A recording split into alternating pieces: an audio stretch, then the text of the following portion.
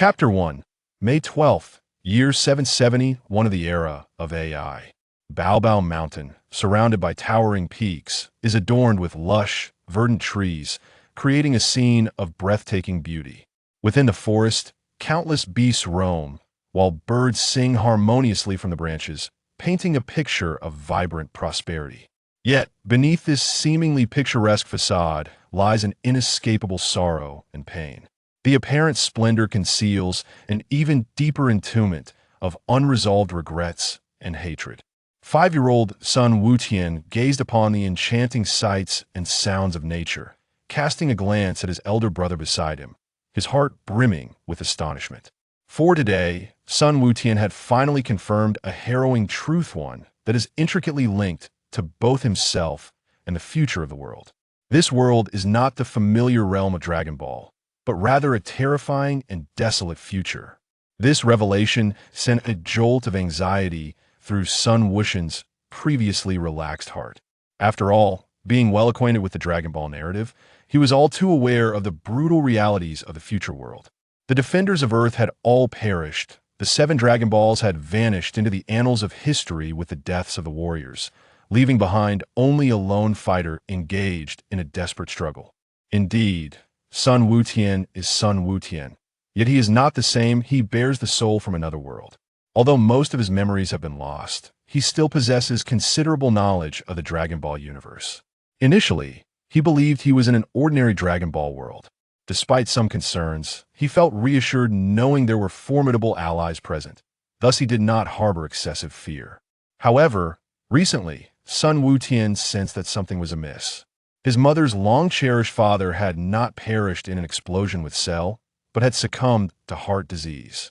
Shortly thereafter, his brother, who had been absent for years, returned.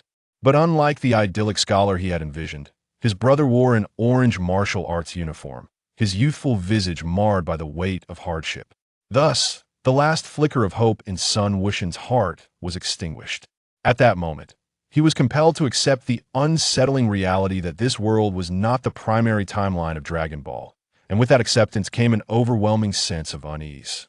He understood that the Dragon Ball world was fraught with peril, and at any moment, strange foes could emerge, leading to the destruction of Earth.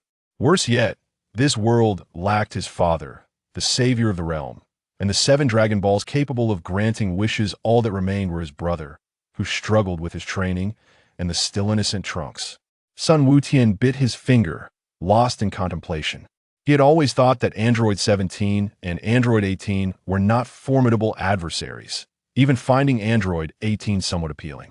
Yet, at that time, he existed in the 3rd dimension, while the androids resided in the 2nd mere androids that could be dealt with by cutting off their power or tearing apart comic books. But now, with a sense of trepidation, Sun Gohan savored the exquisite meal prepared by his mother.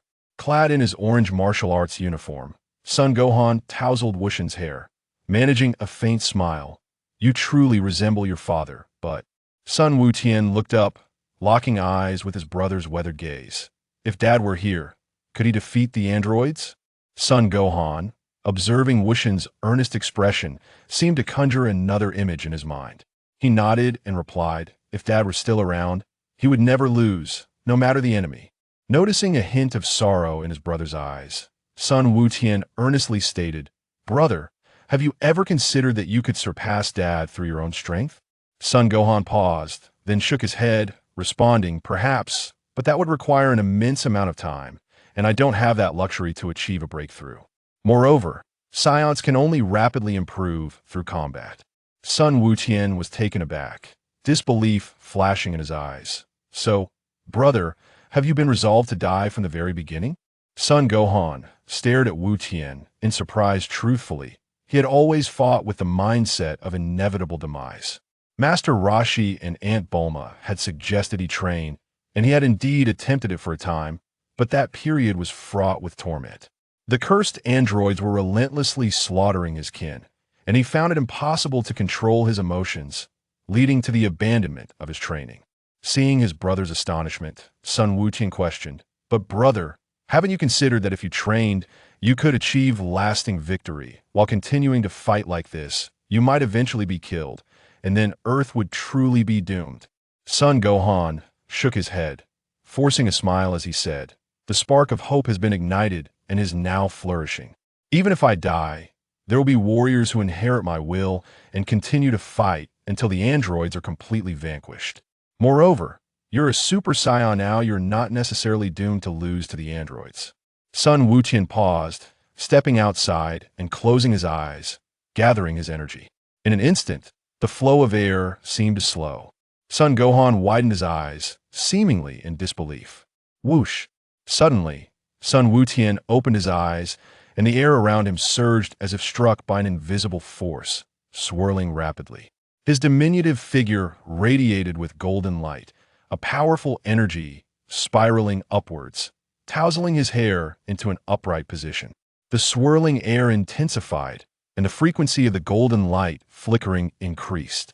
Finally, the golden glow ignited the energy surrounding Sun Wutian, setting it ablaze and transforming his black hair into a radiant gold. Simultaneously, his dark eyes morphed into a vibrant green. In that fleeting moment, Sun Wuxian's demeanor underwent a profound transformation. He gazed earnestly at Son Gohan and asked, "Is this what it means to be a Super Saiyan?" Son Gohan's mouth fell agape, his face a mask of incredulity even upon hearing Sun Wuxian's words. He could only nod numbly. At that juncture, Shishi, having finished washing the dishes, sensed the commotion outside. She stepped through the door and, upon seeing Sun Wuxian's transformation, her eyes shimmered with affection. She remarked, "This child not only resembles your father, but also possesses commendable talent. At 4 years old, I thought as the son of your father, he would have some martial arts skills. I never imagined he would transform like this with just a bit of training." Son Gohan finally emerged from his astonishment, smiling as he said, "This is wonderful. Earth has gained another beacon of hope." Sun Wutian exhaled slowly, the wind returning to a gentle pace, the golden aura dissipating, his green pupils reverting to black, and even his golden hair returning to its familiar dark state. He stated, "In truth, we should be able to defeat the androids." Shishi's eyes reflected concern. She opened her mouth, but ultimately remained silent. For she understood that Wu Tian and Wu Fan were both sons of Goku. When Goku was alive, she wished to shield them from danger, but now that he was gone, she could only silently support them in her heart, despite her reluctance. Son Gohan shook his head with a smile. "Though you can transform into a Super Saiyan, you are still quite young and incapable of facing the androids in combat." Sun Wutian shook his head, replying, "I am aware of the android's strength. Not just the two of us, even with Trunks, it would be exceedingly difficult to overcome them." Son Gohan paused, asking, "How do you know about Trunks?" "I don't believe I ever mentioned him." Taking a deep breath, Sun Wutian suddenly declared, "Because I had a dream." "A dream?" Son Gohan was perplexed. Sun Wutian nodded, saying, "I dreamt of the future of this world, and you perished in battle." Ah! As soon as Sun Wutian finished speaking, Shishi at the doorway could no longer contain herself, tears brimming in her eyes. Sun Wutian glanced at his mother, sighed, and continued, "Then Trunks fought alone. Even if he could transform into a Super Saiyan, facing two androids simultaneously would be exceedingly challenging, and eventually, he too fell in battle." Son Gohan was momentarily stunned, filled with anguish. He chuckled bitterly. "So, is everything predetermined?" Sun Wutian shook his head, stating, "In the end, I saw Dad. He wore the same martial arts uniform as you and patted my head, telling me there's a room of spirit and time in the temple where everything can be changed." Goku. Upon hearing this, Shishi could no longer hold back her tears. Son Gohan froze, looking up at the sky, his eyes also filled with tears. He murmured, "Dad, is this the guidance you have given us?" Sun Wutian rushed to his mother's side, gently patting her back, saying, "Mom, everything will turn out all right. Dad also said you need to take care of yourself." Shishi was already inconsolable, murmuring, "Goku, how could you be so cruel?" Suddenly, Son Gohan turned to the west, glancing back at Sun Wutian and Shishi. Finally, he said, "Mom, Wu Tian, I must take my leave. Please take care of yourselves." Whoosh! Son Gohan's energy surged as he leaped into the air, transforming into a streak of light heading westward. Sun Wutian gently patted his mother's shoulder and said, "Mom, I will go and check on my brother. We must all strive to live. Well, I believe Dad wouldn't wish for you to feel this way." Gradually, Chi-Chi ceased her weeping, smiling as she caressed Wuxian's head. "My Wutian has grown up. Go, bring your brother back, and bestow peace upon the world." Sun Wutian nodded vigorously, calling out Jin Do-yun. A golden cloud descended from the heavens, and Sun Wutian leapt upon it, heading westward. The golden cloud swiftly traversed the sky, cleaving the sea of clouds in two. Seated upon the cloud, Sun Wutian felt a sense of trepidation. Although he had spoken with Sun Wufan and Chi-Chi with unwavering confidence moments earlier, the thought of confronting the androids filled him with uncertainty. In the realm of Dragon Ball, the androids were formidable foes, yet Super Vegeta could effortlessly vanquish them. Nevertheless, their inherent cruelty and strength remained undeniable. Even the weakest among them possessed the capacity to annihilate worlds. As for Sun Wutian, he was merely an ordinary human bestowed with the physique of a scion, having only sparred with petty delinquents in his previous life. The prospect of battling these androids was genuinely daunting. Yet, deep down, he understood that certain actions must be taken, for if he did not, no one would take them on his behalf. He could not stand idly by while his elder brother ventured forth towards certain doom. The Jin Do-yun, despite its utmost effort, could not match Sun Wufan's full-speed flight. In mere seconds, Sun Wutian could no longer perceive his brother's figure, relying solely on a vague sense of ki to guide him. In the blink of an eye, the Jin Do-yun had soared hundreds of kilometers, revealing a desolate landscape where most cities lay in ruins, with only a handful of humanity huddled for warmth. Consequently, Sun Wuxian's spirits began to plummet. Boom! As he momentarily diverted his thoughts, a violent golden vortex surged, nearly dislodging him from the Jin Do-yun. Following the shockwave was a cacophony of explosive sounds. Though Sun Wutian did not witness the skirmish firsthand, he could surmise that the battle had commenced. Indeed, in the next moment, a tremendous aura erupted, and from a distant locale, a searing golden light ascended, illuminating half the sky. A mix of excitement and fear welled within Sun Wutian, yet he commanded the Jin Do-yun to speed toward the source. The cloud's velocity reached its zenith. As debris from shattered structures flew past, Sun Wutian skillfully evaded them, employing the martial arts techniques he had learned from his mother. At last, he arrived at a dilapidated city, where a radiant golden glow intertwined with two shadowy figures. It was evident that the golden light was at a disadvantage, retreating steadily. Although Sun Wutian lacked a comprehensive understanding of ki, he could sense the golden energy waning. Puzzled, he pondered, at this moment, Sun Wufan should not perish, right? Surely, it cannot be due to the butterfly effect of my actions. Suddenly, one figure halted, tilting her head to gaze at Sun Wutian. At this moment, he clearly discerned the figure before him. It was a girl with golden hair, her features exquisite and skin fair, her sapphire-like eyes radiating an icy indifference. She wore a blue tank top, with white sleeves extending from her shoulders adorned with black stripes beneath her blue denim skirt. Black ribbons were concealed, while she donned brownish-yellow boots, exuding an air of calm mystery. Sun Wutian instantly recognized her as Android 18, revered by many as a goddess among otaku in the third dimension. However, at this moment, he felt no excitement at the sight of the goddess. Rather, an overwhelming sense of fear enveloped him. The coldness and cruelty reflected in 18's gaze struck Sun Wutian like a blade, sending shivers down his spine, even from several dozen meters away. Huh! Sun Wutian lowered his head slightly, a flash of golden light igniting in his eyes. In the next instant, a golden aura surged forth from his being, spiraling upward like a colossal dragon, transforming him into the visage of a golden-haired, blue-eyed scion. Android 18 crossed her arms, her black tank top accentuating her figure, a faint smile gracing her lips. "You must be the son of Son Goku." Swish! In the midst of her words, 18 traversed several dozen meters, appearing right before Sun Wutian. Panic surged within him as he flipped backward, dismounting the Jindo Yun and landing atop a crumbling rooftop. Android 18 followed closely, her smile unwavering, her beauty captivating, as she softly inquired, "Why are you so frightened, dear brother? I wouldn't harm you, would I?"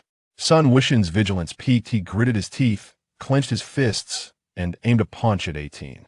Android 18 caught his strike effortlessly, initially believing a child could not possess substantial strength, only to realize that the blow had indeed struck true, causing her arm to tingle with pain as half her sleeve was obliterated by the residual force. With a resounding bang, Android 18, witnessing the destruction of a half-sleeve, altered her expression and swiftly brought her hand down upon Goten's head, pressing it into the crumbling structure beneath. Standing upright, she gazed down at Goten, who had his head protruding from the debris, and with a decisive motion, she delivered a kick to his face. As Sun Wukong emerged from the earth, he was confronted by an approaching foot. He attempted to evade, but it was too late. He felt a heavy pressure on his face, his head colliding violently with the stone behind him. Android 18 twisted her foot on his face with a cold smirk, remarking, "You refuse kindness. Do you wish to be punished instead?" As she spoke, she lifted her boot, grasped Sun Wukong by the collar, and hoisted him up. Gazing at his visage, a sadistic smile crept across her lips as she mused, "Your face is quite familiar. Shall I sever your limbs to keep his playthings? That would certainly be amusing." Upon hearing the words of Android 18, Sun Goten was instantly engulfed in terror, struggling in vain. His disarray was evident, as 18 had seized his collar, rendering him akin to a clumsy turtle flailing about, much to her amusement. Truth be told, Goten's mind was a blank slate. Overwhelmed by sheer fear, he was utterly oblivious to his actions. Admittedly, until that moment, 18 had not committed any overtly malevolent acts against him. However, her inherent coldness and the palpable aura of malice from her countless acts of violence against humanity were so formidable that a mere ordinary boy like Goten could scarcely muster any inclination to resist. Observing the golden aura surrounding Goten gradually dissipate, 18's gaze returned to its initial indifference as she raised her right hand, poised to sever his arm. Suddenly, a resounding blast resonated through the air, a brilliant blue energy wave hurtling towards them. Reacting swiftly, 18 thrust Goten in front of her for protection. At that moment, an orange figure surged forward, his fists aglow with golden light, delivering a powerful blow to 18's exquisite visage. Though she was an android and absorbed the impact directly, she could not withstand it and was sent tumbling backward. Seizing the opportunity, the orange figure snatched Goten and darted towards the corner of the city, while another android hastened to pursue them. Sun Gohan cradled his younger brother, Sun Goten, with one arm, while his other hand concentrated energy, radiating a brilliant glow. Boom. The energy blast remained stationary until, in an instant, it erupted violently as Android 17 approached, sending a cloud of dust soaring into the air. Cough, cough. After a brief moment, as the dust settled, two slender figures gradually came into view. Android 18, stroking her cheek, remarked, "What a brazen fellow. Hey, 17, next time, I intend to eliminate the Sun Gohan. Do you have any objections?" Android 17 shrugged and replied, "Go ahead and kill him. He's merely a toy. However, if you do, we will lose much of our amusement." Android 18 chuckled, glancing into the distance, and said, "Isn't the other son of Goku a perfect candidate for a new toy? He resembles Goku exactly, yet he possesses an exceedingly timid disposition. Quite amusing, wouldn't you agree?" Android 17 smiled and shook his head, choosing to remain silent. Meanwhile, Sun Gohan, having changed directions multiple times while carrying Sun Goten, soared upward towards the western wilderness. After an indeterminate span of time, Sun Goten gradually regained consciousness, his gaze meeting a sky filled with countless stars. He turned over, assessing his body. Aside from a slight ache at the back of his head, he felt relatively well. As Sun Wutian glanced around, he happened to spot Sun Wufan in the distance, his bare torso marred with scars as he engaged in physical training. It appeared that Sun Wufan had noticed Wutian's awakening. He performed a somersault, rose to his feet, and with a smile, remarked, "Ah, Wutian, you have finally awakened." Sun Goten gazed at his elder brother, whose body was adorned with numerous scars and whose smile, forced out to shield him from sorrow, seemed painfully strained. A tumult of emotion swirled within him as he lowered his head and murmured, "I am sorry, brother. I have been of no use at all." Sun Gohan approached gently, tenderly stroking Sun Goten's head, and with a smile said, "You have already done remarkably well. At the very least, you have the courage to confront the androids. When I was your age, I was frightened to tears by dinosaurs." Sun Wukong nodded.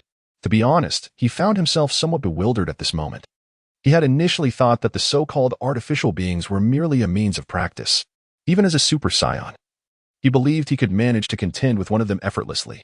However, he did not anticipate that he would be utterly powerless against the slightly weaker Android 18. Sun Wukong let out a sigh and pondered. Thus, combat is not as effortless as one might envision. Seeing the despondent expression on Goten's face, Gohan could roughly discern his thoughts. With a gentle smile, he offered words of solace. Fighting has never been a simple endeavor. Engaging with formidable foes requires not only immense strength but also a resilient spirit. Sun Wutian looked up at Sun Wufan, murmuring, "A resilient heart." Sun Gohan nodded and remarked, "Do not be deceived by my current demeanor. In truth, it took me a considerable amount of time to reach this point of combat readiness. In fact, during my initial battles, my cowardice once placed Uncle Piccolo in a perilous situation." As Sun Wukong spoke of Uncle Piccolo, a flicker of affection crossed his pupils. Imbued with a tinge of sorrow, Sun Wukong was deeply ensnared in a labyrinth of intricate thoughts, wholly oblivious to his surroundings. Gohan gazed at the sky for a while, then turned to Goten and said, "In truth, you should not partake in the battle, for our mother has already endured enough suffering." Sun Wukong shook his head, momentarily dispelling the demonic gaze of Android 18 from his mind. He said, "Indeed, my mother has already endured sufficient suffering. She must not lose another child." Sun Wukong paused momentarily, a flicker of melancholy crossing his gaze. He inherently grasped this truth. If given the choice, he would gladly forsake the battle to remain by his mother's side, diligently pursuing knowledge to become a scholar. However, he was devoid of such an option. The androids, akin to demons, relentlessly slaughtered humanity, and in this dire moment, only he could rise to the occasion. He then fixed a serious look upon Sun Wukong and inquired, "So, have you made your decision? Will you join the fight?"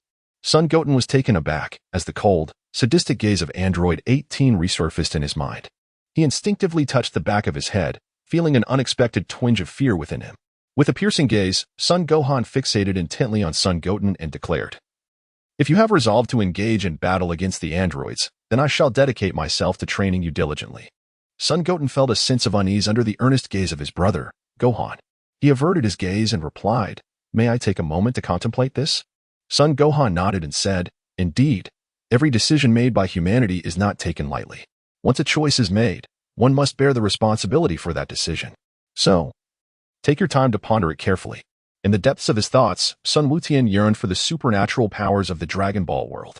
Yet, upon his arrival in this realm, he became acutely aware that such power is accompanied by peril.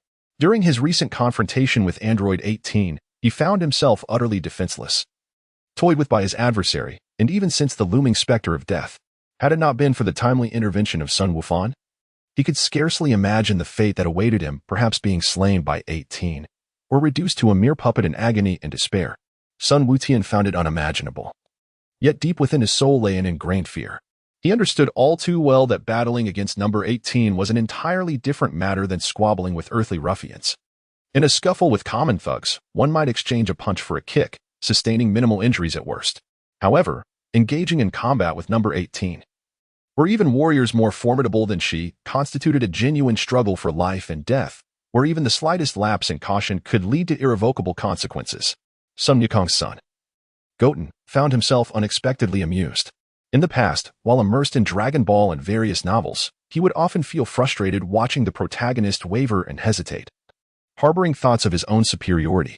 Yet now, faced with his own predicament, he realized he too was lacking in decisiveness. After much contemplation, as the dawn broke with the first light of day, Sun Wukong finally resolved to engage in battle. Indeed, the outcome of confronting the androids was uncertain, and the prospect of facing formidable foes from the future was fraught with peril, where death could strike at any moment. Yet, did Sun Wukong truly possess a choice? As one of the last 3 Saiyans in the universe, was he afforded the luxury of selection? Upon reflection, he realized that choice eluded him. He could hide away, avoiding the realm of conflict. But what of the resurgence of Majin Buu? What if Zamasu were to arrive? Majin Buu, Zamasu, and countless other adversaries lurking in the shadows of the future all possessed the capability to obliterate planets with ease. Where then could he seek refuge? With these thoughts swirling in his mind, Sun Wukong felt a tinge of gratitude. He was fortunate to be Sun Wukong, not merely an ordinary individual or someone like Yamcha. He had the means to confront powerful enemies, and even the path ahead offered guidance and reference points. Thus, Sun Wukong made his way towards his training partner, Sun Gohan. who was diligently honing his skills. Sun Gohan turned around and inquired, "So, have you made your decision?"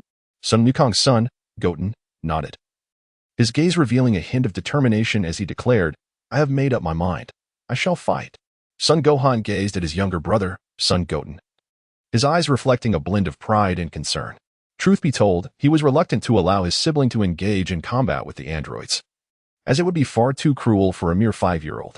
Yet, he was acutely aware that, given his own nature, his demise was inevitable. Thus, he yearned for someone to inherit his will and vanquish the androids. However, he pondered the anguish that such a path would inflict upon their mother. Sun Gohan shook his head, dismissing his overwhelming thoughts. He turned to Goten and said, "Very well, from this day forth, I shall train you until you become a worthy warrior." Sun Wutian gazed at the sky and remarked, "I believe we should visit this celestial being. Perhaps there exists something that could turn the tide in our favor." Sun Wukong nodded and said, "Very well, let us go and take a look. I too hope to swiftly rid the world of those two fiends." Sun Wukong glanced at Gohan's body, which was marred with numerous wounds, and inquired, "Brother, your body is covered in scars. Why do you not consume the magical beans?" Sun Gohan, with a hint of surprise, glanced at Sun Goten and remarked, "Are you aware of the existence of the spirit beans as well?" Sun Wukong, feeling somewhat guilty, nodded slightly. Sun Wukong remarked, "The remaining sins of beans are scarce. I can endure for now. Consuming one would be rather wasteful. I shall only partake if I sustain irreparable injuries." Sun Wukong's son, Goten, nodded obediently. Sun Gohan remarked, "I noticed that you were still unable to master the art of flight." Sun Wukong nodded in acknowledgement. Sun Gohan remarked, "In that case, let us take this time to teach you the art of flight." Subsequently, he began to elucidate to Goten, "First and foremost, you must comprehend the concept of ki. This ki is the energy intrinsic to all living beings. While ordinary individuals possess ki, they remain unaware of how to harness it. In truth, you are no different. Although you possess a formidable reservoir of ki within you, your usage of it is merely instinctual. You have yet to learn how to channel it purposefully and utilize it effectively. Allow me to demonstrate." As Sun Wukong spoke, an aura converged upon his right hand, radiating a brilliant white light, which ultimately transformed into a sphere of energy. Sun Wukong's son, Sun Goten, imitated the form of a gourd. His right palm opened wide as he attempted to harness energy into a sphere through the transformation into a super scion. However, his efforts proved fruitless. Sun Wukong remarked, "Certainly, you cannot harness your energy in this manner. It requires the guidance of the mind. First, attempt to concentrate your thoughts and eliminate distractions. Then endeavor to channel the energy within your body to converge at a single point." Sun Wutian first closed his eyes, attuning himself to the surging power within him. He then held his breath, endeavoring to concentrate all his strength into the fingertip of his right index finger. "Breathe slowly. Do not hold your breath." As the words of Sun Wukong resonated in his ears, Sun Goten began to breathe rhythmically, and the energy within him seemed to truly awaken. Moments later, a brilliant white light shone from the tip of his right index finger, followed by the emergence of a sword of energy that flickered into existence. Sun Wukong nodded and said, "Indeed, your energy is sufficient, making the practice of energy manipulation considerably simpler. Now, I shall teach you the art of aerial dance. This technique, known as the aerial dance, involves harnessing energy to counteract gravity. However, energy within the body cannot, by any means, lift the physical form. Therefore, it is essential to draw the energy outside, transforming it into a barrier that supports the body and deflects the force of gravity." Sun Wukong carefully listened. Yet he felt as if he were merely hearing a conversation without substance. He grasped the essence of the reasoning presented, but suddenly found the art of flight lacking in grandeur. The act of levitating his body to defy gravity was far removed from the majestic imagery he had once envisioned. In the boundless wilderness, swirling sands danced, with only a few areas adorned by sparse vegetation. Amidst the tumultuous dust, it appeared that formidable beasts roamed, exuding an air of menace. Sun Wutian navigated effortlessly through the swirling yellow sands, akin to a fish gliding freely in a river, unrestrained and at ease. Sun Wukong's heart brimmed with exhilaration. He had initially feared that he would be unable to master the art of flight, yet to his astonishment, he accomplished it in merely a matter of minutes. At last, he could bid farewell to the nimbus cloud. In the depths of his mind, Sun Wutian pondered. To speak candidly, aside from the initial novelty, he found little inclination to ride the nimbus. The nature of the nimbus was rather peculiar, although he could often mount it. There were times when he simply could not, leaving him perplexed by its very essence. It was said that only those with a pure heart could ascend it. Was purity of heart truly something that flickered intermittently? In truth, When he first attempted to ride the Nimbus, his emotions were exceedingly complex. He yearned to ascend, yet simultaneously wished he could not, for doing so would signify his genuine purity of heart. In his era, such purity was hardly regarded as a virtue. Akin to the esteemed status of the legendary Crouching Dragon and Young Phoenix, Sun Wukong's heart momentarily wandered to other matters, causing his breath to waver and nearly plummeting from the sky. He quickly gathered his composure and exerted all his strength to soar through the air once more. As Sun Gohan gazed upon his brother son Goten, a radiant white aura enveloped him. He likewise executed the technique of flight, swiftly arriving beside Goten. With a pointed finger directed towards the heavens, he adjusted his stance and propelled himself towards the temple. Sun Wukong nodded, similarly adjusting his body before suddenly charging forward. He first passed through a straight pillar of heaven, and at the apex of the sky stood an elegant and sacred edifice. Sun Wukong felt that this was indeed the temple. As he landed on it alongside his brother, he was enveloped by a profound and somber aura. As Sun Wutian eagerly anticipated the magnificent sight of the temple, a squat, portly figure emerged from the shadows of the trees. Gazing at Sun Gohan, he exclaimed, "Gohan. It has been quite some time." Sun Wukong gazed upon the diminutive, shadowy figure before him, nodding slightly as he spoke. "It has been a long time, Mr. Bobo." Despite Mr. Bobo's dark complexion, traces of weariness were discernible on his face. He replied, "I am aware of the affairs of the mortal realm. Yet I regret to inform you that I am utterly powerless to assist." Sun Gohan said, "Mr. Popo, you need not blame yourself. After all, those demons are beyond your capacity to confront." Mr. Popo shook his head, his eyes reflecting a profound emptiness. After a moment, he inquired, "What brings you here this time?" "I recall having mentioned before that I lack the ability to restore the dragon."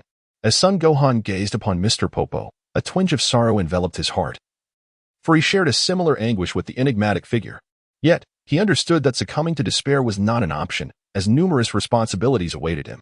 He realized that if he were to abandon hope, humanity, and indeed, the very planet, would face utter doom.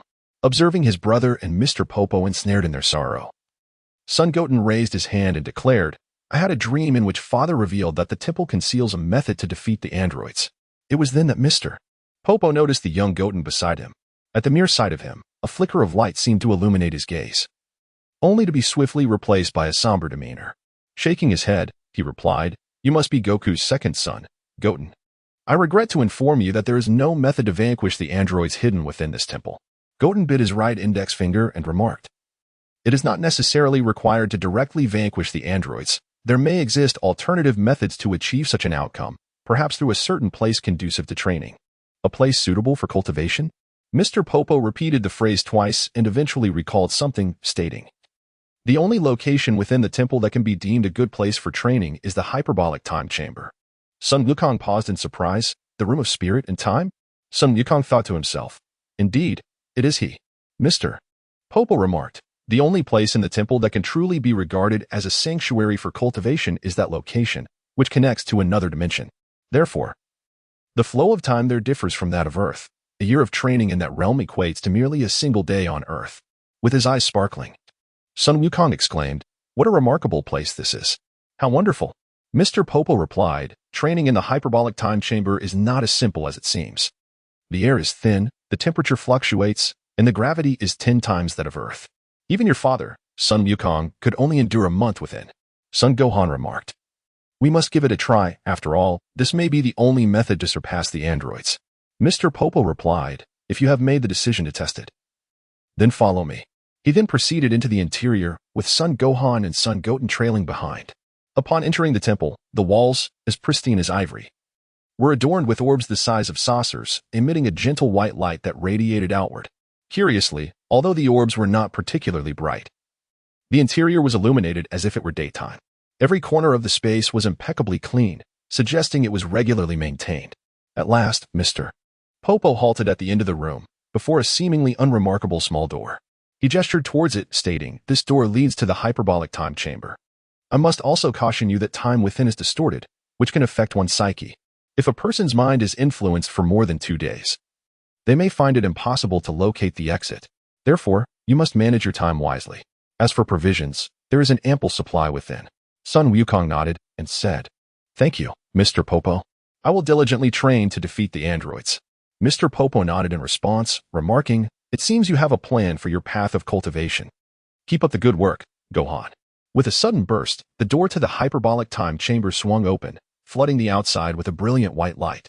Son Gohan remarked. Until we meet again in a year, Mr. Popo.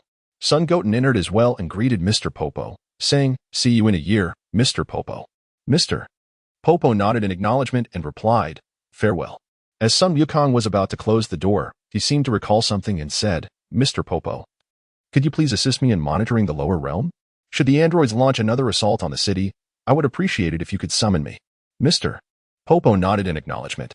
With a resounding bang, the door to the hyperbolic time chamber was shut, marking the official entry of Son Wukong and Son Goten into a dimension distinct from Earth. How heavy! As Son Wufan felt little at first.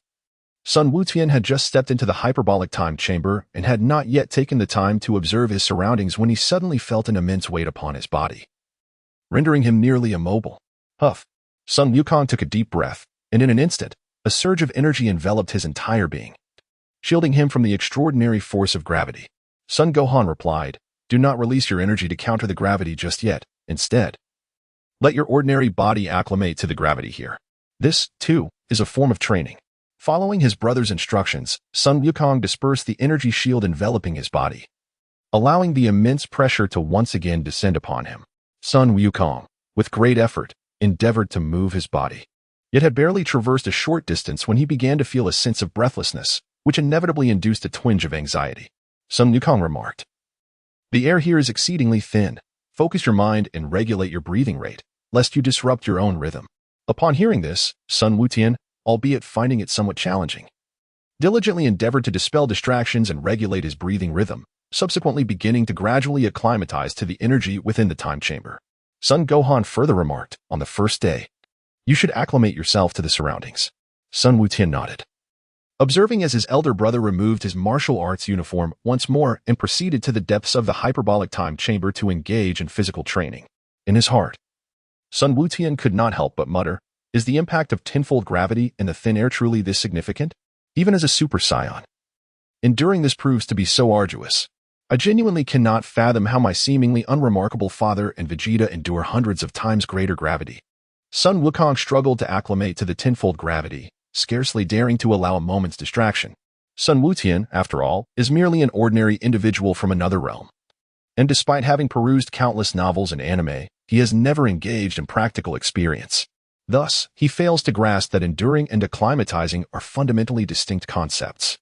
Take Sun Wutian as an example. Should he wish to transform into a Super Saiyan, he could effortlessly maneuver even under 200 times the gravitational force. However, does this mean that tenfold gravity bears no impact on him?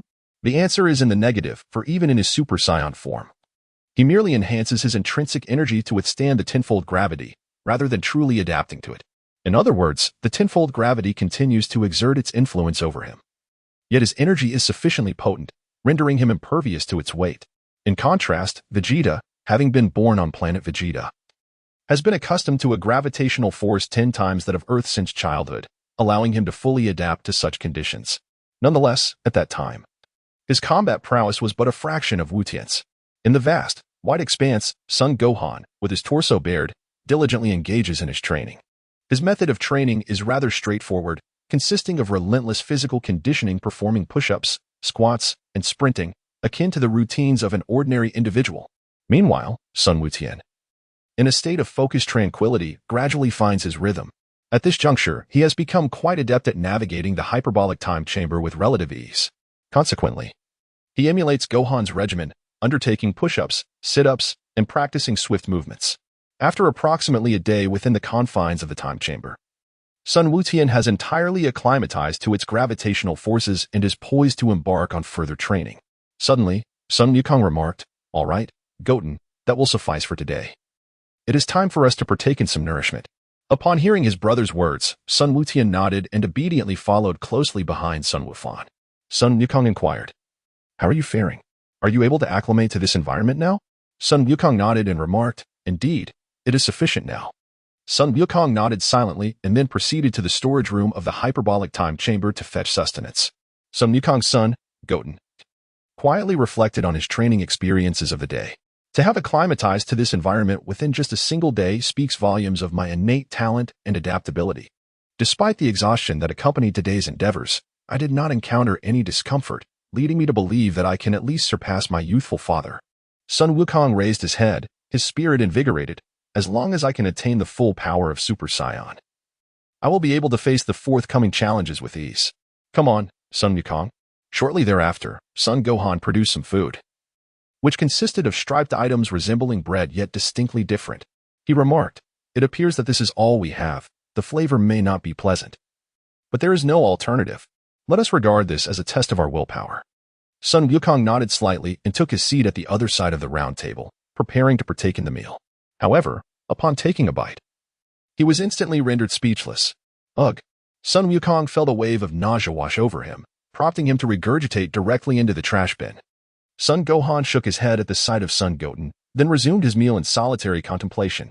Sun Wutian, how foolish I am, truly. I have long heard that the food in the hyperbolic time chamber is unpalatable, yet I never anticipated it could be so distasteful. Gulp. However, having gone a day without sustenance, my stomach is undeniably ravenous. Sun Wutian took another bite, only to feel a wave of nausea wash over him. Nevertheless, in a bid to satiate his hunger, he resolutely compelled himself to swallow the repugnant morsel. Meanwhile, observing his distress, Sun Wufan poured a glass of water and extended it towards him. Sun Wukong hurriedly consumed water with his meal, yet he still felt somewhat unwell. After enduring great distress, he completed his meal, only to realize that he felt utterly unwell. As Sun Wukong gazed at the remnants of food upon the table, the thought of consuming the same fare for the entire year darkened his expression. He had initially believed that the cafeteria meals in middle school were unparalleled in their unpalatability. However, he was taken aback to discover that the provisions here surpassed even those who, he pondered, could have prepared such unappetizing sustenance. Yet, no matter how reluctant Sun Goten felt within, it ultimately bore no fruit. The conditions of the hyperbolic time chamber were immutable. Even a deity could not alter them. After finishing his meal, Sun Wukong tidied up and remarked, "Please take a moment to rest. I shall continue my training for a while longer." Sun Wukong, taken aback, inquired, "Brother, will you not take a moment to rest?" Sun Wukong shook his head and remarked, "I shall not take a break. My spirits are quite good at the moment. I must seize the opportunity to continue my training." Sun Wukong remarked, "However, the practice of cultivation should be balanced. If one is too rigid, it may not always yield favorable results." Sun Wukong shook his head, a trace of sorrow flickering in his gaze. He remarked, "Though a year of training here equates to merely a day outside, those two scoundrels could obliterate a city at any moment. Therefore, I cannot afford to wait." Sun Wukong's expression faltered momentarily. He opened his mouth, intending to utter something, yet ultimately found himself at a loss for words. Sun Wukong embarked on his training journey, beginning once more with the cultivation of his physical prowess. Sun Wutian gazed at Sun Wufan with a hint of perplexity, his mind unable to shake the question of whether such training would truly yield any improvement. It is not surprising that Sun Wutian harbored these thoughts, for the nature of Sun Wufan's training diverged significantly from his expectations. He had envisioned that training would at least involve transforming into a Super Saiyan with a flurry of energy bursts, continually enhancing his strength through practice, and maintaining the Super Saiyan form in a regular state, all in pursuit of achieving the full power of a Super Saiyan. Sun Wutian pondered for a moment, then let out a low growl as a blazing golden aura enveloped him, propelling him into the state of a Super Saiyan. Sun Wufan, who was engrossed in his training, was momentarily taken aback. He swiftly turned to glance at Sun Wutian, wondering what had transpired. Did transforming into a Super Saiyan necessitate further training? In that instant, he witnessed the golden flames surrounding Sun Wutian gradually dissipating, revealing his usual golden hair and azure eyes. Subsequently, Sun Wutian approached the bedside and gently reclined upon it. Sun Gohan pondered for a moment and then suddenly smiled. This child is quite clever. Employing such a method to enhance his mastery over the Super Saiyan form is indeed a brilliant approach, far superior to my clumsy training methods. Keep it up, Goten. Sun Wukong lay upon his bed, exerting all his mental faculties in an attempt to harness the formidable power of the Super Saiyan. Yet, the task proved exceedingly arduous. The energy of a Super Saiyan was so overwhelming that even the slightest miscalculation could lead to catastrophic consequences, and before long, the bed had vanished entirely. "I am utterly exhausted," Sun Wukong thought as he sprawled across the floor in a starfish position. He had never anticipated that controlling the energy of a Super Saiyan would be so challenging. In the comic, it appeared so effortless, just a few steps and it was accomplished. Fatigued in both body and spirit, Sun Wukong began to reminisce about his life at home, where each day consisted of merely practicing with his mother for a short while, followed by the luxury of lounging in bed while playing on his phone. But now, the reality was starkly different. As Sun Wutian's concentration wavered, he could no longer maintain his Super Saiyan form. His golden locks cascaded down, reverting to the familiar ebony of his crab-like hair. Sun Goten scratched his head and glanced at the shattered remnants of the bed, a wry smile curling at the corner of his lips. My cultivation has led me to a profound solitude. Sun Goten clasped his hands behind his head, pondering. Indeed, imagination is splendid, yet reality is harsh. With a sudden burst, golden energy ignited once more, scattering the shattered wooden planks in every direction. Sun Goten scoffed, declaring, I refuse to believe that a distinguished traveler such as myself cannot conquer even a Super Saiyan. 10 minutes later, the golden aura dissipated again, and Sun Goten emerged from his Super Saiyan form, his eyes weary as he gazed into the vast, white sky. Ah, how much more engaging a smartphone is. I long for my study materials, my brawler's chaos. Moments later, standing before a mirror, he scolded himself bitterly. Sun Goten, how could you fall so low? Have you forgotten the perils of the past? Thus, he summoned his resolve and transformed once again into his golden-haired, azurite Super Saiyan form. 5 minutes passed, and the golden energy faded once more. Sun Goten's eyes glazed over, his complexion pale. Perhaps this is enough for today. There will be ample time ahead. Exhausted, he soon drifted into slumber. After an indeterminate period, Gohan returned to rest. Observing the dilapidated lounge, he shook his head and remarked, training is no simple endeavor. Without perseverance and determination, even the finest methods prove futile. I hope you grasp this truth soon, Goten. With that, Gohan retrieved a capsule from his pocket and tossed it onto the floor. Boom. A cloud of white smoke swirled, revealing a spacious 2x1, 8-meter bed within the room. Gohan gently lifted Goten and placed him above, then leaned against the wall, closing his eyes to rejuvenate. The two brothers temporarily entered a state of repose, while the clock in the hyperbolic time chamber continued to tick away. It was uncertain how long they had been asleep, but eventually, Goten stirred from his hazy slumber. Sun Wukong rubbed his bleary eyes and glanced around, yet he could not find his brother's figure. As he turned over, he realized that he was not lying on the cold ground, but rather on a soft, plush bed. Sun Wukong glanced outside, sensing his brother's presence, and a wave of warmth surged through his heart. Sun Wukong tidied his bed, washed his face, and brushed his teeth. Then, clenching his fists, he made a silent vow. Today, he must train diligently and not falter as he did yesterday. With this thought in mind, Sun Wukong returned to the vast, white expanse, where a wave of oppressive heat enveloped him.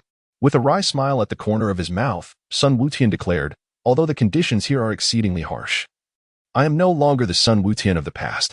The person I am now possesses an unwavering heart that yearns for unparalleled strength. First and foremost, I am a Super Saiyan. As Sun Wutian closed his eyes, his consciousness transported him to another version of himself on a different Earth. He stood firm with his feet apart, fists clenched, crossing his arms in an X shape before him. Suddenly, his arms spread apart, aligning closely to his body in an L shape. In that moment, the realities of his physical form and his conscious self converged, and the present Sun Wutian mirrored the same movements. With a resounding whoosh, a golden vortex erupted from his being, initially transforming into a magnificent golden dragon that soared into the sky. The dragon let out a powerful roar before reversing its course and colliding with Sun Wutian's body, morphing into the energy of a Super Saiyan. In an instant, Sun Wutian was transformed into a golden-haired Super Saiyan, his eyes snapping open as the golden vortex, seemingly imbued with a soul of its own, surged into his pupils. The irises shifted from their original black to a vivid emerald green. Once the transformation was complete, Sun Wutian exuded an air of nonchalance, his emerald green eyes reflecting a mixture of disdain, solitude, and indifference as he gazed into the vast, white expanse. There, he met the astonished gaze of Sun Wufan. Son Gohan inquired, "What are you up to, Goten?" To be honest, a twinge of embarrassment flickered within Son Goten. He longed to assert, I, Son Goten, need not explain my actions to anyone. However, he refrained, for if he indulged in any more of his youthful bravado, the hyperbolic time chamber would surely collapse under the weight of his antics. Thus, Son Goten suppressed his whimsical demeanor and, with a smile, replied, "Oh, it's nothing much. I'm merely experimenting with my control over Ki. By the way, aren't you going to take a break, brother?" Son Gohan's gaze was decidedly peculiar as he remarked, "I have already taken my rest. It is imperative that I dedicate my time to training. Furthermore, allow me to offer you a word of caution. it would be prudent to refrain from performing excessive movements during battle, for in the realm of life and death, no one will be concerned with your antics. Sun Wukong nodded and said, I comprehend. Sun Wukong remarked, that is splendid. You may train on your own for a while. Once I complete this set of exercises, we shall commence our paired training. Sun Wutian nodded obediently and then proceeded to the other side to commence his training. This is rather awkward, he thought as he arrived at his destination. However, he bore no regrets, for this had always been his aspiration. After all, who has not harbored the dream of becoming a Super Saiyan? In his youth, he had mimicked the characters from Dragon Ball, attempting various techniques such as the Kamehameha, instant transmission, energy blast, and the spirit bomb, among others. Yet, at that time, he could only imitate, indulging in a fleeting fantasy. In other words, he had no choice but to pretend. Now, however, he possessed the ability to transform into a true Super Saiyan. Contemplating another Earth, a sense of melancholy enveloped him. He had lost some memories, recalling fragments of the Dragon Ball narrative and a few other things, yet he could not remember any of his friends or family. Dwelling on such thoughts proved futile. He resolved to focus on his training. Clenching his fists, he could only hope to summon the Eternal Dragon to resolve these dilemmas in the future. Thus, Sun Wutian maintained his Super Saiyan form as he began his training, which, while termed training, was essentially an adaptation to the pressure of being a Super Saiyan, involving physical conditioning. After an hour, he relinquished his Super Saiyan form, feeling utterly exhausted, almost inclined to collapse onto his bed. At that moment, Sun Wufan concluded the first phase of his own training. He wiped the sweat from his brow and sensed the energy within him, his brow furrowing in concern as he pondered. It feels as though there has been little improvement. Is this truly my limit? Or could it be that my training method is flawed? Sun Wukong, perplexed and deep in thought, resolved to set aside his musings and focus on imparting wisdom to his younger brother. With a graceful leap, Sun Wufan arrived beside Sun Wutian, only to find his brother sprawled on the ground, drenched in sweat and lying in a starfish position. He let out a sigh and inquired, How are you faring, Wutian? Hearing his brother's voice, Sun Wukong struggled to rise to his feet and remarked, It's manageable, though it demands an excessive amount of both mental and physical energy. Hearing this, Sun Wukong remarked, The path of cultivation is inherently tedious and monotonous. However, it is precisely within such an environment that true strength of character and resilience are forged. Sun Wutian deeply resonated with this notion. He recalled that when Sun Wukong first entered the realm of comics, he remained there for an entire month. If he could do it, so could he. Vegeta had spent 2 years there, yet he had not surpassed Sun Wukong by more than half a year. Yet now, as he faced the prospect of experiencing it himself, Sun Wutian was honestly at a loss for how to navigate the coming year. Sun Gohan remarked, So, do you still have any stamina left? Let us engage in some sparring for a while. Upon hearing this, Sun Wukong's eyes instantly sparkled with intrigue. He found the notion rather fascinating and inquired, Shall we practice in our ordinary forms? Sun Gohan remarked, Observe yourself. However, I believe I can manage with merely my ordinary state. Sun Wukong was taken aback, feeling underestimated, and thus declared, Then I shall not hold back. Swish. Sun Wukong's body was enveloped in a radiant white aura, and with clenched fists, he delivered a powerful strike. Sun Gohan's body swayed gently as he sidestepped Sun Goten's punch, one hand already positioned before Goten's face, a radiant white light gathering upon his palm.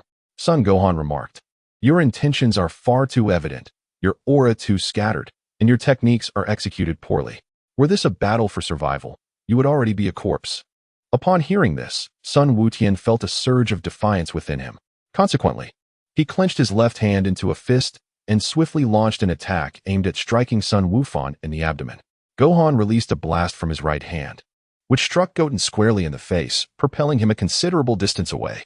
Sun Gohan remarked, Furthermore, one must learn to assess the dynamics of combat. If an opponent is able to strike first, your priority should not be to retaliate, but rather to defend, ensuring that you sustain minimal harm during the confrontation. Meanwhile, from the direction of the fallen Sun Goten, a shimmering golden aura flickered. Sun Wukong's eyes narrowed slightly. He had awaited this very moment. There was a crucial lesson he yearned to impart to Goten, a lesson acquired through blood and tears. Swish. The figure of Sun Wukong flickered with remarkable speed, and in the blink of an eye, he arrived at the location engulfed in golden flames. He crouched slightly, his right fist clenched tightly, and delivered a powerful punch that struck Goten in the abdomen. Consequently, Sun Wukong's energy surged through his fist and penetrated Goten's body, scattering the gathered energy.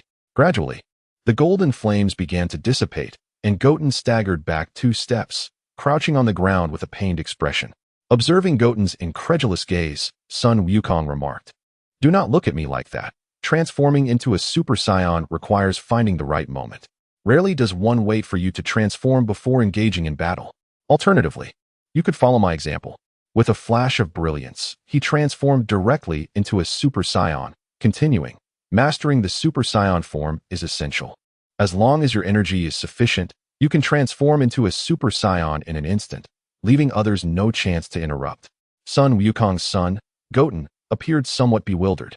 "It is customary for everyone to await their transformation, is it not? How did things turn out this way? Gohan, with your prominent brows and expressive eyes, how did you become involved in this?" Gohan gazed at Goten and remarked, "These insights are derived from my battles with the androids. Had it not been for those 2 scoundrels treating the encounter as a mere game, I might have met my end. Therefore, one must never underestimate the gravity of any confrontation." Sun Wutian rose to his feet, nodding earnestly as he proclaimed, "I understand now. To engage in battle, one must possess the resolve of a warrior." Sun Wukong nodded, and the aura of the Super Saiyan swiftly dissipated. He remarked, "As long as you understand, let us proceed." Tap, tap, tap, tap, tap. As soon as Sun Wukong's words fell, Sun Goten planted his hands firmly and summoned countless fragments of energy waves towards the front. As Sun Wukong was poised to take action, countless minuscule energy waves had already surged forth. Sun Goten, harnessing the power of the Kamehameha wave, retreated momentarily before unleashing a fierce shout as a golden aura enveloped him, transforming him into his Super Saiyan form. Now it is my turn. Time in the hyperbolic time chamber had swiftly passed, nearing a month, as the 2 brothers diligently trained, seemingly impervious to fatigue. The golden flames danced energetically, poised to strike at another figure, that of Super Saiyan Son Goten. Meanwhile, Son Gohan remained in his ordinary state. Yet his heightened concentration allowed him to effortlessly counter all of Son Goten's attacks. Over the past few days, Son Gohan had imparted numerous combat techniques to Son Goten, even altering his fighting style. Son Gohan himself experienced significant growth, surprising even his own expectations. Nonetheless, he seldom resorted to his Super Saiyan form in battle, as he aimed to ensure he could always engage in that state when necessary. A resounding boom echoed as the golden light clashed with the brilliant white aura, unleashing a tremendous roar, with rippling waves radiating outward. At this moment, although Son Gohan's strength could not rival that of Son Goten, his extensive experience allowed him to swiftly retreat the instant the explosion erupted, dissipating the force. Demon Flash. As Gohan withdrew, he placed his hands above his forehead, where dazzling light flickered. Boom. A brilliant beam of light surged towards Son Goten, who, slightly taken aback, hastily retracted his fist to his waist. The Kamehameha. Radiating with a similar brilliance, the Kamehameha wave belonging to the Turtle School was unleashed, colliding with the Demon Flash. The 2 beams of light clashed, illuminating the already bright mental time chamber even further. At this moment, the strength of Sun Wukong was vastly inferior to that of Son Goten, and unlike battles, there were no tricks to be employed against energy waves. Consequently, the center of the energy wave continuously shifted towards Sun Wukong. With a low growl, Sun Wufan ignited a golden aura around him, declaring, "Prepare to witness my full strength, Goten." In the next instant, the beam of dazzling light surged, its width suddenly doubling, as it advanced with an overwhelming force towards Son Goten. Boom. As Sun Wutian contemplated unleashing a surge of power, the energy wave had already surged towards him, leaving him with no choice but to activate a protective barrier. A dense fog enveloped the area, transforming into a mushroom cloud that spiraled into the sky. As Sun Wukong observed the smoke enveloping Son Goten's figure, he extended one hand, unleashing a powerful gust of energy that dispersed the fog, revealing the sleek, obsidian silhouette within. Seeing Goten's defensive stance, Gohan's eyes glimmered with a hint of satisfaction as he remarked, "You have done exceptionally well this time, Goten." Sun Wukong withdrew his defensive stance and glanced at his own form, utterly unclothed and covered in dust. He then sensed the energy within him, which was alarmingly scant. Sun Wutian shook his dazed head and said, "My brother is truly formidable. I find myself unable to gain any advantage at all." Sun Wukong remarked, "Very well, Goten. Your training shall conclude here. Continuing any further may jeopardize your mental well-being." Sun Wukong stared blankly for a moment and said, "This allows me to step outside. But haven't we only been cultivating for less than a month?" Sun Wukong nodded and said, "Although less than a month has passed, it is imperative that you venture out. Have you not noticed that since your arrival here, you have scarcely eaten? You engage in prolonged training each day, yet during your moments of rest, your mind remains restless. In recent days, you have even begun to utter incoherent words in your sleep. If you remain here any longer, it will cease to be cultivation and instead become torment." Sun Wukong's son, Goten, found himself engulfed in uncertainty. Am I truly unable to endure any longer? He sought to calm his mind, yet upon reflection, realized that he was incapable of achieving such tranquility. Whenever he refrained from his practice, his thoughts wandered to various distractions. In moments of rest, he incessantly yearned for the gaming console and his mobile device. Unbeknownst to him, had he unwittingly strayed from the path of normalcy? Goten, with a dawning awareness, was suddenly gripped by an unsettling chill. Sun Gohan observed the oblivious demeanor of his younger brother, Sun Goten, and remarked, "The hyperbolic time chamber has the ability to differentiate the flow of time between the external world and its interior, which inherently exerts a profound influence on one's psyche. Moreover, given your tender age and lack of experience, it is only natural that you would be affected. Nevertheless, in your current state, I advise you to promptly exit. Regain your mental composure, and only then consider the matters of training." Sun Wukong nodded, yet he found himself perplexed. Why was it that during his moments of respite, he was consumed by a desire to abandon his efforts, while at the time of training, his mind was utterly vacant? With his thoughts solely fixated on the pursuit of mastery? Sun Wukong's son inquired, "Will my brother be joining us as well?" Sun Wukong shook his head and said, "Although my strength has improved, it remains a formidable challenge to vanquish two androids simultaneously. Therefore, I wish to continue my training here for a while longer, until I have completely transcended my current state." Sun Wukong nodded and said, "All right, I shall take my leave now." With that, he opened the door to the time chamber and strode out with purpose. The moment he stepped outside, a gentle breeze swept past, causing a slight chill to envelop his bare skin. Suddenly, an enigmatic sensation lingered in his heart. Time and space seemed to fracture, the path ahead unfurling toward the horizon, only to diverge at some point. What could this be? Sun Wukong rubbed his eyes vigorously, still struggling to comprehend the scene before him. Thud! As Sun Wukong took a few steps, he suddenly felt as though the world was turning upside down. In the depths of his mind, it was as if celestial beings were engaged in a fierce battle, with a multitude of thoughts intertwining chaotically like tangled threads, impossible to unravel. Unable to bear the overwhelming sensation any longer, Sun Wukong collapsed to the ground. Mr. Bobo approached, picked up Wukong, and glanced back at the time chamber, saying, "Hang in there, Gohan. The future of Earth rests upon your shoulders." With that, Mr. Bobo carried Sun Gohan into another room. The once thriving metropolis of West City had long since fallen into ruin, its past bustling streets now mere remnants of their former glory. Even from the sky, it was difficult to spot a single soul among the desolation. The renowned Capsule Corporation had also declined, with its owner retreating to a hidden underground space with his son. In that concealed realm, Trunks, donned in a blue t-shirt, paced anxiously, his nervousness palpable. Beside him, Bulma, clad in a white lab coat, busily typed away at her computer, seemingly engrossed in her research. After a while, Bulma, unable to tolerate Trunks's restless pacing any longer, tossed him the remote control, saying, "Gohan should be fine. Instead of fretting here, why not check the news for any updates?" Trunks took the remote and moved to another room to turn on the television for the latest reports. Soon, he stumbled upon alarming news regarding the androids. Breaking news. The androids were advancing toward the west, seemingly targeting West City once again. Trunks was taken aback and cursed. "Damn it.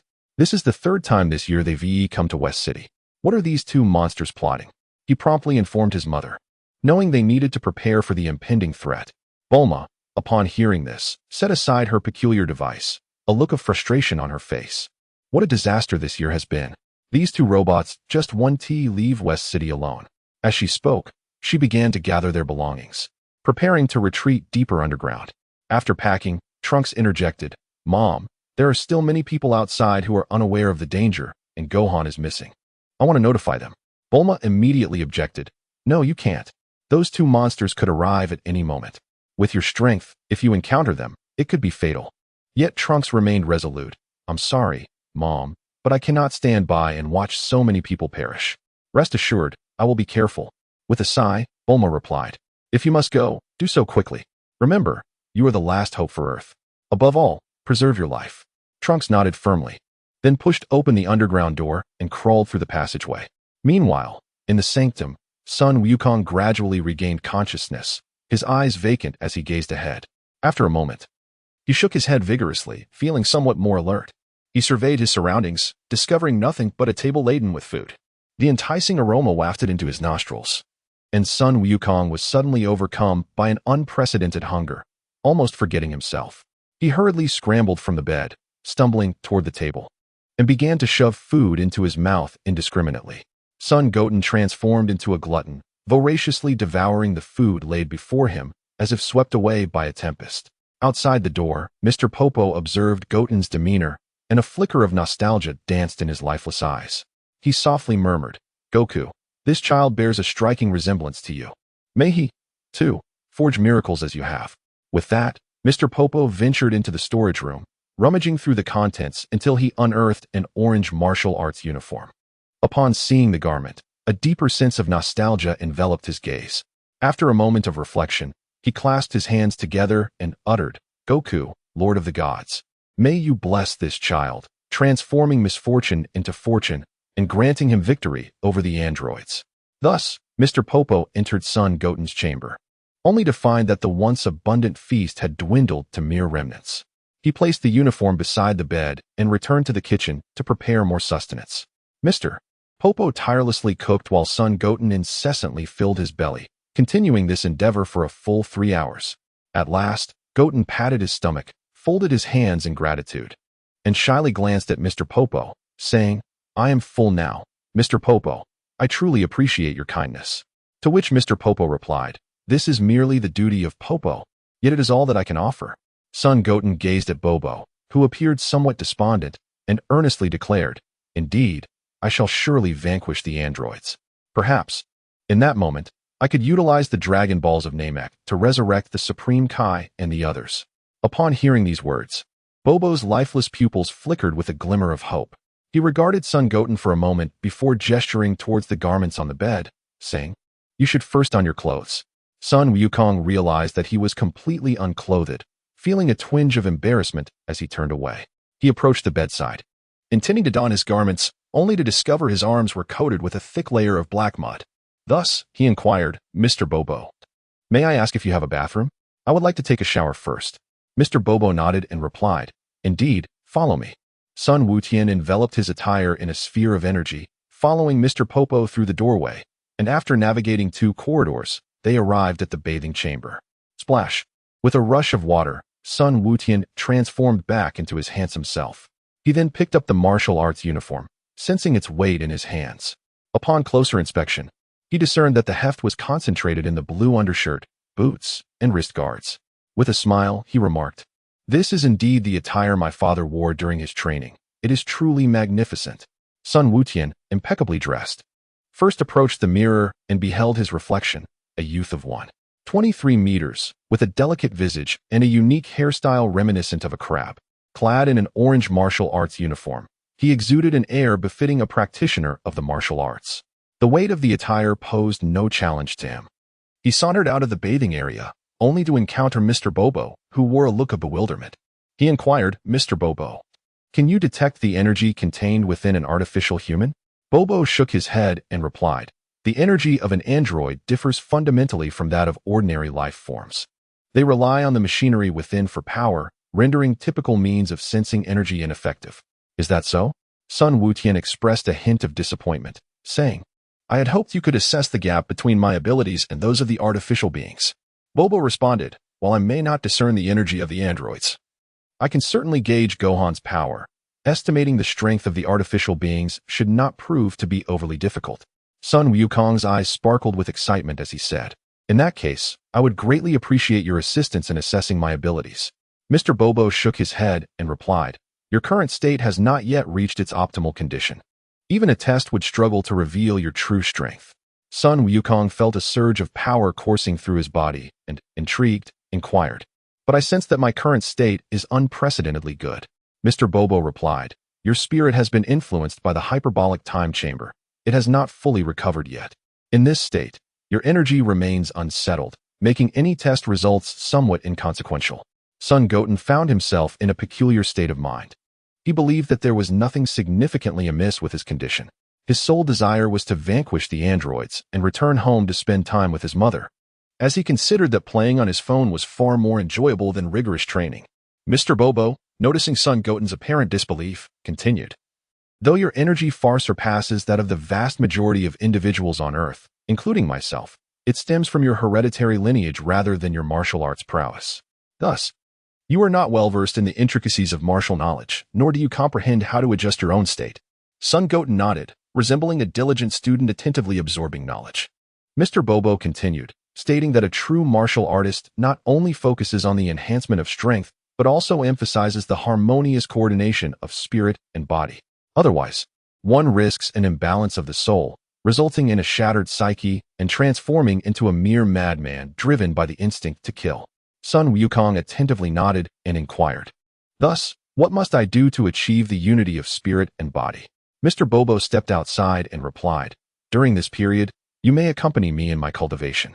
Sun Wukong responded affirmatively and followed suit, stepping into the open air, arriving at the grand plaza of the temple. Sun Wukong's son, Sun Wutian, eagerly anticipated the forthcoming lessons. Having thoroughly immersed himself in the Dragon Ball saga, he was acutely aware of Mr. Popo's exceptionally high martial arts prowess. Even when considering the latter stages of Dragon Ball Z, Mr. Popo's martial arts mastery stood unparalleled, second only to that of his own father. Sun Wukong, filled with joy, anticipated learning fascinating techniques. However, reality is often harsh, and the path of cultivation has never been devoid of challenges. Thus, Sun Wukong sat cross-legged outside the temple, channeling his energy to form a protective shield, suspending his body in midair. With his hands resting on his legs and his eyes closed, he focused his mind, striving for a harmonious unity of spirit. Sun Wutian felt an urge to complain. What sort of training method is this? Even my summer and winter vacation homework is not this tedious. Nevertheless, having chosen this path of cultivation himself, he resolved to persevere through the hardships and exhaustion. Sun Wukong diligently endeavored to empty his mind and attune himself to nature. However, his thoughts remained chaotic, proving quite difficult to control. Time flowed on, marking yet another tedious 3 hours. Sun Wutian gradually began to discern certain subtleties, slowly achieving a state of mental emptiness, allowing his body to merge with nature, and experiencing the profound sensation of the intertwining of spirit and flesh. However, each instance could only last a mere few seconds. Perhaps it was best to abandon the endeavor, for after all, his brother was there to support him. 3 hours later, Sun Wutian had not managed to attain a state of mental tranquility again. Consequently, the thought of surrender began to take root in his mind, and once this notion sprouted, it proliferated rapidly like bamboo shoots after a spring rain, becoming increasingly difficult to suppress. He contemplated how Sun Wufan's current training would undoubtedly lead to the defeat of the androids. Subsequently, they could implore King Kai to search for the new Namek. Following that, they would utilize the Dragon Balls to resurrect their father along with Vegeta. The inclination to give up grew stronger. Ultimately, Sun Wutian's thoughts became increasingly convoluted, causing the protective aura surrounding his body to dissipate, leading him to fall directly to the ground. Sun Wukong lay upon the ground, gazing upwards at the celestial expanse above. It is far simpler to craft a novel. With a mere stroke of the pen, an author can traverse countless millennia of cultivation without a hint of frustration or the weariness of the body. With a mere utterance, anything can be conjured. When fatigue sets in, one can simply obliterate it. Alas, ultimately, no one shall undertake my burdens for me. Sun Wukong rose once more, surrounded by a swirling aura of white flames, levitating in the air. Yet, I genuinely yearn for the days of diligent study. Sun Wukong attempted to regulate his state by the temple of the gods, striving to reach the pinnacle of his perfection. However, the elusive nature of the mind often makes it increasingly difficult to attain focus. The more he sought to immerse himself, the more elusive it became. Yet, Sun Wukong displayed considerable resilience, for had it been another, they might have long succumbed to despair. Bang! Sun Wukong's son, Goten, found himself once again engulfed in a tumult of thoughts as he collapsed onto the ground. His eyes, devoid of focus, gazed up at the cerulean sky, and he lamented, "How can this be? Indeed, cultivation is not a task suited for mortals, especially when it pertains to this intangible and elusive spiritual state. How absurd! Shouldn't a traveler from another realm possess some sort of advantage? Why do I have nothing at all?" Sun Wukong, inspired by the thought of external assistance, sprang into action and initiated his 404th inquiry. "System, are you there?" However, the anticipated chime of response did not resonate. Sun Wukong, undeterred by doubt, proclaimed within his heart, "What is a chat group? With 30 years of experience in navigating such realms, I am capable of engaging with any topic with ease. I humbly request to join the Celestial Chat Group." Yet, the Celestial Chat Group paid him no heed. Sun Wukong, feeling helpless, once again changed his target. "Grandpa, Grandpa, come out to bask in the sun." Without his ring, Grandpa would not casually emerge. With a smirk curling at the corner of his mouth, Sun Wutian coldly declared, "Such trifling enhancements are unnecessary. I, Sun Wutian, am invincible even without them, capable of reigning supreme across dimensions."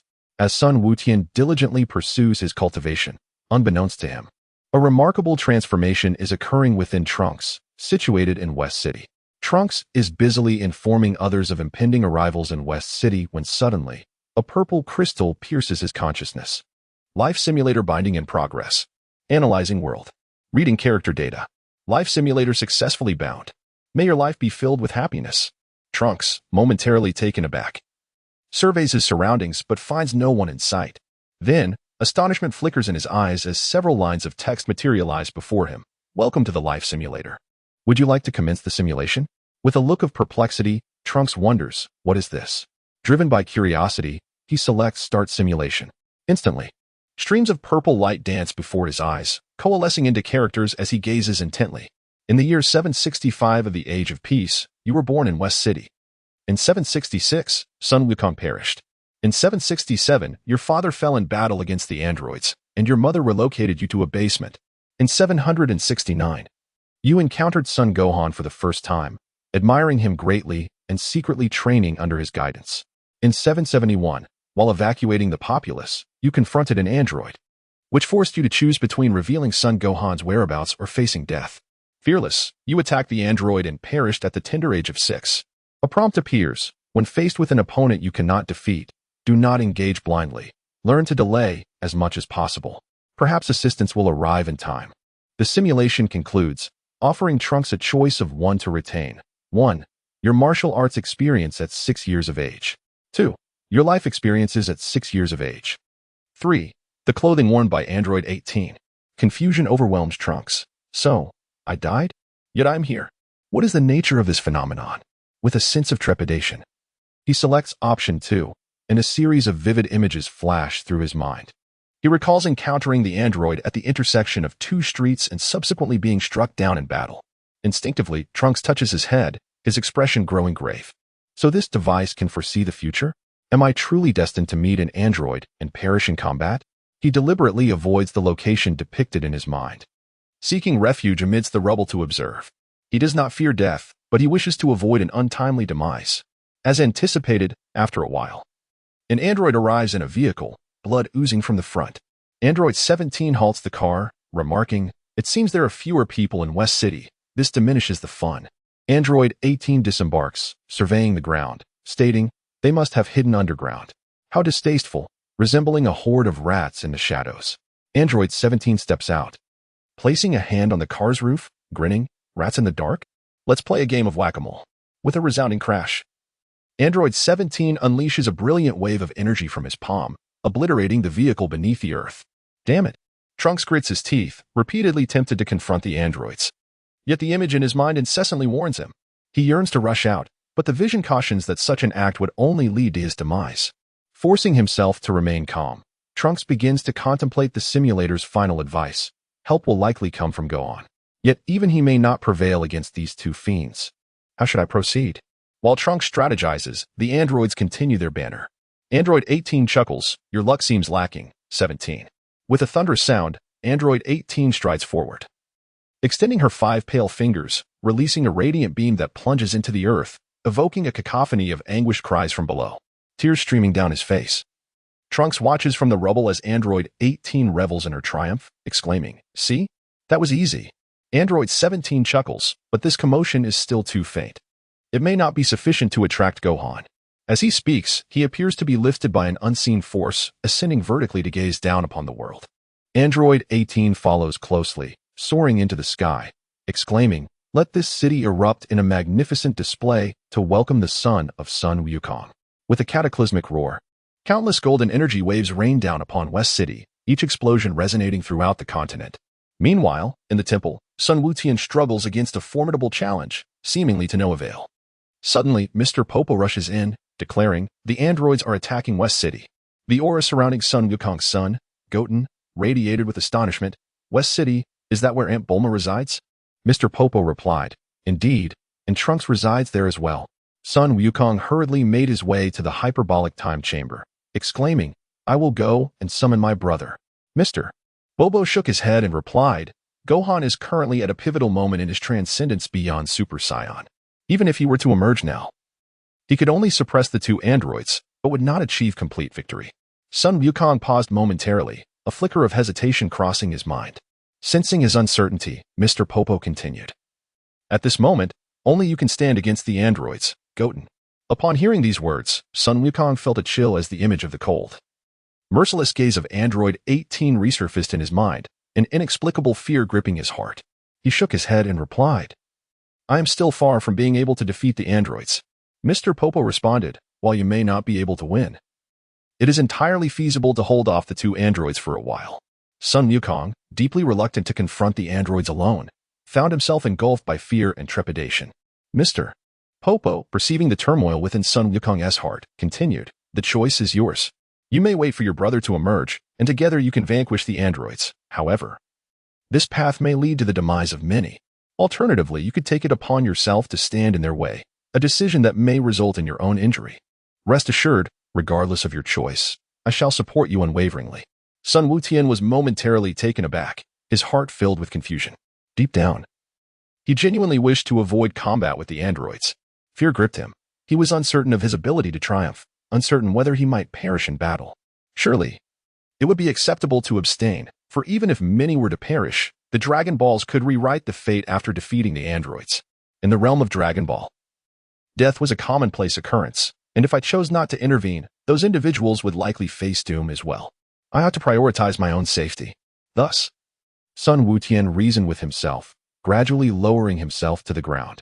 Even though I am the son of Sun Wukong, there is no necessity for me to shoulder the burden of saving humanity alone. I am still but a child. It is premature for me to engage in battle with the androids. I must preserve my own life. My mother awaits my return at home. I cannot allow her to lose her son. With each justification, Sun Wutian found himself burdened with increasing reasons to refrain from action, while Mr. Bobo's disappointment deepened. Suddenly, Sun Wutian rose to his feet, his golden aura surging and blazing like the sun in the sky. Tears welled in his eyes, cascading down his cheeks as he proclaimed, "Indeed, I possess countless reasons to abstain from battle. Yet, there is one undeniable truth. I exist in this world, and the blood within me continues to flow." Mr. Bobo gazed at Sun Wutian in awe, as if he were witnessing the emergence of light. As Sun Goten cast his gaze towards the lower realm, he solemnly inquired, "Mr. Bobo, where is West City?" Bobo placed a hand upon Sun Goten's head, and a radiant white light flickered from his palm. Instantly, the entirety of the lower realm's geography materialized vividly in Sun Goten's mind. Akin to acquiring a new map within his consciousness, he plunged into contemplation, murmuring, "Indeed, if everyone were to relinquish the fight, as I have, who then would rise to save the world?" A golden beam sliced through the desolate wilderness, illuminating the earth shrouded in night. In West City, the energy waves emitted by Android 17 and Android 18 spread further and further, enveloping the area in dense smoke. Amidst the obscured surroundings, anguished human screams occasionally pierced the air. Yet, to the androids, such cries were merely an accompaniment to their malevolence. Trunks, concealed amidst the rubble, observed the devastation wrought by the two androids, and a surge of fury enveloped him, momentarily drowning out his reason. "These two brutes, I can no longer endure." With a resounding roar, a brilliant white flame ignited, clearing the debris around him. Standing at the center of this inferno, tears welled in his eyes as he declared, I will not allow you two bastards to harm anyone further. Noticing the commotion below, the androids ceased their onslaught and descended to the ground. Upon spotting Trunks, they appeared somewhat disappointed. Oh, it's just Vegeta's son. What a letdown. I thought it might be Gohan. Trunks, with seething hatred in his gaze, gritted his teeth and retorted. You two scoundrels, I will defeat you. Huh. Android 18, amused by Trunks' words, didn't even glance his way. Instead, she turned to Android 17 and asked, Hey, 17. Did I hear that right? This little brat thinks he can take us down. Android 17 shook his head, stating, It seems his father said something similar once. Those who lack strength and boast often meet an early demise. With his eyes aflame, Trunks' energy intensified in response to his wrath. Android 18 chuckled, extending 2 fingers towards Trunks, saying, You have 2 choices. First, tell us Gohan's whereabouts, and we shall spare your life and cease our destruction of this city. Second, we kill you and continue wreaking havoc until Gohan appears. As the words sank in, Trunks' memories surged, allowing him to regain some composure. He attempted to buy time, saying, Why do you seek Gohan? He despises you 2 demons. Android 18 shrugged, replying, Coincidentally, we do not fancy him either. We're here to eliminate him. Though if he wishes to bring forth that child resembling Goku, we might consider sparing him. A child resembling Goku. Trunks' mind raced as he processed the information. He recalled Gohan mentioning he had a younger brother named Goten. He looked up and asked, You mean Goten, right? He's only 5 years old. What do you want with him? Android 18 replied, Of course, it's because he looks exactly like Goku. Trunks was taken aback, pondering the absurdity of such a reason. Android 17 glanced at Trunks and then at 18, chuckling. Hey, 18, can't you see this kid is just stalling for time? Android 18 playfully flicked her golden hair and smiled. I noticed. But what does it matter? Aren't we already waiting for someone? Android 17 shook his head, exclaiming honestly. Still playing games at this age. Android 18 turned her gaze back to Trunks, smiling like a neighborly sister. Well, I don't mind chatting for a bit, you see. 17 here is getting impatient, so I can only grant you 3 more seconds. 3. Ultimately, there was no avoiding this. Mother, I'm sorry. I may not keep my promise, but I have no regrets. 2. If the outcome is inevitable, then I shall at least fight with all my might to prove I existed. Trunks' energy surged to unprecedented heights. Even having been defeated by the androids in simulations, he felt no fear. Perhaps born into this world, he had long accepted his fate. 1. Trunks lifted his head, his aura erupting, and he launched himself forward like a cannonball, unleashing unparalleled power against Android 18. Android 18, somewhat taken aback, remarked, Oh, so eager to meet your end? Boom. Trunks' desperate strike, fueled by rage and despair, was effortlessly caught by Android 18's left hand, merely stirring dust and debris. Then, Android 18 raised her right hand, poised to cleave Trunks in 2. Suddenly, a brilliant golden streak descended from the heavens, slicing through the dark clouds to reveal a hopeful blue sky. Android 18 momentarily froze, while Trunks' despair transformed into joy, and Android 17 stood by, arms crossed, observing with amusement. The golden streak spiraled in the sky before hurtling towards Android 18. Android 18 released Trunks' hand, a scorching beam erupting from her palm, engulfing Trunks entirely in an instant. Boom. At that moment, the golden streak reached Android 18's, exerting immense pressure from above. Even the limitless energy of Android 18 was momentarily stunned. She extended her hands, attempting to grasp the golden light, but as it approached, it halted suddenly. With a resounding boom, a brilliant energy wave erupted forth. Caught off guard, Android 18 had no time to defend herself, and she was propelled several miles away by the force of the energy wave. The golden streak then returned to the ruins, extracting the battered Trunks from the debris. Android 17, witnessing the golden figure, chuckled. So it's son Goten. Has he grown this powerful in just one day? Son Goten paid him no mind, gently checking Trunks' neck before exhaling in relief. Thank goodness, I'm not too late. Whoosh. Golden energy radiated from son Goten's hands, enveloping Trunks before he gently placed him on the ground and approached Android 17 with measured steps.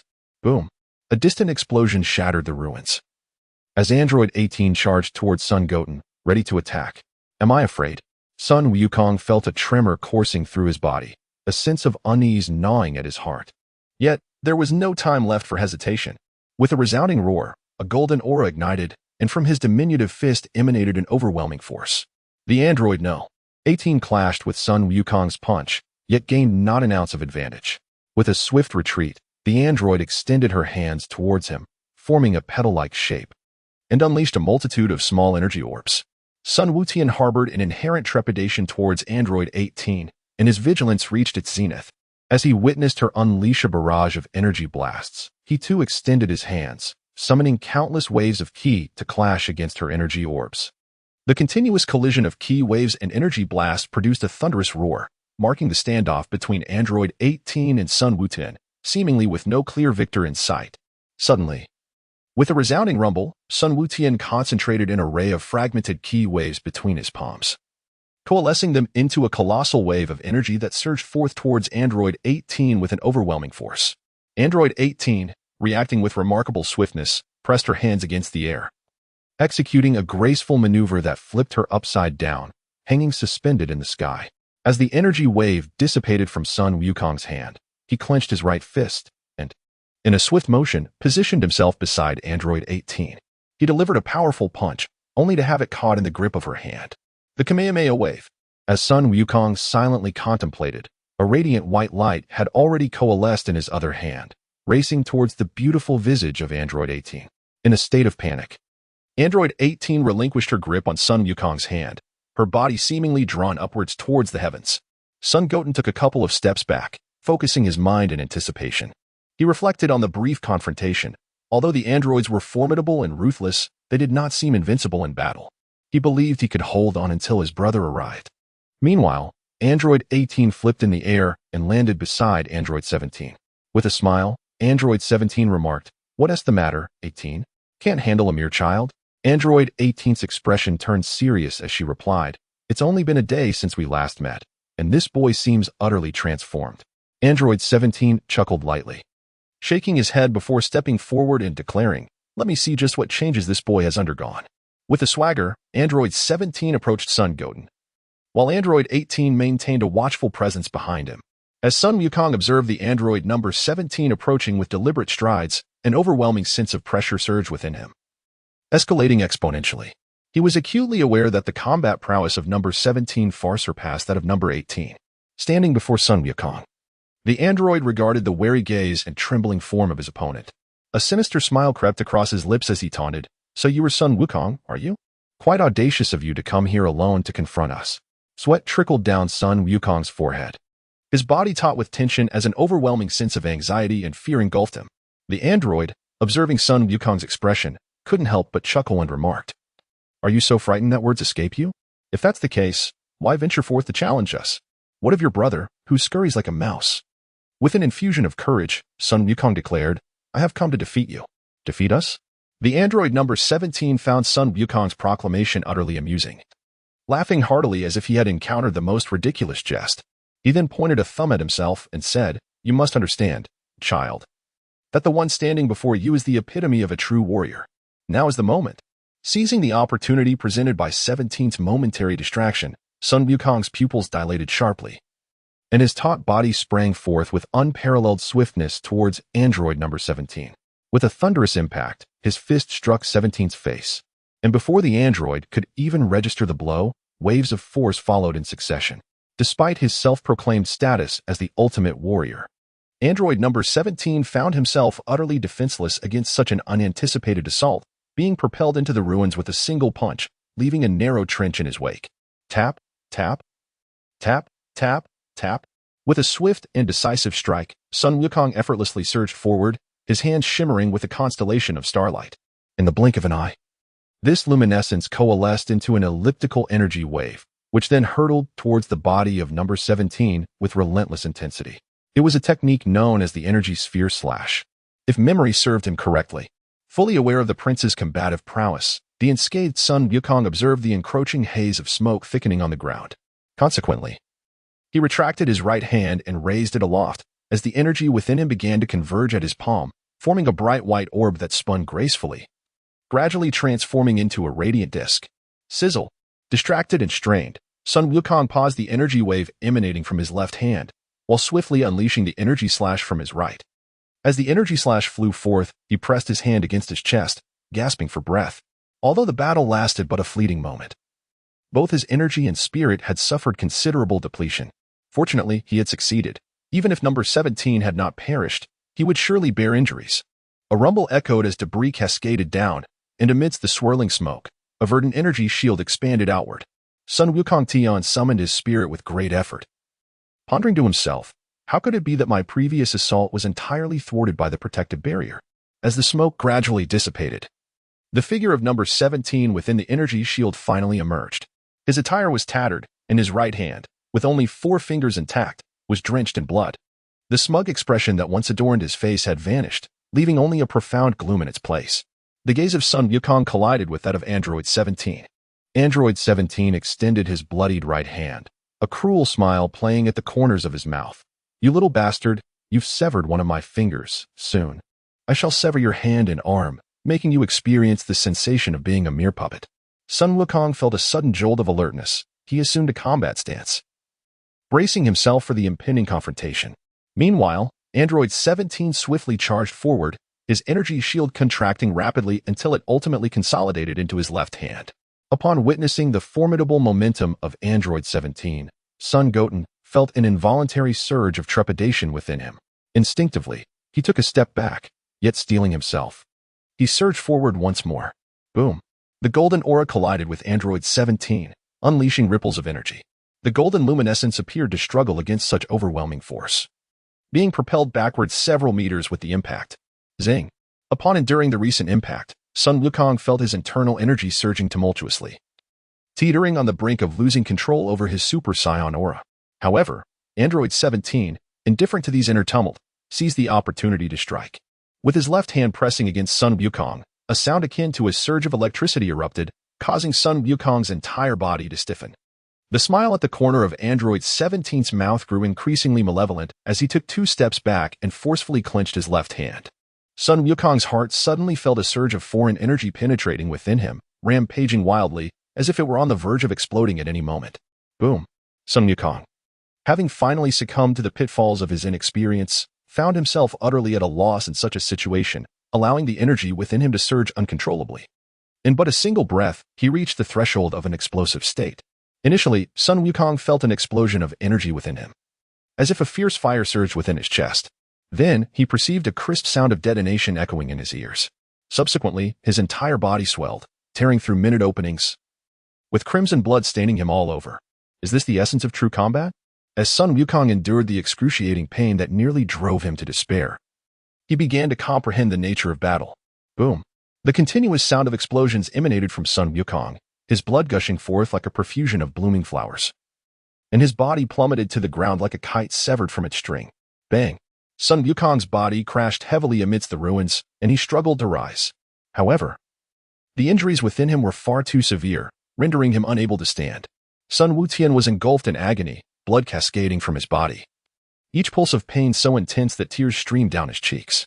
A sense of sorrow welled up within him as he pondered, is this the essence of battle? Is this how my father has fought through this world? Do they not feel pain? Hiss. Sun Wutian beheld Android 17 and the distant Android 18 advancing towards him. Summoning every ounce of strength, he forced himself to rise, only to feel blood gushing from the wounds all over his body. His form swayed, threatening to topple forward once more, but he reacted swiftly, bending his left leg and half-squatting to the ground. The pain was excruciating. Perhaps this was akin to the sensation of death itself. Indeed, I have realized that I am not destined to be a hero. As Sun Wukong contemplated inwardly, he focused on harmonizing the energy within him. If there were to be a next time, though I doubt there will be, I wish never to engage in battle with others again. Splash! Sun Goten harnessed the energy within him to envelop the gaping wounds on his body, staunching the flow of blood, before rising once more. In an instant, golden flames ignited around him, heralding the resurgence of Super Saiyan Sun Goten. Android 17 remained grounded, a mocking smile playing on his lips. What is this? Even in such a grievous state, you still wish to continue the battle? Do you truly believe you stand even the slightest chance of victory? Sun Wukong Tian wiped the blood from his face and suddenly broke into a joyous laugh. The ultimate warrior is indeed the ultimate warrior. To have a 5-year-old child sever a finger and still come back to taunt, quite impressive. I can only imagine how many materials Dr. Gero must have incorporated into you during your creation. Upon hearing this, Android 17's expression darkened, and he charged at Sun Wukong Tian without uttering a word. Sun Wutian swiftly dodged to the side, having previously experienced the formidable power of Android 17. He was acutely aware that engaging in a direct confrontation would lead only to demise. Regardless of what lay ahead, now that he was present, he was determined to see this battle through to its conclusion. At that moment, a sense of fear seemed to dissipate from Sun Wutin's heart, replaced by a sharp focus on the movements of Android 17, as he continuously evaded while searching for an opportunity to strike. However, Sun Wutin, having sustained severe injuries, found his movements and awareness significantly impaired. Within just a few breaths, he endured 3 attacks. It felt as though he could no longer endure. Sun Wutin sensed his body was on the verge of collapse, with pain and fatigue intertwining in a myriad of negative states, tempting him to relinquish his resistance. Yet, deep within, another voice urged him to persevere, to hold on just a little longer. In a moment of golden brilliance, he narrowly evaded a punch from Android 17, leaping towards the rooftop of a nearby building. However, he lost his balance and fell directly to the ground. Sun Wutin felt a pang of emotion. Surely, I cannot be the first scion to perish in such a manner. Suddenly, a brilliant white light streaked through the air, enveloping Sun Wutin, who was bathed in golden radiance, and gently guiding him safely to the ground. Time rewinds to the moment when Sun Wutin leapt from the temple, while Sun Wufan emerged slowly from the room of spirit and time, making his way to the temple's edge. His gaze fixed intently upon the golden figure piercing through the clouds. As that golden silhouette vanished completely, Sun Wufan finally exhaled a heavy sigh and murmured, "Mr. Popo, I fear I am neither a worthy brother nor a competent warrior." Mr. Popo shook his head, opened his mouth, but chose not to elaborate further. Although he had remained at the temple over the years, he was ever vigilant regarding the affairs of the world below. He was well aware of Sun Wufan's trials and tribulations, comprehending the tumultuous blend of guilt, remorse, and helplessness that plagued his heart. Yet, it was precisely this understanding that led him to realize that such sentiments could not be easily assuaged, for he too shared in the same struggles. In Sun Gohan's eyes, sorrow was palpable as he lamented, "As an elder brother, I possess the strength to vanquish the androids, yet I allow my younger sibling to embark on perilous ventures first. I feel I have failed our father, our mother, and most grievously, Goten. As a defender of Earth, I am unable to defeat the androids, which subjects humanity to their relentless slaughter." Mr. Popo inquired, "Given that Goten is still immature in many aspects, it is indeed too arduous for him to engage in battle against the androids. Why then, knowing you are capable of defeating them, do you insist on sending him into combat?" Sun Gohan gazed into the distance and remarked, "Goten possesses a talent that surpasses my own. His current strength is already on par with mine when I first entered the hyperbolic time chamber. What he lacks are merely combat experience and courage, qualities that I cannot impart to him. He must face battles alone." Mr. Popo inquired further, "Would it not be better if you were to accompany him?" Sun Gohan's eyes seemed to flicker with memories as he continued, "Ultimately, one must rely on oneself. In the past, whenever I faced danger, there was always someone to rescue me. Even when confronted by the formidable Scion Nappa and the tyrant Frisia, my father and Uncle Piccolo stood resolutely behind me. I had always believed that such circumstances would prevail. However, my father perished, succumbing to a heart condition, and then the androids emerged. Without my father, Uncle Piccolo and Uncle Krillin also met their demise. Thus, I found myself alone in the battle. In the depths of despair and sorrow, I transcended my limits and became a Super Saiyan. Yet, even with this transformation, I was unable to defeat the androids. For years, I pondered the reasons behind this, not only why I could not vanquish the androids, but also why Uncle Piccolo and the others fell apart so quickly after my father's death. Gradually, I came to understand that I had grown accustomed to relying on my father and Uncle Piccolo. Consequently, after their loss, I could not find the path to overcome the androids, even needing Goten's guidance, while Uncle Piccolo and the others could fight independently. They too were used to having my father as their safety net. Thus, after losing him, they were utterly unprepared and fell one after another. Goten resembles me in my childhood, yet he lacks even more confidence and courage. He possesses strength and talent, yet he lacks the bravery to engage in battle, a quality that can only be cultivated through experience. Therefore, I hope Goten can learn to stand on his own. For I do not wish for the day when I am gone, leaving him without the courage to resist." Mr. Popo nodded and replied, "But you have already proven capable of defeating the androids, haven't you?" Sun Gohan shook his head and said, "Indeed, I possess the ability to vanquish the androids now. Yet who can foresee the emergence of new androids or even more formidable monsters tomorrow? In such a scenario, I may very well meet my demise in battle.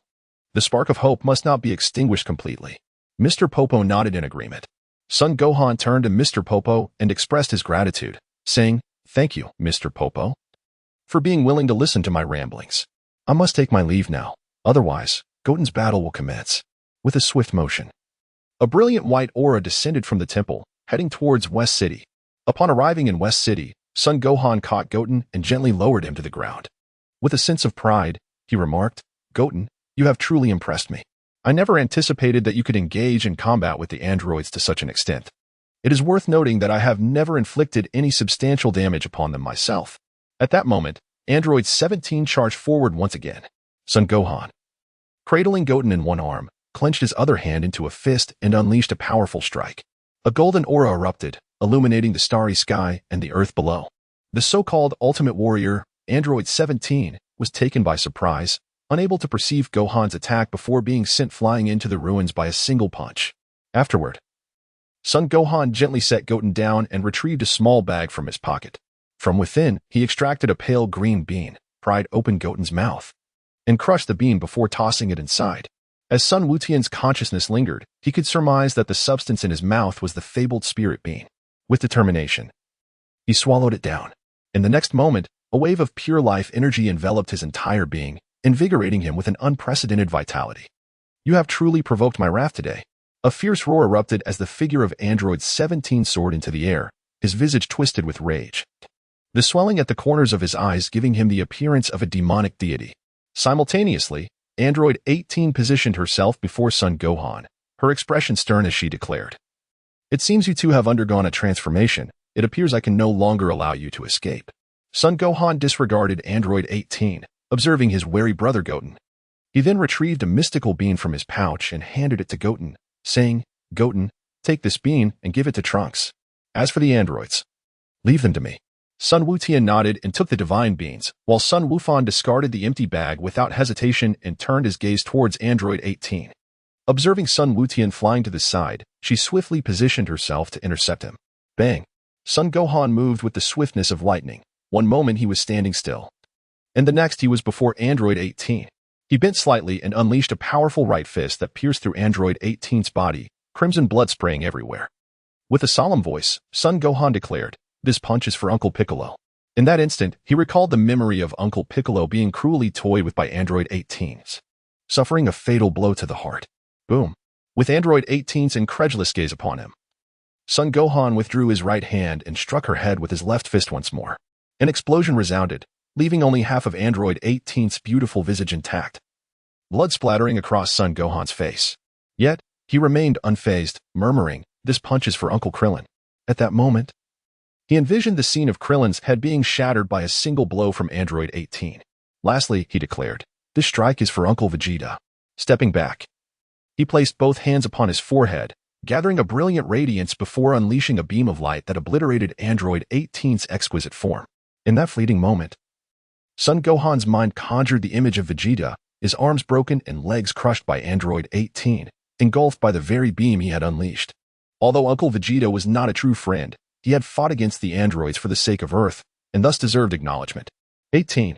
In the blink of an eye, Android 18 had vanished under the onslaught of attacks, leaving Android 17 to react only when it was too late. Enraged, he shouted, "Die!" and unleashed countless energy blasts towards Sun Gohan. Meanwhile, in the ruins, Sun Goten pried open Trunks' mouth, inserting a Senzu bean, then manually closed his mouth with a firm clap. The bean quickly took effect, restoring Trunks' consciousness. As he opened his eyes, he was greeted by the sight of Sun Goten, his crab-like head, and he inquired, "You must be Sun Goten, right?" Sun Wutian nodded and said, "I am Sun Wutian." "It's a pleasure to meet you, Trunks." Trunks appeared to recall something, and with a hint of urgency in his voice, he replied, "Wutian, those two androids are searching for you and Brother Gohan." Sun Wukong pointed into the distance and said with a smile, "Brother's training has come to an end. The androids should soon become a thing of the past." Trunks followed Sun Wukong's gaze and was just in time to witness Gohan's magical flash engulfing the form of Android 18. His eyes widened, filled with admiration. As Sun Wutian observed his brother Sun Wufan effortlessly extinguishing the life of Android 18 with a finesse akin to slicing through vegetables, he felt a twinge of astonishment. Initially, he had believed that his brother would struggle to contend with two androids simultaneously. However, it was evident that he had grown immensely stronger. Sun Wutian had mentally prepared himself for a confrontation with Android 17, but now it seemed entirely unnecessary. Nonetheless, he remained curious about how his brother's current prowess would measure against that of Super Vegeta. While Sun Wutian was still preoccupied with his thoughts, Android 17, filled with boundless fury, launched an assault on Sun Gohan. Energy blast rained down upon Sun Gohan, who swiftly turned to the side and extended his hands forward, unleashing a barrage of concentrated ki blasts in response. Boom, boom, boom. The energy wave emitted by Sun Wukong collided with the energy blast from Android 17, resulting in countless small explosions that coalesced into a massive detonation. The deafening sound reverberated throughout the entire West City, as countless dilapidated structures between Sun Wukong and Android 17 succumbed to the devastation, transforming into mere ruins.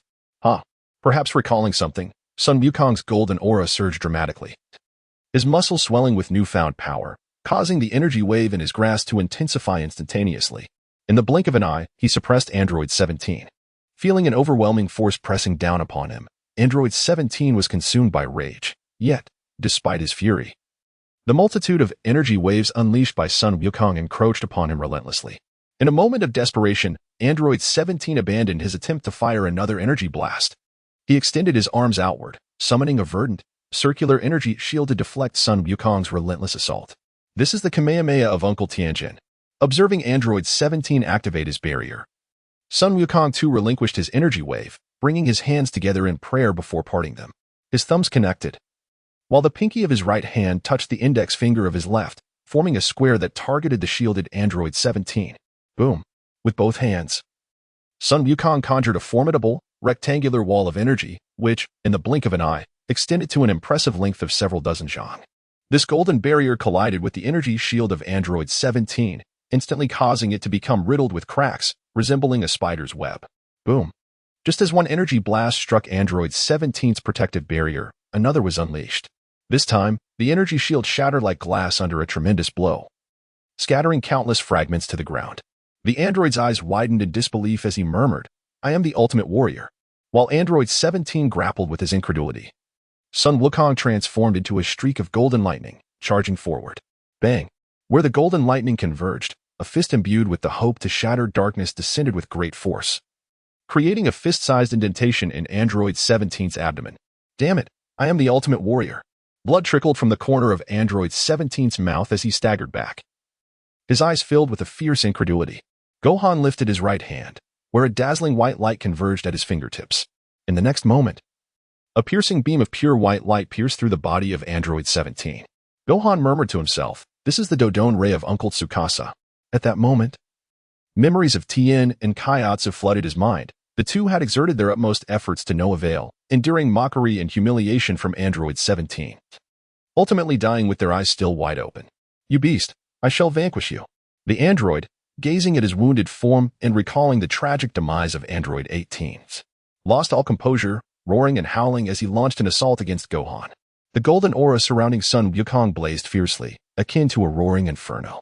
Undeterred, he engaged in a fierce battle with Android 17. The clash of the golden flames and Android 17 reverberated through the heavens, tearing the sky asunder. While the earth trembled beneath them, the entire West City seemed to teeter on the brink of collapse. Wolf Fong Fist. Ultimately, Android 17 found himself unable to withstand the might of Sun Wukong, retreating step by step, oblivious to the numerous dilapidated buildings he was shattering in his wake.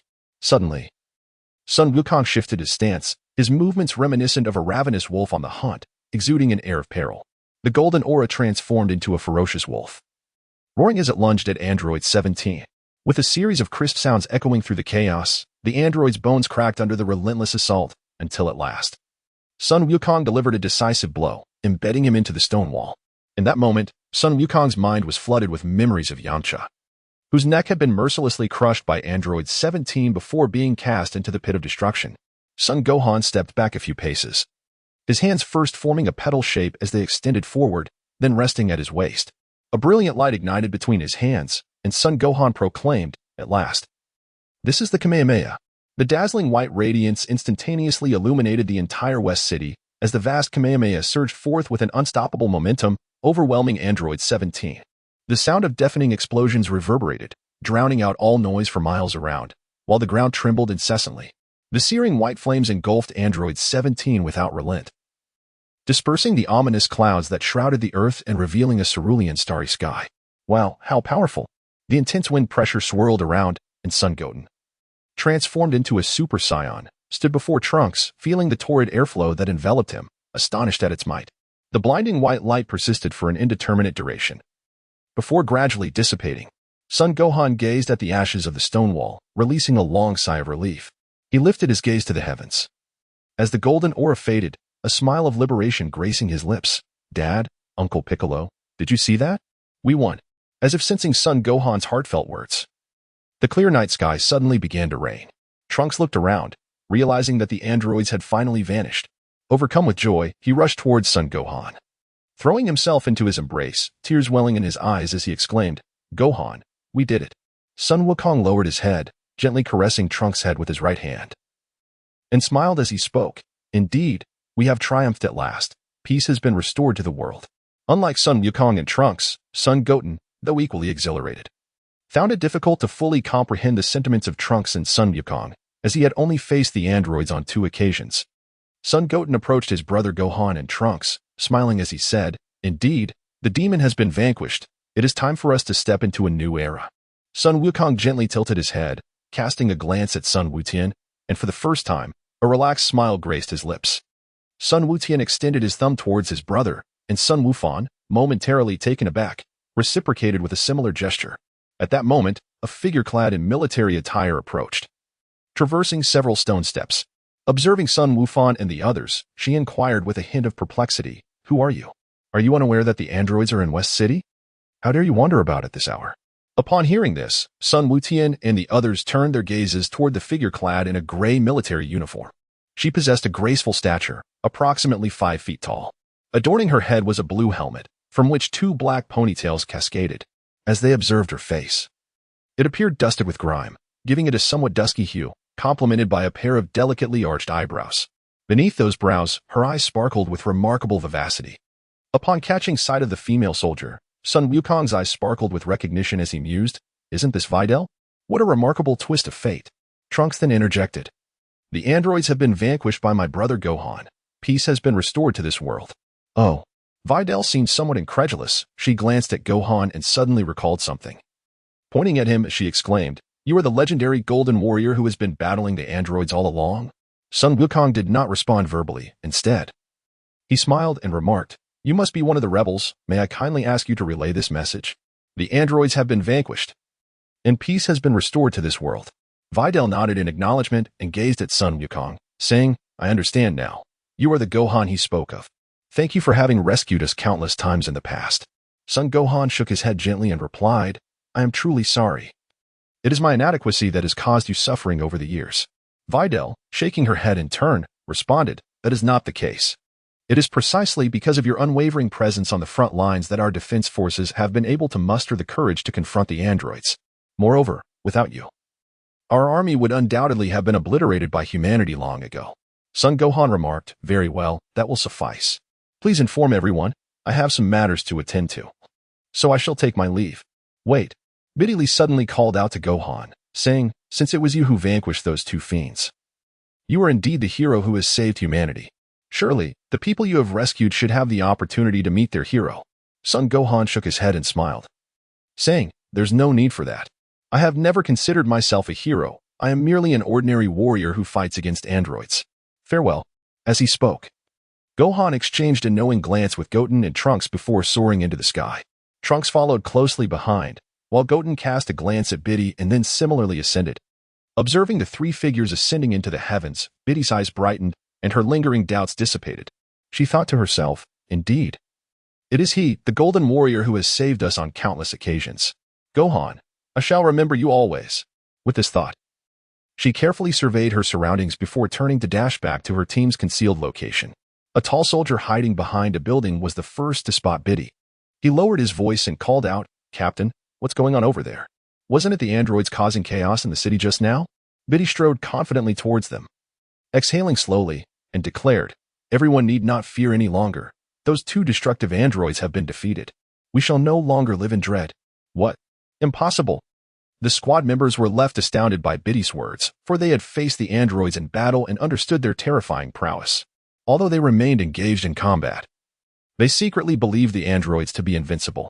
Noticing the skepticism on their faces, Biddy reiterated, "You heard me correctly. The androids have indeed been vanquished. And it was the Golden Warrior who has rescued us time and again who accomplished this." The Golden Warrior. If it was the Golden Warrior, then it could indeed be true. Upon hearing that the androids had been defeated by the Golden Warrior, the soldiers began to accept the possibility. They had witnessed the Golden Warrior in combat against the androids multiple times and knew of his extraordinary abilities to soar through the skies and shake the very earth.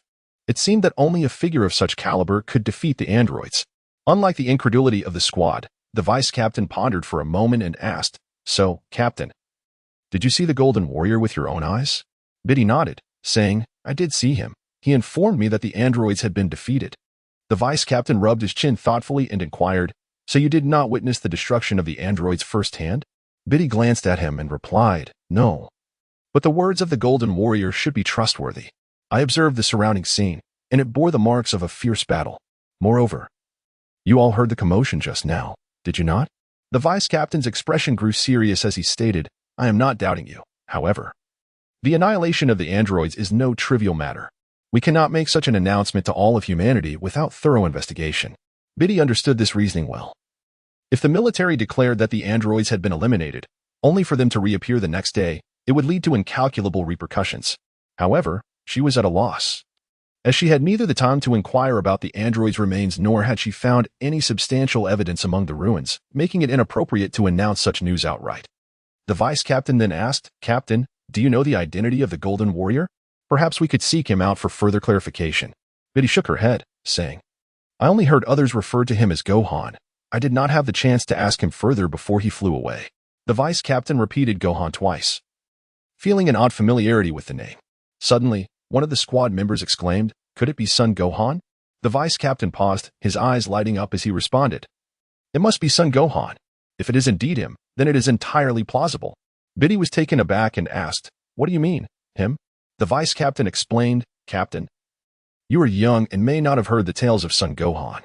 However, we grew up on the stories of the esteemed Mr. Gohan, who trained under the martial arts deity Master Roshi and mastered various martial arts styles. It is said that he transcended human limits over 80 years ago, reaching unfathomable heights.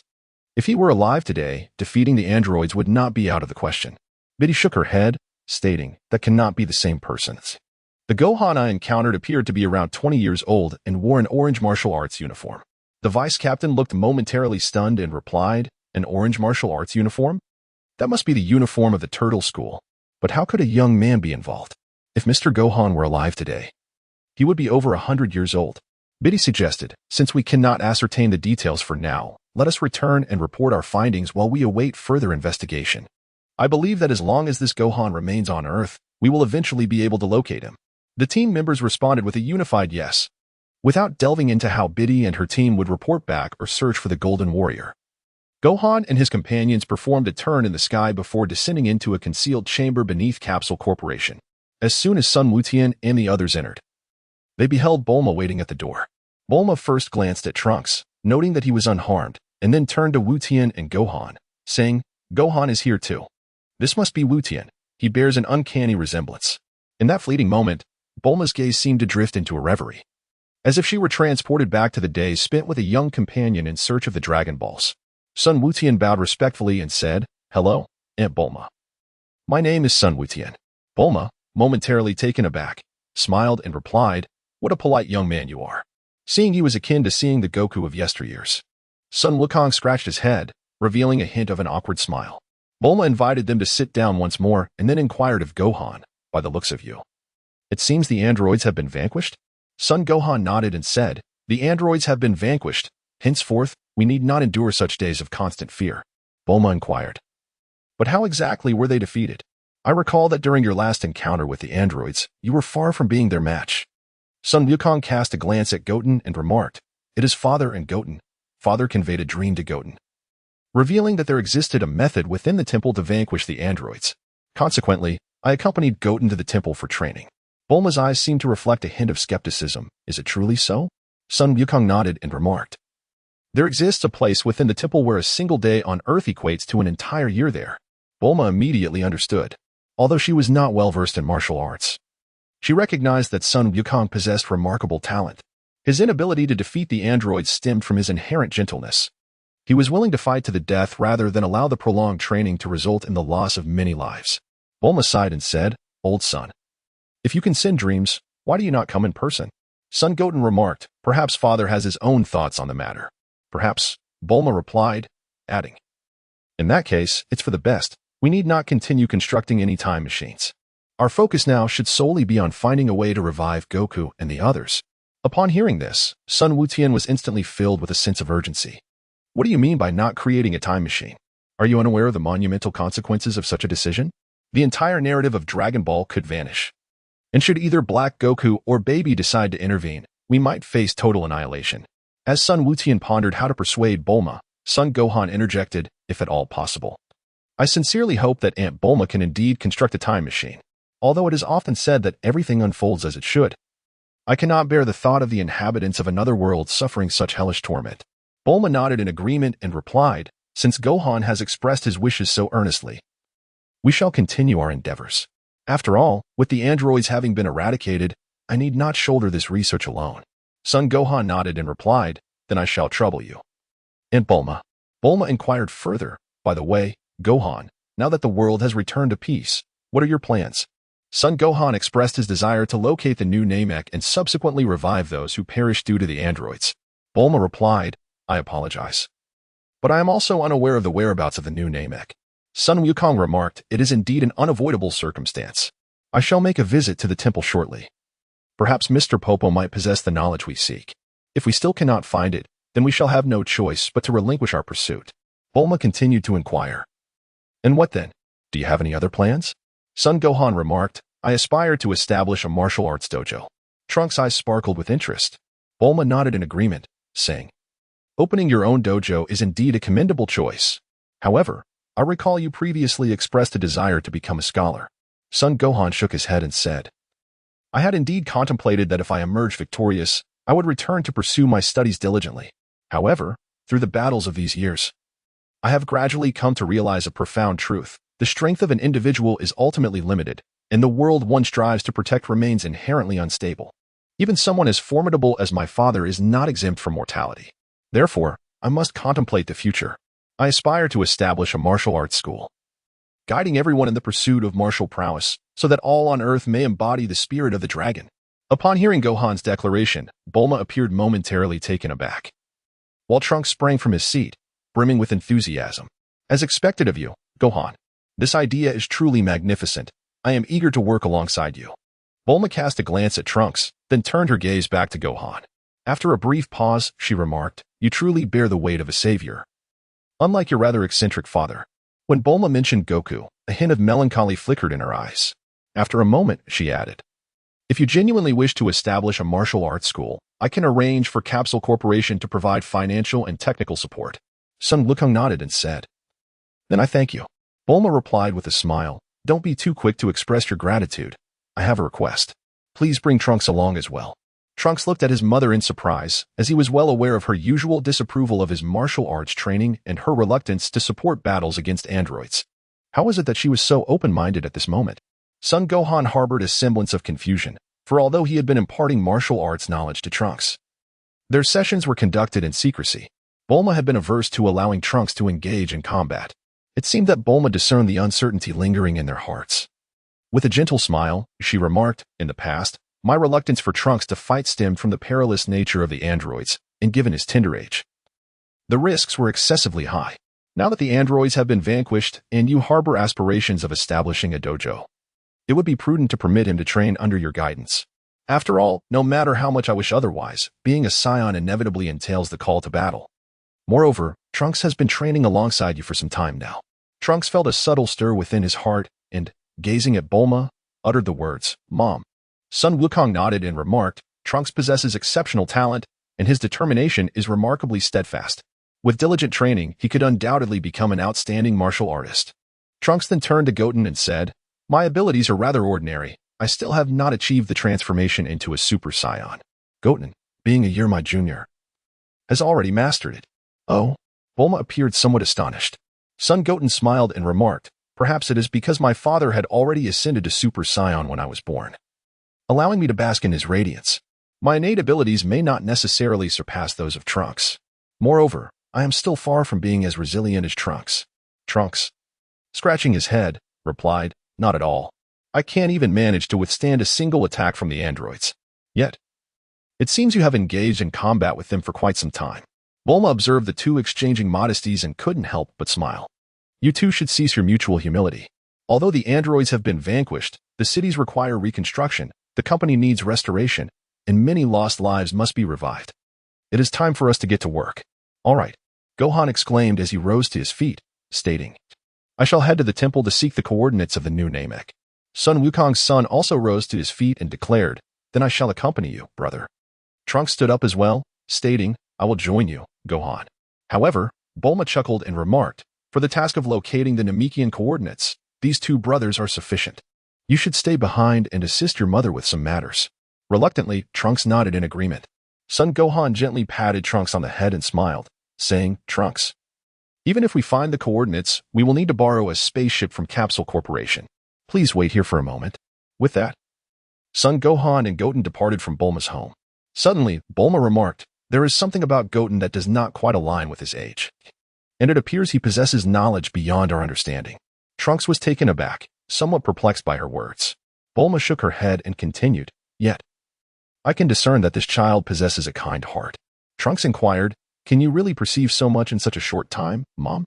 Bulma remained silent for a moment before rising and stating, we must also get busy, whether it is to journey to New Namek, reorganize Capsule Corporation, or assist Gohan in establishing a martial arts school. Preparations are necessary. As Trunks followed his mother, a line of large text suddenly appeared in his mind. Year 731. May 13th. You have narrowly escaped death, earning 2 fate points. Fate points. Usable for life simulation. Each point can extend simulated time by 1 year. Current fate points. 2. Confusion swelled within Trunks, and after a few hurried steps, he asked his mother, Mom, have you ever heard of something called a life simulator? Bulma shook her head, casually inquiring, what is that? Trunks pondered briefly before explaining, it seems to be a device that can read data about oneself and the world. It can simulate a person's future life. Bulma, upon hearing this, couldn't help but laugh. How could such a thing possibly exist? Trunks insisted. But it feels as though I truly possess such a thing in my mind. Bulma halted in her tracks, turning around in surprise. Above in the sky, 2 bright streaks of light ascended towards the heavens. That was Gohan and Goten en route to the temple. After much contemplation, Son Gohan finally spoke. I apologize, Goten. When the androids attacked West City, I had already emerged. Yet, I still chose to allow you to fight alone. I am not a worthy brother. And if you harbor any resentment towards me, I have no words to offer in my defense. Son Wukong turned sideways, gazing at Gohan with a hint of astonishment. Pondering to himself, I never imagined you, Gohan, with your prominent brows and large eyes, would entertain such thoughts. This is rather outrageous. Does Uncle Piccolo know about this? Initially, Son Wukong did harbor some grievances. However, upon reflection, he realized that he had not lost much in this battle. On the contrary, he had gained a great deal. For he had, at the very least, begun to cultivate the courage to fight. As for his safety during the confrontation with the androids, it was surely assured, considering that Gohan had likely been observing closely the entire time. Upon noticing the silence of his younger brother, Goten, Gohan felt a twinge of melancholy stir within him. At last, Goten spoke up, confessing, is there an issue? It was my own declaration to engage in battle. Yet, I have been devoid of the courage to fight, relying on my brother to employ such means to spur me into action. Perhaps it is I who should apologize to you, dear brother. After all, I am aware that you are not one to indulge in falsehoods, yet you have chosen to deceive for my sake. Hearing his brother's words, Son Gohan felt an unexpected warmth in his heart, gazing tenderly at Son Goten. Son Goten felt a shiver run down his spine as he was scrutinized by his brother. Son Gohan. With a deep sigh, he confessed, in truth, I am acutely aware of my inadequacies. I am utterly unworthy of being a warrior. When compared to my brother, it is beyond doubt that I fall short. Even when placed alongside Trunks, my capabilities are vastly inferior. During my training, I lack the necessary determination, often succumbing to the temptation of idleness. Before entering battle, I find myself hesitating and second-guessing, which must surely be a source of frustration for a brother like me. Son Gohan gazed at his younger brother, Son Goten, and suddenly broke into a cheerful smile.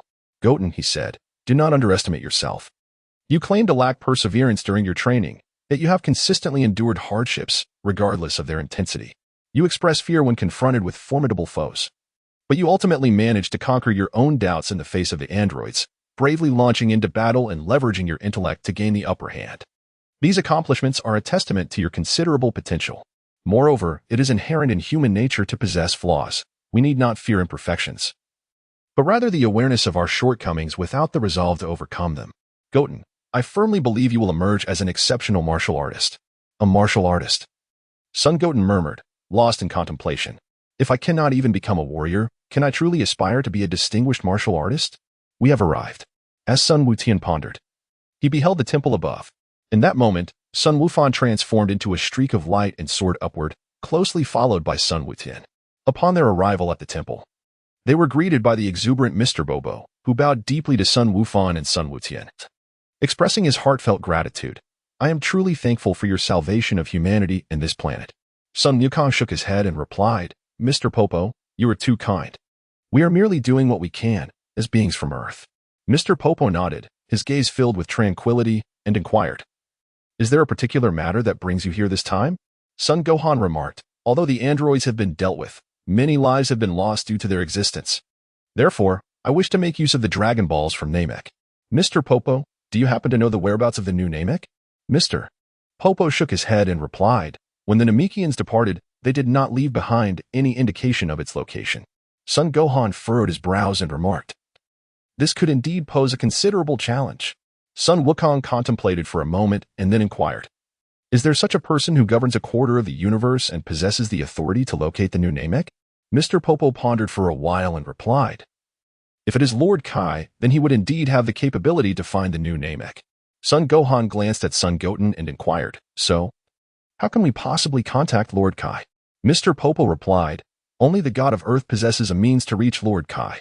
I, here, have no way to establish such a connection. Sun Gohan, undeterred, inquired once more, then, does Mr. Popo possess knowledge of Lord Kaio's whereabouts? Mr. Popo shook his head and replied, Lord Kaio resides at the junction of life and death, at the edge of the universe, at the terminus of the afterlife. The simplest way to locate him is to venture into the underworld and undergo the trials of the Serpent Road. Sun Wukong felt a slight headache. However, living beings cannot enter the underworld, can they? Mr. Popo replied, once, the gods possess this ability. Sun Wukong felt a slight headache. While Sun Wutian continued with gentle persuasion, is there such a person who is well-versed in witchcraft and divination, often engaging with the realms of life and death, capable of guiding individuals from the mortal world into the afterlife? Mr. Bobo cast a curious glance at Sun Wutian and inquired, are you referring to the fortune-telling old woman? With a look of astonishment, Sun Wukong gazed at Sun Goten, who, feeling somewhat guilty, replied, I am uncertain if it is the fortune-teller. But I believe this earth is vast, and there must be individuals with extraordinary abilities. Mr. Popo remarked, the fortune-teller you speak of may indeed be such a person. She possesses the power to traverse between the realms of the living and the dead, often engaging with the deceased, and even has the capability to bring them into the world of the living. Sun Wutian remarked, that must be her, but how can we establish contact? Mr. Bobo gazed down at the mortal realm and after a moment, replied, she once resided in an oasis amidst the desert, but ever since the emergence of the androids, she has departed. I regret to say, even I am unaware of the whereabouts of the fortune-telling old woman. Sun Wukong expressed a hint of disappointment, remarking, this has become somewhat troublesome. Mr. Popo added, however, you might consider consulting Master Rashi. I recall he is the brother of the fortune-telling old woman, and he should possess her contact information. Sun Wukong was somewhat taken aback. Master Rashi, the old man, is actually the brother of the fortune-telling grandmother. Mr. Bobo merely nodded and said, I hope you can successfully resurrect those who perish due to the artificial beings. Sun Wukong nodded solemnly. Subsequently, the two brothers bid farewell to Mr. Popo once more and leapt down from the temple. Two streaks of light traversed the sky, soaring towards the southeastern islands. Along the journey, Sun Wukong widened his eyes, gazing intently at Goten. After what felt like an eternity, he finally spoke. Goten, it seems you were aware of Lord Kai and the fortune-teller's matters from the very beginning, weren't you? Sun Wutian inquired, brother, how did you discern that? Sun Wukong remarked, your previous statement is quite direct in its intentions. However, I find myself perplexed. as you may not be fully aware of the matters concerning the fortune teller and Lord of the Kais. In the depths of his heart, Sun Wutian felt a twinge of regret regarding the subtle implications he had just made. However, upon further reflection, he realized that such matters could not remain concealed indefinitely. It would be far more prudent to express them plainly. After all, he had been Sun Wutian since the moment of his birth, and it was not a case of possession. Moreover, his brother and mother were indeed his true kin, and he harbored no desire to keep anything hidden from them. He had faith that his brother would believe him. After a moment of contemplation, Sun Wutian finally spoke. "You may find it hard to believe, dear brother, but it seems I have possessed certain memories from the very moment I was born." Sun Wukong was momentarily taken aback. "Are there some other memories?" Sun Wukong nodded thoughtfully as he soared toward the haunted house in the southeastern islands. He remarked, "It seems I have always possessed an understanding of many aspects of this world. I am aware of my father's and brother's pasts, and even foresee the future developments of this realm. Initially, I merely found it hard to believe." Sun Wukong nodded and remarked, "I recall that when you were merely 1 or 2 years old, your mother mentioned that you hardly resembled a child of that age. If you possess such memories from the moment of your birth, it would indeed be quite understandable." Sun Wukong was somewhat taken aback. He pondered to himself, "I have concealed my thoughts so deeply, yet my mother has discerned them. Is it not said that in the Dragon Ball universe, issues are resolved solely through brute strength?" Sun Gohan inquired once more, "You claim to possess knowledge of the future of this world. Does that mean I was destined to perish?" Sun Wukong did not bring up those matters. He merely stated, "It matters not whether one lives or dies. Memory is a relic of the past, while reality is in constant flux. As long as we are alive, we ought to engage in endeavors befitting the living." Sun Wukong gazed at Sun Wutian, who bore an air of premature maturity, and suddenly chuckled, saying, "It seems I have been schooled by you. Very well, Wutian. Let us embark together into the future as brothers." Sun Wukong nodded, yet within his heart, he felt a profound sense of gratitude that his elder brother could place such trust in him. In his heart, Sun Wufan felt a surge of joy. Although he found it quite peculiar to possess memories from another existence, the very fact that his brother was willing to share this with him indicated that, within a mere span of 10 minutes, they had already arrived above the Kame house. However, even before touching down, it was evident to both that the Kame house lay in desolation, resembling a place long abandoned by its inhabitants. Sun Wukong sighed and remarked, "It seems that Master Rashi has also gone into hiding. This truly poses quite a dilemma." Sun Wukong said, "Brother, why not attempt to sense Master Wuyan's aura?"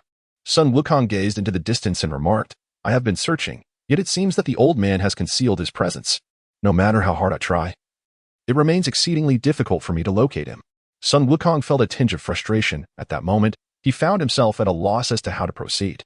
Sun Wukong landed beside Kame house and remarked, "If we truly cannot find him, then we have no choice but to summon him here." Sun Wukong's confusion was apparent as he inquired, "Bring him here? Drink up." Sun Gohan's entire being trembled as a potent aura erupted from within him, instantly altering the flow of the surrounding atmosphere. Waves of energy radiated outward from Sun Gohan, expanding wildly in concentric circles. After approximately a minute, he finally ceased, taking a seat on the stone bench outside the turtle hermit's abode. Sun Wukong sat beside him and inquired, "Brother, will Master Wutian and the others come over in this manner?"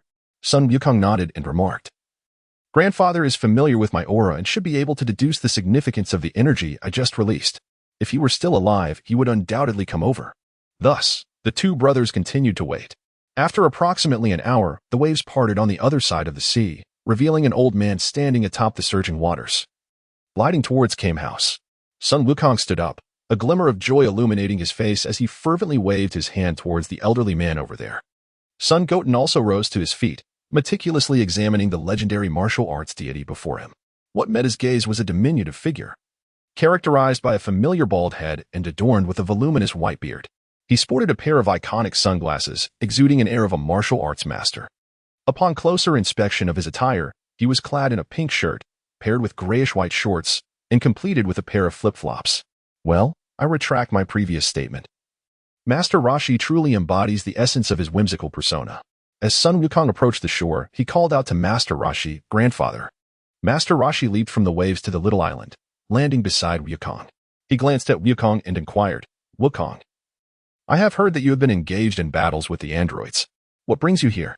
Have you, perchance, triumphed over them?"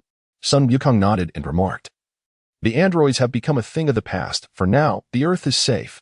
Master Roshi cast a deep glance at Gohan, preparing to speak, when he noticed Goten standing behind him, instantly taken aback by the sight of the child. Sun Wukong bowed respectfully to Master Roshi and said, "Greetings, Master Roshi. My name is Son Goten." Son Gohan explained, "This is my younger brother. It is his first time meeting our grandfather." Master Roshi gazed intently at Goten for a while before remarking, "He truly resembles his father. Were it not for those distinct eyes, I might have mistaken him." Master Roshi seemed lost in reminiscence as the large turtle from the sea leisurely made its way ashore, commenting, "Gohan, you are indeed remarkable, having managed to defeat such formidable opponents." After a moment, Master Roshi finally spoke. Gohan's innate talent has always been exceptional. Had he received proper guidance, he would have likely triumphed over the androids long ago. By the way, Gohan, your visit today is not merely to introduce Goten to me or to inform me of the android's defeat, is it? Thus, Sun Wufan conveyed his desire to utilize the Dragon Balls, along with his conversation with Mr. Popo at the temple, to Master Roshi. Upon listening, Master Roshi remarked, "So you wish to seek assistance from my sister, do you? Very well. I do indeed possess a means to contact her. Please bear with me for a moment." He then leaned on his familiar cane and proceeded to rummage through the turtle house. The turtle glanced at Sun Wufan and then at Sun Wutian, saying, "Who bestowed upon you such names?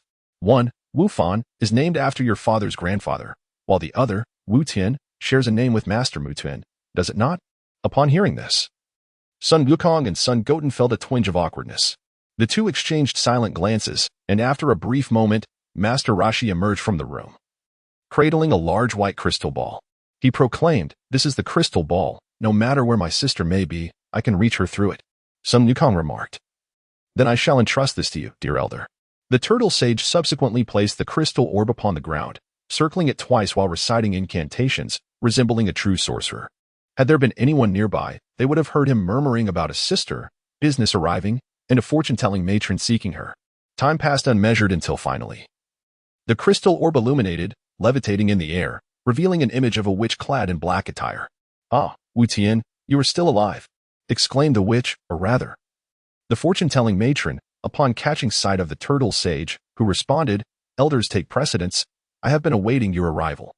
Sun Goten and Sun Gohan stared in astonishment. "Is this how you siblings greet each other?" The fortune-teller, with an air of exasperation, remarked, "Oh, my foolish brother. What brings you to me this time? Let me make it clear, it is utterly impossible to bring Sun Wukong back to Earth to annihilate the androids. Otherwise, I shall ascend to the heavens sooner than expected." The turtle hermit interjected, "I am well aware of that. While it is permissible for the deceased to visit, affecting significant changes in the world entails great consequences. I am not here seeking you. Rather, it is Sun Wukong's two sons who wish to speak with you." The fortune-teller then cast her gaze upon Sun Gohan and Sun Goten, inquiring, "What matters do you two young lads wish to discuss?" Sun Wukong inquired, "Greetings, grandmother. I am Sun Wukong. May I ask if it is possible to bring the living to the underworld?" The diviner, regarding Sun Wukong with a puzzled expression, replied, "Isn't it quite simple for the living to venture into the underworld? Just find someone to engage in a duel, and I assure you, they will arrive in the underworld by nightfall." Sun Wukong felt somewhat embarrassed. It was surprising how chatty the fortune-teller was. Calm and composed, Sun Wukong remarked, "I have already vanquished the androids. Now, we seek to harness the power of the Dragon Balls to resurrect a few individuals." "Oh?" The fortune-teller appeared taken aback by Sun Wukong's assertion, gazing at him with wide eyes and questioning, "You have defeated the androids? Surely, young man, you are not merely boasting." Sun Gohan remarked, "It is indeed true. If you doubt it, dear grandmother, you may verify it in the underworld. Furthermore, we wish to pay a visit to Lord Kai, and we wonder if you could escort us to the nether realm." The oracle grandmother replied, "It is astonishing that the androids have truly been defeated. This is quite the sensational news. We shall soon go to see Lord Yin for judgment. By the way, you mentioned a desire to visit Lord Kai, correct?" Sun Wukong nodded and remarked, "It seems that only Lord Kai can assist us." Suddenly, Master Roshi interjected, "In truth, her greatest strength lies in divination. Perhaps you could rely on her abilities to locate the new Namek." Sun Gohan and Sun Goten gazed towards the fortune-teller, who remarked, "The location of the new Namek is far too distant. My abilities are insufficient for such a task." Sun Wukong remarked, "Is that so? Then might we request the old fortune-teller to guide us on a journey to the underworld?" The fortune-teller responded, "Certainly. But it is illegal to escort living beings from the realm of the living to the realm of the dead, and an additional fee will be required." Master Roshi shook his head, muttering in disdain, "Indeed, what a troublesome old woman." The fortune teller shot him a glare and retorted, "You are nothing but a shameless old turtle, bringing disgrace upon our family. If you dare to speak back again, I shall have King Yama cast you into hell in a few days." Master Roshi chuckled softly, choosing to remain silent thereafter. Sun Wukong found himself in a bit of a predicament. He inquired, "There should not be many Sony left in our household. How much do you charge, dear fortune teller?" The fortune teller extended a finger and replied, 100 million Sony will suffice. I am willing to take a small loss." Sun Gohan was instantly overwhelmed with frustration. His family had been living off their past glories, struggling to even gather a mere million, let alone 100 million.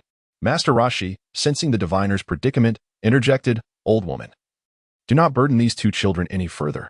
After all, do you not have an avenue to assist others for free?" The diviner shot him a glare and replied, "They have indeed defeated the androids, but where can I find 5 martial arts masters capable of besting them?" Master Roshi chuckled, "You should know some." The diviner then smacked her forehead, exclaiming, "That's a splendid idea. Attending 5 high-stakes martial arts tournaments would indeed be quite an opportunity." Sun Wukong gazed at the two siblings as they exchanged smiles, his mind puzzled by their thoughts. The fortune teller then spoke, "You two wait there for a moment. I shall return shortly. If you can defeat the 5 formidable masters I have chosen, I will take you to the netherworld." Sun Wukong nodded and said, "Then I shall entrust this to you, dear grandmother." With a hum, the image on the crystal ball vanished, and the orb seemed to lose its vitality. Crashing to the ground, Master Roshi glanced at Sun Wukong and then at Sun Goten, stating, "You two must prepare yourselves to be in peak condition. This adversary is not to be underestimated." Sun Wukong nodded, then seated himself on the ground, closing his eyes to cultivate his spirit. According to Master Roshi's teachings, Sun Goten floated in the air, attempting to achieve mental unity. The turtle sage observed the two and nodded, then tossed a crystal ball to the sea turtle, instructing it to return the crystal ball to the house and inform Lanchi and others about the androids. The sea turtle retorted, "You lazy immortal." However, the turtle sage paid no heed and entered his home. In the North Kai's realm, the fortune teller sat upon a crystal ball, arriving at the King's planet, where she immediately spotted King Kai seated in a rocking chair, accompanied by a languid gorilla and a grasshopper. Not far from them, a man in a white shirt was cautiously tending to flowers. Further away, a noseless bald man radiated a crimson glow, seemingly engaged in meditation. Even farther, a green-skinned creature and a 3-eyed being floated in the air, their bodies surrounded by a fiery aura. The fortune teller approached the king, bowed, and said, "It is a pleasure to see you again, King Kai." The king opened his eyes, glanced at the fortune teller, and inquired, "What brings you here, dear fortune teller?" Suddenly, he leaned closer with a smile, asking, "Surely you haven't come with yet another peculiar joke?" The fortune teller, somewhat embarrassed, replied, "Is it appropriate for a majestic king to jest so?" At that moment, the man tending the flowers approached and greeted the fortune teller, "Greetings, madam. It has been a while." She merely nodded in response. Turning back to King Kai, she stated, "Your Majesty, I have a matter on Earth that requires a few of your elite fighters." Upon hearing this, King Kai expressed a hint of regret, saying, "How unfortunate that you did not come to share a joke. I was quite impressed by your talent last time." The fortune teller continued, "Indeed, I wish to borrow a few fighters from you." King Kai replied, "If this concerns the eradication of androids, then I must decline. You know that the denizens of the underworld are forbidden from interfering with the affairs of the living. Otherwise, the consequences would be dire." With a smile, the fortune teller reassured him, "That is not the case. The androids have already been eliminated. It is merely that the children of Sun Wukong seek my assistance. Yet they lack the means to compensate. Thus, I require the defeat of 5 elite fighters as per my request." King Kai nodded. If the androids are indeed vanquished, then there is no issue. Suddenly, King Kai's expression changed, and he gasped, "The androids have been destroyed?" His exclamation startled the 3 individuals meditating nearby. The man tending the flowers was equally shocked, stammering, "You must be joking. How could such beings be eliminated?" The green-skinned creature inquired, "Who could have defeated the androids? Surely Wukong hasn't ventured to Earth?" The fortune teller shook her head. "No, it was Wukong's son, the one named Gohan." Upon hearing the name, the green-skinned creature's eyes lit up with a sense of pride. "Gohan has grown up." The 3-eyed being remarked, "Even Wukong's progeny has surpassed me?" The noseless bald man commented, "Ah, young Gohan." At this moment, something akin to an antenna on King Kai's forehead sparked with electricity, and he exclaimed, "The androids have truly been destroyed. This is remarkable." I thought we would have to wait until Wukong received the decree allowing him to traverse the underworld freely. The fortune teller then asked, "So, Your Majesty, may I borrow a few elite fighters now?"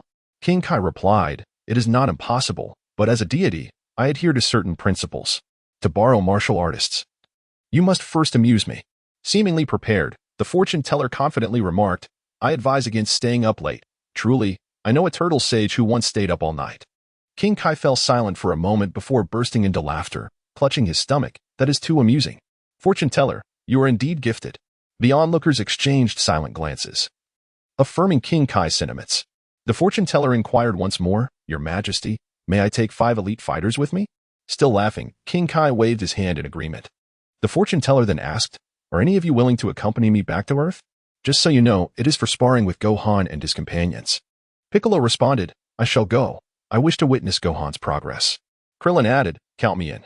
Tien Shinhan stated, "As warriors, we must always strive forward. Although Gohan is formidable, I shall not lose my courage to advance. I will join as well." Yamcha chimed in, "Though my strength may be insignificant, I too wish to go, as I remain somewhat concerned about poor."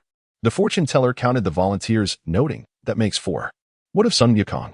The green-skinned creature replied, "The southern galaxy appears to be suffering severe damage. King Kai has dispatched Wukong to investigate, and he likely will not return anytime soon." The fortune teller paused. "Did we not agree that those from the underworld cannot interfere with the affairs of the living?"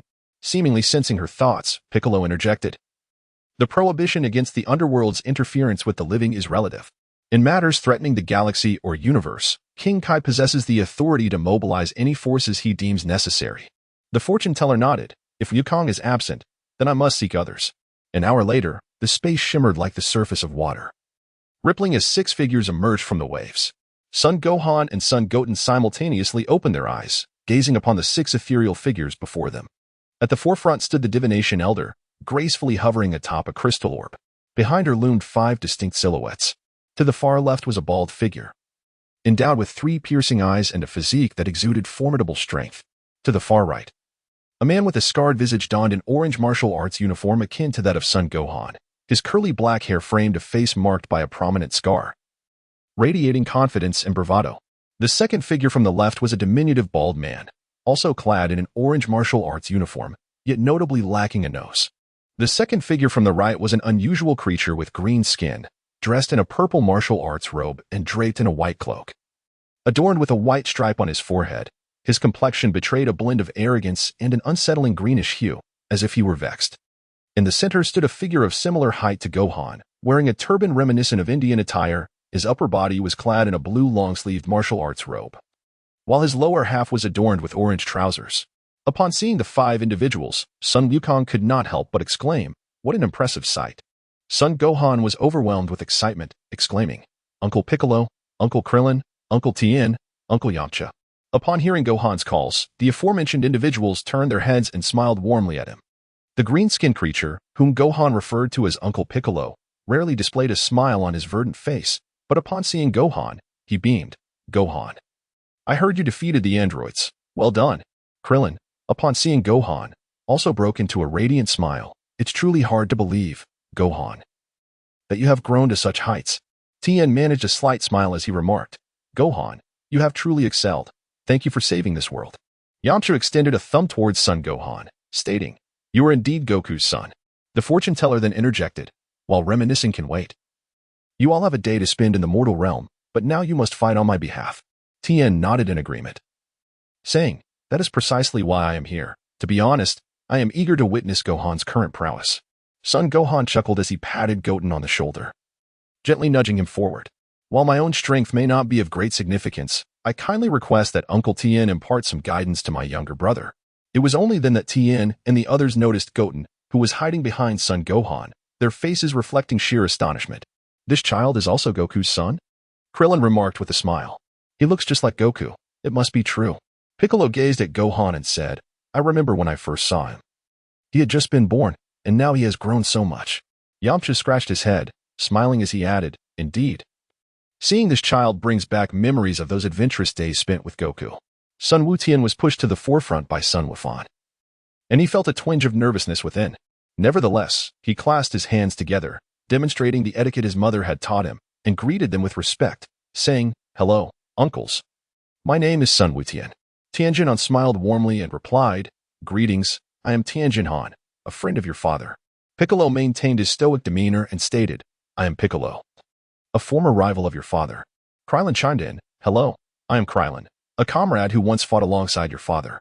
Yamcha, with a gentle smile, added, "Greetings. I am Yamcha, also a companion of your father. In fact, one could say I am somewhat of a senior to you." Son Goten gazed at the figure clad in a blue long-sleeved martial robe, although he could not discern the features of this individual or perceive their aura. An inexplicable sense of familiarity enveloped him, prompting him to inquire, "Is this uncle also a companion who once fought alongside my father?" Krillin cast a sidelong glance at the enigmatic figure and replied with a peculiar expression, "In a sense, yes, but he is not one for words. So best to ignore him." Meanwhile, the fortune teller urged from the sidelines, "All right, you've made your introductions, now hasten to complete your task." At that moment, a sharp voice echoed from the other side of Kame House, calling out, "Yamcha." The group turned to see a diminutive creature hovering in the air. Its small frame adorned with blue fur on its back, while its face, belly, inner ears, and the tip of its tail were white, with 2 whiskers on each cheek. It appeared rather endearing. Yamcha's face lit up with joy upon spotting the creature, and he dashed forward, exclaiming, "Poir." He then embraced Poir passionately, who, overwhelmed with emotion, could not hold back tears. Krillin and Tien Shinhan exchanged faint smiles at this touching scene. Suddenly, a frail girl with blue hair leapt into Tien's arms, exclaiming, "Tien, I thought I would never see you again." Launch. Tien silently repeated the name in his mind before gently pushing her away, saying, "In the past, my sole focus was martial arts, and I could not accept you. Now that we are separated by realms, it is even less feasible. I am sorry." Launch. Krillin sighed quietly. As a solitary soul, what grounds did he have to console others? Surveying his surroundings, he noticed that Piccolo had Gohan, Yamcha had Poir, and Tien had Launch, leaving him feeling rather isolated. The winds of Kame Island felt particularly boisterous in that moment, just as Krillin's spirits began to dampen. A small pig scampered up to him, saying, "Krillin, is that really you? I've missed you so much." Krillin glanced at the pig, his mood lifting slightly as he replied, "Indeed, it has been quite a long time, Oolong." At that moment, Master Roshi emerged from Kame House, beaming, Everyone has gathered. How delightful to see such a lively reunion." Krillin, Yamcha, and Tien Shinhan exclaimed in unison, "It's been a while, Master Roshi." The old master nodded, surveying his disciples adorned with halos, and felt a wave of nostalgia wash over him. He turned to the fortune teller and said, "Thank you, my dear sister." The fortune teller regarded him with disdain, retorting, "I did not bring them here for your sake, so you all better start fighting. Unless you want me to drag you back to the underworld." Tien distanced himself from Launch and approached Son Goten, remarking, "To engage in battle with a child, it still feels." Son Gohan approached from Piccolo's side, a smile gracing his lips as he spoke, "Uncle Tien, do not be deceived by Goten's youth. He has indeed caused significant trouble for the androids." Tien, upon hearing this, was taken aback to have inflicted such defeat upon the androids. "He truly is worthy of being Goku's son." "Very well, Goten, let us commence." Son Wukong clasped his hands together in a gesture of respect and said, "Then I humbly ask Uncle Tianjin Fan for your guidance." As the two prepared for battle, Master Roshi suddenly interjected, "Hold on. Please do not wreak havoc on my Turtle Island. The vast expanse of the sea and sky offers ample space for your competition." Sun Wukong and Tien Shinhan found themselves in an awkward situation, yet both ascended to the surface of the sea, performing the dance of the sky. Tien Shinhan assumed the initial stance of the crane school and remarked, "So, you are Goten. Let us begin. I wish to witness your martial prowess." Sun Wukong's son, Goten, remained wholly focused, aware that Tien Shinhan, in the era of Super Saiyan's, was not a formidable opponent. Yet, he did not dare to underestimate him. After all, losing this match would be a bitter pill for him to swallow. Boom. A white aura ignited around Sun Wukong, transforming into a streak of light that surged forward. The speed of Sun Wukong is undoubtedly at its zenith. However, Tien Shinhan, possessing 3 eyes, is more adept at perceiving swift movements than the average individual. Thus, he observes Sun Wukong's actions with remarkable clarity. With his arms crossed before him, Tien braces himself, and in the next moment, Sun Wukong channels all his might into a powerful punch that strikes the point where his arms intersect. The tremendous force erupts instantaneously, compressing the air and resulting in a violent explosion. Although Tien was prepared and managed to avoid having his technique shattered by the blow, He was still propelled backwards by approximately 10 meters, his mind racing in astonishment. What manner of creatures are scions? It appears that I must summon my full strength to contend with them. With a swift and decisive move, Wukong's son landed a blow. Fueled by a surge of momentum, yet Tianjin Fan had already come to a halt. Observing the child's repetitive attack, Tianjin Fan found himself intrigued. Was this young one relying on a singular technique? In the blink of an eye, Wukong's son charged towards him, and Tianjin Fan, enveloped in a radiant aura, shifted his stance. He deftly sidestepped, his hands thrusting forward, deftly evading the punch aimed at him. In a remarkable display of skill, Tianjin Fan's power surged as he transformed his palms into striking weapons, delivering a series of 6 precise blows to Wukong's son's arm, effectively dissipating much of his strength. As they completely passed each other, Tianjin Fan took a step forward and seized the shoulder of his opponent, lifting him effortlessly into the air. Is this the true essence of martial arts? This thought flickered through Wukong's son's mind as he found himself suspended above the ground, his energy surging as he attempted to break free from Tianjin Fan's grasp. Yet, at that moment, Tianjin Fan matched him in strength, holding him firmly in place. This doesn't seem like a situation where one could easily find themselves at a disadvantage, Tianjin Fan declared, preparing to unleash the Kamehameha wave.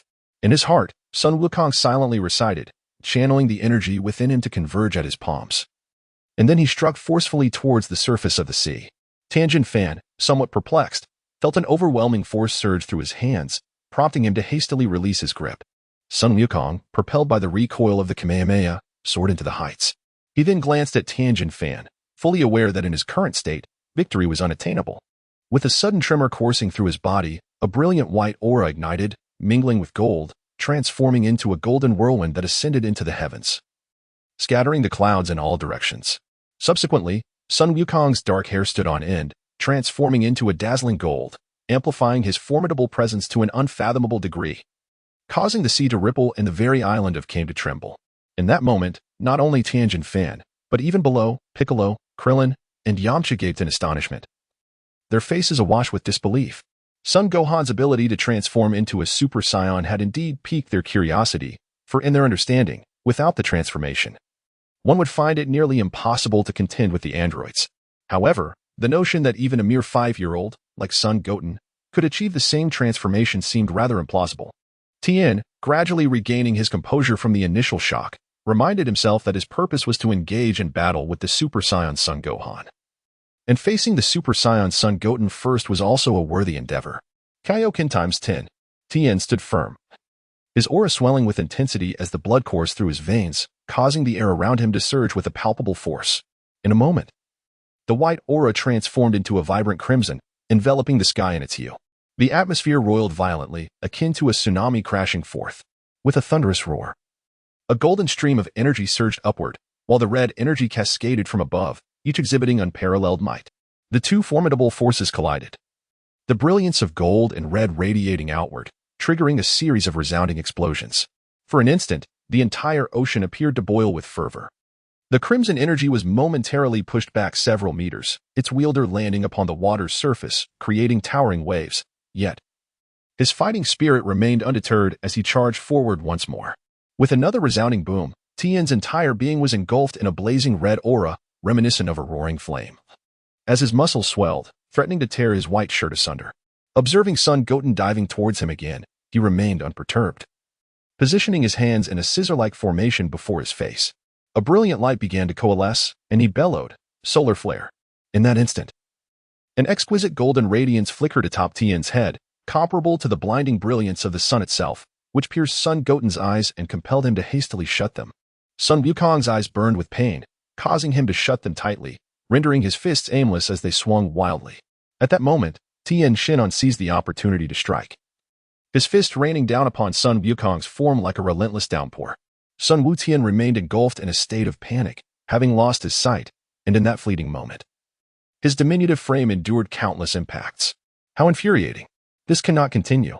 Gradually regaining his composure, Sun Wutian let out a fierce shout, and the golden aura erupted once more, causing a surge of energy that indeed propelled Tien Shinhan back by a considerable distance. Tien Shinhan was inwardly astonished. This child, having transformed into a Super Saiyan, surpassed him in strength. Yet, it seemed he lacked the understanding of how to engage in battle. Hiya! Sun Wukong's son, Goten, exuded a golden aura, which transformed into a spherical energy shield surrounding him. When Tien Shinhan's fist struck the shield, it proved utterly ineffective, forcing him to retreat under the pressure of the formidable force. Tien stepped back a considerable distance, observing the ever-expanding energy shield, and remarked, "You wish to overwhelm me with sheer energy?" With that, he invoked the akin at 20 times its normal strength. A crimson glimmer flashed simultaneously in the three eyes of Tien, and in an instant, a brilliant scarlet light erupted from his entire being, reminiscent of a volcanic eruption, exuding an overwhelming might that threatened to upheave Kame House. Krillin, taken aback, remarked, "Little Goten is impressive. He has compelled Tien to exert his full strength." Sun Gohan shook his head and remarked, "There is still room for improvement. His excessive movements during combat are quite apparent, and his fighting style remains rather crude. Up to this point, he has relied solely on overwhelming power to crush his foes." Yamcha chuckled and replied, "That should be fine, as such immense strength often renders intricate techniques unnecessary." Piccolo interjected, "His fighting technique is indeed lacking. However, he possesses the potential to occasionally employ clever tactics. What he truly lacks is experience and practice in actual combat." In the air, Tien Shinhan stood at a distance, first bringing his hands together in prayer, then separating them. With his thumbs connected, he touched the pinky of his right hand to the index finger of his left, forming a square frame that targeted Goten, who had activated his energy shield. A square energy wall was unleashed, striking the energy barrier with tremendous force. Although it was insufficient to shatter the shield, it nonetheless caused a significant tremor. Though Sun Wukong was enveloped within the energy shield, he nonetheless experienced violent energy tremors, causing his body to sway chaotically within the protective barrier. For a moment, the brilliance of the energy shield dimmed. Fortunately, at that critical juncture, Sun Wukong regained his sight, clearly perceiving Tien Shinhan's position. Without hesitation, he dispelled the energy shield, transforming into a golden streak of light that surged toward Tien Shinhan. In response, Tien Shinhan also exited his Kamehameha state, morphing into a crimson streak of light as he charged towards Sun Wukong. In the next instant, the two collided with tremendous force. Sun Wukong summoned all his strength, unleashing his fist with unparalleled speed and might, while Tien Shinhan, undaunted, retaliated with fists that struck like a rapid-fire barrage. The four fists clashed incessantly, creating a cacophony of explosive sounds that reverberated through the sky, while the sea roiled tumultuously beneath them. However, Tien Shinhan's speed and strength paled in comparison to Sun Wukong's. Relying solely on martial arts techniques, he struggled to withstand the onslaught. Within a mere few breaths, he succumbed to Sun Wukong's might, being sent hurtling into the ocean by a single punch, resulting in a colossal splash akin to a dragon plunging into the sea. With a thunderous roar, four figures erupted from the ocean, each positioned at the cardinal points surrounding Sun Wukong. Sun Wutian stood at the center, tilting his head slightly, and moved his feet just enough to observe the surroundings clearly. He noticed four versions of Tien Shinhan, all eagerly preparing for action. Sun Wutian understood that these were the manifestations of Tien Shinhan's four wills technique. However, he remained unfazed, fully aware of the inherent weaknesses of this technique. In the next instant, the four Tien Shinhan figures launched their simultaneous assault. Sun Wutian's aura surged, and in a fleeting moment, his fist transformed into a radiant arc, striking directly at the faces of the four Tien Shinhan. They were all sent reeling backwards, coalescing back into a single figure. Swish. As Sun Wukong contemplated seizing victory with renewed vigor, the crimson glow enveloping Tien slowly dissipated, and his bulging muscles returned to their normal state. With a hint of fatigue, he remarked, "I can no longer continue. In the state of 20 times the Kaioken, I can only achieve this level. However, I am still far from your full power. I never anticipated that someone of your age could possess such strength." Tien sighed, seemingly reflecting on something profound, before continuing, "Yet, your martial arts skills are not particularly exceptional. If you can calm your mind and dedicate yourself to the rigorous practice of martial arts, you may one day become a martial artist on par with your father." With a soft thud, Tien landed on Kame Island as he declared, "I concede, the power of a Super Saiyan is indeed beyond the reach of an ordinary person." The fortune teller cast a glance at the others and inquired, "Who will be next?" Yamcha replied, "I would like to volunteer, but if I cannot even defeat Tien, I see little hope for myself. I concede." Krillin stood up, stretching his limbs, and said, "Then I shall step up, although I am aware that victory is unlikely. It is worth a try." At that moment, Piccolo ceased his conversation and turned to Gohan, stating, "It seems you have undergone much in these past years. Allow me to witness your progress, Gohan." Son Gohan nodded, then soared into the sky. In an instant, a burst of golden light illuminated the vast cosmos. As he transformed into a golden-haired, blue-eyed Super Saiyan. His aura was undeniably more formidable than that of Goten. Piccolo removed his cloak, casting it to the ground, and took off the white headband from his forehead, discarding it alongside the cloak. He then ascended into the heavens, aligning himself at the same altitude as Gohan. Observing Gohan's transformation, a sense of joy welled within him, and he proclaimed, "I can sense your immense power. Come, Gohan, unleash your full strength and engage me in battle." Sun Wukong nodded, his golden aura swirling with fervor as he propelled himself forward. Unfazed, Piccolo extended his arms suddenly, positioning his hands directly in front of Gohan. This very maneuver had previously caused Gohan considerable distress. However, after years of facing life and death challenges, he was no longer the same Gohan of yore. Like a flash of lightning, he deftly maneuvered through the gaps between Piccolo's outstretched arms, swiftly arriving before him. Sun Wukong tightened his fists and aimed a punch at Piccolo's abdomen. However, at that moment, Piccolo's arms inexplicably elongated, propelling his body several meters away, causing Sun Wukong's strike to miss its target entirely. As Sun Gohan prepared to charge forward once more, an elongated arm unexpectedly enveloped him, rendering him unable to escape. In the next instant, several figures of Piccolo manifested in the sky, each extending 2 fingers of their right hand to their foreheads. Sun Gohan's golden aura erupted anew, his muscles swelling dramatically as his energy surged, tearing through the clouds and shaking the ocean. Although Piccolo's arm was also infused with energy, it ultimately proved insufficient to withstand the ferocity of Sun Gohan's might, shattering into countless fragments and scattering into the sea. Splash! As Sun Wukong beheld countless Piccolos, his form slightly recoiled. He then crossed his hands and, with a sudden force, unleashed a magnificent aura that shattered the multitude of Piccolo's figures, leaving only the last one standing. Demon Flash! Sun Gohan located Piccolo's true form, placing his hands firmly upon his forehead, where an immense and formidable energy converged. With a sudden surge, he thrust his hands forward, unleashing a powerful energy wave that transformed into a meteor, hurtling towards Piccolo. In a moment of urgency, Piccolo's special beam cannon was not fully charged, and he directed it towards Gohan's attack. A thunderous explosion erupted as Gohan's energy wave overwhelmed Piccolo's insufficiently charged blast in an instant. The following moment, the energy wave engulfed Piccolo's figure, resulting in a violent detonation that sent torrents of heat cascading outward, carried by the ocean breeze. Even those on Kame House felt the intensity of the rising warmth. Soon after, Sun Gohan charged into the heart of the explosion, one hand raised. Gradually, through the dissipating smoke, Piccolo's silhouette emerged, standing before Gohan with a smile. He remarked, "In every battle, one must exert their utmost effort, never relax, regardless of the circumstances. Gohan, you have truly matured. There is nothing more I can impart to you. I concede, wholeheartedly defeated." Sun Gohan retracted his palm, and the golden aura dissipated accordingly. With a hint of embarrassment, he remarked, "Please don't say that, Uncle Piccolo. I owe my progress thus far entirely to you." Piccolo's presence intensified, causing the surrounding mist to part. He stated, "Now, the true challenge awaits you, for that individual is indeed the grand gift prepared for you by the fortune teller." Hearing this, Sun Wukong cast a curious glance at the enigmatic figure and inquired, "Who on earth is that person? I have been observing him for quite some time, yet his visage remains entirely obscured. His aura is exceedingly peculiar, as if I have never encountered such a presence before." Piccolo's face broke into a strange smile as he replied, "That individual is among the most formidable beings in the universe. Should you truly manage to defeat him, it is likely that no further challenges will remain." Suddenly, a thought flashed through Gohan's mind, and he exclaimed in surprise, "Could that person be?" Piccolo gazed at Gohan and gently nodded, contemplating, "That meddlesome old woman who drags people to the mortal realm. I didn't say it, but this young lad has deduced it himself. Perhaps it's Uncle Vegeta."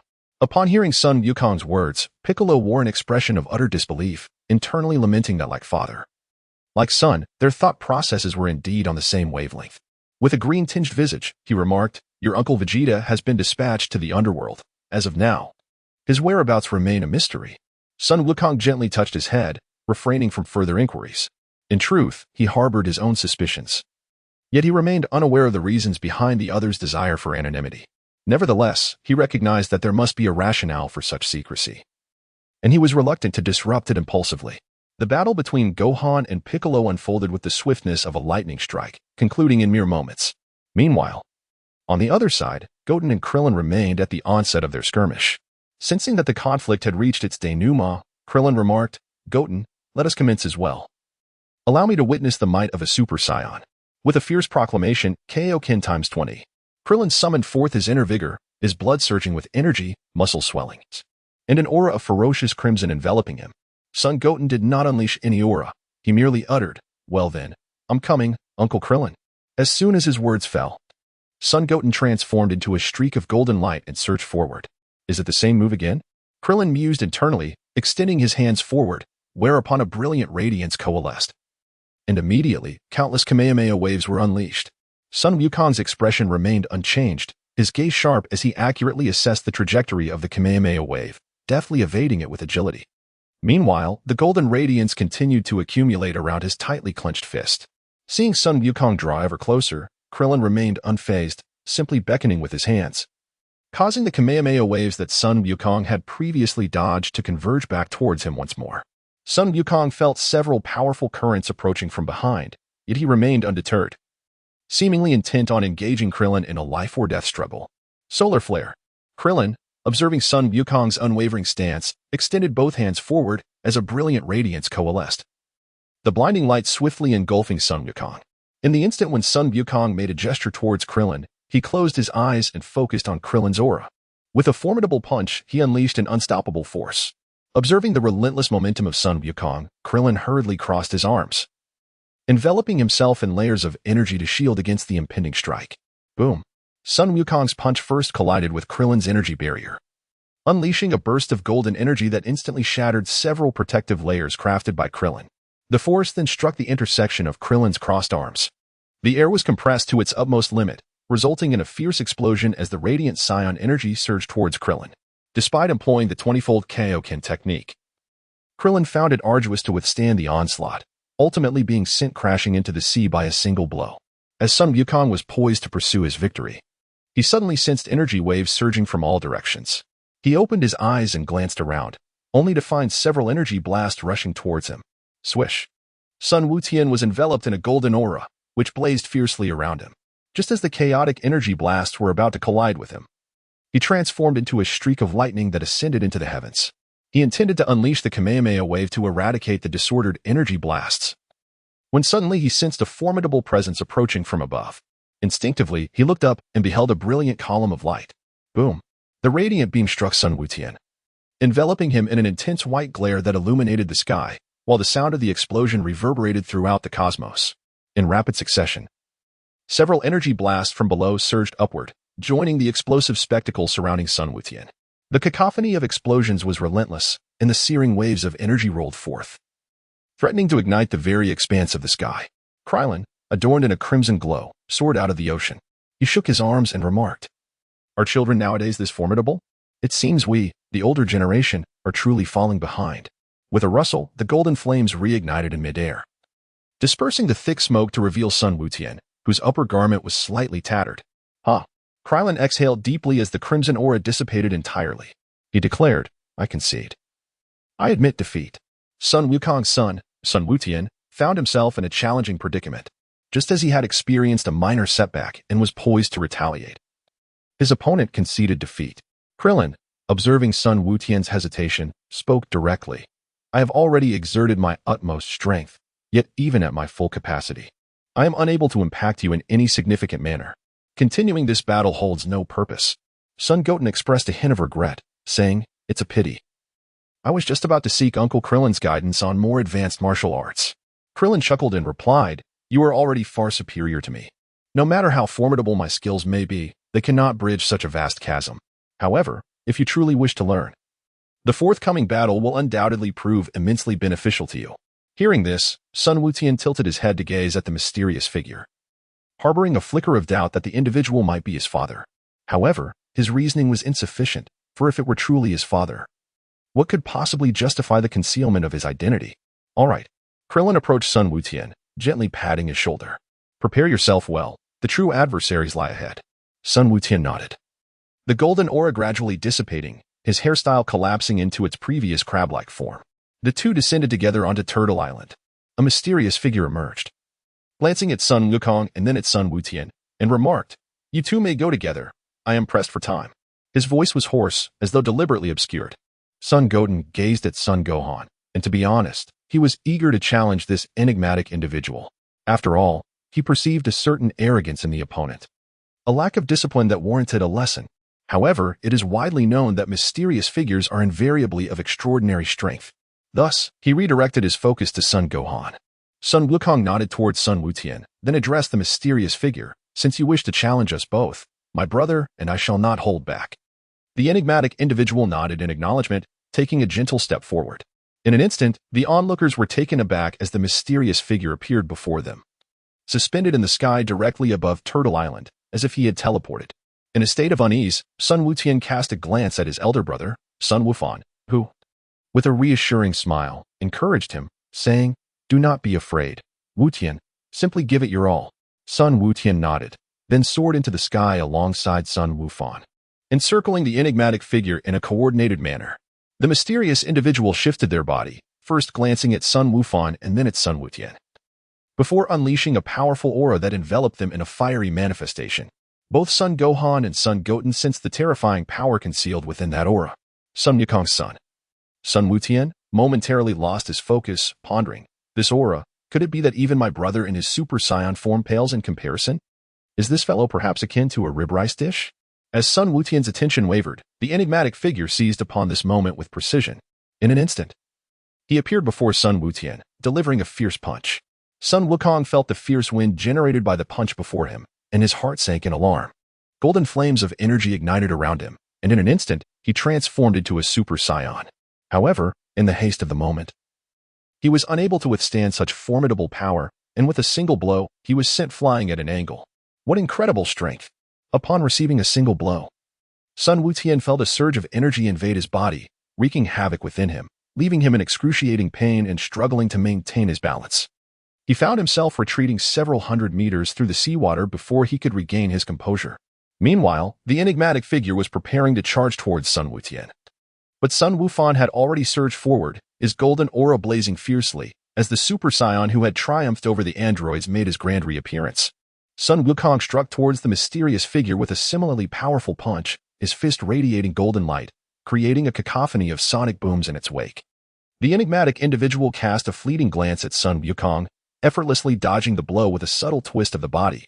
Subsequently, the mysterious figure clenched his fist and retaliated with a punch aimed directly at Sun Wukong.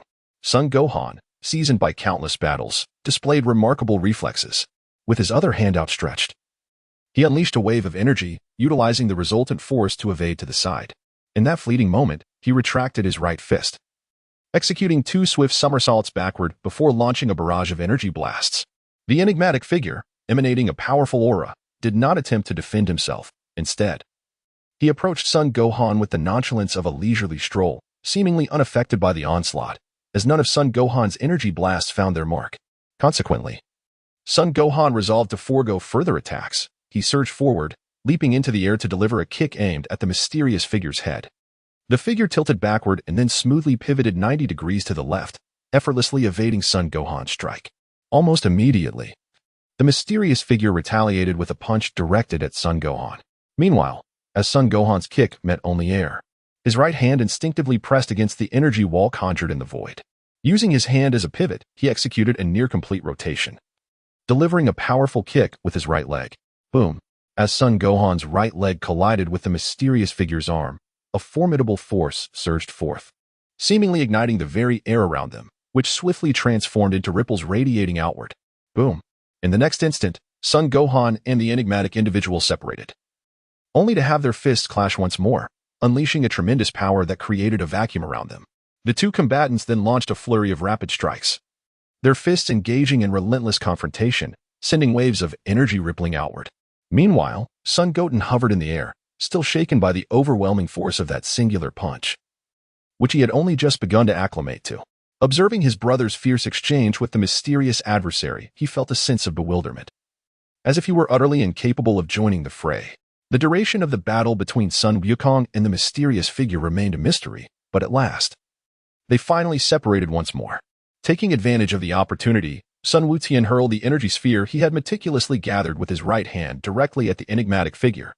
The mysterious individual did not even turn around. Instead, he merely leaned slightly to the side, causing the energy sphere to hurtle towards Sun Wufan.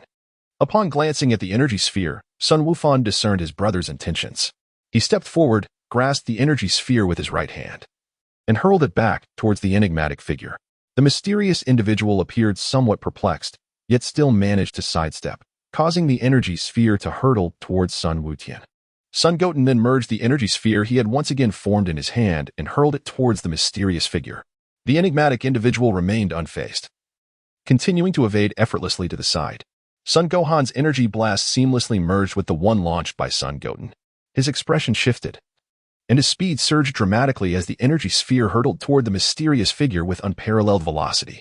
The enigmatic individual had no time to evade. He raised his right hand, and a column of energy erupted forth, directly colliding with the blast. Yet, as if endowed with a will of its own, the energy sphere deftly veered to the side, crashing into the mysterious figure. A sound reminiscent of crackling electricity filled the air, and in that instant, as the light sphere made contact, it unfolded with a ferocity akin to thunder and lightning. The Kamehameha wave. Sun Wukong leapt forward with 2 swift strides, his palms beginning to gather energy. Whoosh! On the other side, the enigmatic figure unleashed a surge of power, completely dispelling the energy of the attack, and then turned his gaze towards Sun Wukong. Kamehameha. Upon witnessing Goten's attack, Gohan swiftly approached his younger brother, gathering golden energy within his palms. Kamehameha. The brothers shouted in unison, unleashing their respective Kamehameha waves that merged into a colossal energy beam, hurtling towards the enigmatic figure before them. To their astonishment, the mysterious individual mirrored their actions, launching a Kamehameha wave of his own. The resulting collision of their formidable energies cleaved the ocean in two, unleashing a searing force that summoned a wild tempest, propelling the distant Kame house into the sky. With a furious roar, Sun Wukong's aura surged in a brilliant golden blaze, his muscles gradually swelling with power. Simultaneously, the Kamehameha wave in his hands became significantly more robust, completely overpowering the mysterious figure's own Kamehameha. At that moment, the enigmatic individual also unleashed a fierce cry, and his golden aura erupted, shattering his blue coat and white headscarf, transforming him into a super scion with golden hair and azure eyes. It became evident that he resembled a larger version of Sun Goten, adorned with a halo above his head. In the next instant, the mysterious figure's Kamehameha wave utterly dominated that of Sun Wukong, rendering the combined efforts of the two brothers ineffective. The moment the mysterious figure transformed into a super scion, it seemed as if some form of restraint had been shattered, and that familiar aura flooded the surroundings. Sun Gohan blinked rapidly, exclaiming, "Father!" In the next instant, a brilliant white light, imbued with unparalleled power, swept over their bodies. The thunderous sound of an explosion erupted, unleashing a sky full of fireworks. Above this celestial display, a mysterious figure grasped Sun Gohan in one hand and Sun Goten in the other, smiling as he remarked, "Gohan, Goten, you two have performed admirably." Sun Wukong turned his head to glance at the enigmatic figure, and his face instantly brightened with joy. "Father, it truly is you." Sun Wutian also turned his head and finally beheld the true visage of the enigmatic figure. He noticed the man possessed a crown of golden hair, strikingly similar to his own hairstyle, and donned an orange martial arts uniform that mirrored his own, although they had yet to meet. Sun Wutian could surmise that this was none other than his father, Sun Wukong. The man, or rather Sun Wukong, released Sun Wufan and Sun Wutian, smiling as he exclaimed, "It is I. Long time no see, Wufan." Sun Goten gazed upon the legendary man, blinked twice, and then turned his attention to Sun Gohan. Although Sun Wukong felt a tinge of sorrow and had numerous sentiments to express to his father upon seeing Goten in such a state, he still managed to smile and gently pat Goten's shoulder, saying, "Do not be afraid, Goten, this is our father indeed." Sun Wutian glanced at Sun Wufan, then at Sun Wukong, and was suddenly struck by an inexplicable trepidation. To be candid, he had always yearned to meet that man, for he seemed to embody a fragment of his bygone youth. Yet now, upon this actual encounter, as he felt the profound bond of blood that connected them, an unaccountable fear began to swell within him, accompanied by a sense of absurdity that he could not comprehend. Sun Wukong gazed upon Sun Goten's timid eyes and, in a sudden gesture of affection, lifted him onto his shoulder. He spoke softly, "I apologize for not being there to nurture you as you grew, and for forcing you to confront the artificial beings at such a tender age." In that moment, Sun Goten felt an inexplicable warmth within him, as if drawn by the bloodline of Sun Wukong. He shook his head and replied, "I do not blame you, father. After all, you are not a deity, nor do you possess the power to control everything. Moreover, the strength I wield from birth is entirely a result of your past endeavors." Sun Wukong nodded in agreement, remarking, "Goten is indeed a remarkably sensible child." Upon hearing this, Sun Wukong gently patted Sun Wutan's head and then addressed Sun Wufan, saying, "You have endured much suffering over the years. It is all my fault. If I had not allowed Dr. Gallo to escape back then." Sun Gohan shook his head and remarked, "The affairs of this world are inherently unpredictable. Even my father lacks the power to alter every circumstance. Each of us should be prepared to fight with unwavering resolve." Upon hearing this, Sun Wukong exhibited a faint smile at the corners of his mouth and remarked, "Wufan, you have truly grown up, my child." With a sigh, Sun Wukong remarked, "By the way, Father, why did you initially choose to present yourself as some enigmatic figure?" As Sun Wukong soared towards Turtle Island, he remarked, "It was the divining old woman who instructed me to do this. She employed her magic to conceal my presence and form, advising me not to reveal my identity prematurely, claiming it would be a delightful surprise for you all." Sun Wukong glanced over at the fortune-telling old woman and pondered in curiosity what she meant by the surprise of the special code. Sun Wukong's son, Gohan, was somewhat perplexed by the thought process of the fortune-telling old woman. However, the opportunity to see his father was indeed a blessing. Sun Wukong and Sun Wutian descended upon Turtle Island, where the fortune-telling old woman proclaimed, "Very well, you have yet to triumph over my highly paid warriors. Thus, the transaction is void." The turtle sage, displaying a look of disdain, waved his hand dismissively and remarked, "Be off now. Do not impede this reunion of friends and family." The fortune-teller shot him a sharp glance, then turned her attention to Sun Wukong and the others, saying, "Make sure to return to Lord Kai by this time tomorrow. I shall not be responsible for the consequences if you fail." Krillin waved his hand reassuringly, responding, "Rest assured, with Wukong's instant transmission, we shall return swiftly." "Thank you, dear lady." The fortune-teller snorted coldly, nodded towards the turtle sage, and then her figure gradually faded, vanishing from the vicinity. The turtle sage gazed at the group with a tinge of nostalgia, as it had been quite some time since he had seen them at Kame House. Reflecting on Kame House, he turned to look, only to find that it was no longer there, swept away by the recent shockwave, perhaps now resting in the depths of the ocean. While seeking items from Kame House was not particularly concerning, the irreplaceable collection of magazines held significant value. Just as the turtle sage was about to speak, Sun Wukong interjected, "Let us reconvene at this very spot tomorrow. For now, we should attend to our own matters. Who knows when we shall return next?" Tien, Yamcha, Krillin, and the others each nodded in agreement. "Very well, old man, we shall meet again tomorrow." Sun Wukong bid farewell to the turtle sage before soaring into the sky like a shooting star. Sun Gohan bid farewell to Master Roshi, soaring into the sky to join his father, Sun Wukong. Following them, Tien, Shinhan, and Yamcha also took their leave, each with destinations they yearned to explore. Piccolo glanced at the heavens before pursuing Sun Wukong as well. Ultimately, only Krillin remained on the desolate Kame House, the once bustling island now reduced to a mere handful of individuals. At that moment, Master Roshi approached Krillin and inquired, "Krillin, do you not feel that your strength is increasingly inadequate compared to Wukong and the others?" Krillin nodded in agreement, replying, "Indeed.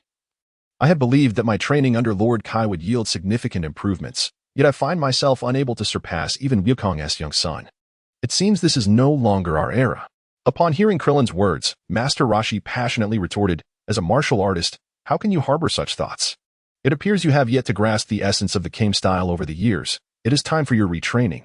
Skeptically, Krillin looked at Master Roshi and asked, "Master, can you still teach us?" With a profound demeanor, Master Roshi stood with his hands clasped behind his back and stated, "While I may not impart much in terms of raw power, I shall bestow upon you the heart of a martial artist, enabling you to comprehend the true essence of martial arts." Krillin's eyes gradually sparkled with newfound belief. Meanwhile, in the sky, Sun Goten perched upon Sun Wukong's shoulder, feeling the rush of the wind and reflecting on how surreal the experience felt. At that moment, Sun Gohan, closely following behind, finally exclaimed with a smile, "It truly feels as if today is a dream.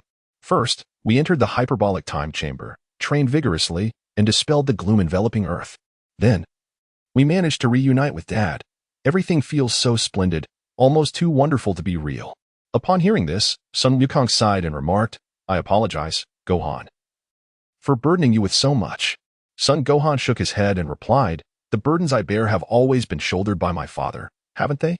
Father, you have carried this weight your entire life, while I have only shouldered it for a mere 5 years. Do not speak in such a manner, Gohan," Piccolo interjected, having approached Sun Gohan unknowingly. In comparison to your father, you are the true savior. Sun Wukong glanced at Piccolo and remarked, Piccolo, what brings you here? Piccolo cast a sidelong glance at him and replied, I have some lessons to impart to Gohan. I merely passed this way. Son Gohan smiled and said, Uncle Piccolo, since you are here, why not join me for a meal at my home? It has been quite some time since I had so many guests. Piccolo, meeting Son Gohan's gaze imbued with a hint of hope, nodded in agreement and replied, very well. At that moment, Son Goku interjected, by the way, Gohan, I heard you mention the hyperbolic time chamber earlier. What prompted you to think of it? Did Mr. Popo suggest it to you? Son Wukong shook his head and replied, it is Goten. From the moment of his birth, he has possessed certain memories from beyond. He is aware of many secrets of this world. And it was he who informed me about the existence of the Room of Spirit and Time. Son Gohan refrained from bringing up the notion of a dream visitation from his father, as suggested previously by Son Goten. After all, if his father had inquired, it was evident that no such dream occurred. Furthermore, entertaining such ideas could easily create a rift between father and son. Oh? Son Wukong was somewhat astonished. Tilting his head to glance at Sun Wutian, he remarked, you possess such remarkable abilities, truly impressive. Piccolo, equally taken aback, interjected, how could such a thing be possible? Is this some sort of innate knowledge? At that moment, Sun Wukong closed his eyes, allowing his spiritual energy to connect with that of Sun Wutian. Feeling an overwhelming sense of familiarity, as he gleaned insights from Sun Wutian's thoughts, he chuckled and said, the world is vast. There are always those who are extraordinary. After all, Scions did not achieve Super Saiyan status at the tender age of 5, and I can sense that neither Gohan nor Wutian is being dishonest. Piccolo remarked, perhaps this is the world's selection at play. Sun Wukong felt somewhat perplexed. I am a traveler across dimensions. What relevance does the choice of this world hold? Son Gohan directly inquired, Uncle Piccolo, what does it mean to be chosen by the world?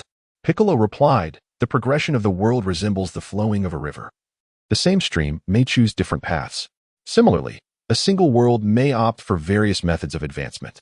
At times, in order to move forward, the world bestows extraordinary abilities upon certain individuals, and these individuals are those whom the world has chosen. Sun Wukong nodded and said, I think I understand. I am truly delighted that the world has chosen Goten. Otherwise, I might have fought against the androids until my last breath. At that moment, Goten replied, brother, what is done. We should now focus on the future. I firmly believe that as long as we strive with sufficient determination, we can undoubtedly embrace any future that awaits us.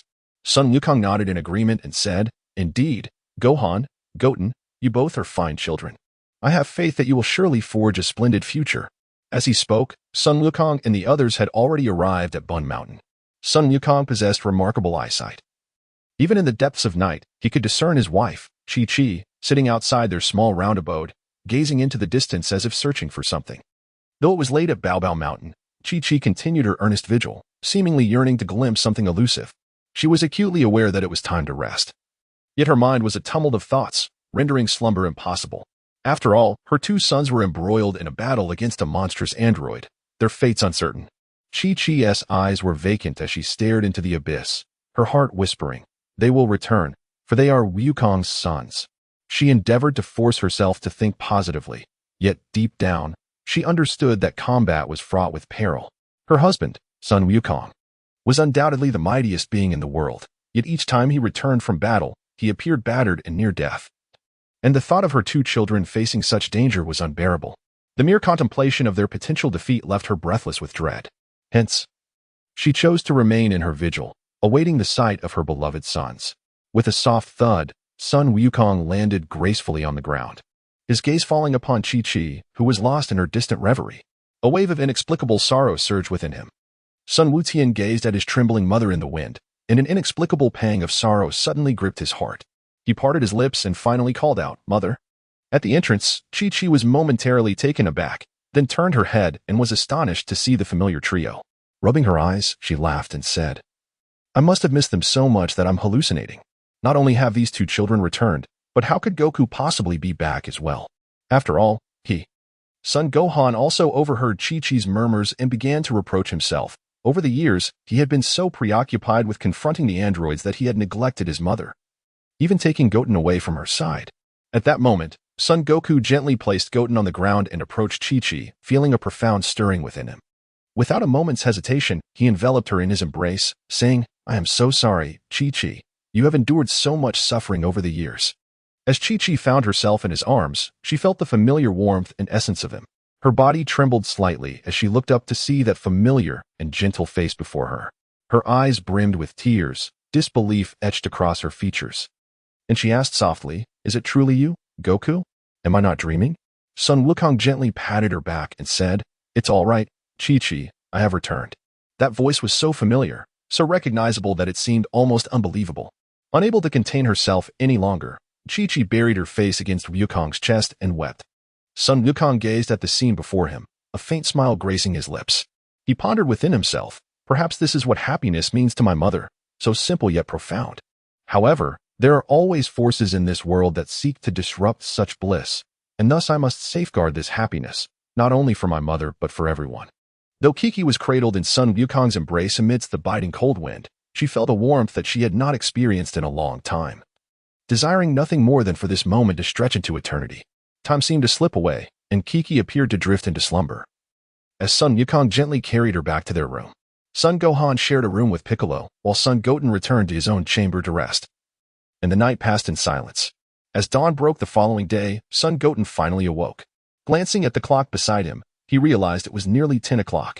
He then turned over, rose from bed, and dressed himself neatly. Sun Wukong stretched his limbs, reflecting that engaging in battle indeed drained both mental and physical energy, causing him to rise only at 10 o'clock. He resolved to better regulate his schedule in the future. After completing his morning routine, Sun Wukong set out to catch a dinosaur for his family's meal, only to discover his father, brother, and Piccolo seated around the table. Sun Wukong's son, Sun Wutian, felt a tinge of embarrassment, yet he still took a seat beside his father. He inquired, "Father, brother, and Uncle Piccolo, have you all risen so early?" Sun Wukong remarked, "We are no longer among the living. Our physical condition differs from that of the living. Theoretically, we are no longer in need of rest." Sun Wukong remarked, "I have grown accustomed to this routine. Rising early to engage in exercise allows me to be prepared to address any urgent matters that may arise." Sun Wutian nodded and said, "I aspire to learn from my elder brother in the future." Sun Wukong gently patted Sun Wutian's head and remarked with a smile, "It need not be so rigid. The pursuit of cultivation should inherently embody a balance of relaxation and diligence. Remaining perpetually tense can hinder progress. Ultimately, one should simply focus on eating well and sleeping soundly." Sun Wukong nodded earnestly and said, "I remember. By the way, father, will you be able to teach us cultivation during your visit this time?" Sun Wukong shook his head and remarked, "I only have a day to return this time, so I fear I cannot impart too much knowledge to you. However, you may seek me out at Lord Kai's place to learn." Sun Goten remarked, "However, we must rely on the fortune-telling old woman at the King of the World's place, and she is not particularly easy to deal with." Sun Wukong remarked with a smile, "In truth, it is quite all right. My grandmother wished to present you with a surprise, which is why she waited for me for an hour at Lord of the Realm's place. Otherwise, I fear I would have been unable to arrive in the mortal realm this time." Sun Goten remarked, "Yet we have all faced defeat." Sun Wukong remarked, "It's no trouble at all. Father possesses the technique of instant transmission, which can transport you to the Lord of the Kais. Furthermore, you and Gohan could also learn this skill. It proves quite useful." Meanwhile, Piccolo turned a shade of green and interjected, "Son, that instant transmission is no ordinary ability. If I recall correctly, it took you an entire year to master it." Sun Wukong nodded and remarked, "Indeed. This skill demands a certain rigor from both the mind and spirit. It took me considerable effort to meet the training requirements back then." Piccolo then inquired, "It took you a whole year to master it. So are you planning to have these two children stay with Lord King Kai for an entire year?" Sun Wukong blinked and remarked, "Does it truly matter? This skill is quite practical. Mastering it within a year is indeed a worthy investment." Sun Gohan shook his head and remarked, "A year is rather lengthy. There are still numerous matters on Earth awaiting my attention. Moreover, I may not possess the same innate understanding as my father, and a year may not suffice for me to master everything. Therefore, I shall forego the training. What about you, Goten?" After a moment of contemplation, Sun Wutian remarked, "Then I shall learn it. One of us brothers must acquire this skill. With this ability, many tasks will become considerably more convenient for us." Sun Wukong nodded and said, "It is settled then. You shall train with your father for a year, while I shall do what I can here on Earth. We shall reunite after a year." At that moment, Chi-Chi approached, her hands laden with a bountiful feast, her face adorned with a long-awaited smile. Sun Wukong was suddenly overcome by a rich aroma of meat, and his stomach began to growl with hunger as he eagerly watched Chi-Chi place the food down. Clearly, Chi-Chi had learned much from Wukong. With a smile, she declared, "Let us celebrate the defeat of the artificial beings and cherish this rare gathering of our family. Everyone, please indulge. Today, there is more than enough for all." Without any hesitation, the three of them, father and sons, seized their chopsticks and devoured the food with astonishing speed, leaving the table in disarray. Piccolo, having consumed only a modest portion, set his bowl aside and observed the trio indulging in their feast. After a while, Chi-Chi finished serving the dishes and settled beside Goku. Resting her chin on her hands as she watched him devour the meal with fervor, a glimmer of happiness flickering in her eyes. At last, when Goku had nearly finished, he set down his chopsticks, patted his belly, and exclaimed, "Ah, I am thoroughly satisfied. Chi-Chi's cooking is the most exquisite." Upon hearing this, Chi-Chi beamed with joy and inquired, "Goku, are you truly full? This is quite unlike your usual appetite." Sun Wukong patted his belly and remarked, "Ah, I am quite full now. Though, as a deceased being, I ought not to require sustenance. I find it impossible to resist the delightful meals prepared by Chi-Chi." Chi-Chi, reveling in the endearing words unique to Sun Wukong, responded with a smile, "Very well then, I shall take a moment to freshen up. Later, let us embark on a delightful outing as a family." Sun Wukong nodded and remarked, "Indeed, it has been quite some time since I last enjoyed a day out with Chi-Chi." Overjoyed, Chi-Chi then busied herself in her room, preparing and adorning herself. Meanwhile, after finishing their meal, Sun Gohan and Sun Wutian took the initiative to wash the dishes before returning to sit beside Wukong. Piccolo commented, "In fact, if you wish to utilize the Namekian Dragon Balls, you could have Wukong take you there now. His instant transmission is both swift and efficient."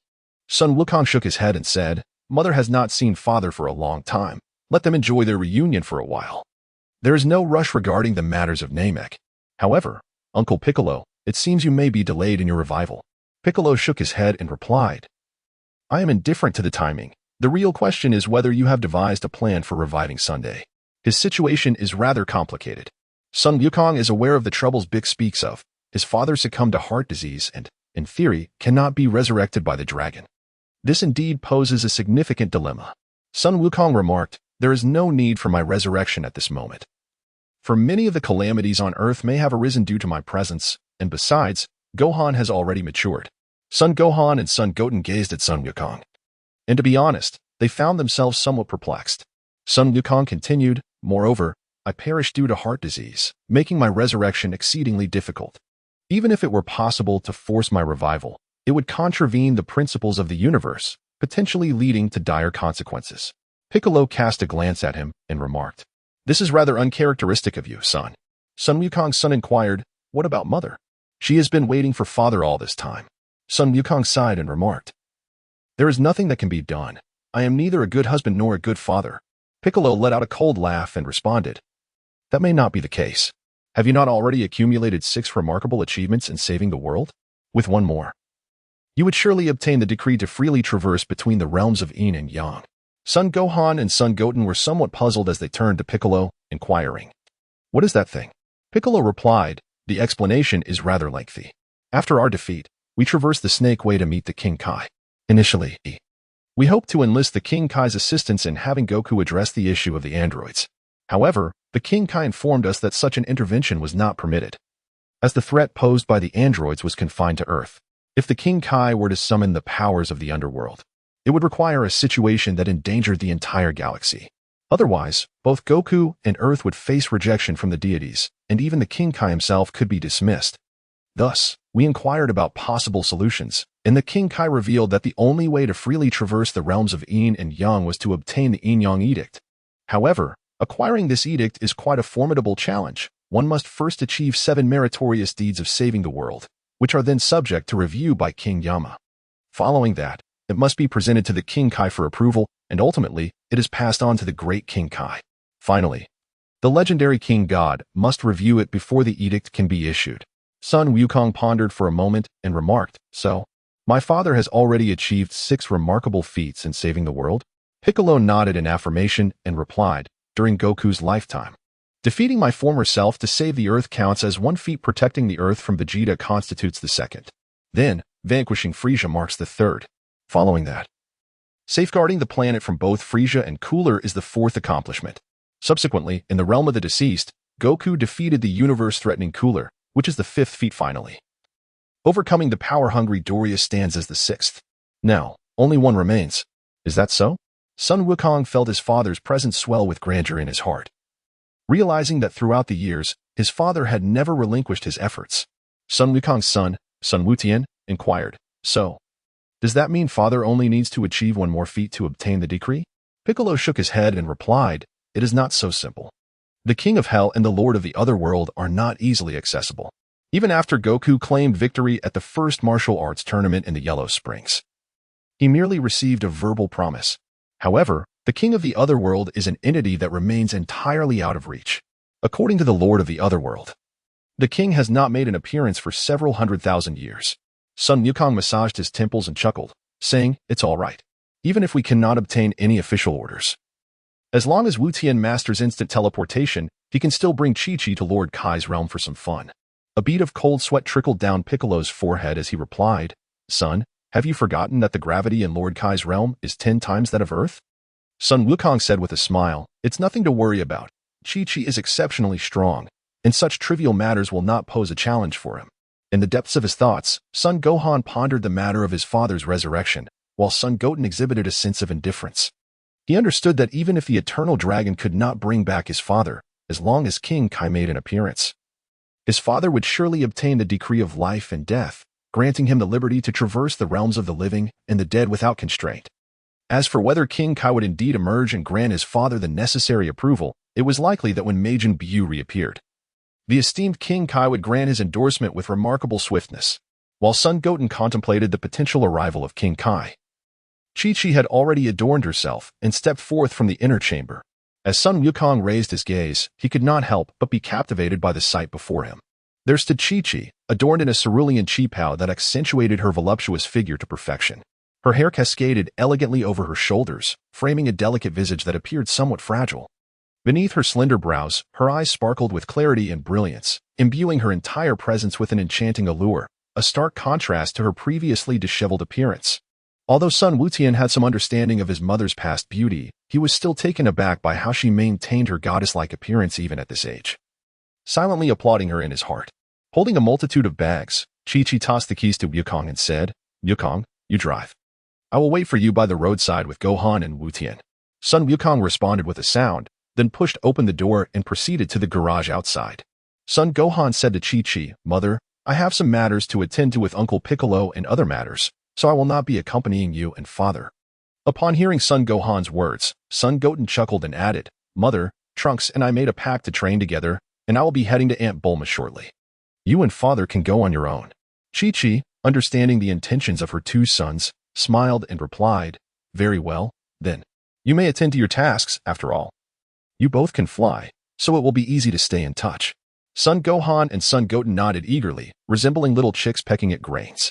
Once Chi-Chi finished speaking, she picked up her belongings and stepped outside, with Son Gohan and Son Goten hurriedly following to assist her. Observing that the entire Sun Wukong family had exited the house, Piccolo also joined them. Outside, Sun Wukong had parked the car by the roadside, and Son Gohan and Son Goten helped place the items into the vehicle. While Chi-Chi settled into the passenger seat, Sun Wutian smiled and said, "Mom and Dad, have fun." Chi-Chi made an okay gesture and replied, "Then we'll see you in the evening." Son Gohan nodded to Son Goten and then waved his hand, making a goodbye gesture. Subsequently, Goku drove off, leaving a cloud of dust as he headed towards the suburbs. Son Gohan and Son Goten are not particularly concerned about their mother's safety. After all, with their father around, theoretically, no one could harm their mother. Son Gohan watched as the flying car receded into the distance before turning to Piccolo and inquired, "Uncle Piccolo, I aspire to establish a martial arts school and promote the practice of Ki on Earth. What are your thoughts on this?" Piccolo replied with a smile, "You wish to empower every human with the strength to combat formidable foes, an admirable notion indeed.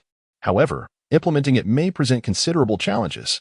Son Gohan remarked, "I am aware that genuinely promoting the energy of Chi presents numerous challenges, yet it is worth trying. After all, danger lurks at every moment, possibly arriving in the next second. No matter how powerful I become, I cannot protect everyone. Relying on the Dragon Balls each time feels less than ideal." It would be preferable to empower each individual to safeguard themselves and their families. Piccolo gazed at Gohan and suddenly inquired, I recall your former aspiration was to become a scholar, correct? Son Gohan nodded, a hint of melancholy glimmering in his gaze. He spoke, once, I aspired to be a scholar, but in the era of tranquility, such aspirations seemed noble. However, after enduring the ordeal of the androids, I have come to realize that while the Earth may not lack scholars, it certainly lacks warriors capable of standing alone. Therefore, I now prefer to be a guardian of this planet, relegating my dreams of scholarship to the sidelines. Upon hearing this, Piccolo felt a wave of guilt wash over him and replied, I apologize, Gohan. It is our inadequacy that has led us here. Son Gohan remarked. Please do not say that, Uncle Piccolo. Without your guidance, I would not have come this far. Perhaps I would have perished long ago when Uncle Vegeta and Nappa arrived on Earth. Son Goten quietly listened from the sidelines, feeling entirely out of place to interject. However, he could not help but reflect on his brother Gohan's life, which he found rather difficult to comprehend. As a previous observer of the anime, he felt a surge of frustration upon witnessing Gohan's transition from a warrior to a scholar in the latter stages. After all, Gohan's potential was extraordinary, transforming into a Super Saiyan 2 at the age of 10, and at 17, after the Elder Kai unlocked his latent abilities, he became one of the most formidable fighters. Yet, despite such remarkable talent, he chose to forsake martial training in favor of what many internet users deemed the most futile pursuit of academia. Consequently, numerous memes emerged online surrounding Gohan, with phrases like knowledge changes destiny, and some netizens even affectionately dubbed him Nobi Gohan. However, as Son Goten reflects, he finds Gohan's choice entirely justifiable. He merely opted for a path that resonated with his passions, and he was fortunate enough to have a father who sheltered him from adversity, providing him the rationale and ability to pursue what he truly enjoyed. In truth, if given the option, Son Goten would also prefer to abandon the life of combat. The experience of fighting is starkly different from the enjoyment of immersing oneself in anime or novels. The latter can be exhilarating without any real-life repercussions, while the former entails risking one's very existence. The pain endured in battle is genuine and unrelenting. During the confrontation with the androids, he experienced skin tearing and bones fracturing, to the point of nearly losing consciousness. Had Gohan not arrived in time, he could have genuinely perished. Even aside from the clash with the androids, he felt acute pain while sparring with Krillin, Tien, and his father. This pain was not comparable to the minor discomforts of cuts or bruises. It was a visceral agony, a result of the physical exertion during combat and the rebound force from his opponents. Such pain is a constant presence, capable of influencing an individual perpetually. Son Goten has only engaged in a few battles, yet he finds himself struggling to endure the pain that accompanies such conflicts. He cannot even fathom the torment his brother must experience during his fights. It must be far more excruciating and agonizing. Reflecting on the scars adorning his brother's body, he finds himself wishing that his brother could instead be like Nami. For at least then he could pursue his desires without enduring the dual torment of both mind and body. However, it is not only his brother who lacks the luxury of choice. He himself is equally constrained. Being in a future world and a Saiyan, he has no option but to confront the events that compel him to fight. Rather than passively awaiting the inevitability of battle, it is wiser to engage in rigorous training, so that when formidable foes do arrive, he can respond with ease. After contemplating all this, Son Goten resolutely decided, since I have arrived in this future world, I shall ensure that my brother does not continue to suffer alone. As Son Wukong pondered other matters, Son Gohan and Piccolo had already deliberated on numerous topics. Son Gohan, noticing his brother Son Wutian lost in thought, spoke up. Wutian, if you have a moment, please visit Aunt Bulma and inform her that father has returned. After all, we cannot foresee when father will next come back. Son Wutian nodded and said, All right, I shall make my way there at once. With a swift motion, a brilliant white aura lifted Son Wutian into the sky, propelling him towards the western capital. Piccolo gazed at the departing Son Wutian, and after a brief silence, remarked, Your brother is truly extraordinary. Son Wukong's son, Gohan, wholeheartedly agreed, smiling as he remarked, Indeed, this child possesses an extraordinary depth of knowledge, often displaying wisdom beyond his 5 years. However, during training, he tends to lack focus. Piccolo responded, It is indeed quite fascinating. There truly are individuals who seem born with innate understanding. I initially suspected that someone had replaced Goten's soul. Yet your father's mental acuity discerned that it was indeed Goten himself. Son Gohan chuckled and remarked, Has Dad even mastered the art of mental strength testing? Piccolo replied. Son Goku always seems to possess an inexplicable knack for peculiar abilities, yet when you inquire about their practical application, he cannot articulate any coherent reasoning. Upon arriving in West City, Son Goten was greeted by the sight of Bulma's residence, which had been beautifully reconstructed. He landed at the doorstep and knocked gently, only to be greeted by a man clad in the uniform of Capsule Corporation who opened the door. Sun Wukong remarked, "Greetings, I am Sun Wukong, here in search of Aunt Bulma." The man opened the door and replied, "I apologize, but Ms. Bulma is currently conducting research in the basement and is unavailable to anyone at the moment." Sun Wukong continued, "May I have a moment to meet with Trunks?" The man replied, "I regret to inform you that Master Trunks is currently engaged in research with Ms. Bulma and is unavailable for visitors at this time." As the man pressed a button to close the door, Sun Wukong placed his hand firmly against it, rendering it immobile. He continued, "Please do convey my message to Aunt Bulma. It is indeed a matter of some urgency." The man, feeling a twinge of fear at Sun Wukong's display of strength, responded, "Very well, I shall inform Ms. Bulma at once. Kindly wait a moment inside." Without hesitation, Sun Wutian stepped inside, only to find the interior undergoing renovations, permeated by a pungent odor. He casually selected a spot to wait. After a short while, Bulma, clad in a white lab coat, emerged and immediately spotted Wutian. She inquired, "Wutian, what brings you here alone? Is there something on your mind?" Sun Wutian nodded and said, "Aunt Bulma, my father has returned for a day, and my brother asked me to convey this to you." Bulma was initially taken aback, but her expression swiftly transformed into one of immense joy as she exclaimed, "Oh, Sun Wukong is back. Have you all returned from Namek so soon?" Sun Wutian shook his head and said, "I am merely utilizing the powers of the fortune-telling old woman to temporarily return to the mortal realm for a day. I must return tonight." "Is that so?" Upon hearing that Sun Wukong would indeed be leaving again, Bulma's gaze dimmed slightly. She continued, "However, it is certainly a good thing that you are back, for we have not seen each other in quite some time. By the way, where exactly is Sun Wukong at this moment?" Sun Goten remarked, "In the evening, I will visit Master Rashi, where Uncle Krillin, Uncle Tien, and Uncle Yamcha will all be present." Bulma chuckled and replied, "It seems that everyone has returned." Sun Goten remarked, "However, it seems that Uncle Vegeta has not arrived." Bulma sighed and responded, "Vegeta is a villain. He must be enduring punishment in hell. It is an unfortunate circumstance beyond our control." Sun Goten nodded thoughtfully and inquired, "And Bulma, where is Trunks? May I join him in his training?" Bulma replied, "Of course. You should be making friends at your age. Come with me." Sun Wukong, accompanied by Bulma, meandered through various passages until they finally arrived at the basement, where they beheld Trunks reclining upon the machinery. Sun Wukong was somewhat taken aback and inquired, "What is Trunks doing? Is he being studied?" Bulma nodded, sitting beside him, and replied, "Indeed, Trunks has some matters on his mind that he is quite concerned about and wishes for my assistance in examining." Sun Goten felt a twinge of confusion, as he could not recall any peculiar notions residing within Trunks' mind. Thus, he inquired, "What exactly is it? Surely it cannot be yet another bizarre creation of Dr. Gero." Bulma shook her head and replied, "While I am still uncertain about what these things are, based on my understanding of Dr. Gero, he has yet to possess the capability to construct anything that could involve time and space." Sun Goten inquired, "What exactly is this entity related to time and space? Could it be a time machine? Yet how could a time machine reside within Trunks' mind?" Bulma responded, "No, it resembles more of an ethereal energy form within his consciousness. Trunks referred to it as a life simulator, which can replicate the trajectory of his existence through text and provide insights. Upon my investigation, I discovered that these entities are indeed remarkable.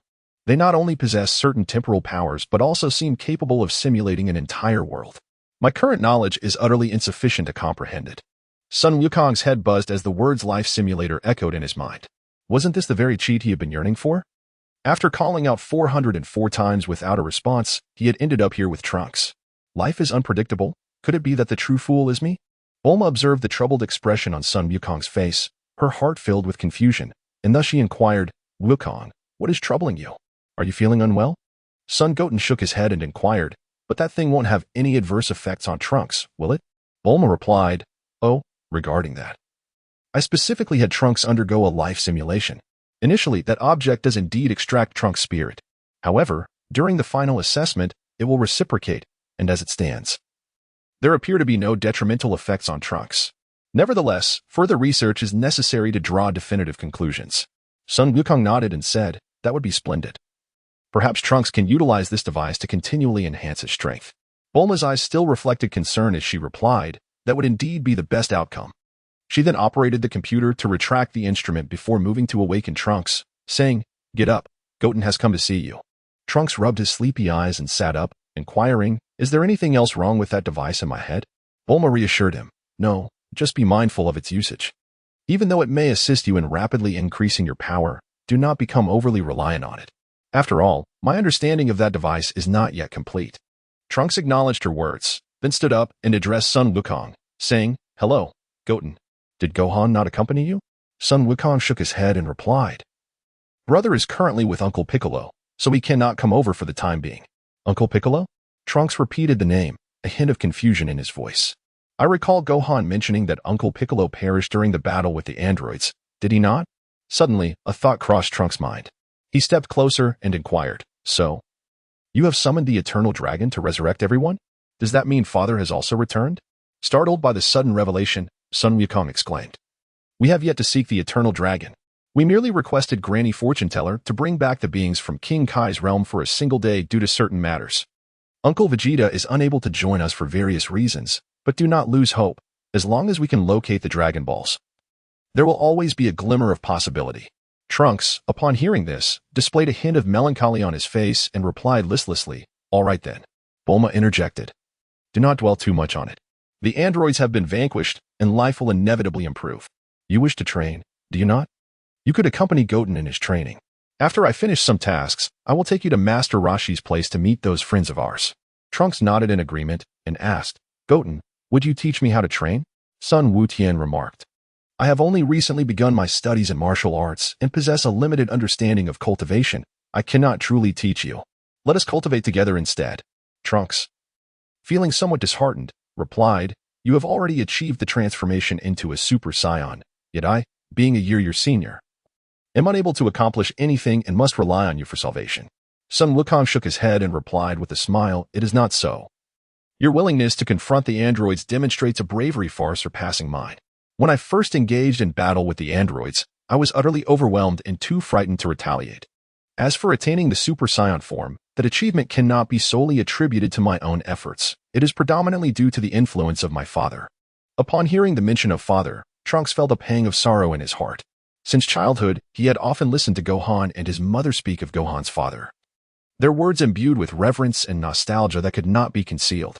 It seemed as though the mere presence of that man could resolve all dilemmas. Yet, he seldom heard them refer to his own father, as if his father were merely an inconsequential figure. Consequently, Trunks found himself yearning ever more for his father's presence. Son Goten observed the unusual expression on Trunks' face and remarked, "Indeed, Uncle Vegeta's talent is exceptional. I believe Trunks will soon ascend to the status of a Super Saiyan." Trunks, feeling somewhat disheartened, replied, "I hope so." Subsequently, Son Goten accompanied Trunks to the lofty mountains outside West City for their training. While they referred to it as training, both were only partially knowledgeable, engaging merely in casual sparring to enhance their strength through combat. Time, as it often does, passed swiftly, and before long, the sun began to set behind the mountains. Their training session came to a temporary halt, and they found themselves seated on a rock, enjoying the cool breeze. After a half-day's exertion, Trunks began to harbor a sense of camaraderie towards Son Goten. He sat down, eager to discuss matters concerning the dragon. Suddenly, the watch on his wrist emitted a sound. Trunks reached to silence it, and the voice of Bulma echoed from the other end, "Trunks, it's time to come over. We need to visit Master Roshi shortly." Trunks responded, "All right, Mom, we'll be right there." He then turned to Son Goten and suggested, "Goten, let us head to Master Roshi's together." Son Goten responded with a sound, and then the two little ones transformed into streaks of light. In less than a minute, they returned to Bulma's home. Meanwhile, Bulma had already made all the necessary preparations and sat in the aircraft, waiting. Upon seeing Goten and Trunks flying back, she opened the doors of the aircraft and waved at the two. Son Goten and Trunks soared effortlessly into the circular spacecraft, each finding their respective seats. Bulma pressed a button and closed the ship's door, exclaiming, "All right, we're off." With a rush, the spacecraft sped into the sky, heading towards the distant Kame house. Trunks remained silent, his gaze cast downwards, lost in thought, while Son Goten, filled with curiosity, glanced around as if he were a country bumpkin visiting the city for the first time, marveling at the abundance of new sights. Throughout the journey, Trunks maintained his silence. While Bulma engaged son Goten in casual conversation, reminiscing about Goku and recounting tales from their adventurous past. At last, the spacecraft landed on Kame Island. The door opened, and son Goten, Trunks, and Bulma descended in succession, greeted by a gathering of familiar friends on the island. Krillin was the first to notice Bulma.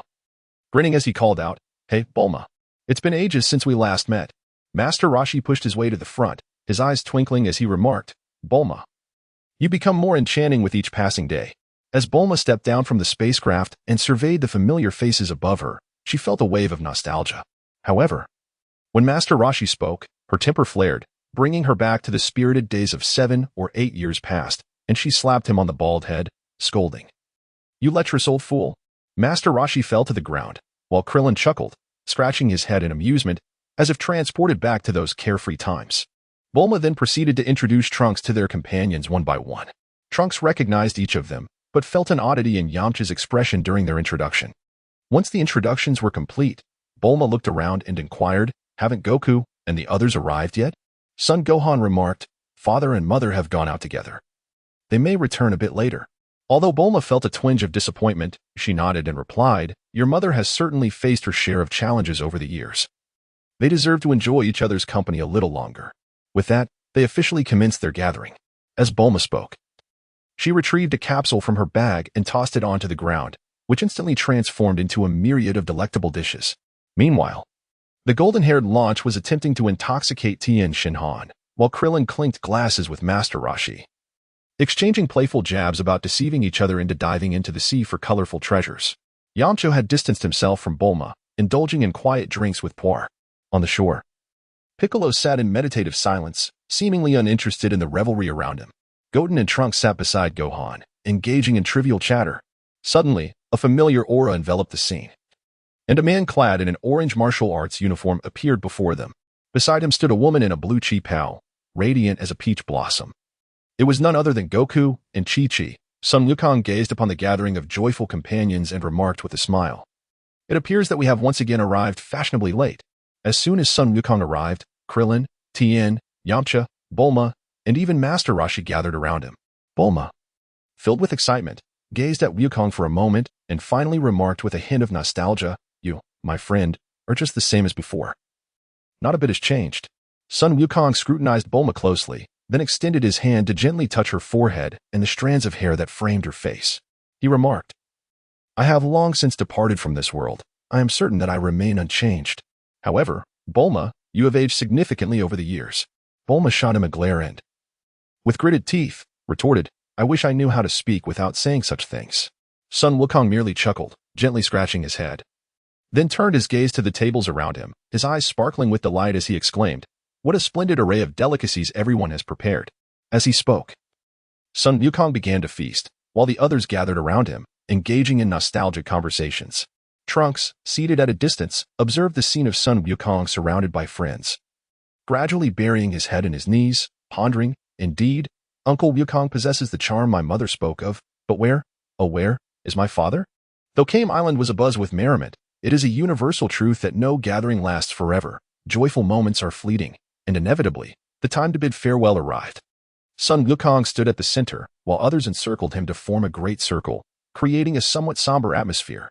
Sun Wukong chuckled and said, "Oh, do not be so disheartened, my friends. As long as we implore Lord Kai to locate a new Namek, we shall soon be reunited once more." Upon hearing this, Chi-Chi felt an inexplicable sorrow wash over her. She gazed at Wukong and replied, "But Wukong, you perished due to your heart condition, did you not? In such a case, the dragon cannot bring you back to life." With a gentle gaze, Sun Wukong looked at Chi-Chi and said, "It is all right, even if I cannot be revived. As long as Wu Tian learns instant transmission, we shall have the opportunity to meet again." Bulma stared blankly at Sun Wukong, her perceptive mind quickly deducing that he had relinquished any hope of resurrection.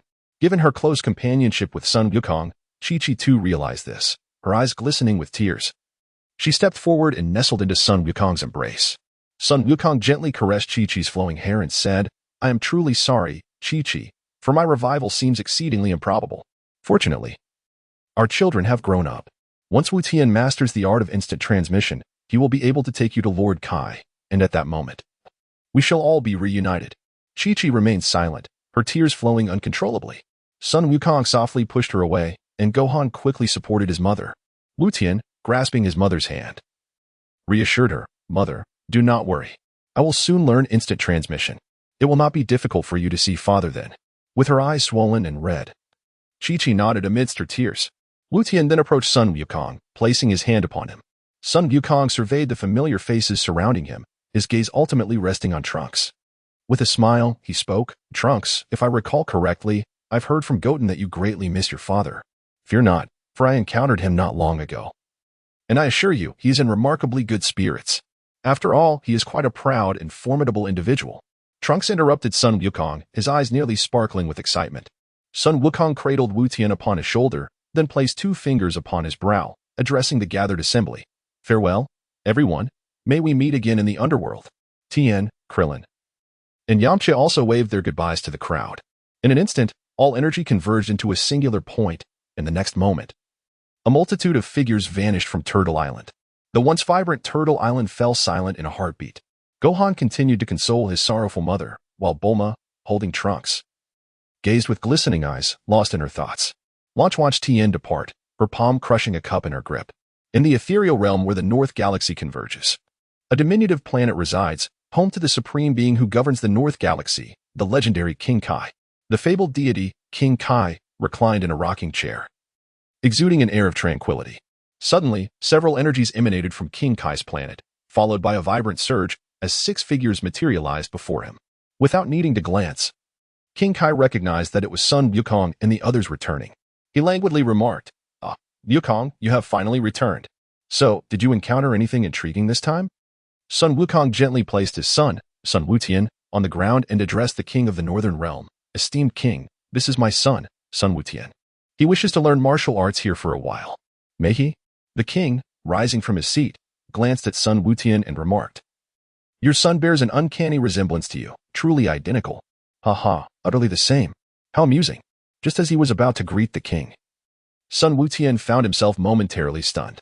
He was well aware of the king's penchant for humor, yet he had not anticipated it to be of such a whimsical nature. The king of the Northern Realm laughed heartily, clutching his belly, while Sun Wukong and the others had long since grown accustomed to this behavior. At that moment, a diminutive figure resembling a zombie floated over from the distance. Tien Shinhan acknowledged him with a nod, saying, "My apologies, Baozi. Our return was rather abrupt. And since you were not with the king, we could not bring you along." Baozi shook his head gently, replying in a soft voice, "It matters not. I am content as long as I can be with Tien."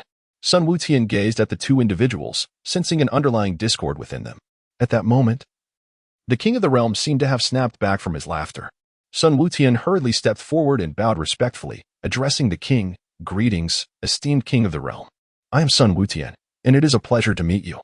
The king regarded Sun Wutian with a nod and inquired, "Do you wish to train here with me?" Sun Wukong nodded and said, "Indeed. I hope that Lord Kai can allow me to cultivate my skills here." Upon hearing this, Lord Kai's face lit up with joy as he replied, "How delightful. It seems my ability to tell corny jokes has reached Earth. Excellent. I shall guide you in becoming a master of the art of corny humor." Sun Wutian pondered, "Do not misunderstand me. When Majin Buu arrives, relying on your icy jokes to freeze him would be quite futile. Of course, one cannot express such thoughts bluntly. Instead, he must be exceedingly courteous, Lord Kai. I have long admired not only your talent for cold humor but also your profound martial arts expertise. Might we train together this time?" Sun Wukong and the others gazed at Sun Wutian with astonishment, while the king of the realm beamed with delight, exclaiming, "At last, someone is willing to learn my dry humor. You, my boy, possess remarkable talent, unlike your father and his companions, who, upon entering a treasure trove of martial arts, return empty-handed by neglecting the art of wit." Sun Goten inquired, "So, Lord Kai, have you agreed?" The Kai responded, "Certainly, it cannot be that simple. While learning my martial arts may be feasible, mastering my cold humor is no trivial matter. You may begin by sharing a cold joke to demonstrate whether you possess the requisite talent." Sun Wukong paused for a moment in contemplation and remarked, "Lord Kai, do you realize that we could lend money to uncle or even to grandmother? However, we should never extend our financial assistance to grandfather. For those who borrow and fail to repay are invariably grandfathers." A brief silence enveloped the scene, until Lord Kai could no longer contain himself and burst into laughter with a hearty puff. Sun Wukong and his companions could not help but support their foreheads in exasperation. Piccolo and Tien Shin'an seemed unable to endure such a tedious jest, promptly retreating to the far side of the planet to enter a state of meditation. The king of the worlds chuckled for a while before finally ceasing, remarking, Indeed, you possess considerable talent. I shall now impart my exclusive secrets to you." As he spoke, the king dashed back into his abode, rummaging through his belongings until he finally retrieved several tomes. With great care, he presented them to Sun Wukong, stating, "These are my treasured teachings. Study them diligently and return them to me once you have comprehended their essence. Do not share them with others." Sun Wukong's son, Sun Wutian, was somewhat perplexed. He reached out to take the book and was utterly astonished. 100 Cold Jokes by the Lord of the King of Worlds. The North King teaches you how to deliver a good cold joke. Cold jokes, from novice to master. Son Goten felt utterly flustered. He carefully placed the book behind him and inquired of King Kai, "I shall diligently study these books. By the way, esteemed King Kai, could you assist me in locating the coordinates of the new Namek?" King Kai glanced at Son Goten and then at Krillin and the others, a look of realization dawning upon him. "You wish to borrow the Dragon Balls of Namek, do you?" "Certainly, for you are indeed my sole true disciple." Sun Wukong clasped his hands together and said, "I entrust this task to you, Lord of the West Galaxy." The West Galaxy King turned his head, and an aura of spiritual energy emanated from his entire being. The two antenna-like protrusions on his forehead began to search the cosmos for the whereabouts of the Namekians. The surroundings were enveloped in profound silence, and after a brief moment, the West Galaxy King pointed in a specific direction, declaring, "On the 1362nd planet in that direction."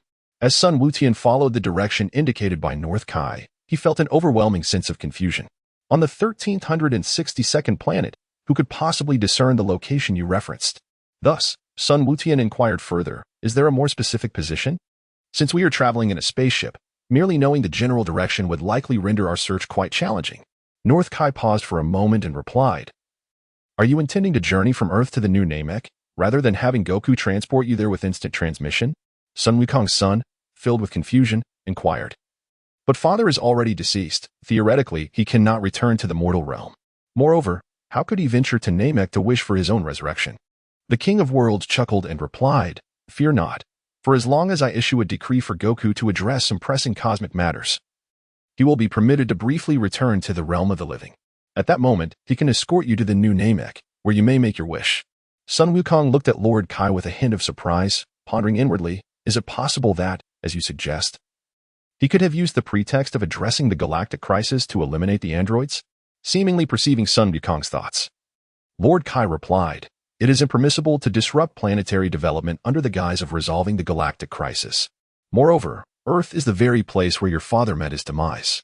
Had he truly descended upon Earth to confront the androids, the repercussions would have been quite dire." Although Lord Kai did not elaborate, Sun Wukong could surmise that it likely involved being forsaken by the deities. At that moment, Sun Wukong interjected, "Lord Kai, if it is not too much trouble, could you kindly relay the specific coordinates to Bulma and her team?" Upon hearing Sun Wukong's words, Sun Wutian, Krillin, Yamcha, and the others glanced at him with a hint of confusion. Sun Wukong continued, saying, "Even if I am able to resurrect this time, I believe that the young warriors should also have the opportunity to grow. Gohan has already ventured into the universe, which is commendable. But Goten and Trunks have yet to experience much. It is time for them to explore the cosmos as well." Sun Wukong gazed upon himself and remarked, "Thus, I too should return." Sun Wukong shook his head and said with a smile, "If there are any tasks from Lord King Kai in the future, you can accompany your father. For now, focus solely on your training." Sun Wukong nodded in agreement. After receiving confirmation from the King Kai, he established a mental connection with Bulma. Following their conversation, he imprinted the location of the new Namek star within her consciousness. On Earth, Bulma was bidding farewell to everyone when she received the King Kai's transmission. Through their exchange, she acquired the coordinates of the new Namek star. Although Bulma was now aware of the coordinates, she felt a lingering headache, acutely aware of the lack of manpower. The Capsule Corporation was in dire need of revitalization, and she felt compelled to oversee it personally. However, the quest for the new Namek star was no trivial matter, and entrusting it solely to Gohan and Trunks left her feeling uneasy. Moreover, Gohan had his own pressing responsibilities to attend to. After much contemplation, Bulma realized she had no choice but to entrust the reconstruction of the company to her parents. After all, the resurrection of their friends took precedence over corporate affairs. She turned to Gohan and asked, "Gohan, will you have time to accompany me to the new Namek star?" Sun Wukong's son, Gohan, inquired. Does Aunt Bulma know the location of the new Namek star? Bulma nodded and replied. The king of the other world just communicated with me and provided the coordinates of the new Namek star. However, if only Trunks and I venture into the cosmos, we may encounter numerous complications that we cannot manage alone. Thus, I would like to request your assistance on this journey. Trunks, with a puzzled expression, asked. When did Mom speak with the king of the other world? Sun Wukong remarked, there should be ample time, as the Earth is currently at peace. However, restoring it to its former state will require some time. The martial arts school is not in a hurry. Bulma exhaled deeply and responded. It would be best if you could join me. I shall return to prepare the house for our journey into the cosmos. I estimate that it will take about a month, and I will inform you of the exact timeline later. Sun Gohan nodded and said, I will leave the matter of the spaceship to Aunt Bulma. I shall take this opportunity to spend some quality time with my mother. Bulma responded with a brief acknowledgement. Then, after exchanging greetings with Master Roshi, Launch, and others, she took Trunks and boarded the spacecraft, returning to Capsule Corporation. Sun Gohan bid farewell to everyone and returned to the peaceful confines of Mount Payaz with Chi-Chi. Life resumed its tranquil rhythm as Gohan, Goten, and Trunks embarked on their respective journeys of self-improvement in distant locales. Bulma entrusted the reconstruction of her company to her parents and diligently worked on the development of a new type of spacecraft. Meanwhile, the majority of the populace remained hidden away, seemingly oblivious to the fact that the androids had been vanquished, living in constant fear of the dawn of a new day. As the days flowed by, a month slipped away unnoticed. The once frequent news reports on the androids had abruptly ceased, and the citizens began to awaken to a dawning realization. Naturally, the king received the news of the androids' destruction. However, as a sovereign, he bore the responsibility for the safety of his subjects. Though he harbored some belief in the reports, he resolved to send forth investigators. With time, his conviction solidified, and he awaited the final word. The azure-skinned king sat upon his throne, a flicker of anticipation in his heart. According to his secretary, the results of the investigation were due today. Shortly thereafter, the palace doors swung open, revealing a tall, golden-haired beauty laden with a plethora of documents, who approached the king and spoke, Your Majesty, I apologize for the delay. We have gathered information from the citizens for quite some time, but regrettably, the details regarding the two Gohans remain insufficiently comprehensive. Interestingly, it appears these two Gohans share some familial ties. The king remarked, It seems our citizen information management is still lacking. Please bring the documents to me. The golden-haired beauty handed over the materials, and the king inquired, What progress has been made regarding the androids? She replied, We are still in the process of verification, however. We have indeed located individuals connected to the androids, as reported by Dilly. Interrogations are likely already underway. The king sighed, saying, The world is indeed vast and full of wonders. Who would have thought there are still those who maintain connections with the androids, as if they do not fear their demise? The golden-haired beauty smiled wryly, Your Majesty, you may not be aware, but those two androids still have many admirers among the humans. In fact, numerous individuals claim they would betray the world for them. The king rubbed his temples, chuckling. The youth of today truly baffle me more and more. Very well, you may return to your duties. I shall peruse the documents thoroughly. After bowing to the king, the golden-haired beauty exited the royal palace. The king then opened the documents, the first page revealing an elderly man clad in traditional martial arts attire. His countenance kind and adorned with a white beard. As he continued to read, he delved deeper into the man's information. Sun Wukong, born on August 12, 658 A.D. at Baozi Mountain with an unknown father and mother. In 676 A.D., Sun Wukong became a disciple of Master Wutian, revered by the world as the god of martial arts, thus embarking on a lifelong journey in the pursuit of martial mastery, remaining unmarried throughout his life. By 680 A.D., having achieved considerable skill, he began to travel the world, engaging in martial exchanges with various dojos. That year, he participated in the 7th World Martial Arts Tournament, where he narrowly lost to Master Wutian in the finals. From 681 to 690 A.D., he continued his global studies, mastering numerous martial arts and eventually synthesizing various styles into a singular form of martial excellence, culminating in his victory at the 9th World Martial Arts Tournament. In 691 A.D., he retreated to Baozi Mountain, severing contact with the outside world. By 738 A.D., he adopted a child, registering him locally as his grandson, named Sun Wukong. From 739 to 771 A.D., Sun Wukong remained in seclusion at Baozi Mountain, with no sightings of him since, suspected to be deceased but unreported. Assessment: although once a renowned martial artist, his advanced age and prolonged absence from society render the possibility of him being the Golden Warrior negligible. The king had certainly heard tales of Wukong, a legendary figure with the potential to save the world. However, this Wukong appeared entirely dissimilar to the Golden Warrior captured in their records. As the king contemplated this, he turned the page to find an image of a man clad in an orange martial arts uniform, resembling a crab. The king's pupils dilated in recognition. He knew this man as the one who had triumphed over Demon King Piccolo, regrettably unaware of his name. Upon examining the name section, he was struck by the three characters, Sun Wukong.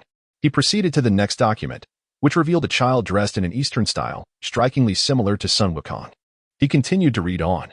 Sun Gohan, born on May 7, 757 in Baozi Mountain. Father, Sun Goku, born May 8, 737. Mother, Chi-Chi, born November 5, 737.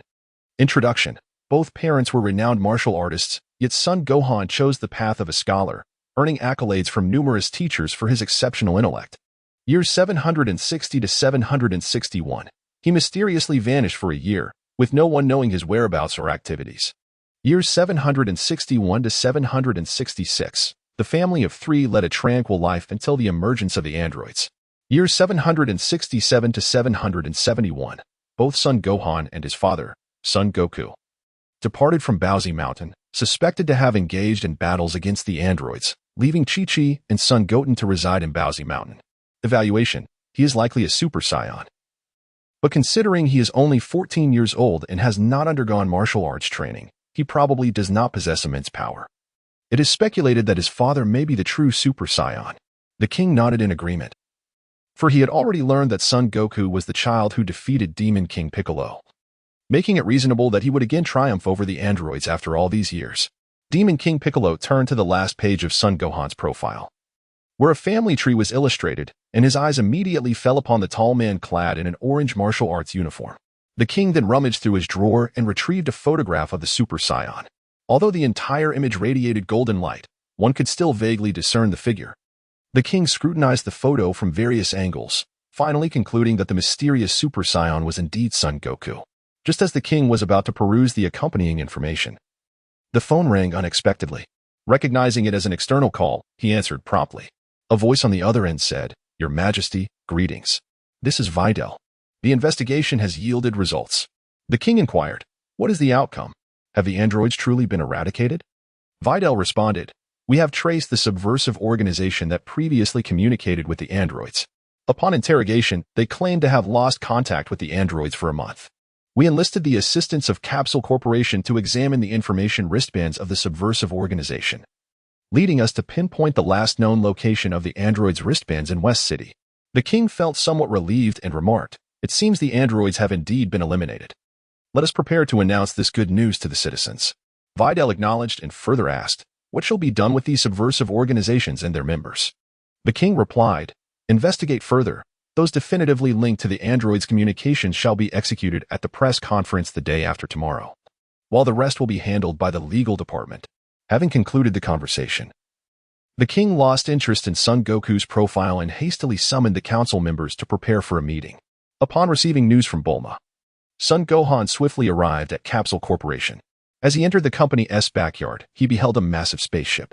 Bulma and Trunks were beneath the vessel, and upon seeing Son Gohan, they waved him over. As Sun Wukong approached them, he remarked, "Aunt Bulma truly is remarkable. This spacecraft far surpasses the one we used on our journey to Namek." Bulma replied, "Over the years, technology has inevitably advanced. Let us not dwell on trivial matters. If there is nothing else, we should set off directly. The round trip will take approximately a month." Son Gohan remarked, "Everything has been settled on my mother's end. I have no further concerns and am ready to depart." Bulma nodded, pressing a button on her wristwatch, which subsequently opened the spaceship's door. She stepped inside, followed closely by Son Gohan and Trunks. After a flurry of activity at the control panel, Bulma announced, "The course has been set. We're ready to embark." With a resounding roar, the circular spacecraft expelled a brilliant plume of white vapor, soaring skyward in an instant, embarking on its journey into the cosmos.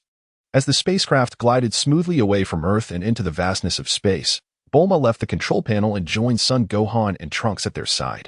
Sun Gohan, having experienced the journey aboard a spaceship, seemed composed, while Trunks gazed at the observation screen with wide-eyed admiration, as if witnessing something extraordinary. Bulma began to familiarize Sun Gohan with the various facilities within the spacecraft. Exiting the control room, she pointed to the left, where a cozy lounge for three awaited. And to the right, the first room was a kitchen, followed by a storage room, and then Bulma's research lab. Proceeding further, a fork in the corridor appeared. Straight ahead lay Bulma's personal maintenance room, while a right turn led to the gravity chamber, and a left turn eventually revealed an entertainment room. After elucidating the layout of the spaceship, Bulma remarked, "The journey to the new Namek is somewhat lengthy. My initial calculations suggest it will take approximately 20 days to reach our destination. This period may feel rather tedious. So I encourage you to select activities to pass the time." Trunks then chimed in, "Gohan, during this interval, could you please train me? I too aspire to become a Super Saiyan." Sun Gohan smiled and said, "Of course, I believe Trunks will undoubtedly succeed."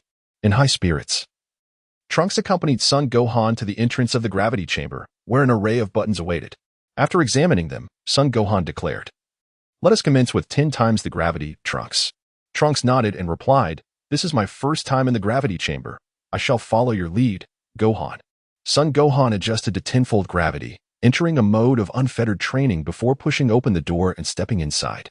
Trunks followed closely behind, and upon entering the gravity chamber, he immediately felt a profound heaviness in his body, making even the act of walking a considerable challenge. Trunks took a deep breath, striving to acclimate to this tenfold gravity. Sun Gohan observed Trunks struggling and chuckled, saying, "There's no need to rush. Take your time.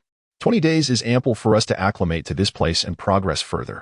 Trunks, grappling with difficulty, gritted his teeth and responded, "But I wish to transform into a Super Saiyan before my father returns." As Sun Gohan gazed at Trunks, who was gritting his teeth in determination, he momentarily fell into a daze before breaking into a smile. "Very well, let us strive together to surpass that barrier," he declared. Trunks nodded in agreement, his entire being ignited with a white aura. Within the confines of the spaceship, Trunks diligently practiced, yearning to transcend his limits and reach the realm of Super Saiyan. Meanwhile, on King Kai's planet, Son Goten found himself ensnared in a prolonged period of introspection. Over the course of a month, Son Goten indeed made significant progress, and he could not help but acknowledge that his father was a true genius. His understanding of martial arts was extraordinary, and his execution of techniques was nothing short of exquisite. The same move, when performed by Son Goten, appeared merely ordinary. Yet, in his father's hands, it could be transformed into something remarkable. In a mere month of training alongside his father, Sun Wukong, Son Goten began to sense a profound transformation within himself. He even felt confident that he could confront the formidable Android 17 without difficulty. However, his time on King Kai's planet was not solely dedicated to martial arts. The coveted technique of instant transmission was of paramount importance. Yet, his father advised him that he was not yet in the optimal state for mastering this skill. Thus, Goten focused on refining his mental state while diligently practicing martial arts under his father's guidance and in his leisure time. He also managed to learn King Kai's signature techniques, the King Kai Fist and the Spirit Bomb. The King Kai Fist was relatively easy to grasp, akin to methods employed by Super Saiyans. Nevertheless, its execution demanded a greater exertion, causing a more intense strain than that experienced by a Super Saiyan. For Goten, combining this technique with his Super Saiyan form was out of the question. Otherwise, he would have no reason to remain on Earth. As for the Spirit Bomb, it truly lived up to its reputation as King Kai's signature move, proving to be quite challenging to master, even leading Goten to entertain thoughts of giving up. Common techniques, such as the Air Blast and the Key Blade, could be easily executed after only a brief observation. But he struggled for an entire week without making any progress with the Spirit Bomb, which led him to question his own aptitude. Fortunately, a light-hearted quip from King Kai revealed that the essence of the Spirit Bomb lies in possessing a pure heart. However, Goten did not fully comprehend the true meaning of a pure heart. He believed it simply referred to a person free from malevolent thoughts, untainted by worldly distractions, and wholly committed to pursuing a singular goal. Sun Wutian considered himself to possess a complex mind, one that was not naive to the intricacies of human affairs. However, upon successfully sensing the vital energy of all things and establishing a profound connection with the universe a day later, he fell into a contemplative silence. The ability to commune with the essence of existence naturally led to the mastery of the energy sphere. Thus, with a blend of exhilaration and inner turmoil, Sun Wutian perfected the energy sphere. Following this achievement, he experienced a fleeting joy, dismissing any lingering doubts about his perceived naivety. Instead, he believed that having conquered the energy sphere, no obstacles remained ahead of him. It was not until 10 days later, when he embarked on learning instantaneous movement, that he recognized the absurdity of his previous thoughts. On Planet King, Sun Wukong observed Wutian and inquired, "Wutian, do you comprehend what I just explained?"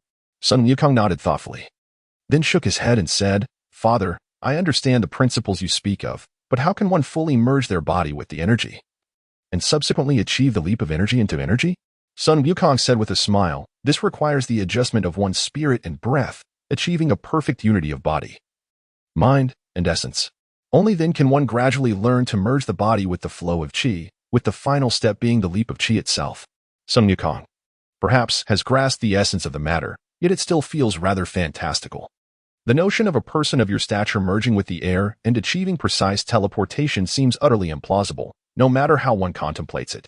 Sun Wukong gazed at Sun Wutian's expression of utter disillusionment and chuckled, saying, "In your previous training, your spirit and body have achieved perfect harmony.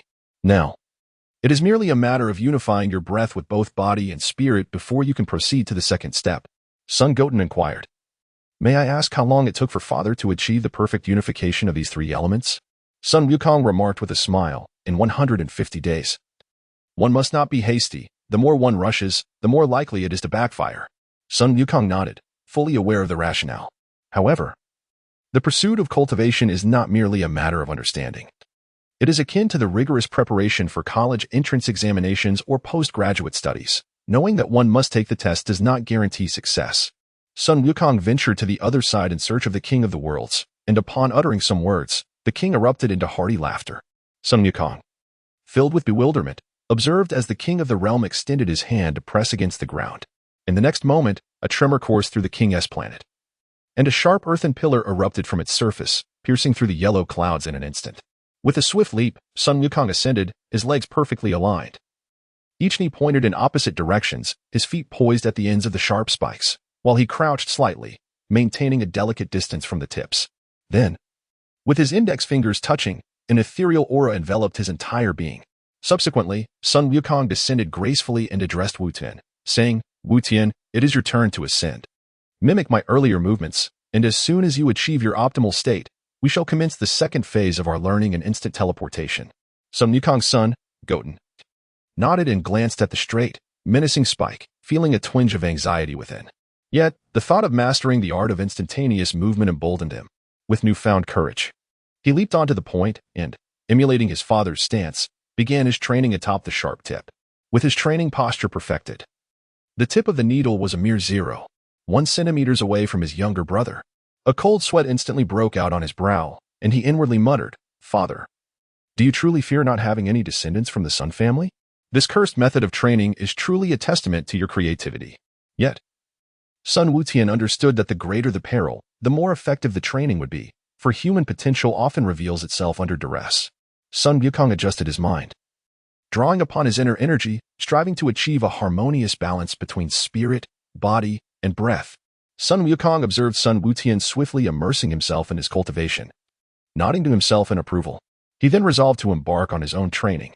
Upon turning around, he was met with Krillin's astonished gaze fixed upon him. Sun Wukong inquired, "What troubles you, Krillin?" Krillin glanced over at Goten and replied, "Wukong, this training method seems rather peculiar. Did you devise it yourself?" Sun Wukong shook his head and remarked, "This is the training method of the Yatatran people. I tried it once, and it indeed offers significant benefits for cultivation." Krillin then glanced at Goten and said, "You may be able to endure it, but are you certain that Goten at his age can withstand such solitude and torment?" Sun Wukong glanced at Wutian and then at Krillin, chuckling as he spoke, "Do not underestimate Wutian. Although this child may appear timid and tends to slack off during training, he possesses an admirable tenacity. No matter the obstacles he faces, he always strives to persevere, and through that persistence, he ultimately achieves success." Krillin, somewhat puzzled, replied, "Wukong, how do you know this? You've only spent a month with Wutian, haven't you?" Sun Wukong smiled faintly, refraining from answering Krillin's inquiry. Instead, he remarked, "Focus on your training. Upon your revival, there may yet be new challenges awaiting you. In that moment, you shall rely solely upon yourselves." Krillin, increasingly perplexed, gazed at Wukong and asked, "Wukong, do you possess knowledge of something?" Sun Wukong shook his head and then embarked on his cultivation. Time elapses relentlessly, and in the blink of an eye, Bulma and her companions had been away from Earth for 18 days.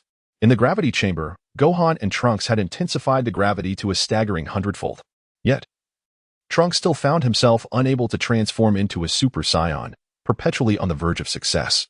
After yet another unsuccessful attempt at transformation, his expression turned despondent as he lamented, "Gohan, do you think my innate talent is particularly lacking? Despite this prolonged effort, I still have not attained the Super Saiyan form." As Sun Wukong gazed at Trunks, who appeared despondent, he merely smiled and remarked, "No, Trunks, you are already exceptionally strong. At your age, I was far from possessing your remarkable power." Trunks shook his head and replied, But Mom and Uncle Goku have both said that my father is proud and powerful.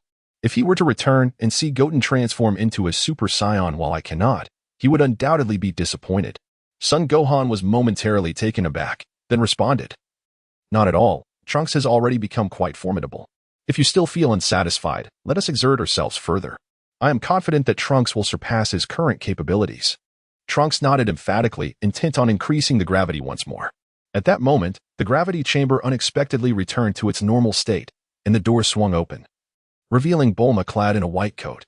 Bulma remarked, "Training is not merely a fleeting endeavor. We are soon to arrive at Namek. Everyone, please prepare yourselves." Son Gohan and Trunks responded in unison before stepping out of the gravity chamber. The entirety of the new Namek was enveloped in lush green vegetation, with scattered villages dotting the vast landscape, each bearing a striking resemblance to the others. From a celestial vantage point, one could observe all the villages encircling a towering mountain, upon which the sacred symbols of the Namekian people were etched. Those familiar with Namekian culture would recognize this as a holy site, home to the esteemed Grand Elder. A resounding boom echoed from somewhere on Namek, reverberating across the continent and stirring clouds of dust in the distance. The Namekian warriors guarding the Grand Elder opened their eyes, preparing to investigate, when suddenly the voice of the Grand Elder resonated in their minds. "Sass, do not panic. The ones approaching are the heroes who once saved our kin." The Namekian warrior halted, replying to the Grand Elder, "Should we not go forth to welcome them, Grand Elder?" The Grand Elder's voice returned, "I have already informed the leaders of the villages to bring the Dragon Balls. Let us await our heroes here." On a lofty mountain of Namek, Son Gohan and Trunks gently lifted Bulma into the air, with Trunks gazing in awe at the surrounding scenery, exclaiming, "So this is the abode of extraterrestrials?" Son Gohan nodded, glancing around with a smile as he remarked, "This place seems remarkably similar to the previous Namek." Bulma surveyed the surroundings and replied, "Indeed, it is an exact replica. I surmise this is due to the fact that this planet was sought out by the Namekians through the wish granted by the dragon." Trunks scanned the area and said, "Yet, this planet is so vast. How are we to locate the legendary Dragon Balls?" As Sun Wukong closed his eyes, he immersed himself in the familiar aura of Namek. Suddenly, a voice resonated in his mind. "Long time no see, little hero who saved our people." Sun Wukong understood that this was the newly appointed Grand Elder of Namek. In his heart, he replied, "Greetings, Grand Elder of Namek. I apologize for intruding upon your lives. To be candid, we have come from Earth seeking to utilize your Dragon Balls to fulfill certain wishes." The Grand Elder responded, "Of course, but if I recall correctly, there are also Dragon Balls on your Earth, are there not?" In his heart, Sun Wukong mused, "Indeed, there was once a time. But subsequent events transpired that led to our divine guardian being slain by two malevolent demons, thus rendering the Dragon Balls non-existent." The Elder remarked, "It appears we are on the brink of yet another calamity. Come hither to me. Sars is the mightiest warrior of our Namekian realm, and you should be able to perceive his aura." Son Gohan attempted to sense the energy and then spoke, "Very well, I shall make my way there now, esteemed Elder." The Elder on the other side replied, "We shall await the arrival of our benefactors here." Subsequently, the mental connection was briefly severed. Son Gohan opened his eyes, gazing into the distance, and declared, "And Bulma, we are about to depart. Trunks, come with me." Huff. The aura of Son Wukong expanded, forming a protective shield around himself and Bulma as he grasped her shoulders with both hands and soared into the distance. Trunks, too, accelerated with all his might, closely following behind. The two streams of energy traversed the sky, arriving at the sacred grounds of Namek after approximately 20 minutes. From afar, Sun Wukong spotted some familiar figures, the newly appointed Elder Mulan of Namek and his erstwhile comrade Dandy, with whom he had once fought side by side. Son Gohan gently placed Bulma on the ground before standing firmly on his feet, greeting the Grand Elder and Dind. It has been a while, my friends from Namek.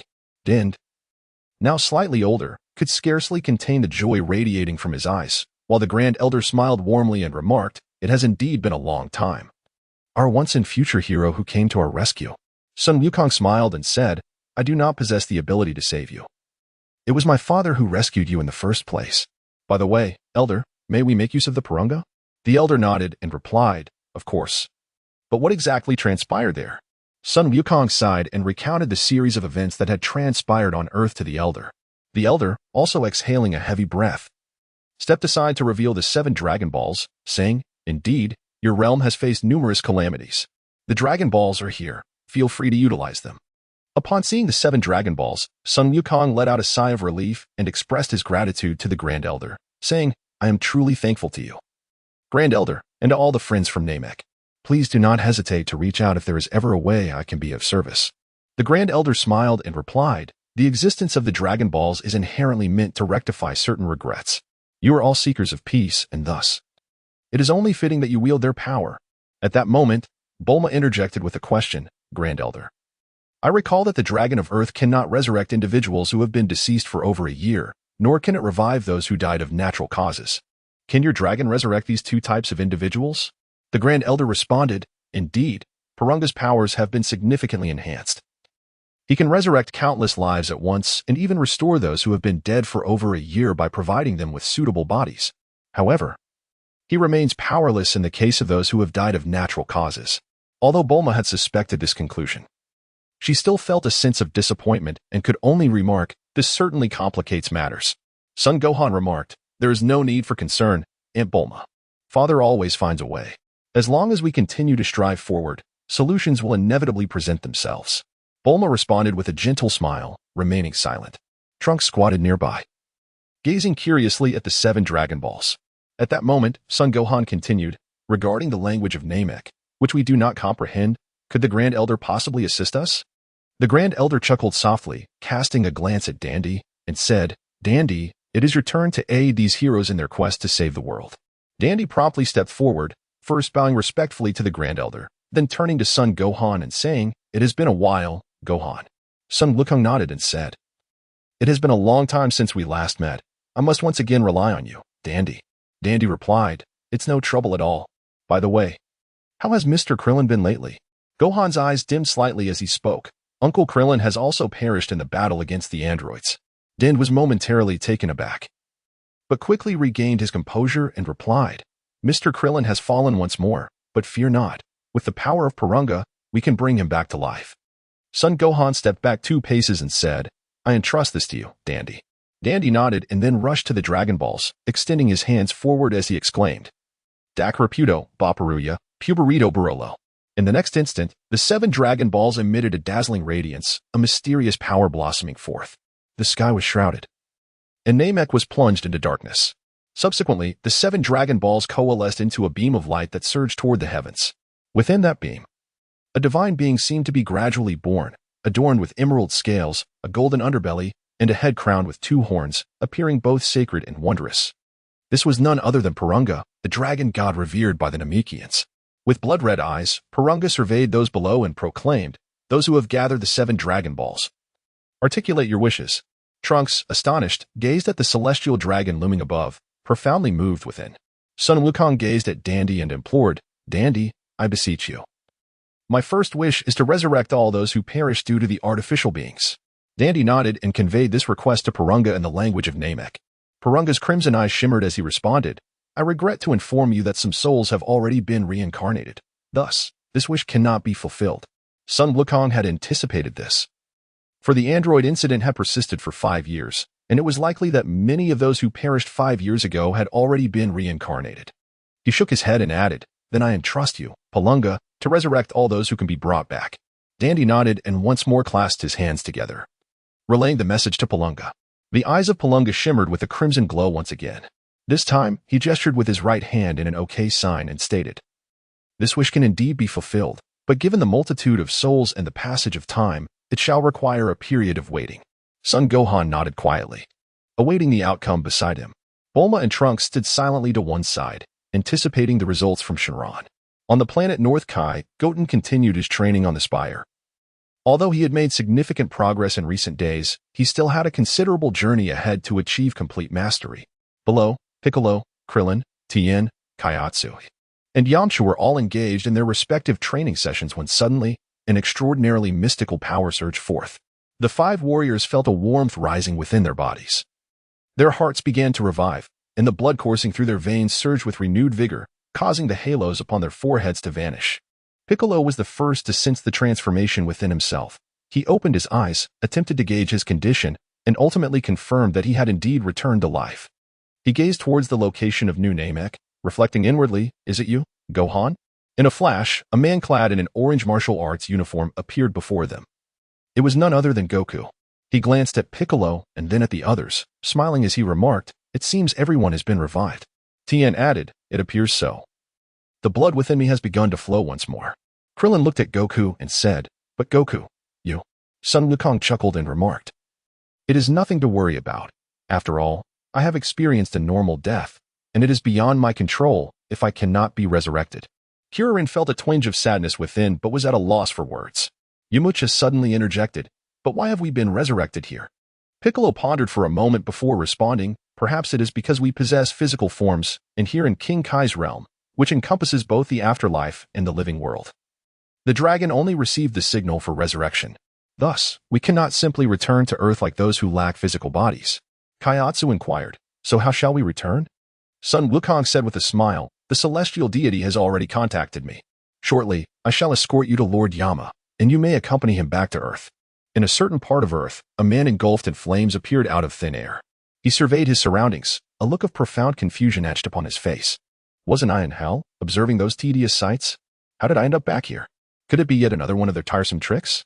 With a swift motion, the man sensed the aura around him and soared into the sky, seemingly heading towards the western capital. Numerous spare individuals emerged from the ruins. Their expressions filled with bewilderment as they gazed around, struggling to comprehend their circumstances. Finally, the Namekian Borna spoke, "Your first wish has been granted. Now, please articulate your second wish." Trunks, having never encountered the dragon before, was astonished to see it remain still.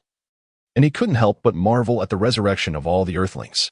Sun Wukong nodded thoughtfully and said, "For my second wish, I would like my father, Sun Wukong, to be resurrected." Dandy conveyed this in the Namekian language, and the eyes of Porunga glimmered with a crimson light once more. After a moment, Porunga finally responded, "Sun Wukong has died a natural death. This wish cannot be fulfilled. Please choose another wish." Sun Gohan felt a tinge of melancholy, although he had long anticipated this outcome.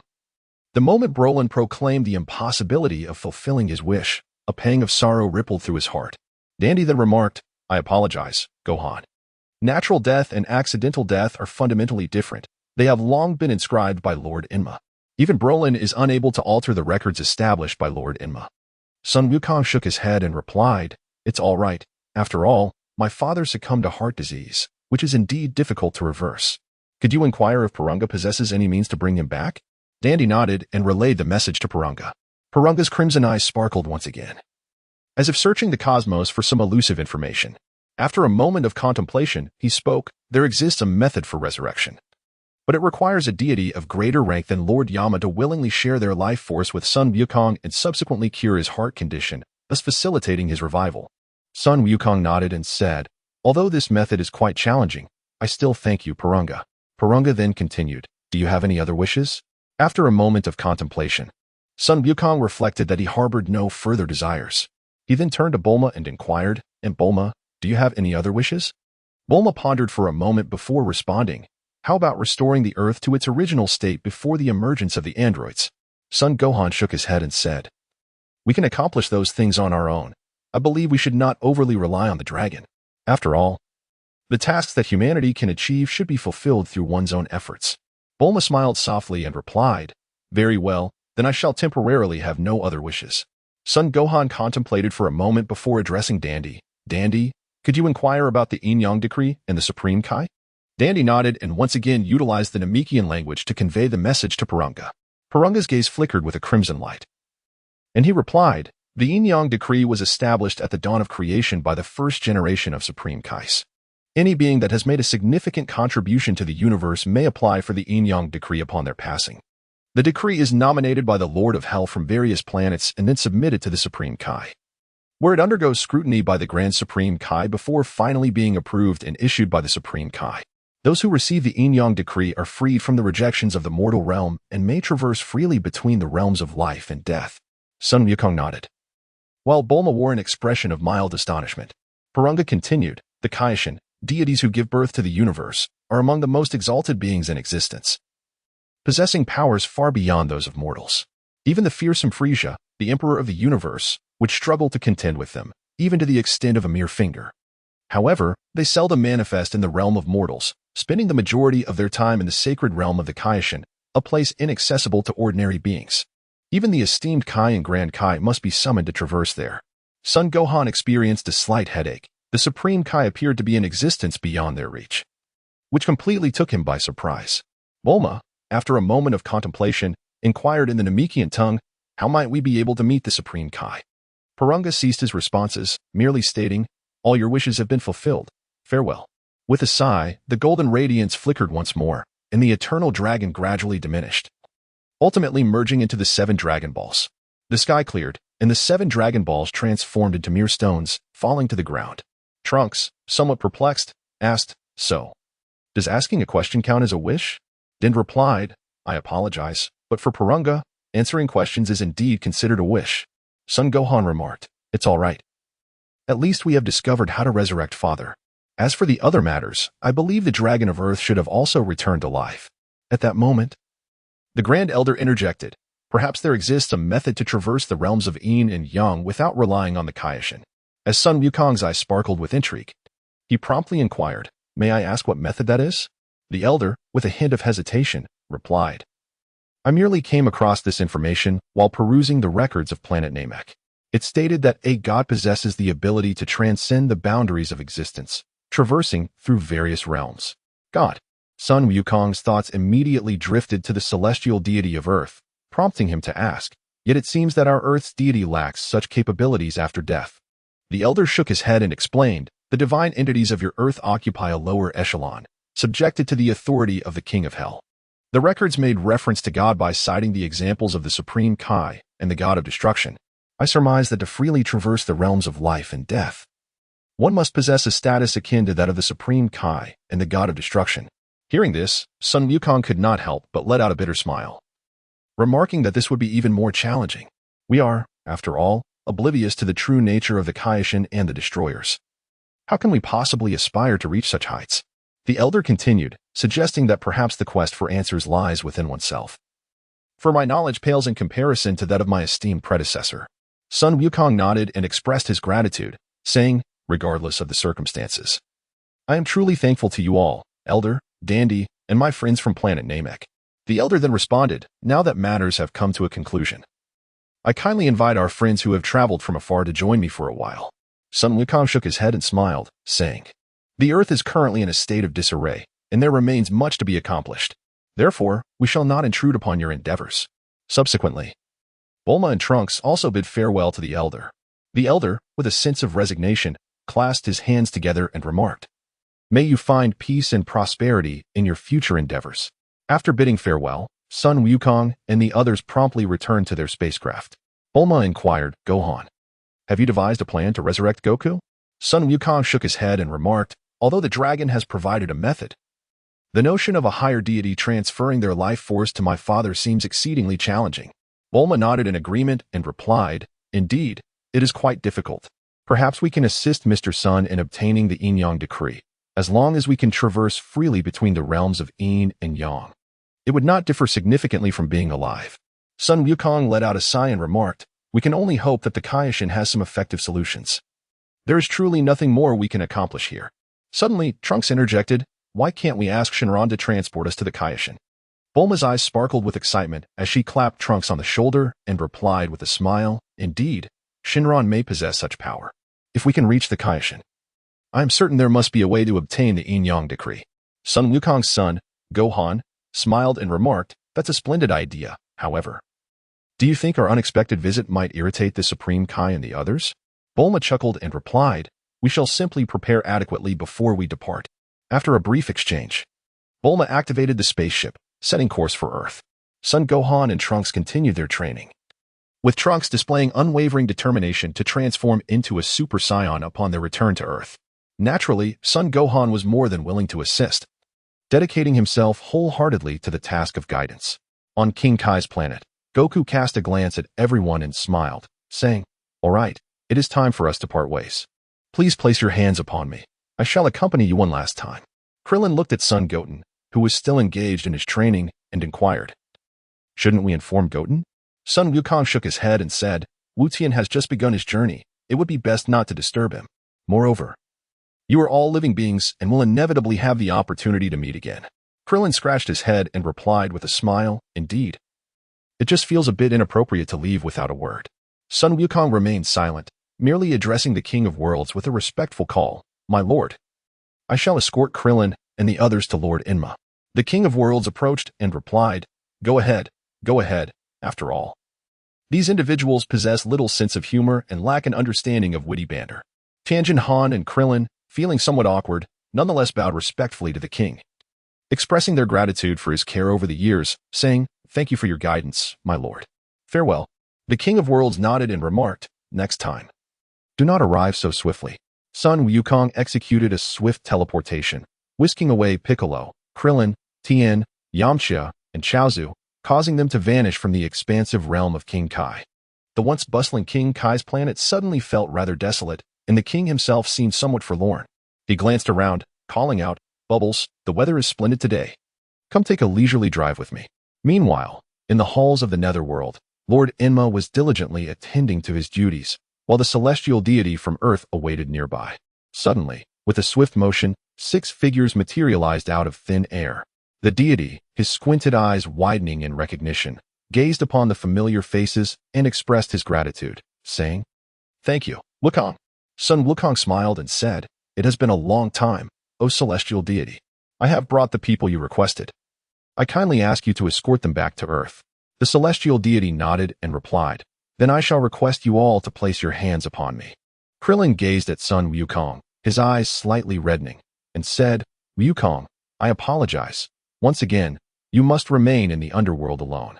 Sun Wukong wore an expression of indifference as he took a couple of steps back, placing 2 fingers on his brow. He remarked, "It's nothing, perhaps in due time. I shall be able to see you all again. But should you return to life, do remember to look after Gohan and the others for me." Tears welled up in the eyes of Krillin and the others, who then nodded solemnly in agreement. The gaze of Sun Wukong swept over them, ultimately lingering upon Piccolo. He spoke, "Well then, my friends, return to Earth. Do refrain from seeking me out so soon this time. Lord Enma, Lord Kao, and to you, Piccolo, Krillin, Tien Shin'an, Yamcha, and Kaiatsu, farewell." Sun Wukong once again executed his instantaneous movement, vanishing within the halls of the Yama Palace. Krillin, caught between amusement and exasperation, thought, "This rascal always has a knack for disrupting the atmosphere." Subsequently, everyone placed their hands upon the deity, but only Piccolo, with much inner turmoil, reluctantly placed his hand on the divine being.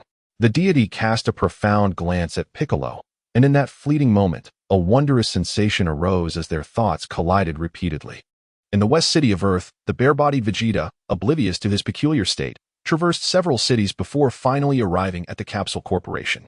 From his lofty perch in the sky, he surveyed the scene below, witnessing numerous bewildered individuals emerging from the ruins, their expressions a mixture of confusion and disbelief. Vegeta crossed his arms, pondering, "Is this truly Earth? Has my resurrection occurred due to some absurd trickery?" He sensed a distinct difference in his physical state compared to his soul's condition in the underworld, and a frown creased his brow. "How have I returned to life? I distinctly remember that Namekian being slain. The Dragon Ball should have vanished as well." Gazing down at the various wreckages left by the androids, he continued to contemplate. This destruction must have been wrought by those 2 androids. Are they still alive? And has our resurrection been orchestrated to combat them? On the ground, several naked individuals had gathered in a group, seemingly preparing to accost passers-by, evidently intent on robbery. Vegeta cast a disdainful glance their way, a smirk curling at the corner of his mouth, truly a pitiful race. He then bolted into the Capsule Corporation, disregarding the astonished glances of the surrounding employees, and shouted, Bulma, come out." The employees, engaged in renovations, stood frozen in shock at the sight of this man descending from the sky, completely unclothed and audaciously calling for the company's leader. Vegeta seized a nearby employee, his eyes fierce as he demanded, "Tell me, where is that woman Bulma?" The employee, overwhelmed by Vegeta's terrifying aura accumulated from the destruction of countless planets, fainted instantly. With a cold huff, Vegeta tossed the employee aside, muttering, "Truly a lower-class race, utterly useless." Just as he was about to interrogate another person, a man in a white lab coat emerged from the inner office. He wore spectacles and had white hair and a beard, his frail stature betraying his age. Upon seeing Vegeta, he expressed astonishment, exclaiming, "Ah, it's Vegeta. I thought you were dead." Having previously lived at Capsule Corporation, Vegeta recognized this as Dr. Brief, Bulma's father. With a disdainful snort, he replied, "How should I know? I was perfectly fine in hell until I was inexplicably resurrected." Dr. Brief observed Vegeta closely, then remarked, "It seems Bulma and the others have succeeded." Vegeta turned sharply, inquiring, "Old man, what do you mean? What have Bulma and the others done?" Dr. Brief regarded Bulma with a peculiar expression before responding, "Bulma and the others went to Namek. I must say, little Vegeta, in your current state, you might soon find yourself arrested by the police." Feeling uncomfortable under Dr. Brief's scrutiny, Vegeta huffed dismissively and asked, "So they were left with no choice but to resurrect Kakarot to defeat the androids?" Dr. Brief opened the door to the inner office, assuring him, "The androids have already been defeated, so you need not dwell on the past." Just as Vegeta was about to enter, he paused, his pupils dilating in disbelief, and asked, "How is that possible? Besides Kakarot, who else could defeat the androids?" Dr. Brief replied, "I believe it was that boy from Goku's family." Vegeta clenched his fists, exclaiming, "Damn it, even that boy has become a Super Saiyan? He is merely the son of a low-class warrior." Dr. Brief, perplexed by Vegeta's outburst, simply stated, "You have been resurrected now, and Bulma and the others will likely return soon. You can ask them your questions then." Vegeta chuckled coldly, remarking, "That boy becoming a Super Saiyan is of no consequence. At least it reveals that I am not inferior to those low-class warriors as the Prince of the Saiyans." He entered the room, instinctively heading to the place he once occupied. At the temple, 6 figures appeared out of thin air, and Mr. Popo, standing by the temple's edge, suddenly turned, his eyes brimming with joy. The elderly deity smiled at Mr. Popo, greeting him warmly. "It has been a long time, Mr. Popo. Thank you for your hard work." Mr. Popo, overwhelmed with emotion, shed tears of joy, replying, "It is my duty to guard the temple, Lord Deity. I am truly glad you have returned at last." Krillin, Tien, and the others also greeted Mr. Popo in turn, while Piccolo stood aside, arms crossed, exuding an air of indifference. Mr. Popo's gaze swept over Krillin and the others before he finally said, "I am glad you all have returned." Unable to endure the temple's atmosphere, Piccolo scoffed, stating, "I will take my leave. Any additional minute spent here is nauseating." However, the deity suddenly called out to Piccolo, saying, "Piccolo, I have read your memories. Have you considered that if we were to become whole again, this crisis might never have occurred?" Having reached the temple's edge, Piccolo paused slightly, then turned back with a sardonic smile, saying, "You wish to fuse with me again? True, our fusion would grant immense power, perhaps rivaling that of a Super Saiyan, but I refuse. You discarded me so carelessly, how could I ever consider merging with you again?" With his voice rising in intensity, Piccolo finally leapt from the temple, soaring towards a distant point on Earth. The deity watched Piccolo's retreating figure, sighing, feeling a twinge of uncertainty as a god. Krillin, somewhat puzzled, glanced at the deity and remarked, "This is not the time for warriors. As a god, you could better guide humanity." The deity shook his head, responding, "There is an unsettling premonition. I believe that when the time comes, Piccolo will willingly reunite with us." Not fully comprehending the deity's meaning, Krillin chose to remain silent, simply bidding farewell to the deity and Mr. Popo. Time swiftly passed, and in what felt like an instant, 18 days had elapsed. In the gravity room of a spaceship, under 200 times the normal gravity, Trunks was fervently enhancing his energy, yearning to transform into a Super Saiyan. To achieve this, he expended both of his remaining fate points. Yet, even after 2 additional years of training, he found himself unable to attain the Super Saiyan form. A brilliant white aura surged around him, gradually infused with gold, as Trunks' eyes glazed over, seemingly losing his grip on rationality. Sun Gohan's eyes sparkled with realization, as he discerned that Trunks was on the cusp of attaining Super Saiyan status. He promptly exclaimed, "Indeed, Trunks, what you require is more rage, greater fury." However, upon hearing Gohan's words, rather than advancing further, the flicker of golden aura that had briefly enveloped Trunks vanished entirely. In a moment of despair, Sun Gohan sighed inwardly. Uncle Vegeta, I am truly sorry. He then exclaimed loudly, Trunks, Uncle Vegeta has just been revived, only to be slain once more by the newly appeared androids. Ah. Upon hearing this, Trunks let out a furious roar, his brilliant white aura surging fiercely before transforming into a radiant gold. His eyes shimmered with a white light, and his purple hair stood on end, shifting to a golden hue. Androids. Trunks' voice resonated with boundless fury as his golden aura violently battered against the gravity chamber, reverberating throughout the entire spacecraft. Upon casting a glance at Trunks, Sun Gohan discerned that he was utterly unable to reign in his tumultuous state. In an instant, Gohan's gaze sharpened, and a golden aura erupted forth as he too transformed into a Super Saiyan. With a resounding crash, Trunks roared and launched a fist towards him. Gohan stepped forward and effortlessly seized Trunks' fist. As Trunks' right hand was caught, his left hand instinctively struck out, only to be grasped with equal ease by Gohan's other hand. With a cold voice, Gohan admonished, Trunks, regain your composure. Do not allow the savage instincts to cloud your judgment. Trunks, unresponsive to the plea, continued to attack Gohan in a fit of rage. Son Gohan furrowed his brows, and as he clasped Trunks' hands, a surge of golden energy manifested into a barrier that enveloped Trunks. Consequently, Trunks could no longer wreak havoc upon his surroundings. After a while, the golden radiance surrounding Trunks diminished, and his eyes gradually revealed emerald green pupils. Gohan let out a sigh of relief as he dispelled the barrier enveloping Trunks. How do you feel now, Trunks? Trunks, finally regaining his composure, gently descended to the ground. He gazed at his hands, and a radiant smile spread across his face. Gohan. I did it. I have finally succeeded. Son Gohan smiled and remarked, very well, Trunks. Now, immerse yourself in this state and strive to transform into a Super Saiyan at will in the future. Trunks nodded earnestly and began to embrace the sensation of being a Super Saiyan. Son Gohan also relinquished his Super Saiyan transformation and proceeded to a nearby resting area, where he noticed unread messages on his wristwatch. He randomly opened one and, after reading it, smiled and remarked, Trunks, the spaceship will land on Earth in 3 hours. Let us prepare. Trunks replied, I shall continue to relish this state for a while longer. When we disembark, I must surely surprise Father. Son Gohan nodded, refraining from further persuasion, and approached Trunks to impart some wisdom on transforming into a Super Saiyan. Meanwhile, in the gravity chamber of Earth, Vegeta was enveloped in a golden aura, his flame-like hair still retaining its initial black hue. After a moment, the golden aura dissipated, and Vegeta, filled with confidence, muttered to himself, At last, I have glimpsed the barrier of a Super Saiyan. It appears that the tiresome tricks of the underworld are not entirely without merit. He then calculated the time and realized that today marked the return of Bulma and the others.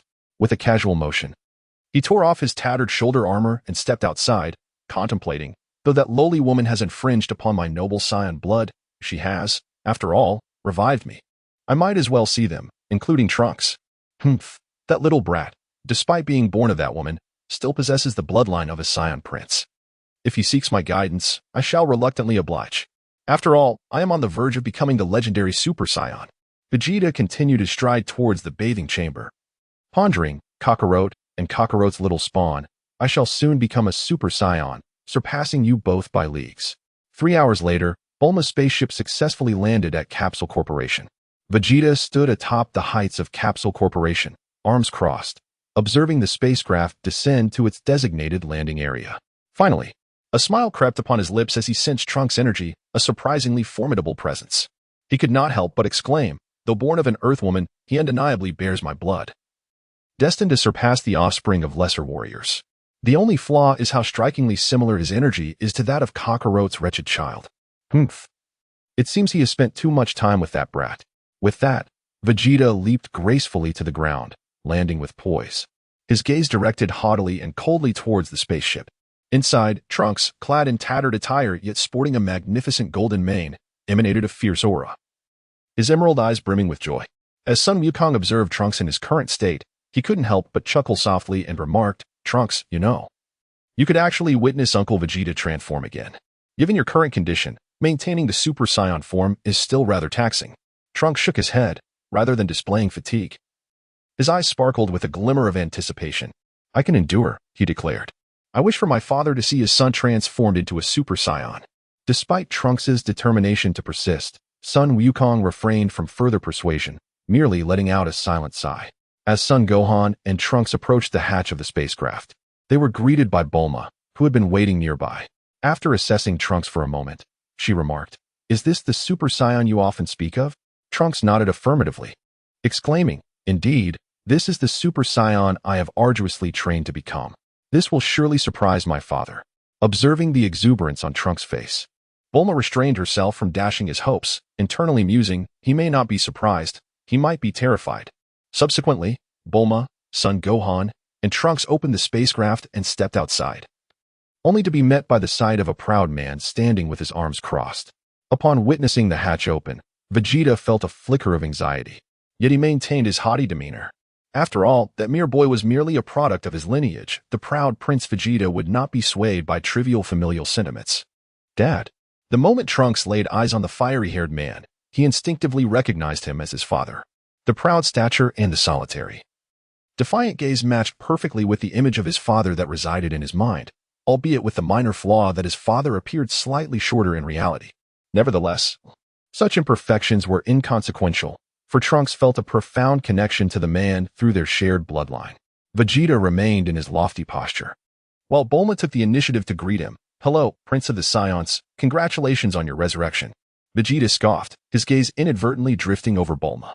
Noticing her considerable weariness, he briefly paused, before his eyes shifted past her to behold a man clad in an orange martial arts uniform accompanied by a blue-eyed, blonde-haired boy. Finally, the long yearn for father turned his attention towards Trunks, who was nearly overwhelmed with the urge to rush forward, yet a flicker of trepidation held him back. Upon seeing Trunks, Vegeta's pupils dilated in shock. He turned to Bulma and inquired, "Hey, Bulma, who is that wretched little brat?" I distinctly recall Trunks having purple hair. Trunks momentarily lost his composure, while Bulma shot a disapproving glance at Vegeta, stating, "Isn't that the so-called Super Saiyan you always talk about?" Honestly, the Prince of Saiyans can't even recognize his own son? Vegeta felt as though he had been struck with 1,000 points of humiliation, staring blankly at the golden-haired Trunks. His mind in disarray, unable to contain himself any longer, he roared, "What nonsense is this? A Super Saiyan is the most powerful warrior in the universe. I, the noble Prince of Saiyans, have yet to achieve this form. So how could this child possibly attain such strength with such ease?" Sun Wukong let out a sigh, fully aware that Vegeta had once again reached his breaking point. However, he felt no surprise, for he had previously encountered Vegeta on Namek and had come to understand the essence of the man, a proud yet sensitive individual. He was arrogant and dismissive, believing himself above all others in the universe. Yet he possessed a fragility that could lead to his complete unraveling under repeated blows to his pride. Nevertheless, even after such a collapse, hope would emerge, prompting him to rise and give chase anew. Bulma observed Vegeta's contorted face with a sense of helplessness. Her understanding of him surpassed even that of Wukong, as she recognized the deep sensitivity within him. She could easily surmise his thoughts. Vegeta, the proud prince of all Saiyans, was now the only Saiyan unable to transform into a Super Saiyan. Indeed, as Bulma had conjectured, Vegeta's mind was consumed with this very notion. He glanced at Trunks, then at Sun Wukong, and finally recalled Kakarot from Namek, a feeling of disbelief washing over him. Now, only I and Kakarot remain as the true Saiyans in this universe. Even if I count the two half-breeds, that makes 4 of us. Yet, all 3 of them have achieved Super Saiyan status, which means I, the illustrious Prince of Saiyans, stand as the sole exception. What absurdity is this? Trunks, observing his father's fierce visage, felt a pang of fear. Yet, he mustered his courage, taking a couple of steps towards Vegeta, calling out, "Dad." Vegeta's chaotic thoughts momentarily cleared, and he glanced at Trunks, his anger boiling over. He barked coldly, "Get away from me, you little brat. Don't think that just because you inherited my bloodline and transformed into a Super Saiyan, you can flaunt your arrogance in front of me. I, the mighty Prince Vegeta, will never be outdone by you inferior Saiyans." Vegeta could no longer contain the tempest of fury within him. With a primal roar, his energy surged, a formidable force that shot skyward, stirring a wild tempest around him. "What nonsense is this? You all, I am the Prince of Saiyans." As his rage surged forth, it intertwined with the suffering he had endured in the depths of hell, transforming into an overwhelming energy that shook the Capsule Corporation to its core. Bulma, being merely an ordinary human, was ill-equipped to withstand such a powerful surge of energy. Her very bones felt as though they might shatter under the strain. Fortunately, Wukong sensed the impending danger, dispersing his ki to form a protective barrier around Bulma and Trunks. However, the Capsule Corporation was not so fortunate, rocking perilously under the pressure of Vegeta's overwhelming energy, on the verge of collapse. Trunks turned to son Wukong and asked, Wukong, why is Dad like this? Did I do something wrong? Son Gohan shook his head and chuckled, remarking, your father's pride is still quite formidable. But it shall soon be alleviated, for he too is destined to become a Super Saiyan. Meanwhile, Bulma interjected with a sarcastic comment, honestly. What kind of Saiyan prince is he? Unable to cultivate his own power, he resorts to letting others provoke him into becoming a Super Saiyan. In the next moment, Vegeta's aura intensified dramatically, the white flames gradually transforming into a golden hue. His hair, reminiscent of flames, oscillated between black and gold, and the pupils of his eyes vanished, leaving behind only a stark white gaze. Son Gohan stepped forward and said, Trunks, take Aunt Bulma and move away. Uncle Vegeta's aura is exceedingly powerful. If this continues, the entire West City may very well collapse. Trunks nodded and, grasping his mother's hand, soared into the distance. Son Gohan turned his head, gazing at the fissures surrounding Vegeta with a soft sigh. Subsequently, he transformed into a Super Saiyan, his golden aura surging forth, expanding outward until it enveloped both him and Vegeta in a spherical energy shield. Meanwhile, Vegeta's power continued to swell. On the North Kai's planet, son Goten, having made some progress in his training, found his spirit and energy cultivation steady. He could distinctly sense the formidable aura emanating from Vegeta. Opening his eyes, he remarked, that must be Vegeta's energy. It feels unexpectedly powerful. As Sun Wutian momentarily lost focus, the balance was disrupted, and he began to plummet. Fortunately, his reflexes were swift. He exerted force with his legs, narrowly avoiding being pierced by the sharp protrusions below. Sitting beneath him, Sun Wukong opened his eyes and, gazing upward, remarked with a smile, Wutian, you have once again broken your balance. This marks the third time today. At this rate, completing your training in 150 days will be an unattainable goal. Sun Wukong's son, Sun Wutian, expressed his frustration, stating, but it is truly quite dull, father. Trunks and Uncle Vegeta have already achieved the transformation into Super Saiyans. When? Pray tell, shall I commence my training? Sun Wukong chuckled and said, if you can sense the energy emanating from the earth, it signifies your progress. Do not rush. Take your time. The path of cultivation is not one that can be traversed in haste. If you find it truly challenging, you may simulate battles in your mind. Sun Wutian shook his head, a pained expression on his face, and said, please, let's not. I can hardly grasp this as it is. If I were to delve into mental simulations, I fear the Sun family may face extinction. Sun Wukong cast another glance at him and sighed, the fourth time. The energy emanating from Vegeta on Earth surged to its zenith, and for a moment, the very atmosphere seemed transformed. A faint crackle of thunder echoed in the air. At last, Vegeta's hair turned a brilliant gold, yet his eyes remained devoid of pupils.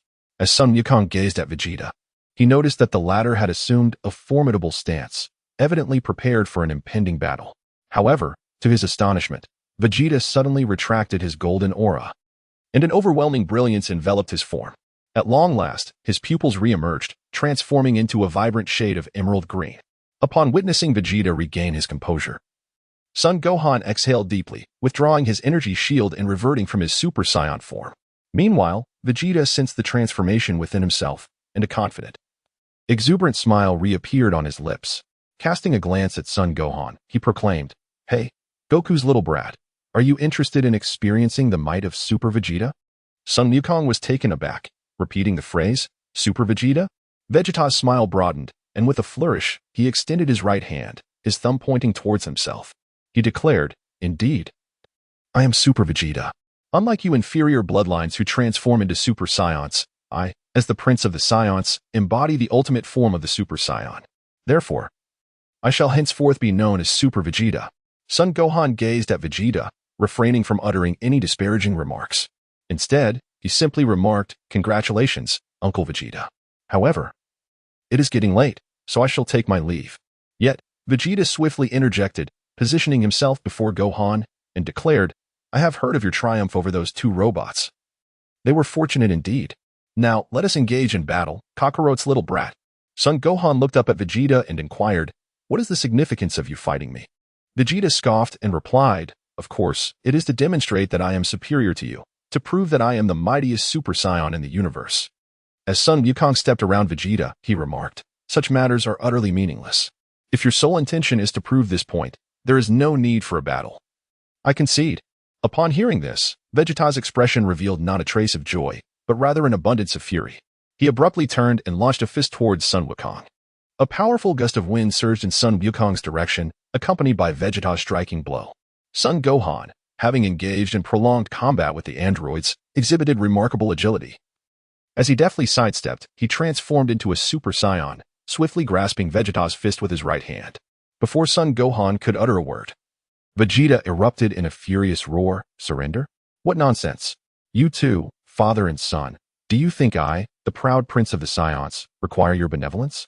As Vegeta spoke, another fist came crashing towards him. Sun Gohan seized his fist once more and replied, I have no intention of bestowing any form of kindness upon you. Nor should you dwell on such trivial matters. Trivial matters. Vegeta's anger flared. Despite having his hands restrained by Gohan, he leapt into the air and delivered a knee strike that sent Gohan flying. Boom. The silhouette of Sun Wukong shattered the Capsule Corporation's edifice. As Vegeta approached with measured steps, exclaiming, You insolent brat, what do you truly understand? You and your father have repeatedly compelled me to return to life, to scrape by in this existence. It is utterly absurd that I, the illustrious Prince Vegeta, must rely on others to survive. I shall undoubtedly vanquish both you and your father one by one. With a resounding crash, Vegeta extended his right hand, unleashing a powerful gust of energy that swept away large fragments of debris, revealing Sun Wukong's form. Sun Gohan rose to his feet, dusting off his attire, and with a piercing gaze, he addressed Vegeta. If you truly wish to defeat me, let us engage in battle a year hence. At this moment, you are far from my equal, and I shall not permit the fragile peace we have just regained to be shattered again. In a flash, Sun Gohan vanished from sight, leaving Vegeta startled as he braced himself defensively. Yet, the very next instant, the youth clad in an orange martial arts uniform reappeared before him, delivering a punch that shattered his defenses and plunged into his abdomen. A torrent of formidable energy surged forth, causing Vegeta to tremble uncontrollably. As his eyes rolled back in agony, he was forced to relinquish his Super Saiyan form, collapsing painfully to the ground. Sun Gohan gradually returned to his usual demeanor. He turned around, facing away from the fallen Vegeta, and remarked, Though I cannot comprehend your pride, as a human being, especially as a father, you should embody more than this. At that moment, Trunks had ensured Bulma's safety and returned to stand beside Sun Gohan. Observing the scene before him, his eyes were filled with astonishment. Vegeta, clutching his abdomen in agony, gritted his teeth and uttered, Damn you, you scoundrel. Gohan gazed at Trunks, who appeared perplexed, and approached him to gently ruffle his hair. With a warm smile, he reassured, It's all right, Trunks. I shall take my leave now. I imagine your mother must be feeling quite lonely at home. Trunks, a bit timid, glanced at Vegeta and then back at Gohan, responding, How could this be? It shouldn't be like this. In his heart, Sun Wukong let out a sigh, understanding Trunks' sentiments. However, there was little that could be done, for Vegeta was simply that kind of person. Nevertheless, Sun Wukong believed that Vegeta had grown significantly stronger over the years. After all, the Vegeta of yore would not only neglect the warmth of family reunions but could also mercilessly slay even his longtime comrades in battle. Swish. Sun Gohan cast another glance at Vegeta before soaring into the sky, making his way toward the Baozi Mountain.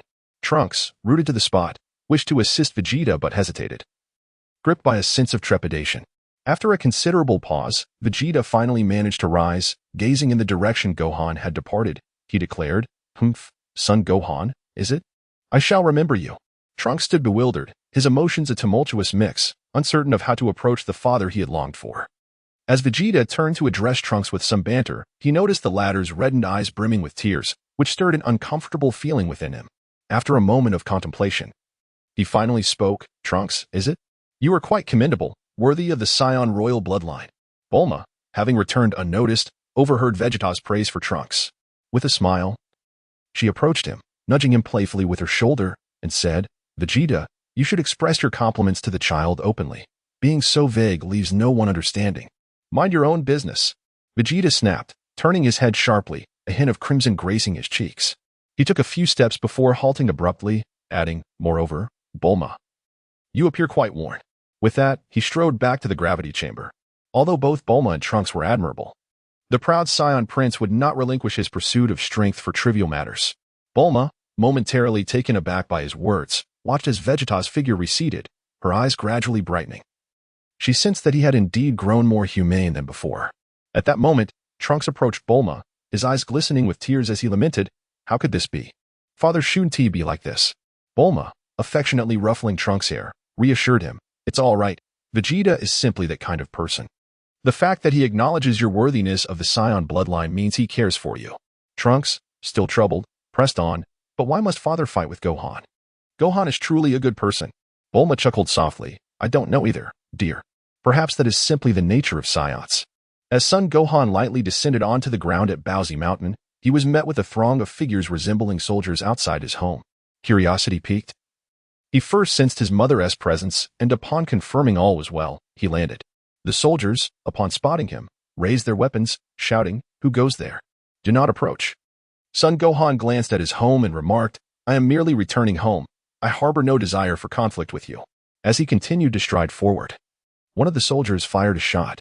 Gohan effortlessly intercepted the bullet, discarding it aside, and pointed towards the house ahead, stating, "I have no intention of engaging in conflict. That house before me is my residence, and I simply wish to return home." The soldiers, witnessing Gohan's ease in catching the bullet, felt an overwhelming surge of fear.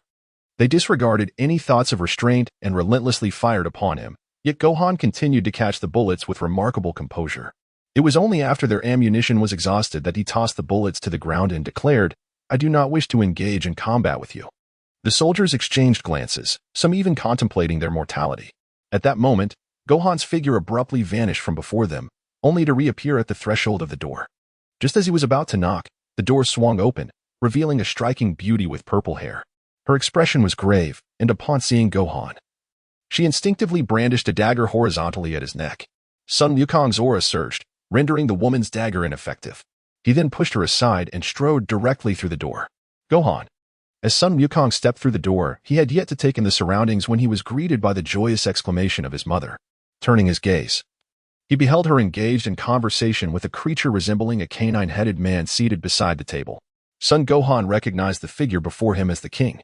He gracefully maneuvered past the royal guards surrounding the monarch and approached the table. Turning to his mother, he cheerfully exclaimed, "Mother, I have returned." He then addressed the king. "You are indeed His Majesty, the king. I am Son Gohan, and it is a pleasure to meet you." The king scrutinized Son Gohan for a moment, gesturing to his blonde secretary at his side, before responding, "Indeed, I currently hold the title of king. You must be Son Gohan. It seems that heroes emerge from youth. I have heard from your mother that you traveled to another planet to revive everyone." Son Gohan nodded and remarked, "Indeed, everyone has been resurrected. I am uncertain as to the purpose of your visit, Your Majesty. We are but humble inhabitants of Bun Mountain." The king, initially taken aback, responded, "Is it truly possible for the dead to return to life? Such phenomena exist in this world?" Upon seeing Son Gohan affirm his words, the king's astonishment faded. And with a smile, he continued, "I merely wish to ascertain whether it was you or your father, Son Goku, who triumphed over the androids." Son Wukong said, "It is I." The king nodded in acknowledgement, harboring no doubts, and remarked, "Your father once rescued the world from the clutches of the demon King Piccolo. And you have triumphed over the androids, restoring peace to all. Your family truly embodies the spirit of heroism in this world." With a snap of his fingers, the guards nearby began to bring forth boxes one by one. The king then lifted the central box and declared, "This is the World Peace Medal and a sum of 100 million zeni. Though it may not be substantial, it is our humble token of gratitude for your valiant efforts in saving the world." Son Wukong, contemplating his aspirations, hesitated to decline the offer. However, acknowledging his pressing need for the funds, he accepted with gratitude, saying, "Though I would prefer to refuse, I genuinely require this assistance at present." "Thank you, Your Majesty." The king then resumed his seat and remarked, "Let us now discuss other matters." Son Gohan set aside the medal and took a seat, eager to lend an ear to what was to come. Time flowed like water, and the years sang their melodies. A year may seem lengthy, yet upon careful reflection, it amounts to merely over 300 days. Since Son Gohan's discourse with the king, a year has passed on Earth. Throughout this span, the planet has undergone profound transformations. The king and Son Gohan reached a consensus on several matters.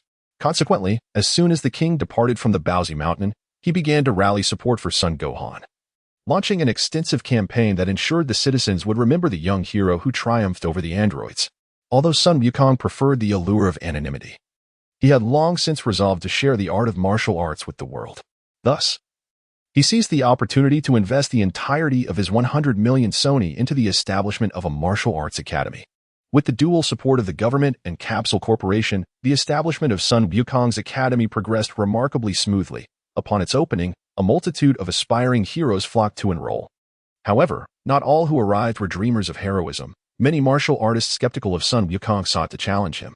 Regrettably for them, despite their own martial prowess, they were no match for the current Sun Wukong, who effortlessly defeated them and left them humbled.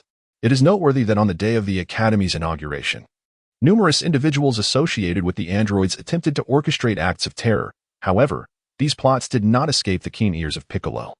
As Sun Wukong launched his martial arts academy, esteemed seniors such as Krillin, Tien Shinhan, Yamcha, Kaiatsu, and Master Roshi made their appearances.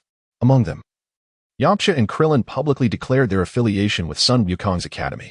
Tien Shinhan and Kaiatsu, on the other hand, inaugurated their own martial arts venue, leveraging the buzz surrounding Wukong's opening for their promotional endeavors.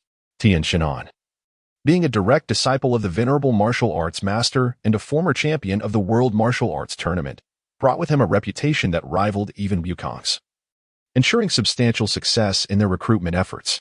After Sun Gohan and Tien Shinhan established their martial arts school, numerous other martial arts masters followed suit, setting up their own dojos, such as the Satan Martial Arts Academy, the Champion Martial Arts School, and the Eight-Handed Divine Fist Hall. Consequently, a fervor for martial arts swept through the land. With the advancement of information technology, Sun Gohan's identity became increasingly apparent online, and many learned of his father, Sun Wukong, who was once the champion of the World Martial Arts Tournament. Furthermore, his grandfather, a disciple of the martial arts deity, had also claimed the title of champion in the same prestigious event.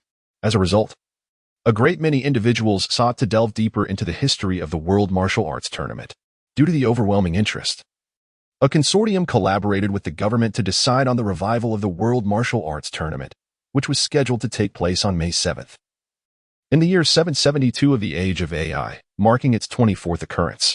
During this time, disciples from various schools and styles began to diligently train, aspiring to make a remarkable impression at the tournament. Although Vegeta was engrossed in his training at Capsule Corporation, oblivious to the happenings outside, the news of the upcoming World Martial Arts Tournament was so sensational that even he could not remain entirely unaware. Initially, he scoffed at what he perceived to be trivial pursuits of Earthlings. However, upon learning that Sun Gohan would also participate, he resolved to join in as well. Meanwhile, on King Kai's planet, after 200 days following Piccolo's revival, Son Goten finally achieved a perfect balance. In that instant of equilibrium, he experienced an unparalleled sense of ease, as all the energy within him flowed freely and harmoniously. For a time, Sun Wutian believed that no challenges lay ahead, possessing confidence even in the legendary instant transmission technique. However, after merely 3 days of practice, his optimism waned once more. Since then, over a span of more than 100 days, he has encountered countless failures. He had teleported to alien realms, encountered bizarre races, and even ventured into the underworld, where he unleashed his fury upon his Uncle Raditz, only to be brought back by his father.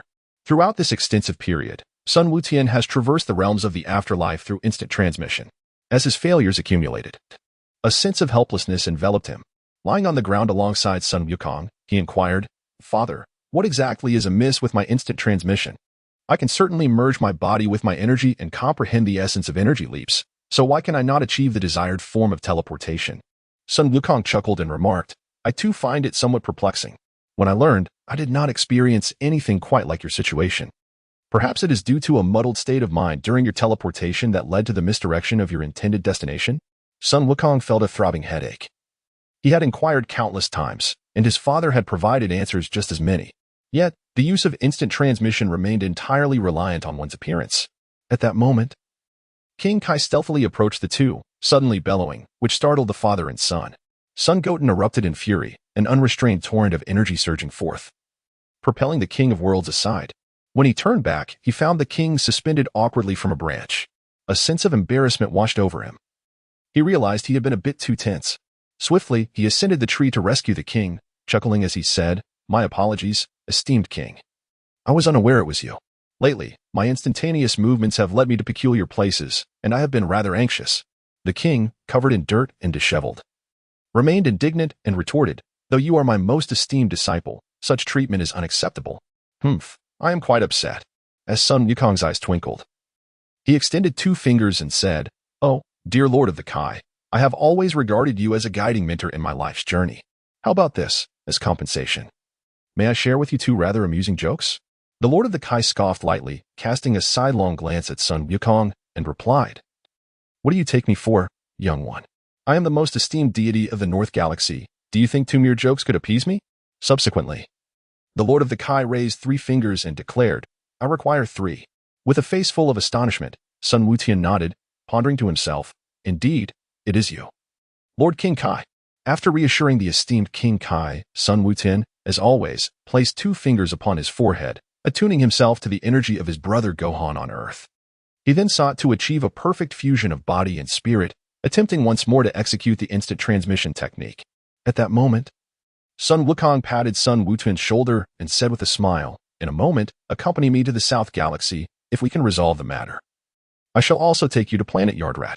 Sun Wutian lowered 2 fingers and gazed at Sun Wukong, saying, "I recall that father has visited the Southern Galaxy several times already, yet there is still not a trace of news." Sun Wukong shook his head and remarked, "Each time I can only sense a presence akin to that of a scion. By the time I arrive, the planet is already in ruins, devoid of anything else. It is truly a source of great frustration." Sun Wukong nodded and said, "Then let us go and take a look together. By the way, father, there must be many extraordinary abilities on planet Adetlan." Sun Wukong nodded thoughtfully, then placed 2 fingers upon his forehead, smiling as he remarked, "Though the Adetlan aliens possess only average strength, their research on Qi is quite extraordinary. They have the remarkable ability to enlarge or diminish themselves, and can even manifest countless clones through the manipulation of Qi. Alas, time was insufficient for me to delve deeper into their teachings." Upon hearing about those intriguing skills, Sun Wukong's interest was piqued, and he eagerly inquired, "Isn't father interested in learning some more?" Sun Wukong chuckled and remarked, "Those skills are indeed commendable. Yet I believe I possess a method that suits me better. There is no need to excessively pursue such things. Now, I can sense the presence of the scions." Whoosh! The figures of Sun Wukong and Sun Goten vanished from the North Kai's planet, and in the blink of an eye, their essence leaped across an indeterminate number of light years, arriving on a planet within the Southern Galaxy. The North Kai, who had been laughing heartily, suddenly ceased his merriment. Adjusting his glasses, he gazed at the spot where Wukong and the others had departed, sighed deeply, and mused, "What could possibly be there? Wukong has visited countless times without any discovery, and I cannot sense anything there myself. It cannot possibly be another time-space vortex." The North Kai shook his head, recalling the last instance a time-space vortex had manifested, a perilous event that nearly cost them their lives. On a planet in the Southern Galaxy, the figures of Sun Gohan and Sun Goten materialized abruptly. They surveyed their surroundings, and Sun Goten remarked, "The air currents here are exceedingly chaotic. Even breathing is a challenge. What on earth is this place?" Just then, a violet vortex emerged, emanating an intensely violent aura. In the next moment, a green wave of light was hurled forth from within it. At the instant the green wave appeared, Sun Wukong transformed into a super scion, channeling radiant energy into his right hand before launching it directly at the green wave. Boom! The collision of the 2 light waves erupted into a dazzling display of fireworks, enveloping the entire planet in a blinding white light. Following this, a tremendous roar echoed, causing the very planet to tremble. In an instant, Sun Wutian transformed into a super scion. Yet, he could sense that his father held a definitive advantage, having transformed, yet seemingly lacking the opportunity to strike. "Bloodstep!" A fragmented voice echoed from the vortex. Sun Wukong let out a sharp cry, and with a surge of energy from his right hand, he forcefully drew the green wave back into the purple vortex. Zila! Within the swirling depths, electric sparks flickered, revealing the shadow of a muscular figure with green hair, who fixated on Sun Wukong with eyes ablaze, as if ready to unleash fire. Sun Wukong lifted his gaze towards the swirling vortex, adopting a poised stance as he declared, "At last, you have revealed yourself." With a resounding roar, the silhouette continued to solidify, while the verdant flames surged forth, relentlessly crashing into the very fabric of this planet. Sun Wukong cast a glance at Wutian and said, "Go forth, Wutian. It is time to unveil the fruits of your training." Broly. Wutian recognized that spectral figure, the legendary Super Saiyan Broly, synonymous with bloodshed and carnage, whose powers grew effortlessly each day. Yet, rather than succumbing to fear, he charged forward with determination. Boom! The clash of their fists erupted like thunder, a tempest of energy swirling between them.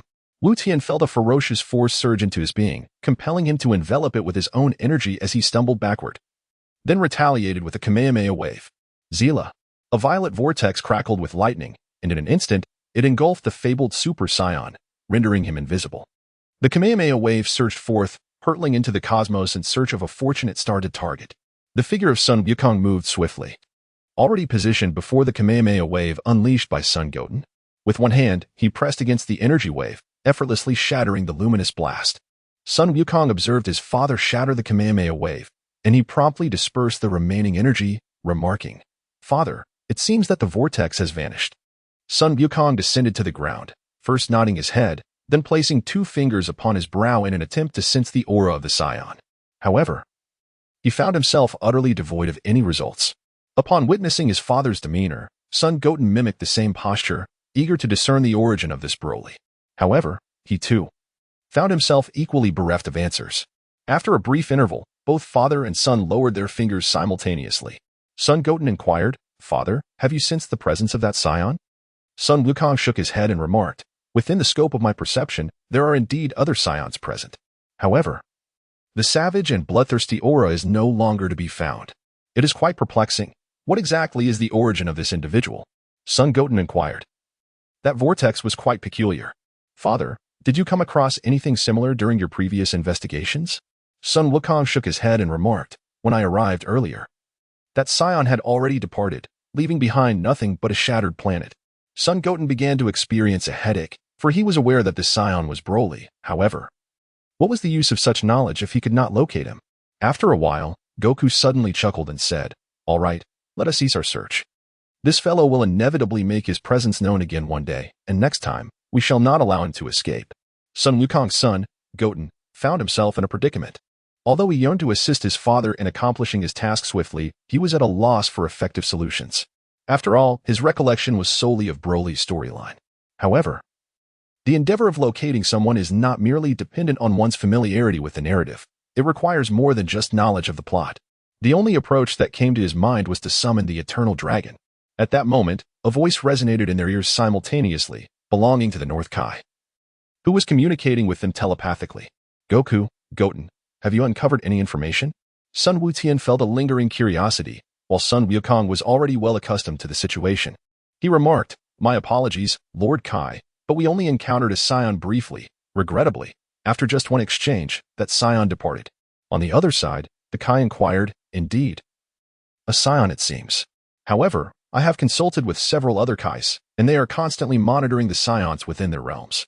Do you have any insight into the origin of that Saiyan? By the way, you should have memorized his energy signature. Have you considered using instant transmission to locate him?" Sun Wukong remarked, "I have searched thoroughly, yet I am utterly unable to detect any aura akin to that of the Saiyan." Sun Goten added, "That Saiyan is rather peculiar. His aura is extraordinarily potent and sanguinary. Upon his arrival, he even called out for his father.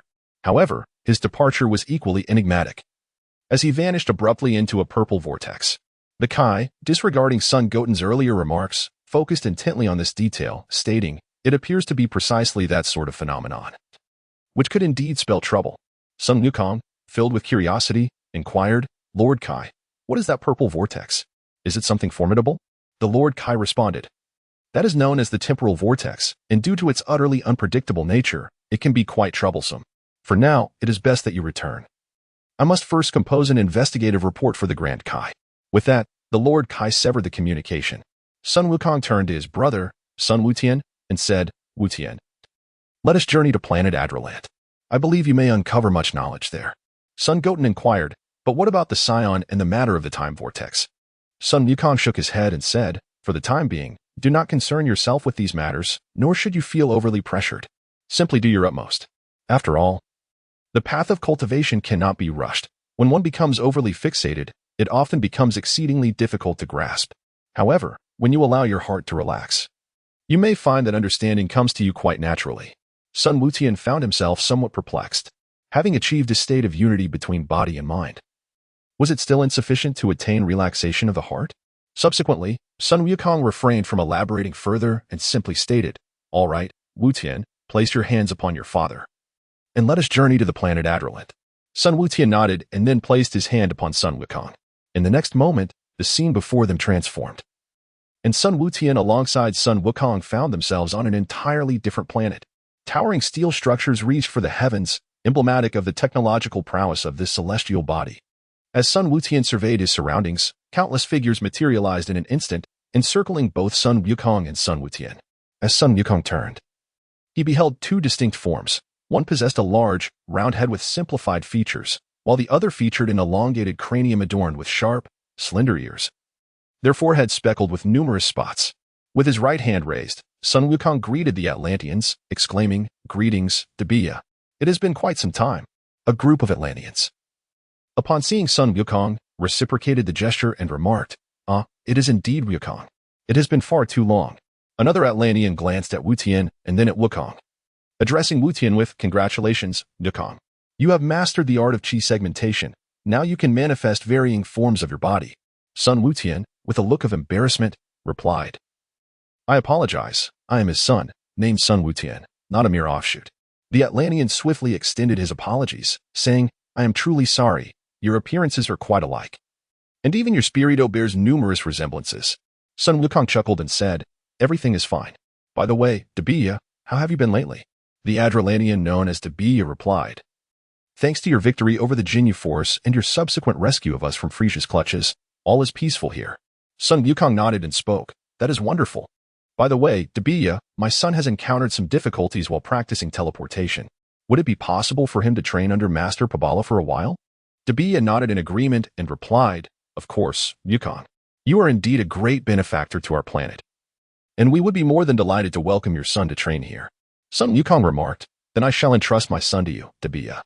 Dabiya glanced at Wukong and inquired, "Wukong, are you not cultivating here? I recall you mentioning that you would return here to continue your training when the opportunity arose." Sun Wukong shook his head and remarked, "I have already embraced death, even if I return to the mortal realm for the sake of the universe's survival. I cannot linger for long. Although your techniques are indeed remarkable, I have my own path of cultivation." Dabiya, somewhat perplexed, nodded in understanding. Naturally averse to conflict, he was not entirely grasping Wukong's sentiments, yet he still replied, "Very well, I shall take care of your son." Sun Wukong nodded and bent down to gently pat Wutian's head, saying, "Wutian, why not stay here for a while to cultivate? Perhaps it won't be long before you can freely harness the art of instant transmission. Whether you choose to continue your training here thereafter will depend on your own desires."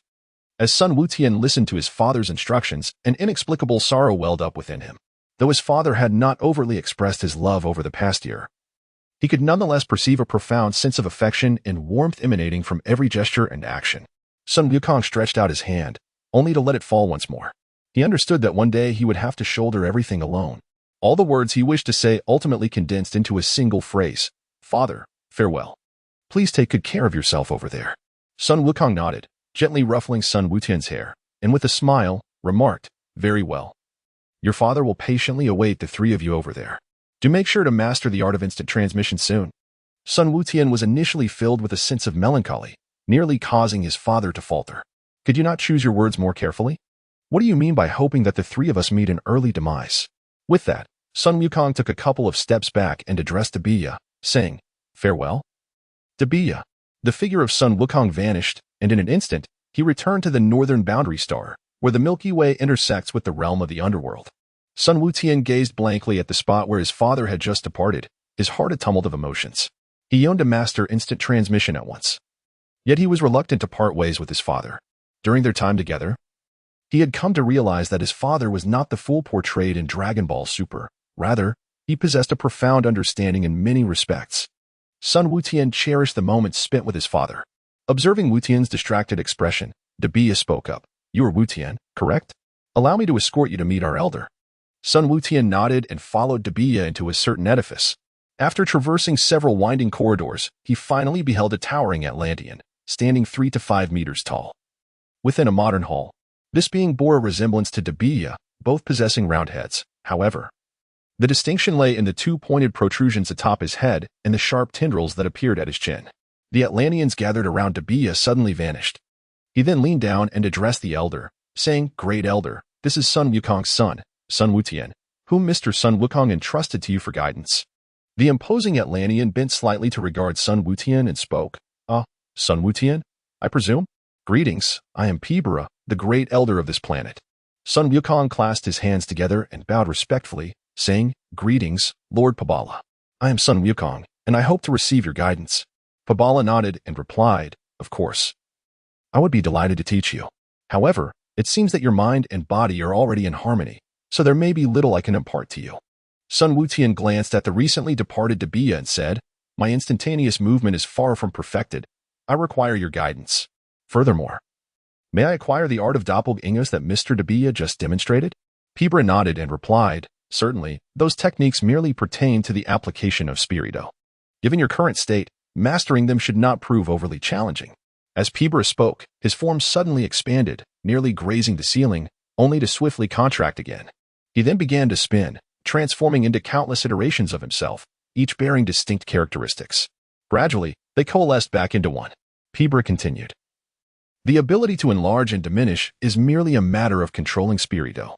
As long as you achieve complete harmony between your body and spirito, all of this can be realized. Sun Wutian was taken aback. He had been hearing about spirito for a while, yet he remained unaware of what it truly was. Although he suspected it was related to chi, he deemed it prudent to inquire further, considering its significance in his cultivation. Master Pibara, what exactly is this spirito you speak of? Master Pibara replied, Your father, Mr. Sun Wukong, refers to that substance as chi. Sun Wukong nodded and replied, I see. I think I understand. Pibara continued, On our planet, we have inherited many techniques related to spirito through generations, such as instantaneous movement and transformation. However, if you truly wish to master the art of spirito, my advice is to create your own techniques during your studies. Sun Wutian, filled with confusion, inquired, My own technique? Pabala nodded affirmatively and replied, Indeed, it is your own technique. On our planet, Adralant, mastering existing techniques is something every inhabitant can achieve. However, only those who can create techniques are destined to become the elders of the planet. Sun Wukong felt a slight headache and remarked, If that is the case, then mastery of creation techniques is indeed no trivial matter. For now, I shall follow the elders' teachings. Perhaps through learning, I will gradually comprehend my own skills. Pabala nodded in agreement and said, Very well, let us commence our training. We shall begin with the technique of instant transmission, which you have yet to master. Sun Wutian nodded, admitting that he too yearned to master this skill swiftly, so he could return to Earth to reunite with his mother and brother. Meanwhile, at Earth's Baozi Mountain, Sun Wufan hastily finished his lunch, preparing to continue guiding his disciples at the martial arts school. Chi-Chi then inquired, Wufan, are you aware of the circumstances surrounding Wutian and Wukong? It has already been a year. Sun Wukong's heart was heavy with sorrow. It was precisely because he had always remembered these matters that he hesitated to mention his younger brother and father to his mother, fearing it would only bring her pain. However, now that his mother had brought it up, he could only respond, I spoke with father the day before yesterday. He mentioned that Goten's training in instant transmission has shown progress, and he is expected to return within a month or two. A month or two, Chi-Chi echoed thoughtfully, adding, I wonder how Goten is faring. Goku is not one to take care of others, and without a mother by his side, Goten must be having a difficult time. After a moment of hesitation, Sun Wukong finally spoke. Mother, Goten is unlike ordinary children. He is strong and wise. He is undoubtedly striving to reunite with you. And all we need to do is wait in silence. Tears welled up in Chi-Chi's eyes, filled with sorrow that she could not articulate. She understood that the children were all thinking of her well-being. Sun Gohan sat beside Chi-Chi and said, All right, mother. As you are also the coach at the martial arts tournament, the World Martial Arts Championship is approaching once again. Let us first impart our martial arts knowledge to everyone. Chi-Chi nodded in agreement, then rose to her feet and remarked, Indeed, regardless of our current circumstances, we must strive to move forward. Sun Gohan nodded and then, accompanied by his mother, made his way to the dojo, where the time for martial arts instruction commenced. Although Sun Gohan spent the entire day at the dojo, not every moment was dedicated to teaching his disciples. He merely imparted the fundamental principles and techniques of martial arts to them. Subsequently, he engaged in his own training. Fully aware that as the tallest individual on Earth, the future's challenges would ultimately rest upon his shoulders. Thus, the day gradually slipped away. As he emerged from the training room, preparing to return home with his mother, he noticed a young female student approaching him. Teacher Gohan, may I ask you some questions regarding Chi? In her resplendent purple martial arts uniform, The striking young girl first bowed to Sun Gohan before posing her inquiry. Sun Wukong recognized the young maiden as Biddy, the once formidable leader of the rebellion against the androids. After the defeat of the androids, she relinquished her military status and devoted herself to the tutelage of Sun Wukong. In just a year's time, she has made remarkable strides in martial arts. Sun Wukong smiled and remarked, "Of course, I consider myself your teacher. Feel free to ask any questions you may have." Biddy responded, "I have previously listened to the teacher's discourse on Qi and can now perceive its presence. Therefore, can you teach me how to fly now, teacher?" Sun Gohan glanced at her with a hint of surprise, then smiled and replied, "Of course, I can. The purpose of my martial arts school has always been to promote martial arts across the entire globe. So, can we speak about it now?" Biddy inquired. Sun Gohan glanced at his wristwatch and remarked, "It is indeed possible, but the hour is rather late. If it is not too much trouble, why not join me for a meal at my home before we continue your lessons?" Videl, taken aback, replied, "Oh, can we really go to Teacher Gohan's house?" Sun Gohan nodded and replied, "Of course, my home is nothing extraordinary." He then added, however, "I recall there were reports back then of the teacher sending some individuals who had secretly infiltrated the Bun Mountain to prison." Sun Gohan chuckled and remarked, "That was not my doing. It was Uncle Piccolo's handiwork. Those individuals persistently came to Baozi Mountain, hoping to excavate something, while my mother and I found it somewhat bothersome. We managed to endure it. However, they inadvertently provoked Uncle Piccolo, who then delivered a thorough beating and decreed that no one was to set foot on Baozi Mountain without permission." "Uncle Piccolo?" Videl paused, suddenly recalling the green-skinned oddity from the time the dojo had first opened. She smiled and said, "No wonder. I thought someone as kind as Teacher Gohan would never engage in such actions."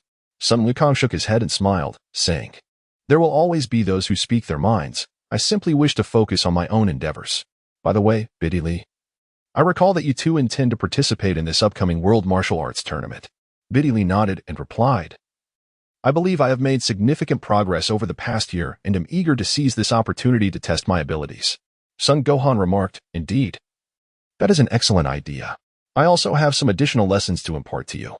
Let us all strive together for the upcoming World Martial Arts Tournament." Biddy nodded solemnly, her fist clenched with determination. She was eager to shine in this prestigious event and deliver a resounding blow to those who had slandered her beloved teacher online. "Very well, let us set forth." Sun Gohan accompanied Biddy to the parking lot, where he stood patiently by the side. As Biddy boarded the flying vehicle, she inquired, "Will you not join me?" "Gohan-sensei?" Sun Gohan shook his head, then ascended into the sky, saying, "I can manage with the flying technique. It is also a form of cultivation." Meanwhile, Videl praised him, exclaiming, "I never imagined that Master Gohan has become so powerful, and he still perseveres in his training every day." Sun Gohan chuckled and said, "Let us set forth. You must hurry, lest Uncle Piccolo catch sight of you and cast you out." With that, Sun Gohan soared into the air, while Biddy skillfully piloted her flying vehicle in close pursuit. In but a brief span of time, Sun Gohan and Biddy arrived at the home nestled within the lush embrace of the Baozi Mountain. Sun Gohan gazed from afar, observing the wisps of smoke curling up from his home. He let out a sigh, remaining silent as he descended to the ground. Videl, too, brought her vehicle to a halt beside him. Stepping out, she looked at the dilapidated house with a hint of astonishment and remarked, "It seems that the teacher's dwelling is even more modest than what was reported online. Given his stature, there seems to be no necessity for him to reside in such a place." Sun Wukong then remarked, "I wish for my mother to move into a larger house, but she insists that this place holds memories of my father, and she fears that he might not find his way home if he returns." Biddy fell into a moment of contemplation, having previously researched Sun Wukong's background and subsequently receiving official confirmation. She was well aware that his father had passed away due to heart disease. As Sun Gohan pushed open the door, he beheld Piccolo, Krillin, and Yamcha already seated within the room. With a cheerful smile, he greeted, "Uncle Piccolo, Uncle Krillin, Uncle Yamcha, welcome to my humble abode." Krillin responded with a grin, "Ah, Gohan, we have come today to discuss matters regarding the World Martial Arts Tournament." "I see," Gohan acknowledged, then turned towards the door, calling out, "Come in, Videl. Everyone here is a familiar face." Videl entered the house, following Gohan, and was greeted by numerous instructors from the martial arts school. She respectfully bowed to each of them in turn. Yamcha glanced between Sun Gohan and Videl, then with a teasing expression, remarked, "It's quite a rarity, Gohan. You finally brought a young lady home." Sun Wukong gently invited Biddy to sit at the dining table, smiling as he said, "You see, Bidali wishes to learn the art of flight, with the World Martial Arts Tournament approaching in just a few days. I thought it would be beneficial to teach her a bit more. Piccolo interjected, however, Gohan. Have you considered that bringing a female student home at night could attract unwanted attention from those with ill intentions? Sun Wukong raised his hands in a gesture of resignation and remarked, in truth, even if I were to impart techniques such as the Bidili dance of air to the students at the martial arts school, there will invariably be individuals who can point out my shortcomings. They may say whatever they wish. I can only endeavor to be the best version of myself. Piccolo gazed intently at Wukong, murmuring his name softly, Wukong. Bidili observed Wukong's feigned indifference and suggested, perhaps I should return home for now. There will surely be opportunities to learn in the future. Krillin, with a chuckle, interjected, if you leave now, who knows when you will have the chance to learn. Wukong is tasked with guiding other students at the martial arts school while also ensuring his own cultivation, which consumes a considerable amount of his time. Where would he find the hours to instruct you in the dance of air? Sun Wukong nodded and remarked, I have always felt that the current limitations of martial arts instruction are rather significant. The traditional methods of teaching martial arts struggle to benefit the entire globe. Perhaps we ought to contemplate more effective approaches. Suddenly, Bidili interjected, Teacher Wukong, have you considered collaborating with the government to integrate martial arts into the educational system? Sun Wukong nodded and said, Indeed, I have contemplated such matters. However, there are numerous other issues to consider. Therefore, I intend to discuss specific reform measures with the king following this World Martial Arts Tournament, as the current teaching methods in martial arts schools are inadequate. Piccolo responded, It would be inaccurate to assert that they are entirely ineffective. Relying solely on our limited numbers to promote martial arts is unfeasible. We require a greater workforce. Perhaps among the disciples you have taught over the past year, some may serve as your valuable allies. Sun Wukong remarked, Uncle Piccolo and I have come to a mutual understanding. I wish to seize this opportunity to select a few individuals who possess both exceptional martial arts skills and virtuous character to promote the art of combat. As he spoke, Chi-Chi entered with a platter of food, exclaiming, Everyone must be weary after a day of training. Let's have an early meal. Oh, and look. Videl has also graced us with her presence. How rare. Videl rose to greet Chi-Chi, saying, Teacher Chi-Chi, I have come to learn the art of flight from Master Gohan.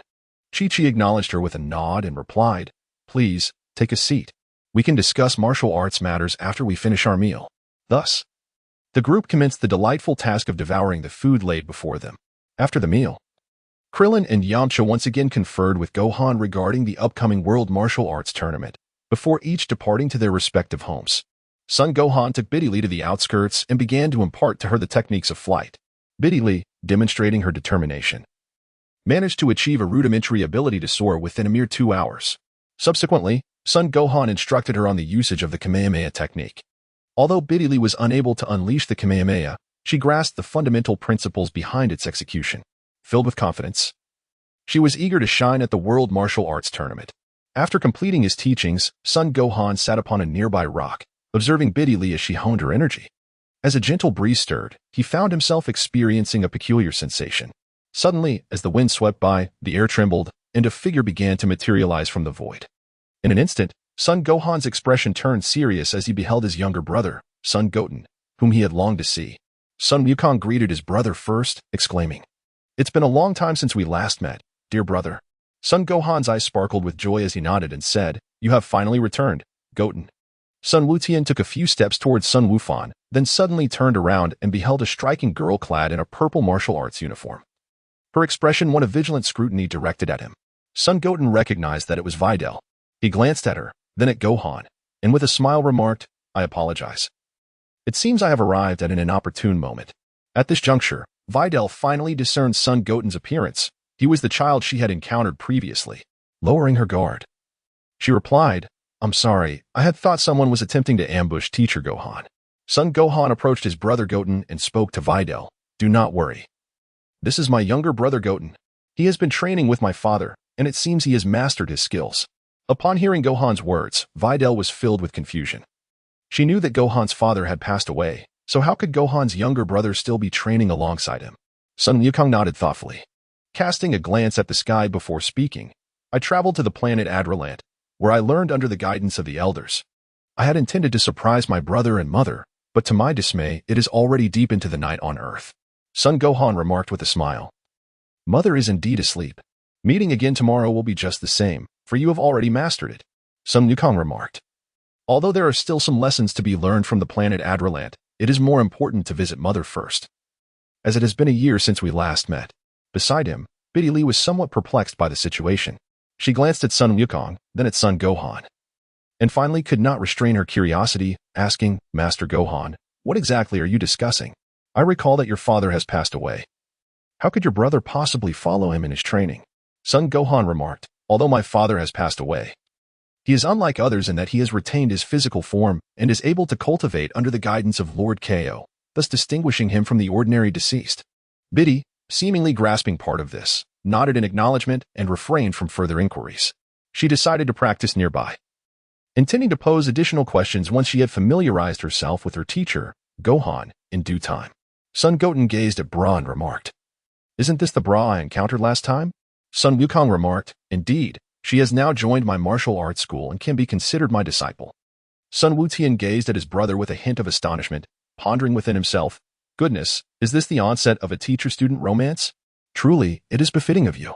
Then, Sun Wufan turned to Bai Dilly and said, Bai Dilly, let us conclude today's training here. You may retreat to my room for some rest. Bai Dilly tilted her head, looking at Sun Wufan, and replied, But my Kamehameha wave is not yet perfected. Resting now would not be prudent, would it, Teacher Wufan? Sun Gohan shook his head and remarked, The Kamehameha wave is not a skill that can be mastered overnight. Your practice today has been sufficient. Continuing further would be detrimental to your future training. Videl appeared somewhat dazed, unable to comprehend why she could not persist in her training when she felt no discomfort. At that moment, Goten interjected, Sister Videl may not realize it, but you have already reached the limits of your physical capacity.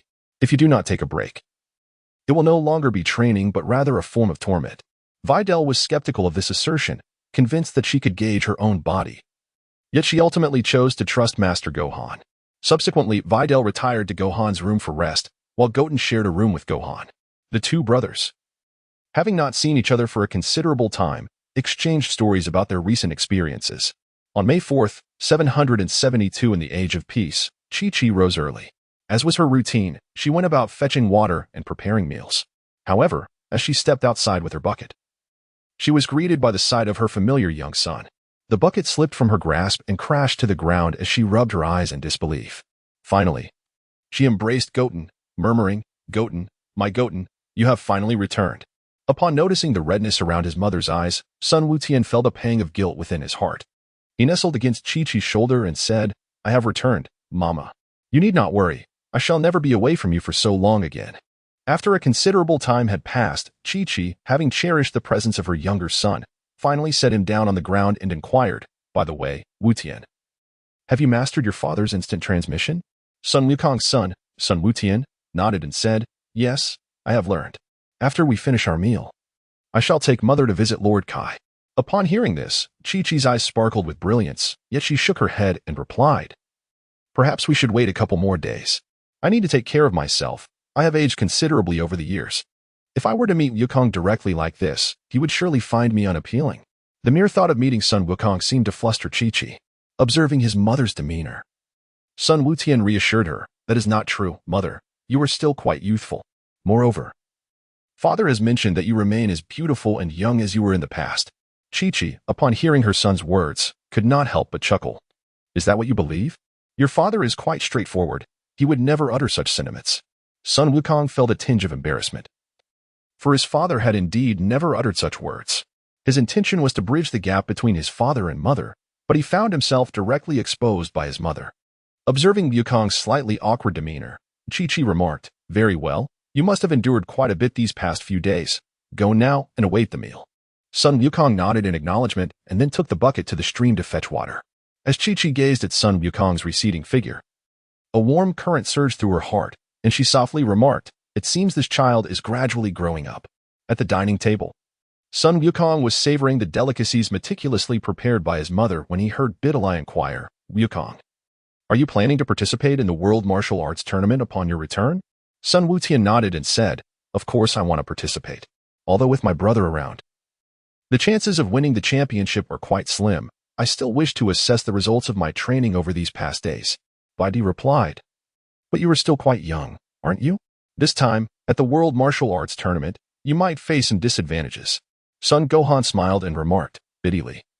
Do not be deceived by Goten's youthful appearance. His strength is formidable. Across the entirety of Earth, I dare say there are no more than 3 individuals who could surpass him. Bitterly, somewhat skeptical, scrutinized Goten and inquired, are you suggesting that he is of the same caliber as Trunks' father? Sun Gohan once again sensed Goten's aura and remarked. A year ago, Goten's strength surpassed that of Uncle Vegeta. However, it is difficult to ascertain now, ever since this lad began training with father. His mastery over his aura has become remarkably refined, rendering me unable to gauge his true power.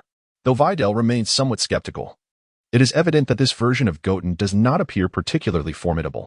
Sun Wutian took a mouthful of rice and remarked, not really. I have spent almost a year honing my instant transmission technique, yet my strength hasn't significantly increased. Perhaps even Trunks has surpassed me by now. Instant transmission? Bitterly always believed she held a high regard for Gohan and his family, yet she was continuously astonished by their remarkable capabilities. Sun Goten remarked. It is a skill that allows one to sense energy and, in theory, to teleport instantaneously to any location in the universe. Bitty's astonishment transcended mere surprise. She was utterly flabbergasted, for this notion defied all logic. Subsequently, she listened to the family engage in conversation, although she could not fully comprehend their words. She endeavored to analyze the information at hand. Ultimately, however, she found herself at a loss, for the worldview she had painstakingly constructed was once again shattered into fragments. After having a meal and greeting his mother, Sun Goten utilized instant transmission to return to the planet Yardrat for training. Meanwhile, Trunks, having finished breakfast at Capsule Corporation, proceeded to the dojo as per his usual routine. At that moment, Vegeta suddenly appeared beside him and remarked, Hey, Trunks. You should refrain from visiting Gohan for the next few days. Trunks, somewhat perplexed, gazed at Vegeta and called out, Dad? Vegeta, maintaining his arms crossed, scoffed lightly and declared, I have transcended the limits of Super Saiyan. You carry the bloodline of a Saiyan prince. You cannot afford to be outdone by Kakarot's son. Starting today, I will train you diligently. Trunks' initial surprise gradually transformed into joy as he vigorously nodded and replied, Then I shall inform Gohan that I will train with you from today. Vegeta turned away, a faint smile unconsciously gracing his lips as he said, Do as you wish.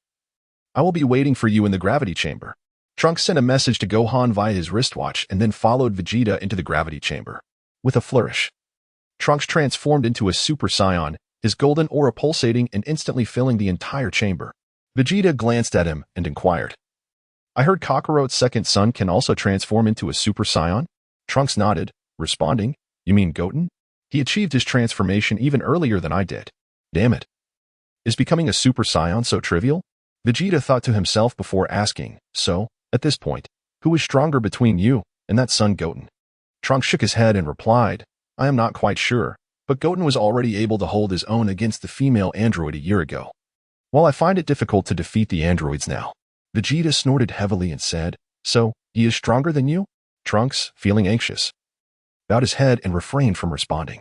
Observing Trunks' demeanor, Vegeta discerned the boy's thoughts and coldly stated, Prepare yourself for the next few days. I will train you rigorously. You possess the blood of a Saiyan prince and should never be outmatched by the offspring of lower-class warriors. Trunks nodded, steeling himself inwardly. Time flowed swiftly. And in the blink of an eye, the long-awaited day of the 24th World Martial Arts Tournament finally arrived, much to the anticipation of numerous martial artists. On the day of the tournament, the king was in attendance, bestowing high praise upon Gohan and the other martial artists. Subsequently, the tournament officially commenced. Employing the same selection method as in previous years, with 16 divisions, each of the 16 groups of competitors would face off in their respective arenas, and the victors would advance to the top 16. Ultimately, the strongest 16 would clash on the main stage, with the champion being awarded the title of the world's foremost martial artist. Sun Wukong, Piccolo, Videl, Vegeta, Trunks, Krillin, Yamcha, Tien Shinhan, and Kaiatsu were all present. They were all set to participate in this grand tournament of martial arts, the World Martial Arts Championship. Sun Wukong's son, Sun Wutian, originally intended to participate, however. After departing from home yesterday, he became excessively engrossed in mastering a new technique, resulting in his inability to arrive on time. Son Gohan and his companions found themselves unable to establish contact with him, helplessly watching as he missed the opportunity to participate in the prestigious World Martial Arts Tournament. The tournament officially commenced, and the various divisions engaged in combat, thanks to the presence of chaos. Sun Gohan and his friends did not encounter one another during the preliminary rounds, effortlessly securing their spots in the main event. The day's competitions unfolded amidst the cheers of the audience, ultimately leading to the determination of the top 16 contenders: Sun Gohan, Vegeta, Piccolo, Trunks, Krillin, Tien, Yamcha, Chaos, Videl, Mr. Satan, Anner, South Supreme Kai, Android 16, Leah, Barrett, and Gappa. Upon gazing at the list of the top 16, Sun Wukong felt an immediate surge of vigilance within. Beside him, Piccolo seemed to sense a shift in Gohan's aura. He cast a glance at the roster and noted the presence of Android 16. A sense of foreboding arose within Piccolo. Nevertheless, he sought to reassure Gohan, saying, "Do not worry too much, Gohan. Perhaps it is merely the fervent admirers of those two androids." Sun Gohan remained silent, yet a sense of foreboding stirred within him. Suddenly, he perceived something amiss and swiftly turned his head, only to behold a towering, robust man. The man's visage was resolute, adorned with a prominent tuft of orange hair at the center of his head, and he was clad in a form-fitting black jumpsuit, partially shielded by green armor. Upon noticing Sun Gohan's gaze, the man's expression darkened ominously, an intense aura of malevolence enveloping Sun Gohan in an instant. As Sun Wukong's aura flowed through him, he had already dispelled the murderous intent that had once lingered. With keen eyes, he gazed at the man before him and inquired, without any discernible aura, "Are you also an android?" "Humph." The man in sunglasses scoffed, turning to the towering figure beside him. "Number 16, we should depart from this place. The time for conflict has not yet arrived. Tomorrow will be the moment you have long desired." Android number 16 turned his head and followed the man in sunglasses as they made their way out of the arena. Sun Gohan did not impede their advance. Although he could not perceive the presence of those artificial beings, he sensed a faint threat emanating from them. Engaging in battle here would not be a judicious decision. As the man in sunglasses approached the doorway, he suddenly halted, turning to regard Sun Gohan with a hint of mockery gracing his lips. "Enjoy your remaining days. Our savior Sun Gohan," he taunted before departing, leaving a room full of stunned onlookers. However, their astonishment was brief, and laughter soon erupted. For they had frequently encountered challenges to Gohan's prowess. At that moment, Videl slowly approached Sun Gohan's side. Noticing the beads of cold sweat trickling down his forehead, she realized that the two individuals were indeed extraordinary. Thus, she inquired, "Mr. Gohan, what is the matter with those two? Should we request the organizers to disallow them from participating?" Sun Gohan shook his head and remarked, "That individual known as Android 16 is quite formidable. Refusing his participation might lead to unforeseen consequences, even if he is here to eliminate me. Engaging him in the tournament of power would certainly be a more favorable approach than any other means." Videl nodded in agreement, fully aware that Gohan sensed a threatening adversary. The presence of others would offer little assistance. Nevertheless, she felt a profound sense of reluctance. Piccolo reassured them, saying, "Do not worry. While that fellow is indeed powerful, Gohan is more than capable of overcoming him now."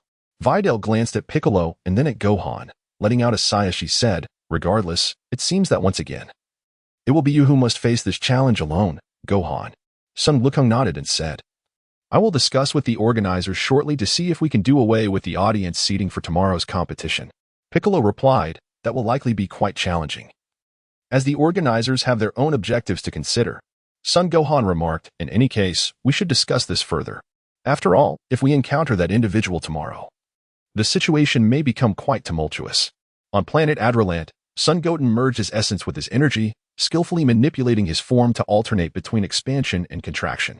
At last, he had mastered it.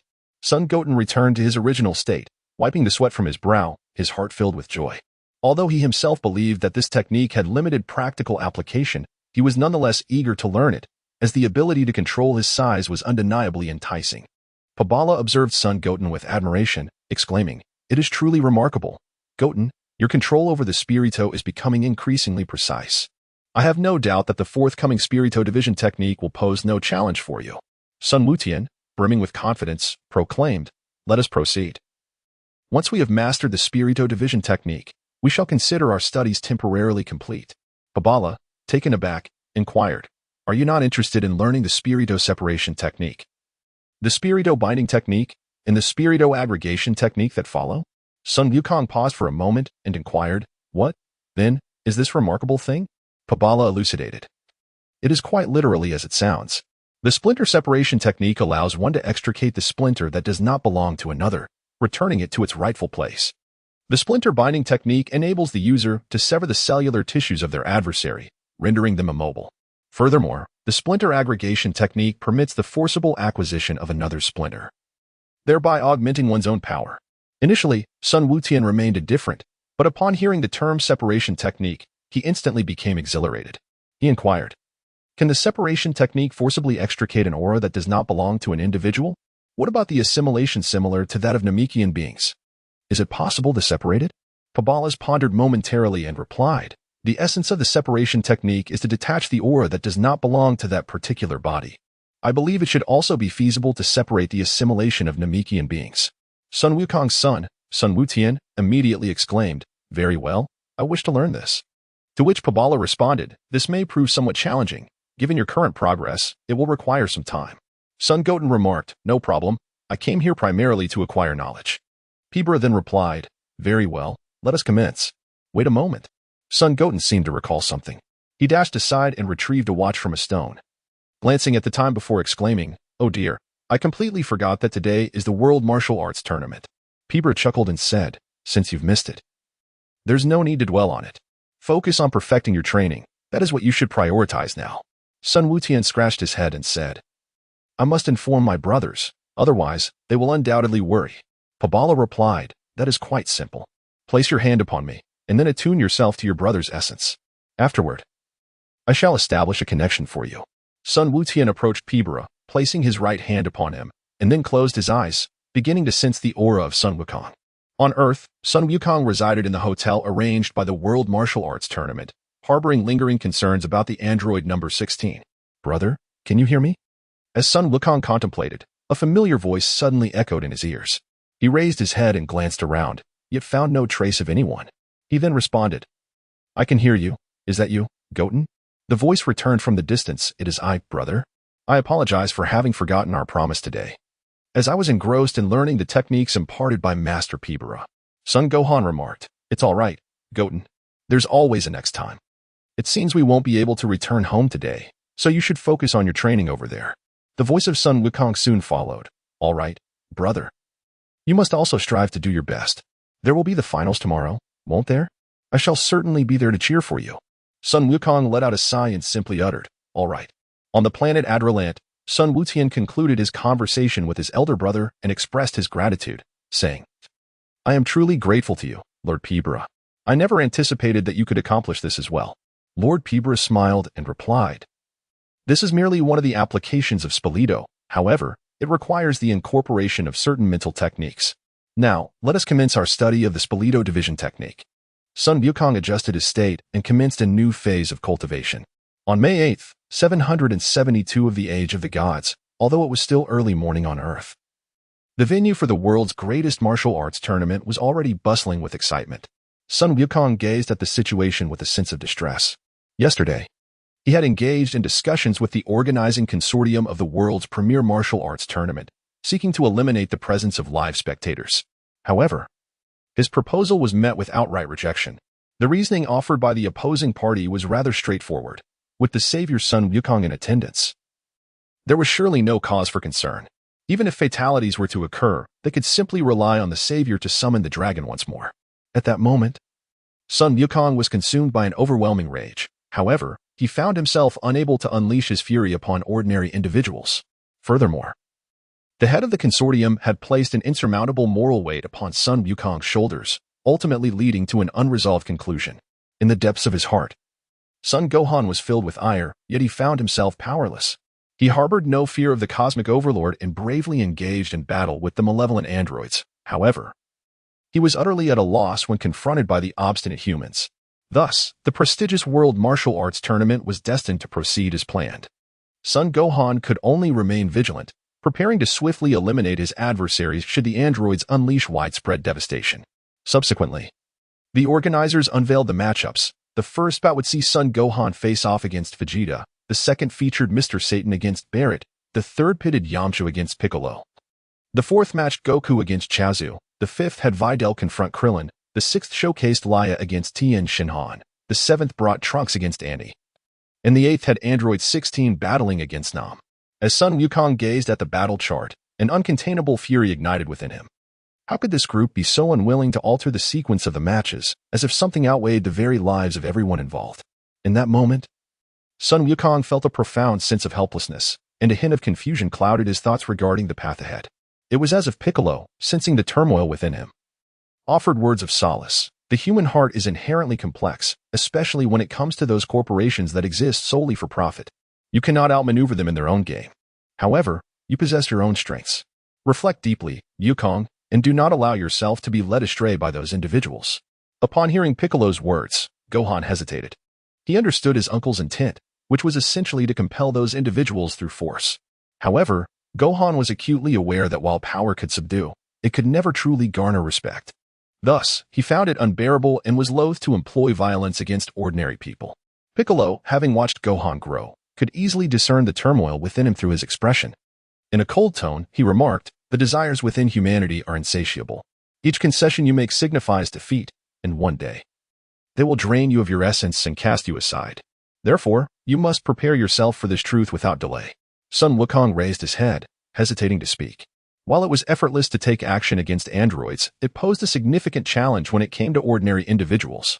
Is Kakarot's son limited to such understanding? Just as Sun Wukong remained lost in his thoughts, Vegeta, who had approached unbeknownst to him, suddenly spoke up. Sun Wukong turned to glance at Vegeta, yet found himself at a loss for words. Observing Sun Wukong's demeanor, an unbidden fury ignited within Vegeta. He exclaimed with a voice laced with anger, "This is infuriating. If you, young one, do not possess the resolve to face this challenge, then be prepared to relinquish the throne of the first universe to me."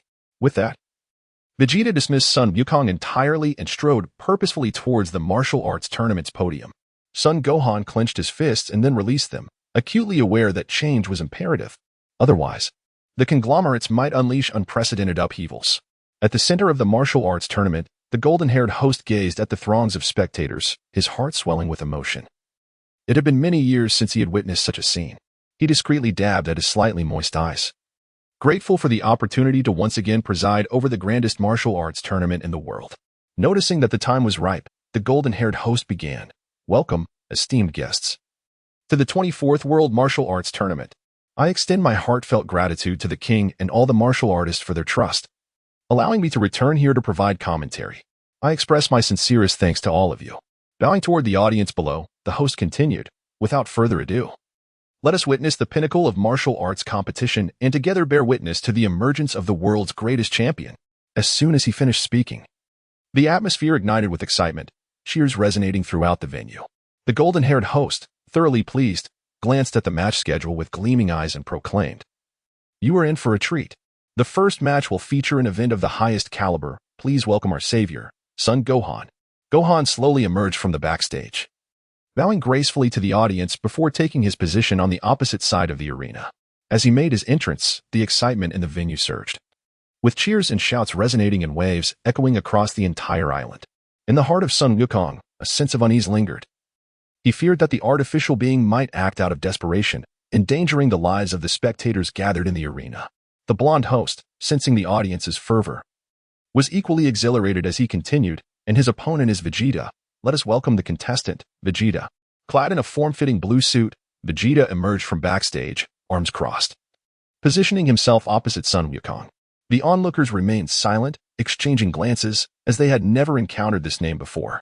The blonde host turned to Vegeta for an interview, inquiring, "Vegeta, what are your thoughts on facing our savior, Sun Wukong, in the opening match?" Vegeta scoffed, replying, "Perfectly fine. My sole aim is this little brat." The host, feeling a bit awkward, stepped back and remarked, "It seems that contestant Vegeta is quite confident. Let us await the outcome." "The match begins," the host declared. Having already retreated to the safety of the arena's edge, aware from past experiences of the perils associated with high-stakes battles, Vegeta then fixed his gaze on Sun Wukong, coldly stating, "Kid, are you prepared? If you still cling to that tedious mindset, then you should swiftly vacate the stage and not waste any more time." Gohan lifted his head, his gaze sharpening in an instant as he declared, "Although I am still uncertain about what to do, it is imperative that we initiate change. Uncle Vegeta, let us begin." With a cold snort, Vegeta unleashed a powerful aura, a fierce wind pressure surging outward chaotically. In the next moment, golden flames ignited around him as he transformed into a golden-haired, blue-eyed Super Saiyan. He tilted his head back, yet his eyes bore down upon Gohan, stating, "Indeed. This is how I recognize a worthy opponent as the Prince of all Saiyans. Prepare to witness the strength that transcends even the Super Saiyan." As Vegeta spoke, his golden aura intensified, radiating an overwhelmingly potent energy that impacted the surrounding area. Many spectators struggled to withstand the force, causing the banner of the World Martial Arts Tournament to sway precariously. Vegeta's veins bulged, his muscles rippling, as if lightning danced around him. Even Gohan, standing across from him, felt the immense pressure emanating from Vegeta. He extended a hand to shield himself from the onslaught and remarked, "Truly, Uncle Vegeta, I find myself lacking confidence in my ability to prevail." Onlookers murmured in discontent, yet as they beheld Vegeta's transformation into a Super Saiyan, cheers erupted. Though they were unfamiliar with the specifics, they had heard tales of the legendary Golden Warrior. Beside them, Videl felt the weight of Vegeta's might and began to worry for Gohan. Trunks' father is incredibly powerful. Can Master Gohan truly win? Not only Videl, but Krillin and Tien also expressed their astonishment. Yamcha exclaimed, "Every Saiyan is a remarkable being. This one seems to rival even the Goku of old." Tien nodded in agreement, saying, "Indeed, they exist in a different realm of strength, yet we must not become complacent. Regardless of their power, if we persist in our training, we shall eventually catch up." "Truly commendable, Tien," Kaiatsu remarked, while Krillin, feeling dispirited, lamented, "But the Super Saiyan transformation is simply unfair. Despite our relentless efforts in training, they can leave us far behind with just a single transformation." Trunks, standing nearby, felt a surge of anxiety. He wished for his father to triumph, but also hoped that Gohan would not be defeated. Where is Piccolo, though? Where has that guy gone? Krillin wondered aloud, scanning the surroundings but finding no trace of Piccolo. At last, Vegeta completed his transformation, sending a terrifying aura that scattered the audience below. As they prepared to voice their grievances, a single glance from Vegeta silenced them into awe. Then, fixing his gaze on Gohan, he raised his thumb to point at himself and proclaimed, "Behold, Gohan, this is the power that surpasses the Super Saiyan. I am now the true Super Vegeta." Son Gohan, with no significant movements, instantaneously transformed into a golden-haired, blue-eyed Super Saiyan. He remarked, "Super Vegeta, indeed, Uncle Vegeta is formidable. Very well, let us commence." With a thunderous sound, Vegeta propelled himself off the ground with his right foot, causing the arena to be ensnared in a web of cracks. Subsequently, a fist, imbued with immense force, hurtled towards Son Gohan. Sun Wukong also advanced, his fist colliding with vigor, unleashing a formidable force that instantaneously created a vacuum centered around the two. In the blink of an eye, Vegeta's fist descended upon Sun Wukong with the ferocity of a pestle grinding garlic, delivering dozens of strikes in the mere span of a breath. Sun Wukong found himself unable to withstand the overwhelming assault, his right foot sinking deeply into the debris of the arena. "Is this truly the extent of your power, Gohan?" Vegeta bellowed with ire, as he deliberately slowed the momentum of his right fist, golden energy swirling and converging around it with relentless intensity. "This is not good." Son Gohan discerned the formidable force behind Vegeta's punch, and in an instant, he radiated with a golden luminescence, retaliating with a similar powerful strike. Boom! The tremendous clash of energies shattered the entire arena, sending debris soaring in all directions, caught in the tumultuous aftermath.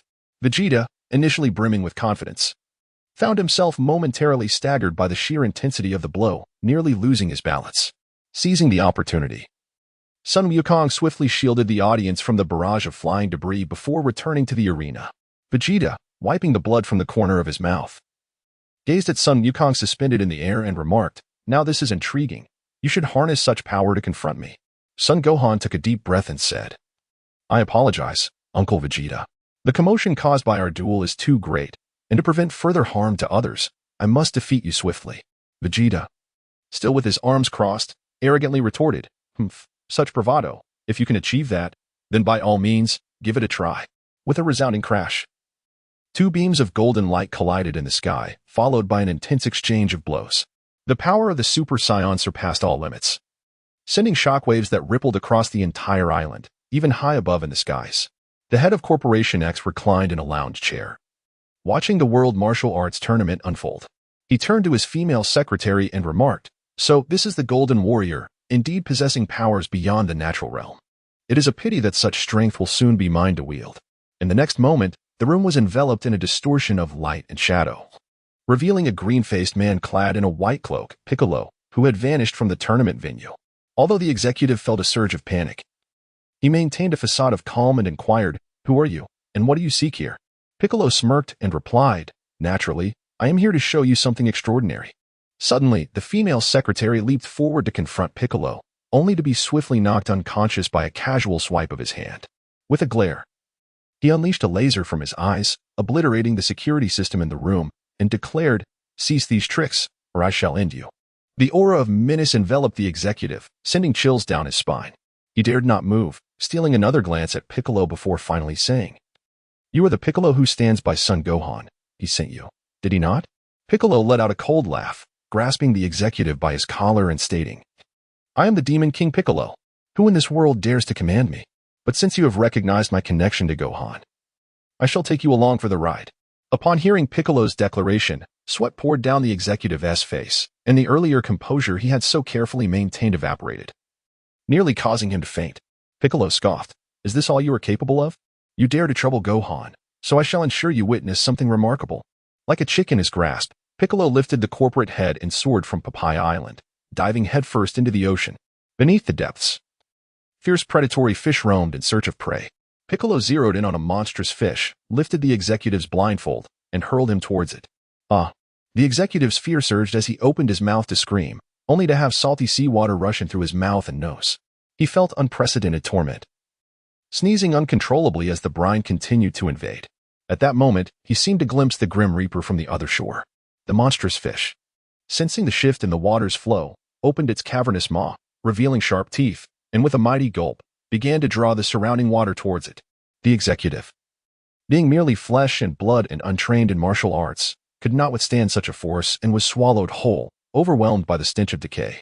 Piccolo, attuned to the executive's fragile mental state, sensed when the man was on the brink of collapse. With a swift motion, he sliced open the fish, locating the executive within and pulling him back up to the surface. Gasping for air, the executive had never felt the world's beauty so acutely as he did at that moment. Piccolo, with a sardonic grin, said, "Now, express your feelings. I need to arrange your upcoming activities." The executive stammered, Aye. Piccolo shot him a look. "I believe I understand. You think I hesitate to kill you. Thus, you feel emboldened. No matter, shortly I shall obliterate your entire corporation, just as I once effortlessly destroyed a city." Upon hearing this, the executive's eyes widened in terror, desperately attempting to speak, yet small fish fry kept spilling from his mouth. Piccolo, observing his plight, felt a slight amusement. However, thinking of the downtrodden Gohan, he lifted the executive into the air, saying, "Let us show you something extraordinary." The executive struggled, exclaiming, "No, please, no," as he lost all sense of support. He looked down at the jagged rocks below and screamed. Piccolo had already landed on the ground, and just as the executive was about to collide with the stones, he grasped the executive's right leg. With a resounding crack, although Piccolo had caught him, the executive's leg was dislocated. Ah! Another scream echoed through the air. Piccolo felt no sympathy. Had it not been for Gohan, he would have been inclined to erase Corporation X from the human map entirely. Gazing at the executive, Piccolo remarked, "This place is quite dreadful, isn't it?" The executive, not comprehending Piccolo's intent but too intimidated to oppose him, merely nodded in agreement. Piccolo soared to the heights, and the executive braced himself, fearing another cruel act. Yet, in Piccolo's other hand, golden waves of energy flickered, leaving the executive puzzled. With a smirk, Piccolo declared, "Since this place is so terrible, let us simply destroy it." With a thunderous roar, the golden energy plunged into the earth, and in an instant, it expanded outward, tearing the ground apart and enveloping the area in blinding light. A tremendous boom echoed across the skies, leaving the executive's head ringing. After a while, the cacophony faded. The searing white light dimmed, and a gentle breeze swept through. The wasteland had vanished completely. The executive's eyes widened in disbelief, muttering, "It's gone." Piccolo chuckled coldly.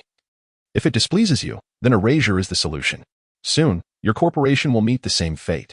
The executive, trembling with fear, pleaded for mercy, offering everything he had to appease Piccolo. Piccolo glanced at him disdainfully and replied, "Do you truly believe that with my power, I cannot acquire whatever I desire?" The executive fell silent, contemplating, and suddenly a spark of inspiration illuminated his face. But even if you destroy us, human desire will persist. New corporations will rise to challenge Mr. Sun Gohan. You would not wish for that, would you?" As the tip of Piccolo's finger glimmered with a cold light, the executive felt a chill wash over him. He hurriedly added, "However, we are different now. We are willing to adhere to Mr. Son Gohan's every instruction and will assist him in establishing an ideal martial arts nation. Piccolo lowered his finger. Very well, I shall grant you a chance, after all. Your organization is small enough that I could obliterate it at any moment. The executive exhaled deeply, hastily assuring, I would never dream of defying you. After this, my loyalty to you is unwavering. We will do whatever you command. Piccolo then carried the executive back into the building, adding, by the way, my name is Piccolo. If you wish to communicate with Gohan or anyone else, be sure to articulate your words clearly. If you wish to make a public announcement, that is acceptable as well. I can always assume the role of king once more. The person in charge trembled and hurriedly said, I dare not. Without another word, Bick departed, leaving the person in charge to collapse onto the sofa, rendered immobile for a considerable time. Once outside the building, Bick communicated with the immortal, expressing gratitude for the scene that had just been simulated, indicating that the consortium would likely conduct further investigations and requesting a cover-up when the time came. The elder deity observed from above, nodding in approval, remarking on Bick's surprising willingness to act on behalf of others, a development that far exceeded his expectations. Meanwhile, at the venue of the World Martial Arts Tournament, the fierce battle between Son Gohan and Vegeta raged on. Their speed was so extraordinary that the audience could only perceive the vibrations in the air, never catching sight of their figures. Huff. In midair, Son Gohan and Vegeta stood on opposite sides, both seemingly fatigued. Son Gohan remarked, Uncle Vegeta, your energy has already begun to wane. Vegeta scoffed disdainfully and replied, It is sufficient for me to defeat you. Immediately thereafter, Vegeta's energy surged once more, overwhelming and surging forth towards Son Gohan. Ha! Son Gohan emitted a light exclamation, his golden aura surging wildly as he clashed with Vegeta's energy in midair. In that moment, Vegeta's entire form crackled with electric sparks. His hands outstretched in a lotus position toward the front.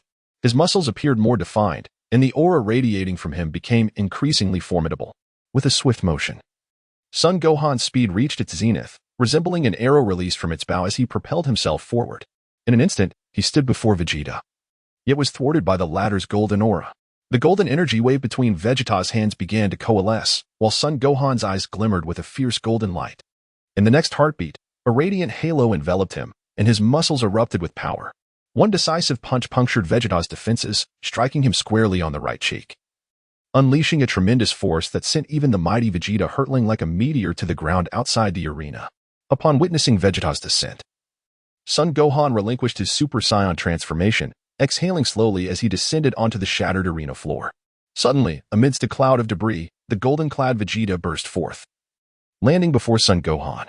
Son Gohan furrowed his brow and remarked, Uncle Vegeta, according to the rules of the match, you have already lost. There is no need to continue fighting, is there? Humph. Vegeta scoffed, then reverted from his Super Saiyan form.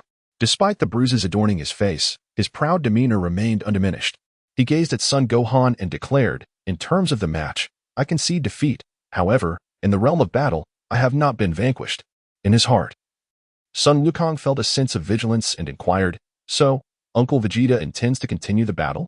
Vegeta let out a cold chuckle and replied, Rest assured, I have no intention of prolonging this fight with you, at least not for now. You are quite impressive, a worthy adversary in my eyes. Therefore, I advise you to refrain from being overly naive in your future endeavors. With that, Vegeta turned and retreated to a quiet corner behind the arena, disregarding Krillin and the others, seeking solace in solitude. At that moment, Trunks approached Vegeta cautiously and said, Father, to be honest, losing to Gohan. Vegeta glanced up at him, responding frostily, Indeed, that kid Gohan is remarkable. He has surpassed the Super Saiyan level ahead of me, and now he has advanced even further. You must have noticed that he can effortlessly switch between his states in the heat of battle, alternating speed and power. This not only conserves stamina but also equips him to handle any type of combat. I must concede that this lad is a formidable opponent, rivaling Kakarot. And I have not been defeated by him. Trunks was momentarily taken aback. It was the first time he had heard his father commend someone, especially Gohan, whom he admired greatly, filling his heart with joy. Due to the exceedingly intense battle between Son Wukong and Vegeta, the arena lay in ruins, prompting the organizers to announce a suspension of the matches to undertake repairs. Seizing the opportunity, Son Wukong resolved to discuss the audience arrangements with the sponsors once more, contemplating employing subtle tactics should they refuse. However, to his surprise, upon his arrival, he found them already in eager agreement, even presenting a schedule for his review. Their enthusiasm seemingly transformed, as if they were entirely different individuals from before. Sun Gohan, being astute, contemplated briefly and formed a conjecture in his mind. Yet he refrained from voicing it, merely conferring with the other party before taking his leave. On planet Adralant, Sun Goten's essence coalesced, subsequently radiating across the entire expanse. Soon after, the continuous aura, as if struck by an unseen force, was torn into countless fragments. Ultimately, these myriad essences materialized into numerous manifestations of Sun Goten, filling the platform. The multitude of Sun Gotens exchanged glances before clapping in unison, exclaiming, "At last, I have succeeded in my technique of duplication." Meanwhile, Pibra remarked, "This can only be considered the initial step. Next, you must learn to partition your essence into distinct segments, manifesting different versions of yourself." In an instant, all but one of the Sun Gotens vanished, leaving a solitary figure standing at the center. He stated, "Such skills must be acquired progressively. Now, let us continue, Master Pibra." The arena for the world's martial arts tournament underwent repairs that spanned an entire day, during which no significant events transpired, save for the release of an apology letter by Corporation X on social media. The content of the apology was exceedingly straightforward. It admitted the lack of preparation for the event, which resulted in the residual impact harming certain spectators during the battles. The corporation expressed its willingness to compensate for any losses incurred by the audience. Furthermore, Corporation X unveiled a comprehensive reorganization of the upcoming schedule for the world's martial arts tournament, commencing with the cancellation of physical seating for spectators, opting instead for a global live streaming format. As for the expenses incurred by spectators who had purchased tickets, the corporation assured that refunds would be processed through the original payment method. Upon witnessing the actions of the organization, Sun Wukong and Piccolo felt a sense of satisfaction. However, the audience had already erupted in chaos, particularly those who had not purchased tickets. They seemed to feel a profound sense of infringement, vocally attacking the officials and Sun Wukong with righteous indignation. In response, both the officials and Sun Wukong chose to remain indifferent, for it is impossible to satisfy every individual in the vast realm of the internet. A day later, the arena was restored, reinforced with the finest alloys by the organization, which promised an indestructible platform. With the repairs complete, the World Martial Arts Tournament resumed, and the second match featured Satan against Barrett, drawing from the previous experience. The blonde host promptly announced the contestants before retreating to a secure position to commentate. The enthusiastic spectators, positioned at a distance, took precautions and equipped themselves with binoculars to watch the contest. Unexpectedly, this match unfolded in stark contrast to the previous day's spectacle. If the prior bout could be likened to divine combat, today's contest resembled mere childish play. Satan and Barrett engaged in battle akin to a traditional martial arts competition, devoid of the aerial acrobatics and unparalleled speed witnessed the day before. While some spectators felt disappointed at the lack of high-caliber performance, they were also relieved to discover that not all warriors exuded the terrifying prowess displayed previously. Satan and Barrett fought with precision, employing various intricate techniques. While ordinary viewers might have found the exchange captivating, the masters Krillin and Tien Shinhan regarded it with a critical eye. Krillin turned to his companion, Videl, and remarked, "So this is your father, Mr. Satan. Quite the spectacle, indeed." Krillin pondered but struggled to conjure a description that was both truthful and elegant. Videl felt a twinge of embarrassment. She had once taken pride in her father's boast of being a champion fighter, but now it appeared he was merely underwhelming. Ultimately, the battle concluded with Barrett succumbing to Satan's decisive blow, sending him tumbling from the arena. The third match featured Piccolo against Yamcha, and as they entered the ring, an entirely different aura enveloped the arena, igniting the audience's anticipation. Cloaked in his cape, Piccolo stood on one side of the platform and addressed the somewhat timid Yamcha, stating, "Unleash your full strength. I shall show no mercy." Yamcha felt a flicker of panic, yet as a martial artist revered by many, he understood the importance of not backing down. He closed his eyes, attuning himself to the fluctuations of his inner energy. "Kaioken times 10, he exclaimed, as a brilliant white aura ignited around him, sending gusts of wind swirling outward. His blood surged, muscles tensed, and the white energy transformed into a fierce crimson hue. Opening his eyes, he fixed his steely gaze upon Piccolo and declared, "Let us begin, Piccolo." Piccolo smirked slightly, unsure of Yamcha's sudden display of intensity, and chose to remain stoic. Whoosh! Yamcha propelled himself off the ground, a lightning bolt charging towards Piccolo. Unfazed, Piccolo read Yamcha's movements with ease, casually deflecting his attack. Kamehameha! Yamcha unleashed a rapid flurry of strikes, only to find them ineffective. He executed a backflip, hands together, channeling the renowned technique of Master Roshi. A radiant wave of energy erupted forth, cascading like a mighty river, dazzling like fireworks in the night sky. Piccolo, feeling a tinge of impatience, gathered energy in his right hand. As the Kamehameha wave approached, he raised his hand and redirected it skyward. Is this the extent of your power, Yamcha? Piccolo's patience wore thin, and he prepared to conclude the match. Yamcha, however, chuckled, swinging his hands downward. The Kamehameha wave suddenly contracted, transforming into a spherical energy ball, hurtling back toward Piccolo. A smile crept across Piccolo's face as he remarked, "Now that's more like it." "Huh," he bellowed, raising his right hand as a wave of energy surged forth to meet Yamcha's sphere. Yamcha deftly maneuvered the energy ball around Piccolo's attack, causing it to collide with Piccolo instead. Boom. The impact unleashed a brilliant explosion, engulfing the arena in a fierce light, shattering the seemingly indestructible platform once more. Well done. From the blinding light emerged a figure, delivering a swift slap to Yamcha's face and extending his arm to forcefully propel him out of the arena. As the brilliant white light gradually faded, the blonde host grasped the situation and hurried onto the fragmented stage to announce Piccolo's victory. Following a 30-minute intermission, staff members diligently restored the arena. The next match featured Din against Gappa. As Gappa took to the stage, he boasted, "Little one, I advise you to concede early. My master, King Gappa, was once the champion of the World Martial Arts Tournament. I have inherited all his profound teachings." Din tilted his head, responding, "But my brother is also a champion of the World Martial Arts Tournament. Why should I concede to you?" Gappa scoffed, raising his fists in a peculiar posture. "Ladies and gentlemen, behold the secret technique of our eight-handed fist. Once unleashed, it feels as though 8 fists strike at once, ensuring victory against any opponent." He waved his fists, creating phantom images that indeed resembled 8 hands. Din blinked in confusion, remarking, "But those are still just 2 hands. Why call it the 8-handed fist? It pales in comparison to my brother's 4 demons fist." Gappa dismissed him with a sneer. "You, little one, could never comprehend the essence of my 8-handed fist." Floating in the air, Din tilted his head, expressing his bewilderment. "Can we begin now?" Ignoring him, Gappa addressed the camera. "As you can see, this is the essence of the 8-handed fist. I solemnly promise a discount for joining the 8-handed fist school during the World Martial Arts Tournament, with the chance to receive personal training from the tournament champion." The blonde host, visibly uncomfortable, interjected, "Gentlemen, may we commence?"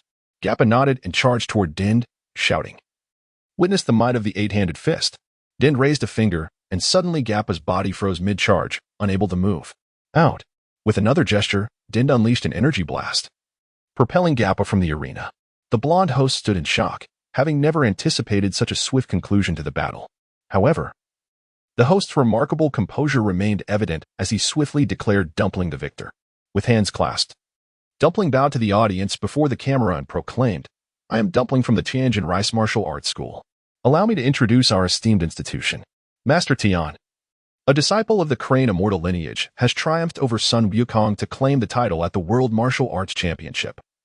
Possessing an exceptionally rich reservoir of martial arts experience and teaching methodologies, we warmly invite everyone to come and train at the Tianjin Rice Martial Arts School." After another bout of the camera, Dumpling exited the stage. Meanwhile, Vegeta, initially feeling quite bored, widened his eyes in astonishment upon hearing that Tian had defeated Sun Wukong, only to scoff dismissively a moment later. In the 5th match, Bidalai faced off against Krillin. Bidalai employed every tactic at her disposal, even resorting to the still immature Kamehameha wave. Yet she fell short compared to Krillin, ultimately conceding defeat. The 6th match featured Leah against Tian. This encounter was less a battle and more a demonstration of skills. As Leah was a disciple of the Tianjin Rice Martial Arts School, Tian showcased a plethora of techniques, captivating the audience's interest, and naturally, the outcome was predictable. Tian emerged victorious. In the 7th match, Trunks squared off against Annie. Despite Annie's solid martial arts foundation, he found himself overwhelmed by Trunks, who dispatched him from the ring with a few swift strikes.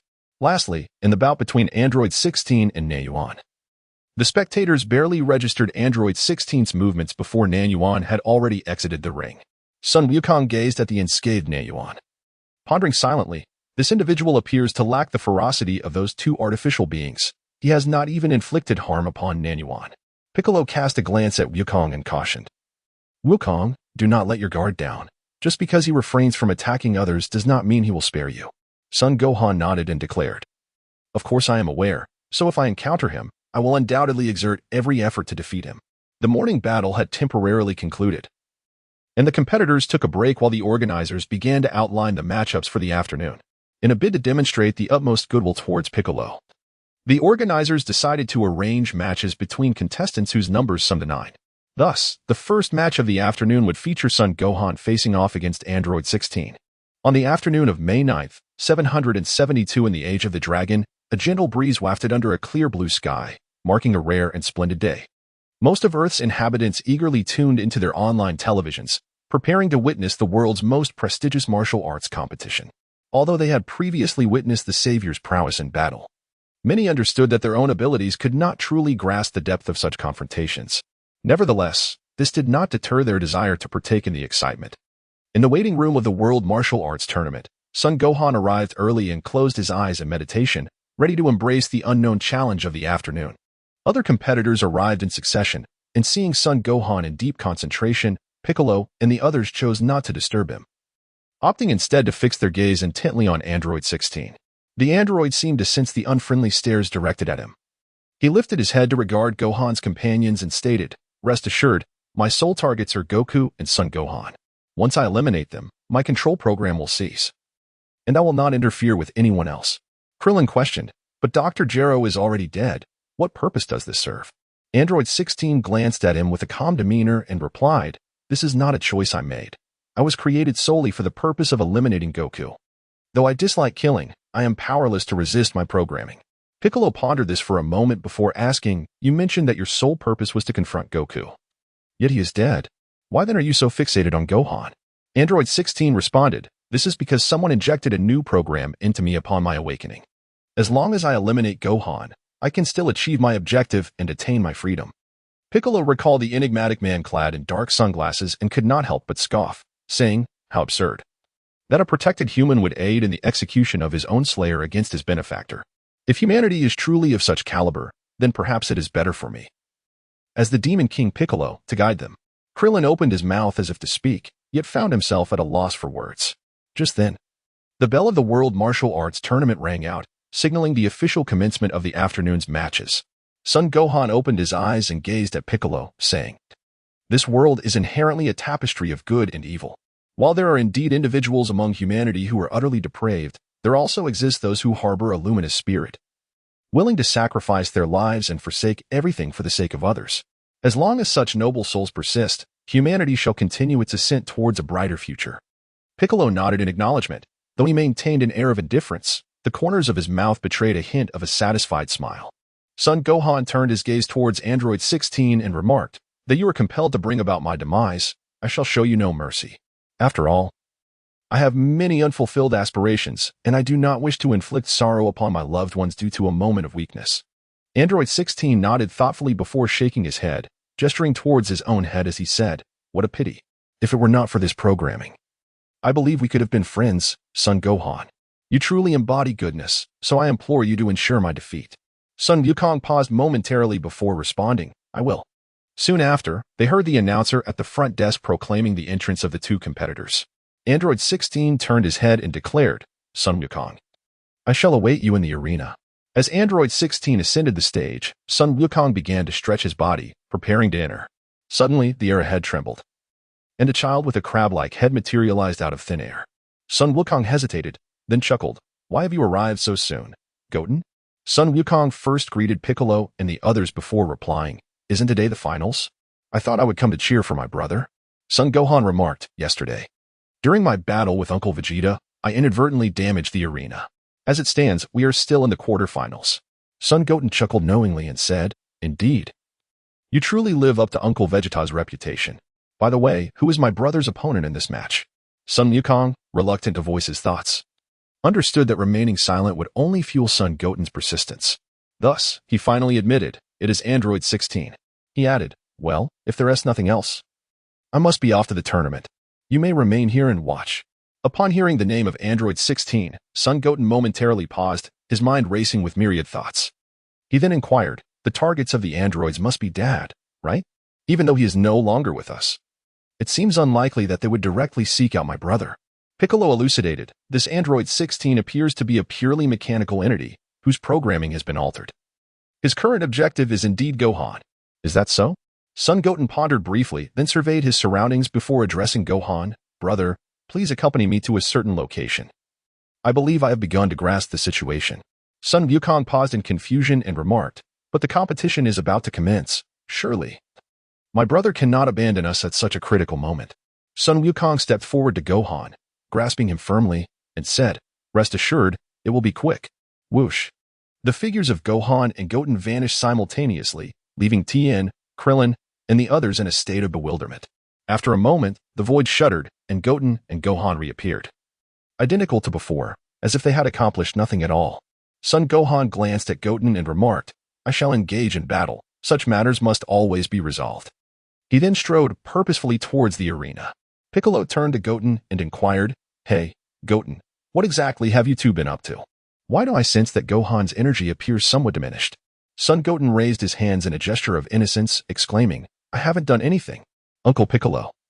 You can trust me. I will ensure that my brother remains unharmed. Piccolo, though perplexed, chose to place his faith in Goten.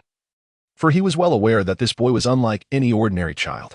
At that moment, Trunks approached Son Goten, and the two began conversing about various matters. Meanwhile, Videl observed Son Gohan stepping out of the arena and glanced back at Son Goten, who was engaged in casual banter with Trunks. A frown creased her brow, as she sensed that something was amiss with Gohan. Amidst the fervent calls from the audience at the World Martial Arts Tournament, the golden-haired host finally announced Son Gohan's arrival. He stood on the opposite side of the ring, gazing at Android 16, stating, Very well, let us commence. Above all, I hope you refrain from harming any innocent bystanders. Of course, Android 16 nodded in agreement, responding, My sole objective is you. After I eliminate you, I shall even safeguard this world, for I too cherish it. Son Gohan cast a glance at Android 16 and then at the golden-haired host, saying, Sir, I kindly ask you to keep your distance for the time being, as I am uncertain of the capabilities this individual may possess. The golden-haired host, upon observing Android 16 and recalling his name, was filled with trepidation. His eyes widening in alarm, he exclaimed, He can't possibly be. Seeing Son Gohan nod, the host leaped off the stage, saying, I entrust this to you, Mr. Gohan.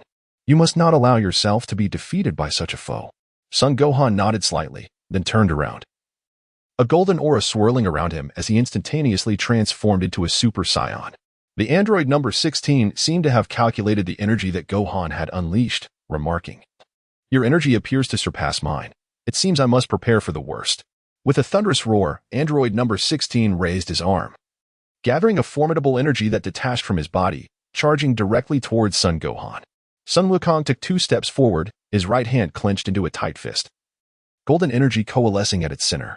With a single punch, he flattened the opponent's fist, and then the power within him surged forth, sending that fist hurtling back. Android 16 stepped forward, his missing right arm extending just in time to intercept the punch. At that moment, Sun Wukong's fist had already reached the front of Android 16. Despite the latter's attempt to defend, he could not withstand the force. A mere punch sent Android 16 flying. Demonic flash, with both hands clasped together upon his forehead. Sun Wukong gathered energy between them, which gradually transformed into a resplendent beam, ultimately shooting forth like a laser toward Android 16. Suspended in midair, Android 16 executed a spin before pausing, revealing that his right hand had mysteriously repaired itself. He then launched a powerful punch aimed at the dazzling flash of magic. A surge of overwhelming force erupted, creating a tremendous disturbance in its wake. The sound of crashing waves echoed as the dazzling flash was countered by Android 16's energy. Undeterred, Sun Wukong surged forward once more, determined to vanquish Android 16 in one decisive strike. In a swift motion, a crimson light flickered in Android 16's eyes, and he unleashed 2 beams of laser energy. Gohan swiftly evaded, his speed and momentum unwavering, and in the blink of an eye, he stood before Android 16. Hell's energy cannon. Android 16 grasped his right forearm with his left hand and his left forearm with his right hand, and then, with a sudden and violent motion, his arms fractured. He tucked the severed limbs beneath his armpits, where a terrifying energy began to coalesce at the points of rupture. Kamehameha wave. As Sun Wukong observed the actions of the android number 16, he gently brought his hands together, beginning to gather energy, preparing to engage in a fierce confrontation with the android. Boom. The terrifying energy of the Hell's energy cannon surged forth first. Sun Wukong felt the immense power and instinctively took 2 steps back, unleashing the Kamehameha wave to meet it head-on. The 2 formidable energies collided in mid-air. Zila. At the moment of this cataclysmic clash, a blinding white light engulfed the entire martial arts arena. Piccolo, Krillin, and the others hastily erected a protective shield to prevent the residual shockwaves from harming others. Boom! In the depths of Sun Gohan's emerald green eyes, a golden glimmer flickered momentarily. The beam of energy in his hand swelled abruptly, and the Kamehameha wave surged forth, relentlessly bearing down upon Android 16. The force of the Kamehameha wave devastated Android 16, leaving his form severely damaged, revealing glimpses of mechanical components beneath. He fell heavily to the ground and uttered, "It seems I have lost." Yet, in the next instant, Sun Gohan stood before him, stating, "Although your words do not convey the essence of a villain, you are still an android. I cannot wager on the consequences of that reality. I am truly sorry." As Sun Gohan's right hand extended, a brilliant energy began to coalesce, poised to obliterate Android 16. "I am truly sorry, Sun Gohan, but I cannot allow this Earth to be destroyed. Therefore, let us descend into the depths together." With that, a white mist erupted from behind Android 16, and his body rose with resolve, firmly ensnaring Sun Gohan. Meanwhile, Piccolo and the others, who had been watching the match, were taken aback. They had relaxed their vigilance, not anticipating such a twist. Piccolo, ever the keen observer, pondered, "What is happening?"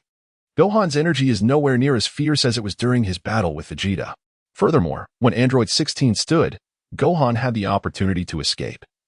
What could possibly be the reason for this? On the other side, Sun Gohan inquired, "What do you mean you do not wish to destroy this Earth?" Blood-red liquid dripped from one of Android 16's eyes as he replied, "I regret to inform you that I possess a bomb within me. One powerful enough to annihilate the entire planet. The individual who programmed my new directive holds the means to detonate this bomb, and he is watching from the sidelines. Should I emerge victorious, I will be the one to end your life. Conversely, if I am utterly defeated, he will trigger the bomb, rendering this Earth to nothingness. Therefore, for the sake of this planet, Sun Gohan, I implore you to join me in our descent." "Is that so?" Sun Gohan seemed to surrender his resistance. Reverting from his Super Saiyan form, a bitter smile gracing his lips as he lamented, "So, it appears I have had no choice from the very beginning. Regardless of victory or defeat, death is inevitable." Android 16's gaze turned somber as he responded, "I too feel a deep sense of regret. However, I can control the explosion if I self-detonate. Should another trigger it, my programming will preemptively terminate, leaving the explosion uncontrollable, and the entire Earth will face annihilation." Sun Wukong smiled and remarked, "This is quite satisfactory. Uncle Piccolo and the others are still alive, and humanity is progressing towards a brighter future. Perhaps my absence is not such a bad thing after all." Piccolo, with ears attuned to the faintest sounds, discerned the conversation between Sun Wukong and Android 16. He stepped forward and called out, "Wukong." Sun Gohan cast a glance at Piccolo, a smile gracing his lips as he said, "Uncle Piccolo, please take everyone and move to a safer distance." Piccolo halted his steps, gazing intently at Gohan before turning away and commanding, "Everyone, quickly retreat." With a swift motion, a white aura ignited around Piccolo, propelling him through the roof as he soared into the distance. Krillin and the others caught sight of Gohan and sensed his unwavering resolve. They returned to the waiting room, gathering the others before taking flight. "Mr. Gohan."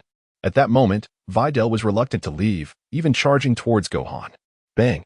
Sun Wukong leapt to his feet and swiftly knocked Bidalai unconscious with a single strike. He then turned to Trunks and said, "Trunks, could you kindly look after Sister Bidalai?" Trunks took Bidalai in his arms, gazing at Sun Wukong with a hint of confusion as he called out, "Wukong?" Sun Goten approached Sun Gohan and Android 16, stating, "You should leave quickly. I cannot guarantee what may transpire here." In the distance, he mused, "Destroying a mere island will suffice." A man clad in black, wearing sunglasses, abruptly removed his eyewear, revealing eyes filled with an extreme madness. "You have slain my most esteemed lady Android 18. I shall ensure this world pays for her demise." The man produced a black remote control, gazing towards the martial arts arena, and proclaimed, "Lady 18, I shall soon be at your side in the afterlife. Please bear witness. For my task is nearly complete." As he prepared to press the button, a figure darted by, leaving the man feeling empty-handed. He then beheld a child with a crab-like head standing before him. The child, of course, was Sun Goten, who casually juggled the remote and addressed the man. "Indeed, there is no shortage of peculiar individuals in this world. While I have no qualms about your admiration for the original Lady 18, how can a bloodthirsty butcher, who indiscriminately slaughters the innocent, dare to profess such affection?" The man, startled yet maintaining his composure, stealthily reached for his pocket while inquiring, "Whose child are you?" And what are you speaking of? Sun Wukong's son, Sun Goten, naturally took note of the movements of his opponent. With a flick of his right hand, he unleashed a series of 4 laser beams that pierced through the man's shoulder and knee, causing him to collapse to the ground. Sun Wukong stepped forward, stripped the man of his garments, casting them into the sky, where they were obliterated by a powerful energy wave. He then declared, "Since you have committed such deeds, you must bear the consequences. You should consider yourself fortunate that I harbor no intent to take your life." The man, marked by 4 grievous wounds, writhed in agony, tears streaming down his face. Although Sun Wutian had rendered him unconscious, he furrowed his brow at the bloodied man before him, seized his hair, and instantaneously teleported back to the martial arts arena. Upon arrival, Sun Wutian beheld the android number 16, poised to self-destruct. He cast the man aside and crushed the remote control, grinning as he proclaimed, "I've located this fellow. There's no need for you to self-destruct now." The android No. 16 glanced at the man sprawled on the ground and then regarded the 2 Sun Wuxians with a curious expression, saying, "Thank you." Subsequently, he prepared to release Sun Gohan, when suddenly his pupils flickered with a crimson light, as if receiving some form of information. Sun Wukong's heart tightened, sensing an ominous turn of events. The android No. 16 declared, "I regret to inform you that my bomb has been activated. It will detonate in 30 seconds. Upon activation, I received a message instructing me to prevent both of you from leaving. Should you attempt to escape, my control will be stripped away, and the bomb will obliterate the earth." After a moment of contemplation, Sun Wukong took a step forward, merging into a singular entity. He remarked, "It must be Dr. Jero. How exceedingly troublesome this is. I am but 6 years old, still just a child." Android 16 responded, "The one capable of sending me messages must indeed be the doctor. My apologies, Sun Gohan." Sun Wukong placed one hand upon the android number 16 and remarked, "Then let us find a secluded spot to detonate. The demise of the 2 of us is preferable to the loss of an entire island's inhabitants." Swish. The figures of Sun Gohan, Sun Goten, and Android 16 vanished simultaneously from the venue of the World Martial Arts Tournament. The void of King Kai's planet trembled as Sun Goten and Android 16, cradling Sun Gohan, materialized together, startling the King Kai, who was leisurely enjoying the shade.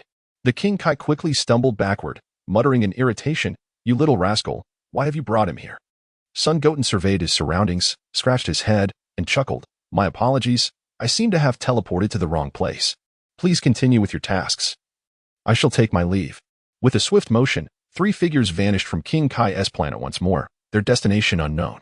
On a desolate island on Earth, a boy with a crab head sat languidly upon a rock, idly observing his surroundings. Suddenly, the air before him trembled, and 3 figures materialized. Android 16 widened his eyes, suspecting that his observational system had been damaged by Gohan, for this marked the 3rd Sun Goten he had encountered that day.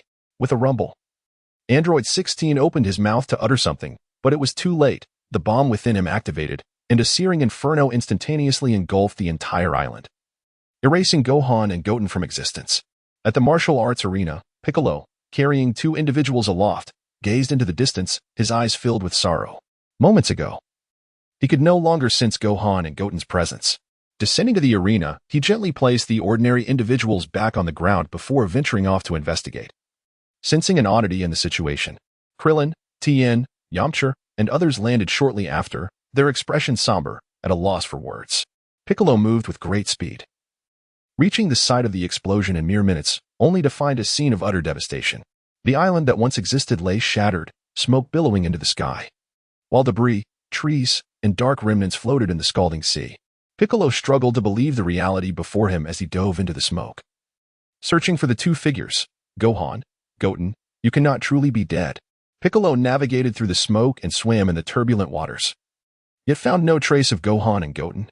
Finally, he halted above the drifting clouds, clenched his fists, and released a surge of energy that rippled through the vapor. "Uncle Piccolo." Just as Piccolo's pent-up fury threatened to erupt, he suddenly heard Gohan's voice resonating in his heart. Startled, Piccolo thought, "Gohan, you are still alive, aren't you?" On the other side, Gohan replied, "Yes, I am alive. After Goten took me away, I have remained here with Lord Kai. I am currently communicating with you through Lord Kai's abilities." Piccolo, momentarily taken aback, inquired, "So, it was not you who fought against Android 16 just now?" Sun Gohan spoke. "That should be Goten, indeed. He mentioned that he has recently learned a new application of Ki, claiming he can fight in my stead." Piccolo furrowed his brow and replied, "Yet, That aura is unmistakably yours. How could it possibly belong to Goten?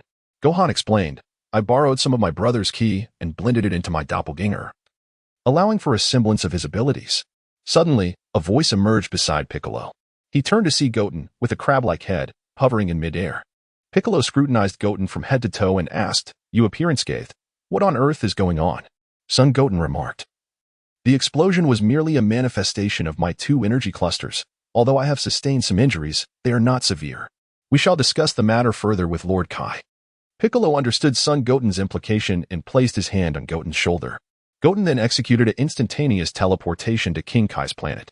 Meanwhile, on King Kai's planet, the esteemed King Kai was recounting Son Goten's transgressions to Baburis and Guru Gregor, and he resolved to leverage his esteemed position to expel Son Goten from the realm of cold humor.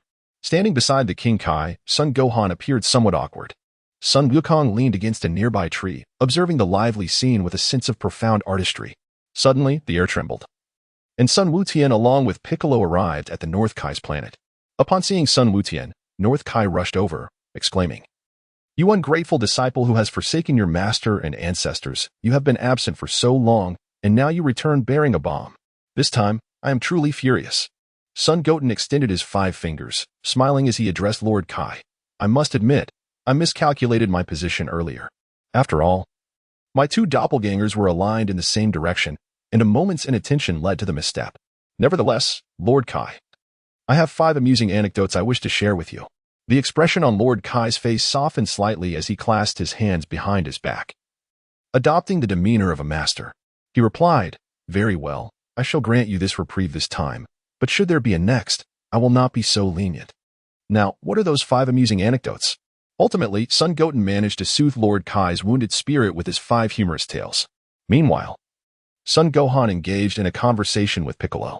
Although Piccolo could surmise some of the circumstances, several aspects eluded his understanding. Consequently, Son Goten closed his eyes, and in the blink of an eye, his form vanished, transforming into 3 distinct figures, one Son Goten, one Son Gohan, and one Trunks. Son Goten explained, This is a technique that allows for the creation of duplicates, as it permits the division of energy. Coupled with the ability to shrink, one can assume any desired form. Thus, I borrowed my brother's energy to transform into him while battling Android 16, and I sent my doppelganger to locate the cloaked figure. Additionally, as a precaution, I had my doppelganger scout an uninhabited island as a contingency plan, which, as fate would have it, proved to be quite useful. Piccolo gazed at the tripartite Son Goten, his astonishment beyond measure, and remarked, I must commend you. It is truly impressive that you devised these solutions in such a brief span of time. Sun Wukong gazed at the figure of Sun Wutian and remarked, It is truly commendable, Wutian, that you have managed to master these skills in such a brief span of time. Sun Wukong's 3 shadows converged into one, and with a hint of shyness, he remarked, Indeed, the initial stages of learning these skills can be rather tedious. However, once one perseveres through the monotony, it becomes quite fascinating. Though I still have a long way to go. Piccolo then added, Regardless of the circumstances, this is your own mastery. It is thanks to you that we were able to navigate through this crisis. Son Gohan gazed at Son Goten and remarked, Truly remarkable, Goten. I never imagined you would grow so much in just a year's time. Son Goten shook his head, aware that his advantages stemmed from the narrative and a modicum of caution. In truth, he considered himself rather ordinary. After a moment of contemplation, he added, I believe the crisis on Earth may still persist, for Dr. Gero might still be alive. Piccolo, taken aback, inquired with a perplexed expression, Dr. Gero is alive? How could that be? Those 2 androids claimed they had personally slain Dr. Gero. Son Goten remarked, The precise reason eludes me, however.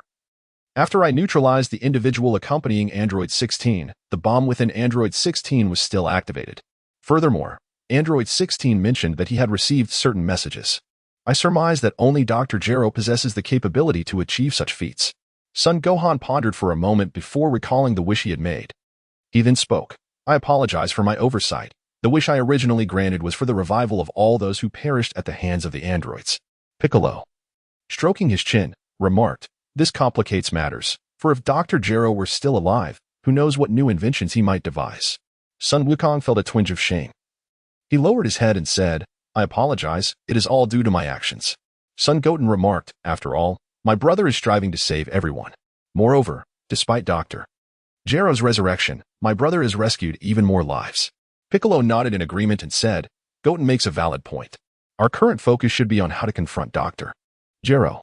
Sun Wukong suggested nearby, if you merely seek the whereabouts of Dr. Gallo, you might consider enlisting the aid of the celestial being or the oracle. Upon hearing the mention of the celestial being, Piccolo let out an irritated snort. To be frank, he had no desire to engage with that individual. Sun Gohan remarked, even if we manage to locate Dr. Gero, we cannot ascertain whether he still possesses weaponry akin to Android 16. If we were to provoke him, we cannot predict what actions he might take. Piccolo nodded in agreement and responded, indeed, this poses a significant concern. Dr. Gero undeniably possesses the means to easily wreak havoc upon the Earth. Sun Wukong contemplated for a moment and said, at that time, we can prepare for both contingencies, dealing with Dr. Gero while simultaneously summoning the dragon to be ready for any unforeseen events. Piccolo nodded and replied, this approach could indeed minimize the risks. However, even the dragon has its limitations. Sun Gohan remarked, then there is no alternative. We can only strive to do what is within our capabilities, for the rest lies beyond our control. Sun Wukong interjected, indeed, just do your best. From my perspective, it seems that Dr. Gero is unlikely to engage in such actions. Piccolo glanced at Sun Wukong, remaining silent. While he held reservations about the moral boundaries of someone like Dr. Gero, he could not dismiss the accuracy of Sun Wukong's instincts. Sun Goten then remarked, all right. Let us return. There are still matters at the World Martial Arts Tournament that require our attention. Upon hearing this, Piccolo and Gohan approached Goten, placing their hands upon him. Farewell, father. Gohan and Goten bid goodbye to Goku. Piccolo also said his farewell to Goku, until we meet again, son. With a swift motion, the three figures vanished from North Kai's planet, only to reappear beside Krillin and the others in the martial arts arena. Krillin, still enveloped in a somber atmosphere, suddenly caught sight of the three familiar figures and, blinking in astonishment, exclaimed, Gohan? Sun Wukong nodded and said, it is I. Tianjin and Yamcha, equally bewildered, turned to Sun Wukong and inquired, what is happening? We clearly witnessed the explosion involving you, Goten, and the androids. Gohan glanced into the distance and said, Uncle Vegeta. Trunks and Mom are on their way. Let us discuss this later. In their youth, Trunks had accompanied Vegeta to the waiting area of the martial arts tournament. Vegeta observed Gohan, then shifted his gaze to Goten, his brow furrowing slightly, before finally addressing Trunks. Hey, Trunks, what exactly is going on? Gohan seems to be just fine. Trunks looked at Gohan, then at Goten, scratching his head as he replied, I'm not sure. I distinctly felt Gohan and Goten's energy vanish just a moment ago. After expressing his confusion, Trunks beamed with joy, exclaiming, regardless, it's a relief that everyone is still alive. Vegeta let out a scoff, turning his attention back to Goten, and remarked, what a dreadful hairstyle. Is this kid truly Kakarot's son? Son Goten naturally noticed Vegeta, the legendary Saiyan Prince. He then bowed respectfully and said, greetings. I am Son Goten. You must be Uncle Vegeta. I have heard much about the prowess of the Saiyan Prince from my brother, and I am truly delighted to meet you. Vegeta huffed disdainfully, lifting his chin with an air of pride as he replied, you are not too shabby for a young lad, though you trail behind Trunks by a margin. Being the son of a low-class warrior, such power is still commendable. Nearby, Piccolo scoffed derisively and turned his head aside, for he held no regard for Vegeta.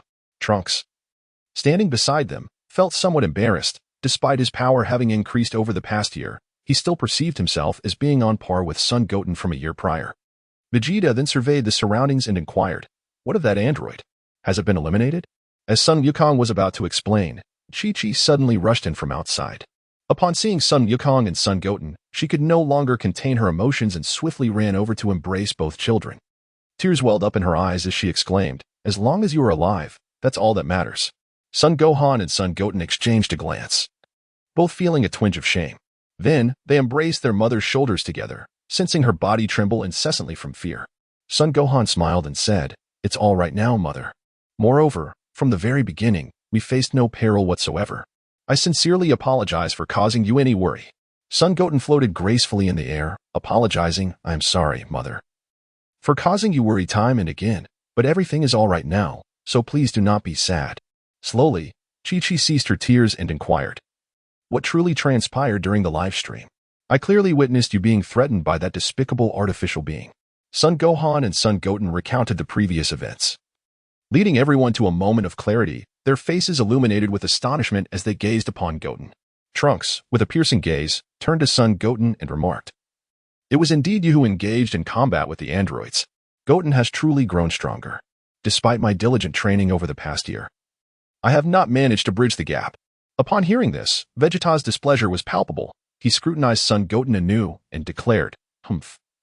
Merely a few trivial tricks you have learned, nothing more. Trunks, I shall intensify your training. You must never allow yourself to be outdone by the offspring of a lower-class warrior." Krillin, Tien Shin'an, Yamcha, and others also lauded son Goten, leaving him feeling somewhat bashful. After a moment, son Goten inquired of Trunks, "By the way, Trunks, where is Sister Videl? Have you taken her somewhere?" Trunks replied, "She is at my house, still unconscious. My mother is taking care of her, so she should be fine." Son Goten nodded and remarked, "It would be prudent to inform her of my brother's well-being, for she holds him in high regard." Trunks acquiesced with a nod, then picked up his wristwatch to send a message to Biddy. At that moment, several officials approached, prompting Gohan to explain the earlier events. Vegeta, with a disdainful snort, declared, "How tedious. I shall return to my training, whether it be Dr. Gero or any other adversary. Should they dare emerge, I will utterly defeat them." Krillin interjected, "Can't we locate Dr. Gero beforehand and eliminate him?" Vegeta paused, turning to Piccolo, and asserted, "Let that coward lurking in the shadows make his moves. Regardless, I will not be defeated." Piccolo shot him a glance and replied, "Do not forget. You were once vanquished by the very kind of scoundrel you speak of." Vegeta clenched and then relaxed his fists, stating, "That was when I had yet to ascend to Super Saiyan. Now, I have transcended that form. No matter what tricks that fiend employs, I will not lose." Piccolo chose not to engage further with Vegeta, knowing that reasoning with such a person was futile, and thus they each proceeded with their own plans. After further deliberation, they resolved to seek out Gero's whereabouts and eliminate him before he could strike. Subsequently, due to the arena being once again shattered, the tournament faced additional delays, and the warriors returned to their respective quarters. In a mountain near the Darage Lake, Dr. Gero tapped away at his keyboard, calculating various data, his eyes ablaze with madness. "This time, I shall create the most perfect specimen. The world must belong to the Red Ribbon Army." After inputting the data, he prepared to inspect the flawless embryo in the basement when he noticed a new notification on his wristwatch.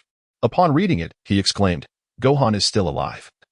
But it matters not. Once my perfect creation enters the world, all enemies will be mere trifles."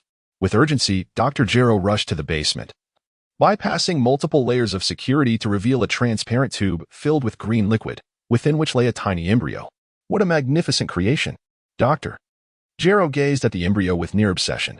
Suddenly, a sinister expression crossed his face as he recalled, "Alas, that wretched Gohan has destroyed androids 17 and 18, preventing myself from becoming the perfect being I envisioned. Yet, there are still ways. There are always ways."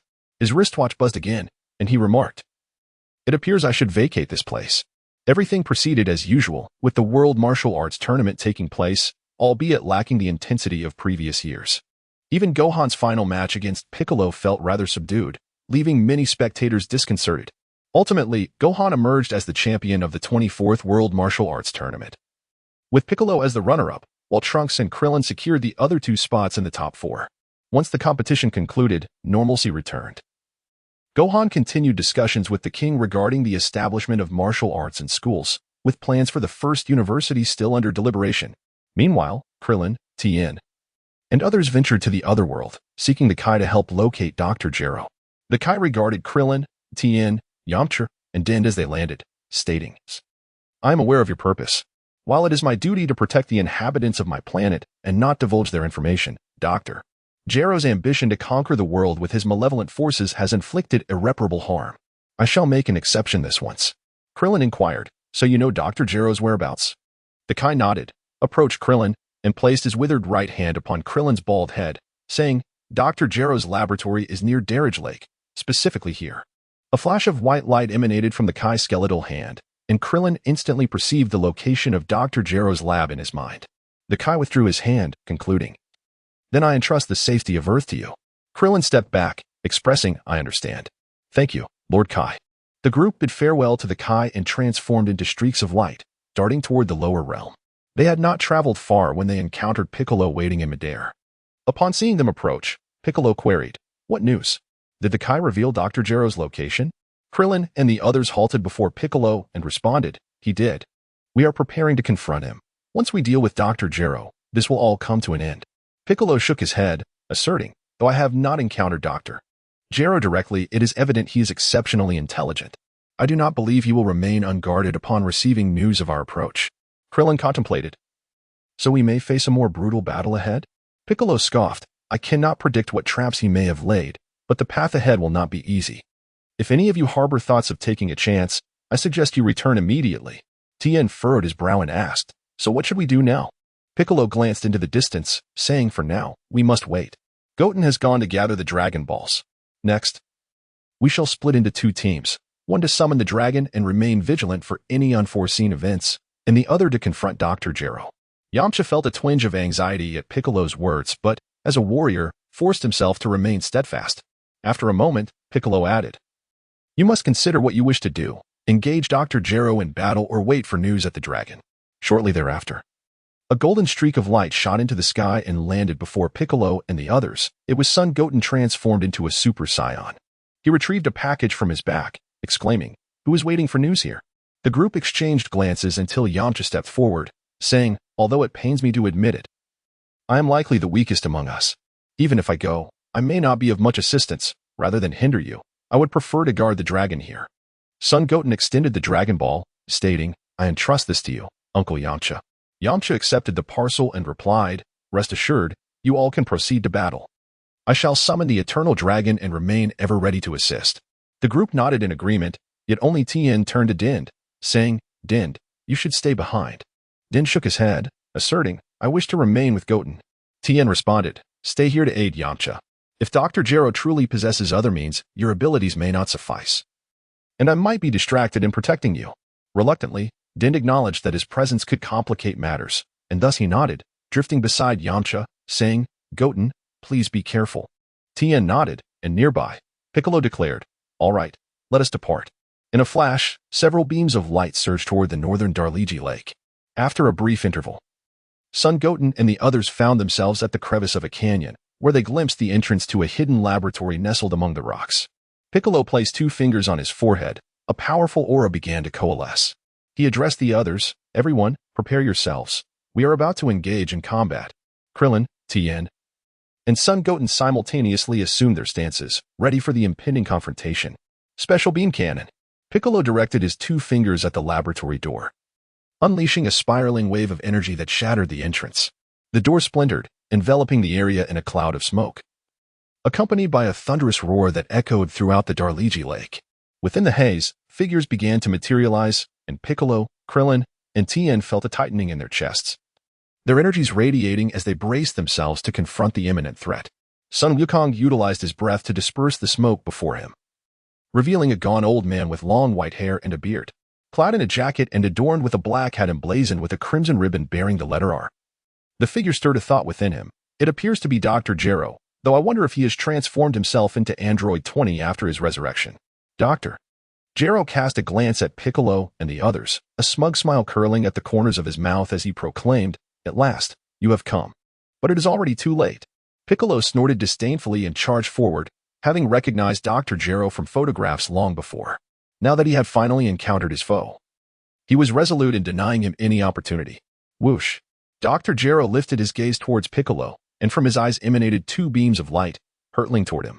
Piccolo attempted to evade, but the beams pierced his shoulder, halting him midair. In the next moment, Dr. Gero leapt forward, intent on ensnaring Piccolo and siphoning his vital energy. Boom! Sun Wukong's son, Goten, acted swiftly, transforming into a radiant golden light. Before Dr. Gero could unleash his assault on Piccolo, Goten arrived before him and delivered a fierce punch directed at Dr. Gero. The energy of a Super Saiyan erupted forth, overwhelming Dr. Gero, shattering half of his body with a single blow, while the remnants of his form were sent crashing against the mountainside. Kamehameha. Although Sun Wutian was reluctant to take a life, he understood that indecision at this moment could lead to dire consequences for himself and those around him. Thus, he gathered resplendent light in his hands. With a resounding crash, the brilliant white Kamehameha transformed into a beam of light, surging towards the gaping pit where Dr. Gero had crashed. In an instant, the searing radiance illuminated everything in its vicinity and through the haze. A shadowy figure seemed to stand protectively before Dr. Gero. The next moment, Sun Wutian felt the Kamehameha surge uncontrollably forward. In his heart, Sun Wukong had his suspicions. With a mere thought, he ceased the continuous flow of the Kamehameha wave, then clenched his right hand, grasping the energy beneath him. As he gazed ahead, he beheld a stout figure, reminiscent of Dr. Gero in attire. The rotund man absorbed the white energy with his right hand and extended it towards Dr. Gero, stating, "You seem rather disheveled, number 20. Dr. Gero, with his singular remaining hand resting upon the man's, replied, "Thank you, number 19. At that moment, Piccolo had already restored his body. With keen ears, he naturally overheard their conversation, his heart tightening as he turned to Dr. Gero, saying, "You truly are remarkable, Dr. Gero. In just a year, you created 2 more androids, even transforming yourself into one." Sparks continuously erupted from the right side of Dr. Gero's body, yet he remained unscathed. Responding with unabashed pride, of course. The brilliance of Dr. Gero knows no bounds. Allow me to inform you, my perfect warrior is about to be born. If you possess any wisdom, you should surrender promptly. Sun Wukong's entire being radiated with a brilliant golden light, shaking the very mountains in an instant. Without uttering a single word, he surged toward Dr. Gero with a speed akin to a flash of lightning, arriving before him in the blink of an eye. Android 19 stood protectively in front of Dr. Gero, wearing a smug expression, and then extended his hands towards Sun Wukong. Swish. Sun Wukong rushed past Android 19. Then swiftly turned and delivered a powerful punch to the android's head.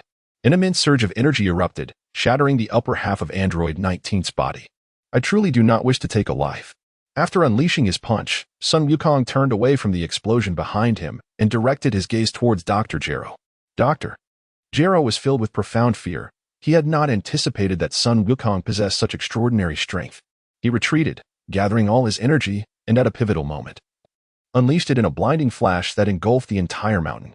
With a light exclamation, Sun Wutian emanated a radiant golden glow, deftly sidestepping the energy wave and charging towards Dr. Gero. From a distance, Krillin stood in astonishment, rubbing his eyes as he beheld Sun Wutian effortlessly defeat Android 19 with a single punch. "Is this truly the same Sun Wutian who battled me a year ago?" he mused.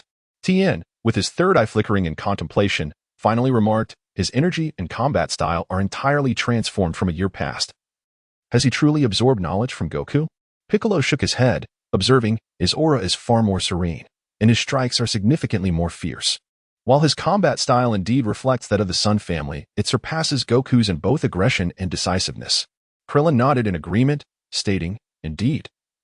Goku's fighting philosophy adheres to the principles of martial arts, whereas Wu Tian's approach resembles that of a warrior, swift and efficient, striking with purpose. What has this young lad undergone?" However, Tien countered, "If you observe closely, you'll find that Wu Tian's essence remains unchanged. It is merely his understanding of combat that has matured since last year." Son Goten, on the other hand, was entirely focused on mastering the art of combat, devoid of any other considerations. Just as his fist was poised to collide with Dr. Gero, a beam of laser light shot in from the distance. While his punch undoubtedly had the potential to shatter Dr. Gero's skull, it would also inevitably result in his own heart being pierced by that very laser. Without a trace of contemplation, Sun Wutian instinctively spread his right hand, unleashing a Kamehameha wave that surged directly towards Dr. Gero. In doing so, he propelled himself backward, utilizing the recoil from the energy blast. In the air, Sun Goten suspended at a distance, then dissipated the energy wave from his right hand and turned his gaze towards Dr. Gero. Dr. Gero, with his sole remaining hand, reached towards the sky, absorbing the last remnants of a brilliant white light as Sun Goten looked on. Whoosh! The sound of the wind surged forth, and 3 voices resonated before Dr. Gero, all directing their attention towards Sun Goten. In that fleeting moment, an overwhelming aura of lethal intent enveloped Sun Goten completely. Sun Goten, with his golden hair and azure eyes, hovered in the air, perceiving the appearances of the 3 individuals before him. To his left stood a robust man, his complexion a ghastly white, with a mass of black hair styled into a braid, his upper body exposed, revealing a pale yet muscular physique. To his right was a diminutive figure adorned with a large green hat, his skin a shade of purple, clad in a yellow tunic emblazoned with the emblem of a red silk ribbon and a bow. At the center was a man donning a baseball cap, dressed in a snug vest and dark green trousers. The arrival of these new androids had not gone unnoticed by Piccolo and the others, who swiftly positioned themselves alongside Sun Goten. Meanwhile, Dr. Gero issued commands to the newly appeared androids. Androids 13, 14, and 15, eliminate these individuals. Android 13 turned his head, responding, "Of course, but rather than dispatching these mere nuisances, I am more inclined to discover the whereabouts of Gohan." Dr. Gero, rising to his feet, began to retreat, stating, "First, eliminate the enemies before you. That is an order." Android 13 then redirected his gaze towards Sun Goten and the others, declaring, "Since it is an order, I suppose we must first deal with you lot." Sun Wukong recognized the three artificial beings with ease. He calculated their power levels in his mind, then raised his right hand, unleashing a blade of energy that extended several meters, slicing toward the trio. The three artificial beings hastily evaded. Yet the energy blade tore through the earth, carving a deep trench in its wake. Subsequently, Sun Wukong addressed Piccolo and the others, stating, "Uncle Piccolo, leave these three artificial beings to me. You should focus on dealing with Dr. Gero." Krillin glanced at the imposing artificial beings, then at Wukong, and remarked, "But these three artificial beings appear quite formidable. Are you truly capable of handling them?" Sun Wutian nodded, a smile gracing his lips as he remarked, "Just by observing their movements, it's evident that these androids are far inferior to the previous models, androids 17 and 18. You should hasten to deal with Dr. Gero, otherwise, who knows what tricks that fellow will conjure up next." Piccolo nodded in agreement, cautioning, "You must be careful, Wutian." With a brilliant flash of golden light, Sun Wutian charged towards the three androids, his target singularly focused on defeating Android 13. He recalled that Android 13 possessed the ability to evolve.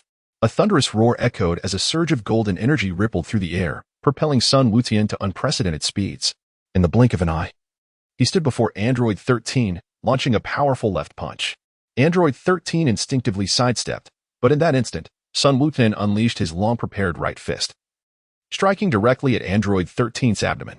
The golden energy erupted forth, piercing through Android 13's midsection, revealing a tangle of circuits beneath, crackling with electricity.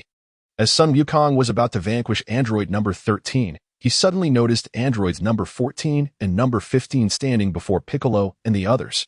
Although Sun Wukong is aware that Piccolo can handle one of the androids, he ultimately deems it a waste of precious time. Who knows what Dr. Gero might conjure next? Thus, he momentarily abandons Android 13 and transforms into a streak of golden light, rushing towards Android 14 and Android 15. Bang! As Sun Wukong's son, Goten, surged forward. He concentrated his energy into the palm of his right hand and then swung it outward, unleashing a powerful gust of force that propelled the two androids back a considerable distance. As Sun Wukong was about to launch a series of relentless assaults on androids 14 and 15, he suddenly sensed an imposing aura approaching from behind. Boom! Sun Wukong turned swiftly to counter, unleashing a radiant wave of energy from his right palm that effortlessly dissipated the beam behind him. In that instant, the trio of androids converged, launching their assault simultaneously. Sun Wukong's son, Sun Goten, felt no fear whatsoever. His strength and speed far surpassed those of the three androids. Even when faced with their combined might, he remained effortlessly composed. Though his small stature rendered him remarkably agile, it also posed certain challenges in combat. After a brief moment of contemplation, Sun Goten decided to unleash his energy. A powerful surge erupted from within him, swirling violently around as the three androids sensed an intense force pushing against them. They crossed their arms defensively before them, yet they continued to be pushed backward. Bang! Bang! Bang! Sun Goten's speed has once again reached its zenith. In the blink of an eye, he first shattered the chin of Android 14 with his fist, then delivered a powerful kick that sent Android 15 crashing into the mountainside, and finally propelled Android 13 away with a forceful thrust of both feet. Kamehameha! A flicker of brilliant light danced between Sun Goten's hands, transforming into a radiant crescent moon within mere milliseconds. The golden energy wave surged forth towards Android 13. Raising his head, Android 13 regarded Sun Goten with a hint of smugness etched upon his crooked visage. He then extended his hands outward, each in a different direction, producing a peculiar rhythm. Boom! In the next instant, Android 14 and Android 15 found themselves grasped by Android 13, who hurled the two towards the front while retreating backward. The golden Kamehameha struck the two androids, resulting in a deafening explosion that tore through the mountainside. Sun Goten hovered in the air, gazing at the scene before him, and remarked, "It appears that the android number 13 has yet to be vanquished. Must we now confront an even more formidable adversary?" Crash! On the other side, the mountain trembled incessantly, countless fragments of stone swirling about, as a fierce crimson glow gradually eclipsed the brilliant white light, transforming the hue of this region anew. Sun Wukong gazed at the unfolding scene, contemplating. It appears they are in the midst of an upgrade. I cannot allow this to go unattended. Sizzle! Sun Wukong rushed through the thick layers of mist and emerged from the mountain that Android 13 had carved through. finally catching sight of the synthetic being emanating a crimson glow. Swish. Sun Wukong raised his right hand, summoning a golden sword of light that extended approximately 10 zhangth, which he aimed directly at Android 13. Zila. Without flinching or evading, Android 13 stood firm and endured the strike head-on. The golden energy blade clashed with the crimson radiance, unleashing a torrent of electricity that ravaged the surroundings, causing the very fabric of space to tremble. "Huh!" Sun Goten shouted in a low, furious voice, however. The energy blade could no longer descend, leaving only a tempest of electricity where their two auras converged. Upon witnessing that his energy blade failed to penetrate the defenses of Android 13, Sun Wukong swiftly retracted the blade and focused on amplifying his ki, preparing to breach Android 13's formidable barrier and conclude the battle. However, at that moment, Android 13 had completed his transformation. His muscles swelled to an extraordinary size. His hair stood erect, adopting a vibrant orange hue, while his face and arms were tinged with blue, and his shoulders and chest appeared white. His eyebrows vanished. The brow bone lowered, and his eyes transformed into a striking yellow, with his original pupils entirely gone. Observing the fully transformed Android 13, Sun Wukong chose not to rush into an attack. Instead, he took a moment to scrutinize the newly minted Super 13, quipping, "What on earth is this? Learning to be a Super Saiyan?" At that instant, Super 13 lifted his gaze towards Sun Wukong. Strangely, he refrained from launching an immediate assault. Instead, he patted his robust chest and pointed at Sun Wukong, shaking his finger in a dismissive manner. Understanding the intention of his opponent, Sun Wukong's son, Goten, once again erupted with fury. The golden aura surged forth, sweeping through the clouds and obscuring the crimson brilliance that filled the sky. Without hesitation, Goten charged ahead. Boom. The formidable Super Android 13 did not flinch or evade. Rather, he boldly bared his chest. Goten, however, showed no restraint. Concentrating all his power, he enveloped himself in a golden blaze and descended upon Super Android 13 like a meteor. An incomprehensible energy detonated in an instant, creating a vacuum in the surrounding area. Super Android 13, equally powerful, stood his ground and absorbed the blow with remarkable resilience. He staggered back slightly but quickly regained his stance. Bang! Sun Wukong did not have the luxury of waiting for his opponent's reaction. He slightly shifted his body, his left hand forming a fist, and delivered an uppercut that struck Super 13 directly on the chin, causing Super 13's head to tilt back. The sound echoed like a rapid barrage. Sun Goten took a step back, inhaling deeply. As he observed Super 13 beginning to react, he alternated his fists in a manner reminiscent of pounding garlic, striking relentlessly at Super 13's chest. Indeed, Super 13 proved formidable. Having barely withstood a single blow prior, he now endured hundreds of punches post-transformation, merely retreating a few steps. Gradually, Super 13 adapted to Sun Goten's onslaught, his right hand sweeping across as he prepared to launch a counterattack. However, Sun Goten had been meticulously observing Super 13's movements. Just as the android poised to unleash a sweeping strike, he abruptly ceased his assault and leaned backward, narrowly evading Super 13's attack. Splash! As Sun Wukong tilted his body at a certain angle, his right hand suddenly unleashed a Kamehameha wave. In an instant, his body rebounded, and his feet propelled him directly towards Super Android 13, sending the formidable foe sliding back over a considerable distance once more. Sun Wukong, having flipped over, floated once more in the air. He gazed at the formidable Super 13 opposite him and remarked, "At last, you have dropped the pretense. Are you prepared to engage in earnest combat?" Meanwhile, Super 13 steadied himself on the ground, pointing his right finger at Sun Wukong. A flicker of red light appeared, swiftly expanding into a crimson energy sphere. Super 13 declared, "This energy sphere possesses the power to annihilate the entire Earth. If you are indifferent to the fate of the planet, feel free to evade it." Sun Wukong raised his right hand once more, and a golden blade of energy, approximately 3 feet in length, manifested above his palm. He replied nonchalantly, "Such a trivial attack hardly necessitates evasion." Swish, swish, swish. Sun Goten stepped forward, wielding a golden energy blade that sliced through the crimson energy sphere into countless fragments. Just as the sphere was about to detonate, another energy wave obliterated it entirely. At that moment, Super 13 charged in, delivering a powerful punch aimed at Sun Goten's head. Goten's right-handed energy sword vanished as he evaded to the side, seizing the opportunity to counterattack. Having suffered a minor setback earlier, Super 13's current assault was particularly fierce, each punch and kick accompanied by a gust of wind, leaving Goten feeling somewhat overwhelmed. How infuriating it was to be at a disadvantage against an evenly matched opponent with such a limited physique. Although Goten could discern most of Super 13's techniques, his shorter limbs made it exceedingly challenging to respond effectively. In the midst of their fierce battle, Goten once again anticipated Super 13's attack. His form flickered rapidly as he pressed both hands against Super 13's kicking right leg, leaping backward. Though still inexperienced, he felt compelled to attempt a new strategy. With a casual sweep, he deflected two of Super 13's energy waves and unleashed his own power in midair. The golden aura erupted, and Goten's figure gradually faded from view, leaving only the resplendent golden flames behind. Super 13 hesitated as he gazed upon the swirling golden flames. Sensing Goten's presence with his sensors, yet unable to visually track him, he positioned his hands forward, fingers and thumbs forming a circle as red energy coalesced into a glowing sphere. Boom! The spherical explosive charged toward the golden flames, growing larger as it distanced itself from Super 13, reaching a diameter of about 10 meters by the time it approached Goten. Crash! From within the golden flames, a figure slowly emerged. In the next instant, a 40-meter energy sword cleaved the explosive sphere in two.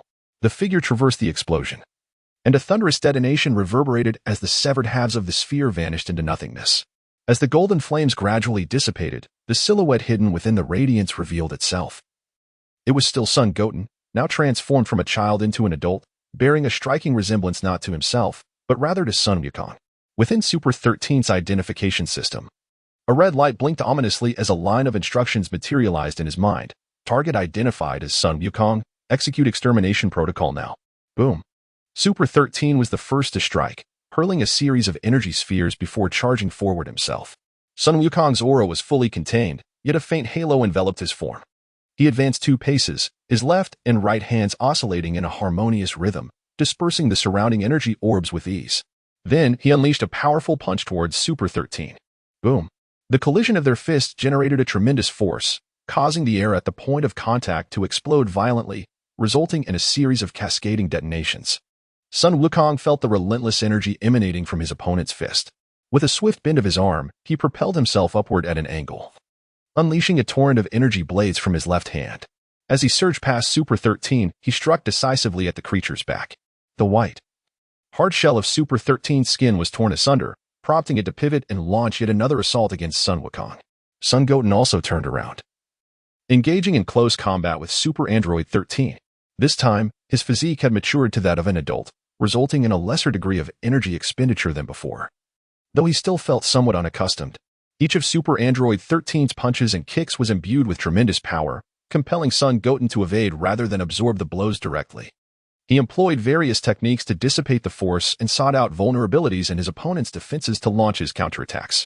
Although Sun Goten's combat skills had improved, this was his first life-and-death battle since acquiring those techniques, and many of the lessons learned from his father were still not second nature to him. Consequently, he often found himself unable to execute his moves in time, resulting in several successful strikes from Super Android 13. The intensity of their speed reached unprecedented heights, and Sun Goten struggled to apply his skills effectively, suffering multiple blows from his adversary. Fortunately, the numerous encounters he had with the masters of the underworld over the past year had significantly hardened his resolve compared to the previous year. On the other hand, Super Android 13 displayed a relentless onslaught, unconcerned with the damage he sustained due to his robotic nature, relentlessly advancing towards Sun Goten. Bang! The fists of Sun Wukong and Super Android 13 collided incessantly.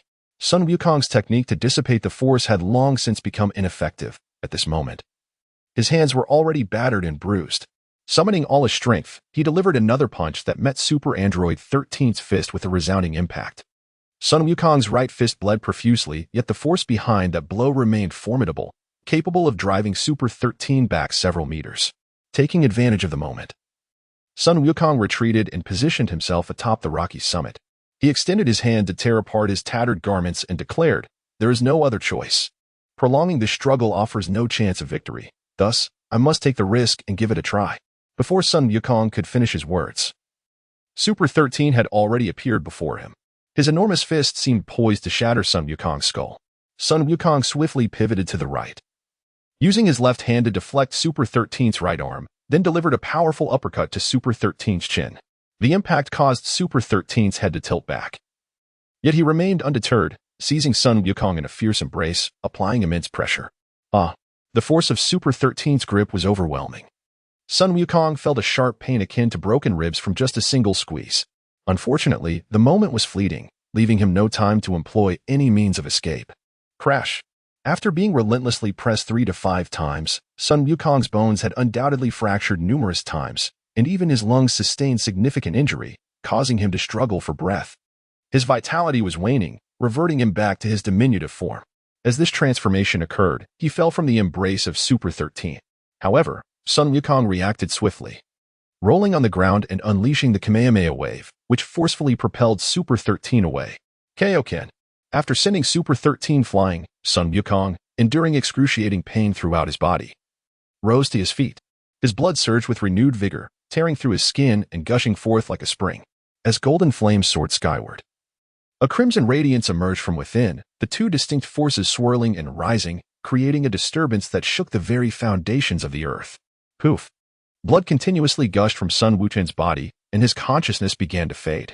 In a moment of desperation, he bit down on his tongue, regaining a flicker of clarity.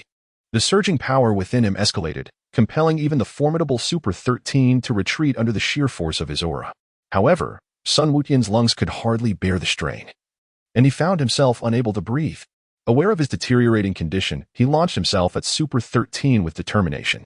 With a resounding crash, a single punch from Sun Wuchen shattered Super 13's arm. He followed up with a vicious blow to the head, exposing the intricate circuitry within. Sun Wukong's heart raced increasingly faster, a crescendo of pain surging towards his brain, leaving him uncertain of how much longer he could endure. He swiftly pursued into the abyss, unleashing a barrage of punches upon Super 13. In an instant, Super 13's body was riddled with numerous puncture wounds, each accompanied by a crackling sound of electricity. As the electric hum intensified, a plume of black smoke began to rise. Boom!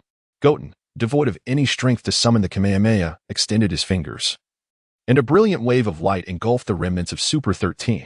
This act magnified the crater where Super 13 had fallen to unfathomable depths. Once this was accomplished, Goten could no longer maintain his form. He relinquished the dual state of Super Saiyan and Kaioken, collapsing heavily onto the ground. At that moment, a figure suddenly soared through the distance, landing beside Goten after a few agile leaps. Supporting Goten, he retrieved a Senzu bean from his pocket and said, "Goten, quickly consume this Senzu bean. Everything will be all right once you do." Sun Wuchen opened his eyes slightly, and he could vaguely discern the figure of his brother. He endeavored to speak, yet his body was so utterly fatigued that he could not move at all. At that moment, Piccolo flew in from a distance. Upon seeing Wuchen lying in Gohan's embrace, he addressed Gohan. He no longer possesses the strength to chew the Senzu bean. Gohan, quickly crush the bean and feed it to him. Son Gohan nodded, then crushed the mystical bean in his hand before prying open Son Goten's mouth to insert it. As Sun Wuchen's tongue made contact with the remnants of the heavenly bean, a refreshing chill coursed through his entire being. His lungs, having experienced a slight improvement, finally inhaled a breath of long-forgotten air. With determination, Sun Wuchen swallowed the remaining fragments of the heavenly bean, feeling the injuries within his body begin to mend. After a brief interlude, his wounds were entirely healed. He sprang up from the ground and examined his body, noting that only the stains of blood remained, while all other signs of injury had vanished without a trace. Although he had long been aware of the miraculous nature of the heavenly beings, he could not help but exclaim in awe, "These heavenly beings are truly remarkable." As Son Gohan observed Son Goten's recovery, he let out a sigh of relief and remarked, "I never anticipated that you would truly defeat that android. I was ready to intervene." Piccolo also generously praised Son Goten, stating, "Indeed, Goten is exceptional. It was his ability to hold off those 3 androids that enabled us to completely vanquish them." Sun Wukong, feeling somewhat embarrassed, inquired of Piccolo, "So, has Dr. Gero's laboratory been completely obliterated?" Piccolo nodded and replied, "Yes, it has been entirely destroyed. However, to err on the side of caution, Krillin and Tien are still investigating for any lingering issues." Sun Wukong nodded and inquired, "Have you discovered anything in Dr. Gero's basement?" Piccolo replied, "Indeed. I came across a life cultivation chamber, which housed the embryo of a certain organism. However, it has been utterly destroyed." Sun Wukong took a deep breath. Yet a sense of regret lingered in his heart.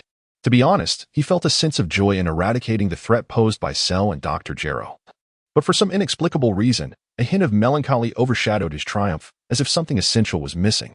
After a brief moment, Krillin and Tien Shinhan approached, signaling an OK gesture towards Piccolo and Son Gohan. Sun Goten remarked with a smile. It seems we have completely resolved the matter. Sun Gohan gazed at Sun Goten and then turned his attention to Krillin and the others, expressing his regret. I am truly sorry. It should have been my duty to fight, yet this time I have been unable to assist in any way. Sun Goten remarked, Brother, how can you say such a thing? You are indeed our secret weapon. If everything relies on your intervention, what purpose do we serve in our martial arts training? Piccolo added, Indeed, Gohan, it is precisely because you have been quietly supporting us that we have been able to engage in battle with Dr. Gero without restraint. Therefore, there is no need for you to feel guilty. Krillin, Tien, and the others all offered words of comfort to Gohan, who, naturally, did not indulge in any pretense. After a while of engaging in conversation, the group dispersed to attend to their respective tasks. Sun Wutian also bid farewell to his brother, embarking once again on a journey to the planet Adralant to hone his skills. The matters concerning Dr. Gallo have reached a temporary resolution, and the majority of humanity on Earth remains oblivious to the monumental battle that once transpired at Lake Deliji. Sun Wukong engaged in discussions with the king and, bolstered by the support of Capsule Corporation and the X Fund, established the inaugural martial arts school. However, after a year of experimental teaching, the school was ultimately shuttered. In the end, authorized by the king, Sun Wukong spearheaded the formation of the Martial Arts Alliance, integrating martial arts as a formal discipline within the educational system. He assumed the role of the Alliance's Grandmaster, overseeing all martial arts educational affairs across the nation. Consequently, martial arts became deeply ingrained in the lives of the populace. However, Sun Wukong's training time was drastically curtailed, leaving one to ponder whether this was a boon or a bane. With the establishment of the Martial Arts Alliance, many martial artists from various dojos transitioned into the educational sector, each forming their own factions, resulting in a flourishing of martial arts during this era. Naturally, individuals such as Krillin and Yamcha promptly joined the Martial Arts Alliance, assuming positions and receiving state salaries. In contrast, Tien and Kaiatsu merely affiliated with the alliance, opting not to become school instructors or hold any official roles, as they remained dedicated to disseminating the Crane School's martial arts through their dojo. Meanwhile, Piccolo maintained his leisurely existence, neither joining the Martial Arts Alliance nor participating in any activities, instead choosing to engage in solitary cultivation within the desolate wilderness. Sun Wukong continues to engage in leisurely training under the auspices of the Lord of the Kings, occasionally taking a few laps around the universe. Aside from the inability to return to Earth, he enjoys a freedom that surpasses that of most living beings. At last, Sun Wukong has completed his studies in the art of technique in his final year. He has even begun to conceive ideas for the development of new techniques. However, these ideas remain merely conceptual, and there lies a considerable distance before their realization. It was only after Sun Wukong genuinely mastered these techniques that he discovered their utility was not as significant as he had initially imagined. Take, for instance, the technique of separating spirulito. Sun Goten initially believed that mastering the spirit separation technique would render him capable of countering the absorption abilities of Majin Buu effortlessly. However, upon truly grasping the technique, he discovered its considerable limitations, rendering it somewhat impractical against Majin Buu. The spirit separation technique necessitates a direct attack on the opponent, followed by a meticulous disentangling of their inner energy to gradually extract that which does not belong to them. Yet, in a real combat scenario, the disparity in power might prevent any opportunity for direct contact. Furthermore, even if Majin Buu absorbed individuals of lesser strength, Goten would first have to endure a beating. Yet, one must assume that those being attacked would not remain oblivious to their predicament after taking a hit. Once the opponent becomes aware of the spirit separation technique's function, they would undoubtedly seek to evade such strikes, rendering the technique ineffectual. Despite these significant limitations, the technique is not entirely devoid of utility. Ultimately, its effectiveness hinges upon the practitioner's inherent strength. Moreover, during his studies of the technique, Sun Goten experienced substantial growth, and he is now a far cry from the individual he was 3 years prior. Of course, throughout these 3 years, Sun Goten did not remain solely on planet Adralant. He frequently returned to Earth, often taking his mother, Chi-Chi, for brief sojourns on King Kai's planet. Initially, King Kai was reluctant to accommodate them, but he soon acquiesced to their visits, swayed by the allure of humor and delectable cuisine, thus transforming King Kai's planet into a rendezvous spot for Goku and Chi-Chi. Due to his frequent training on King Kai's planet, Sun Goten benefited from the combined tutelage of his father and the king, resulting in a rapid enhancement of his abilities, although he still has yet to truly surpass the Super Saiyan form. On April 17, 775, On planet Adralant, Sun Goten stood within the hall, hands clasped in reverence as he bowed to Lord Pibera, expressing, "Lord Pibera, I am deeply grateful for your guidance over the years, and I shall wield these techniques with care." Pibera, gazing at Sun Goten with a sense of nostalgia, contemplated for a moment before smiling and responding. "Then please make good use of these techniques. The coming era is likely to belong to your generation." Sun Wutian nodded and said, "If there is anything, Lord Pabala, please feel free to inform me directly. Farewell for now." After observing Pabala nod in acknowledgement, Sun Wutian chose not to linger any longer. He brought his index and middle fingers together at his forehead and cast one last glance at the planet before his figure vanished into thin air. On Earth, Sun Wufan has now risen to the esteemed position of the Grandmaster of the Martial Arts Alliance. His family circumstances are far from dire, however. Chi-Chi still opts to reside in the humble abode on the Baozi Mountain, believing that her most cherished memories were crafted in that very place. Sun Gohan felt a sense of helplessness, yet he could do nothing but comply with his mother's wishes. He invested further in the construction of several grand houses adjacent to the small dwelling at Bun's Mountain. After her classes, Chi-Chi returned to Bun's Mountain riding on the Nimbus. She was no longer the disheveled girl of yore. Instead, she radiated youthfulness and beauty, appearing as if she were an entirely different person from 4 years ago. With a twist of her key, Chi-Chi unlocked the door and stepped inside, only to be greeted by an enveloping silence that prompted a sigh to escape her lips. Although her current life was quite pleasant, she found herself longing for the days immediately following her marriage to Goku. As she flicked on the light, preparing to whip up a simple meal, a figure suddenly materialized before her, an impish boy with a crab-like head. Chi-Chi seemed unfazed by his sudden appearance, yet she still inquired, "Goten, did you not say you would return by the end of this month?" Sun Wutian smiled and said, "My studies on planet Adralant have come to an end, and I shall no longer return." Upon hearing this, Chi-Chi was filled with immense joy. She exclaimed, "This is truly wonderful. I have long told Wukong and Wufan that you should attend school to learn something. At last, you finally have the time." Sun Wukong was taken aback, momentarily at a loss for words. With a hint of confusion, he inquired, "Me? Attend school?" Chi-Chi nodded in affirmation, stating, "Of course. Although our society is steeped in martial traditions, one must acquire knowledge. Otherwise, one risks becoming nothing more than a brute, relying solely on sheer strength in battle." Sun Wukong, with a heavy sigh, sank into the chair. Although he had heard his mother and father mention school in passing, he had never anticipated that his mother would take it seriously. It was not that Sun Wukong was averse to attending school, rather, he felt that acquiring knowledge in the Dragon Ball world seemed rather peculiar. He parted his lips, intending to voice his thoughts, yet no words escaped him. Observing Wukong's expression, Chi-Chi remarked, "Regardless of the circumstances, you ought to learn something. After all, you are already 9 years old and still cannot write your own name. This is simply unacceptable." After a moment of contemplation, Sun Wukong realized that he could indeed write his own name, which mirrored the characters of the Chinese language perfectly. However, when it came to other matters, he could only articulate his thoughts without the ability to pin them down. Upon further reflection, Sun Wukong ultimately nodded in agreement and remarked, "Attending school is a worthwhile endeavor. It is high time for me to acquire some knowledge." Upon hearing Wukong's sentiments, Chi-Chi was filled with joy. She had originally prepared for the possibility of Goku and Gohan needing to persuade Wukong, but to her surprise, Wukong readily consented. She replied, "Very well. I shall assist you in making arrangements tomorrow for your prompt enrollment." Sun Wukong's son, Sun Wutian, was momentarily taken aback and inquired, "So soon?" To which Chi-Chi, with an air of certainty, nodded and replied, "Of course it must be expedited.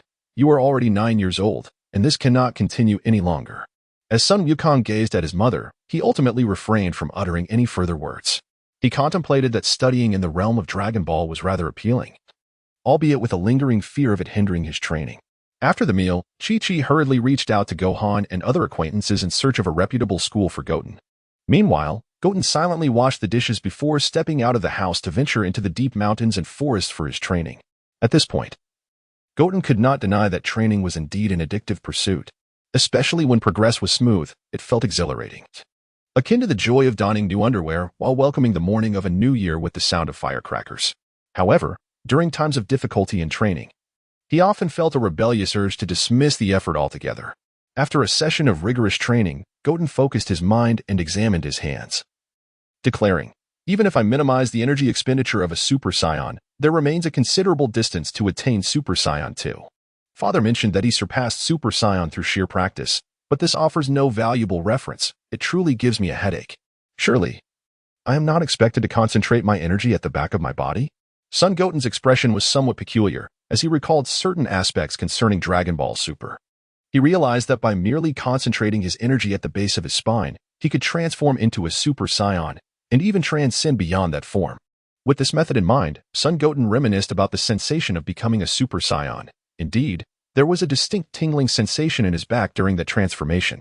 Sun Goten contemplated while gently touching the area behind him. Could it be possible to channel energy in reverse, gathering it at his back first to stimulate the pain there, thus triggering the evolution into a Super Saiyan? With this thought in mind, Sun Goten resolved to experiment. He transformed into a Super Saiyan and attempted to concentrate his energy at his back, striving to achieve the evolution into Super Saiyan 2. A resounding whoosh echoed as golden flames surged, casting a radiant hue over the surrounding mountains. Pain shot through his back, and soon his entire body was coursing with bulging veins, his energy escalating continuously until it crackled with purple lightning. As Sun Goten's eyes gradually turned pale, a fierce aura emanated from within him. In the next moment, he exited the Super Saiyan state, exhaling deeply as he spoke. Indeed, concentrating energy in that specific area can evoke a shift in emotions. Just moments ago, I felt an overwhelming rage. However, my training still falls short. At this juncture, Sun Goten began to understand that the notion of channeling energy to transform into a Super Saiyan was not entirely accurate. More precisely, it should involve using that stinging sensation as a catalyst to ignite the fury within, thereby transforming into the Super Saiyan form. Yet, this method demands an extraordinary mental fortitude, as the anger it elicits may prove uncontrollable. Having grasped the path forward, Sun Goten returned home under the cover of night, patiently awaiting the arrival of the next day.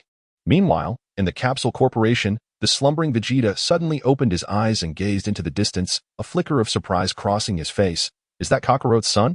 For a fleeting moment, he even surpassed the Super Saiyan. Just as Vegeta was about to investigate further, he sensed that the aura had dissipated, leaving only the ordinary energy of a Saiyan. He furrowed his brow, pondering, could it be that even that boy is destined to surpass me? What a joke. With sleep no longer an option, Vegeta donned his training attire, carefully tucked Trunks in with a blanket, and then quietly exited his room to train in the gravity chamber. The following day, Trunks awoke to find his father absent. Naturally, he surmised that Vegeta had gone off to train again, sighing before getting up to wash and prepare for another day of study and training. Once Trunks had finished his morning routine and was about to head to the gravity chamber, he noticed Bulma approaching with a bright smile. Trunks, confused, paused to greet his mother. Good morning, Mom. Bulma replied with a smile. Good morning, Trunks. By the way, where has your father gone? I need him for something. Trunks pointed into the distance, stating, he is probably at the gravity chamber. I didn't see him this morning. Bulma shook her head, lamenting, what has gotten into him all of a sudden? He was fine before. Could you please go find him? Oh, and do come back with him. I have some new research that requires your assistance in gathering data. A spark of interest flickered in Trunks' eyes as he asked, is it related to the life simulator? Bulma nodded, saying, indeed. I've created something new using the materials I extracted before, but I need to access the data in your minds. Trunks, impressed, responded, you truly are remarkable, Mom, to have developed something so incredible so quickly. I'll go find Dad right away. As Trunks made his way to the gravity chamber, Bulma returned to her laboratory to continue her research, as both of her current projects were complex and demanded considerable mental effort and time.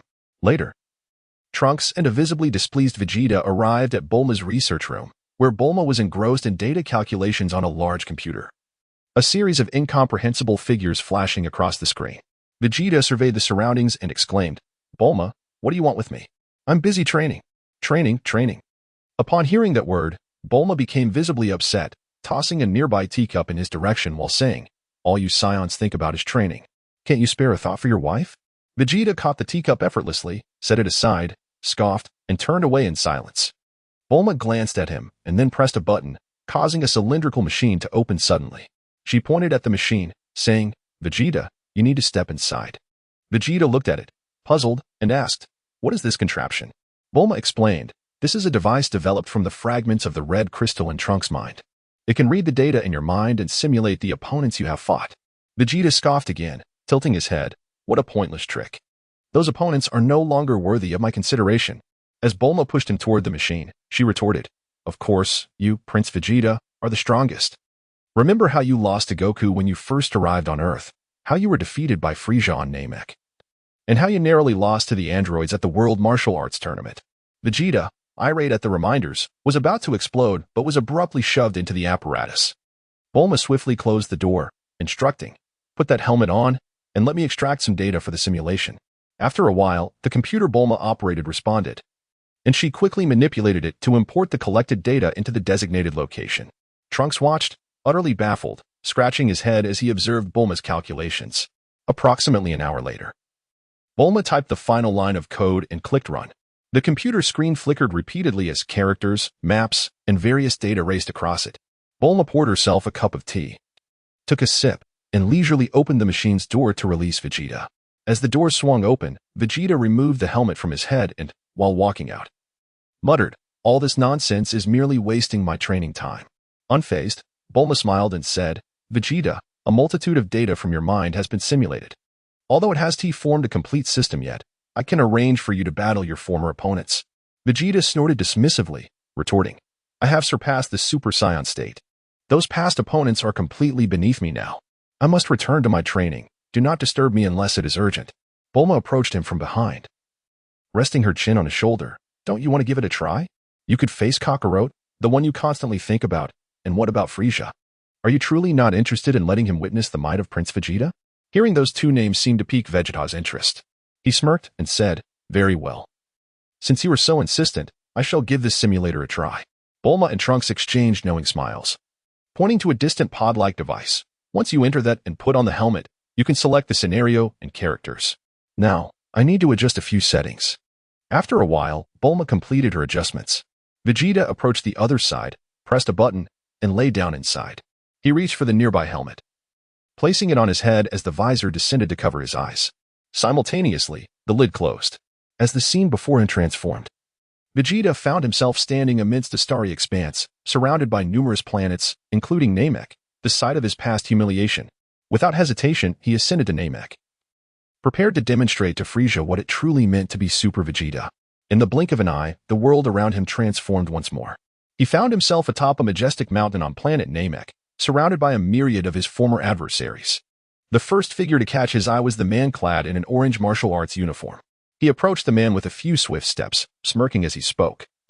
"What a pity, Kakarot. This time, you shall not have the opportunity to ascend to Super Saiyan." Naturally, Kakarot remained silent, leaving Vegeta feeling somewhat bored. He eventually made his way to Frieza, adopting a posture of crossed arms as he looked down upon the tyrant, declaring, "Frieza, it is time for you to witness the might of Super Vegeta." Frieza, too, did not respond, which incited Vegeta's irritation. In a fit of anger, he struck Frieza on the head, and in an instant, a vortex appeared to consume him. Loading scene. Loading character data. Scene loaded. Character data loaded. Please select combat scenario. Please select your fighter identity. A voice resonated in Vegeta's ears, and various landscapes of planet Namek materialized before him. Without hesitation, Vegeta chose the site of his final battle with Frieza.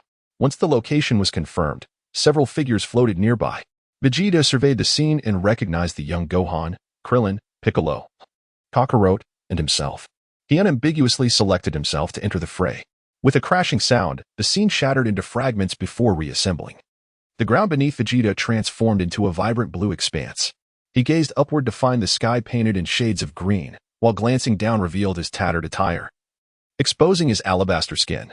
Before Vegeta could ponder further, he felt the air tremble as a beam of light tore through the atmosphere, hurtling toward him at an astonishing speed. Memories began to resurface, reminding him of the moment on planet Namek when Frieza had unleashed a death beam, killing Dend. With newfound resolve, Vegeta dashed forward, his form becoming a streak of lightning as he met the death beam head-on, kicking it aside. He turned to Frieza and proclaimed, "This is the moment to witness the birth of a legend. I cannot allow you to eliminate the audience so easily."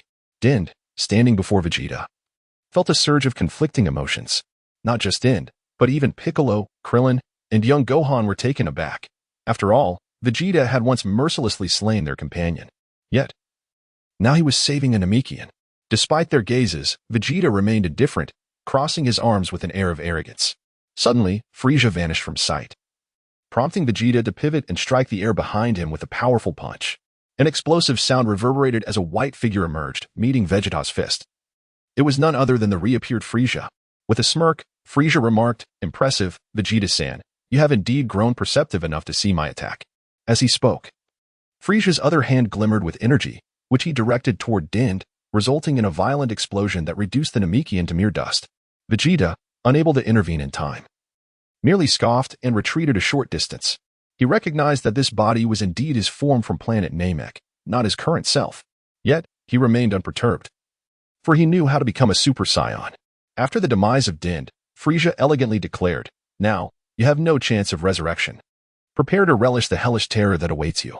Krillin, Piccolo, and Gohan, witnessing Dind's obliteration, were instantly filled with rage and charged toward Frisia. In a swift motion, Vegeta positioned himself in front of them, his right hand sweeping outward, unleashing a powerful gust of energy that cleaved a deep chasm before them. Pausing, Krillin and the others glanced at Vegeta across the divide. Vegeta, with a disdainful sneer, turned back toward Frisia, stating, "You lot may watch from the sidelines. I shall be the one to vanquish Frisia. This time, Kakarot shall not have the opportunity to intervene."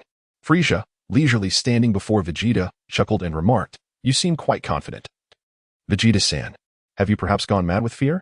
Vegeta fixed Frisia with a cold stare and retorted, "Laugh all you wish, for soon you shall find no reason to smile." Frisia found Vegeta's demeanor amusing, playfully resting his chin on his finger joints and emitting a series of mocking laughs. "How imposing you appear, Vegeta-san."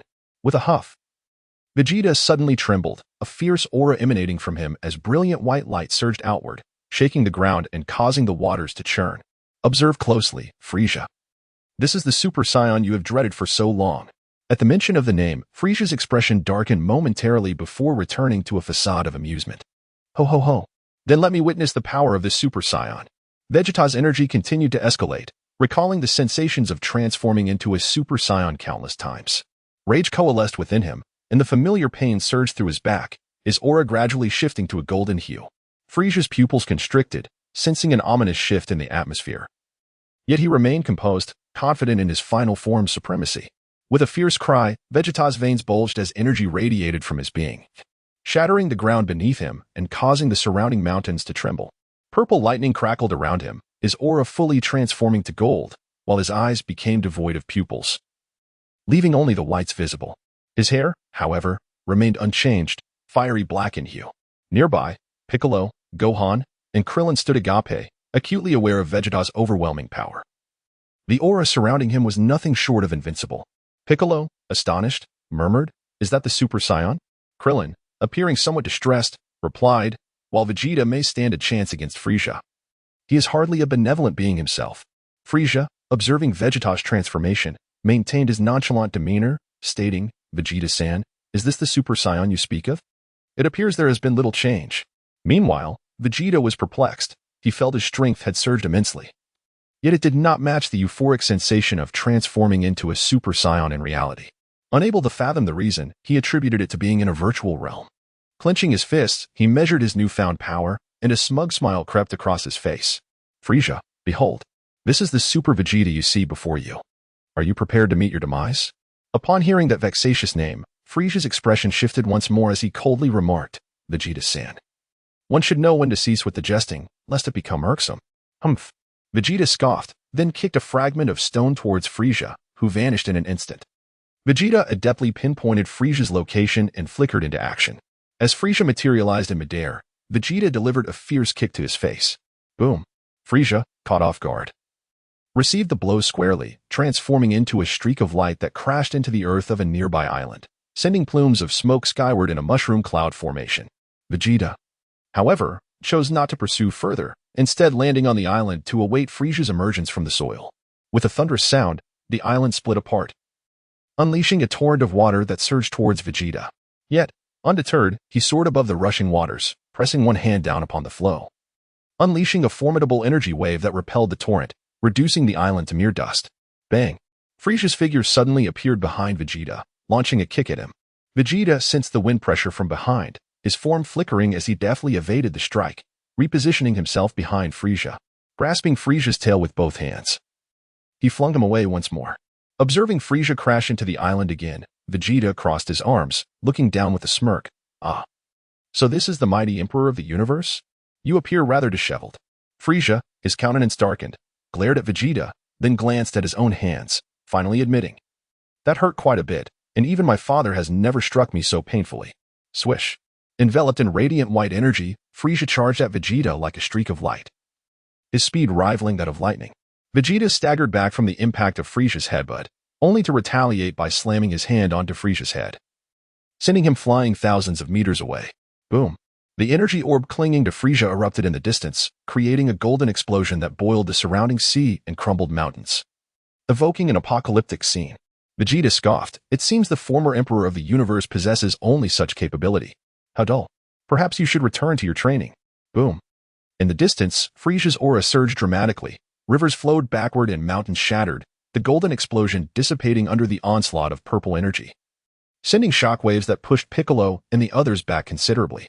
Vegeta, momentarily taken aback, observed Frieza and remarked, "It appears you still harbor some strength. However, no matter how powerful you become, you shall never surpass the current Super Vegeta." Crackle. Frieza's energy intensified, causing the very planet to tremble, the earth fracturing as crimson lava spewed forth, followed by a flash of lightning from the epicenter. Vegeta narrowed his eyes, sensing that Frieza's aura had exceeded his own. Nevertheless, he quickly dismissed the thought. After all, he was indeed a true Super Saiyan. Rumbling. An overwhelming force obscured the skies, casting Namek into shadow as Frieza, his muscles taut as lightning, appeared 10 meters before Vegeta. He declared, "Impressive, Vegeta. You are the first to compel me to unleash my full power. Are you ready to endure the torturous horrors of hell?" Vegeta, with a derisive smile, replied, "Frieza, you still fail to comprehend. Standing before you is the universe's foremost warrior. Regardless of your strength, the outcome remains unchanged." Boom. Frieza and Vegeta launched their attacks simultaneously. This time, Frieza's speed and power overwhelmed Vegeta, landing a resounding slap upon his head, sending Vegeta crashing into the depths of the ocean. Damn it. As a Super Saiyan, how could I be at a disadvantage? Vegeta thought, astonished. His golden aura flared, tearing through the ocean as he surged upwards to engage Frieza once more. Yet, Vegeta's speed and strength paled in comparison to Frieza's. Even with superior combat skills, he found it increasingly difficult to withstand the onslaught, sustaining numerous injuries in mere moments. Damn it. Am I truly inferior to that Kakarot on Namek? Vegeta's frustration escalated as he furiously amplified his energy, shattering the very scene before him. In that instant, lying within the virtual chamber, Vegeta suddenly roared, his golden aura erupting, shattering the chamber to pieces, fragments scattering in all directions. Trunks, quick to react, transformed into a Super Saiyan, shielding his mother. As the virtual chamber collapsed, Vegeta awakened from the simulation, surveying the wreckage of Bulma's research items strewn about. Furious at the destruction, Bulma stormed over to Vegeta, delivering a sharp blow to his head, exclaiming, "You fool! What madness has possessed you this time?" Fully aware of his culpability, Vegeta, the proud prince of the Saiyans, refused to concede, turning away and stating, "It's all that ridiculous simulation's fault, forcing me to fight in my former body. Utterly tedious." Bulma blinked in understanding, surmising Vegeta's ordeal, and teasingly remarked, "It seems our Saiyan prince has faced defeat once more." Vegeta snorted dismissively, boring. "Trunks, come train with me. I cannot allow myself to be outdone by Kakarot and his son." Trunks agreed, exchanging a few words with his mother before following his father to the gravity chamber. Bulma watched their departing figures and then glanced at the wreckage of her research materials, shaking her head as she mused, "If only we could extract the crystal from Trunks' mind, perhaps we could achieve a true simulation that might also aid Gohan in his endeavors." Meanwhile, as Trunks and Vegeta embarked on their training, Goten awoke to his mother Chi-Chi urging him to eat breakfast promptly, as they were to visit his teacher after dinner. Son Goten was utterly astonished. He was aware of his mother's decisive and efficient nature. However, this was rather swift, wasn't it? Just yesterday, he had returned home, and now he was expected to attend school? In response, Chi-Chi remarked, "You are already 9 years old. It is imperative to commence your education early. How much longer must we wait?" Sun Wukong's son, Goten, expressed his concerns, saying, "But I must continue my training, for I cannot allow my brother to face every danger alone." To which Chi-Chi replied, "All schools now offer martial arts. You can train there just as well. Moreover, even in this era of peace, should a crisis arise, it is unlikely that you would be called to action. Now, hurry off to school. After dropping you off, I must head to the university to teach martial arts." Despite the formidable presence of his mother, Goten, even after achieving full Super Saiyan power, found himself subdued and had no choice but to comply. Thus, he accompanied Chi-Chi to report to a private school in West City. "Son Goten, adorned in a resplendent blue traditional attire, soared through the skies with a backpack slung over his shoulder, while his mother Chi-Chi gracefully rode on the nimbus cloud. Together, they ventured towards the city of West City. In the depths of his heart, Sun Wutian felt a whirlwind of emotions, sensing an underlying strangeness in the situation. Here he was, a super scion capable of shattering a planet with a mere flick of his wrist and causing the very galaxy to tremble with his fury. Yet now he was bound to attend a private elementary school. Wufan City was established by the king and the people to honor the remarkable achievements of Sun Wufan. Nestled in the southeastern region of the continent, it boasted advanced transportation and convenient logistics, with the headquarters of the Martial Arts Alliance situated within its borders. Sun Wutian and Chi-Chi embarked from Baozi Mountain, journeying westward and traversing formidable mountains, until they finally beheld the distant splendor and heard the clamor distinct from that of Baozi Mountain. The city of Wufan is indeed vast, covering an area of over 2,000 square kilometers. Even with Sun Wutian's vision far surpassing that of ordinary humans, the limits of the city remained elusive. Sun Wukong stood at the city's edge, gazing upon the towering skyscrapers and the bustling traffic below. For a moment, he was enveloped by an utterly absurd sense of disorientation, as if he had been transported to an entirely different realm. Observing Wukong's astonishment, Chi-Chi remarked beside him, "The pace of development is astonishing, isn't it? This city was once devastated by artificial beings, and it has transformed into its current state in merely 3 short years." Sun Wukong nodded, marveling at the resilience of humanity. Even after enduring such a cataclysmic blow, they were able to recuperate in merely 3 years, and even more astonishingly, to thrive and evolve further upon that recovery. Truly a remarkable feat. Sun Goten soared slowly through the sky, surveying the surroundings and immersing himself in the vibrant urban culture of the Dragon Ball universe. Suddenly, a speeding hovercar hurtled towards him, nearly colliding with Sun Goten. Sun Wukong's son, Goten, reacted with remarkable swiftness, his figure flickering as he deftly evaded the speeding vehicle, positioning himself aside. He gazed around in bewilderment at the flurry of flying cars. The vehicle momentarily halted mid-air, and its window descended, with the driver greeting Goten, remarking, "Still a young martial artist, I see. Yet, do mind your surroundings. This is hardly the designated flight path for practitioners." Sun Wukong's son, Goten, found himself somewhat bewildered. Yet he could piece together certain aspects of the situation. He hurriedly apologized. "I beg your pardon, this is my first time here, and I am not familiar with these matters." After Sun Goten apologized, he swiftly exited the city and appeared before his mother. The driver, witnessing Goten's sudden disappearance, rubbed his eyes and looked around, finding no trace of the young boy. He muttered to himself, "Am I seeing things? Or have martial artists become extraordinarily powerful? It can't be. My little rascal is still the 3rd strongest in his martial arts class, and I've never seen anything like this." The impatient driver of the flying car behind him began to honk, prompting the stationary driver to realize his oversight. He hurriedly pressed the button to raise his window and restarted his vehicle. Outside the city, Sun Goten reappeared beside Chi-Chi, inquiring, "Mom, is flying now prohibited in the city? Or are there new regulations regarding flight?" Chi-Chi reached out to pull Sun Goten onto the flying nimbus and replied, "Indeed. New regulations have been established due to certain previous incidents. Your brother and the others deliberated and formulated new rules. The conditions for martial artists flying in the city have changed. One must now pass an assessment at the Martial Arts Alliance to obtain a flight permit and adhere to designated routes. Violations will result in apprehension by other Alliance martial artists." Sun Wukong took a step forward, landing upon the nimbus cloud, and with a hint of exasperation remarked, "What a bother. It seems I must acquire a permit. Yet, I just flew into the city. Surely, no one will apprehend me." Just as Chi-Chi was about to respond, several figures surged forth from the distance, encircling both Chi-Chi and Sun Wukong. The leader spoke, "Flying within the city without a permit is punishable. I must inquire. Which school do you represent?" Suddenly, the leader's gaze fell upon Chi-Chi, his voice faltering momentarily before he continued, "Ah, it is you, teacher Chi-Chi. However, as an educator, you must possess a permit, and surely you are aware of the designated flight paths." Chi-Chi interjected, "I apologize. My young son Wukong is visiting the city for the first time and is unaware of these regulations. If there are any penalties, we are prepared to accept them." The leader glanced at Wukong and then back at Chi-Chi, shaking his head as he replied, "Teacher Gohan saved the world. Surely his family deserves some privileges. How could we impose any punishment?" Sun Wutian stepped forward and said, "While it is true that my brother has saved the world, This does not absolve me from the consequences of violating the rules of this city. I should face whatever punishment is deemed appropriate, without any favoritism due to my brother. The enforcers found themselves in a predicament. They had all received guidance from Gohan and regarded him as a minor. Thus they were reluctant to impose any penalties on his family. However, they were acutely aware that failing to administer a punishment could lead to malicious individuals targeting Gohan as family online. Just as they were deliberating, a voice echoed, "Let it be as it should be." Although Wu Tian acted out of ignorance, he must bear the consequences for breaching established regulations.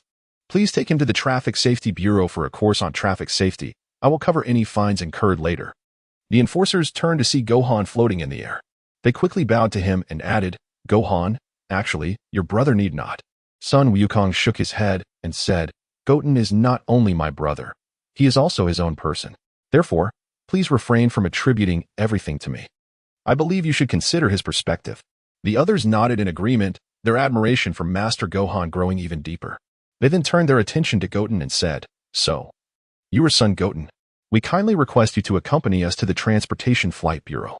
Sun Wutian nodded and then said to Sun Wufan, "Well, brother, let us meet again later." Sun Gohan nodded with a smile, though there was a hint of guilt in that expression. Since son Goten had yet to obtain his flying license, he was prohibited from flying within the city. Consequently, the enforcement team summoned their vehicles to escort son Goten to the Traffic Flying Bureau. Sun Wukong gazed at the departing vehicle and remarked, "Goten must be harboring resentment towards me. I possessed the ability to spare him from punishment, yet I still insisted on enforcing it." Chi-Chi shook her head and replied, "Do not underestimate Goten. He is fully aware of the situation and comprehends your current predicament." Sun Wukong let out a sigh and remarked, "That is well. I have been preoccupied with various matters for so long that I have not seen Goten in quite some time." Chi-Chi observed a hint of weariness in Wukong's eyes, and a wave of sorrow washed over her. She replied, "In truth, the framework has already been established. You can indeed extricate yourself now." Son Gohan shook his head, glanced at the city below, and then turned his gaze towards the vast continent. He remarked, "Once a decision has been made, it must be followed through to the end. Although the journey may be arduous, as long as everyone remains safe and sound, I do not mind enduring a little hardship." Chi-Chi observed Gohan's demeanor and sighed, saying, "Oh, my child, you truly are just like you used to be." Sun Wukong smiled and said, "Mother, you have classes today, don't you? You should leave early. I will go pay the fine for Goten and then take him to obtain a flying license." Chi-Chi nodded and replied, "Remember to take him to the Golden Eagle Primary Martial Arts School. I have already arranged for someone to inform the school that Goten will be enrolling today." Sun Wukong nodded and said, "Mother, please do not concern yourself with this matter. Allow me to handle it. It has been quite some time since I last conversed with Goten." Chi-Chi nodded in agreement and then piloted the flying Nimbus towards the first martial arts university in Wufan City. Meanwhile, Wufan focused on the direction of the Transportation Flight Bureau. He first took out his mobile phone and dialed a number as a melodious tune played. On the other end, Biddy Lee's voice resonated, "Good morning, Teacher Wufan. Is there something you need?" Sun Wukong, feeling somewhat embarrassed, remarked, "I apologize for disturbing you so early, Biddy Lee. But I find myself in need of some financial assistance. May I borrow a little from you?" After a moment of silence, Biddy Lee responded, "Of course. Is there something troubling your family, Gohan?" Sun Gohan remarked, "It's nothing of great consequence. My younger brother has transgressed the aviation traffic regulations. At present, I find myself lacking in funds, so I was hoping to borrow a small amount from you temporarily." After a moment of silence, Videl responded, "Of course. I shall await you before the Transportation Aviation Bureau." Sun Gohan uttered a grateful thank you before disconnecting the call. He sighed, reflecting, "I must set aside some funds for household expenses. Constantly borrowing from Videl feels rather excessive." Subsequently, Sun Gohan soared through the designated flight path for martial artists, his destination being the Traffic Flight Bureau situated in the heart of the city. Upon arriving in front of the bureau, he noticed that Videl had yet to arrive, and thus he hovered in the air, fully aware that once he descended to the ground, a multitude of troublesome matters would ensue. After a brief interlude, Videl appeared from the distance, immediately spotting Gohan. She exclaimed, "Mr. Gohan, I sincerely apologize for making you wait so long." Sun Wukong felt a twinge of embarrassment and remarked, "I apologize, Videl, for having to borrow money from you each time a predicament arises." Videl shook her head and replied, "Well, I have no objection to lending you money. Master Gohan, you must surely set aside some funds for yourself. You cannot invest all your resources into the future of martial arts. What will become of your household? Sun Wukong felt a tinge of embarrassment as he was lectured by Biddy. Lowering his head, he confessed, I did make a promise back then. If I had saved some money, I would surely face criticism from those individuals. Observing Wukong's shameful demeanor, Biddy felt a pang of sympathy in her heart. She understood the immense sacrifices Wukong had made for the Earth, yet she was frustrated by his relentless focus on the planet, neglecting his own well-being. With a sigh, Biddy remarked, All right, I do not resent your borrowing, but I believe it is essential for you to occasionally take care of yourself as well. Sun Wukong glanced at Biddy with a smile and said, Thank you, Biddy. Touched by Wukong's gaze, Biddy turned her eyes aside and replied, All right. Let us go see Goten. There are indeed individuals from another faction in the Transportation Flight Bureau, and I hope they do not cause any trouble for Goten. Sun Gohan nodded, a sense of helplessness welling within him.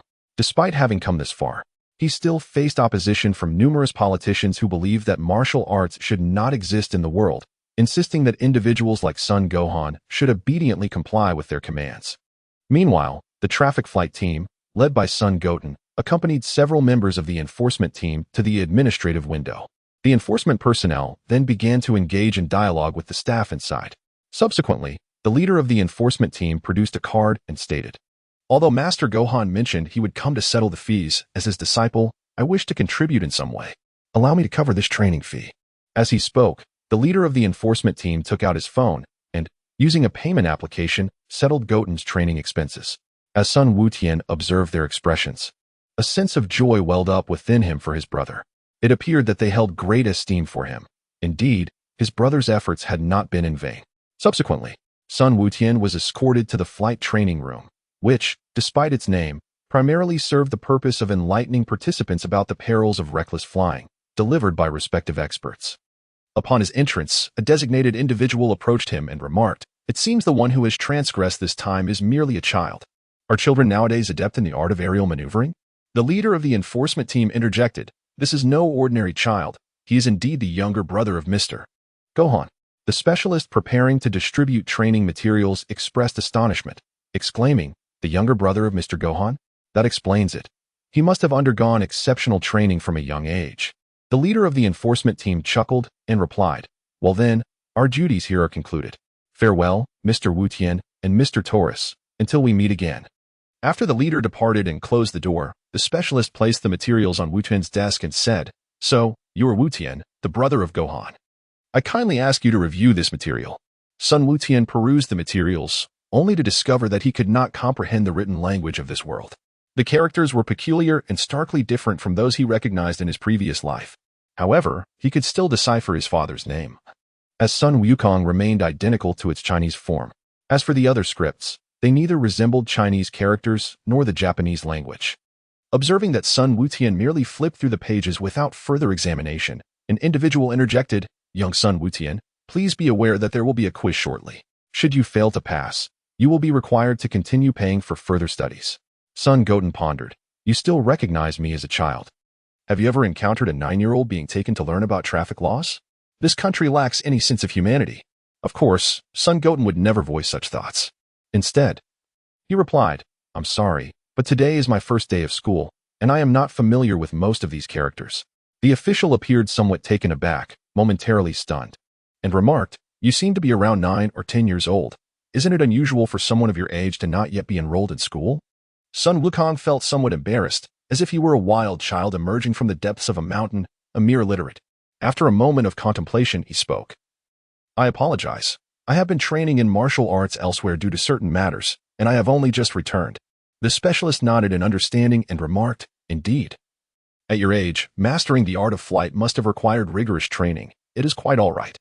Just as the person in charge of distributing training materials was about to suggest alternative methods, the door was suddenly pushed open, revealing a formidable man clad in a suit. He surveyed the room and then fixed his gaze upon Sun Wukong, stating, You must be the younger brother of Sun Gohan, Sun Wukong. Sun Goten cast a glance at the man before him, impeccably dressed in a tailored suit. Yet, an instinctive sense of foreboding washed over him, suggesting that this individual bore ill intent. Nevertheless, he was not intimidated. He simply nodded and replied, It is I, the man, towering over Goten. regarded him with an air of authority, his gaze stern and his demeanor devoid of warmth, exuding the haughty arrogance characteristic of one in power. After a moment of silence, he declared, "I am the head of the Transportation Department's investigation team. You are to accompany me. There are matters that require your verification." From a distance, an observing expert, having grasped the gravity of the situation, interjected, "Chief Heiss, he is but a child." The imposing man shot a piercing glare at the expert, retorting, "In the face of the nation and the law, all are equal. Our country has no provisions that exempt children or any others from investigation." The expert, chilled to the bone by Chief Heiss's glare, dared not utter another word. Sun Wukong's thoughts raced like lightning, and he could surmise a fragment of the truth. However, his understanding remained incomplete. Rising to his feet, he declared, "If there is anything that requires verification, I shall cooperate earnestly." Director Heath gazed down at Sun Wukong from his elevated position, a subtle smile gracing his lips. "This is as it should be," he remarked. "As the brother of the so-called savior, you must withstand scrutiny." With that, Director Heath turned and made his way toward the door, prompting Sun Wukong to follow closely behind. In his heart, he mused, "It seems that power and conflict persist everywhere. My brother's life appears rather unsatisfactory." The officer distributing the documents handed them over, then whispered discreetly in Sun Wukong's ear, "Be cautious." Sun Wukong, with an expression of calmness, accepted a substantial collection of documents before following team leader's eyes out of the door, advancing further afield.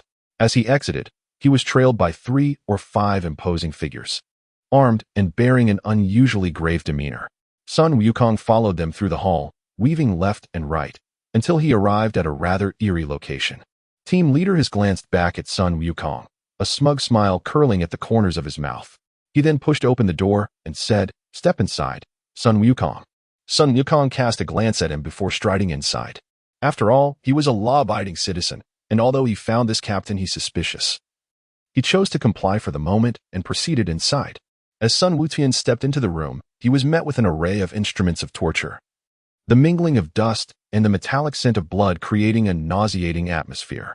Unfazed, he took his seat at the table adorned with the insignia of an interrogator. Captain Hiss then closed the door and joined him at the table, his gaze sharpening as he regarded Sun Wutian. With a decisive slap on the table, he demanded, "Speak. Who has instructed you to recklessly soar through the skies, violating the laws of the nation?" Sun Wutian squinted slightly, casting a glance at him, and remarked, "No one instructed me. It is my first time in the city, and I inadvertently made an error while flying." "Preposterous!" exclaimed Captain Hiss with a forceful slap on the table, his expression fierce. He continued, "The flight regulations have been disseminated across the globe. It matters not if you are the brother of Sun Wufan. Even the crows in the sky and the mice on the ground ought to be aware of these regulations. Unless you are not on Earth." Sun Wutian nodded and replied, "You are indeed correct. I have not been on Earth for many years and just returned from the planet Adrian yesterday." Upon hearing Sun Wutian's words, Hiss felt momentarily stunned. And then a wave of indignation washed over him as he realized he was being treated as a fool. He retorted with anger, "Do you take me for a simpleton? Our nation's space exploration agency lacks the capability to reach other inhabited planets, and you, a mere child, claim to have traveled to other celestial bodies? Do you truly believe that having a reckless brother endows you with boundless powers?" Sun Wutian shrugged his shoulders, his expression calm as he declared, "I am merely speaking the truth. Whether you choose to believe me is beyond my concern." Hiss suddenly rose to his feet, a flicker of agitation crossing his features. However, he quickly regained his composure, returning to his seat and leaning back against the chair. He remarked, "Even on another planet, it is implausible that you would be unaware. You must have been influenced by others. So, why not speak plainly?" Sun Wukong glanced at him and continued, "No, why should I be commanded by others?" His eyes sharpened with intensity as he lightly tapped his index finger on the table, seeking to impose some pressure on Wukong. He added, "Do you know where this is?" Sun Wutian glanced around and remarked, "I took a brief look upon arrival. This appears to be the interrogation room." His voice suddenly turned sharp as he continued, "Therefore, you should be aware that this is a place designated for the interrogation of criminals. Consequently, I am at liberty to employ any means necessary. Do consider your position carefully." Sun Wukong Tian shrugged his shoulders and remarked, "To be candid, what is there to deliberate upon? It is rather you who has persistently sought to extract words from me. I surmise you wish me to imply that it is my brother who has instigated this matter. You are eager to confront him, yet are unable to pinpoint his transgressions." "Oh," hissed with a hint of surprise as he gazed at Sun Wukong Tian. However, He did not concede to the implication. Instead, he stated, I am merely upholding the law impartially and hope you will reflect carefully and come forth with the truth at the earliest opportunity. Sun Wukong Tian spoke calmly. I have said all that I needed to convey. If you choose not to believe me, feel free to investigate. His eyes closed momentarily before snapping open, radiating a menacing aura. He reached out to press a button nearby and remarked, It appears you are about to face some hardships. Otherwise, you would remain oblivious to the gravity of your words. With a gesture, two burly men flanking Sun Wukong Tian seized one of his hands each, forcefully pinning him to the ground. Sun Wukong, unperturbed, raised his head and said, unable to extract information through inquiry, you resort to coercion. Are you truly unafraid of my brother discovering this? Upon pressing the button, his seemed to transform entirely. A disdainful smile curled upon his lips as he remarked, Your brother is nothing more than a fool, his mind consumed by muscles. He naively believes himself formidable. Such prowess ought to serve our Trick family, not waste itself on martial arts promotion. How utterly laughable. Sun Wutian was bound to a pillar, surveying the surrounding tangled wires without a hint of panic. He merely inquired, What family do you belong to? Is it truly noble? At that moment, his eyes appeared somewhat unrestrained, confident in his position. After all, over the years, their family had discerned the limits of Sun Wufan, and even the boundaries of Piccolo, who stood beside him. Thus, they were well aware of how to deal with Sun Wufan. Stepping forward, he directly activated the machine, unleashing a surge of electricity that coursed through Sun Wutian's entire being. Sun Goten is no longer the same individual he once was. This pain is trivial in comparison. Nevertheless, he resolved to put on a performance, vociferously shouting and feigning desperate struggles. Heath, of course, erupted in laughter, his mirth tinged with a hint of madness, already envisioning the furious countenance of Sun Gohan when the moment arrives. Yet, the savior himself could only endure, as even a king must heed the whims of their lineage. After a brief moment, the current ceased, and Sun Goten appeared breathless, inquiring, What is the reason behind your actions? Reason? Heath scoffed disdainfully, seizing Sun Goten by the hair and lifting him up, declaring, It is undoubtedly due to your foolish brother. He should simply fulfill his role as the savior. Yet he chooses to ally with the king to advocate for the globalization of martial arts. Such folly. There exists a hierarchy among people, an immutable fact. Do you truly believe that possessing some power grants you the right to challenge the elite? Sun Goten chuckled and remarked, Aren't you afraid that I might inform my brother? Inform him? Heath sneered, responding with disdain, Your brother is nothing more than a pathetic fool, obsessed with the propagation of martial arts. With just a slight exertion of influence on my part, he finds himself destitute. Even my superior merely needs to make a small maneuver, and he cannot even protect his secretary, Biddy. How amusing this all is. The gaze of Sun Wukong's younger brother turned frigid as he inquired, Is there more? With a resounding slap, his responded to the chill in Sun Wukong's eyes, Of course there is. Perhaps you are unaware, but your mother was compelled to kneel due to her transgressions against certain individuals. She resisted, and I merely facilitated a slight nudge, which nearly drove your mother to the brink of collapse. Isn't it amusing that the so-called savior himself had to kneel in apology? His laughed maniacally, releasing his pent-up emotions. His jealousy and hatred towards Sun Gohan festered within him, yet he found himself unable to undermine his rival. The intriguing antics he performed were known to but a few. However, if such events were not revealed to those close to the savior, what significance did they truly hold? Indeed, it is quite amusing. A smirk crept across Sun Wukong's lips as he effortlessly shattered the iron chains binding him. He then seized his right hand and declared, I offer you a chance. Go to my brother, admit your wrongs, and surrender yourself to prison, never to emerge again. As Sun Wukong broke free from his chains, he was taken aback, instinctively attempting to retreat. However, he felt a sudden tightening around his wrist, followed by Sun Wukong's words, which struck him as amusing. How laughable it is that you believe a mere display of strength can intimidate me. Do you dare to lay a hand on me?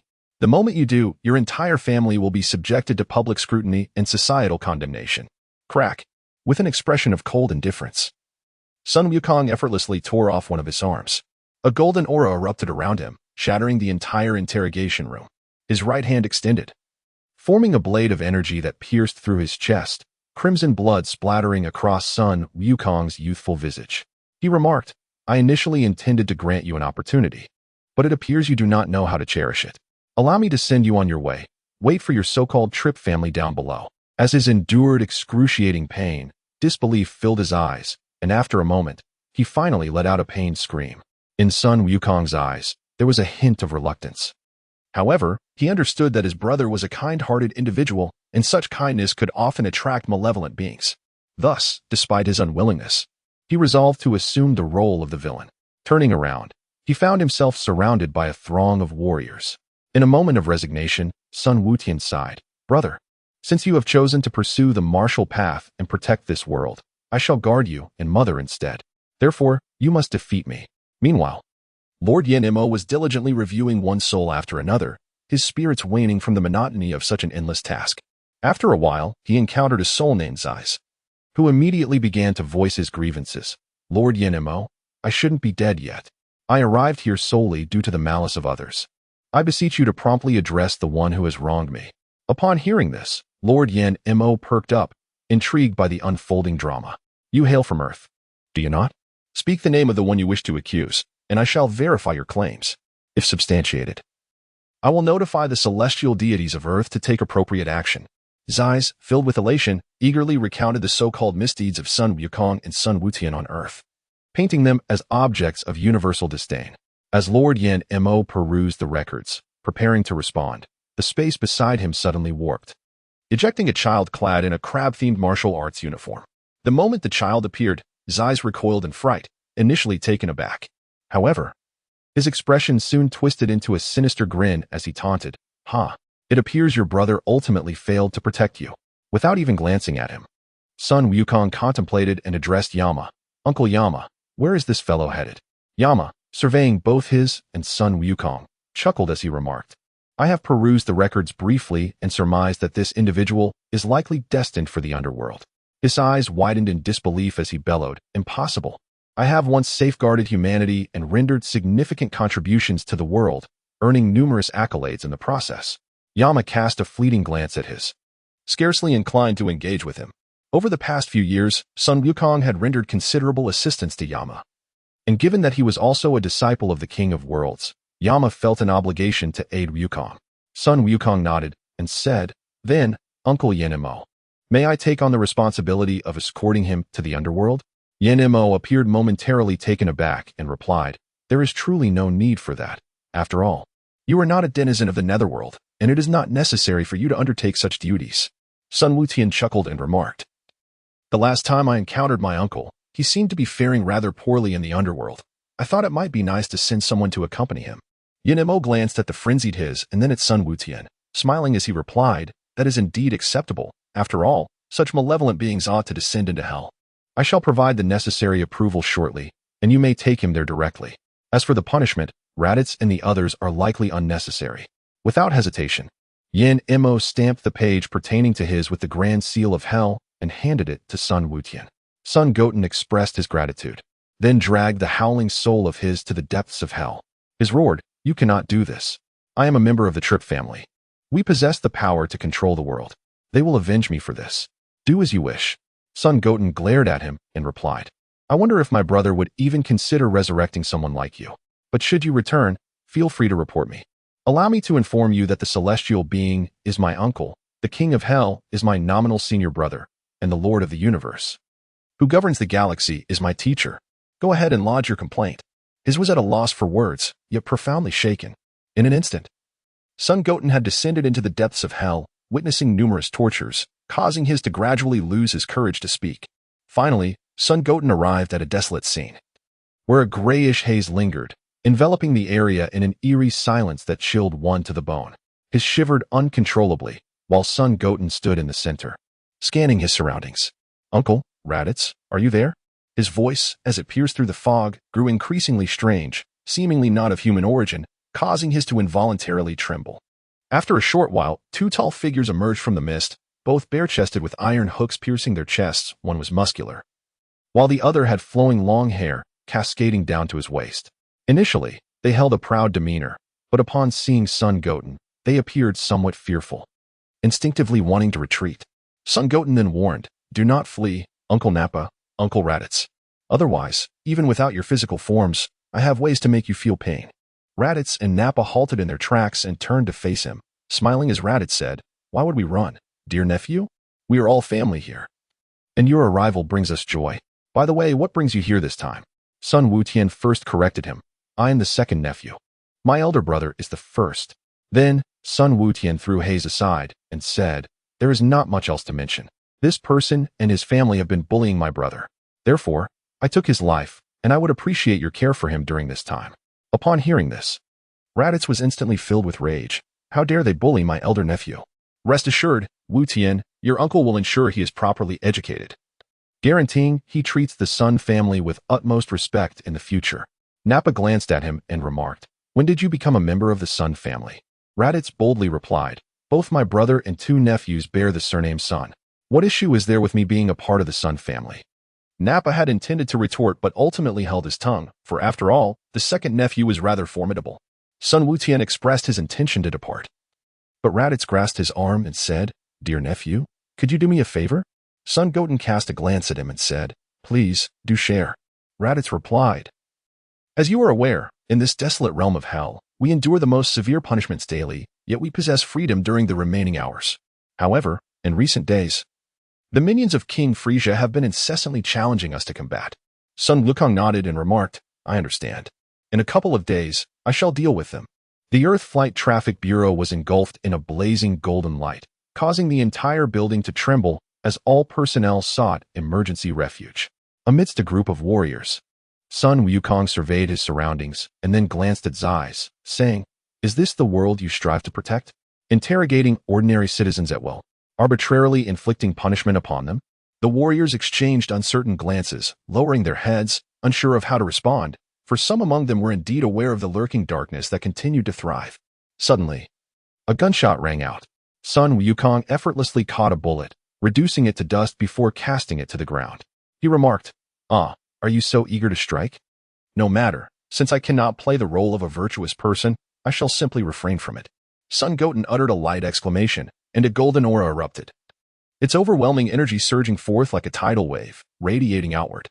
Although the warriors had undergone training, they were utterly incapable of withstanding such formidable force, and were swept away by the gale, scattering throughout the city.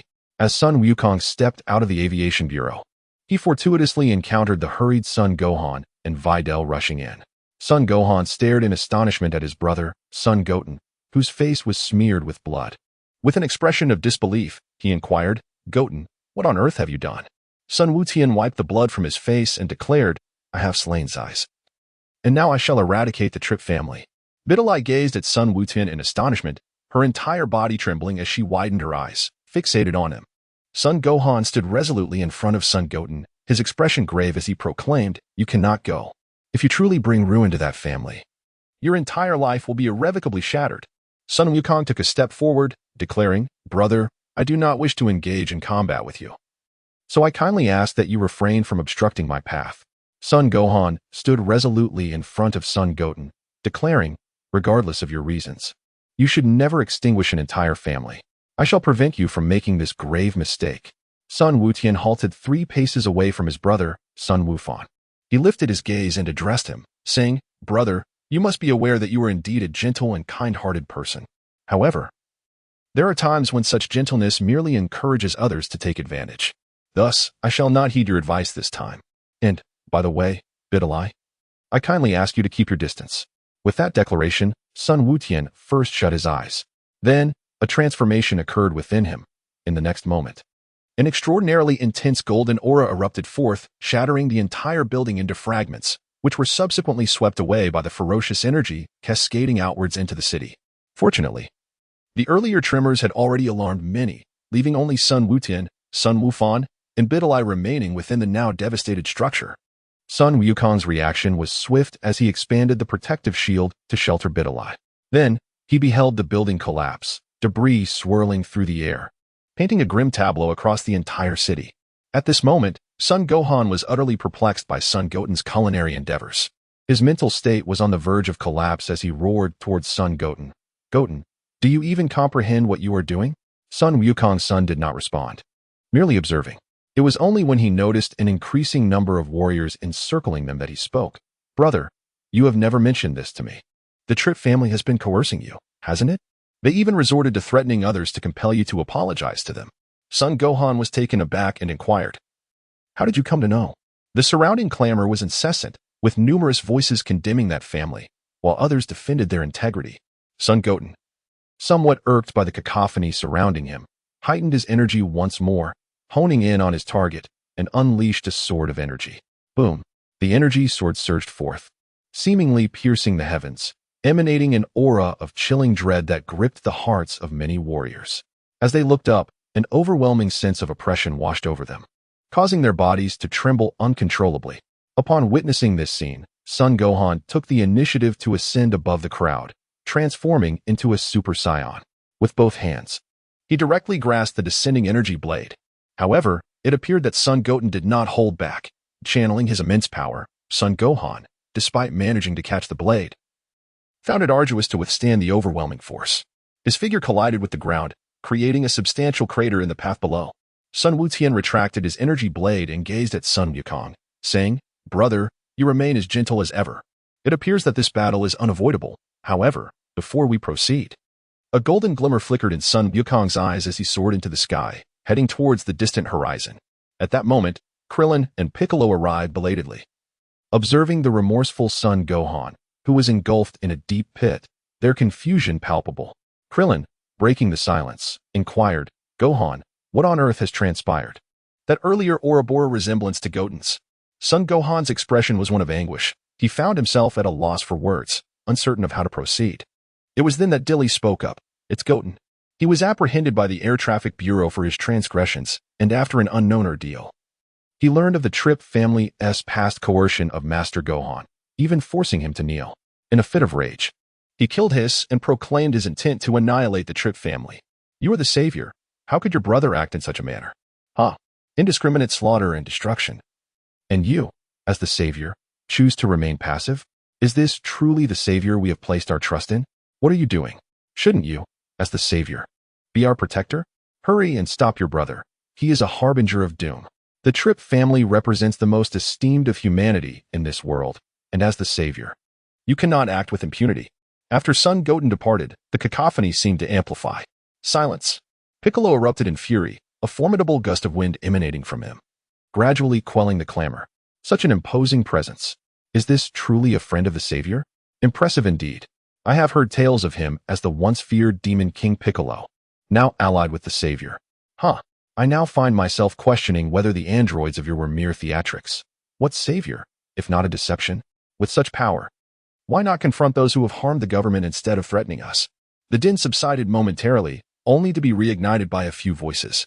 Piccolo clenched his fists, tempted to strike at the crowd. Yet, he understood he could not act recklessly as he once did. He now had Gohan, a disciple and friend, to consider. He could disregard his own well-being, but not the repercussions for Gohan, who had already suffered once due to his actions. Kaiserlichen, known as the City of Peace, is home to the king and prominent families. This vast, economically prosperous city boasts convenient transportation and stands as one of Earth's most thriving metropolises. Even after the turmoil of the androids, the city now flourishes. However, this ostensibly tranquil haven is now beset by the mobilization of troops, with the city walls bristling with various battle machines, exuding an ominous aura. Suddenly, a golden streak dashed across the sky, hurtling toward Kaiserlichen at astonishing speed, effortlessly slicing through a barrage of cannon fire and lasers. At last, I've arrived. The luminescent figure halted above the city, revealing Son Goten. He surveyed the scene before him, taking in the ocean-like army and an array of weapons. With a sigh, he murmured, "It seems inevitable that I must confront the nation." Boom. The adversaries had taken notice of Son Goten, unleashing missiles and lasers in a relentless assault, determined to reduce him to ashes. Son Wukong effortlessly sliced through lasers and obliterated missiles, then remarked, "It seems that conflict is inevitable. Indeed. What lingers in memory are not acts of kindness, but rather the pangs of pain." In the next moment, Son Wukong's gaze sharpened, and with a swift motion of his right hand, a powerful wave of energy surged forth, stirring up an immense cloud of dust that swiftly engulfed the entire army. Observing the swirling haze, Son Wukong gathered resplendent light in his hands, preparing to unleash the Kamehameha wave. However, just as the energy was about to take form, the brilliance began to fade. With a sigh, he traversed through the dust, making his way directly to the heart of the City of Peace, where the king and the head of the Trip family resided. Splash! As Sun Wukong swiftly dashed through the haze, he was suddenly confronted by robots hovering in the air. Upon spotting him, they immediately unleashed a barrage of missiles, seemingly indifferent to the lives of the ordinary people below. Sun Wutian transformed into a streak of lightning, effortlessly weaving through a throng of machines. As he passed, the robots disintegrated into a myriad of parts, subsequently enveloped by a ki blast that surged skyward, erupting in a dazzling display. In that moment, Sun Wutian's velocity reached its zenith. All forces that obstructed his path were rendered impotent, barely registering his presence before they fell to the ground. In no time, he arrived at the opulent estate of the Trip family, a sprawling mansion that dominated half of the inner city. This residence was home to many of the world's elite, individuals capable of influencing the ascension of kings and the cadence of wars. Sun Wutian floated outside the manor, observing the tense atmosphere within, where various robots and martial arts masters were engaged in a standoff, all casting their gazes towards his direction. Subsequently, King Ketharujan emerged from the estate, studying Sun Wutian intently for a considerable time before remarking, "You bear a striking resemblance to your father, Sun Wutian." Goten cast a glance at the eager and formidable competitors, then turned to the king and said, "You should not be here, your majesty. This is no place for you." The king sighed, surveying the scene behind him, and replied, "I had no choice. The Trip family has contributed immensely to this world, and as king, I cannot stand idly by and witness their demise." Sun Wukong's younger brother, Goten, scoffed with disdain and remarked, "You have done much, including instigating battles at will and relentlessly persecuting my brother."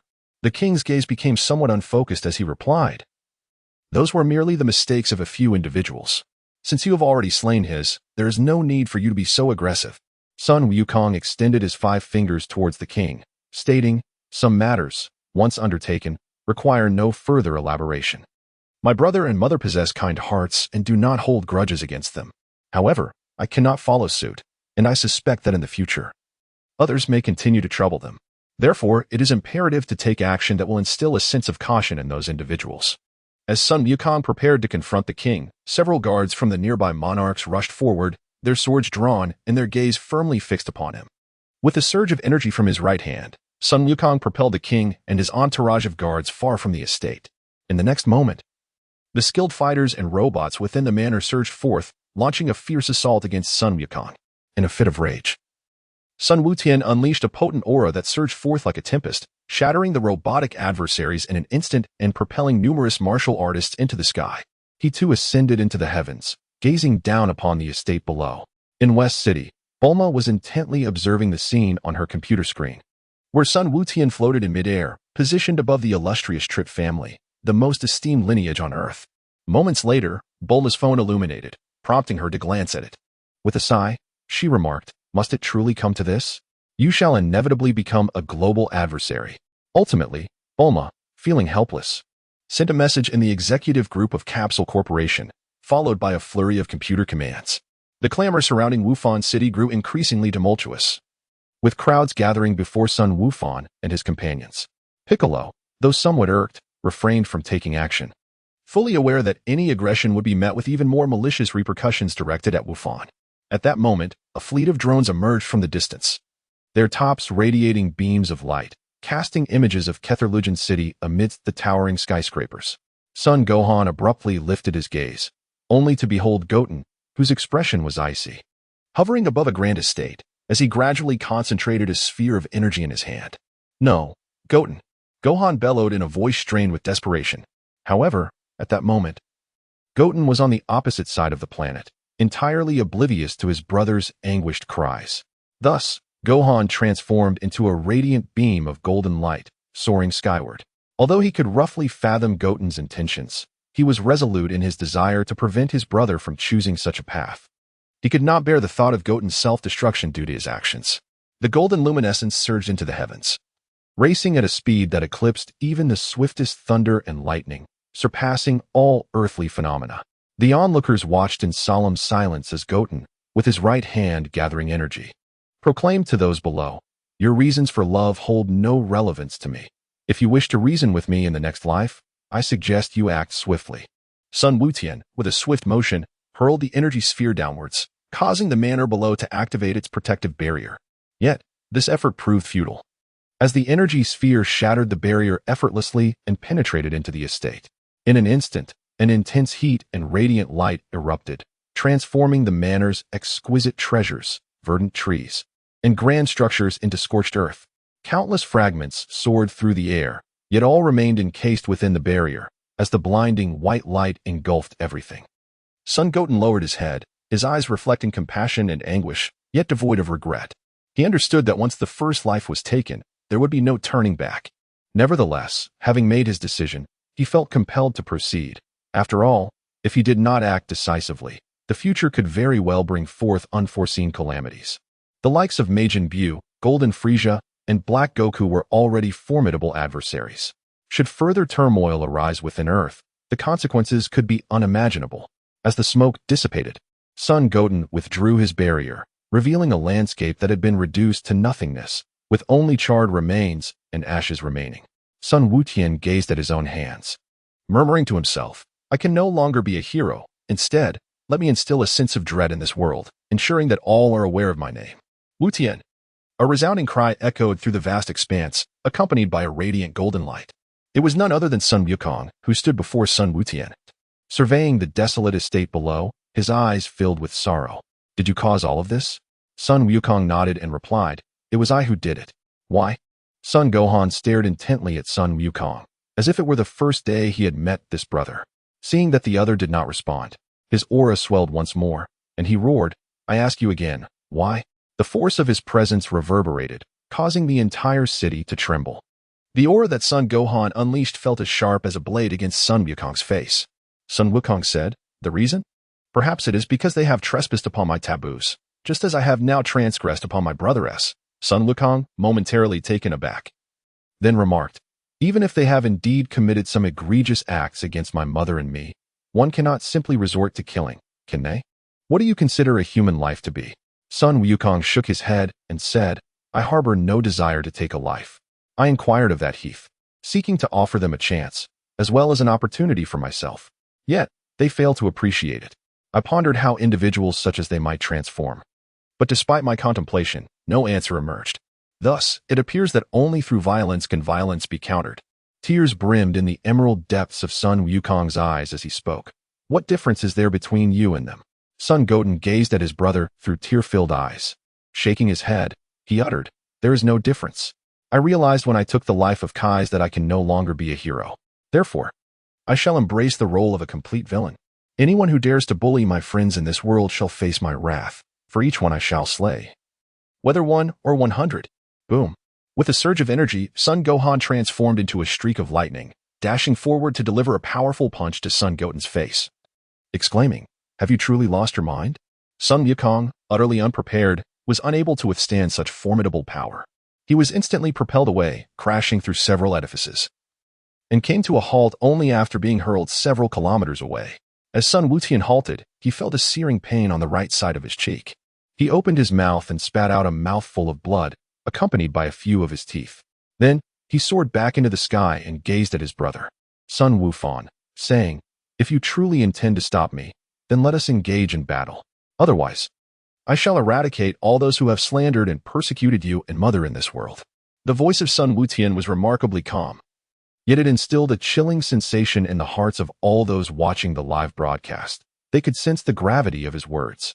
Although Chi-Chi from the First Martial Arts University was indoors, she too witnessed the forcibly streamed video, her eyes brimming with tears as she murmured, "It shouldn't be like this." "You two brothers." The divine deity gazed down upon the mortal realm, his eyes shimmering with light as he pondered deeply. As a god, he found himself at a loss regarding the appropriate course of action. Over the years, he had observed Gohan's relentless efforts in the various political factions and business tycoons continuously probing and even toying with him. He comprehended Gohan's convictions but recognized that, given Gohan's inherent kindness, achieving true success amidst those ruthless giants would be exceedingly difficult. Even if he did succeed, it would merely be others who reaped the rewards. What truly constitutes good and evil? At this moment, the deity found himself somewhat bewildered, no longer discerning the essence of virtue or vice. In West City, Vegeta and Trunks had concluded their training the moment Sun Wutian and Gohan's energies erupted. Naturally, they had also seen the images of Sun Wutian obliterating the Trip family through Bulma's account. Trunks clenched his fists, his eyes widening in disbelief as he exclaimed, "How is this possible? How could Wu Tian commit such acts? Those are lives at stake." Vegeta, with a scoff, remarked, "This kid is far more ruthless than Kakarot." Bulma scratched her head, commenting, "While his intentions may seem noble, he will likely be regarded as a demon by most of humanity, and his latter life will be fraught with challenges." Trunks glanced at Bulma and then at Vegeta, asking, "Dad, Mom, do you not care at all for those who have perished?" Vegeta shot him a sidelong glance and replied, "Care for those people? They brought this upon themselves." Trunks, remember, your desire to protect Earth alongside Gohan is your own affair, but not everyone is worthy of protection. Trunks wished to counter his father's assertion but found himself at a loss for words. Just then, Vegeta interjected, "Enough. The two brothers are about to engage in battle. Let us go and witness it, Trunks." Trunks nodded, following his father as they ventured outside, heading towards Kessler City. Though he was unaware of Sun Wutian's motivations, he felt compelled to subdue him first, as he believed Sun Wutian was not truly a villain. In Kessler City, Gohan's gaze sharpened as he studied Sun Wutian for an extended period before finally adopting a stance, declaring, "If you truly wish to continue down this path, then defeat me." Gohan's determination was unwavering as his golden aura erupted, fiercely charging towards Goten. At that moment, the city of Kessler shook violently once more, reminiscent of an earthquake. Sun Wukong then closed his eyes, and his entire being was enveloped in a golden aura that lingered in silence for a fleeting moment. In the next instant, it erupted like a volcanic blast, unstoppable and fierce. The surging energy transformed into a golden flame that spread across the sky, forcefully pushing back Son Gohan's presence. The tremors of the earth intensified, gradually affecting the very fabric of the planet itself. Crackle and pop. Although Sun Wukong and Sun Goten have yet to engage in battle, the collision of their auras has already summoned bolts of lightning from the void. The inhabitants of the city below are engulfed in an inexplicable sense of oppression. Boom. Tears brimmed in Sun Wukong's eyes as he swung his fist towards Sun Goten. This time, Sun Goten did not brace himself for the blow. Instead, he deftly sidestepped and unleashed a powerful strike with his right fist. However, as Sun Wukong prepared to defend against the right punch, Sun Goten's left fist shot forth with astonishing speed, aiming directly for Sun Wukong's chest. Sun Gohan, seasoned by countless battles, instinctively anticipated Sun Goten's feigned attack. He swiftly positioned his right hand before his chest, successfully grasping Sun Goten's fist. Nevertheless, Sun Goten's power still surged forth, unleashing a golden energy that resonated through the air, producing a profound sound. Sun Wukong tightly grasped Sun Wutian's fist with his right hand, while his left hand transformed into a blade, striking down towards Sun Wutian's body. Sun Wukong's right wrist abruptly detached, followed by a swift tilt of his head backward to evade Sun Gohan's knife hand strike. Subsequently, he propelled himself upward, placing his feet firmly upon Sun Gohan's shoulders. Sun Gohan sensed a formidable power surging through his shoulder. As he released his right hand, he beheld Sun Goten transforming into a darting arrow, instantaneously departing from the city. Sun Wukong, enveloped in a resplendent golden aura, pursued with fervor. The two brothers, moving through the air with astonishing velocity, engaged in relentless combat. Each clash reverberated through the earth, causing tremors and dispersing the drifting clouds. In the blink of an eye, they had traversed the bustling metropolis, arriving amidst the dense embrace of the mountains. Thus, their strikes became increasingly unrestrained. Though Sun Wutian has spent many years training alongside his father, mastering the art of releasing and redistributing energy, Sun Wufan has honed his abilities through numerous life and death battles. In recent years, dedicated to the promotion of martial arts, he has revisited the study of combat techniques, and his prowess now rivals that of Wutian. The two appear evenly matched in strength, yet Wutian senses that his elder brother is holding back, as neither his speed nor his power is employed to its fullest extent. Boom. Sun Gohan's fist once again struck nothingness. The force of his blow stirred the air, effortlessly leveling a hill in an instant. As Sun Wukong deftly sidestepped, his petite form collided directly into Gohan's embrace. Gohan staggered back 2 steps, yet his stance remained unwavering as he reached out to seize Sun Wukong. Suddenly, in a flash, Sun Wukong's figure became ethereal. In the next instant, Gohan sensed a surge of energy erupting behind him. Alarm surged within him as he turned. He beheld a brilliant column of light. With no time to evade, he crossed his arms defensively before him. A thunderous roar ensued. Sun Gohan was struck by a powerful energy wave, causing him to stagger backward, shattering trees and boulders in his path, and traversing several mountain peaks. Huh! As Sun Wukong could no longer endure the relentless retreat, he let out a sharp exclamation, shattering the energy wave with a decisive force. With his right hand, he firmly grasped the ground, carving out 5 profound crevices before coming to a halt. Boom! In the next instant, Sun Wutian charged forward once more, launching a flying kick aimed directly at Sun Wukong. With his right hand pressed against the ground, Sun Gohan unleashed a miniature Kamehameha wave, propelling himself into the air at an angle with the force of the rebound. In the next moment, Sun Goten struck the earth with a tremendous kick, producing a thunderous sound that reverberated throughout the heavens and the earth. The mountains trembled, the ground caved in, and Sun Goten created a vast, gaping crater. Sun Gohan also reacted swiftly. He performed a somersault in midair and dove down, delivering a powerful punch aimed directly at Sun Goten. Before Sun Wukong arrived, the fierce wind from his punches had already reached Sun Wukong's side, causing the ground to further collapse, while beneath Sun Goten's feet, a web of cracks sprawled ominously. Upon realizing that his energy was confined, Sun Wukong chose not to evade the impending clash. He clenched his right fist and retaliated with equal fervor. The collision of their fists unleashed a tremendous surge of air, releasing a terrifying energy that shattered the surrounding trees into splinters. The towering mountains trembled violently, rocks cascading down as creatures fled in fear. The ground beneath Sun Wukong's feet continued to shatter, and his figure gradually sank deeper into the earth, as if he were on the verge of encountering molten lava. Splash! Sun Goten once again erupted with a golden aura. In that fleeting moment, both his strength and speed experienced a remarkable enhancement, allowing him to force Gohan back several paces. Seizing the opportunity, Sun Goten advanced without a trace of mercy. Sun Wukong, undeterred, engaged in an intense struggle, their figures flickering in and out of view. Each collision reverberated with a resounding echo, and every confrontation seemed to shake the very earth beneath them. Before this spectacle, humanity quivered.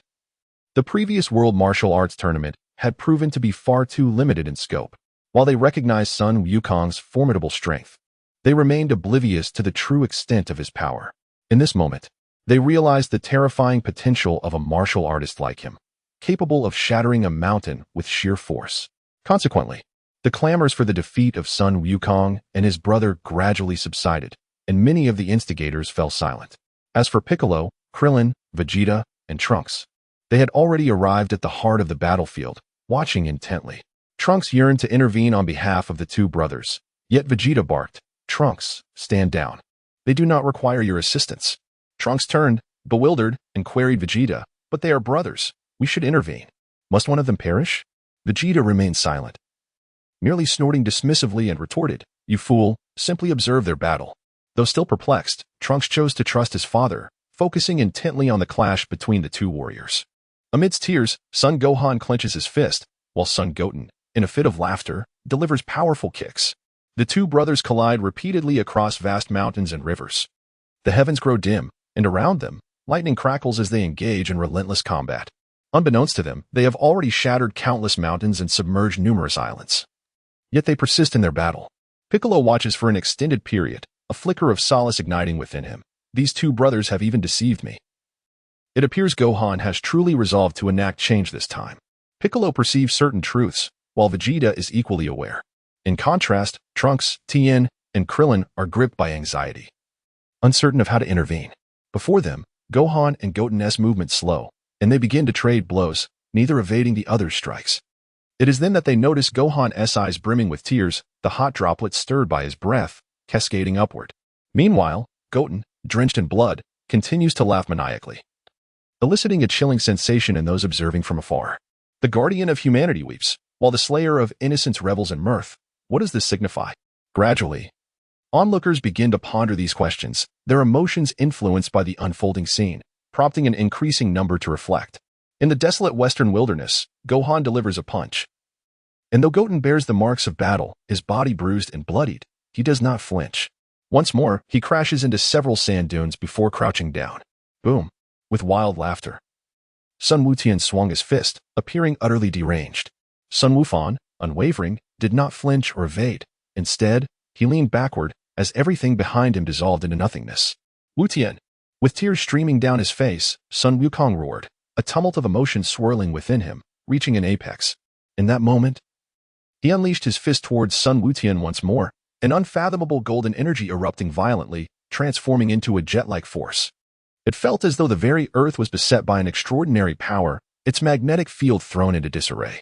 Boom! A streak of golden lightning flashed across the sky, striking Sun Wukong directly. His golden hair surged even more intensely skyward, strands frequently illuminated by arcs of electricity, and his eyes grew even colder and more indifferent. Bang! Upon receiving that devastating blow, Sun Goten instantaneously felt a tumultuous shift within his internal organs, his body uncontrollably propelled backward, traversing half the globe before finally halting in West City. Along the way, he was oblivious to the multitude of structures he had demolished and the ecological damage he had inflicted. Even upon reaching West City, Sun Goten continued to tremble, struggling to regain his footing as every inch of his skin throbbed with excruciating pain, crimson blood pooling around him. Was this the power that surpassed even that of a Super Saiyan? As the air around Gohan crackled with electric energy, Vegeta's expression grew grave. He sensed a significant elevation in Gohan's energy, a transformation entirely distinct from his previous state. Piccolo, Krillin, and others tightened their expressions, taken aback by the unexpected change in Gohan spurred by his anger. Suddenly, Piccolo shot forth like a comet, racing towards West City. The citizens of West City beheld Sun Goten lying in a deep crater, gasping for breath, their emotions a tumultuous mix. This individual, ruthless and merciless, had obliterated countless of their kin. He was a calamity that could not be allowed to survive. Indeed, while he may have been vanquished by Mr. Gohan today, who could foresee whether he would rise again? Certainly, Mr. Gohan would be reluctant to slay him. It fell to us to eliminate him and avert further disaster. Such is the nature of humanity. Just as they begin to reflect, a few individuals can incite a fervor among the masses, as if Sun Goten were their most formidable enemy, when in truth, many of them had likely never even heard of the Trip family. As Sun Wukong drifted in a hazy consciousness, a flicker of awareness remained. He internally lamented, "Brother, your sudden breakthrough to Super Saiyan 2 has truly jeopardized everything." Gradually, figures began to encroach upon Sun Wukong, seemingly intent on snatching away this life of a killer. With a rush, a golden aura surged forth. It was Gohan, who had transcended the limits of a Super Saiyan. He landed before Sun Wukong, gazing at his brother, who hovered on the brink of death. A mixture of guilt, regret, and profound sorrow coursed through Gohan's heart. "Mr. Gohan, we know your heart is kind. You need not concern yourself with what happens next. We will handle it. Indeed, our savior has managed splendidly. You may leave the rest to us." Mr. Gohan, as a savior, you cannot possibly shield your brother. After all, he has taken so many lives. The dark side of humanity laid bare. Gohan's eyes turned icy, and his golden aura erupted forth, a torrent of energy akin to flames shooting towards the heavens, startling those around him. "Stay away from my brother. Otherwise, I would not hesitate to end your life."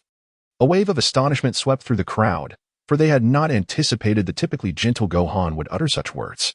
Once again, the throng erupted into chaos, attempting to coerce Gohan as they had in the past. As Sun Wukong raised his head, tears streamed down his face involuntarily, a powerful surge of energy coursing through him, causing those nearby to feel their own vitality fluctuate. With a cold voice, he declared, such tactics are indeed intriguing. You may do as you wish, but I shall not permit anyone to harm my brother." He then offered a senzu bean to Sun Goten and, cradling him, rose to his feet, his expression one of indifference as he surveyed the surroundings. Yet, the murmurs within the crowd persisted. There were always those who believed themselves to be exceptional, wishing to awaken the conscience of the savior in their own peculiar manner. How could such individuals truly be deemed saviors? Can someone like that genuinely teach us martial arts? They are likely to only safeguard their own. Indeed, those in positions of power are all the same. In my view, appointing such a person as the head of the Martial Arts Alliance is less beneficial than foregoing the study altogether. You people, Sun Wukong's voice suddenly overshadowed all others, his demeanor stern as he continued, "Whether you wish to learn or not is your own prerogative. I have saved you once. I am not obligated to do so again. If I cannot protect my own family, what purpose do I serve in safeguarding this planet?" The aura of Sun Wukong intensified, sending nearby onlookers flying. He continued, "From the very beginning, I was mistaken. Perhaps everyone was right. I have indeed been too naive." At this moment, Sun Wukong had already regained his composure. He gazed at his elder brother, whose eyes were brimming with tears, and softly uttered, "Brother?" Sun Wukong cast a glance at him and said, "I believe I comprehend your intentions, however. If it means allowing my brother to be tainted by the name of a demon in exchange for my role as some so-called savior, I would prefer to abstain." As for the promotion of martial arts, whether they choose to learn or not remains entirely their own affair. Sun Wukong gazed at his brother, a figure both familiar and yet strangely foreign, feeling a sense of astonishment within. He had never anticipated that his brother could possess such a facet when interacting with humanity. The city of Gohan, established by the king and the people to honor the remarkable achievements of Sun Gohan, is situated in the southeastern region of the continent. It boasts advanced transportation and convenient logistics, with the headquarters of the Martial Arts Alliance also located here. Sun Wukong and Chi-Chi embarked from Baozi Mountain, journeying westward, traversing formidable mountains until they finally beheld the distant splendor and heard the bustling sounds distinct from those of Baozi Mountain. The city of Wufan is indeed vast, encompassing an area of over 2,000 square kilometers. Even with Sun Wukong's eyesight surpassing that of ordinary humans, he could not discern the city's boundaries. Sun Wukong stood at the city's edge, gazing at the towering skyscrapers and the bustling traffic below. In that moment, he was struck by an utterly absurd sense of dislocation, as if he had stepped into an entirely different realm. Observing Wukong's astonishment, Chi-Chi remarked from beside him, "It has developed remarkably fast, hasn't it? This city was once ravaged by androids, and it took merely 3 years for it to transform from its initial planning and construction into what we see now." Sun Wukong nodded, marveling at the remarkable resilience of humanity. Even after enduring such a devastating blow, they managed to recover within a mere 3 years. And on that foundation of recovery, they were able to advance further. This is truly a remarkable feat. Sun Goten soared slowly through the sky, surveying the surrounding landscape and immersing himself in the vibrant urban culture of the Dragon Ball world. Suddenly, a speeding hover car rushed towards him, nearly colliding with Sun Goten. Sun Wukong's son, Goten, reacted swiftly, his form flickering as he deftly evaded the flying vehicle, positioning himself to the side. He gazed around in bewilderment at the swirling automobiles above. The vehicle hovered momentarily in the air before lowering its window, greeting Goten with a playful remark. "Still a little martial artist, I see. But do pay attention to your surroundings. This is hardly an authorized flight path for practitioners." Sun Wukong was somewhat bewildered, yet he could vaguely surmise certain things. He hastily apologized. "I beg your pardon. This is my first time here, and I am unfamiliar with these matters." After apologizing, Sun Wukong swiftly exited the city and arrived before his mother. The driver, witnessing Sun Wukong's sudden disappearance, rubbed his eyes and looked around, failing to spot him. He muttered to himself, "Am I seeing things? Or are martial artists today truly extraordinary? It can't be. My little rascal is merely the 3rd strongest in their martial arts class, and I've never seen anyone with such prowess." Meanwhile, the flying car driver behind him, growing impatient, began honking. Only then did the stationary driver realize, hastily pressing the button to raise the window before restarting the vehicle. Sun Wukong's son, Goten, swiftly returned to his mother, Chi-Chi, and inquired, "Mother, is flying no longer permitted in the city, or have new regulations been established regarding aerial activities?" Chi-Chi extended her hand, drawing Goten onto the Nimbus cloud, and replied, "Indeed, new stipulations have been instituted. In light of certain past events, your brother and others convened to formulate these new regulations. The city now imposes restrictions on martial artists' ability to fly. One must undergo assessments at the Martial Arts Alliance to obtain a flying permit and adhere to designated flight paths. Any infractions will result in apprehension by other martial artists from the Alliance. However, individuals such as your brother, who have saved the world, are granted the privilege to fly freely in any area." Sun Wukong sat before his mother, a hint of unease flickering in his gaze as he spoke. "I must confess, while soaring through the city earlier, I inadvertently obstructed the traffic. I wonder, will I face any repercussions?" Kiki, with a gentle smile, replied, "Most of the enforcers are disciples of your elder brother.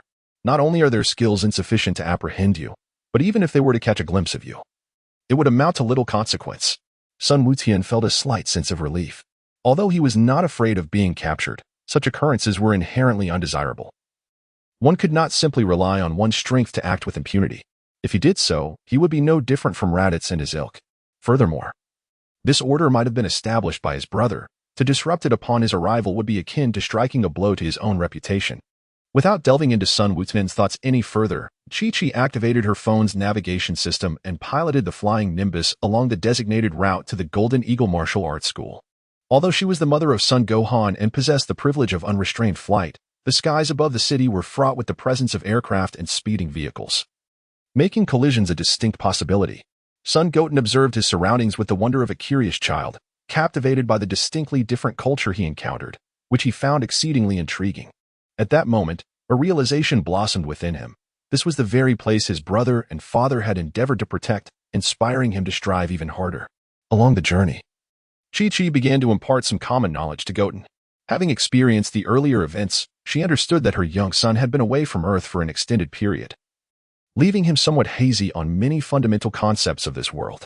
Although the Nimbus Cloud's speed was not as swift as that of the instant transmission technique, it was still quite rapid. In a short while, they arrived at a school. From a distance, Son Goten and Chi-Chi spotted Gohan and Videl waving at them. Chi-Chi skillfully guided the Nimbus Cloud to a suitable landing spot. The mother and son descended, with Videl greeting them first. "Good morning, Teacher Chi-Chi, Goten."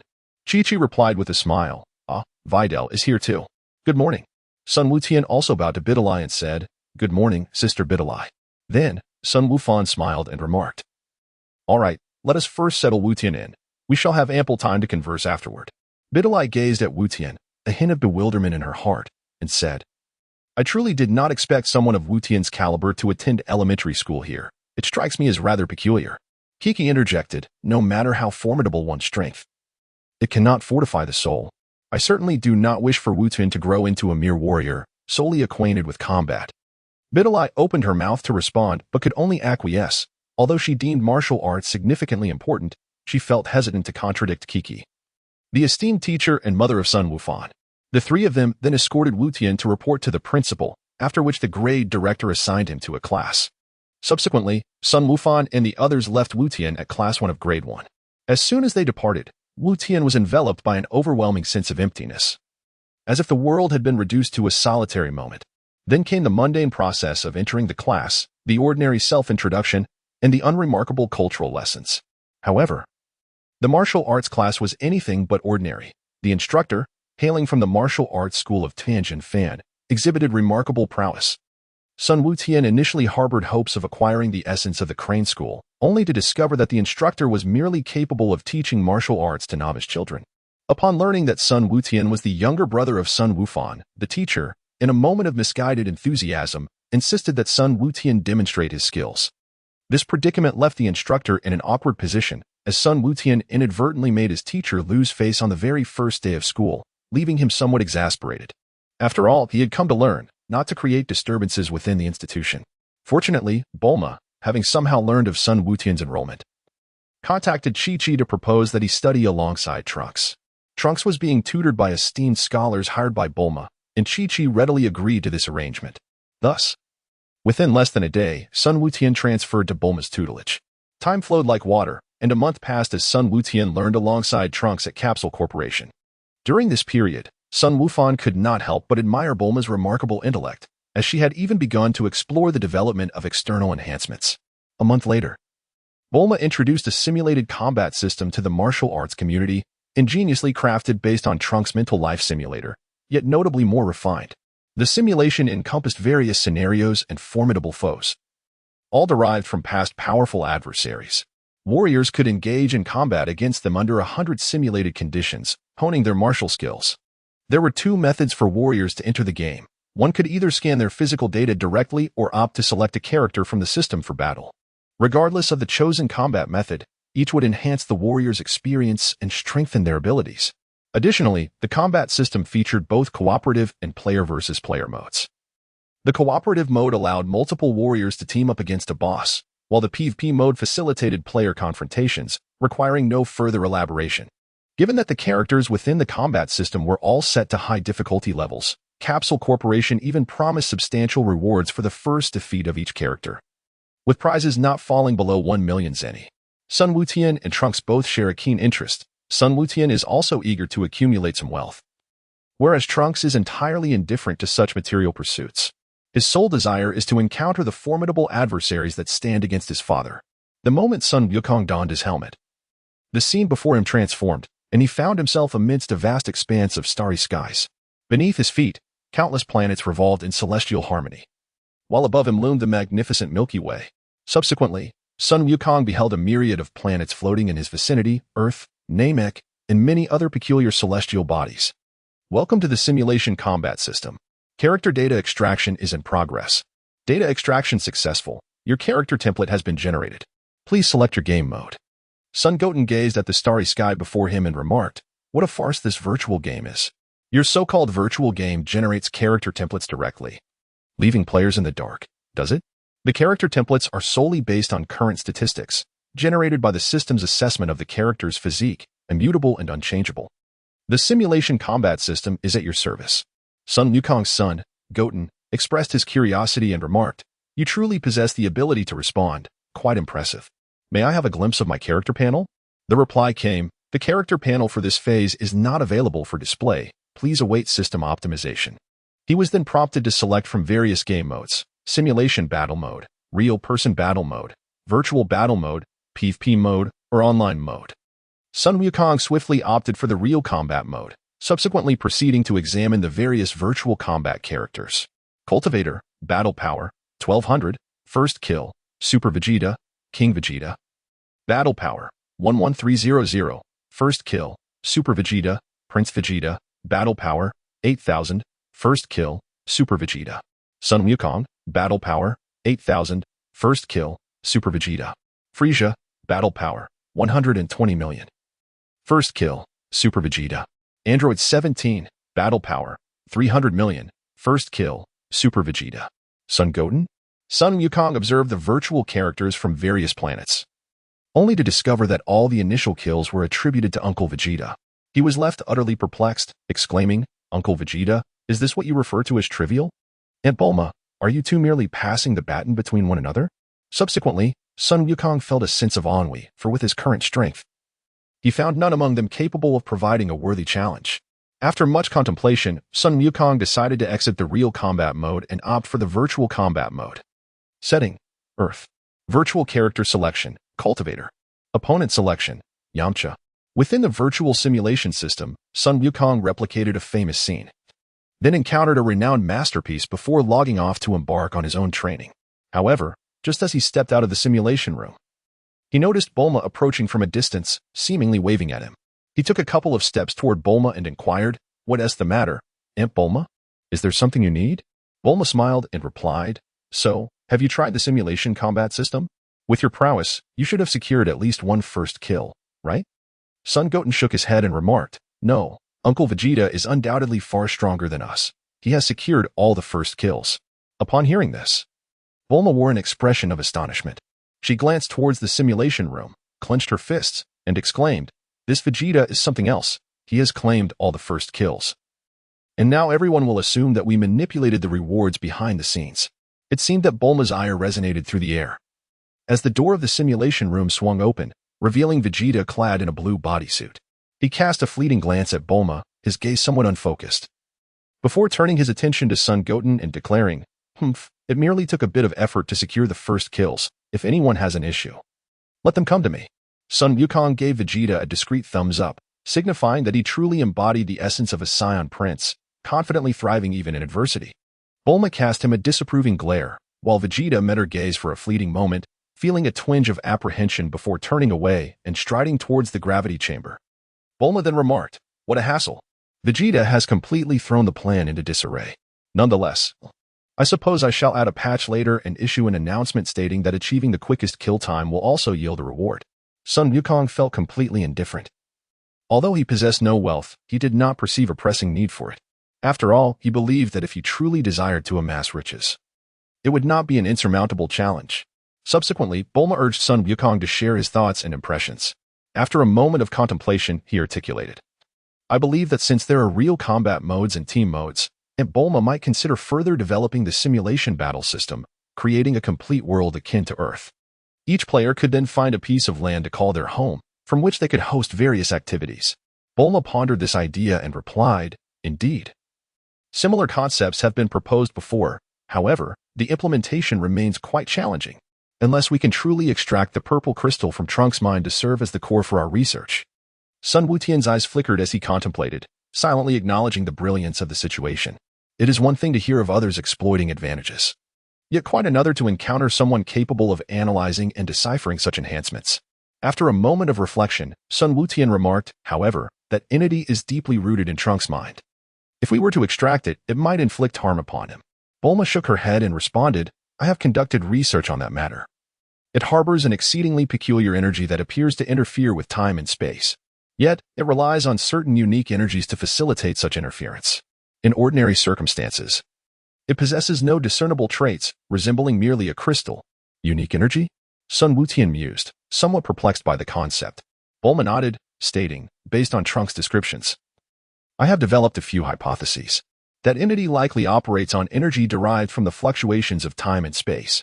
Upon hearing the mention of temporal energy, Sun Wukong's mind was flooded with memories, prompting him to remark, so, it appears that only when the trajectory of our world undergoes certain alterations can that entity harness energy for its operation? Bulma nodded in affirmation and replied, based on my conjecture, that seems to be the case. It appears that as it acquires energy, that entity also undergoes growth. Thus, I have always felt that harboring it within Trunks is rather precarious. However, given our current technological limitations, transferring it is utterly unfeasible. As Sun Wukong pondered, he inquired, isn't the dragon renowned for its myriad of extraordinary abilities? Could it not facilitate the transfer of this object? Bulma shook her head in response, stating, I have previously sought the dragon's assistance, yet it was unable to comprehend such a concept, and thus could not effectuate the transfer. However, my recent research has yielded some promising results. If we could create a clone of Trunks, there might be a way to extricate that object from his body. Bulma ran her fingers through her hair and lamented, these days have been utterly exhausting. I am entangled in the development of a life simulation device and the research of a time machine. It is all quite overwhelming, and Vegeta, that inconsiderate fellow, shows not the slightest concern for my plight. Sun Wutian glanced towards the gravity chamber and remarked with a smile, perhaps Uncle Vegeta has his own way of caring for others. He then added, all right, Aunt Bulma, it's time for me to commence my training. Bulma waved her hand dismissively. Her expression one of disdain as she replied, go ahead. After all, you scions are all consumed by nothing but training. Son Goten chuckled softly and made his way to the gravity room.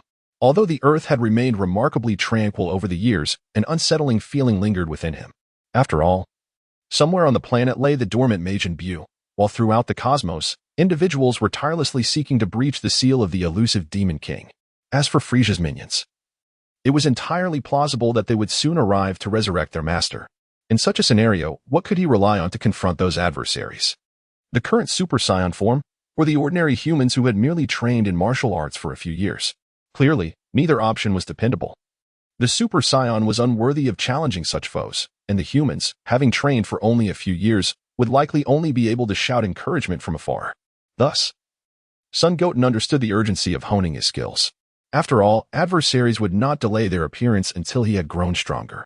Although training was arduous, he had long since acclimated to it, even finding a sense of enjoyment in the process.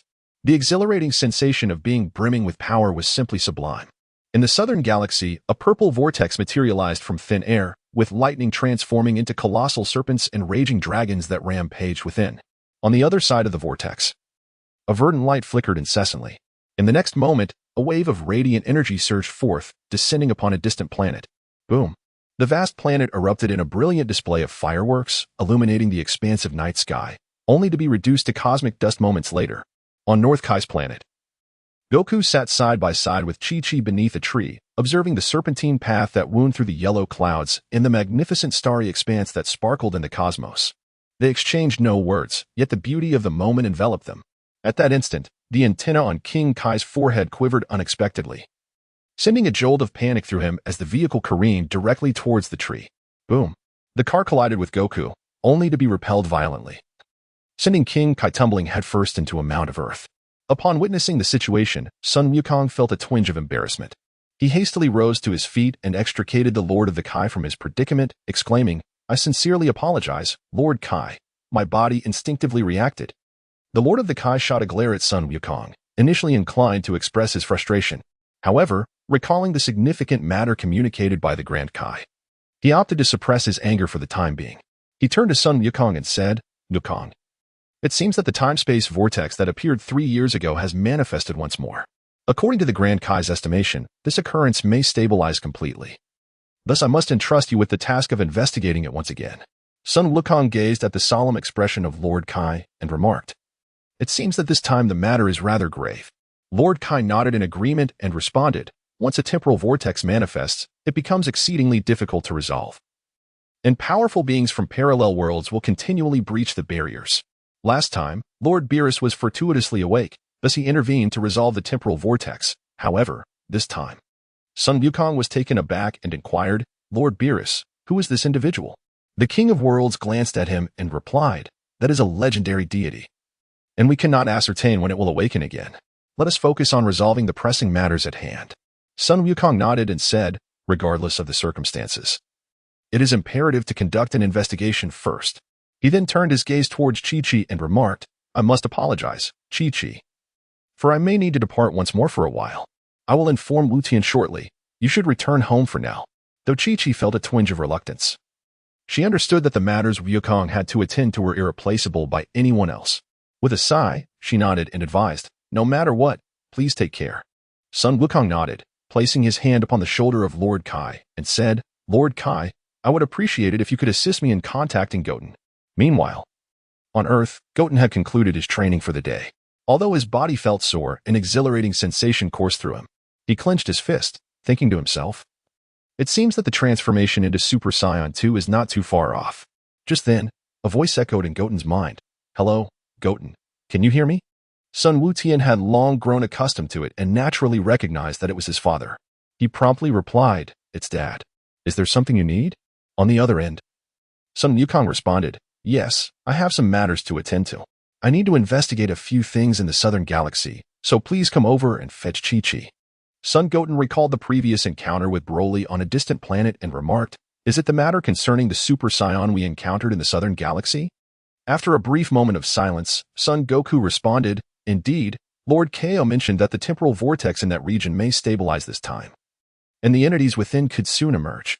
Sun Wutian pondered for a moment and said, "Then I shall accompany you. I have a lingering suspicion that there may be something malevolent over there." Meanwhile, Sun Wukong fell silent once more before responding, "Very well. If you aspire to surpass the Super Saiyan, that formidable opponent may indeed serve as an excellent challenge." Sun Goten replied, "Very well then, let us proceed for now. Since Lord Kai has indicated that it is a matter of considerable complexity, we must certainly make some preparations." Sun Wukong replied, "Very well. I shall await you here at Lord Kai's." Meanwhile, Gohan, having completed his tasks, prepared to explore the simulated combat system. After all, this was an invention that even Aunt Bulma praised highly. Just as Gohan was about to activate the simulation pod, a fleeting shimmer appeared before him, revealing the figure of Goten. Gohan paused momentarily, turning to smile and say, "What brings you here at this hour? I thought you were still training with Trunks." Sun Wukong Tian comfortably settled himself beside, then remarked, "There are matters that my father needs to investigate, requiring my presence to accompany my mother for a while. However, as these affairs pertain to time and space, I thought it prudent to join my father, allowing my mother to stay here with my elder brother for the time being." Given the gravity of such temporal matters, it was evident that they were of significant importance. Sun Wukong Fan pondered for a moment, then smiled and replied, "In that case, do accompany our father on this journey. I shall remain here to keep my mother company, and during this period, I shall refrain from engaging in other activities."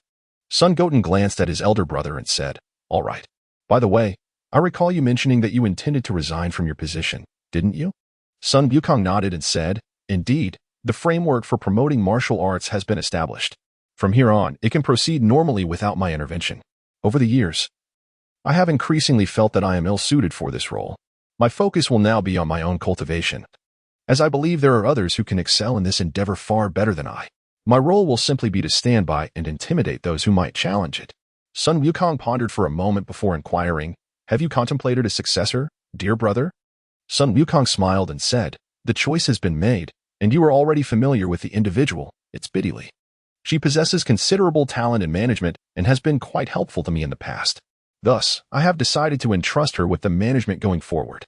Sun Wukong's son, Goten, curled his lip in disdain, inwardly scoffing yet outwardly stating, "But is there truly no issue with Sister Biddy's promotion?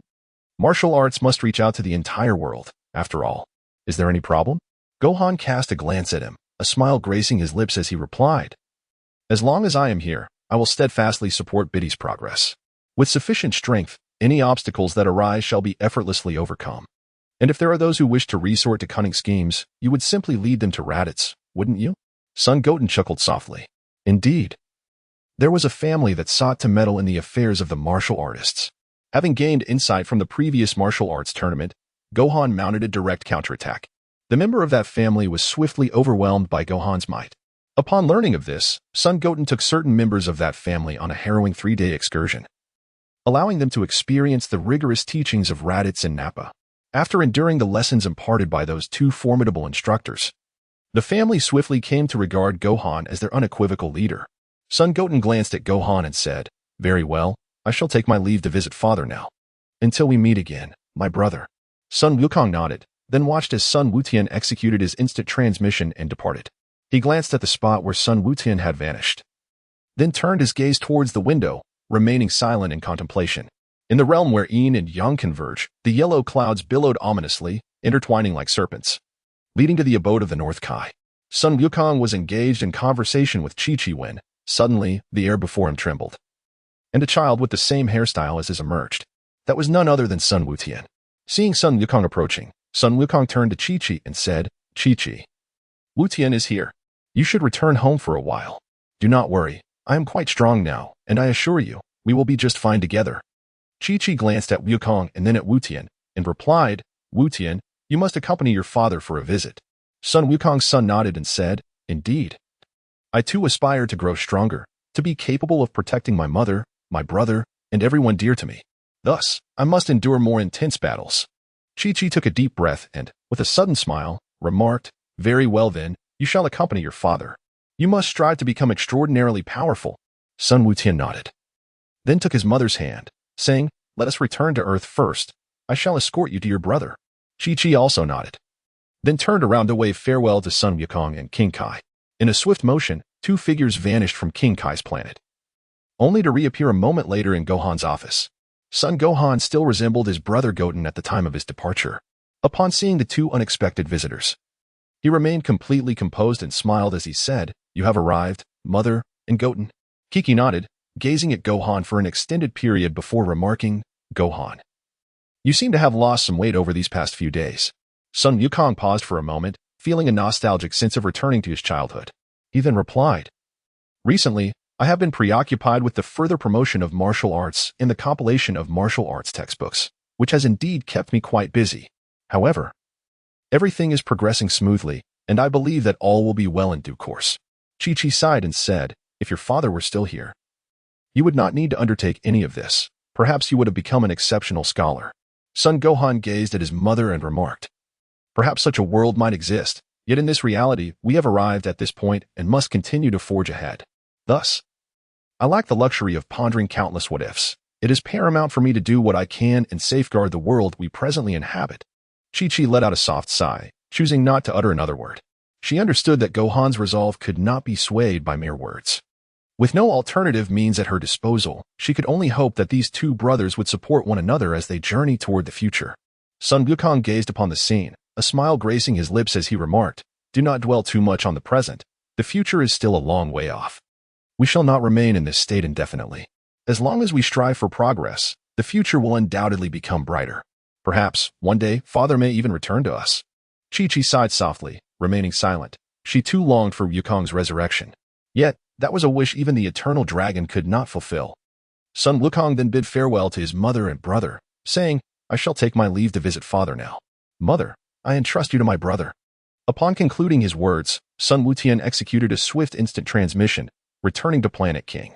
There, Sun Wukong engaged in warm-up exercises, donning his iconic orange martial arts attire, patiently awaiting the arrival of his son beneath the shade of a tree.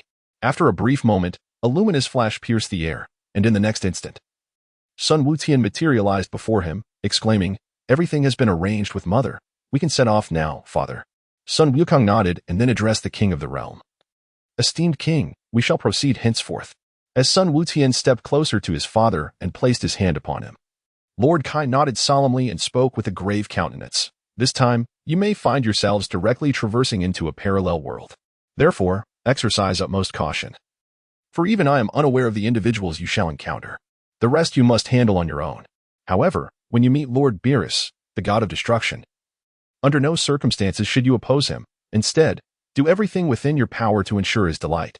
Sun Wukong nodded and remarked, "Although I am not entirely certain of what the god of destruction, Beerus, is like, I understand now that since Lord King Kai said so, As the figures of Sun Wukong and Sun Goten faded simultaneously, King Kai's planet returned to its former tranquility, yet the king inexplicably felt a tinge of loneliness. Countless celestial bodies in the southern galaxy erupted in succession, leaving debris from various planets adrift in the cosmic expanse. The entire galaxy seemed to have transformed into a realm of space refuse.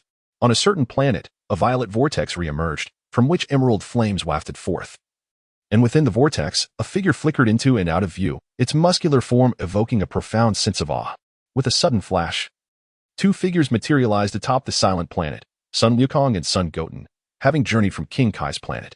They looked upon the struggling figure at the mouth of the vortex, their hearts trembling with trepidation. This time, the voice emanating from the vortex was exceptionally clear, and with each syllable uttered, a surge of power erupted forth, causing the starry river to shudder and the planets to fracture. Sun Wukong furrowed his brows, gazing at the figure within the violet vortex, and remarked, "This fellow seems to be aware of my scion name, yet my current name is Sun Wukong. Do not misname me." Sun Wukong gazed at the struggling figure emerging from the shadows, his heart swelling with fervor. Though he understood that this was the legendary Super Saiyan, he could not suppress the urge to engage in a fierce battle with his counterpart. Sun Goten gazed at Sun Goku and inquired, "Shall we engage in battle or await his emergence?" Suddenly, a resounding roar echoed as a figure hurled a green energy sphere. As it traversed a considerable distance, the sphere expanded dramatically, transforming into a vast expanse of green ocean that descended upon the planet with overwhelming force. "Take this." Sun Wukong's son, Goten, instantaneously transformed into a Super Saiyan, with radiant brilliance emanating from his hands. In the next moment, a dazzling azure energy wave surged forth, colliding directly with the verdant sea of energy before him. Truly, the legendary Super Saiyan is formidable. As the two forces made contact, Goten was immediately enveloped by an unparalleled pressure. His strength was utterly insufficient to contend with the opposing might. Sun Wukong seemed to perceive that Sun Wutian was struggling to hold his ground. In response, he too transformed into the form of a Super Saiyan, releasing the Kamehameha wave, which merged with Sun Wutian's energy beam into a singular pillar of light, countering Broly's energy blast. Boom! The two forces clashed fiercely, ultimately erupting in a cataclysmic explosion. A blinding radiance engulfed the entire planet, and in an instant, everything was annihilated. Sun Wukong seemed to have sensed something, as he grasped Sun Wutian's hand and transformed into a streak of luminous energy, plunging directly into the violet vortex. A thunderous explosion erupted, and once again, resplendent fireworks blossomed across the southern galaxy. In the aftermath, a massive celestial body was reduced to mere space debris. The violet vortex then vanished abruptly, leaving no trace as if nothing had ever transpired. King Kai of the North had been vigilantly observing the situation involving Sun Wukong, and naturally, he witnessed the moment Sun Wukong and Sun Wutian entered the violet whirlpool. At the instant they plunged into the vortex, King Kai's senses heightened with tension. However, his probing energy was thoroughly disrupted by the violet whirlpool, rendering his vision a chaotic blur. He sighed deeply and remarked, "Their energy has entirely dissipated. From here on, they must rely on themselves." Sun Wukong and Sun Wutian plunged into the violet vortex. In the next moment, the scene before them transformed as countless purple shards overlapped, creating a peculiar landscape around them. A crackling surge of electricity surged forth, resembling a colossal dragon of lightning that suddenly emerged, poised to devour Sun Wukong and Sun Wutian. Sun Wukong reacted with remarkable swiftness, his right hand forming a fist that he launched forward with ferocity. The violent gust of his punch, infused with electric energy, cleaved through a violet shard, vanishing into the unknown. Crack! In an instant, countless violet shards floated in the air, swirling into a vortex. Sun Wukong glanced at Wutian and declared, "Let us depart, Wutian." Whoosh! The golden aura enveloping Sun Wukong transformed into a protective barrier as he surged forth from the violet vortex, swiftly followed by Sun Wutian, who similarly encased himself in a golden shield before breaking free from the swirling purple maelstrom. In the next moment, they found themselves in an expansive realm, the long-forgotten air returning to their lungs. Suspended in midair, Sun Wutian glanced around, eager to discern the nature of this place, only to behold a desolate landscape. With a furrowed brow, Sun Wukong gazed towards the far side of the planet, where he sensed a myriad of familiar auras, alongside an overwhelmingly brutal and powerful presence.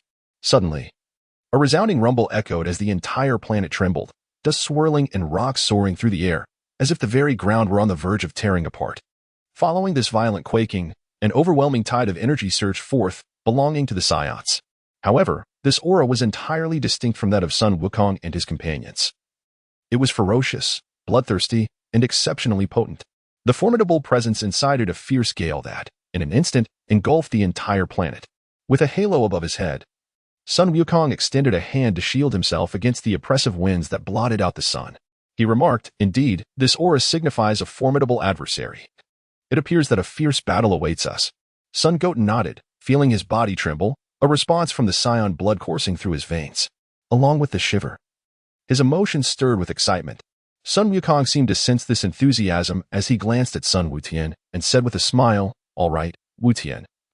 Let us also go and investigate the culprit who has been wreaking havoc in the southern galaxy." Sun Goten nodded, his spirits soaring with fervor. Although he could roughly surmise that his adversary was Broly, he was nonetheless eager to engage in battle, seeking to transcend his own limits through the clash. In a fleeting instant, two streaks of light traversed the heavens, crossing countless hills and valleys to arrive at the opposite side of the planet. "I am the Prince of Science, Vegeta."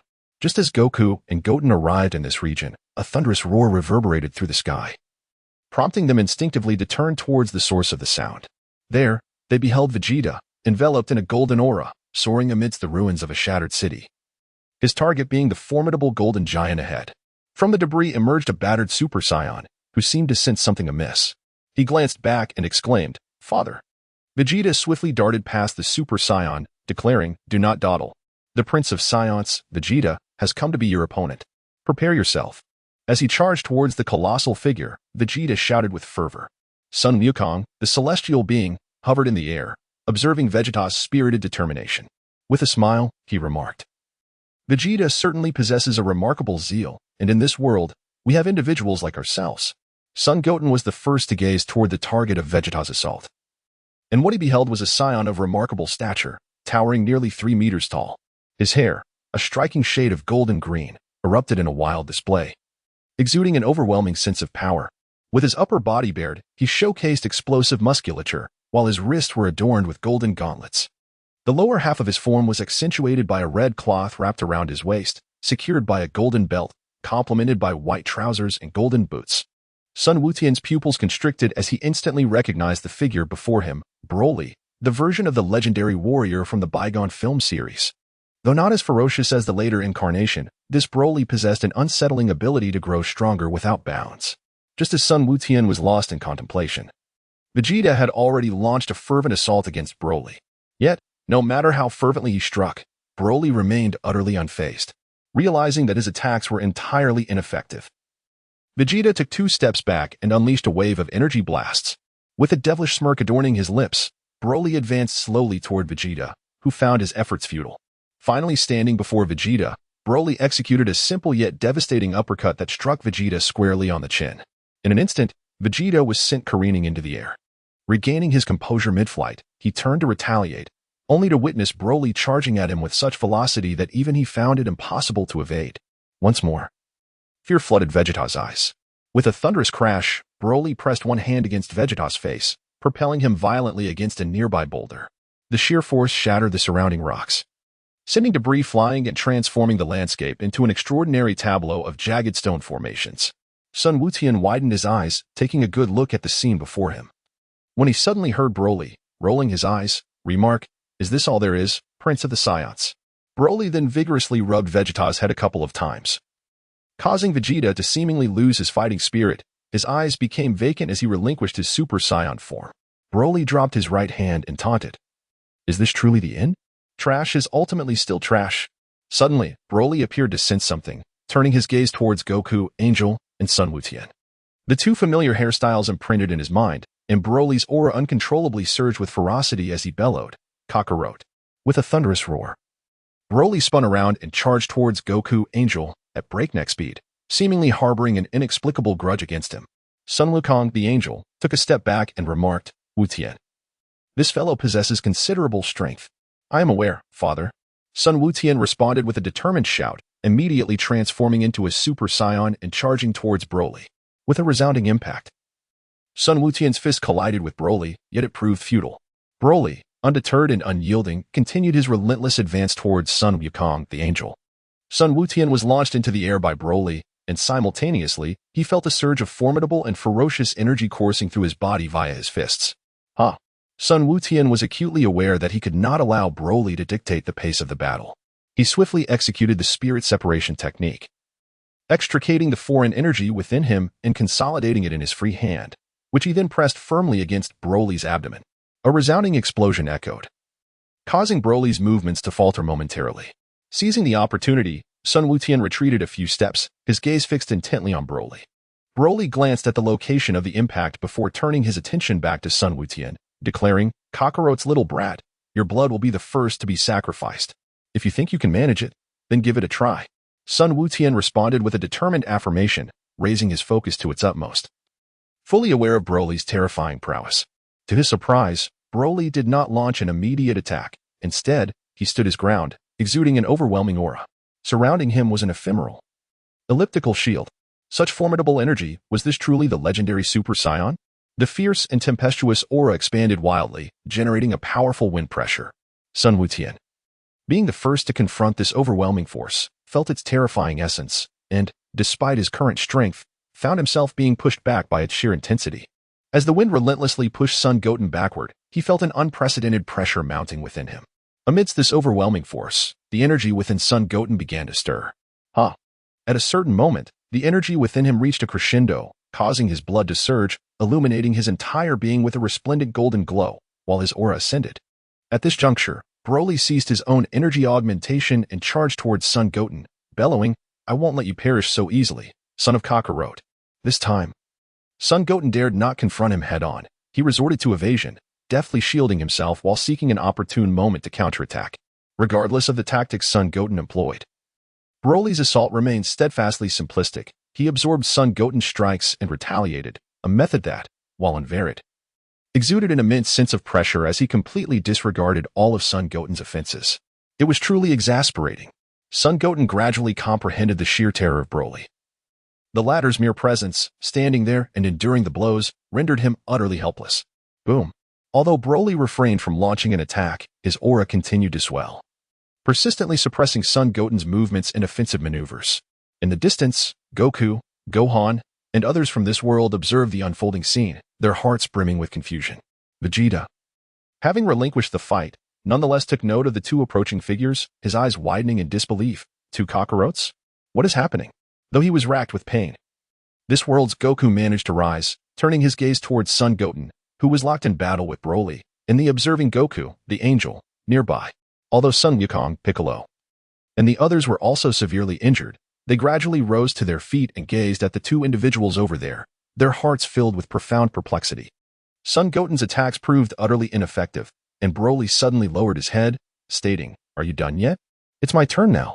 With a resounding crash, Broly's right hand lunged towards Son Goten's head with astonishing speed, leaving Son Goten no time to evade. He had no choice but to merge his body and spirit with his energy. In an instant, he teleported through Broly's palm, reappearing at Broly's right side, where he delivered a powerful kick directly to Broly's temple.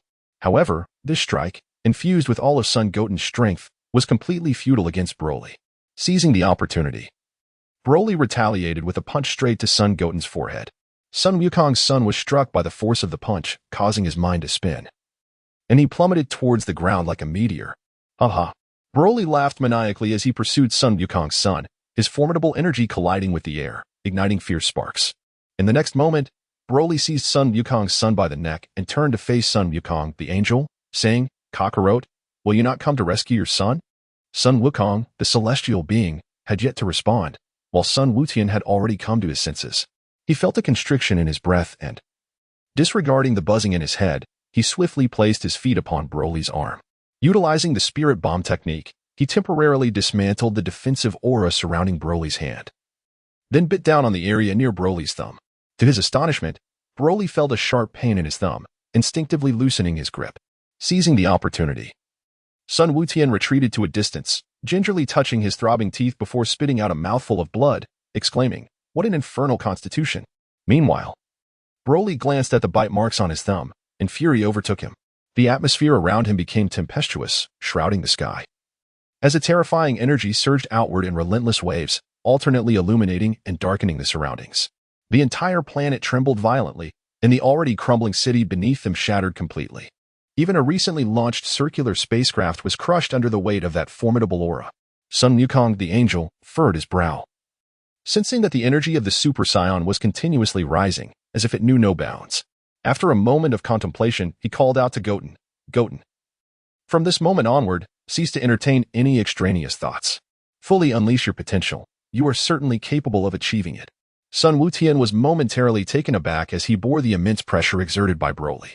Casting a glance toward his father, he muttered to himself, "Release my true self?"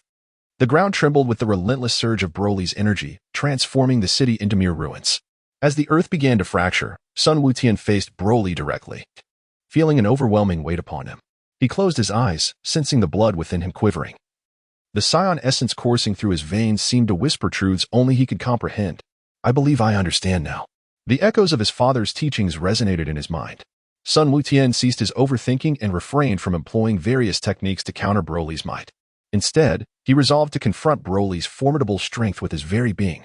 Thus, Sun Wutian's aura surged once more, aspiring to match Broly's overwhelming power. As Broly's energy escalated yet again, he launched an assault upon Sun Wutian, advancing like an unstoppable tank. This time, Sun Wutian did not resort to evasion. He boldly surged forward to meet the onslaught. The result was inevitable. Sun Wutian was mercilessly battered by the frenzied Broly. And in an instant, he was unaware of how many bones had been shattered. However, amidst the onslaught, Sun Wutian felt his blood boiling with fervor. His own energy seemingly invigorated by Broly's relentless assault. Boom! Broly forcefully pinned Sun Wutian to the ground, creating a vast crater around them as the two became the epicenter. Broly playfully ruffled Sun Wutian's hair and remarked, "A lowly bloodline, after all, is still blood. Will you give up?" Yet, Sun Wutian sensed a power within him, one that transcended even that of the Super Saiyan. Though his body ached and breathing became laborious, he felt an awakening of something extraordinary within him. "Let us go." With a thunderous roar, Sun Wukong unleashed the fury and helplessness that had long been pinned up within him. A surge of overwhelming energy surged forth, crashing against Broly, who was pressing down upon him with immense force. The already shattered earth continued to crumble beneath their feet. Broly, sensing an extraordinary resistance, disregarded the power entirely and mockingly declared, "Trash is ultimately trash. You are the true garbage. Your entire family is worthless." Sun Wukong retorted defiantly.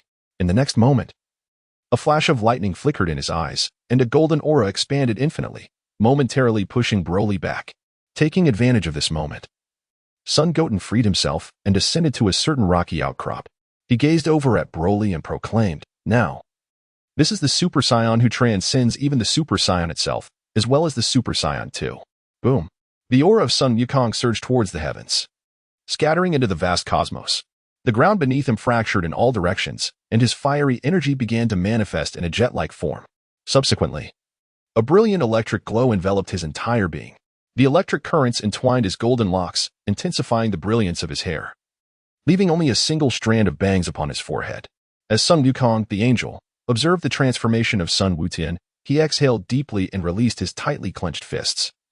Directing his gaze towards the starry sky, Broly hovered in midair, his attention fixed on Sun Wutian, seemingly stirred by a surge of unfamiliar emotions. In the arena of the Earth-S Cell Games, a peculiar being with green skin stood atop the stage, attuned to the whispers of the wind around him. Suddenly, an expression of astonishment crossed his face as he gazed towards the southern sky, remarking, "There's a curious energy there, one that seems to rival my own might. Could it be Sun Wukong?" This being was none other than the ultimate life form, Cell, the creation that Dr. Gero had long aspired to realize. He could undoubtedly sense the twin formidable energies emanating from the southern region.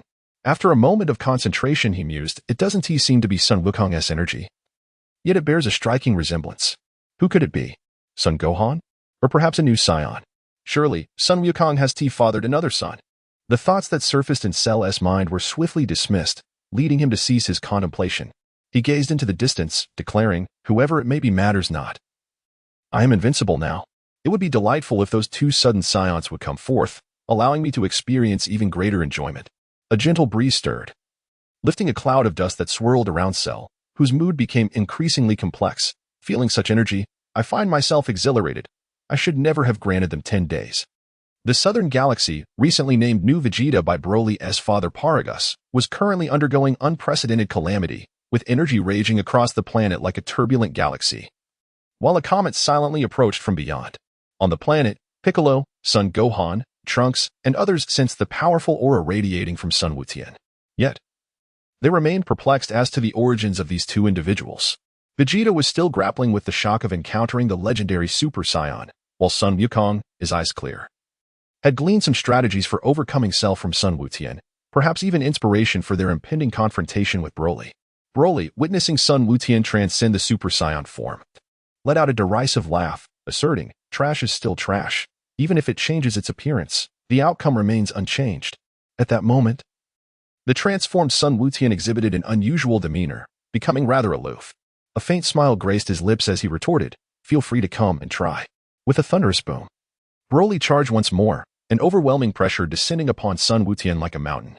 This time, Sun Wutian crossed his arms defensively before him. Although he was pushed back a considerable distance by Broly's might, he still retained the strength to counterattack. Sun Wukong's son, Goten, was sent soaring hundreds of meters away by Broly. Feeling the immense power at that moment, Goten erupted in fury, managing to push Broly back a short distance. In the next instant, Goten clenched his fist and unleashed a powerful blow upon Broly. Boom!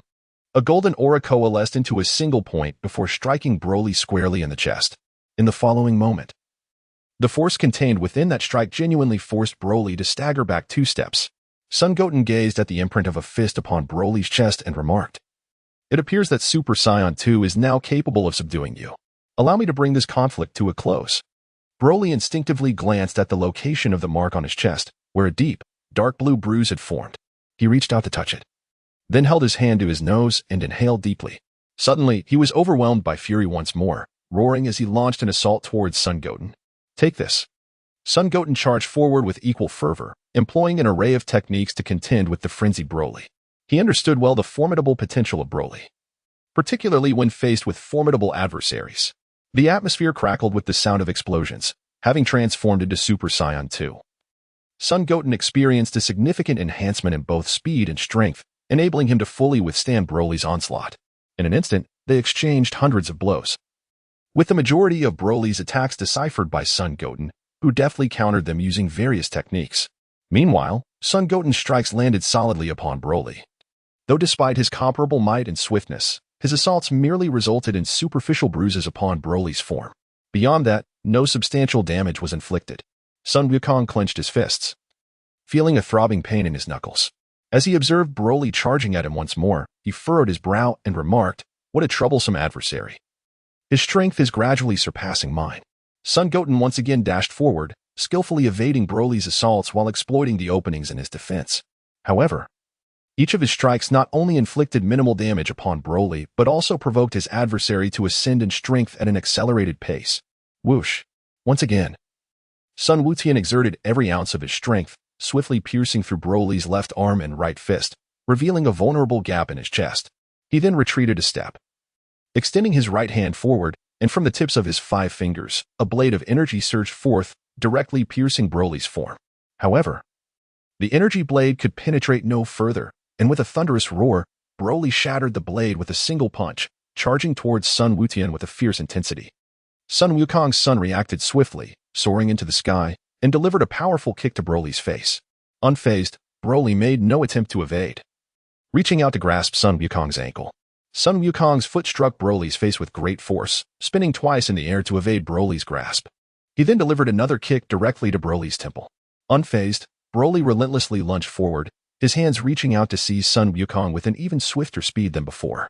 Sun Wukong, understanding the futility of the situation, swiftly employed instant transmission to reach his father's side, then readjusted his stance, readying himself for the second round of combat. Suddenly, the sky darkened ominously, an immense pressure descending upon the planet. Sun Wukong's heart raced, and instinctively, he looked up, only to behold a vast expanse of darkness at the zenith. The Kamehameha wave. As Sun Wutian pondered the unfolding events, Sun Wukong, the angel, had already taken action. A brilliant wave of light emanated from his hands, striking directly against the ominous mass. Kaka wrote, "Along with your son, I shall not allow you to perish so easily." Just as Sun Wukong, the angel, unleashed the Kamehameha wave, Broly charged toward the scene. Sun Wukong's son, Goten, has already discerned that his father is attempting to deflect the celestial body that is on a collision course with their planet. He raised his hand, unleashing a wave of energy that struck Broly directly, declaring, "Broly, our battle is far from over." Goten's attack has proven entirely ineffective. However, he has successfully captured Broly's attention. who charges towards Goten once more. As Sun Wukong approached, he inwardly lamented, what a foolish and unchanging method of attack, truly stuck in its ways for a century. Yet, despite Broly's simplistic and brute force approach, the sheer power behind his assault was utterly terrifying. Sun Wukong, unable to maintain his stance, was sent hurtling into the air. Broly's massive hand followed closely, poised to strike Sun Wukong's face. In a moment of desperation, Sun Wukong utilized his instant transmission to evade the blow, turning back to unleash a Kamehameha wave. However, at this juncture, his attack lacked the potency to inflict any damage upon Broly, who resolutely withstood the Kamehameha wave and advanced towards Sun Wukong. The silhouette of Sun Wukong flickered as he swiftly positioned himself behind Broly. Interlocking his fingers, he struck down upon the back of Broly's head with a powerful blow. Broly, despite enduring the impact, merely staggered forward a couple of steps. He swiftly turned to seize Sun Wukong once more, only to have his attempt evaded once again. After enduring a series of assaults, Broly's fury finally ignited. He levitated into the air, a vibrant green aura pulsating around him, forming a protective shield. Accompanied by his thunderous roar, countless energy blasts erupted outward in all directions. Sun Wutian casually deflected 2 energy blasts and prepared to charge once more at Broly to interrupt his assault. At that moment, a shimmering barrier before him transformed, revealing the silhouette of his father, Sun Wukong the Angel. Instinctively, Sun Wutian glanced skyward, noticing that the ominous shadow had vanished. Sun Wukong, the Angel, effortlessly sliced through several energy orbs and said to Wutian, "You have performed admirably. Leave the rest to me." Sun Wukong Tian nodded, fully aware that he currently lacked the strength to contend with Broly. Taking a step back, he remarked, "Father, that individual will continually evolve, particularly when subjected to attacks." Thus Sun Wukong, the Angel, nodded in acknowledgement, then turned around to face Broly in the sky, stating, "I understand that to defeat him, one must swiftly overpower him when one's strength far surpasses his." Whoosh! The resplendent Sun Wukong, adorned with a radiant golden aura, swiftly transformed from a fiery visage into a striking jet-like form, with violet lightning coursing through his being, and his golden mane becoming ever more voluminous. Boom! The verdant energy orbs detonated across the planet, and within the blink of an eye, the entire sphere lay in tatters, countless lives extinguished in an instant. Upon transforming into Super Saiyan 2, Sun Wukong, the angelic figure, wasted no time. His form flickered as he swiftly positioned himself above Broly at an angle. With his hands gracefully extended forward in a blossom-like manner, he then returned them to his waist, where a resplendent radiance began to coalesce. In the following instant, a brilliant azure energy wave surged forth, obliterating a barrage of energy blasts and striking against Broly's protective barrier. Sensing the assault from Sun Wukong, Broly's aura surged even higher, intensifying the frequency of the energy blast he unleashed. Nevertheless, Sun Wukong's Kamehameha wave forcefully propelled both Broly and his shield deep into the earth. Son Goten stood nearby, utterly astonished. Although both he and his father transformed into Super Saiyan 2, it seemed as though their powers resided in entirely different dimensions. Rumble! Broly, having been thrust deep into the earth, unleashed his energy, causing the ground to fracture. Fiery magma surged forth, while countless fragments of stone and trees were lifted into the air, as Broly's figure gradually ascended. Sun Wukong gazed intently at Broly, who floated across from him, his expression grave. He remarked, "What a troublesome fellow indeed. Merely enduring a single blow from me has led to such remarkable growth. It appears that a swift resolution is imperative." Boom! Sun Wukong, in the guise of an angel, surged forth like a stream of light, blue and purple lightning crackling around him. He effortlessly tore through Broly's protective shield, delivering a powerful blow squarely to Broly's forehead. The strike delivered by Sun Wukong, the angel, was exceedingly forceful. Even Broly, upon receiving it, found himself gliding through the air for a considerable distance before he could regain his footing, just as Broly prepared to retaliate. Another assault from Sun Wukong, the angel, was already upon him. At this moment, Sun Wukong, the angel, possesses strength that surpasses Broly's. With each strike, he exerts his power to the fullest extent, barely managing to breach Broly's defenses. Kakarot. With each assault he endures, Broly's energy surges dramatically, as he rapidly approaches the realm of Sun Wukong, the angel. However, despite Broly's attacks never landing on Sun Wukong, the angel, he himself remains unscathed by Sun Wukong's onslaught, retaliating with even fiercer assaults after each blow. Son Goten watched with a racing heart, previously only aware of Broly's terrifying potential for growth, yet never anticipating that he could ascend to such heights. He even harbored doubts that, given time, this Broly could surpass both Super Saiyan 4 and Super Saiyan God. Broly's energy surged rapidly under the onslaught of Goku Angel, gradually enabling him to withstand Goku's attacks. The situation appeared rather dire. After a moment of contemplation, Sun Goten flickered into action, positioning himself before Goku in this realm. He extended his right hand, a unique aura emanating from him and enveloping Goku. In an instant, a stream of white energy enveloped Goku, who felt a shudder run through his entire being. As his injuries completely healed, he stood up, astonished, and gazed at Sun Goten, exclaiming, "Is this the healing technique of the Adrelantians?" Sun Wukong nodded and remarked, "Indeed, the fathers from other realms may soon require your assistance." Sun Wukong widened his eyes and gazed at Sun Wuten, saying, "You call me father, thus it is I who shall engage in battle?" Sun Wukong glanced over there, then turned to the other person and said with a smile, "That is indeed you, though it should be considered the future version of yourself." "Well then, I shall go and rescue others." Sun Wukong, though somewhat bewildered, understood the preciousness of the present moment. Therefore, he refrained from asking further questions and simply said, "I entrust this task to you." The figure of Sun Wukong flickered as he consecutively rescued Piccolo, Trunks, and Gohan. Finally, when he reached Vegeta, he found him lying in a state of complete surrender. As Sun Wukong gazed upon Vegeta, memories of the Vegeta he once knew flooded his mind, prompting him to exclaim, "What kind of Saiyan prince are you, possessing such a meager resolve? You're even outdone by your own son." In truth, Vegeta's injuries were not particularly grave. Rather, he had long since lost the will to fight. Lying despondently on the ground, he cast a glance at Sun Wukong and lamented, "What do you know? That is the legendary Super Saiyan, an opponent one cannot hope to defeat." Observing Vegeta's disheartened demeanor, Sun Wukong decided against employing his healing techniques, opting instead to conserve his energy for the impending showdown with Broly. Meanwhile, the battle in the sky raged on, with Broly rapidly evolving, gradually becoming capable of countering the moves of Sun Wukong the Angel. Sun Goten discerned the situation clearly and sighed inwardly, yet he found himself devoid of alternatives. After all, Broly's defenses were extraordinarily formidable. Even with the understanding that a prolonged battle was unfeasible, the prospect of vanquishing him in a brief encounter appeared exceedingly challenging. At that moment, Sun Wukong and the others approached, having also recognized the predicament. Sun Wukong remarked, "It seems that even another version of myself would struggle to defeat Broly. This truly poses a conundrum." Piccolo observed for a moment before stating, "Moreover, due to the influence of their father-son duo, Broly's strength has surged to unprecedented heights." Reluctantly, "I must admit that we are currently incapable of even sparring with him." Trunks clenched his fists tightly, then released them, feeling an overwhelming sense of helplessness, reminiscent of the time he witnessed Gohan's demise. Son Gohan gazed at the sky and inquired, "So, what should we do now? Shall we charge forth together?" Sun Wukong shook his head and remarked, "Piccolo is right. Their battle transcends our dimension, and we are utterly unable to assist." He then turned to his son, Sun Goten, and said, "I apologize, my son from another world. Although you have saved us, we are incapable of offering any help." Sun Goten glanced at Goku and then at Gohan, saying, "Surely, in this world, my father and brother should have the opportunity to surpass the Super Saiyan level." Sun Wukong glanced at Gohan and remarked, "Gohan possesses the potential to reach such heights. As for myself, it is currently exceedingly challenging to attain that level." Sun Wukong was initially taken aback by Goten's call of brother, and then he was momentarily stunned by his father's words. He inquired, "To surpass Super Saiyan, me?" As Sun Wukong was about to utter a few words, a brilliant burst of golden light suddenly erupted in the sky.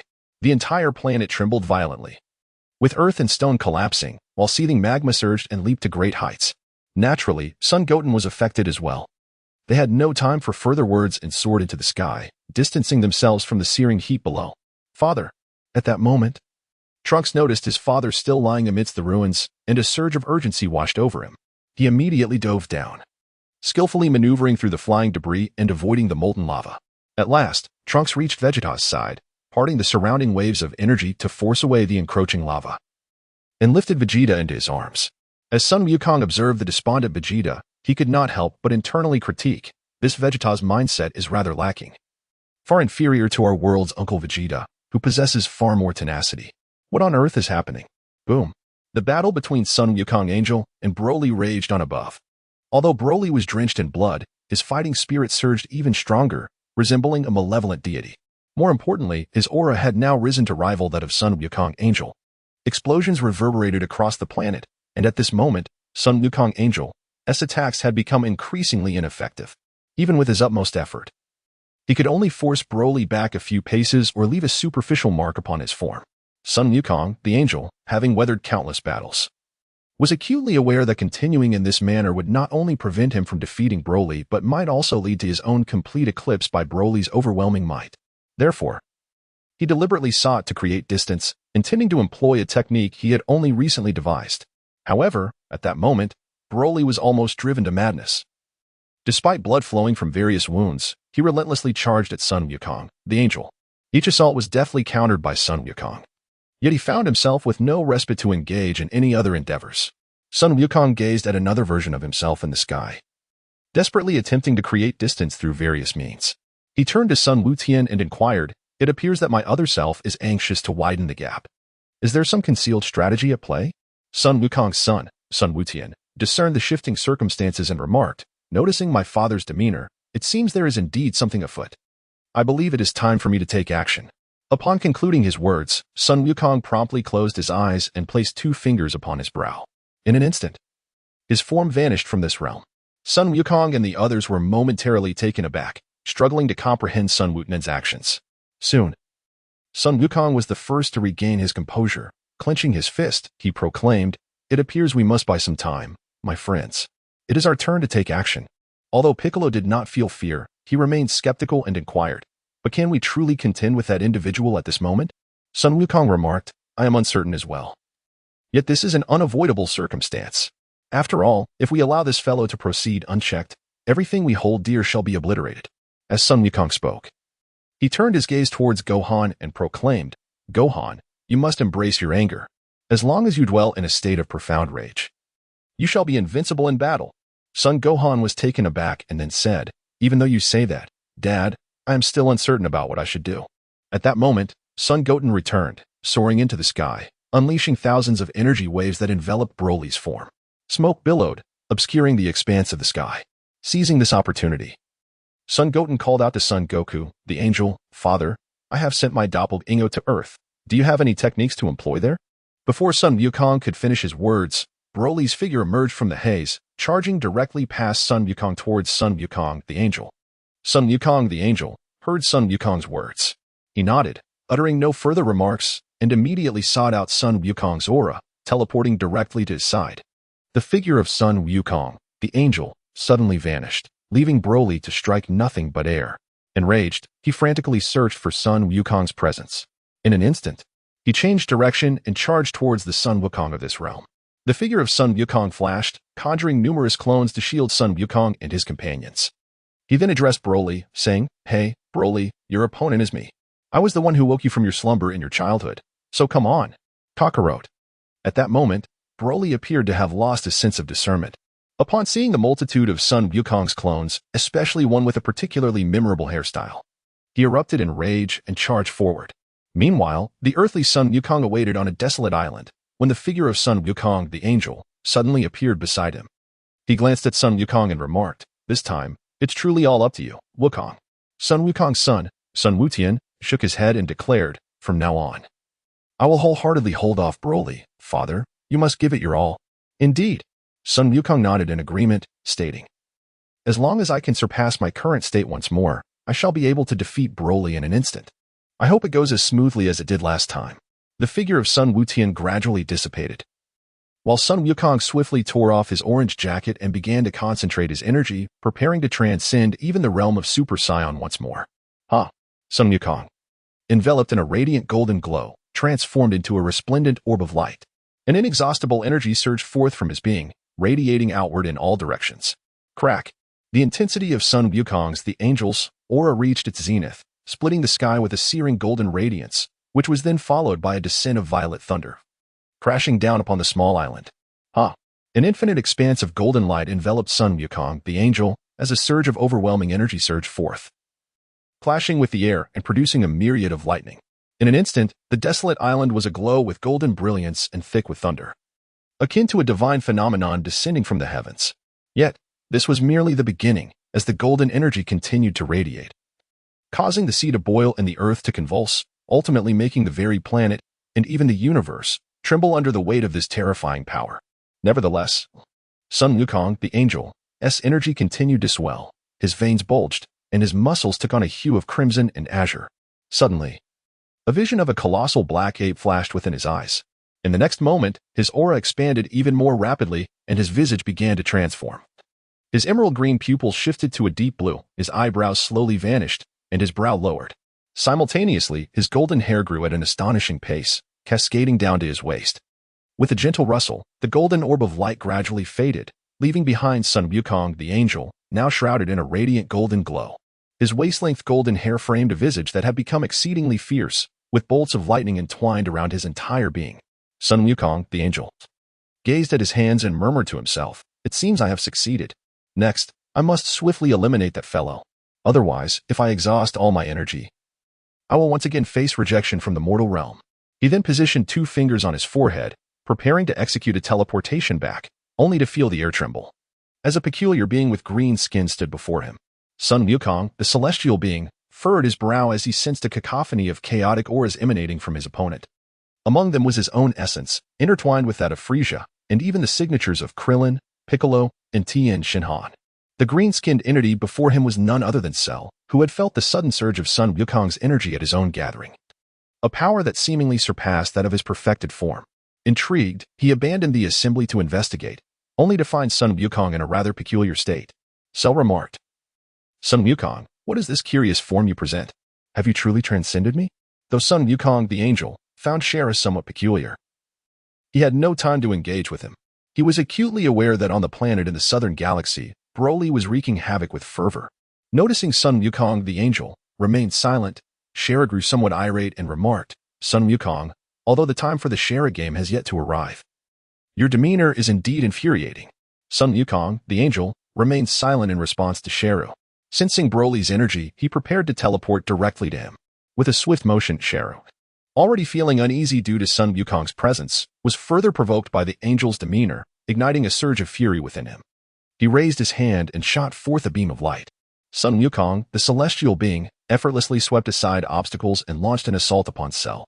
His figure flickered, and he stood directly before Cell. Before Cell could react, a powerful punch struck him in the abdomen. Intense arcs of electricity enveloped Cell, the flawlessly engineered ultimate android warrior, who experienced unprecedented agony. He gasped and expelled 2 figures, subsequently succumbing to unconsciousness. Swish. Sun Wukong, the angel, disregarded everything else and once again employed his instantaneous movement to depart from Earth, heading directly towards Broly. The countless clones conjured by Son Goten from the southern galaxy were effortlessly dissipated by Broly's overwhelming aura. Left with no alternative, Son Goten had to consolidate his energy and confront Broly in his true form. The tumultuous energy emanating from Broly caused the seething magma to leap violently, bringing the new planet Vegeta to the brink of destruction. Sun Wukong swiftly launched an assault upon Broly. However, no matter how fervently he endeavored, he inflicted not a trace of harm upon Broly. Kakarot. Broly nonchalantly swiped, and Sun Wukong, caught unawares, was seized by the face and hurled into the sky. Boom. With a mere squeeze of his right hand, an inexhaustible energy coalesced within his grasp, transforming into a luminous green orb, which he then hurled directly at Sun Wukong. As the green orb departed from Broly's palm, it continuously expanded, and by the time it loomed before Sun Wukong, it had grown as colossal as mountains and seas, making it difficult to breathe. The Kamehameha wave. Sun Wukong faced the formidable energy sphere, and naturally, he was profoundly affected.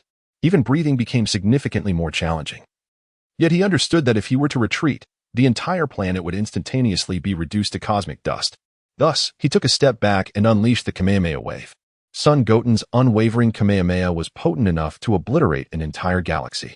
Yet, it proved utterly ineffective against Broly's verdant energy sphere. Hiya.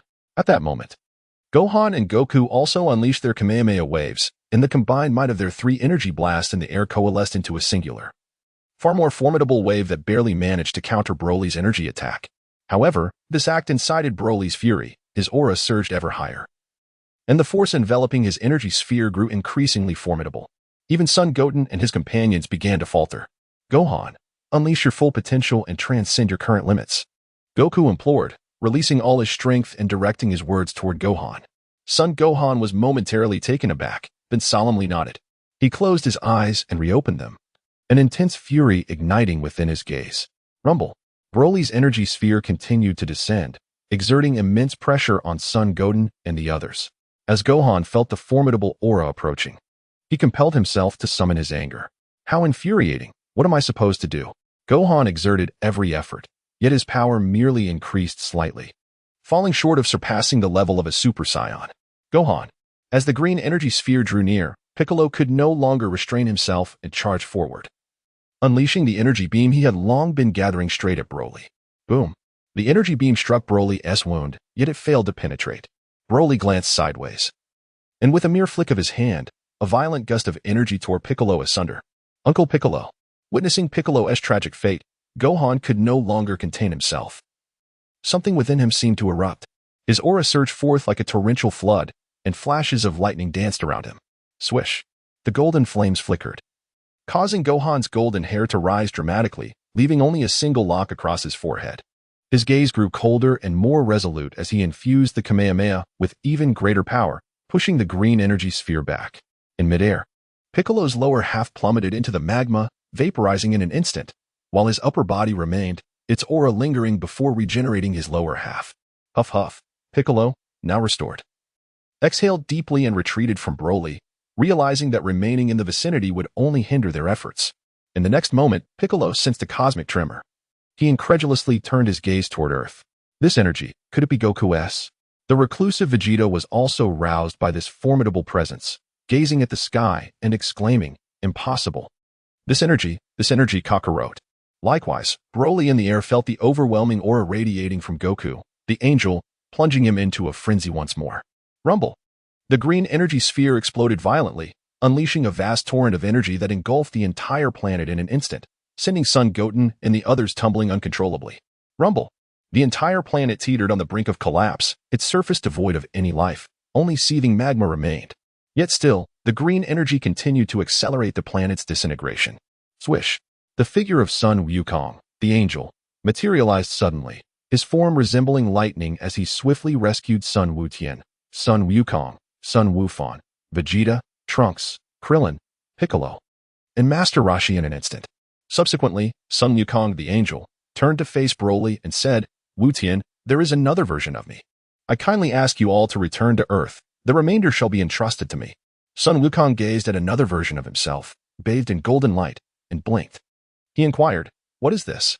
Sun Wukong, the celestial being, proclaimed, "There is no time for explanations. This planet is on the brink of explosion.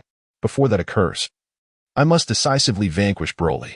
I implore you all for your assistance." Sun Wukong nodded and said, "Everyone, quickly place your hands upon me." Sun Wukong glanced at his father and remarked, "If this planet were to collapse, would there be any way for you to survive, father?" Sun Wukong, the angel, shook his head, still shielding Sun Wutian and the others from the chaotic aura. He proclaimed, "I am already deceased. Even within the vastness of the cosmos, my presence will not bear significant consequence. Fear not. I assure you I shall return before the planet's cataclysm." "I understand." Sun Wutian placed 2 fingers on his brow, and then, alongside the Sun Wukong of this world, he executed the technique of instant transmission. With a swift motion, the last remnants of new planet Vegeta vanished, leaving behind only an infinitely growing madman and a lifeless corpse. Sun Wukong, the angel, gazed skyward and remarked, "You possess immense power, unlike any adversary I have ever encountered. If circumstances permitted, I would genuinely wish to engage in a fierce battle with you. However, my time is regrettably limited." Swish. As soon as Sun Wukong, the angel, spoke, he surged forward, enveloped in a radiant golden light, tearing through the oppressive aura emitted by Broly and arriving directly before him. Boom. Broly unleashed a devastating energy blast from his mouth, however. Sun Wukong, the angel, chose not to endure the attack head-on. Instead, he deftly maneuvered to the side, skillfully evading the blast, and leapt into the air to confront Broly. With a powerful punch, he struck Broly squarely on the temple, incapacitating him momentarily and sending him soaring into the sky. Sun Wukong, the angel, once again pursued, unleashing a flurry of strikes, infusing his essence into Broly's body. He then took a step back and ignited Broly's energy. Boom.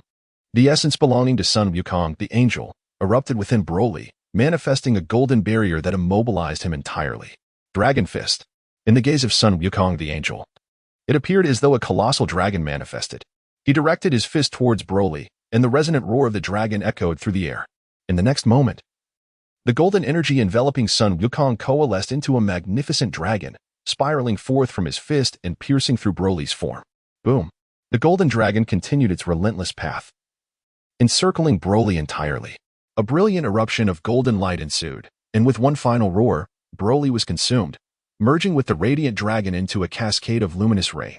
Thus, Broly met his demise, while Sun Wukong the Angel swiftly retracted from his Super Saiyan 3 form.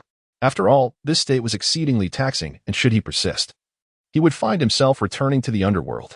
At that moment, the new planet Vegeta reached its breaking point, with explosive sounds reverberating continuously as crimson flames engulfed the planet. In the next instant, it was poised to unleash an exquisite brilliance into the cosmos. With a sigh, Sun Wukong, the Angel, placed 2 fingers upon his forehead and executed an instantaneous teleportation. The sound of an explosion echoed incessantly, as the entire planet erupted in a splendid display of fireworks, only to be reduced to cosmic dust. Once the explosion subsided, a purple vortex re-emerged, and strange waves rippled through the universe, suggesting that something was traversing the purple vortex to other realms. Suddenly, Sun Wukong and the others materialized beside Yamcha, startling him as he was engaged in conversation with a young lady. Soon after, Sun Wutian arrived, gazing into the distant starry sky, his heart still burdened with unease. Not solely due to Broly, but also because he could not recall Broly possessing the ability to create temporal vortices. However, Sun Wutian's apprehension did not linger for long. As Yamcha had just inquired about the unfolding events, Sun Wukong, the Angel, abruptly appeared, leaving Yamcha utterly bewildered. Sun Wukong let out a breath and remarked, "It appears that the situation has been resolved. That fellow truly is a formidable adversary." Sun Wukong, the Angel, nodded in agreement and remarked, "Even if I were to exert all my strength, he would still possess the ability to resist, given sufficient time. I fear that even Super Saiyan 3 would be unable to contend with him." Before anyone else could respond, Vegeta swiftly reacted. Turning to Sun Wukong, the Angel, with a look of incredulity and questioning, "Super Saiyan 3? What is this trivial transformation you speak of?" Sun Wukong, the Angel, glanced at his counterpart in this world and then spoke to Vegeta, "You shall come to understand in due time. Now, Goten, let us depart from this place." Sun Wukong paused for a moment and inquired, "But the purple vortex has already vanished. How shall we return now?" Sun Wukong, the Angel, remarked, "Let us first visit Lord Kai, for as a deity, he is bound to possess some knowledge. Otherwise, we shall have no choice but to seek the assistance of the dragon." Sun Wutian felt a surge of panic as the unsettling realization dawned upon him that he might never return, for the temporal vortex was indeed a most unreliable phenomenon. At that moment, Piccolo, seemingly struck by a thought, gazed at the halo above Sun Wukong the Angel, and inquired, "Son, what exactly is the nature of your situation? From your words, it appears that you both are not of this world." Sun Wukong the Angel nodded and remarked, "Indeed. I have come with Goten at the request of Lord Kai to investigate certain matters, and to my surprise, it appears we have encountered a different realm." "A different realm?" Trunks, who had also traveled from the future to this world, was the first to react, stating, "So, are you suggesting that Mr. Wukong has also come from another world?" Sun Wukong, the Angel, glanced at Trunks, seemingly feeling a sense of familiarity. He inquired, "I believe I have encountered you somewhere before." Sun Wukong Tian remarked from the side, "He must be the son of Uncle Vegeta, though he has now grown up." Sun Wukong the Angel finally comprehended the situation. With a smile, he remarked, "So, it turns out you are Vegeta's son. I never expected you to have grown up so much." Trunks paused for a moment, first glancing at Goten, then shifting his gaze back to Sun Wukong the Angel, and said, "So, this Mr. Wukong still has." Sun Goten interjected, "I am Sun Goten, the second son of my father." Trunks nodded and then inquired, "And Sun Goten, do you both know me?" Sun Wukong, the Angel, nodded and said, "I do recognize you. However, in our world, you are quite similar in age to Wutian." Trunks, somewhat astonished, replied, "Mr. Sun Wukong, you actually have a second son? Such a thing does not exist in our world. And may I inquire about the halo above your head?" Sun Wukong, the Angel, pointed to his head and chuckled, "This, you see, is a symbol of the deceased. In my world, I succumbed to heart disease, and my presence in the mortal realm now is solely due to certain circumstances that threaten the safety of the universe." Trunks widened his eyes, poised to respond. But Sun Wukong, the Angel, continued, "Although this is not the earth of our world, I am, after all, a departed soul, and it is rather inappropriate for me to linger here. So farewell, everyone." With that, he vanished. As Sun Wukong, the celestial being, spoke, he even took a couple of breaths. Then he immediately employed his instant teleportation to depart from the earth. Sun Wukong Tien naturally noticed a hint of fatigue in his father's demeanor. He recalled some tales once recounted by the King of Worlds, which spoke of certain individuals who, despite having departed from this realm, had made significant contributions to the world. These souls were granted the privilege of retaining their physical forms and, due to their deceased status, could enjoy eternal youth, unceasing vigor, and boundless energy. However, such a state came with considerable limitations. The most significant constraint was that these departed souls relied on the energies of the underworld for sustenance. Once they ventured beyond that realm, their strength and vitality would no longer remain inexhaustible, nor could they replenish themselves through means outside the underworld. Upon contemplating this, Sun Wukong felt a twinge of concern. Thus, he aligned his index and middle fingers, extending them straight, and placed them upon his brow, addressing the crowd. Esteemed ones, I shall take my leave now. May fate bring us together once more. Although Sun Wukong, Trunks, and the others had some lingering doubts, they did not impede the situation. After all, they were aware that the other party was not an adversary. Thus, they bid farewell to Sun Wutian. Swish. The figure of Sun Wutian gradually faded away, and Trunks gazed at the spot where he had vanished, pondering aloud, from what realm do they hail? Mr. Goku's demise due to heart disease mirrors our own world. However, there is no one named Sun Wutian in our reality. Piccolo contemplated for a moment before responding. The nature of existence is inherently intricate and diverse. Each individual's choices can potentially alter the fabric of reality. This is what we refer to as parallel worlds, and there are indeed more than one. Trunks reflected on this, nodding in agreement, and remarked, Indeed, even my world differs significantly from yours. Upon reflection, it may not be a matter of my own actions, but rather a manifestation of the world's inherent choices. Sun Wukong scratched his head and chuckled. Although I do not quite comprehend what you are discussing, it appears that matters are progressing in a favorable direction. Well then, everyone, let us now anticipate the Cell Games. Krillin then turned to Gohan and remarked, Goku, surely you and Gohan must have a way to defeat Cell now, correct? Sun Wukong gazed at Gohan and responded to Krillin with a smile. Such matters can only be understood through experience. However, Gohan now possesses the strength to confront any adversary. Piccolo's eyes reflected a hint of uncertainty as he looked at Wukong and said, Indeed, Gohan possesses that capability at present. At that moment, Vegeta appeared to awaken from his trepidation. With a scoff, he declared, What surpasses Super Saiyan? What of Super Saiyan 3? I shall vanquish Cell and all others. Just watch closely. With that, Vegeta propelled himself into the sky, his sights set on the temple among the clouds. Sun Wukong glanced at his hands and clenched his fists, feeling the extraordinary power coursing through him. He remarked, Indeed, I am quite formidable now. If my opponent were Cell, I should not be defeated. Sun Wukong was taken aback. He sensed a certain pride and indifference emanating from Sun Wufan, a stark contrast to his usual humility and caution. He understood that it was the recent awakening of his Saiyan heritage that was influencing Wufan's demeanor. Thus, he remarked, Wufan, although your strength has grown formidable, you must not underestimate Cell, for he remains a formidable adversary. Son Gohan nodded and said, I understand, father. On the deserted island, Cell regained consciousness from his agony. Yet he could no longer sense the invincible power he once possessed.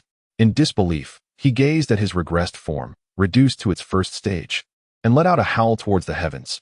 Damn it, I am the most perfect ultimate warrior. Cell's aura surged, akin to a tempest, stirring the surrounding waters. It was evident that he was engulfed in a fury of unparalleled magnitude, yet he found himself powerless.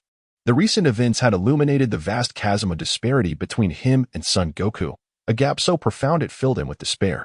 Contemplating Goku's terrifying prowess, Cell suppressed his aura and began surveying his surroundings, seeking the two androids to revert to his complete form and devise a new strategy. To his dismay, the two androids were no longer on the island. Cell's mind raced, contemplating his next course of action. That Son Goku bore a halo above his head, and it appeared he did not recognize Cell. Could it be that Cell, having experienced time travel, instantaneously deduced that this Son Goku hailed from a different realm? In an instant, other thoughts emerged. Thus, this Son Goku must have come from the future. The halo above his head could signify his demise. So, he comes from a future where I have defeated him? However, Cell shook his head, continuing to ponder. That could not be the case. For this Son Goku did not know him, nor had he killed him, indicating he originated from another world. Moreover, it seemed he was not here for Cell. Yet, the existence of someone stronger than himself was indeed troubling. As Cell's mind raced, He contemplated how to vanquish this Son Goku. As the ultimate being, he would not permit anyone to surpass him. Assessing his current state, he mused, I still possess the wisdom of my former self, meaning my cells have retained the memories of past sensations. Thus, I may have the means to transcend my perfect self. On King Kai's planet, the sudden appearance of Son Goku and Son Goten startled King Kai. Consequently, Son Goku recounted the events surrounding the investigation into the time vortex, leaving King Kai utterly baffled. After a moment of contemplation, North Kai replied, I apologize that you have come to inquire. I am not well versed in matters concerning the time vortex. That is likely knowledge reserved for the Supreme Kai. Son Wukong's son, Goten, appeared momentarily taken aback as he inquired, So? Does this mean we are unable to return for the time being? The North Kai felt a tinge of embarrassment, as he had initially requested the assistance of these two from another realm, yet now found himself powerless to facilitate their return. Suddenly, a spark of inspiration ignited within the Kai's mind, and he exclaimed, Perhaps you could seek the counsel of the Eternal Dragon. Upon hearing this, Sun Wukong felt a surge of curiosity within him, prompting him to inquire. Indeed, the dragon possesses many extraordinary abilities. But does it truly have the power to influence parallel worlds? The North Kai wiped a bead of cold sweat from his forehead, shaking his head as he replied, Although no one has attempted it yet, I believe the dragon should possess such capabilities. Sun Wukong the Angel remarked. Such matters could easily be clarified by inquiring with the celestial deities or the Grand Elder of Namek. However, if even Lord Kai is unable to resolve this issue, then it is likely that the dragon will find it exceedingly difficult to accomplish such a feat, Sun Wutian remarked. In truth, if the dragon Shinran proves unfeasible, we are not devoid of alternatives. Perhaps we could seek the assistance of Trunks. Upon mentioning Trunks, King Kai appeared enlightened and responded, Indeed, indeed. That Trunks is the one who traversed through time using the time machine. If all else fails, you may certainly enlist his help. Sun Wukong, the angel, glanced at Sun Wutian and remarked with a smile, The knowledge within your mind is occasionally quite useful. Therefore, I entrust you with the task of seeking out Trunks. Sun Wukong Tian inquired, Am I the only one going? Is father not accompanying me? Sun Wukong, the angel, shook his head and remarked, Although this place is not our realm, I have long since departed from the mortal coil. It is ultimately impermissible for me to linger on earth, and besides, your words should suffice to resolve this matter. Sun Wutian nodded and said, Very well. I shall investigate the earth shortly. For now, however, I have a few inquiries I wish to pose to you. Sun Wukong adeptly settled beneath the tree and, with a smile, remarked, When it comes to matters of cultivation, there is little more I can impart to you. What remains is for you to comprehend on your own. Sun Wukong scratched his head and remarked, Though that may be the case, Father, you have undoubtedly blazed the trail and possess a wealth of experience. Sun Wukong shook his head and said, Indeed, there are lessons to be learned from cultivation, yet to truly become a martial artist, one must discover their own path. Wutian, you have performed admirably thus far. I now hope you will continue to advance and ultimately surpass me. Upon hearing this, Sun Wukong's initial surprise quickly transformed into determination as he clenched his fists and remarked, Although surpassing my father seems an arduous endeavor, it is a challenge I must nonetheless embrace. Sun Wukong gazed at Sun Wutian with a serene expression and remarked, Whether it was during our time together in training or your studies on the planet Adrelent, you have performed admirably. What you now lack is the ability and courage to explore independently. However, these are lessons I cannot impart. Therefore, from this point forward, whether it be the transformation into Super Saiyan 3 or the subsequent transformations of Super Saiyan 4 and Super Saiyan God, it is solely upon you to achieve them. Sun Wukong's son, Goten, widened his eyes in disbelief. Father, you actually know about Super Saiyan 4 and Super Saiyan God? Sun Wukong, the angel, smiled and said, This is all information you have imparted to me. Son Goten appeared somewhat bewildered. He indeed did not recall discussing the matters of Super Saiyan 4 and Super Saiyan God with his father. After all, he had previously been unaware that his father had already achieved the transformation into Super Saiyan 3. Observing Son Goten's perplexed expression, Goku remarked, During that occasion when I touched your head, I not only sensed your soul in physical form but also fragments of memories, among which seemed to be references to Super Saiyan 4 and Super Saiyan God. Sun Wukong nodded and said, So, Father has a general understanding of how to reach that level, does he not? Sun Wukong shook his head and remarked, Some matters cannot be comprehended merely by sight. especially since I have only glimpsed fragmented images, leading me to understand that those two realms may exist. However, the path to reach them requires gradual exploration. Very well. Sun Wutian nodded in agreement, having realized through his own training that many things cannot simply be known by knowledge alone. Just as he was aware of the Zizai Ji Gong and the Super Saiyan Blue, he still needed to continually explore while in the Super Saiyan 2 phase. Thus, Sun Wutian engaged in a discussion with his father regarding various aspects of the Super Saiyan, a conversation that extended throughout the day. Meanwhile, the waves of earth ebbed and flowed, cascading upon the shore, quietly ushering two figures onto the beach. Android 17, are you all right? The golden-haired beauty struggled to rise, yet seemed devoid of strength, collapsing onto the sand once more. Similarly, the man beside her wrestled to regain his footing, cursing under his breath, "Damn that monster. Our power should be limitless, yet here we are, unable even to stand." These two individuals were none other than the androids 17 and 18, expelled by Cell. They had awakened prior to Cell, intending to eliminate him directly. However, for reasons unknown, they found themselves utterly powerless upon awakening, rendering them incapable of vanquishing Cell. Consequently, the androids had no choice but to retreat into the water, seeking to evade Cell for the time being. Yet, until now, their energy had not yet replenished. Android 18 spoke, "It seems we have lost our previous strength, but Cell will not let us go. What should we do next, 17? Android 17 rolled onto his back on the beach and replied, "Do not worry. Our eternal energy cores still exist. The lack of restored energy is likely due to Cell's prior absorption. We should recover soon, and as for Cell, I suspect he may have more pressing matters to contend with." Android 18 sat on the beach and remarked, "Are you referring to the individual who defeated Cell and caused our separation? But that person did not eliminate Cell." Android 17 nodded, "That suffices. It at least indicates that there are individuals on this planet capable of suppressing Cell. We merely need to restore our strength gradually and then seek our chance for vengeance." Veiled within Android 17's words was a profound anger. He had always prided himself on being the ultimate invincible warrior. Yet he had suffered a significant setback at the hands of Cell, a notion that left him unsettled. Suddenly, a soft sound echoed near the two androids, followed by a voice declaring, "It appears I am fortunate, having found you two before anyone else." Androids 17 and 18 turned abruptly to see a green creature before them, the ultimate warrior created by Dr. Gero, known as Cell. The moment they laid eyes on Cell, both androids became alert, struggling to assume a defensive stance, yet their exhaustion hindered them. Cell laughed maniacally, releasing his aura as he approached the androids, exerting immense pressure upon them.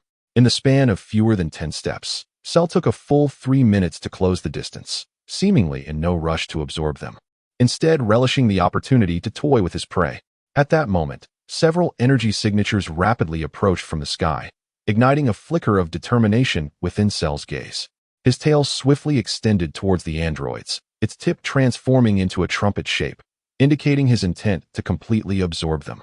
In a flash, a circular energy blade sliced through Cell's tail at an astonishing speed. Sun Wukong, along with Sun Gohan and others, arrived just in time, positioning themselves in front of the androids, confronting Cell. Cell, taken aback, stepped back 2 paces and exclaimed, "Impossible. You lot should be on another planet."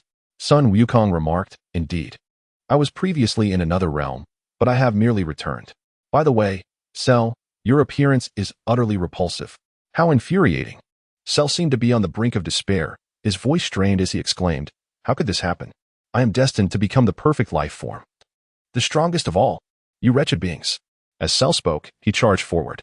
In an instant, Sun Wukong transformed into a Super Saiyan and delivered a powerful blow that sent Cell crashing into the sea. He declared, "While I am eager to battle your complete form, I cannot stand idly by while you absorb others." Soaring from the water, Cell, seething with rage, glared at Sun Wukong and roared, "Sun Wukong, do you not possess the dignity of a Saiyan? Are you truly intent on eliminating me while I am at my weakest? Do you not feel any regret?" Sun Wukong chuckled and remarked, "Regret, indeed, exists. I truly wish to engage in a thorough battle with your complete form. However, I cannot simply stand by while you absorb innocent lives. Moreover, I have not expressed any intent to kill you, as we are destined to face each other in a decisive battle the day after tomorrow." Frustrated by Sun Wukong's words, Cell retorted, "What is this? A facade of benevolence? If I am not in my complete form, then what is the purpose of our battle? Besides, how can these two androids be considered innocent? In our world, they have unknowingly caused the destruction of countless lives.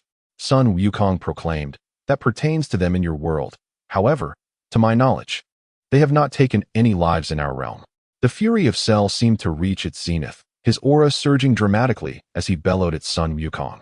Since you refuse to grant me the opportunity to revert to my perfect form, then let us descend into hell together. With a resounding roar, Cell's body inflated like a balloon, his colossal energy spiraling outward like a tempest. Piccolo was the first to react, exclaiming, "Old son, quickly stop that guy. He intends to self-destruct." Before Piccolo could utter a sound, Sun Wukong had already surged forward, his Kamehameha energy wave fully charged between his hands. In the next instant, a vibrant azure wave of energy engulfed Cell's form. A deafening explosion reverberated at that moment, and a searing shockwave radiated outward in ripples.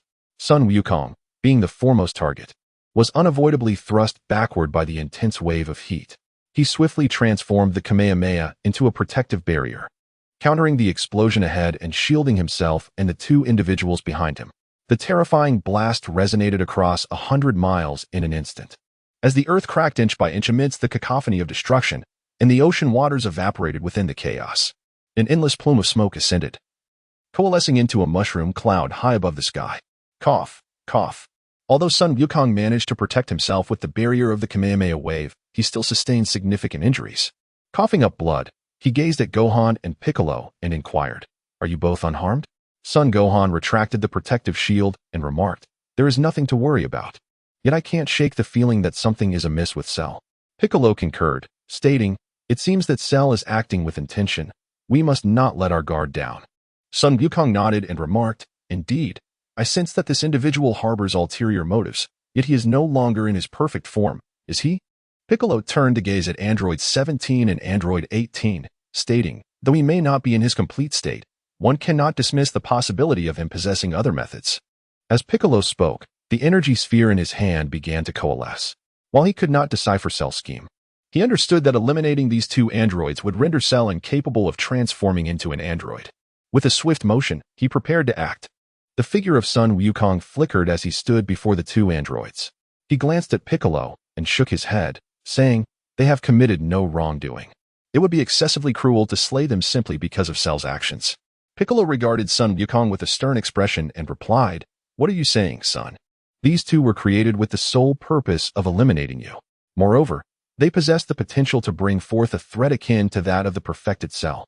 Sun Wukong remarked, "Even so, they have ultimately done nothing, and they had indeed spared you previously, had they not?" Piccolo responded, "What of Cell? I cannot believe that such a cunning creature would so readily meet his demise. He must be lurking in the shadows. Once he absorbs these two androids again, it will spell trouble."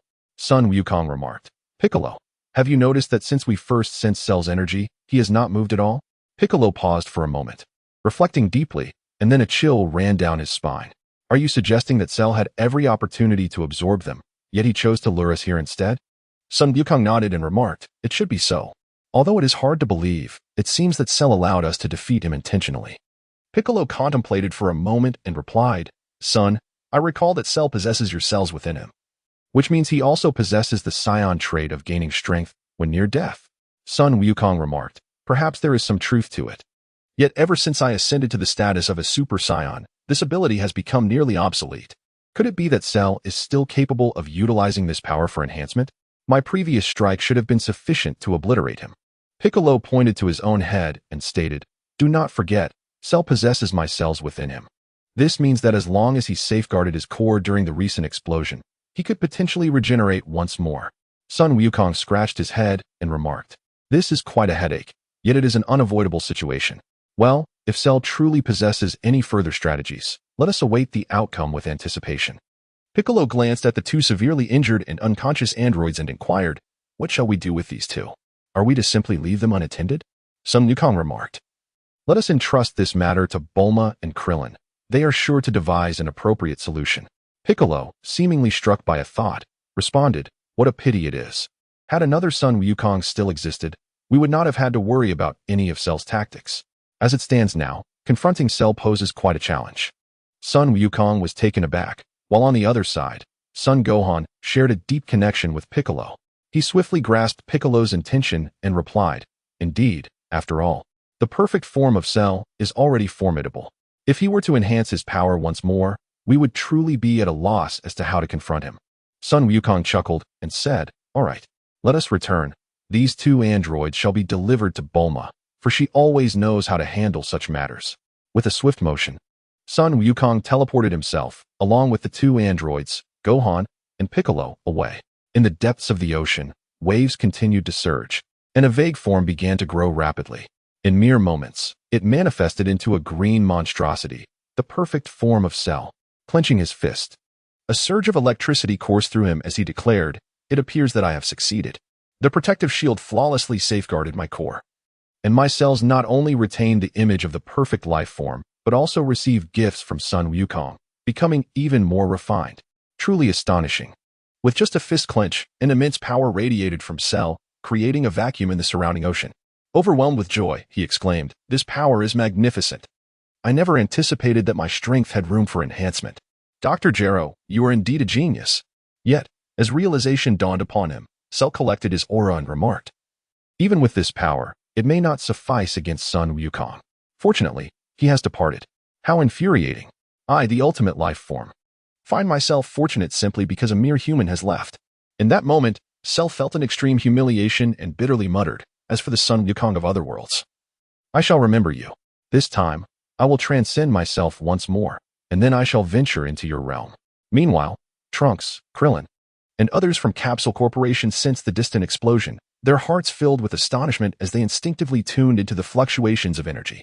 After a while, Krillin said, "Did you feel that, Trunks? Cell's energy seems to have vanished." Trunks replied, "Yes, although Mr. Wukong's energy has weakened, it appears there is no cause for concern. It seems Cell's situation has been resolved." Krillin sighed in relief, as the weight of the past days had been suffocating. Now, with Cell's energy truly dissipated, a sense of comfort washed over him. Yet, he couldn't help but recall Android 18, unconsciously touching his cheek, his mind drifting to that teasing kiss she had bestowed upon him. After a while, Sun Wukong and the others materialized in Capsule Corporation, accompanied by the two androids that Cell had previously absorbed. Initially relieved to see that Wukong and the others were safe, Krillin's gaze soon shifted to Android 17 and Android 18, particularly focusing on Android 18. Trunks inquired, "Weren't they absorbed by Cell? How have they reappeared here?" Sun Wukong remarked, "It appears that Cell has encountered a formidable adversary. These two androids were forcibly separated." Trunks replied, "A powerful opponent. Could it be another Mr. Goku?" Piccolo responded, "It is likely, on this Earth, the only one capable of bringing Cell to such a state is indeed him." Krillin, upon seeing that Android 18 was unharmed, felt a sense of relief wash over him. However, noticing how well-matched she seemed with Android 18, he felt a pang of discomfort in his heart. He turned to Sun Wukong and asked, "So, Goku, did you all directly deal with Cell?" Sun Wukong shook his head and remarked, "I merely intervened to prevent him from absorbing these two artificial beings. It is he who has chosen to self-destruct, and besides, that rascal Cell may not be dead after all." "What?" Trunks exclaimed with astonishment, "But we distinctly sense Cell's energy fading away." Sun Wukong remarked, "The disappearance of his energy does not signify that Cell is entirely vanquished. He might simply be concealing his presence." Krillin interjected, "Even if Cell were alive, it poses no significant threat, for these two androids are present, and the imperfect Cell is not as formidable." Trunks, seemingly enlightened, asserted, "Indeed, as long as we eliminate these two androids, Cell can never achieve his perfect form." True to his decisive nature, Trunks turned to obliterate the androids, aiming to preclude Cell from attaining perfection. Krillin swiftly positioned himself before the androids, exclaiming, "Trunks, do not act so rashly. Perhaps there are alternative methods to thwart Cell." Suddenly, a familiar energy surged forth, prompting Sun Wukong, Gohan, Trunks, Piccolo, and Krillin to simultaneously direct their gazes towards the source, for they had all sensed Cell's presence, albeit fleetingly. Sun Wukong clenched his fist and remarked, "It appears that Cell indeed possesses some strategy. He has not only reverted to his perfect form, but has become even more formidable than before. This certainly complicates matters." Trunks also abandoned the idea of eliminating the two androids. After all, with Cell having returned to his perfect state, killing the two androids now seemed futile. He stated, "Perhaps we could enlist the aid of Mr. Wukong. As long as he is willing to intervene, Cell will be no challenge at all." Sun Wukong shook his head and remarked, "It is not so simple. Although another version of myself is formidable, he does not belong to our world. Nor is he a being of the earthly realm. We must not rely too heavily on such power, for it is intrinsically tied to our own domain. Trunks paused momentarily and replied, but isn't there an issue? Regardless, our aim is to restore peace to the world, is it not? Sun Wukong continued, indeed. We must prepare diligently, for the battle against Cell is upon us in just 2 days. Rather than relying on another version of myself, we should contemplate how to vanquish Cell through our own strength. After all, he is but a fleeting presence. We cannot perpetually depend on the power of others. Trunks. This is a lesson you must grasp. While we can instruct you in the ways of cultivation and combat, we cannot perpetually fight your battles in your world. As Trunks pondered Wukong's words, the figure of Sun Goten suddenly materialized before them. He surveyed the gathered group and inquired, I see everyone is here. Has something occurred? Sun Wukong remarked, indeed, certain events have transpired. Wutian, is it? Have you come here with a purpose? Sun Goten remarked, it seems that my father and I cannot return. So I wish to implore Shenron to send us back, or perhaps to borrow Trunks' time machine. Piccolo responded, although Shenron possesses the ability to accomplish many astonishing feats. To my knowledge, he lacks the power to interfere with the fabric of time, and it is inconceivable that he could assist you in returning to your original world. Although Sun Wukong had long harbored suspicions, he still felt a tinge of disappointment. He turned to Trunks and inquired, what about you, Trunks? Could you lend us your time machine for a while? Trunks shook his head and replied, I wouldn't mind lending you the time machine, but unfortunately, the energy within it is solely sufficient for my return. Moreover, the settings of the time machine are configured for our world, and I am uncertain how to adjust the time and location to reach your realm.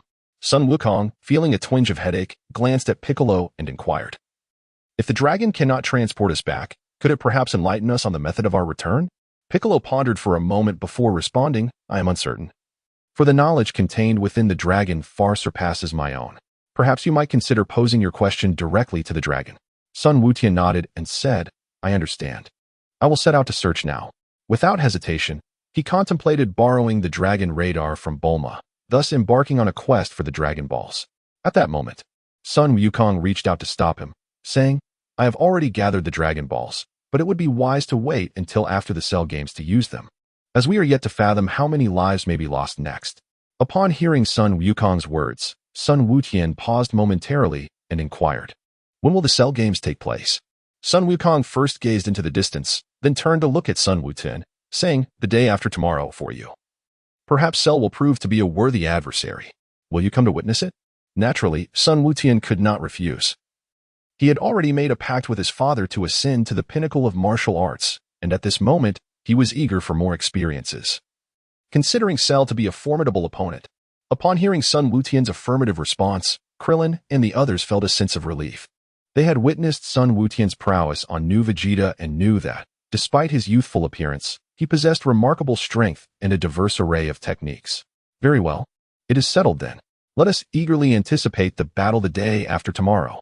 Sun Wukong remarked, glancing at the group before smiling at Gohan. Gohan, let us return home now. Sun Gohan glanced at Sun Goten, then at his father, and finally spoke. Father, why don't you return home for now? I wish to get to know Goten better. Sun Wukong nodded and said, I shall take my leave now. Remember to return early. We wouldn't want Chi-Chi to worry. Rest assured, father. Sun Gohan waved goodbye to his father. With a swift burst of golden energy, Sun Wukong soared into the sky, heading towards the direction of Baozi Mountain. The golden radiance gradually faded from sight until it was nearly indistinguishable. Trunks finally turned away from that direction and addressed the 2 androids, saying, how do you intend to handle these 2 androids? If left unchecked, they may pose a threat to the world once again. Before Piccolo and Sun Gohan could respond, Krillin interjected, they no longer seem to be a significant threat, do they? Both Goku and Vegeta far surpass these 2 androids. They are unlikely to stir any trouble. Moreover, I can't help but feel that these androids are not inherently evil. Perhaps they are merely ordinary individuals who have been wronged by Dr. Gero. Sun Goten chuckled at Krillin's earnest defense of the androids and remarked, one cannot generalize the nature of good and evil across worlds. Perhaps, in this realm, the androids are not entirely malevolent. Nevertheless, I believe they require guidance. It is unrealistic to expect the androids to become virtuous on their own. Upon hearing Sun Goten's perspective, a glimmer of joy flashed in Krillin's eyes, while Trunks queried, But appointing someone to guide them is another dilemma, isn't it? After all, they are androids, the remnants of devastation in our world. Piccolo glanced at Krillin and suggested, since Krillin believes the androids are merely victims of circumstance, I think it best to entrust their guidance to him. This proposal left Krillin somewhat flustered and even a tad flushed. Sun Wukong gazed at Krillin for a moment, then suddenly chuckled, looking at Uncle Krillin. Could it be that you have a fondness for Android 18? What? Upon hearing Sun Wukong's words, Krillin felt a pang of panic, instinctively taking 2 steps back. Then, in a fit of flustered anger, he slapped Wukong on the head, exclaiming, "Don't exaggerate. You rascal. I merely wish to be friends with her." Observing the increasingly peculiar expressions of his companions, Krillin's voice dwindled to a whisper, "Just friends, after all. How could wanting to be friends be construed as affection?" Krillin continued to justify his actions, lamenting about the plight of those who merely seek friendship, while his friends erupted into laughter at his bashful demeanor. In that moment, the atmosphere was imbued with a jubilant spirit. "Hey, you lot, where are we?" Just then, a voice emerged from behind as Krillin, still flustered, turned around. Son Goten was initially sharing in the laughter of those around him when he noticed the awakening of Android 17 and Android 18. A slight tension crossed his countenance as he remembered that these were not the androids from his own world. Before anyone else could speak, Piccolo reacted first. Standing before the 2 androids, he stated, "This is Capsule Corporation, and you should be grateful to Krillin. Without his intervention, surviving under Cell would not have been so simple for you."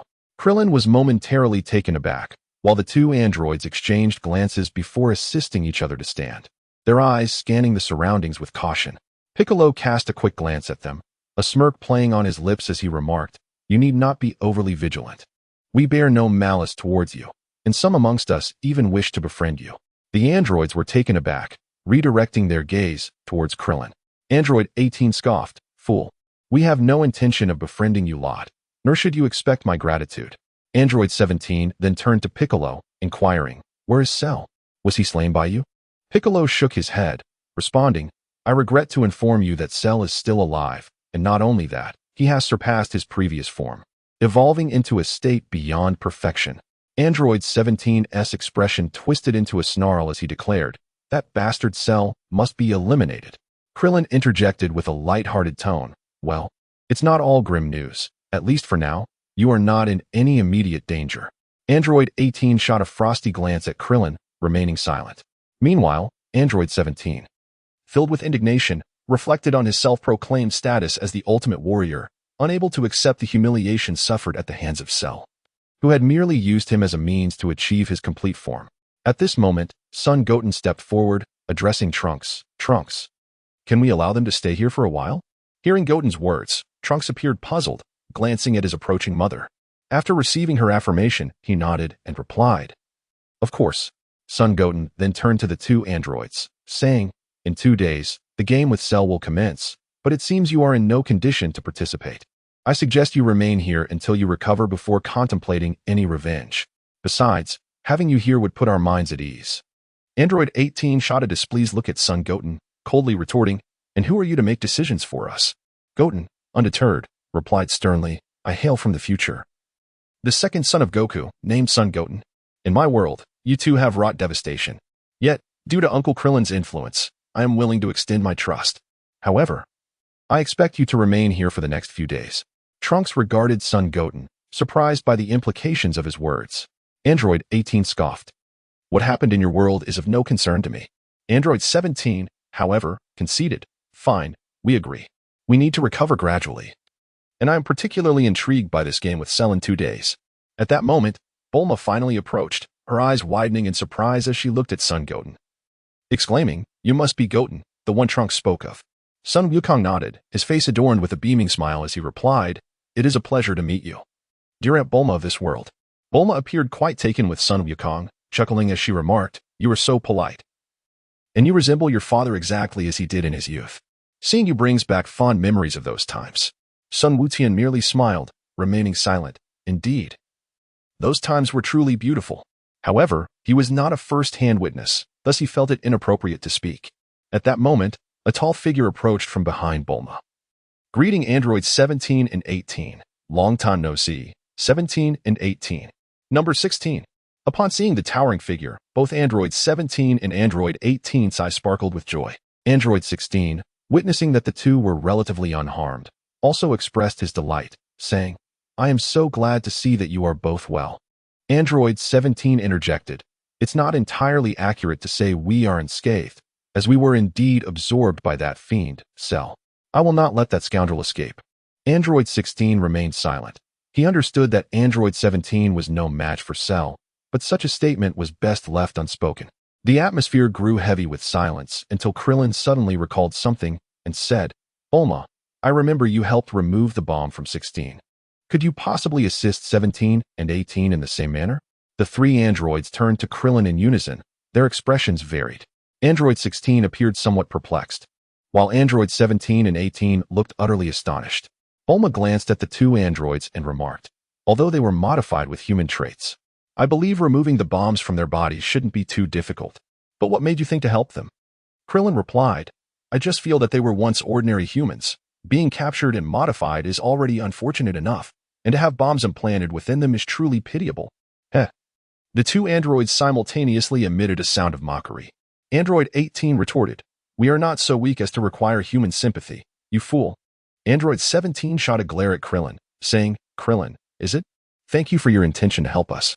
In return, I must advise you that if you truly wish to pursue 18, you cannot remain so silent."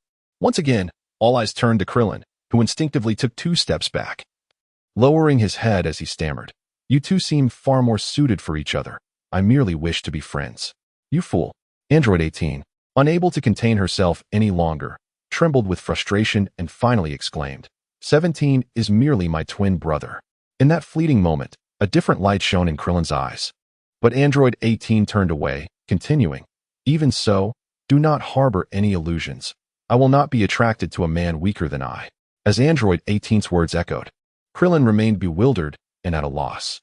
As Sun Wukong gazed at the Android 18 from the side, a sigh escaped his lips. He was acutely aware that 18 had already developed feelings, and it was merely a matter of time before she bore Krillin's child. Observing Krillin's situation, Sun Wukong felt a mixture of blessings and a tinge of envy. Yet, it was only a faint emotion, once. He had indeed admired 18's beauty and even aspired to find someone like her to raise a family with. However, that notion dissipated entirely after he was soundly defeated by 18 in their last encounter. After engaging in a rather unfruitful exchange of pleasantries, the two androids ultimately consented to the removal of their bombs. Bulma seized this opportunity to conduct further research on the androids. Following this, there were no significant developments until Trunks finally spoke up. "Wukong, from what you just mentioned, it seems that you and Mr. Goku hail from a future world that bears resemblance to mine." After a moment of contemplation, Sun Wukong replied, "It is likely only a resemblance. Judging by your appearance, your world at least does not include me." Trunks nodded, seemingly lost in thought, his eyes reflecting a sorrowful reminiscence. "Indeed, in our world, the only ones capable of battling the androids were me and Gohan. Moreover, Gohan fell in battle 4 years ago." Sun Wutian sighed and remarked, "Perhaps this is the fate of different worlds. However, due to your influence, this realm seems to be moving towards a more favorable direction." Trunks nodded in agreement, stating, "This is precisely what my mother and I hope for. Although we cannot alter our world, we yearn for a reality devoid of such despair." Observing the pain yet resolute expression on Trunks' face, Sun Wutian could no longer contain himself and said, "Perhaps there are indeed ways for your world to change. After all, the planet Namek still exists in your universe." Trunks shook his head and replied, "I was already aware of that. But I recall my mother mentioning that the dragon cannot resurrect individuals who have been deceased for more than a year. In our world, everyone has been gone for over 15 years. 15 years. Son Goten pondered for a moment and remarked, 15 years is indeed a considerable span. Yet it is essential to make an attempt. After all, certain matters can only reveal hope through experience. My brother and I have exerted considerable effort to extricate our world from despair." Trunks, reflecting on Son Goten's words, took a while before responding. "Though it may be rather impertinent, could I kindly request you to share the events of your world, Goten?" Son Goten smiled and said, "Of course. It's nothing to be ashamed of." He then recounted the events that transpired in his world in great detail. Trunks gleaned various insights from the account, his heart swelling with joy as Goten's experiences made him realize that he might indeed have the power to resurrect those valiant warriors of yore. Upon hearing the tales of son Goten and his companions, Trunks felt a twinge of nostalgia. He gazed at Goten for a long moment and remarked, "How wonderful it would be if our world had you. Then no one would have to perish." Son Goten remarked, "Though your world lacks my presence, it is indeed fortunate. At least you have continuously fought, not only safeguarding countless individuals of the future, but also traversing time to rescue a past that was destined for despair." At that moment, Son Gohan approached to console Trunks, saying, "Indeed, Trunks, you have been remarkable. If it weren't for you, we would have long been vanquished by the androids." Trunks nodded in agreement and declared, "Regardless, I shall persist. I must eradicate all the androids in our world and restore peace for everyone. Keep it up, Trunks. And remember to protect your world going forward."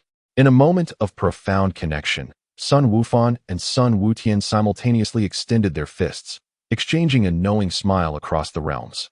Trunks, momentarily taken aback, soon joined them in this gesture, declaring, "You too must protect your own world." Indeed, though uttered by two voices, their response resonated in harmonious unison. The three fists collided, and in that instant, the hearts of these young warriors, traversing three worlds, each made a resolute decision. In the ensuing days, each embarked on their individual paths. Sun Wufan maintained his Super Saiyan form, accompanying Dandy in the temple. Trunks trained alongside his father, either in the temple or at home, while Sun Wutian returned to King Kai's planet, delving deeper into the study of Super Saiyan 2. It was there that he discovered his father was already preoccupied with his own endeavors involving his tail. At that moment, Sun Wukong was utterly astonished. He even felt that his father was somewhat unscientific. How could one aspire to attain the 4th level of Super Saiyan without having encountered Majin Buu? Upon inquiring, he discovered that his father was not exploring the path to becoming a Super Saiyan 4, but rather striving to perfect the Super Saiyan 3 transformation. Although Sun Wukong felt a sense of relief, he still regarded his father with a sense of awe. For perfecting Super Saiyan 3 was a feat that even the original Sun Wukong had not accomplished. Of course, later on, his father did master the transformations of red, blue, and white, rendering Super Saiyan 3 largely obsolete. After receiving a slight setback from his father, Sun Wukong devoted the following days to training and studying Super Saiyan 2. Having made a pact with his father, he resolved to exert every effort to catch up and even surpass him. Time and training flew swiftly, and before long, it was the day of the Cell Games. Sun Wukong, the angel, remained on King Kai's planet, where he could still watch the live broadcast. Sun Wukong's son, Sun Wutian, proceeded directly to the scene. Although he did not intend to partake in the battle, witnessing high-level combat was undoubtedly beneficial. After all, cultivation is not solely about rigorous training. It also necessitates practical experience. Only through extensive exposure and accumulated wisdom can one achieve remarkable results with half the effort. On May 26, 767 in the Age of the Gods, the sky was clear and a rare, beautiful day unfolded, with not a cloud in sight. Everyone understood that today was pivotal for the fate of humanity, as the Cell Games were set to commence. In the outskirts of the 5th District, the perfect form of Cell stood resolutely on the arena, awaiting the arrival of the crowd. However, at this moment, his mindset had transformed entirely from before. Previously, Cell had approached the event with a playful disposition, relishing the torment of humanity before ultimately leading them to their demise in fear. Yet now, his singular desire was to engage in a brutal struggle against formidable foes, to surpass his own limits, eliminate everyone, and ultimately seek out the source of his humiliation, Sun Wukong. Before the arrival of Sun Wukong and his companions, the human hero Mr. Satan made his entrance, engaging in various provocative gestures that elicited profound annoyance from Cell. However, Cell had long since resolved to annihilate the world, perceiving his opponent merely as a clown for his amusement. Shortly thereafter, Vegeta arrived, fixing a steely gaze upon Cell without opting to engage directly. Following him were 3 androids who flew in from West City. They, aware of their own limitations, refrained from intervening. At last, the moment arrived. Upon sensing the presence of Sun Wukong, a hint of a smile crept across Cell's lips. He surveyed the others on the battlefield, then swung his right hand, conjuring a tremendous gust of wind that swept Mr. Satan and the host away. He then called out to the approaching Sun Wukong in midair, "Come forth, Sun Wukong. Allow me to surpass my perfect form once more." Sun Wukong, Trunks, Son Gohan, and Piccolo descended simultaneously, their gazes fixed upon Cell, each one acutely aware of the fierce battle intent emanating from him. Cell turned his attention to Sun Wukong and declared, "Sun Wukong, you have finally arrived. I can scarcely contain myself any longer." As Sun Wukong and Cell locked eyes, an intense battle aura erupted in the air. He remarked, "Cell, you have indeed survived, and even emerged stronger." "Huh," Cell scoffed, responding, "Of course, I am the ultimate life form, a paragon of unmatched intellect and strength. Now, who shall engage in combat first? Naturally, it shall be the esteemed Mr. Satan, the world's #1. The host, displaying remarkable professionalism, rushed forward. Undeterred even after being flung aside by Cell, eager to prevent these ordinary individuals from meeting their demise. A flicker of impatience crossed Cell's gaze as he let out a cold snort, pointing his finger toward the host, a flash of crimson light suddenly igniting the atmosphere. Boom. Sun Wukong and the others were utterly unprepared for Cell's sudden assault. There was no time to intervene. In an instant, a figure flickered into existence, standing protectively before the host. With a swift motion, he deflected the laser skyward. It was Sun Goten, clad in an orange martial arts uniform, who positioned himself in front of the host. He gazed at Cell and declared, "It is unbecoming of a being of ultimate existence to strike at ordinary people. After all, they are destined to perish one way or another." Cell scoffed lightly, then regarded Sun Goten with a serious expression, inquiring, "And who might you be? I have no record of you here." Sun Goten remarked, "I too have journeyed from the future. I am the second son of my father, Sun Goku." Cell gazed at Sun Goten for a moment before responding, "In our realm, your existence is non-existent." "What a coincidence." Sun Goten has shrugged his shoulders and replied, "In our world, your presence is equally absent." Cell's pupils narrowed as he deduced that Sun Goten had accompanied the Son Goku from his timeline, prompting him to cautiously inquire, "What of your world's Son Goku? Why did he not accompany you?" Sun Goten remarked, "In my world, my father has already passed away due to heart disease, and thus, he will not be coming here."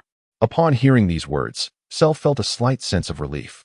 Just moments ago, he had entertained the thought of retreating to space for a period of training.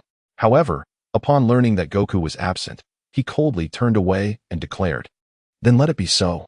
Who among you will step forward first? I must make it clear that regardless of who enters the fray, one must be prepared to face certain death." Sun Wukong cast a glance at Sun Wufan and Sun Wutian before leaping onto the arena, exclaiming, "Sheru, I shall be your opponent." "It is precisely as it should be."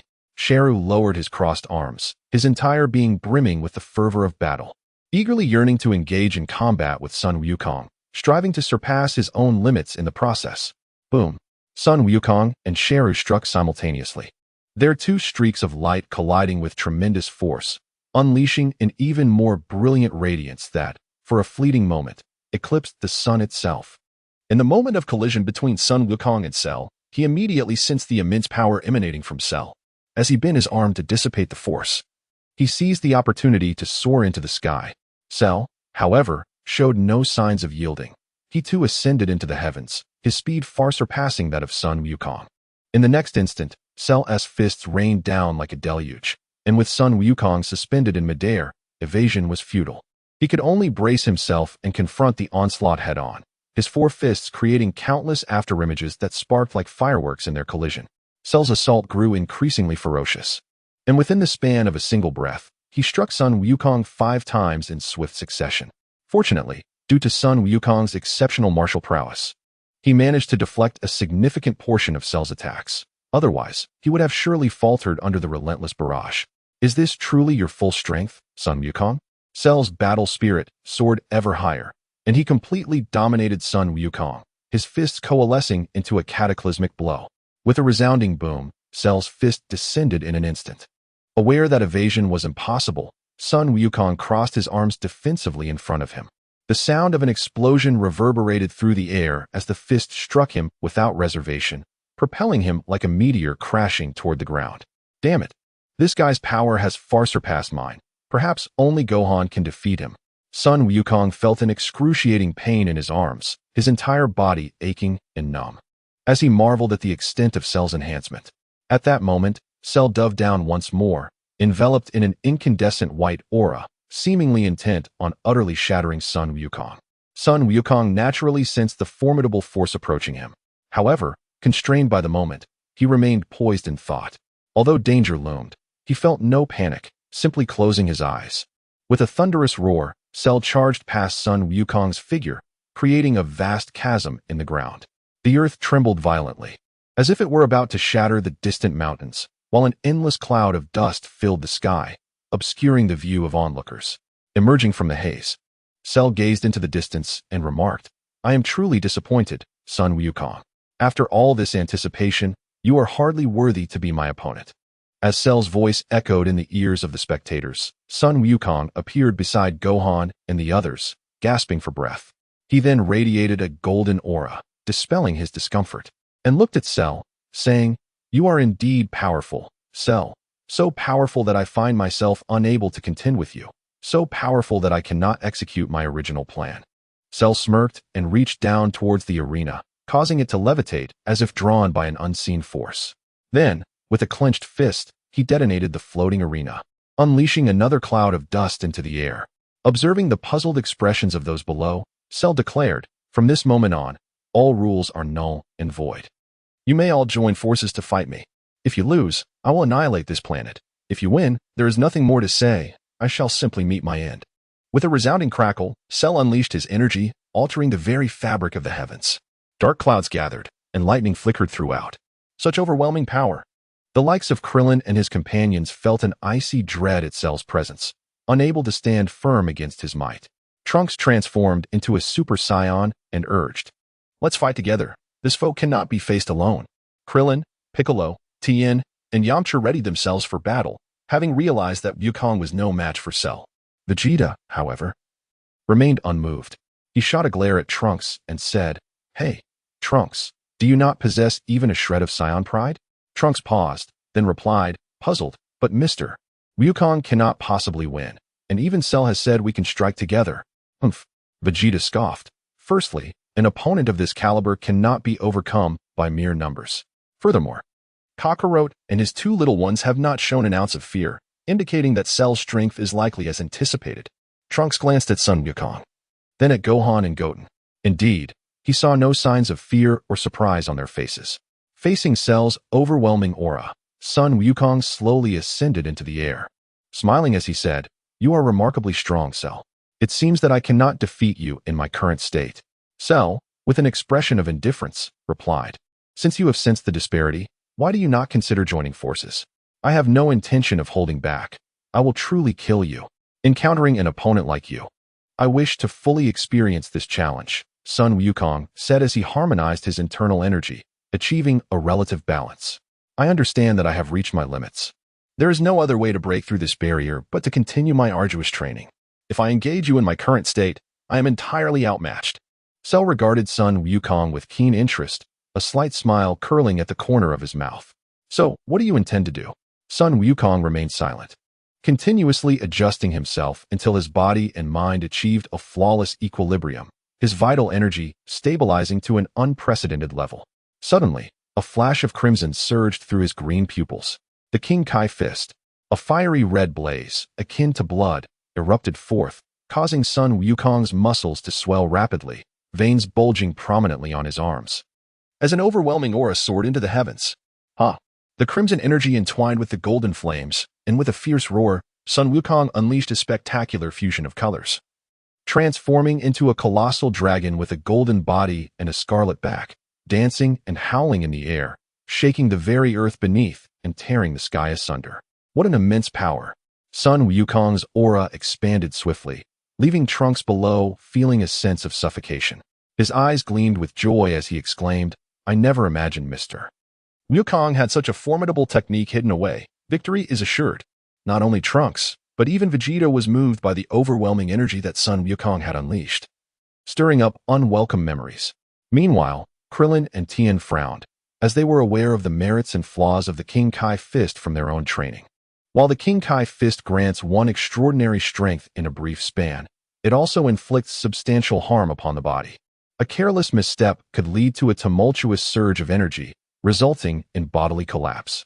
Krillin and the others understood that.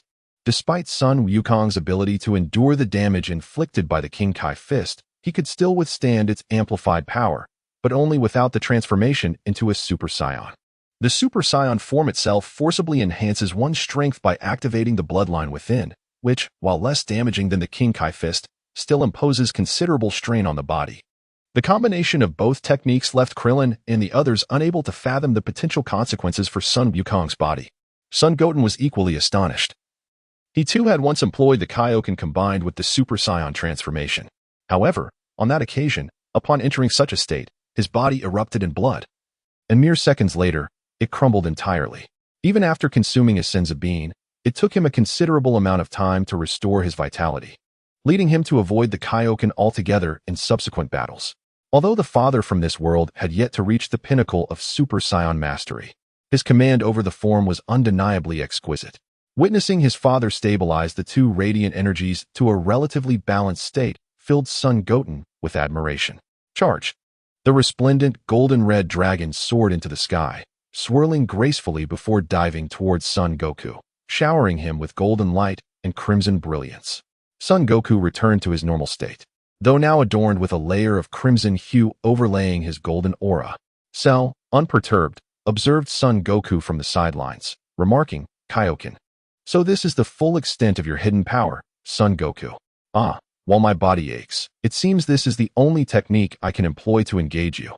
Standing opposite Cell, Son Goku's gaze sharpened significantly. I can hardly contain my excitement. With a sudden constriction of his pupils, Cell launched an immediate assault, his figure outpacing lightning and, in an instant, he was right beside Son Goku. Boom! Sun Wukong reacted with remarkable swiftness, countering at the very moment when Shara struck. Two formidable energies collided in the air, and blue lightning flickered with sparks in the midst of their clash. In the next instant, the two engaged in a flurry of combat, their figures invisible against the vast sky. However, the ground below was riddled with craters, remnants of the immense energy released during their collisions. Is that truly all your strength, even with the Kaioken? Shara bellowed, his aura surging once more, as he relentlessly overpowered Sun Wukong. His attacks were fierce, seemingly intent on bringing Sun Wukong to his demise. Though Sun Wukong's martial prowess is profound, his speed and strength are utterly overwhelmed by Sharu, rendering him unable to fully unleash his potential. Fortunately, his defense remained steadfast, allowing him to employ various techniques to mitigate the pressure and endure. His body must hold firm. Suddenly, Sun Wukong spreads his arms wide, unleashing a formidable gust of energy that radiates in all directions. He then gathers his strength and once again roars, Kaioken ×2. Whoosh! Within Sun Wukong's body, the blood surged with vigor, his muscles once again swelling, while his fair skin turned a deep crimson, resembling fresh blood. Every pore seemed to widen in an agonizing effort, as if they were on the verge of splitting apart. This time, Cell showed no intention of allowing Sun Wukong to complete his transformation. With a swift motion of his right arm, he executed a sweeping kick with his left leg, forcefully dispersing the energy waves emitted by Sun Wukong and charging forward. His goal was to drive Sun Wukong into a corner, compelling all of them to unite their strength in an attempt to force him into a state of desperation, ultimately transcending their own limits from the depths of despair. As Sun Wukong beheld Cell charging towards him, he felt a surge of astonishment, yet he remained unperturbed.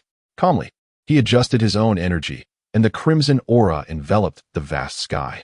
Just as Cell's fist was about to collide with him, Sun Wukong successfully completed the evolution of the Kaioken to double its power. With a thunderous crash, Cell's punch struck, sending Sun Wukong hurtling back several hundred meters. His body ignited in a fierce friction with the air, trailing a blaze of fire in his wake. "Here's a taste of your own medicine," Sun Wukong proclaimed as he halted midair, then propelled himself back with even greater swiftness, delivering a powerful punch to Cell's head. The impact resounded with a deafening roar. In an instant, Sun Wukong's speed reached its zenith. Even Cell could not react in time, being struck directly by a single punch that shattered several mountain ranges before finally coming to a halt.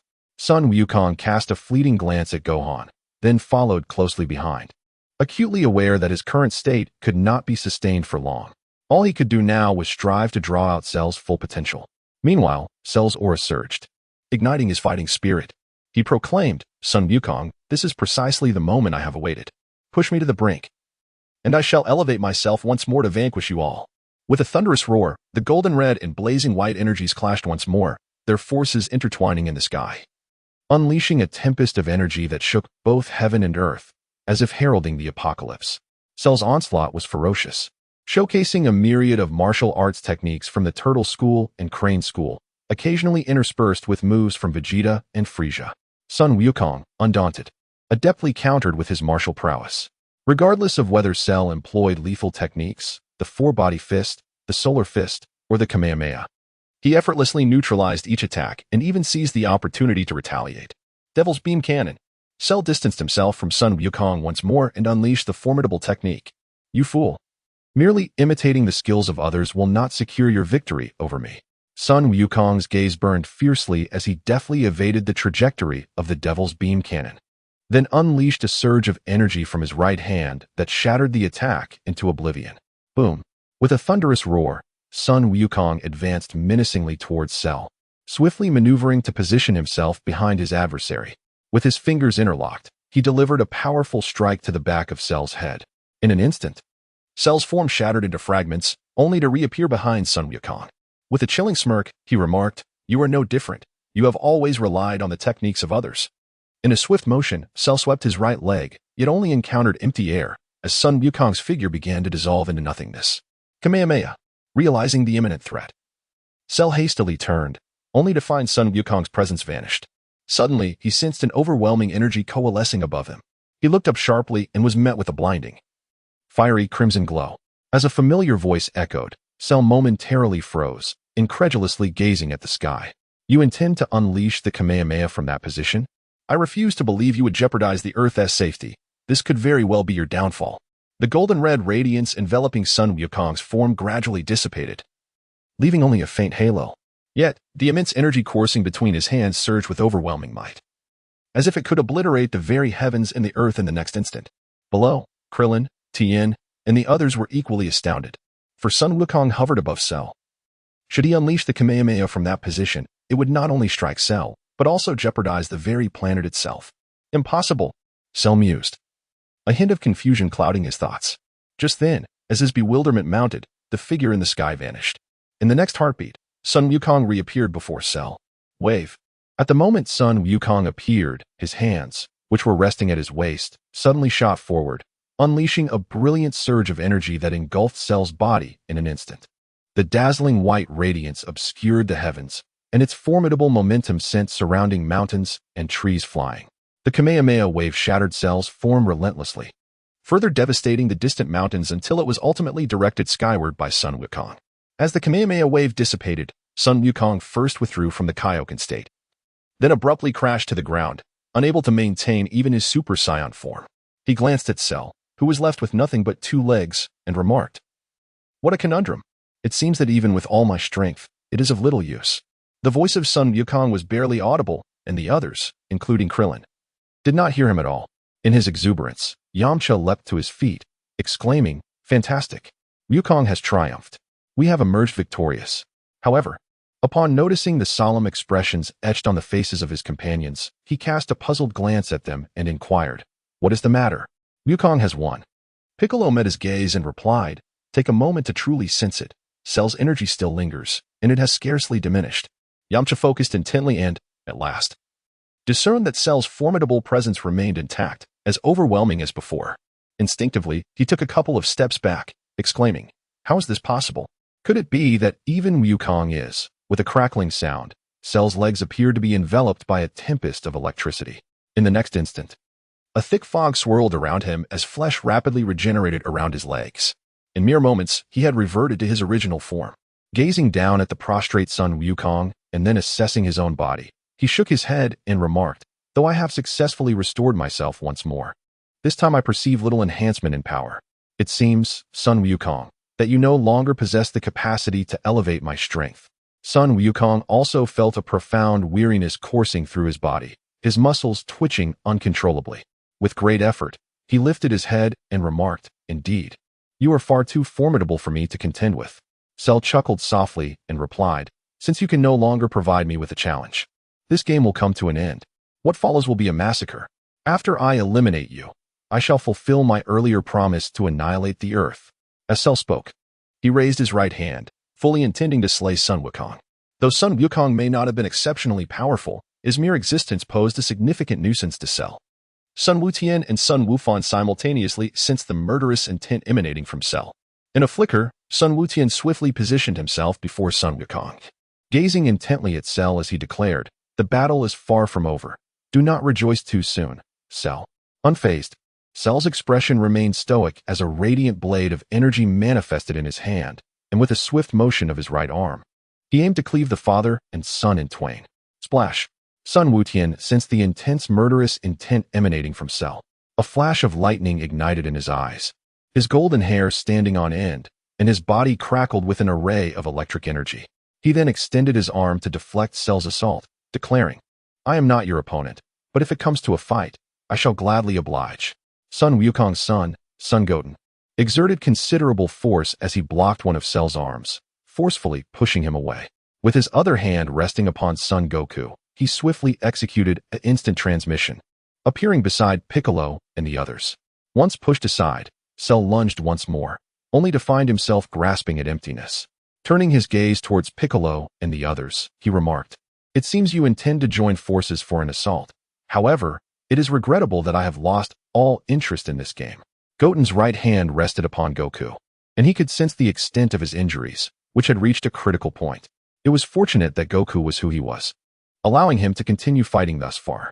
Goten closed his eyes, and a radiant white light flickered from his hand, enveloping Goku. With a resounding rush, pure energy coursed through Goku, slightly restoring his strength. He struggled to rise to his feet and nodded at Goten, expressing his gratitude. "Thank you, Goten." At that moment, Cell re-emerged before the group, observing the rejuvenated Goku. "It's futile," he declared. "No matter how many times you attempt this, it will amount to nothing. I now stand far above all of you." "Not necessarily," Goku replied with a smile, his gaze fixed on Cell. "I have a fair grasp of your power, and the next fighter to enter will completely overwhelm you." Cell felt a surge of panic at Goku's words, instinctively envisioning the haloed Goku, accompanied by an urge to flee. This thought was swiftly replaced by an overwhelming sense of humiliation. He extended a finger towards Goku, asserting, "Enough of your trivial jokes." With a swift motion, a deadly beam shot forth from Cell's fingertip, slicing through the air and hurtling directly towards Goku. Fueled by rage, the intensity of the death ray had escalated beyond that of their previous confrontation, achieving a speed and power that was almost unfathomable.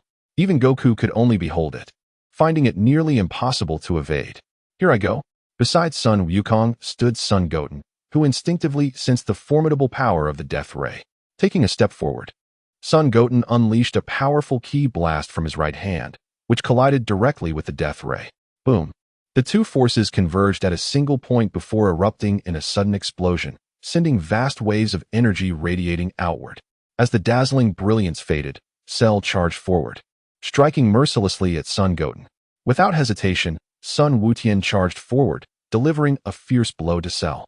However, to Sun Wutian's astonishment, Cell skillfully evaded him and instead directed his assault towards Sun Wukong and the others.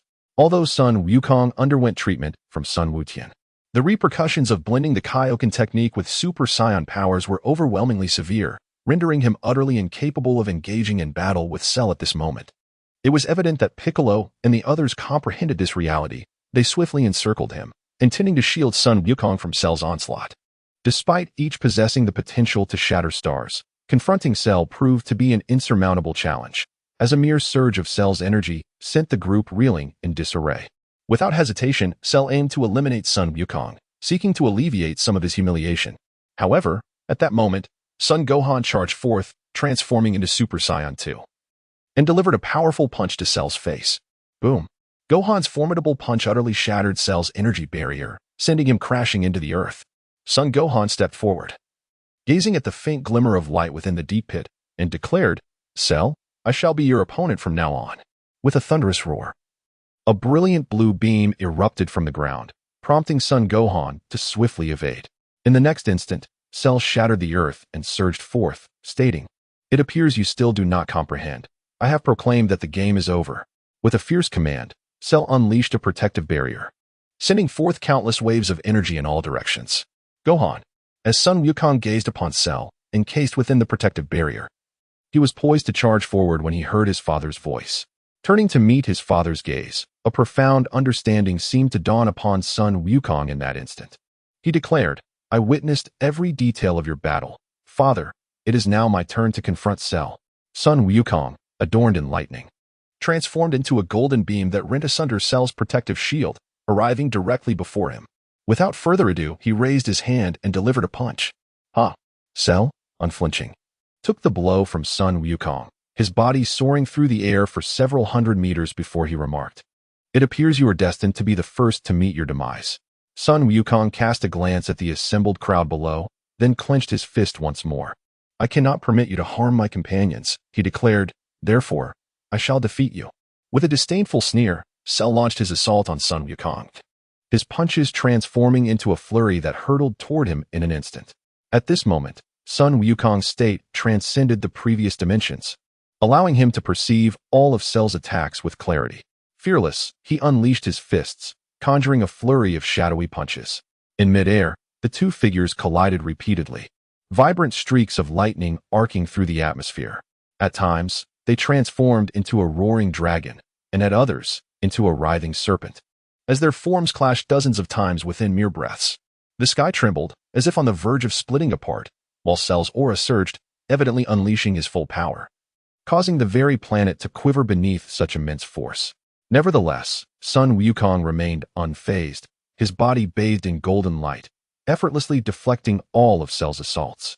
Furthermore, he managed to inflict considerable damage upon Cell on multiple occasions. Sun Wukong gazed at the two individuals clashing in the sky, a sense of perplexity stirring within him. "Gohan, what are you doing? If you corner Cell into a desperate situation, who knows what actions this fiend may resort to?" Sun Wutian expressed his confusion, remarking, "Could it be that even now, this world's elder brother is still reluctant to take a life?" Piccolo sighed and replied, "Gohan is ultimately different from Goku and the others. Even for the sake of protecting everyone, he is unwilling to harm others, not even a villain like Cell." Sun Wukong's son, Sun Wutian, felt an instinctive tightening in his chest, sensing an impending misfortune. He vaguely recalled that his brother, Sun Wufan, had once hesitated to engage in battle against Cell, only fully awakening to his true potential after their companion was attacked and the android number 16 was tragically slain. It was then that Sun Wufan unleashed a relentless assault on Cell. However, what Sun Wutian did not anticipate was that in this world, Cell had already begun his assault on their father, Sun Wukong, while Sun Wufan lingered in uncertainty. Must it truly take the death of number 16 for him to act? Sun Wukong's gaze wavered slightly as he turned to Piccolo, who glared at him and remarked, "You still fail to comprehend Gohan, do you? You are only aware of his ability to vanquish Cell. Yet, from beginning to end, you have never taken his thoughts into consideration." In a state of bewilderment, Sun Wukong gazed at Gohan in the sky and then at Piccolo, ultimately at a loss for words. Piccolo continued to observe Wukong and remarked, "Indeed, Gohan has now become the strongest among us. However, he remains fundamentally a child. He would engage in battle against Cell for our sake, yet given his nature, it would be exceedingly difficult for him to strike a lethal blow." Sun Wukong gazed at the heavens, beads of perspiration trickling down his forehead. It was at that moment he came to a profound realization of his own missteps. Yet, he found himself woefully inadequate to match the prowess of Cell and Gohan. Moreover, he felt utterly powerless to amend the errors he had committed. In the skies above, the fierce battle between Cell and Gohan raged on. Although Gohan possessed a slight edge in strength over Cell, such power was gravely limited. As Cell's desire for combat intensified, Gohan gradually found himself on the defensive. Eventually, Cell's frustration began to mount, for he sensed that Gohan's attacks were devoid of any murderous intent, consisting merely of unremarkable offense and defense. With a thunderous voice, he bellowed, "Hey, Gohan, what are you doing? If we've begun this fight, then fight with all your might. Otherwise, I shall take the lives of those down below." Upon hearing this, Son Gohan's expression transformed in an instant. With his left hand, he caught Cell's fist, while his right hand swiftly clenched into a fist. In a fleeting moment, he broke through Cell's aura and drove his fist directly into Cell's abdomen. Cell experienced a surge of excruciating pain, staggering back 2 steps, a trickle of purple blood escaping from the corner of his mouth. Yet, there was no anger on his face. Instead, a hint of delight appeared. Wiping his mouth, he launched another punch, exclaiming, "This is how it should be." What was that earlier display? Son Gohan charged forward with equal fervor, and the two engaged in a fierce clash once more. Their speed and strength reached an apex, rendering them almost imperceptible to the majority of onlookers. The battle raged on for an indeterminate duration, until finally, Cell began to exhibit signs of fatigue. Seizing the opportunity, Sun Gohan unleashed a dragon fist that shattered Cell's jaw, sending him staggering back 2 paces as he gasped for breath. Sun Gohan did not pursue. He merely gazed at his own fists and then turned his attention to Cell, stating, "You can no longer defeat me, Cell. Yet, I truly do not wish to take a life, even in the face of a villain such as yourself." Sun Wukong, Sun Wutian, and Piccolo simultaneously sensed an unsettling shift in the atmosphere. They were acutely aware that Cell embodied the essence of a being who flourished in prosperity, yet felt like an orphan in adversity. Moreover, Cell had been grappling with a distorted psyche ever since his previous defeat. Huh? Cell responded to Sun Gohan's words with a bewildered expression. Despite a noticeable decline in his energy, his demeanor grew increasingly frenzied as he nearly roared. "The notion that you could vanquish me is utterly laughable. Do you truly believe you can challenge me? I am the ultimate life form. In any universe, in any dimension, there should be no adversary for the ultimate life form." Sun Wukong gazed intently at Cell, as if he had come to a profound realization. A golden aura enveloped his entire being, surging with energy. In a sudden burst, he unleashed a powerful punch infused with golden energy. In that fleeting moment, the very fabric of space trembled, hinting at the possibility of a rupture. In an instant, Sun Wukong's iron fist arrived before Cell, causing Cell's form to shatter into fragments. Sun Wukong's punch struck nothingness, and sensing something amiss, he abruptly looked up towards the sky. At the pinnacle of the heavens, Cell gasped twice before gathering a dazzling radiance between his hands. He bellowed down at Sun Wukong, declaring, "You claim you do not wish to resort to violence. If that is the case, then let us perish together with this planet." With a resounding roar, an extraordinarily potent energy converged in midair, ultimately forming a spherical orb of blinding white light, crackling with electricity and pulsating with an unfathomable strength. "Aha! Behold my full-powered Kamehameha. Should I desire it, the entire solar system shall cease to exist, and all of you shall vanish at this very moment." Cell's expression twisted into a grotesque snarl, his gaze fixated particularly on the trio of Sun Wukong and his sons, who he found utterly detestable, having provoked him beyond measure. Sun Wukong, though not the same Sun Wukong, indeed experienced an unparalleled sense of despair and an unprecedented humiliation.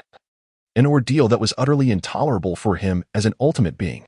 Sun Gohan, when confronted with the ultimate life form that is himself, not only refrains from exerting his full power, but also utters trivialities about not wanting to take a life. This is particularly intolerable for him, especially after having just suffered a defeat. In the end, Son Goten, who bears a striking resemblance to Son Goku, is enough in his own right. One after another, the already fragile psyche of Cell shatters completely. Having just fought against Son Goku, Cell realizes that he cannot rely on his near-death revival to gain strength in a short span of time. After battling Son Gohan, he even perceives a hint of threat, driving him to madness, leading him to contemplate the annihilation of Earth. Boom! A massive energy wave descends from the heavens, accompanied by crackling lightning, tearing through the boundaries of existence. Even from a great distance, Son Goten and the others feel an overwhelming, suffocating pressure. Piccolo and Son Goku are equally astonished, while Vegeta ceases his usual posture, recognizing the astonishing power of Cell's full-force Kamehameha. Even they harbor uncertainty in their hearts. Vegeta, Son Goku, and the others feel an intense weight pressing down upon them, while the weaker Yamcha is forced to the ground, trembling under the sheer force. Son Gohan felt an unparalleled pressure enveloping him. He turned to glance at his comrades, those who fought by his side, and at the beloved planet he cherished. Closing his eyes, a series of images flashed through his mind. Uncle Piccolo standing resolutely before him, his father transforming into a Super Saiyan amidst despair, his mother steadfastly guarding his ailing father, and the moments shared with Trunks and Goten as they forged their promises. Suddenly, an epiphany blossomed within Gohan's heart. Perhaps, at times, the essence of battle and violence does not necessitate a convoluted justification. It suffices to protect that which is dear to one's soul. Kamehameha. Observing Gohan in a state of profound concentration, Goten let out a sigh. He soared beneath the radiant column of light, gathering an equally formidable energy between his hands, as blue and purple lightning enveloped him in an instant. "So, I will vanquish you." Gohan approached Goten, feeling the cataclysmic energy surging from the heavens. Blue and purple sparks coalesced into a colossal dragon around him. Kamehameha. In a fleeting moment, Gohan's energy reached its zenith, unleashing a terrifying force that first matched Goten's Kamehameha before colliding directly with Cell's energy wave. It seemed a resolution had been forged. Goten glanced at Gohan, who nodded in affirmation.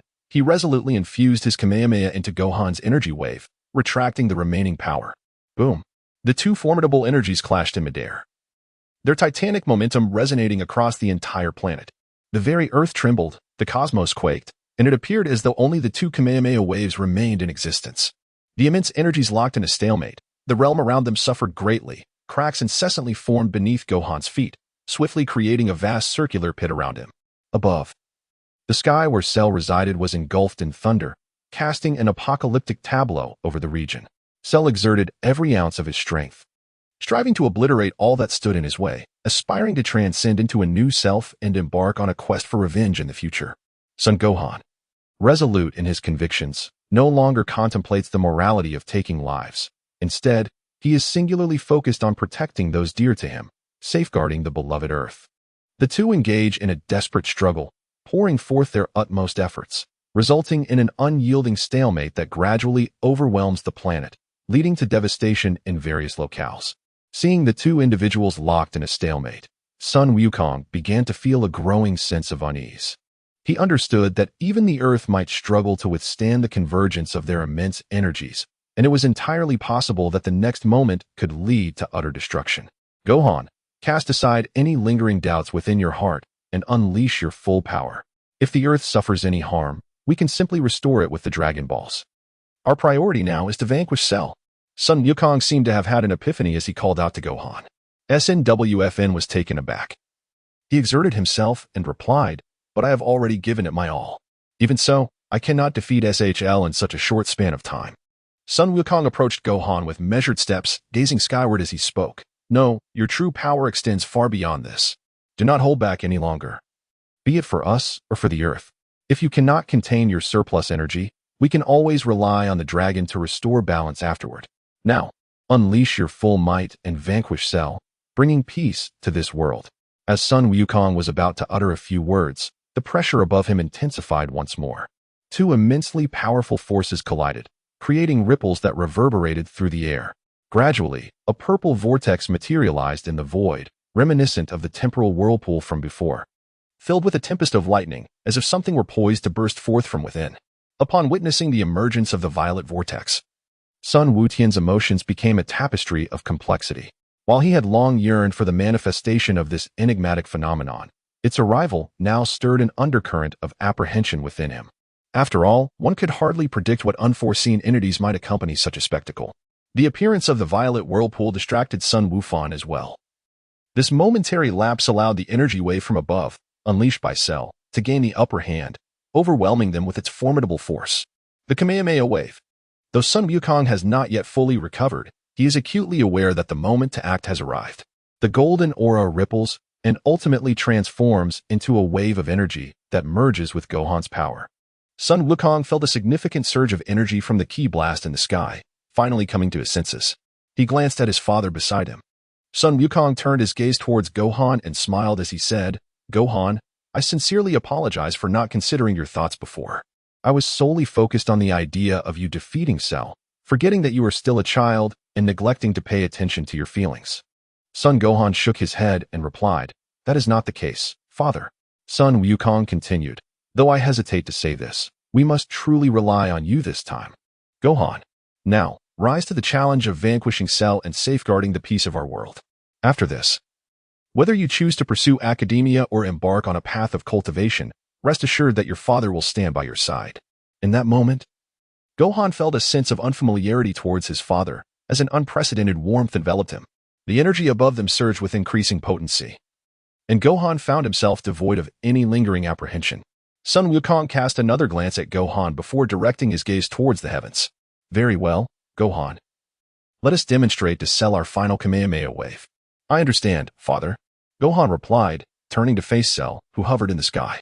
In that instant, his eyes sharpened with an intense resolve, and a formidable aura erupted forth as boundless energy surged into the Kamehameha wave. An even more potent force radiated outward, shattering a distant mountaintop with sheer might. Meanwhile, in the midst of a violet vortex, an ephemeral shimmer occurred, and suddenly a magenta spaceship emerged, descending directly onto the planet. Piccolo, Vegeta, and the others hastily moved aside as the ship landed, sending a cloud of dust billowing into the air. As Son Goten gazed upon the spacecraft, his fists clenched tightly, for he sensed two powerful and familiar auras emanating from within, leaving him both astonished and perplexed. With a resounding whoosh, the ship released a beam of light onto a vacant patch of ground. In the next moment, two figures gradually emerged, their presence unmistakably familiar, as were their very forms. Meanwhile, Piccolo, Krillin, and Tien also felt a jolt of surprise, for those two figures were ones they had encountered before. Having once engaged in fierce combat with the bald-headed warrior among them, Vegeta's face was equally etched with astonishment. For the individuals cloaked in the light were none other than Nappa and Raditz, albeit their auras were now vastly different from those he had previously known. What peculiar twist of fate was this? Sun Goten racked his brain, unable to recall any role that Raditz and Nappa might play, leading him to conclude that this was a narrative not belonging to the established Dragon Ball canon. Kakarot, along with Vegeta and others, was present. As the two figures stepped out of the light, they surveyed everyone before them, a hint of mockery dancing at the corners of their mouths. The muscular bald man raised his gaze to the sky and remarked, "That must be Kakarot's son, engaged in battle with someone else. It seems we've chosen quite the opportune moment." The long-haired man glanced skyward as well, then turned to his bald companion, saying, "All right, Nappa, let us commence. For given Kakarot's son's demeanor, we may encounter some difficulties." Nappa chuckled softly, then turned his attention to Piccolo and the others standing below, stating, "Indeed. This marks our first conquest of another world. We cannot afford to disappoint our esteemed master." With that, Nappa and Raditz flickered into motion, and in the blink of an eye, they stood before Piccolo and his companions. Raditz regarded them, saying, "You seem to be friends of Kakarot and Vegeta. Given our mutual acquaintanceship, I shall offer you two choices: submit to our esteemed master, or face death." Piccolo, Krillin, and the others were momentarily taken aback, struggling to comprehend the situation, while Vegeta stepped forward, addressing the two figures. "Hey, Nappa, Raditz, you two should be in hell. What is happening?" "Ah, Prince Vegeta," Raditz replied, his gaze fixated on Vegeta with a unique intensity. "Let us be clear, we are not from this world. We hail from another realm. And our purpose is straightforward, to bring this world under our master's dominion." "Our master?" Piccolo's mind swirled with confusion, for in his recollections, both Raditz and Nappa had always bowed to Vegeta, so who was this master they spoke of? Sun Goten was equally pondering the true identity of that esteemed individual. Yet he could never fathom that the only beings who commanded both Nappa and Raditz were none other than Vegeta and Frieza. Vegeta snorted disdainfully and remarked, "What esteemed individual? What are you two scheming?" Just as Vegeta's words trailed off, the clash on the battlefield had already reached its conclusion. The combined might of the father-son Kamehameha had, in an instant, repelled Cell's energy wave, subsequently engulfing the figure high in the sky. With a thunderous roar, a violent explosion erupted, casting forth a brilliant light and unleashing an intense wave of heat that radiated outward. Even Vegeta found himself momentarily staggered by the force of the blast, taking a couple of steps back. In stark contrast, Nappa and Raditz stood unwavering, even turning their gazes skyward, exclaiming, "Oh, it seems Cell has been dealt with. Kakarot and his child are quite capable after all." Piccolo crouched low to the ground, attempting to mitigate the pressure from Cell's explosion. He regarded Raditz and Nappa with a questioning look. "What exactly are you two?" A sly smile crept across Raditz's face as he replied, "It appears you have no intention of surrendering. Are you merely waiting for Kakarot and his child to respond? Unfortunately, we are not inclined to grant you that opportunity." In an instant, Raditz's demeanor shifted, his golden aura flaring to life as he extended his right hand, unleashing a dazzling energy wave that surged forth, poised to consume Piccolo's form. The figure of Sun Wukong flickered, and he stood directly before Piccolo. With a swift motion of his right hand, he effortlessly deflected the energy wave, proclaiming, "You shall contend with me." Nappa flexed his wrist and remarked, "It appears I am once again faced with Kakarot's offspring. Raditz, allow me to impart some valuable lessons to him." Suddenly, a golden aura erupted forth, transforming Nappa's brows and beard into shimmering gold, while his bald head radiated brilliance in the dimly lit surroundings. In the next instant, he hurled his fist towards Sun Wukong. Sun Goten relentlessly pummeled Nappa's arm with his left hand, then deftly pushed it aside. Clenching his right fist, he drove it directly into Nappa's armor. The force of his punch surged forth, yet it only succeeded in pushing Nappa back a few steps, failing to breach the confines of his armor. Sun Goten glanced at his own fist, then turned to the two scions before him, exclaiming, "You appear to be no ordinary super scions. From whence do you hail?" "Ha!" Nappa scoffed, launching yet another assault on Sun Goten, as violet lightning crackled around him, his punch shattering the very fabric of space. Raditz shifted his attention to Piccolo and the others, harboring a slight inclination to recruit his fellow Scions, while regarding the rest as mere fodder. With golden hair cascading down to his waist, Raditz emanated an aura of electric energy. With a single strike, he rendered Piccolo's arms to mere fragments. In the next instant, Raditz prepared to deliver a ki blast to send Piccolo to his demise.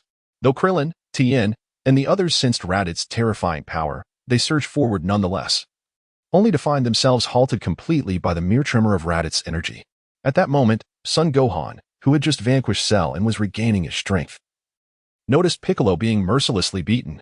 Alarmed, he transformed into Super Saiyan 2 and charged forward once more. Upon casting a glance towards the unfolding scene, Sun Wukong felt an unsettling sensation emerge within him. He was acutely aware that Gohan's stamina was nearly depleted at this moment. Yet, the formidable presence of Raditz and Nappa, who had just appeared, was nothing short of astonishing. "Ah, it appears to be Kakarot's child once more. Are you certain you wish to confront your uncle?" Raditz declared with a haughty demeanor, directing a condescending gaze towards Gohan, who stood resolutely in front of Piccolo. Sun Wukong gazed intently at him and declared, "Although I am unaware of your origins, I shall not permit you to harm Uncle Piccolo." With a thunderous roar, Raditz uttered no further words and launched a powerful punch. After all, the exhilaration of growing stronger alongside that formidable master far outweighed any familial bonds. Sun Gohan was enveloped in a dazzling aura. His right fist launched with the same fervor. With a resounding clash, their fists collided, unleashing a tremendous surge of energy that caused the ground beneath them to fracture and ripple outward. Goku, Raditz and Nappa found themselves momentarily restrained by Sun Gohan and Sun Goten, unable to break free. Seizing the opportunity, Krillin deftly tossed a Senzu beam to Son Goku. Sun Wukong swiftly consumed the nourishment, his breath returning to its zenith in an instant. Although he remained somewhat affected by the repercussions of the akin technique, it posed little concern. Instead of engaging in battle, Sun Wukong directed his attention to the flanking arenas, meticulously observing the unfolding events.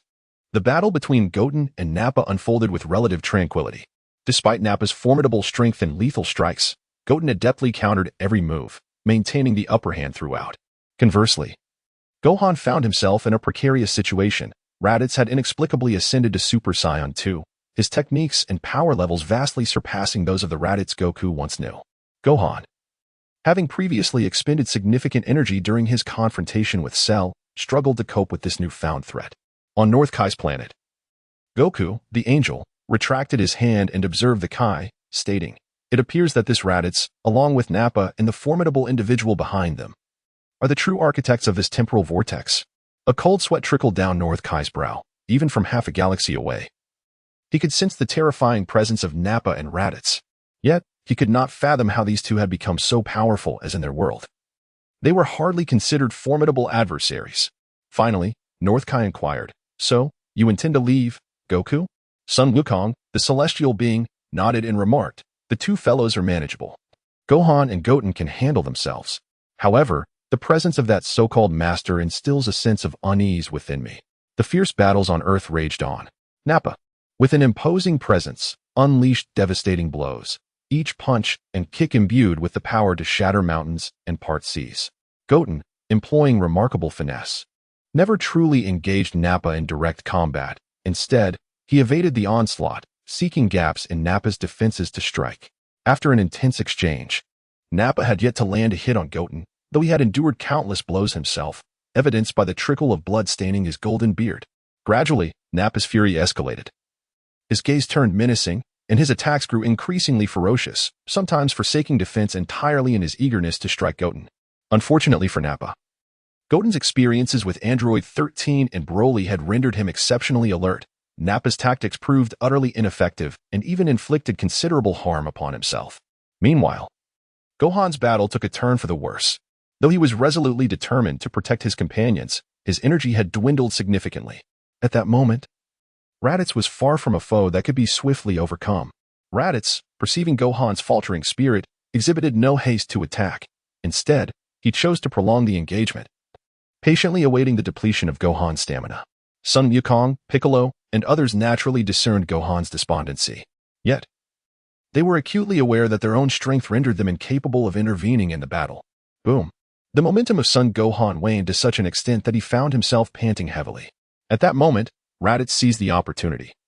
his figure transforming into a streak of lightning as he surged forward, akin to a ferocious tiger that had spotted a fleeting vulnerability in its prey.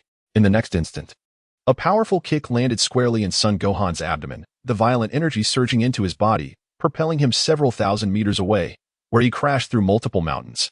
Gohan, witnessing this dire situation, Piccolo could no longer contain himself.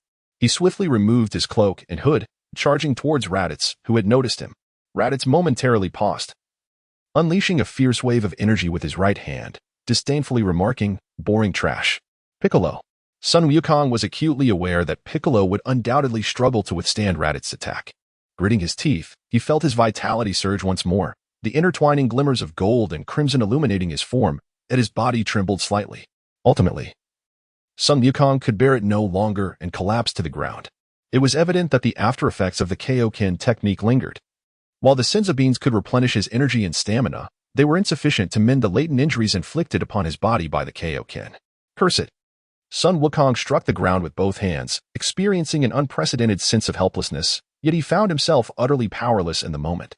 Meanwhile, Sun Goten, amidst his battle with Nappa, remained acutely aware of the situation unfolding nearby. Upon witnessing Sun Gohan being flung away and Piccolo facing imminent death, he erupted with fervor. First, he unleashed a powerful gust of wind from his punch, propelling the relentless Nappa away. Then he instantaneously teleported before Piccolo, his right hand forming a barrier that deflected Raditz's onslaught with finesse. Raditz paused, glancing at Sun Goten and then at the somewhat beleaguered Nappa in the distance. "Kakarot's boy is quite capable," he remarked, "considering that Nappa is a foe even I find troublesome. You two should confront them together." Sun Goten lifted his head, a surge of overwhelming power emanating from him. Golden flames intertwined with blue-purple lightning, creating a dazzling spectacle that soared toward the heavens. Raditz furrowed his brow, sensing an extraordinary strength emanating from Sun Goten, which filled him with a hint of trepidation. He then called out to Nappa, "Nappa, use that technique and swiftly deal with these individuals." Nappa leaped into action, landing with a thunderous roar akin to an earthquake, as dust and debris spiraled into the sky. "What a nuisance," he lamented. "I never anticipated that the first adversaries I encounter in this world would be so formidable." Upon overhearing the conversation between the two, Sun Wukong felt a surge of anxiety, uncertain of the adversary's hidden tactics. Nevertheless, anticipating the worst, he made the first move, launching an assault against Raditz. A golden radiance cascaded forth like a meteor plummeting from the heavens, and in an instant, a tempestuous onslaught bore down upon Raditz. In response, Raditz unleashed his own formidable energy, retaliating fiercely against Sun Wukong. Meanwhile, Nappa was not idle. He approached from behind, delivering a knee strike aimed squarely at Sun Wukong's waist. In a swift display of agility, Sun Wukong's son, Sun Goten, accelerated his punches, shattering Raditz's defensive stance in an instant. With a powerful right hook, he deftly skewed Raditz's form, utilizing the momentum to execute a half-turn. At that moment, Nappa's assault had already commenced. Sun Goten raised his left hand, momentarily elevating himself just enough to evade Nappa's knee strike. Seizing the opportunity, he grasped Nappa's knee with his left hand and delivered a spinning kick that struck Nappa's cheek. Following this, Sun Goten skillfully dodged Raditz's attack from behind, creating distance between them through a series of M-shaped leaps. Wiping the blood from the corner of his mouth, Nappa remarked, "Raditz, this little brat is quite capable, indeed. It seems we must resort to that technique." Raditz nodded in agreement, stating, "It is indeed troublesome. While we may not be harmed, this slippery little pest is a nuisance. Let's employ that move. Once we capture this child, conquering this planet will be within our grasp, and the world will be ours for the taking." Sun Wukong's aura rippled around him as he stood at a distance, observing the two adversaries. "You certainly have devised a clever scheme," he remarked, "but this world is far from simplistic. There are many who surpass me in strength, however. I doubt you will have the opportunity to encounter them." Raditz and Nappa exchanged a glance, with Nappa making the first move. His muscular form surged forth like a meteor, crashing towards Sun Wukong. With a powerful push from his feet, the ground beneath him fractured, creating a substantial crater. As their arms collided, a surge of overwhelming energy erupted. Nappa sneered, "Why aren't you dodging this time, Kakarot's little brat?" The aura emanating from Sun Wukong was overwhelmingly dominant. He calmly stated, "How can I unleash my strength against you two if I keep evading?" Nappa, exerting every ounce of his strength to resist, unleashed a presence that even triggered a shift in the weather. Yet, Sun Wukong remained steadfast, not retreating an inch. Nappa coldly remarked, "Then let me witness what you young brat, or truly capable of. With a fierce cry, both voices resonated simultaneously, the turbulent golden flames ravaging the earth, once again causing a meteorological disturbance. The sun, which had just emerged, was shrouded by dark clouds, and violet lightning exploded around them. Massive chunks of earth and stone were jolted by the intense energy, floating momentarily before being shattered by the released force. Nappa, get out of the way. Just as the two were locked in confrontation, a furious shout rang out. A hint of a smile appeared at the corner of Nappa's mouth as his power diminished considerably, directly propelled away by Sun Wukong's aura. In the next instant, Sun Wukong sensed an energy approaching from behind. He retracted his right arm, a glimmer of light appearing in his hand. As he turned, the light transformed into an energy sphere, which he hurled toward Raditz. Unexpectedly, Sun Wukong's energy sphere encountered no resistance, piercing through the brilliant white orb and striking Raditz. At that moment, the shattered brilliant white orb astonishingly began to coalesce once more, accelerating towards Sun Wukong in an instant. What on earth is this? Sun Wukong pondered. Yet he had no intention of remaining passive, since ordinary energy could not dispel that mass. Sun Wukong resolved to employ the spirit fusion technique to convert that energy into his own. However, just then, Sun Wukong suddenly felt a numbness enveloping his body, rendering him immobile. He struggled to turn and discern what was happening, but he had completely lost the ability to move. Spirit fusion technique. Though a sense of panic stirred within Sun Wukong, he remained composed in the face of adversity. He promptly employed the spiritito aggregation technique to convert the energy enveloping his body. In the next moment, a swirling mass of white light surged towards him, rendering him devoid of all senses. Meanwhile, Sun Gohan, having just consumed a Senza bean, sensed his brother's predicament. He soared into the air, but alas, he was too late. He witnessed Raditz produce a white card and hurl it forth. A crackling surge of electricity erupted, and the blinding white light was absorbed into the card. In the following moment, the card began to shift, revealing an image of Sun Wukong. At this moment, Sun Gohan had approached Raditz and Nappa, addressing them with a fierce tone. What have you two done to Goten? Raditz grasped the card in his hand and replied, it is merely a trivial seal. Such methods are but a fraction of what our master possesses. Next, it will be your turn. Once you are all eliminated, conquering this universe will be a trivial endeavor. How infuriating that you dare to. With a fierce shout, Sun Gohan unleashed a torrent of golden energy, reminiscent of a volcanic eruption, as he charged towards Raditz. Intent on reclaiming the card that sealed his brother, Sun Goten, Raditz effortlessly retreated, addressing Nappa. This one is yours. After I eliminate the rest, we shall join forces to defeat him. Nappa positioned himself protectively in front of Sun Gohan, their hands clasped tightly as they engaged in a test of strength. He even proclaimed to Raditz, your assistance is unnecessary. I have endured rigorous training and can handle this brat on my own. Before Nappa's words could fully resonate, Sun Gohan forcefully pinned him to the ground, creating a substantial crater upon impact. Meanwhile, Raditz was preparing to stow away the card before unleashing carnage upon Earth. Suddenly, a blade of energy flashed through the air, effortlessly slicing through Raditz's armor and piercing his chest. A wave of intense pain surged through him. And just as he turned to discern the assailant, a radiant golden figure emerged. In an instant, Raditz found his left hand empty. The card containing Sun Goten had been snatched away. Raditz gazed forward in disbelief, where stood Sun Goten, enveloped in a luminous golden aura, leaving Raditz astounded. For this marked their first failure in sealing. Sun Wukong retrieved the luminous sword, then picked up the card to examine it closely. He remarked, so, you have chosen to employ the means of sealing. If it weren't for the contingency I had prepared earlier, I would have truly fallen into your trap. Moreover, this power. Sun Goten sensed an extraordinarily peculiar energy emanating from the card, a form entirely distinct from his own aura. Fortunately, the separating technique of Spirito could still extract that power. In the next moment, this unusual force was successfully separated by Sun Goten, rendering the card devoid of its original utility. A golden flame flickered, and the image within the card gradually transformed into the tangible form of Sun Goten himself. With a swift motion, two figures of Sun Goten converged, and his aura was restored to its entirety. He turned to Raditz and remarked, it appears your esteemed master is not to be underestimated. At that moment, Raditz was filled with astonishment. He had never anticipated that anyone, aside from that master, could directly breach the seal of the card. He was utterly unaware of the means employed by his opponent, and in an instant, Raditz felt as though he had entered an entirely different world. With a gaze that burned like a beacon, Sun Wutian addressed Raditz, very well. Let us commence the second round. Raditz, feeling a sharp, tearing pain in his chest, glanced over at Nappa, who was utterly dominated by Sun Gohan. As clarity returned to his thoughts, he clasped his hands together, and an infinite array of luminous orbs burst forth, enveloping the arena in a cloud of dust. Seizing the opportunity provided by the obscuring haze, Raditz gathered energy in one hand and unleashed a spiraling energy wave, shaped like a twisted strand, towards Sun Gohan. Sun Wukong sensed the formidable force approaching and, neglecting the pursuit of Nappa, came to an abrupt halt. With a swift motion of his right arm, he unleashed a powerful gust of wind that propelled the twisting energy wave skyward.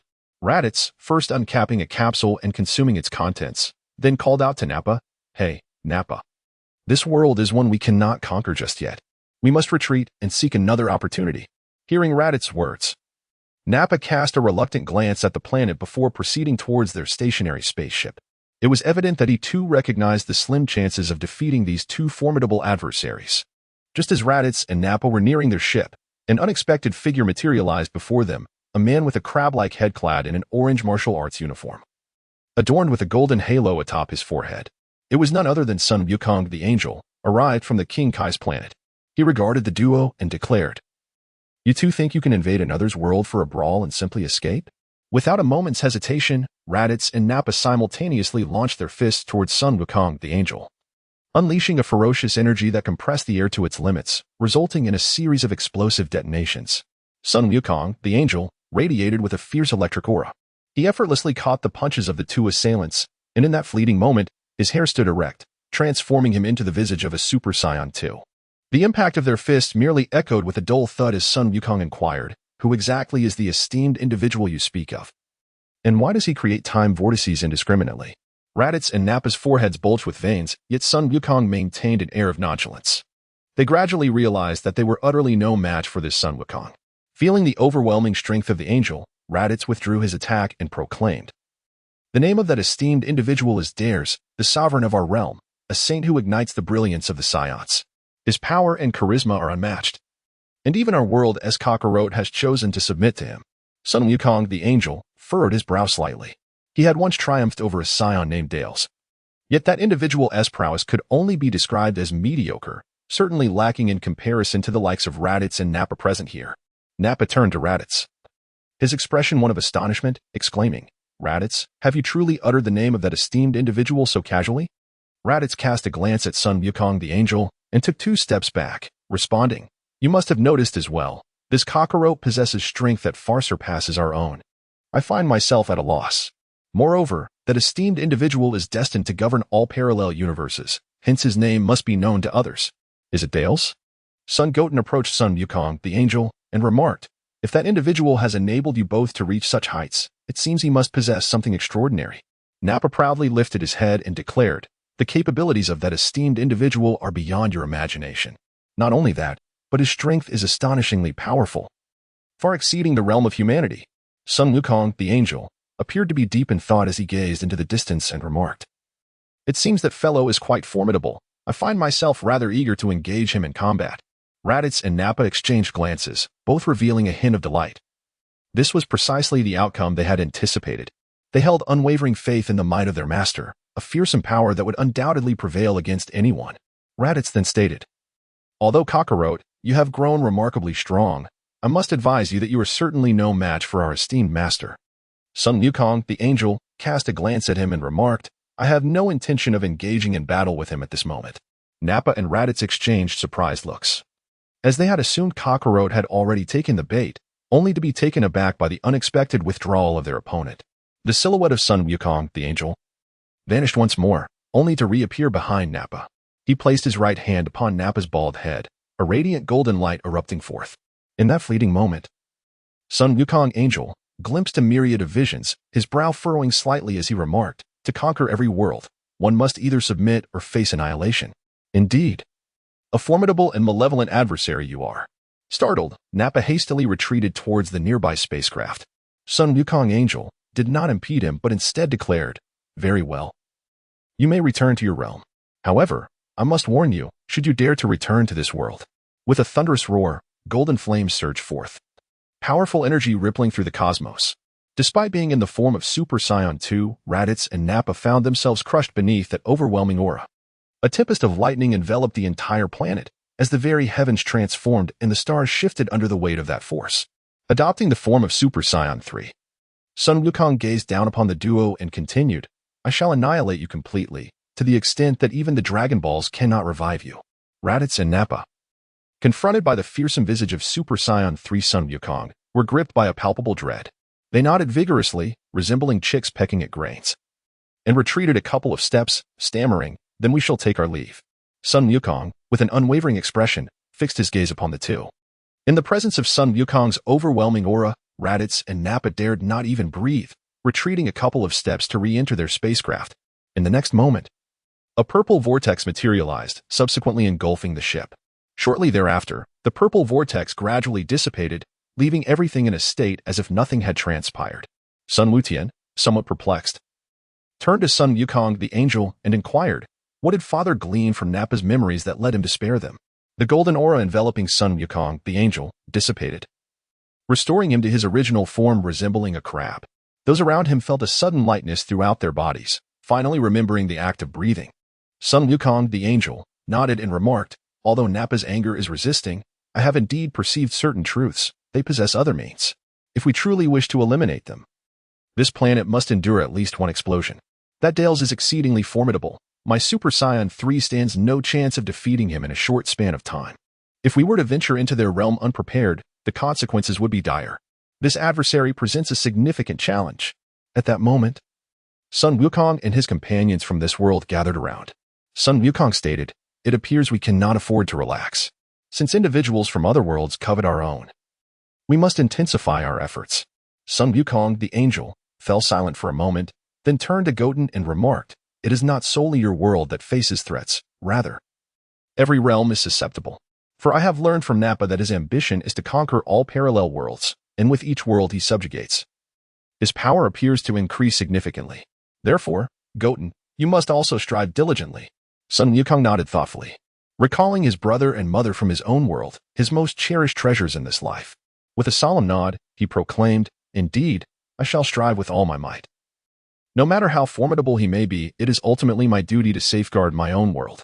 Suddenly struck by a thought, Sun Wukong turned to his father and inquired, by the way, father, when you were reading Nappa's memories, did you happen to witness how they traverse through time and space? Sun Wukong, the angel, shook his head and said, no, I have not accessed the complete memories of Nappa. I merely have a vague understanding that their traversal through memories was facilitated by some artifact belonging to Dale's. Sun Wukong felt a twinge of headache as he remarked, this is quite troublesome. If we cannot return in time, it would certainly spell disaster if those individuals were to invade our realm. Sun Wukong, the angel, glanced at Sun Wutian and remarked, do not fret too much. Our world still has Gohan and Vegeta. If it is merely these two fellows, they will undoubtedly find a way to handle the situation. Sun Wukong's heart was still burdened with unease. After all, he had not witnessed with his own eyes the transformation of Son Gohan and Vegeta into Super Saiyan 2, leaving him with an enduring sense of apprehension. Sun Wukong, the angel, gazed at Sun Wutian and remarked, instead of fretting here, it would be more beneficial to cultivate your abilities or engage in other pursuits.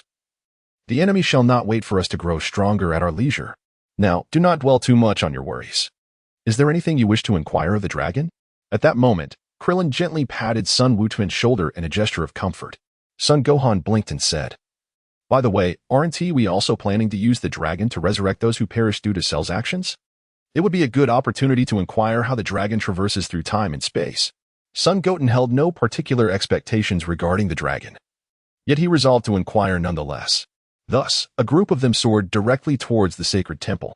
In an instant, the vast expanse was left with only Vegeta. His fists clenched tightly, the joints cracking audibly. A visage of humiliation and anguish marred Vegeta's face. What folly is this? Each of these individuals has surpassed me. Do they believe I am insignificant? What of Super Saiyan 2 and Super Saiyan 3 and the world-conquering Darius? Vegeta lifted his head towards the boundless sky, enveloped in a golden aura, and finally proclaimed, I shall surpass you all. I am the true number one. High atop the towering temple, the newly appointed Kai Dandy was attentively observing the affairs of the lower realm, beads of sweat adorning his brow. Beside him, Mr. Popo, aware of Goku and his companions' impending arrival, had already prepared the 7 Dragon Balls. With a flash, several streaks of light descended, followed by multiple figures landing simultaneously upon the temple summit. Dandy opened his eyes and addressed the assembly. Thank you all for your efforts, once again. You have safeguarded the Earth. The group greeted Dandy, and Gohan spoke up. My sincerest apologies, Dandy. We find ourselves in need of the Dragon Ball's power once more. Dandy shook his head and replied, the Dragon Balls were indeed created to alter unfavorable circumstances, as long as one possesses a kind and sincere heart. There is nothing amiss in using them. Sun Wukong then remarked, I extend my heartfelt gratitude to you, esteemed celestial deity. Upon hearing Sun Wukong's words, Dandy felt somewhat embarrassed. Although he had ascended to the position of the new deity of Earth, it still felt rather strange to be addressed as master by a great hero from Namek like Sun Wukong. Sun Wukong, the angel, gazed at Dandy with a hint of astonishment and remarked, Oh, is it no longer Piccolo who serves as the deity in your realm? Piccolo stepped forward, meeting Sun Wukong's gaze, and replied, Indeed, in our world, Piccolo and the divine entity have chosen to merge into a singular being. Thus, the god has vanished, leaving behind only a solitary warrior to safeguard the world. As Sun Wukong, the celestial being, scrutinized Piccolo, he remarked, So, I presume you are now referred to as Divine Piccolo? Piccolo's complexion turned a shade of green as he replied, Please refrain from merging my name. Although we have returned to a singular entity, the essence of Piccolo remains paramount. Kindly continue to call me Piccolo. Furthermore, are you not seeking the eternal dragon to grant your wishes? At this moment, Krillin, Yamcha, and others had already secured the Dragon Balls from Bobo. Goten approached the Dragon Balls to examine them closely, feeling a sense of embarrassment, despite having been in the Dragon Ball realm for 9 years. This was only his second encounter with the orbs. Arise, Eternal Dragon! Krillin exclaimed, gathering his breath before shouting fervently. The 7 Dragon Balls seemed to respond to some unseen force, enveloped in a golden radiance, and a beam of light shot upwards, piercing the heavens. In an instant, the sky dimmed, golden lightning flickering amidst the luminescence, eventually transforming into a cerulean eastern dragon. Gatherers of the 7 Dragon Balls, declare your wishes. I possess the ability to fulfill any desire, albeit limited to 2. The azure dragon circled outside the temple, its scarlet eyes fixated below, imparting an aura of mystique. While others remained composed, Goten felt immense exhilaration, having never seen the Eternal Dragon before. After a brief discussion, Krillin spoke, Eternal Dragon. Please resurrect all those who perished due to Cell. An insignificant task, though the number of souls involved is considerable, so I shall require a moment. The dragon radiated a luminous aura, its eyes penetrating the underworld, seemingly employing a unique power to modify the order of the afterlife. After a brief interval, the dragon's glow subsided, and it continued, Your first wish has been granted. Now, please articulate your second desire. I am capable of fulfilling any wish. Krillin glanced at Goten and said, Goten, this wish is entrusted to you. Thank you. Goten nodded appreciatively towards Krillin, then looked up at the Eternal Dragon and inquired, Eternal Dragon, could I implore you to return my father and me to our original world? The dragon's scarlet eyes emitted a beam of light that enveloped Goten. But after a short while, the radiance dimmed, and the dragon stated, Regrettably, this wish falls beyond my capabilities. Please propose an alternative wish. Upon hearing this, Sun Wukong felt a tinge of disappointment, yet he deemed it reasonable. After all, even the Eternal Dragon could not intervene in matters beyond the fabric of time and space. He pondered for a moment before inquiring, Then, might you kindly reveal to us the way to return? Indeed. The Eternal Dragon nodded, enveloped once more in a radiant golden glow. In a peculiar manner, he began to scour the cosmic archives. After a brief interval, he spoke, Currently, there are 3 methods available. The first is to await the timely intervention of the Time Patrollers from the City of Time, who will escort you back. The second option is to request Trunks to utilize the time machine for your return. The third involves seeking out a more advanced Dragon Ball, which possesses the power to transport you directly to your original world. Piccolo interjected, What do you mean by a more advanced Dragon Ball? Are you referring to the ones from Namek? The Eternal Dragon responded, To my knowledge, the Dragon Balls of Namek, crafted by Porunga, do not possess such capabilities. The Dragon Balls capable of transcending temporal barriers are hidden deep within the sanctuary, created by the Namekians who have not been severed from their origins. Due to certain unique circumstances, they also possess the ability to traverse time. Piccolo paused, seemingly recollecting something, and immediately declared, No. Those 7 Dragon Balls must never be used. Otherwise, I cannot predict the consequences. Dandy gazed at Piccolo with astonishment, saying, However, as far as I understand, once the creator of the Dragon Balls is no longer present, the Dragon Balls themselves lose their efficacy, even if the creator were to be resurrected. The Dragon Balls would need to be activated anew for use. No, those 7 Dragon Balls are different. Piccolo appeared to recall a troubling past, vigorously shaking his head as he nearly shouted, those 7 Dragon Balls are tainted with a malevolent aura. They not only far exceed my previous capabilities but can also exist independently of me. Naturally, their corresponding power has escalated to an unfathomable degree. Observing Piccolo's intense demeanor, Krillin and Yamcha exchanged glances, unable to comprehend why Piccolo would react with such fervor over those Dragon Balls. Realizing his own emotional outburst, Piccolo took a deep breath and addressed Sun Wukong, saying, "Wukong, and the elder son from another world, I apologize. Although the Eternal Dragon indeed possesses the ability to return you, I cannot permit you to utilize it." Sun Wukong nodded, for he was well aware of the 7 Dragon Balls deep within the temple. They were, after all, the very origin of Dragon Ball GT. The catalyst for the emergence of the evil dragons. Sun Wukong, observing Piccolo's expression and then glancing at Sun Wutian, smiled as he addressed Trunks, saying, "Trunks, it seems we may have to rely on you for our return." Trunks nodded in agreement and replied, "However, Mr. Wukong and Wutian might need to remain in our world for a while. After all, even if Mother wishes to locate your world, it will require some time." Sun Wukong, the celestial being, nodded and remarked, "It is indeed an unavoidable circumstance. After all, the other 2 methods appear rather unreliable. This is the only course of action we have left." The Divine Dragon, observing the lack of attention from the others, felt a twinge of awkwardness and spoke once more. "Your wishes have been granted, so farewell."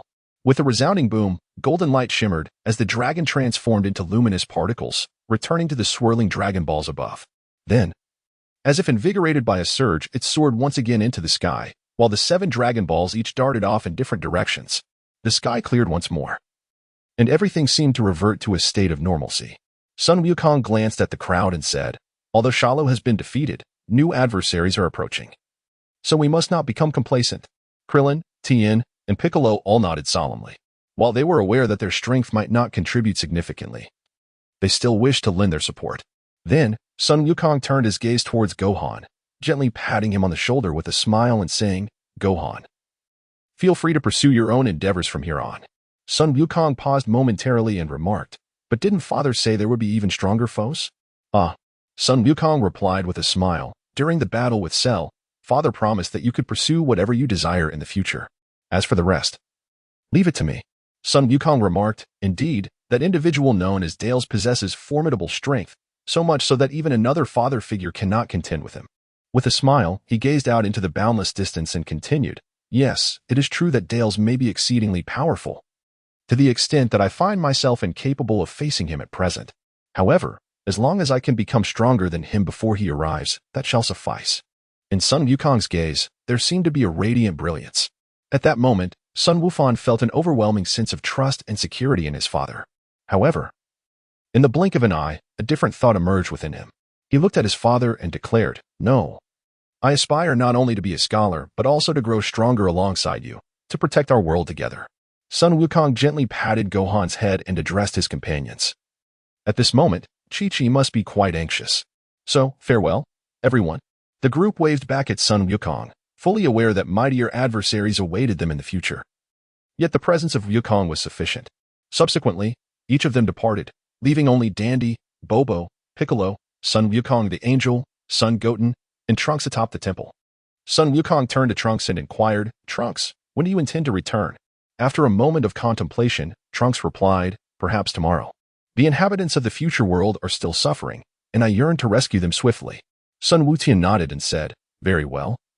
Tomorrow I shall accompany my father to the Capsule Corporation to seek you out. I kindly request that you guide us then." Trunks responded, "No problem at all. After all, our quest to locate the dragon on Namek will surely require your assistance." Sun Wukong the Angel took 2 steps forward, surveyed the crowd, and placed his hand upon Sun Wutian's shoulder, smiling as he said, "Well then, I shall bid you all farewell for now." The figures of Sun Wukong the Angel and Sun Wutian vanished atop the temple, only to reappear on the North Kai's planet. The North Kai, drenched in perspiration, had been closely monitoring Earth and was well aware of the unfolding events. He understood that in a certain realm, invaders persistently endeavored to conquer other worlds. Yet he found himself utterly powerless to intervene. Sun Wukong the Angel seemed to perceive the thoughts of King Kai, and with a smile, he reassured, "Do not worry too much, my lord. My presence in your world assures that my companions and I will undoubtedly withstand any challenges." King Kai sighed and replied, "I hope so, but I can't shake the feeling that dealing with that Dales is far too simple." At that moment, Sun Goten suddenly inquired, "By the way, my lord, what is the situation with the time-space vortex concerning Broly? Surely it cannot be the doing of Dales and his ilk." King Kai shook his head and responded, "I am not entirely certain about the time-space vortex, but it likely does not involve Dales and his faction. Otherwise, it would be difficult to explain why they have only now made their appearance." Sun Wukong, the celestial being, expressed his perplexity and inquired, "If it is not the doing of Dales and his ilk, then how could it have come into existence? Surely it cannot have materialized out of thin air." The King of Worlds, somewhat exasperated, replied, "The formation of a temporal vortex is typically a natural phenomenon, and its origins are often elusive. I suspect that there is something in your realm that has interacted with Broly." Sun Wutian inquired, "So we just happened to encounter Nappa and Raditz?" The King of the World shook his head and replied, "Currently, the information is insufficient. I cannot deduce the specific reasons. If Lord King Kai were still present, he might possess some insights." The three engaged in prolonged discussion but ultimately reached no conclusion, deciding to cease their deliberations. The King of the Worlds resumed driving his luxurious vehicle, gliding along the planet with Baburus, while Sun Wukong the Angel and Sun Wutian commenced their training. After conversing with his father, Sun Wutian gained a clearer understanding of the Super Saiyan 3 transformation. Contrary to his previous assumptions, Super Saiyan 3 was neither a flawed variant of Super Saiyan 2 nor a transformation that harnessed a hint of the Great Ape's power. Rather, it was a new form achieved by unleashing one's entire potential. The rapid depletion of stamina during Super Saiyan 3 was attributed to the inherent limitations of the human body. Even Sun Wukong could not maintain an optimal state perpetually. With a grasp of the principles behind Super Saiyan 3, Sun Wutian continued to spar with his father, honing not only his technique but also acclimatizing himself to Super Saiyan 2, thus mastering the power he currently wielded. Time during training seemed to fly. A single day felt like a fleeting moment, and soon it was time to bid farewell to the King of the Worlds. The king gazed at the two for a long while before finally saying, "Until we meet again, Wukong and Wutian." The father and son duo waved their goodbyes, and in the next instant, their essence and forms merged into one, vanishing simultaneously from King Kai's planet. The Capsule Corporation S-Trunks was already prepared for departure, and Sun Wukong, Sun Gohan, Krillin, and others had gathered to bid farewell to their comrade, who had fought alongside them. Only Vegeta lingered in the shadows of a tree, gesturing towards Trunks, who responded with a similar sign. Whoosh! As Trunks approached the time machine, Sun Wukong the Angel and Sun Wutian suddenly appeared. Sun Wutian remarked, "Apologies. It seems we have arrived a bit late." Trunks shook his head and replied, "No worries, I was just about to set off myself." However, he then glanced at the two with a hint of concern and said, "Since the time machine was specifically designed for me, the space inside is rather limited. Accommodating the three of us might prove quite challenging." Sun Wukong's body radiated a shimmering white light, and then he transformed into a diminutive version of himself. He remarked, "My presence should not occupy too much space. Can the two of you fit alongside my father?" Trunks, taken aback, examined Sun Wukong with surprise before nodding in agreement, stating, "If it is just my father and me, we should be able to manage." Sun Goten adeptly adjusted himself onto his father's shoulder and spoke, "I am counting on you." Trunks nodded, then lifted the cover of the time machine and leapt inside. After bidding farewell to his companions from other realms, Son Goku, the Angel, also jumped in. The interior of the time machine was indeed cramped. Even with just Son Goku, the Angel, and Trunks, it was nearly impossible to close the lid. Son Goten could hardly fathom how they would manage to fit three individuals within when confronting Zamasu in the future. Amidst the reluctant gazes of the onlookers, the time machine slowly ascended into the sky, spinning twice before vanishing into thin air. In the next moment, the machine entered a wondrous realm, where they witnessed the transformation of oceans into fields and mountains into decay in an instant. Eventually, the time machine disappeared once more, arriving at a place strewn with ruins. Son Goten, perched upon his father's shoulder, clearly observed that it was the city of West City, ravaged by the androids. The time machine gently descended, with Son Goku, the Angel, being the first to exit. Simultaneously, Son Goten leapt down from his father's shoulder, enveloped in a radiant light, which in a fleeting moment returned him to his original form. Trunks too emerged from the time machine, pressing a button to revert it back into capsule form. He surveyed the surroundings, a look of sorrow reflecting in his eyes as he remarked, "This is the world devastated by those two androids. It is quite a sight, isn't it?" Son Goten surveyed his surroundings and nodded, saying, "Indeed, it is quite unappealing." However, the city's unattractiveness does not stem from the city itself, but rather from the two artificial beings that have wreaked havoc upon it. Our city once resembled this as well.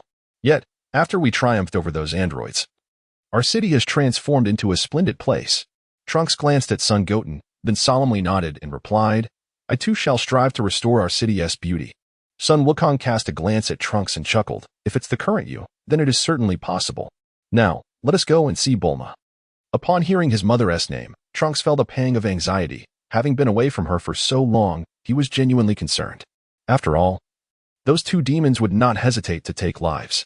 In a state of urgency, Trunks dashed home, eager to share some good news with his mother and longing to see her in good health. He swiftly crossed the street and arrived at the concealed room outside the Capsule Corporation. Without hesitation, Trunks activated the hidden door and rushed inside, where he finally spotted his mother, engrossed in her writing at the corner of the staircase. Bulma seemed to sense something, abruptly lifting her head to meet Trunks' gaze. Their eyes locked, and both heaved a sigh of relief, sharing a warm smile. Bulma ascended the steps and remarked with a grin, You look taller, surely, much has transpired. Trunks nodded in affirmation, replying, Indeed, I trained in the hyperbolic time chamber. Though only a day has passed in the real world, I experienced a whole year there. Bulma circled around Trunks, smiling as she said, I may not understand what you mean, but it is always a joy to have you back. At that moment, footsteps echoed behind Trunks. Bulma's expression shifted to one of fear and vigilance as a familiar figure emerged from around the corner. With his recognizable crab-like hairstyle and classic orange GI, it was none other than her old friend, Sun Wukong. To Bulma's astonishment, a miniature version of Sun Wukong followed closely beside him. Long time no see, Bulma, he greeted cheerfully. With a smile, Sun Wukong greeted Bulma and then took a couple of steps closer, scrutinizing her intently. Suddenly, he seemed to be momentarily transfixed, falling into silence. Bulma, initially taken aback with astonishment, soon speculated that this was Trunks' deliberate effort to bring back someone to save the future world. Just as she was about to speak, she noticed the peculiar glint in Sun Wukong's eyes, prompting her curiosity. She inquired, What is it, old son? Sun Wukong pointed at Bulma's visibly pale cheeks and remarked, You seem to have aged considerably. Bulma was taken aback for a moment, then felt her blood pressure rising. She swiftly raised her hand and playfully struck Wukong on the head, exclaiming, You rascal, don't make such comments upon our first meeting. Sun Wukong scratched his head, wearing a look of grievance. It hurts, Bulma. You shouldn't be so forceful. Bulma gazed at Sun Wukong's expression, as if transported back to those familiar days. It was the first time in over a decade that she laughed so heartily. Sun Goten gazed at his father and Aunt Bulma, who exchanged warm smiles, and felt an inexplicable sense of comfort. He thought to himself, perhaps this is what it means to share a bond that transcends mere friendship. He truly envied his father for having so many wonderful friends.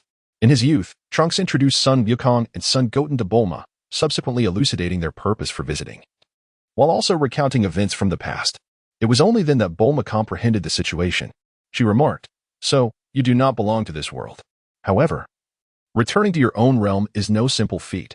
It will require multiple adjustments to the time machine, and as for the time frame, I cannot say for certain. As Sun Wukong was about to respond to Bulma's words, a sudden urgent sound interrupted the video. We interrupt this broadcast for an important announcement. According to reliable sources, Androids 17 and 18 have resurfaced and are currently attacking the BDN Zone 4, specifically the urban area of Baozi. Trunks sprang to his feet, his fist clenched, and his resolute face was etched with fury as he exclaimed, Those wretched androids are attacking humanity once more. Sun Goten turned his gaze towards Trunks and remarked, This presents a splendid opportunity, Trunks. Let's seize this moment to eradicate the androids once and for all, bringing peace to our future world.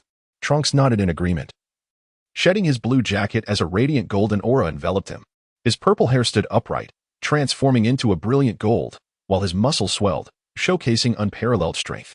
Bulma, still somewhat apprehensive, cast a glance at Trunks before directing her attention to Goku, saying, Old Sunday. Sun Wukong was well aware of what Bulma intended to say. Yet he shook his head and reassured her, Do not worry, Bulma. The current Trunks is entirely different from before. Those two androids can hardly be considered as adversaries now. Upon hearing Sun Wukong's affirmation, Bulma finally felt a sense of relief. She continued to gaze at Trunks and said, I entrust this to you, Trunks. Trunks nodded and swiftly dashed out of the basement, transforming into a golden streak of light that pierced through the layers of clouds, heading towards the city of Baozi. After Trunks departed, Bulma engaged in conversation with Sun Goten. With Sun Wukong's reassurance, she appeared untroubled regarding Trunks' safety. Half an hour later, Trunks returned, marking the conclusion of the android crisis, although it might not be entirely over, as the entity that continuously absorbed human life essence still lingered. With the destruction of Android 17 and Android 18, peace was temporarily restored in Trunks' world, and the city began its reconstruction efforts. With the androids eliminated, Bulma's material collection became relatively more manageable. However, locating the world of Son Goten and the others was still a daunting task. Even Bulma needed to make adjustments to the time machine. As time passed, Sun Wukong's energy reserves within him were depleted, necessitating a journey to the other world for replenishment. Thus, he encountered the Sun Wukong of this world once again. After completing some tasks, Trunks requested Son Goten to accompany him to New Namek. Son Goten readily agreed, first seeking out Cell to eliminate him before utilizing instant transmission to transport Trunks to New Namek. The new Grand Elder of Namek recognized Son Goten's visage and, upon learning that Trunks was Bulma's son, was eager to assist. He swiftly notified the leaders of various villages to gather the Dragon Balls. Subsequently, Porunga was successfully summoned. However, akin to the world of Son Goten, the prolonged passage of time had resulted in most individuals being reincarnated, rendering revival impossible. Meanwhile, in the other world, Sun Wukong and Sun Gohan received word from King Kai regarding Trunks' victory over the androids. While they rejoiced, they also opted not to be revived. When Trunks learned that everyone had chosen not to return, a heavy weight settled upon his heart. He could not fathom why they all opted against revival. Consequently, Sun Gohan communicated with Trunks through King Kai, offering words of comfort. Trunks, do not be disheartened. The decision not to revive was reached collectively after much deliberation. Everyone is delighted to see you vanquish the androids. I wish to train alongside you once more, but we are, after all, deceased. Trunks still struggled to comprehend this, stating, the dragon can clearly revive everyone. Why have they all chosen not to? After a moment of silence, Sun Gohan replied, you understand, Trunks, that we, due to King Kai and Lord Yama, have retained our physical forms. Reviving us would cause considerable trouble for them, and you have become a qualified savior, surpassing all of us. Henceforth, the path ahead is yours to tread alone. Rest assured, we will always watch over you from here. Keep pushing forward, Trunks. Brother Gohan. Although Trunks was unwilling in his heart, he had no choice but to accept their decision. He gazed up at the sky, where it seemed a spectral image of Gohan appeared, smiling down at him. As Son Goten observed Trunks, he contemplated for a moment before approaching him and saying, Trunks, since this is their wish, there is little we can do. However, to safeguard against unforeseen circumstances, I believe it would be prudent to request a Namekian to come to Earth as a deity. Trunks' eyes brightened at this notion, and he turned to the Grand Elder, inquiring, esteemed Grand Elder, would it be possible for you to select someone to descend to Earth as a celestial being? The Grand Elder nodded in affirmation and replied, certainly. But for now, I kindly ask that you first articulate your wish. Trunks nodded in agreement and declared, then I entrust you, Porunga, to resurrect all those who have perished due to the androids. Son Goten pondered for a moment before inquiring of the Grand Elder. Let us not hasten to articulate the first wish. If I recall correctly, Porunga possesses the power to grant 3 wishes, does he not? The Grand Elder nodded in affirmation and replied, indeed, Porunga does indeed have the capacity to fulfill 3 wishes. Sun Wukong nodded and said, then I kindly ask you to alter the first wish to resurrect all the virtuous souls who perished due to the actions of the androids. Trunks was momentarily taken aback before exclaiming, I nearly forgot. Dr. Gero and his companions were also slain by those 2 androids. Sun Wutian nodded, saying, he is quite a troublesome character. Who knows how much chaos will ensue once he is resurrected. The elder conveyed this to Porunga, who responded, most have already reincarnated, while some individuals whose powers surpass mine refuse to return. Is it acceptable to resurrect only those remaining? Trunks nodded in agreement, stating, that will be troublesome for you. Lord Porunga, a trivial matter. Porunga made an okay gesture, then his body illuminated as he began to communicate with the deities of the underworld. After a brief moment, Porunga raised his head and proclaimed, your first wish has been granted. Now, please express your next desire. I can fulfill any wish you may have. Trunks glanced at Sun Wutian, who nodded and declared, our second wish is to resurrect Uncle Vegeta. Trunks widened his eyes in astonishment and exclaimed, didn't everyone agree not to bring him back? As Sun Wukong observed Trunks' bewildered expression, he cautiously remarked, how should I put this? Uncle Vegeta, during his earlier years with the Frisia Force, committed a few misdeeds. It is highly likely that he was not alongside my father and the others, and he may have even endured some suffering. I believe it is still worth a try. Trunks, somewhat perplexed, nodded in understanding. He felt a twinge of discomfort upon hearing about his father's past transgressions. Nevertheless, he was aware that Wukong's words held a ring of truth. The elder, adhering to the instructions, relayed the information, and Purunga began to shimmer with radiant light. It seemed she had made a connection and stated, "This wish can indeed be fulfilled. But know that Vegeta's numerous transgressions are recorded in the depths of hell. Should he commit any further wrongdoings upon his resurrection, the consequences will fall upon you. Are you certain you wish to revive him?" Trunks was taken aback, and Sun Wukong shared his astonishment. It was the first time he had heard of a lifelong responsibility accompanying resurrection. Such details were absent from the Dragon Ball anime. However, Trunks resolutely nodded and declared, "It is not Wukong's concern. If my father were to commit any evil deeds upon his revival, let it all rest upon my shoulders." Purunga gestured with an okay, his body radiating brilliance. Suddenly, Vegeta, who was enduring punishment in hell, sensed a burst of light before finding himself standing on a desolate street, completely nude. On the new Namek, Purunga addressed the two, stating, "Vegeta has been revived on Earth. Your wish has been granted. Please articulate your next desire, whatever it may be. I am capable of fulfilling it." Trunks glanced at Wukong, then turned to Purunga and asked, "Could you please set the time machine's destination to Wukong's world?" Upon hearing Trunks' words, Son Goten was somewhat taken aback. He turned to Trunks and expressed his gratitude. "Thank you, Trunks." Trunks, shaking his head, replied with a smile, "It's nothing. We should always help one another." The elder proceeded to translate. After listening, Purunga radiated a crimson light, which initially enveloped Son Goten before retracting into his eyes. He then shook his head and said, "I apologize, but your world is shrouded in a peculiar energy. I cannot pinpoint its exact location. Regrettably, this wish cannot be fulfilled." Shrouded in a peculiar energy. In an instant, Son Goten recalled Raditz and Nappa, and a wave of anxiety surged within him. He inquired, "Do you know what has transpired in our world? Are my brother and mother safe?" The crimson light surrounding Purunga persisted as he responded.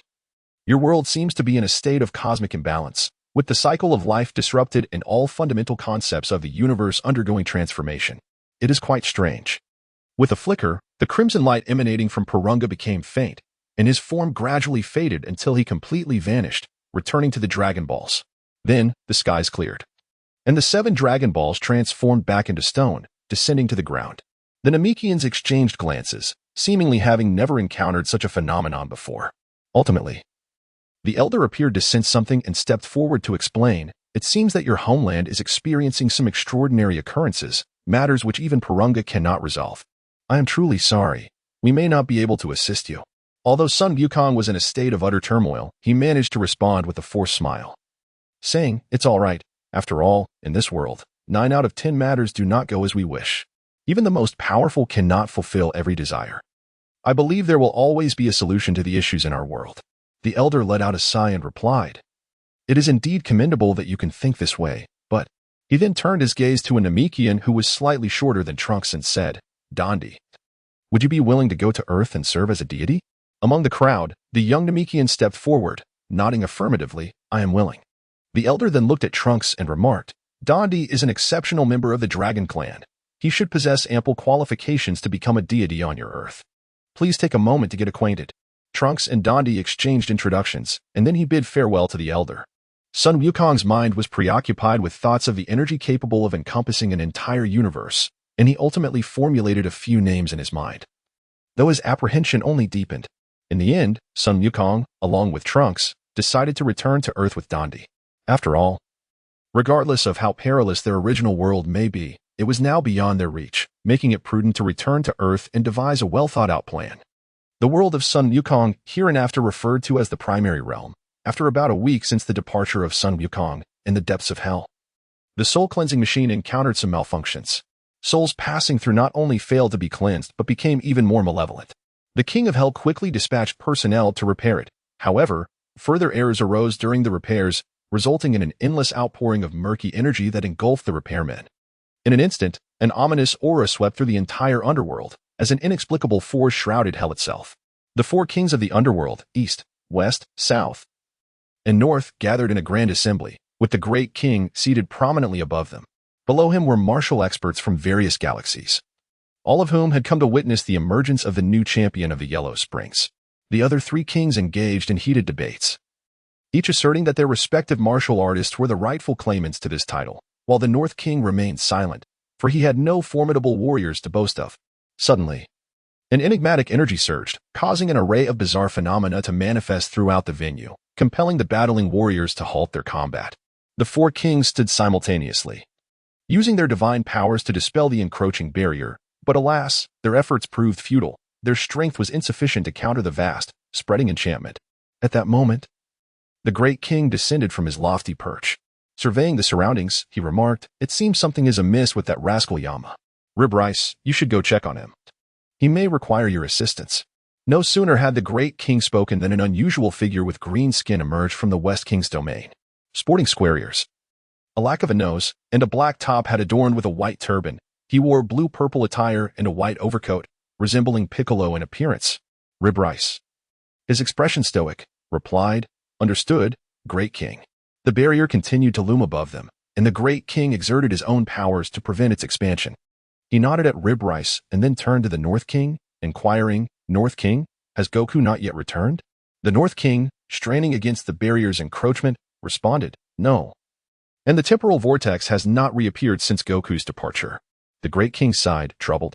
"This is quite troublesome. The situation over there is rather complicated. If only Goku were here, it would be much simpler." At this juncture, Ribrice surged forth, forcefully carving a path as he advanced towards Hell. However, as he progressed, the barrier grew increasingly resistant to his efforts. Fortunately, being deceased, he was unburdened by the exhaustion of physical strength. Nevertheless, it took considerable time before he beheld a peculiar sight in the distance. Countless unique structures encased in spherical crystal orbs floated in mid-air, forming an extraordinary vista. Ribrice gazed at the distorted Yama's palace and called, "Lord Yama, are you inside?" Suddenly, a figure materialized within the circular barrier. It was Yama himself. His face lit up with joy upon seeing Ribrice. "The Yama realm has been ensnared by a barrier. My powers can only sustain my consciousness. I am utterly incapable of dispelling it. Additionally, the rules of the underworld have been altered. You must exercise caution." Ribrice nodded, then stepped back a few paces. A brilliant white aura ignited around him as he launched an energy blast from his right hand. Boom! The radiant explosion illuminated the scene. But the energy was diffused by the barrier, causing no damage whatsoever. Ribrice retreated once more, stating, "It appears there's more to this than I initially thought. I must unleash my full strength." At that moment, Yama called out again, "Merely destroying the barrier will be futile. As long as that entity above remains, the barrier will continuously restore itself." Above? Ribrice pondered, surprised. He had not noticed any other entities overhead during his time here. Curiosity piqued, he floated upward once more. In the next instant, a colossal yellow beast, resembling a small mountain, appeared before him. Evil thought wave, evil thought wave. The yellow giant, sporting a mischievous grin, seemed delighted to see Ribrice, flailing its limbs and shouting joyously.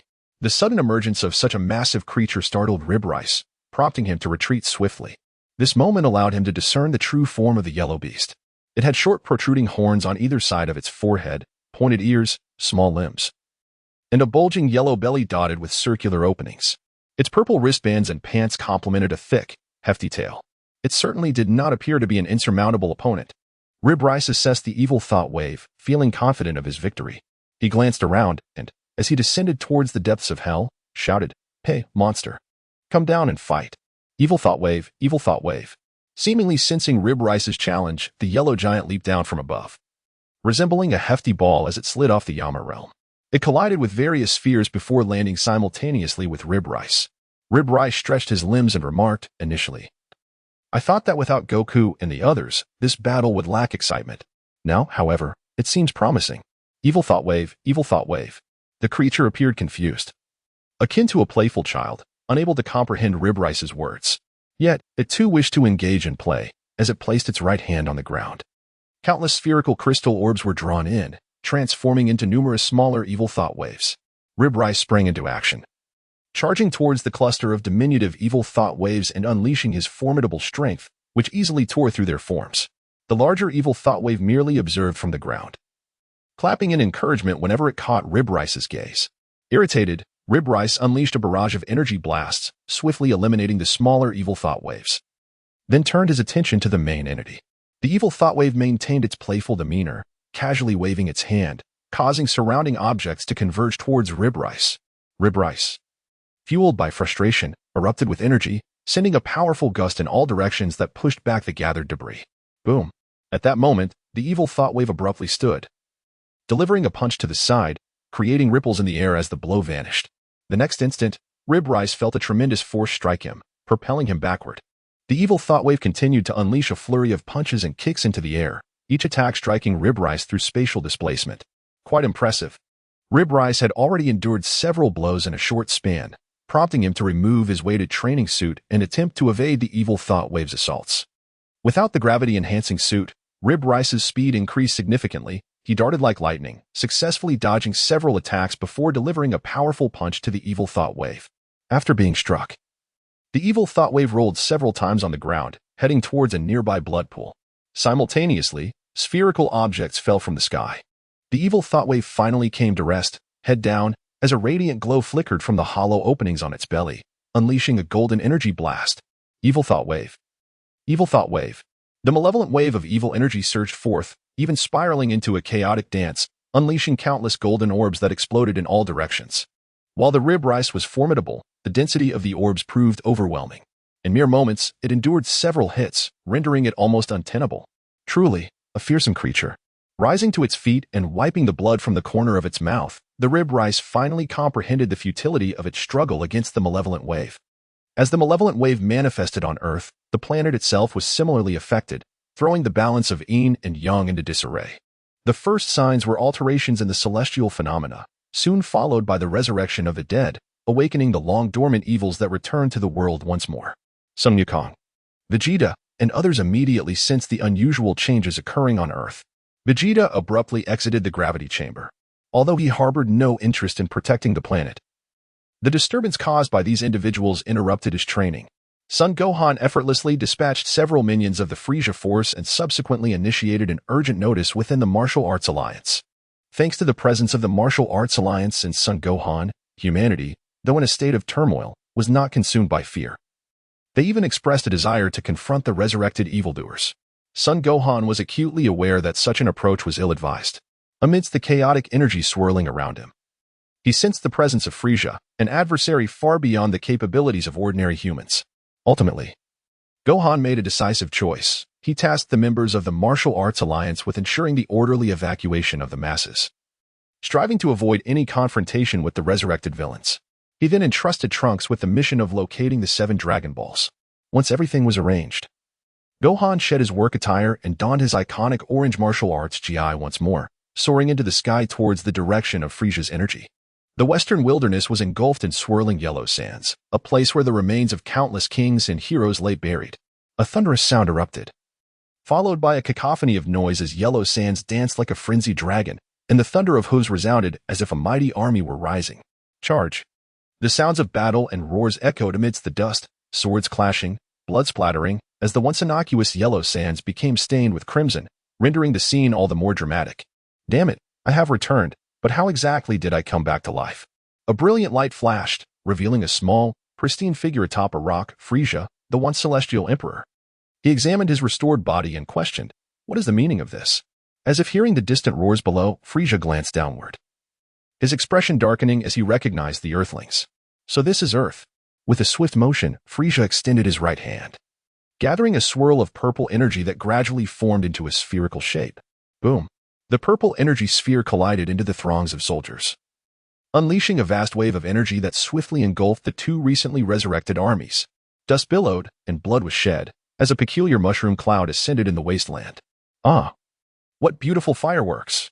Frieza marveled at the grotesque spectacle of blood, bones, and sand mingling together, unable to contain his laughter. Son Goku. After a moment of mirth, Frieza recalled the man he loathed to his very core. He had heard of the man's demise while in the afterlife, yet now that he had returned, would Goku also rise again? The thought of Goku's potential resurrection abruptly silenced Frieza's laughter. He surveyed the scene below and prepared to depart Earth. With a flash of white light, figures materialized around Frieza, all bearing the distinctive attire of his army. Yet, Frieza merely cast a dispassionate glance at the soldiers, unperturbed. As he ascended into space, another flash of white light revealed a towering figure atop a jagged peak, similarly clad in Frieza's regiment's garb, though adorned with a cape. This imposing figure bore a striking resemblance to one of Frieza's forms. He surveyed his surroundings, perplexed, and remarked, "Shouldn't I be suffering in hell? What is this place? Father?" Upon seeing the towering figure, Frisia's ascent halted momentarily before he drifted towards him. The figure, noticing Frisia's presence, raised his gaze and inquired, "Frisia, you have returned? What is going on?" Frisia landed before his father, King Cold, shaking his head as he replied, "I do not know, but being resurrected is certainly a blessing. This time, I shall repay the humiliation I endured at the hands of those monkeys." King Cold regarded Frisia's almost twisted expression, crossing his arms as he cautioned, "Frisia, remember to maintain your elegance. As members of our lineage, we must never forget our nobility and refrain from behaving like those lowly monkeys." Heeding his father's counsel, Frisia regained his composure, stating, "Of course, father, but those monkeys are truly infuriating, especially that one named Son Goku." King Cold nodded in agreement, internally reflecting on the repugnance of Goku, who had brought disgrace upon their noble bloodline, resulting in the simultaneous demise of the three of them at Goku's hands. Frisia glanced around before continuing, "We are on Earth. If we have both returned, then Son Goku must have as well. Although I currently harbor intense hatred for that monkey, I doubt we can defeat him alone, so I must train for a time." Indeed, King Cold expressed surprise at Frisia's words, his eyes widening as he replied, "It is rare for you to mention training. Do not let this be like last time, where you abandoned your efforts after a brief stint." Frisia took a few elegant steps forward, his tail swirling gracefully through the air as he smiled. "This time is different. In the afterlife, I suffered unprecedented humiliation, and I intend to repay that monkey in full." King Cold nodded at Frisia's determination, glancing at the ground beneath them as he remarked, "I have long said that if you commit to training, no one will be your match. Look at your brother, Cooler. He was born with far less fighting prowess than you or I, yet through sheer willpower, he has even mastered transformations that surpass your own. I do not believe that his inferior transformations could ever best me." Frisia replied, maintaining his regal demeanor. "However, regarding Cooler, he should still be alive, surely. Our family could not have all perished at the hands of that monkey." King Cold shook his head, delivering the unfortunate news, regrettably. Cooler also fell victim to that scion named Son Goku, and it was that scion who accomplished it even after his death. Frisia surveyed the soldiers below and turned to King Cold, stating, "Father, we should depart promptly. That scion may arrive at any moment, and I do not wish to encounter him before my training is complete." With that, Frisia and King Cold ascended into the sky, preparing to embark into the cosmos. In the next moment, a streak of light cut across the horizon, accompanied by the sound of a sonic boom, as several energy blasts surged toward Frisia and King Cold in midair. Frisia and King Cold effortlessly deflected the energy blasts and turned their attention to the source of the light. The figure, clad in a blue bodysuit, was none other than Prince Vegeta, who looked down upon Frisia and King Cold, exclaiming, "Well, it seems the two mighty rulers of the universe have returned. What a rare occasion." Frisia regarded Vegeta with an air of elegance, stating, "Prince Vegeta, you are still alive. I assume you sensed my resurrection and came to pledge your allegiance?" "Humph." Vegeta crossed his arms, his disdain evident as he regarded Frisia, suddenly recalling something. He feigned compliance and asked, "It has been a while, Lord Frisia, by the way. It seems you have finally grown up." Frisia paused, momentarily perplexed by Vegeta's insinuation. Yet, seeing Vegeta's somewhat subservient demeanor brought him some joy as he replied, "It appears you are unexpectedly compliant. However, what do you mean by grown up?" Raising his chin defiantly, Vegeta responded to Frisia's inquiry with a smirk. "Let me ask differently. I remember you used to be confined to a baby carriage. Why is it that you no longer require one? You insolent fool, I shall slay you." Upon hearing Vegeta's words, Frisia was instantly consumed by rage. He pointed his right fingertip, releasing a purple glow that manifested into a deadly beam. A sharp aura tore through the air, aiming to pierce Vegeta completely. However, Vegeta merely scoffed, effortlessly deflecting the lethal energy with a flick of his hand. Turning towards Frisia, he remarked, Frisia, your majesty, your grandeur remains undiminished. Alas, during your absence, I have transcended the former Vegeta." Seeing Vegeta dismiss his attack so casually, Frisia's countenance darkened, yet he refrained from launching another assault.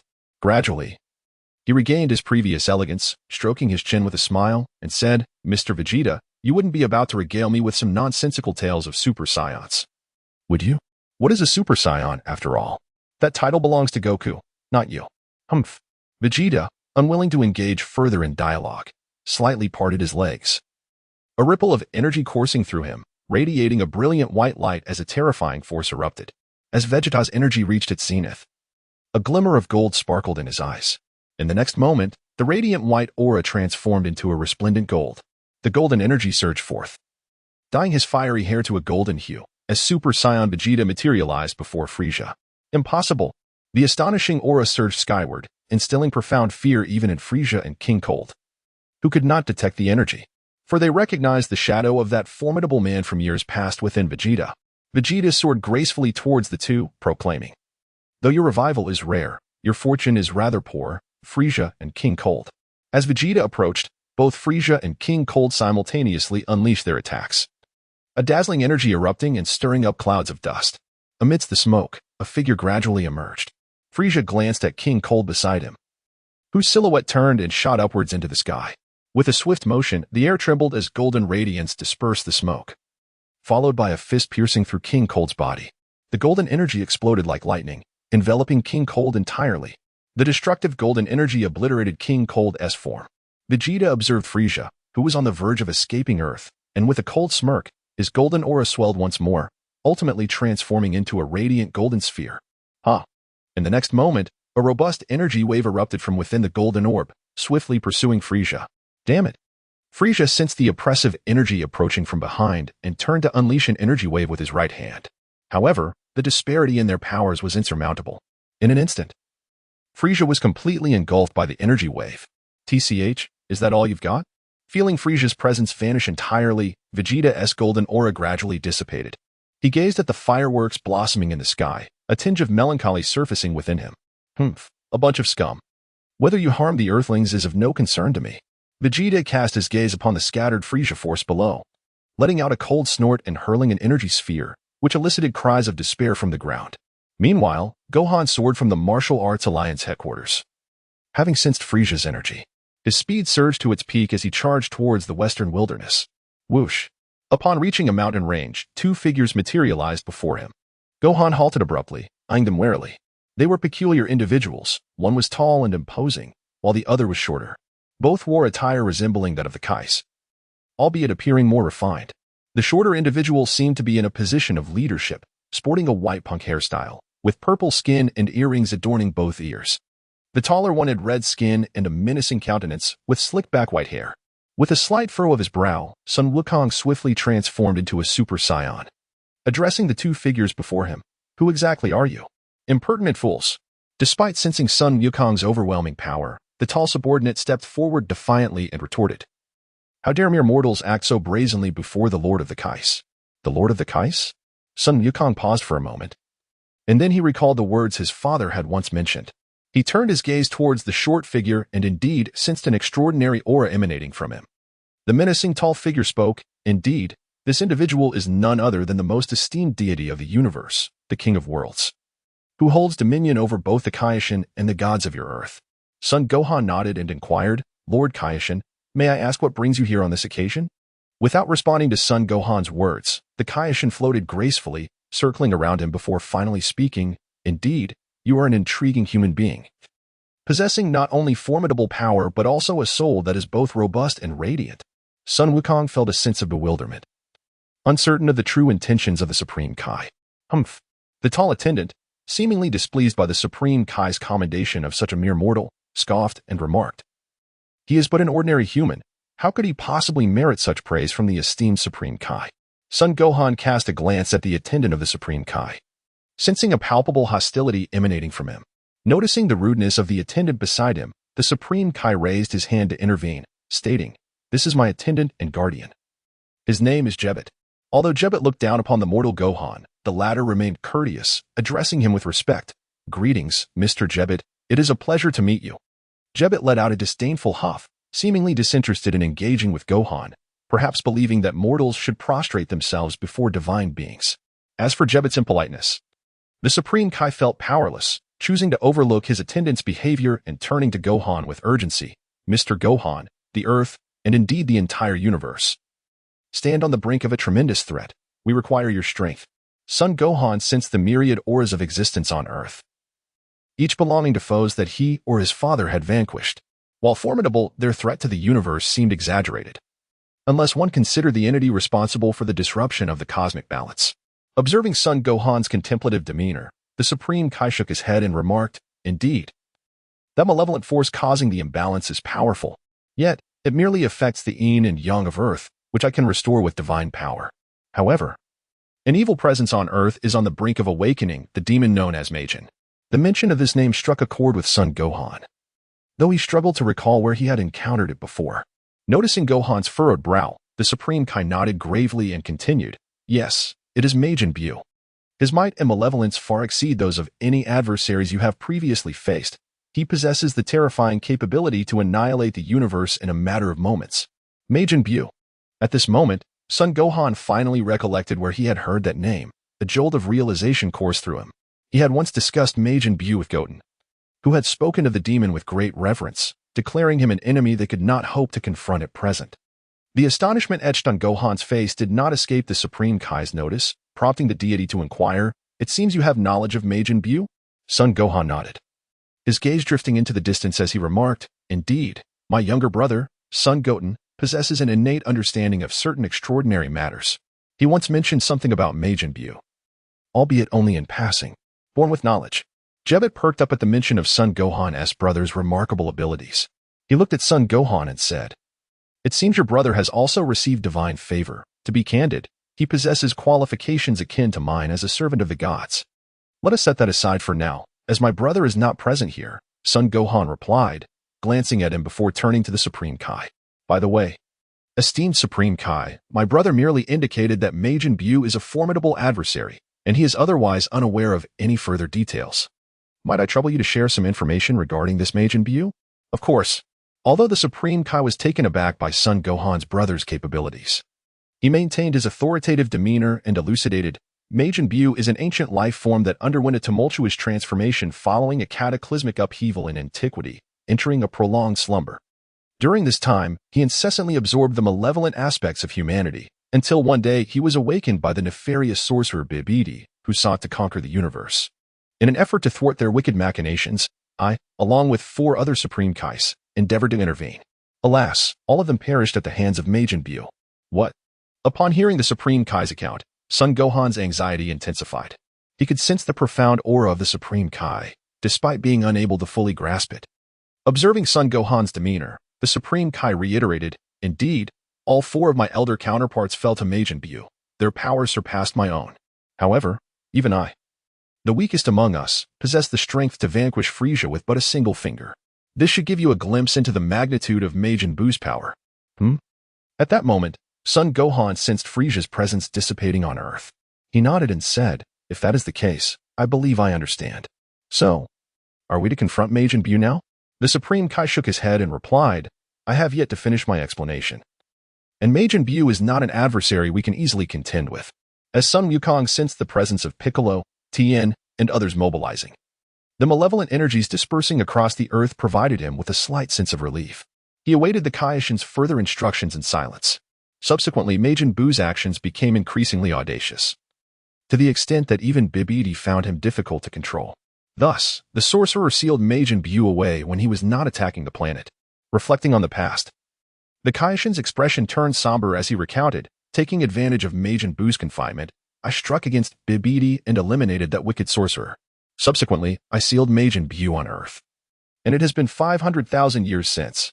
However, Bibidi's son Babidi now seeks to unlock that seal, intending to once again harness Majin Buu's power to dominate the universe. Should Majin Buu awaken, Earth shall undoubtedly become the first to face annihilation." A bead of sweat trickled down his forehead as Sun Wukong's heart raced with vigilance, causing his aura to fluctuate. "Destroy the Earth? I shall never allow those fiends to succeed," he declared. The Kaioshin nodded, assuring him, "Rest easy, currently. Babidi is traversing the cosmos in search of the energy required to break the seal, and he is not on Earth. However, the anomalies on Earth have led to a significant surge in energy, which may attract Babidi back." Upon hearing that Babidi was not on Earth, Sun Wukong felt a momentary respite, only to become anxious once more. "Babidi is a formidable opponent. If that is the case, I may need to train to surpass the level of Super Saiyan before confronting him," he stated. "The strength of Babidi himself is negligible," the Kaioshin replied, shaking his head. "However, he possesses the ability to manipulate the hearts of others. Any being that reveals malevolent thoughts or weaknesses is susceptible to his control. It is precisely this power that has allowed him to continually expand his influence, and even I have been unable to find an opportunity to confront him." After a moment of contemplation, Sun Wukong responded, "It is of no concern. I will require time to transcend the level of Super Saiyan. By then, I should be capable of dealing with that Babidi. However, before that." At this juncture, the Kaioshin interrupted Sun Wukong, saying, "To surpass the level of Super Saiyan? Truly, you are the one destined to save the world, Sun Wukong. It seems you may indeed possess the qualifications to wield the strongest sword." "What?" Sun Gohan was utterly bewildered, while Jebet exclaimed in astonishment. He glanced at Sun Gohan and shook his head, saying, "That is a divine sword that even the Kaioshins cannot wield. He is merely immortal. How could he possibly possess such power?" Gohan remained perplexed and inquired, "What exactly is this most powerful sword? Will wielding it enhance my strength?" "It should be so." Although the Kaioshin felt a twinge of doubt, he resolutely declared, "It is. After all, a treasured artifact passed down through generations of the Kaioshin. Once utilized, it is said to bestow immense power. Therefore, I would like to extend an invitation for you to visit the Kaioshin realm." "The Kaioshin realm?" Gohan cast a glance at King Kai and inquired, "Is that the abode of Lord King Kai? If it is indeed possible to acquire the power to safeguard the world there, I am willing to venture forth. However, before I do so, I must take some time to address matters here on Earth." Jebet, with a scowl upon his face, appeared ready to erupt. But King Kai raised a hand to halt him. He then turned to Gohan and said, "In that case, hasten to make your preparations. For Babidi and the creatures of Earth's underworld shall not wait for us." Son Gohan nodded and said, "I shall take my leave for now. But how shall I contact you thereafter?" The Supreme Kai responded, "We shall always be watching over you. Simply call out to us when you are ready." "Very well." Son Gohan responded affirmatively and swiftly turned to soar towards West City, a golden radiance piercing the vast sky, vanishing amidst the encircling mountains in an instant. Over a month had passed since Goten and Trunks had ventured to Namek to make their wishes, and Dandy had assumed the role of God on Earth. With the dragon resurrected and empowered, everything appeared to be progressing in a favorable direction. Yet, Goten and his companions remained unable to discover a means to return home. Their initial attempt with the time machine had ended in failure. In desperation, Goten even contemplated seeking the Black Star Dragon Balls at the temple, hoping to make a wish on another planet. However, upon arrival, he realized that the Black Star Dragon Balls did not exist in this realm. Ultimately, Goten resolved to calm his mind and diligently train, aspiring to transcend to a higher realm of power. Meanwhile, on King Kai's planet, two deceased versions of Goku encountered one another, engaging in martial arts study and training together, striving towards greater heights. The resurrected Vegeta, having witnessed Goten and Trunks' might, secluded himself within the gravity chamber, rarely seen even by Bulma and Trunks. Bulma continued to gather materials necessary for the time machine, eager to assist Goten and the others in returning to their original world, yet the intricacies of time and space were not so easily navigable, even with Bulma's intellect. Pinpointing the precise location of Goten's world proved arduous. Day by day, Goten's training progressed under immense pressure. Yet he recognized that achieving the full potential to reach Super Saiyan 3 remained a distant goal. As time flowed steadily, Goten found a growing tranquility within himself. Understanding that returning with his current strength would offer little assistance, it would be more prudent to train here, and when the time was right, he would naturally find his way back. His brother, Gohan, demonstrated unwavering resolve, having significantly enhanced his martial arts foundation over the years. Should a formidable opponent arise, he would not necessarily falter in his response. Moreover, there was the relentless Prince Vegeta and the remarkable Trunks still in the fray. In the main world, Trunks tirelessly roamed, finally collecting the 7 Dragon Balls. Without delay, he rushed back to Capsule Corporation, effortlessly returning the revived androids 17 and 18 to the afterlife along the way. At Capsule Corporation, Trunks laid the 7 Dragon Balls before him and called for his mother, Bulma, saying, "Mom, I'll leave the wish to you. I wish to eliminate those who wreak havoc in the cities." Bulma glanced at her wristwatch and replied, "There's no need to rush, Gohan. Piccolo and the others have already addressed the situation, and everything is stabilizing. You might as well stay here to ensure my safety." Hearing his mother's words, Trunks hesitated, checking the information on his watch before responding, "All right, the dragon's appearance should cause some commotion. We cannot allow those ruffians any opportunity. Come forth, Shinran." At Bulma's call, golden lightning surged upwards, darkening the sky as a beam of gold connected heaven and earth, with the 7 Dragon Balls floating within. In the next moment, a colossal azure-scaled dragon's shadow emerged from the Dragon Balls, and as the golden light illuminated its form, Shinran materialized, coiling majestically above West City, inciting gasps of astonishment. "Gatherer of the 7 Dragon Balls, state your wish." Whatever it may be, I shall grant it. Shinran's familiar opening line echoed. Stepping forward, Bulma declared, Shinran, I implore you to restore order to Earth and return those who have been suddenly resurrected to their rightful places. Shinran shimmered with radiant light, and in the next moment, all brilliance dissipated. The dragon paused momentarily, shaking its massive head and stated, Apologies, the force that has disrupted order far exceeds my capabilities. This wish cannot be granted. Although they had anticipated this outcome, both Bulma and Trunks still felt a pang of disappointment, realizing that this meant they would need to spend significantly more time resolving the situation. Do you have any other wishes? Regardless of what it is, I can fulfill one. Shinran seemed programmed to maintain its composure, even in the face of denial. Bulma glanced at Trunks, contemplated briefly, and then inquired, Trunks has a life simulator in his mind. Can you remove it? Shinran looked at Trunks and replied, I'm afraid the life simulator in Trunks' mind far exceeds my rank. This wish cannot be granted. Perhaps you may find answers deep within the temple. Your wishes have been noted. Farewell. With that, Shinran seemed to sense something, departing and returning to the 7 Dragon Balls, which then ascended into the sky, each darting in different directions, restoring light to the heavens. Is this how Shinran behaves? Bulma remarked, exasperated by the dragon's sudden departure. At that moment, a flash of light flickered in Trunks' mind, revealing a line of text. The life simulator is sincere and benevolent, designed to assist the host in breaking through limits, transcending oneself, and achieving the status of the universe's foremost being. The host is advised not to be swayed by adverse information, detecting a lapse in the host's training. The simulator has decided to grant the host a simulation opportunity at no cost. Would you like to simulate immediately? Trunks, for now, chose to disregard it, opting instead to venture forth and eliminate the malevolent forces disturbing the peace. Just then, a notification from his wristwatch sounded, and upon pressing a button, the image of Sun Gohan appeared. The apparition spoke, Trunks, I have matters to attend to and must leave Earth for a time. During my absence, I will entrust the affairs of the Martial Arts Alliance to Biddy and the others. I may need your and Uncle Vegeta's assistance. Leaving Earth? At Gohan's words, Trunks momentarily paused, then inquired, is it to confront the entity responsible for disrupting the cosmic order? The spectral figure of Sun Wukong nodded slightly and remarked, this is one of the reasons. There is also the possibility of an evil entity awakening. At that time, not only Earth but perhaps the entire universe will be in peril. Therefore, you must prepare as soon as possible. Upon hearing Sun Wukong's words, Trunks felt a tightening in his heart. He could not fathom why this world was plagued by so many calamities. Yet, since the challenges had arisen, he could only strive to mitigate such misfortunes. I entrust this to you, Trunks. As Sun Gohan uttered a final word, he severed the call, leaving Trunks in a state of complex emotions. After a moment of contemplation, Trunks resolved to utilize the life simulator, despite his parents' warnings about its dubious nature. Given the uncertain future of Earth, he felt compelled to proceed. Closing his eyes, words materialized in his mind. Trunks focused his thoughts on the word yes. And in the next instant, a violet crystal shimmered, cascading into an infinite sea of stars, transforming into a multitude of words. In June of the year 775 of the age of the universe, within the depths of hell on Earth, a malfunction in the soul-cleansing machine triggered a greater catastrophe during repairs.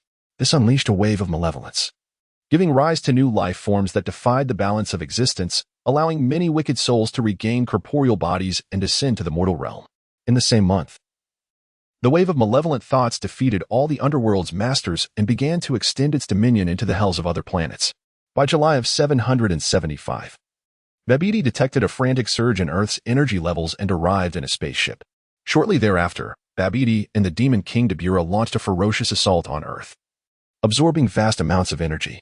You and Vegeta intervened, but were overpowered by Dabura, resulting in your energies being siphoned and your forms petrified.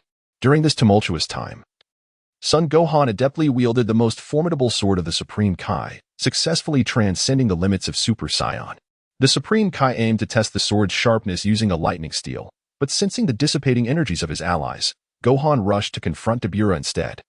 Upon arriving at the battlefield in July of 775, Gohan was met with the sight of familiar stone statues. In a fit of rage, he swiftly overcame Dabura. Unfortunately, Dabura transferred his final reserves of energy to Majin Buu, whose release threshold was fortuitously met, allowing him to re-enter the world. In the ensuing chaos, Gohan faced Majin Buu with the Supreme Kai sword, but the sword shattered and Gohan perished. Later that month, Majin Buu annihilated Babidi and, after decimating Earth, set his sights on other galaxies. In August of 775, the influence of the malevolent thoughts spread to the underworlds of various planets, prompting the Grand Kai and the Four Kais to implore you to eradicate this menace. You and Gohan issued a challenge to the wave of evil, but were ultimately defeated. The souls of all were consumed, leading to their complete obliteration. By September of 775, the malevolent wave had eradicated all the Kais in Yama, asserting total dominion over the underworld of the universe. In October, Majin Buu obliterated a certain galaxy and ventured deeper into the cosmos. In the year 776, the wave of malevolence infiltrated the mortal realm and encountered Majin Buu, resulting in a cataclysmic battle that shattered countless galaxies and threatened the very fabric of existence. As the conflict escalated, Majin Buu, overwhelmed by the malevolent thoughts, shed his initial form in a fit of fury, emerging as a more potent warrior. In 777, the wave of evil, harnessing various underworld powers, crushed Majin Buu, who began to absorb the remaining life forms in the universe, barely managing to hold his ground. By 778, the universe lay in silence, the underworld devoid of sound, as the battle between the wave and Majin Buu raged on. In that year, Goku and Goten returned from another dimension using Trunks' time machine, only to find a desolate void where everything had been annihilated. The ongoing conflict in the universe ignited their fury, and Gohan transcended his limits to achieve Super Saiyan 3. He rushed to engage in battle, but ultimately succumbed to death due to the inhospitable conditions of the universe. In the same year, witnessing his friends perish and his son fall before him, Goku, consumed by rage, unleashed his true self, transforming into a golden great ape. He harnessed that power within his mortal form, attaining Super Saiyan 4. With this newfound strength, Goku vanquished the wave of evil and shattered Majin Buu. But his energy was nearly depleted. He chose to expend his last vestiges of strength to protect Trunks as they departed this world together, marking the end of the universe. In the aftermath, the evaluation concluded, an unremarkable life. With the life simulator at your disposal, you should strive for more, at the very least.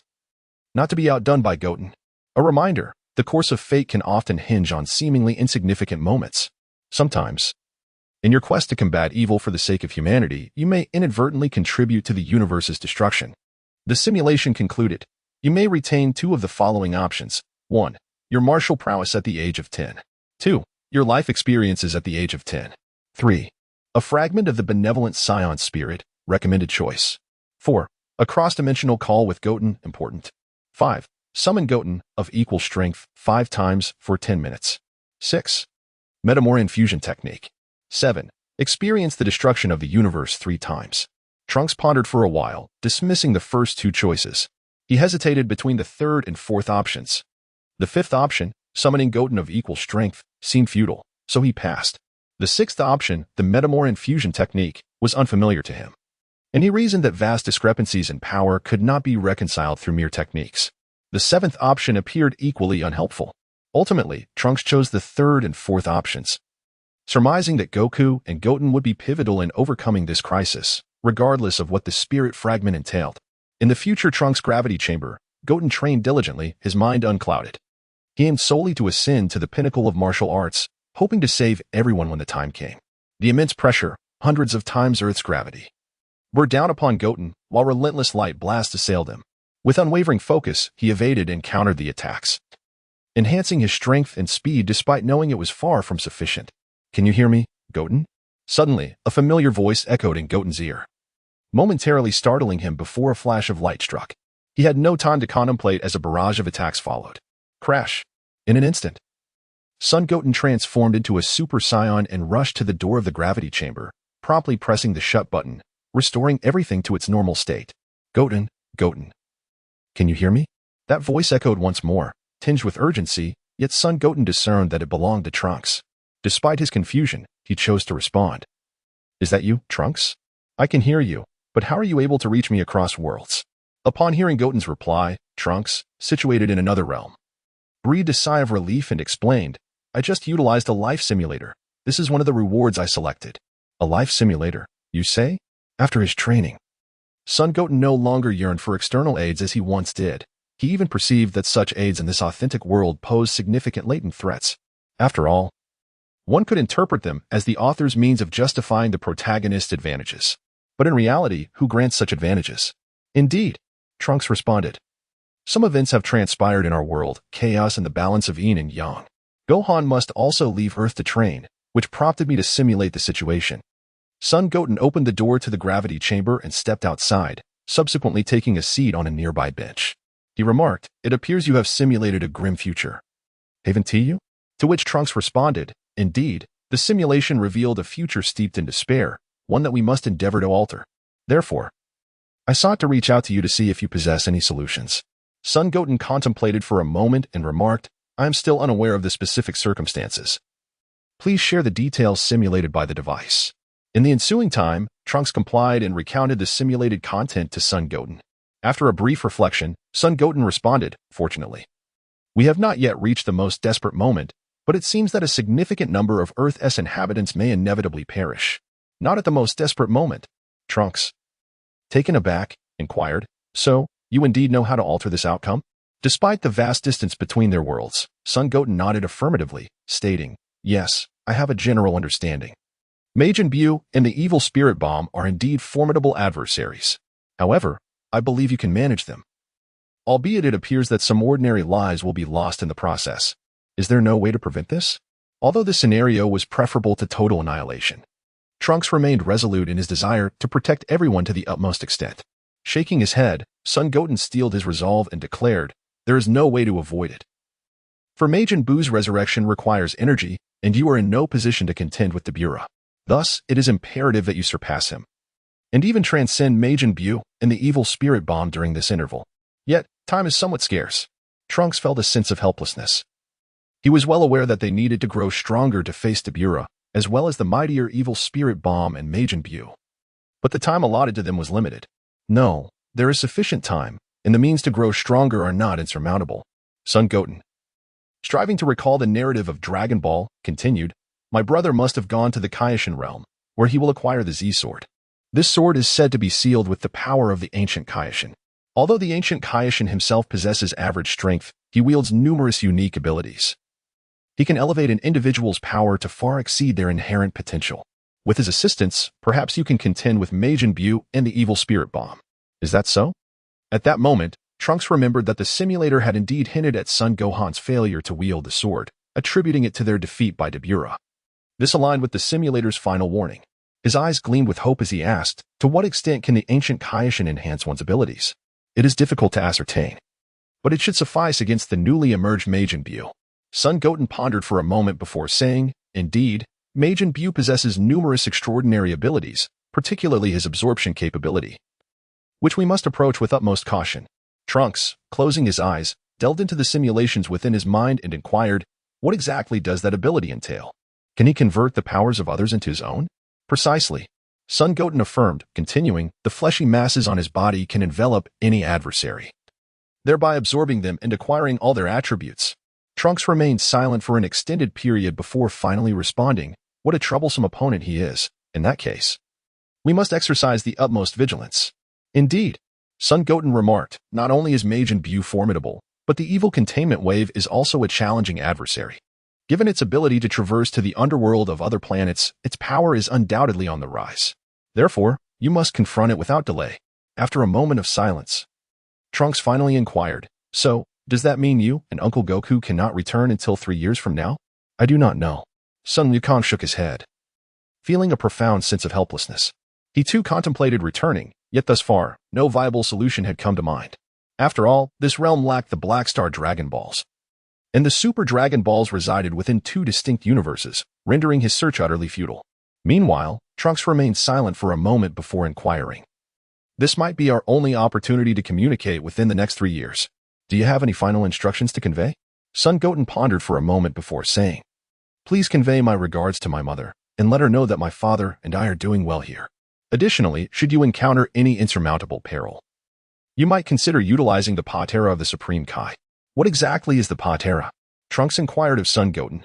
Sun Wukong's son, Goten, replied, "That is a treasure hidden by the King of Worlds, capable of merging 2 individuals into one and elevating their power to unfathomable realms." Trunks' eyes sparkled with renewed brilliance as he exclaimed, "Is there truly such a treasure? Perhaps now we have a means to contend with those 2. Sun Goten responded affirmatively and added, "Indeed, there exists a sanctuary of spirit and time within the temple, You may go there to cultivate your skills.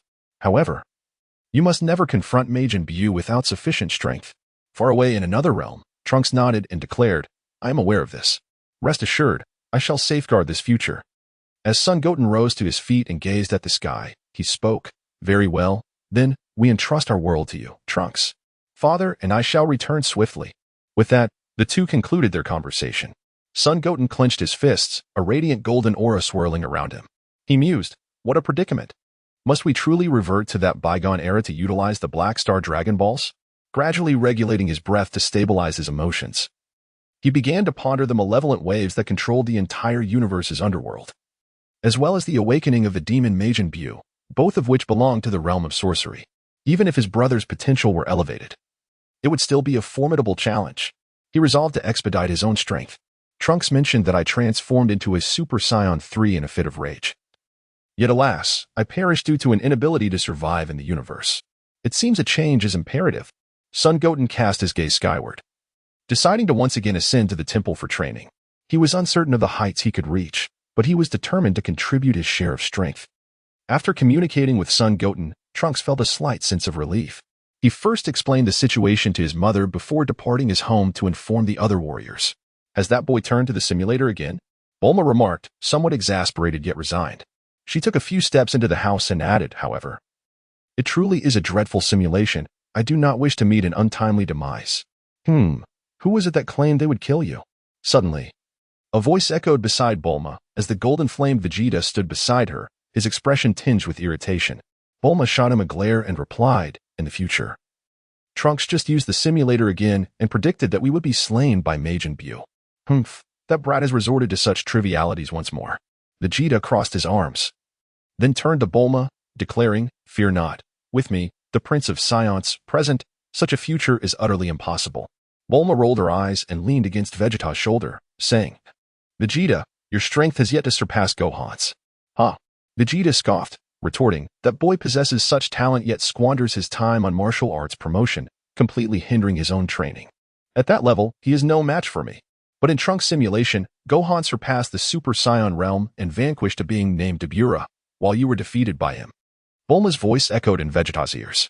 Vegeta brusquely pushed Bulma away from his shoulder, sneering, I have long asserted that such nonsense cannot be true. I have never even heard of this Dabura. I'm off to train. Bulma called after him, stating, Trunks and Goten mentioned a miraculous place in the temple. There. A year of training equates to merely a day outside. Vegeta paused, turning to Bulma, his eyes seemingly flickering with intrigue. The verdant expanse of the Kaioshin realm stretched endlessly, its distant hills rising and falling in a pristine form. A gentle breeze stirred, carrying an elegant essence that calmed the spirit. With a swish, 3 figures materialized above the Kaioshin realm, the supreme deity, the Kaioshin, and his attendant, Kibito. The one clad in an orange martial arts uniform was none other than the Super Saiyan from Earth, Gohan. Was this also a form of instant transmission? As Sun Wukong observed the ever-changing surroundings, a sense of astonishment enveloped him. Indeed, this was the signature skill of Jebet. The King Kai first addressed Sun Wukong's inquiry and then, with a smile, remarked, This is the realm of the King Kai, Mr. Wukong. Welcome to the King Kai's domain. The realm of the King Kai, is it? As Sun Wukong gazed around, he savored the unique atmosphere of this realm, exclaiming, Indeed. This truly is a dwelling place for the divine. Merely absorbing the surrounding aura makes one feel light and revitalized. Jebet, appearing rather displeased, scoffed and remarked, You ought to feel a sense of pride. Before you, there were not just humans. Even gods, including the King of Worlds, have never had the opportunity to set foot in this sacred domain. Upon hearing Jebet's somewhat self-satisfied words, Sun Wukong nodded and replied, In that case, I should indeed feel honored. Jebet glanced at Sun Wukong's attire, then surveyed the scenery around them, saying, Your clothing does not quite harmonize with this place. With a swift motion, Jebet extended his right hand, and a mysterious rhythm enveloped Sun Wukong. In the next instant, Sun Wukong felt a lightness wash over him, invigorating his entire being. The King of Worlds observed Sun Wukong's transformation and nodded, declaring, This outfit suits you remarkably well. Perhaps you possess the potential to become a King of Worlds. Son Gohan glanced at his attire. The orange martial arts uniform had long since vanished. Now, he donned an outfit akin to that of the Supreme Kai. It must be acknowledged that the divine garment possesses numerous exceptional qualities. Firstly, it is entirely weightless. Furthermore, It has the remarkable ability to nourish the spirit and rejuvenate the body. Sun Wukong nodded, refraining from responding to the words of the Supreme Kai. Instead, he inquired, "Time is of the essence. Shall we commence without delay? I wonder where the legendary Sword of Z, as mentioned by the Supreme Kai, may be found?" Upon hearing Wukong's remarks, the Supreme Kai smiled with great delight, affirming, "I am pleased to see you possess such determination. However, the Sword of Z is not so easily wielded. To date, no being has ever successfully harnessed its power." Sun Gohan expressed his surprise and inquired, "If no one has wielded that sword, how can you ascertain that it is the mightiest of all? Moreover, why has it remained untouched?" The response was steeped in the ancient prophecy passed down through the generations of the Kaioshin realm. Upon hearing Sun Gohan's skepticism, Jebbet felt a surge of irritation and rebuked him. "You are but a mortal, granted passage into this sacred domain solely by the special favor of Lord Kaioshin. How dare you question the divine?" Over the years, Sun Gohan had interacted with a myriad of individuals. Although he maintained his gentle demeanor, there was now an added layer of resoluteness. While he remained kind-hearted, he would not hesitate to retaliate when faced with verbal assaults. Casting a piercing glance at Jebbet, he retorted, "If you are so formidable, why do you not confront Majin Buu yourself?" Jebbet, incensed, felt his temper flare, contemplating a confrontation with Gohan. Fortunately, Lord Kaioshin intervened, suggesting, "Let us all refrain from further quarrels and turn our attention to the Z-Sword." Sun Gohan maintained an impassive demeanor, while Jebbet trembled throughout, yet eventually found tranquility under the soothing counsel of the Supreme Kai. "Follow me." The Supreme Kai then surveyed the horizon, ascending gracefully as he soared towards the distant colossal stone pillar. In the distance, a majestic pillar rose straight towards the heavens, seemingly imbued with the essence of a sage. 3 figures simultaneously alighted upon the pillar, and Sun Gohan immediately noticed the hilt of a sword embedded within it. "Is this the legendary mightiest divine sword?" he inquired. The Supreme Kai nodded and confessed, "It is with great embarrassment that I admit this sword has been passed down for over 10 million years. Yet neither I nor my predecessors have ever managed to draw it." Taking a couple of steps forward, Sun Gohan remarked, "No wonder it is said that no one has wielded it. But what would happen if one were to succeed in drawing it? Is this sword truly as sharp as the legends suggest? It is said to bestow immense power, one that could potentially surpass that of Majin Buu." At this moment, Jebbet appeared to have forgotten his previous indignation, stating, "With all due respect, if even the former Supreme Kais were unable to accomplish this feat, it is inconceivable that a mortal could. One must always endeavor to try." As Sun Wukong approached the divine sword, he slightly parted his legs, and an overwhelming aura erupted forth. A golden flame ascended as he instantly transformed into his Super Saiyan form. He then gripped the hilt of the sword firmly and exerted tremendous force to draw it upward. Whoosh! The aura and strength of Sun Wukong reached their zenith, his formidable power generating arcs of electricity through the friction with the air, while fissures spread beneath his feet. Observing that Sun Wukong had yet to unsheathe the Z-Sword, Jebbet remarked, "I told you it was impossible. What has eluded the gods of the past cannot possibly be achieved by a mere mortal." However, Jebbet's voice faltered as he distinctly perceived the blade of the Z-Sword partially emerging, his crimson visage suddenly awash with astonishment. "Ha!" With a thunderous roar, Sun Wukong exerted himself and swiftly drew the Z-Sword from its sheath. The immense force propelled his body backward, causing him to stagger a short distance before regaining his composure. Boom! Upon drawing the Z-Sword, it appeared as though the stone pillar had lost its support, collapsing and sending forth a cascade of water that soared to great heights. The Supreme Kai and Jebbet stood in astonishment, their mouths agape, fortunate that their garments possessed the ability to repel moisture. Otherwise, the universe's most exalted deities might have been rendered drenched. How heavy? Was the first thought that crossed Gohan's mind upon acquiring the Z-Sword. After a few experimental swings, he realized that the sword's only notable characteristic was its weight. At that moment, the Supreme Kai and Jebbet hastened to Gohan's side, observing him as he wielded the divine blade, and inquired, "Mr. Gohan, what is it like to possess the Z-Sword? Do you not feel an overwhelming surge of power coursing through you?" Sun Gohan shook his head and remarked, "It appears that this sword possesses little more than mere weight. I cannot sense any latent formidable power within it. Perhaps such strength requires adept application to be unleashed?" "I suppose that might be the case."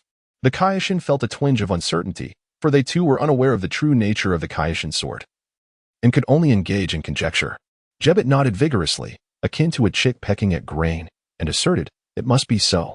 As long as one can wield it with skill, the energy harnessed will surely rival that of Majin Buu. Now, I require some time for practice. I implore you." Esteemed Kaioshin, Sun Gohan seemed to sense something amiss. He descended to the ground, reverting to his ordinary state, and began familiarizing himself with the Z-Sword.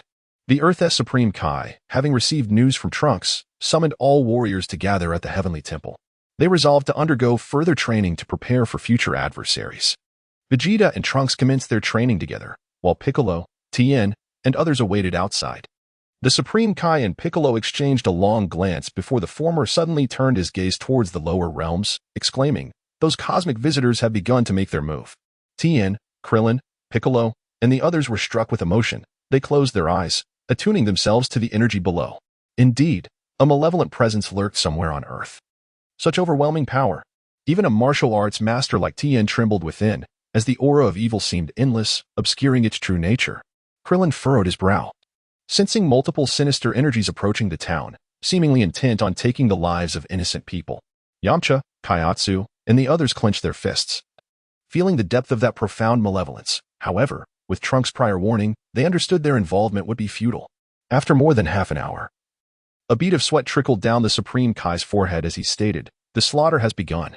Piccolo clenched and unclenched his fists, then tightened his grip once more.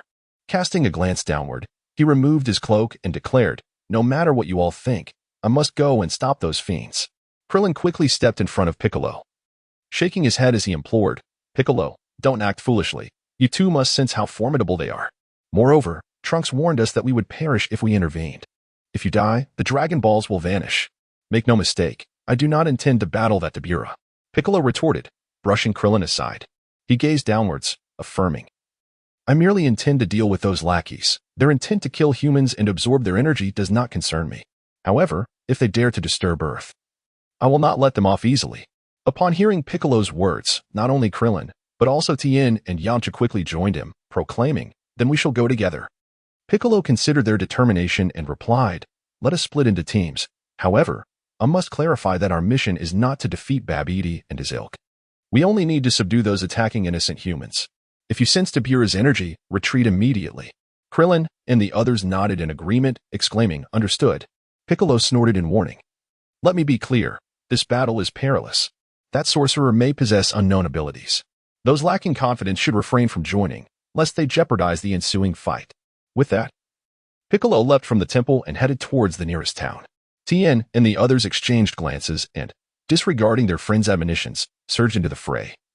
Acutely aware that their fate remained uncertain. Yet, as instructors and pioneers of martial arts, they felt compelled to act.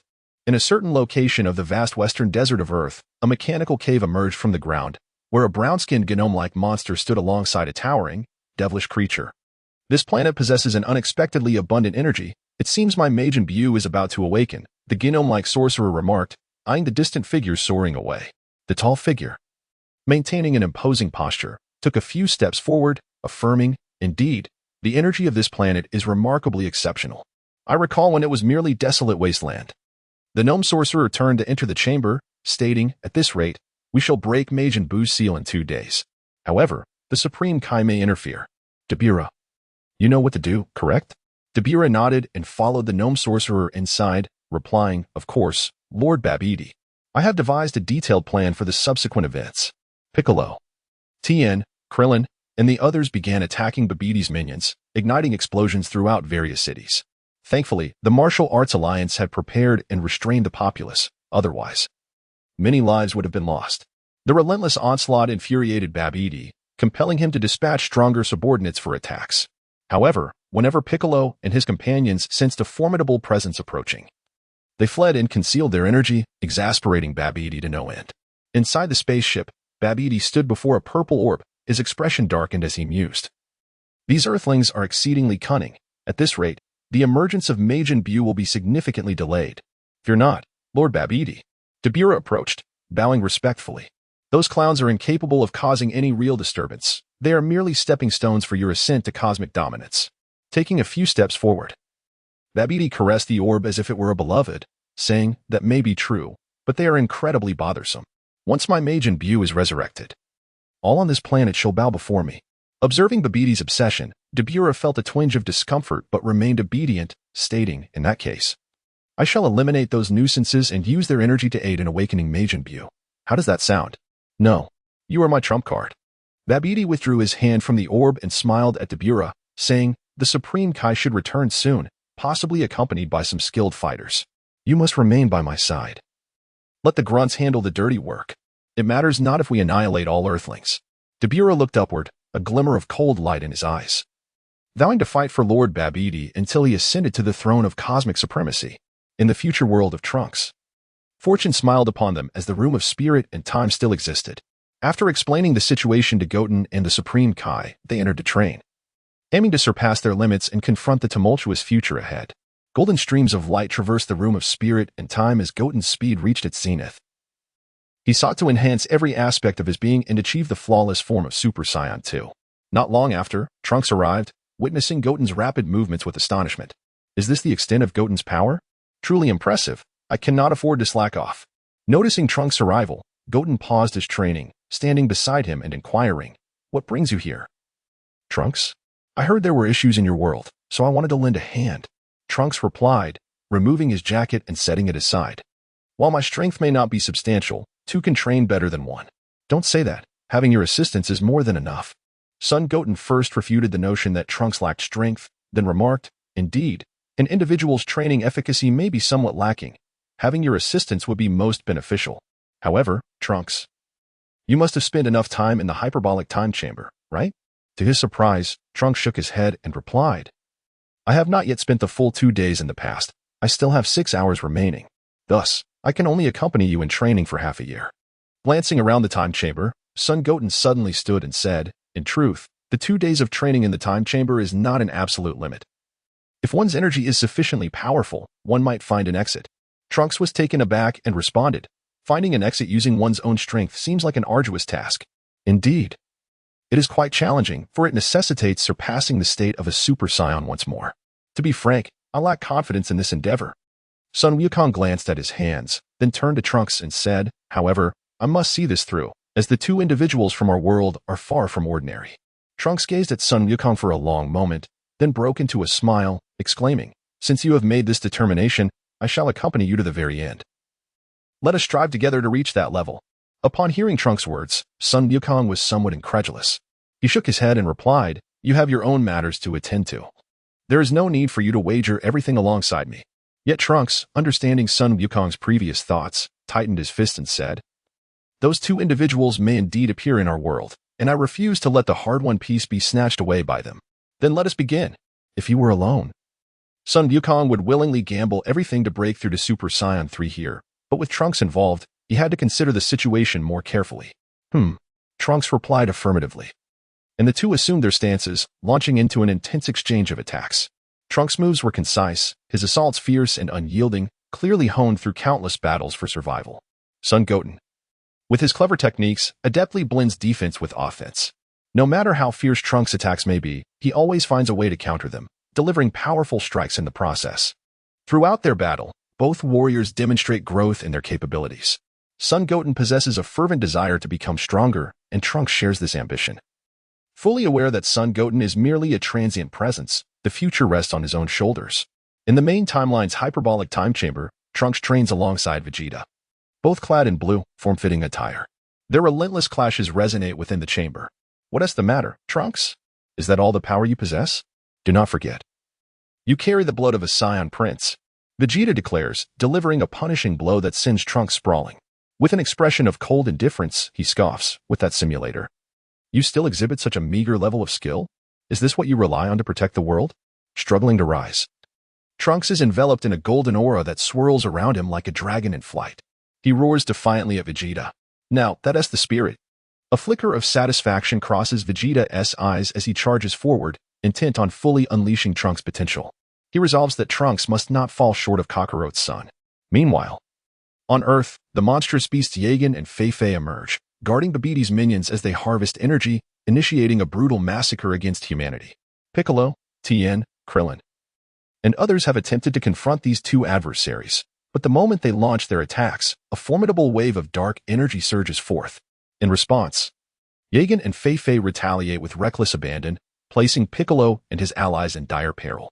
Consequently, Babidi accelerates his energy collection, instilling deep dread among the remaining populace, who voice their grievances. However, even as the martial arts alliance's social media buzzes with distress, there is little that can be done. Son Gohan, at that moment, is absent from Earth, and while others strive valiantly, their efforts yield scant results against such overwhelming foes. After a period of training in the Kaioshin realm, Sun Gohan finally masters the Z-Sword. Yet, he still feels uncertain about the extent of his newfound strength, leading to inner turmoil. It seems the Z-Sword has not granted me any formidable power. Could it be that we are employing it incorrectly, Lord Kaioshin? After honing his skills with the Z-Sword, Sun Gohan poses this inquiry to the Kaioshin. Before the Kaioshin can respond, Jebbet steps forward with unwavering confidence, asserting, "That is impossible. It must be your technique that is at fault. The legend states that those who wield the Z-Sword will gain immense power. This is an undeniable truth in the Kaioshin realm." Sun Wukong pondered for a moment, then performed a flourish with his sword, declaring, "There exists but one possibility. This sword possesses unparalleled power, which simply remains dormant in the absence of worthy adversaries." The Supreme Kai widened his eyes in astonishment, then swiftly nodded in agreement, affirming, "Indeed. The Z-Sword must be the mightiest blade in the universe, surely capable of cleaving through all obstacles before us." In a bid to bolster his confidence, the Supreme Kai extended his right hand, palm upwards, and a black square materialized in midair. He proclaimed, "This is the hardest metal ore in the cosmos. Known as Thunder Steel, perhaps we can use it to test the prowess of the Z-Sword." At that moment, Jebbet appeared to sense something amiss. He abruptly turned to the side, exclaiming, "Babidi has made his move against Earth. We must hasten our departure." "Not so fast," replied the Supreme Kai. "Uncle Piccolo and the others are doing their utmost to buy us time, and Trunks and his companions are also in training." Sun Wukong first attuned himself to the atmosphere of Earth, then remarked, "I too sense that malevolent aura. At this moment, it is exceedingly difficult for me to prevail against him. Even if I were to confront him, it would merely be a path to my own demise. Sword of the Divine, allow me to witness your true power." Sun Gohan brandished the Z-Sword and struck down upon the Thunder Steel, the blade slicing through the air with ferocity as it collided with the metal. "Kacha!" The Supreme Kai and Jebbet awaited with bated breath, anticipating the Divine Sword to effortlessly rend the Thunder Steel asunder. However, to their astonishment, the Z-Sword and the Thunder Steel locked in a stalemate for a brief moment before abruptly shattering. "What?" The Supreme Kai and Jebbet's hopes were dashed in that instant, their faces reflecting sheer disbelief as they beheld the broken sword, their eyes filled with incredulity. "It appears my assumptions were erroneous, but..." Sun Gohan gazed in astonishment at the Supreme Kai and Jebbet, his mouth agape and a look of sheer terror etched across his face. He first cast aside the broken sword. Then his entire being quaked with energy as a surge of formidable power erupted forth. With a resounding roar, golden flames surged, entwined with purple lightning that danced and intertwined. A magnificent spectacle ascending towards the heavens. Sun Gohan's aura surged explosively. The earth trembled as a bolt of lightning pierced the sky, and amidst this transformation, Sun Gohan's golden hair became even more refined, with a lock of bangs cascading down his forehead. As the purple lightning flickered, his eyes took on a more frigid demeanor, marking the emergence of a new echelon beyond that of a Super Saiyan. What an overwhelmingly powerful presence! The tumultuous energy reverberated throughout the realm of the Supreme Kai. And even the far-sighted Jebbet was left in awe of Sun Gohan's might. Sun Wukong exhaled deeply and remarked, "It feels surprisingly effortless." Perhaps the true essence of the Z-Sword lies in this, enabling its wielder to effortlessly transcend previous limitations. Indeed, it must be so. Upon hearing Sun Wukong's words, the Kaioshin and Jebbet eagerly nodded in agreement, as if they were chicks pecking at grains. After all, they could not possibly believe that the Z-Sword, which had been passed down through generations in the realm of the Kaioshin, was devoid of purpose. At this moment, I should be capable of confronting that Majin Buu. Sun Wukong first closed his eyes to attune himself to the energy within, subsequently comparing it with the malevolent aura emanating from afar. He had formed a rough estimation in his mind. At that moment, the Supreme Kai shook his head and remarked, "Though Mr. Wukong's strength has seen a remarkable enhancement compared to before, it remains exceedingly challenging to contend with Majin Buu. However, I can distinctly sense the presence of Majin Buu." Sun Gohan once again closed his eyes to attune himself to the energies around him, and then remarked, "Though formidable, I believe I can manage now." The Supreme Kai and Jebbet exchanged glances, and at last, the Supreme Kai spoke, "Mr. Gohan, you must be mistaken. Majin Buu remains ensconced within his cocoon of slumber, and it is impossible for you to sense his aura." Suddenly, a flicker of light emanated from the broken sword lying on the ground, akin to a stone dropping into a still pond, as golden rays radiated outward in rippling waves. In the next moment, a figure materialized behind the Supreme Kai and Jebbet. Gazing at the Supreme Kai, Jebbet shook his head and commented, "The current Supreme Kai truly lacks authority." "What?" Sun Wukong immediately noticed the appearance of the man, preparing himself for action. The Kaioshin and Jebet turned their heads simultaneously, only to behold an elderly man, frail and with narrowed eyes, clad in the attire of the Kaioshin, bearing a striking resemblance to the Kaioshin himself. The Kaioshin scrutinized the old man from head to toe, and finally inquired, "Who are you? And what brings you to the realm of the Kaioshin? Brace yourselves, young ones." The old man replied, placing both hands on his lower back. "I am the Kaioshin from 15 generations ago." Upon hearing such words from the elder, both the Kaioshin and Jebet were once again filled with dread, their bodies reacting with astonishment. Indeed, the old Kaioshin coughed lightly and began recounting past events, long, long ago. There existed a scoundrel in the universe who frequently wreaked havoc upon planets. One day, after a heated exchange with me, fearing my abilities, he sealed me within this sword. As he spoke, the old Kaioshin engaged in some simple exercises. Gazing around at his surroundings, he remarked, "It has been quite some time since I last had a proper workout." Upon learning of the elder Kaioshin's sealing, Jebet was enraged. "Who dares to seal the ancestor of the Kaioshin? We shall never forgive that wretch." The Kaioshin nodded vigorously, clenching his fist as he declared, "Those who bully our venerable ancestor must not go unpunished. I wonder if that scoundrel is still alive." "He is indeed still alive," the old Kaioshin responded while continuing his simple exercises. "He would surely awaken from his slumber upon sensing my revival. You may seek vengeance upon him then." The Kaioshin and Jebet nodded in agreement, resolved to avenge their ancestor.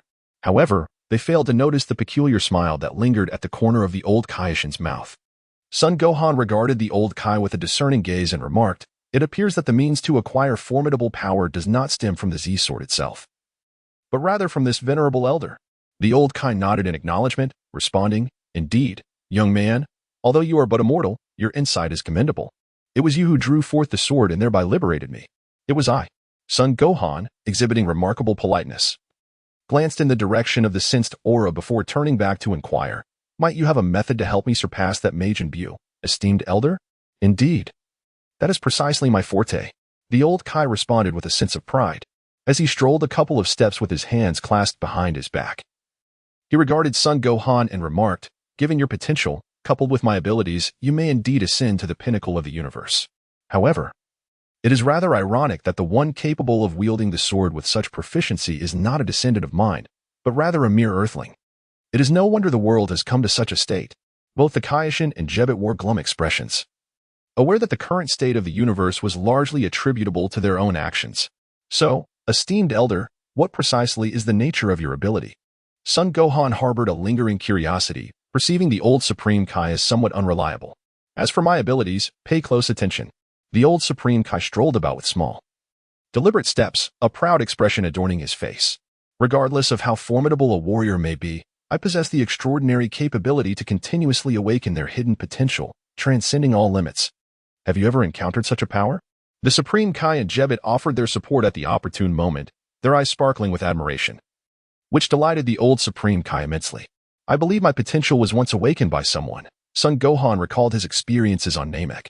"However, I assume that method of awakening pales in comparison to your esteemed abilities." "Naturally," the old Supreme Kai replied with an air of undeniable certainty. Observing the old Supreme Kai's prideful demeanor, Sun Gohan chuckled and asked, "Shall we proceed, then, venerable elder?" "Ahem."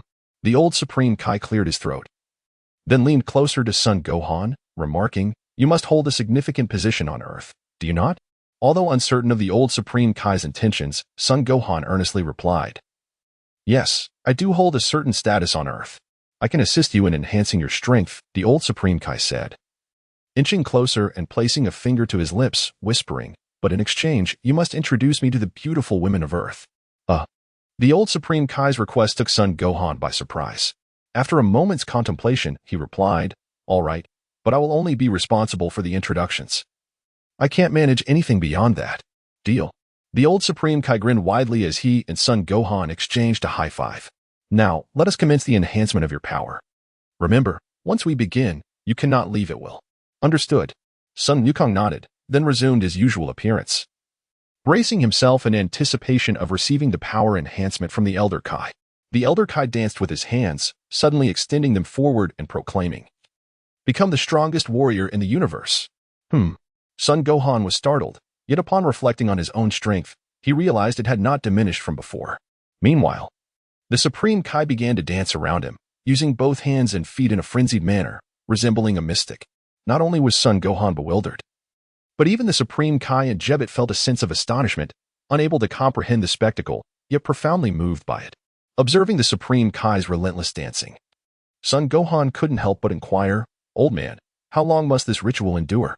"The ritual will last for 5 hours, and to enhance your strength, it requires 20 hours. The old Supreme Kai replied, maintaining his movements. He then turned to the Supreme Kai and Jebbet, saying, "If you two have nothing to do, perhaps you should attend to matters of the underworld. It appears that something is on the verge of overtaking the underworld of the North Galaxy." Receiving the Elder's command, the Supreme Kai and Jebbet dared not defy him, settling down to combat the corruption of the evil energy wave with their own power. As the sun rose on Earth, ushering in a new month that should have heralded a fresh beginning, humanity faced an unprecedented calamity. Despite the efforts of Piccolo, Tien, Krillin, and others to rescue those in peril, the casualties on Earth remained staggering. Meanwhile, in the Heavenly Temple, Vegeta and Trunks emerged from the depths of the sanctuary. Their attire tattered, but their power significantly elevated after rigorous training. Vegeta surveyed his surroundings, sensing the atmosphere of Earth, and remarked, "Has that Dabura made his appearance? I expected a formidable opponent, yet this is all he amounts to." Trunks, perceiving the grave toll on the lives of the people below, urged his father, "Dad, we must act swiftly. We cannot allow those fiends to continue claiming lives." "Humph." Vegeta snorted, retorting, "Of course, the plight of humanity is of no concern to me. If that Dabura could kill me, I am eager to witness his capabilities." The father and son donned the tight-fitting suits sent by Bulma and sped towards the northwestern desert. "Dad, Dabura possesses the ability to petrify others, and if Bu is resurrected, we will be utterly incapable of handling him." Trunks reiterated his concerns during their flight, not wishing for his father to fall to Dabura's carelessness. With a dismissive scoff, Vegeta replied, "Trunks, you must have confidence in your own strength. Although you may not yet surpass me, you are already quite formidable. Few in the universe can match you. As for myself, I shall boldly declare that I am the true number one in the universe. Even if Majin Bu were to return, he would stand no chance against me." While Vegeta spoke with confidence, Trunks was filled with trepidation. Although he had not witnessed the tragic future firsthand, he sensed the terrifying nature of Majin Bu and the evil energy wave through the words exchanged. Such threats were challenges only Super Saiyan 3 or even Super Saiyan 4 could confront, yet his father had not yet reached such heights. The two beams of light surged forward, soon arriving outside Babidi spaceship. Vegeta took 2 steps forward, extending a hand towards the vessel, proclaiming, "What wicked sorcerers you are. If you do not emerge immediately, I shall destroy your ship." With a strange ripple, Vegeta and Trunks abruptly turned around to see a magical circle rotating on the ground, and 2 figures gradually materializing from a spherical object. "You Earthlings are truly bothersome." The diminutive sorcerer Babidi glared at Vegeta and Trunks, his eyes filled with malice. For it was these very individuals who thwarted the emergence of his Majin Bu as planned. Dabura stepped forward, arms crossed, and remarked, "Lord Babidi, do not be angry. Although these Earthlings are indeed troublesome, are they not here to provide energy now?" "Humph." Vegeta sneered, raising his right hand towards Dabura and the others. A surge of immense energy compressing the air and creating explosive sounds. Whoosh. Dabura reacted swiftly, his deep crimson energy rising to form a protective shield around himself and Babidi. Buzz. The overwhelming energy collided with the barrier, producing a resonant sound before dissipating in ripples. Observing that Dabura had effortlessly deflected his attack, Vegeta regarded him with an air of pride, stating, "So, you are the so-called Demon Realm King Dabura. You seem to possess some skill." "Some skill? It appears you are misjudging reality. As the King of the Demon Realm, I am invincible." Dabura extended a hand, causing the protective barrier to vanish. Gazing at Vegeta with a haughty demeanor, however, "I am surprised that a mere Earthling possesses such prowess." "Humph, I am no mere Earthling." Vegeta shot him a cold glare, raising his thumb, and declared, "I am a noble warrior race, the universe's foremost Super Saiyan." "Super Saiyan?" Dabura seemed to recall something, suddenly laughing as he remarked, "I have heard of that race. They are nothing but trash. The strongest among them cannot even compare to my subordinates. Yet they dare to call themselves a warrior race. How laughable." Boom. Dabura's words infuriated Vegeta, his golden aura erupting, stirring the winds and altering the skies. Blue and purple lightning weaving through the clouds and enveloping Vegeta. His golden hair crackled with lightning, and aside from that, no other change occurred. His emerald eyes grew even colder, as he seemed to return to the time of his arrival on Earth. Boom. With the transformation complete, Golden lightning converged and hurled a punch towards Dabura and Babidi. The overwhelming energy rampaged, and as it clashed with the air, electric serpents danced wildly, reaching Dabura in an instant. Though Dabura was exceedingly arrogant, he could sense the energy contained within Vegeta's punch to protect his master Babidi from harm. He charged forward to intercept it. Boom. The two colossal energies collided, the shockwave sending Babidi flying thousands of meters away. In the midst of the fierce energy clash, Trunks transformed into a Super Saiyan, not only to shield against the released energy, but also to eliminate the source of the calamity, Babidi. Tui. Dabura quickly discerned Trunks' intentions. Fully aware that Lord Babidi could not withstand the boy's attack, he spat 3 times to create distance from Vegeta. Humph. Vegeta continued to snort disdainfully, effortlessly dispatching 2 of the spitballs with a ki blast. Clang. Vegeta noticed that the glove on his right hand was gradually petrifying. Instinctively, he glanced down to see the glove turning to stone. He quickly tore it off and tossed it aside, sneering, such an unimpressive technique. However, during the brief moment of Vegeta's petrification, Dabura swiftly lunged towards Trunks, unleashing dark red energy blast while turning back to say, Lord Babidi, let us relocate. We cannot allow these 2 to threaten your safety. In the heart of Babidi, a sense of trepidation lingered. He produced a dark purple crystal ball, extending his hands forward as he intoned the incantation, Babalaba. With the utterance of Babidi's spell, the crystal ball revealed the images of Vegeta and his companions.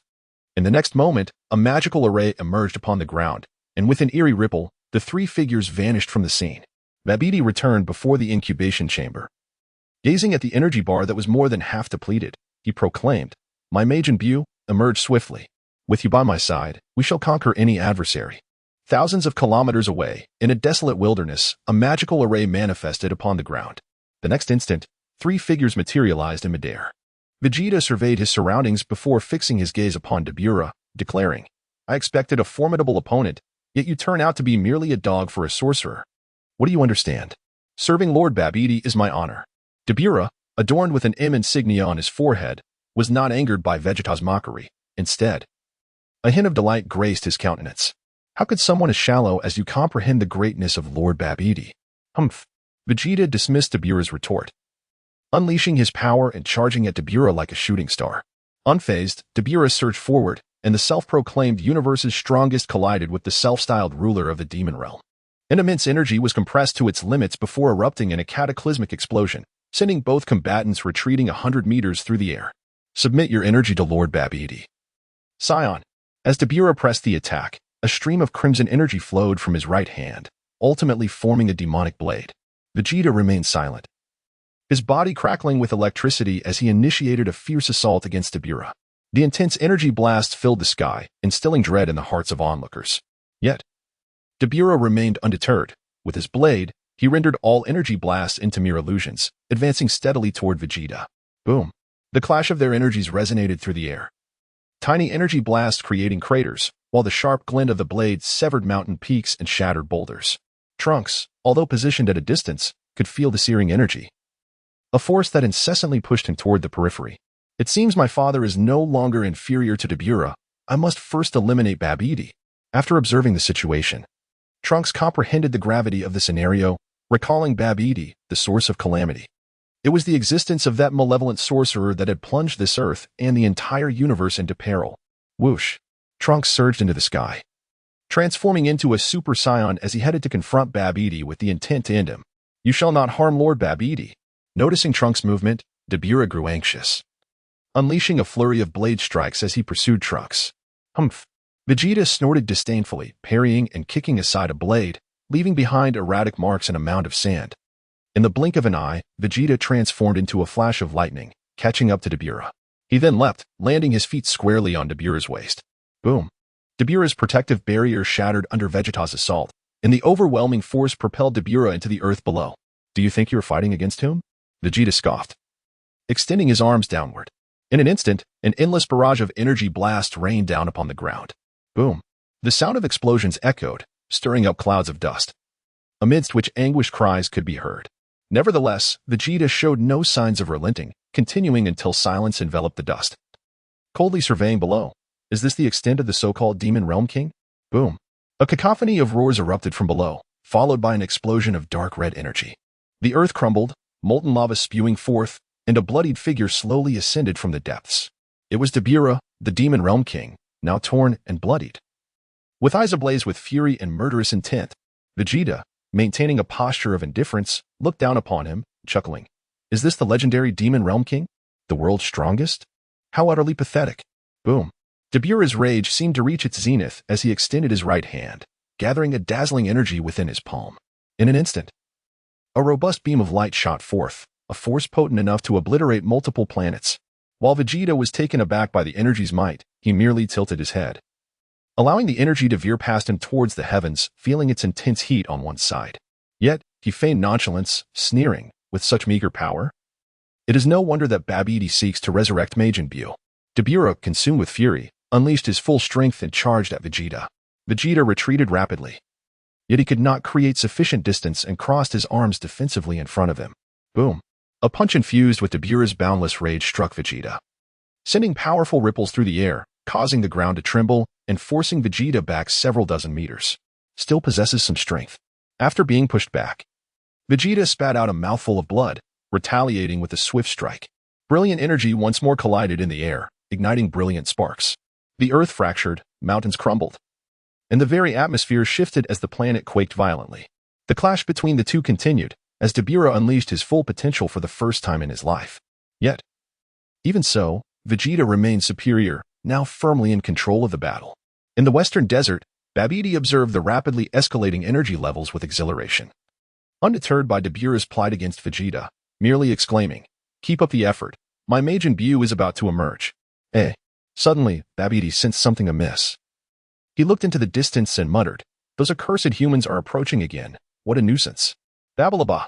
Babidi placed his hands once more upon the crystal ball, casting his magic as the images within shifted, revealing Vegeta and Dabura vanishing, replaced by a green-skinned beast and a peculiar humanoid creature. Whoosh.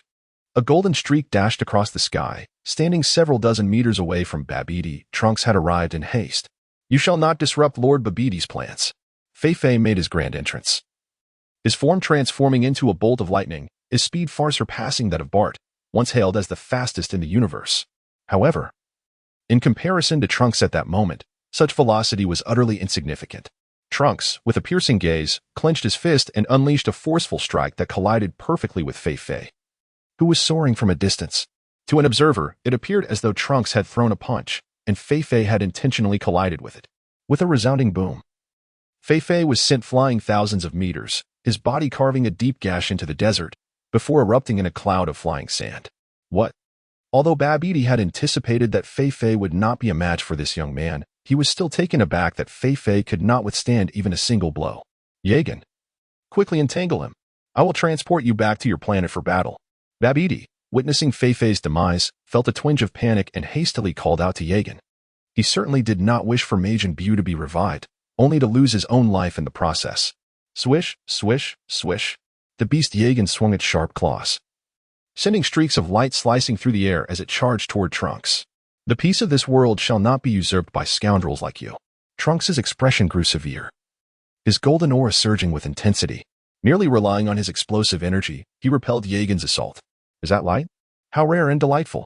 Yagan's eyes sparkled with greed as he beheld Trunks' radiant golden form, drool cascading from his lips like a waterfall. With a flash, Yagan's entire being glimmered. And as Trunks prepared to attack, he felt his energy being rapidly drawn toward Yagan, causing him to revert from his Super Saiyan state in an instant. "What is this?" Trunks glanced at his body, then back at Yagan, filled with confusion. Moreover, it seemed the simulator had not mentioned anything about this entity named Yagan. Bababa. Just as Trunks was lost in thought, Babidi's incantation echoed once more.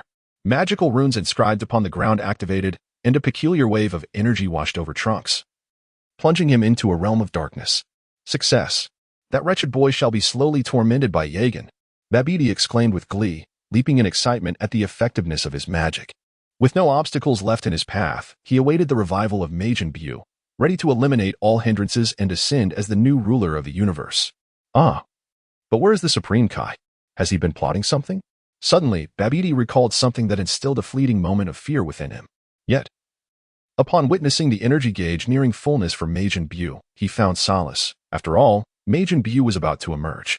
Once he did, no matter the Supreme Kai's capabilities, Babidi would be utterly unafraid. Meanwhile, in the realm of the Supreme Kai, the Elder Kai and Gohan sat upon the ground, continuing the ritual to amplify their power.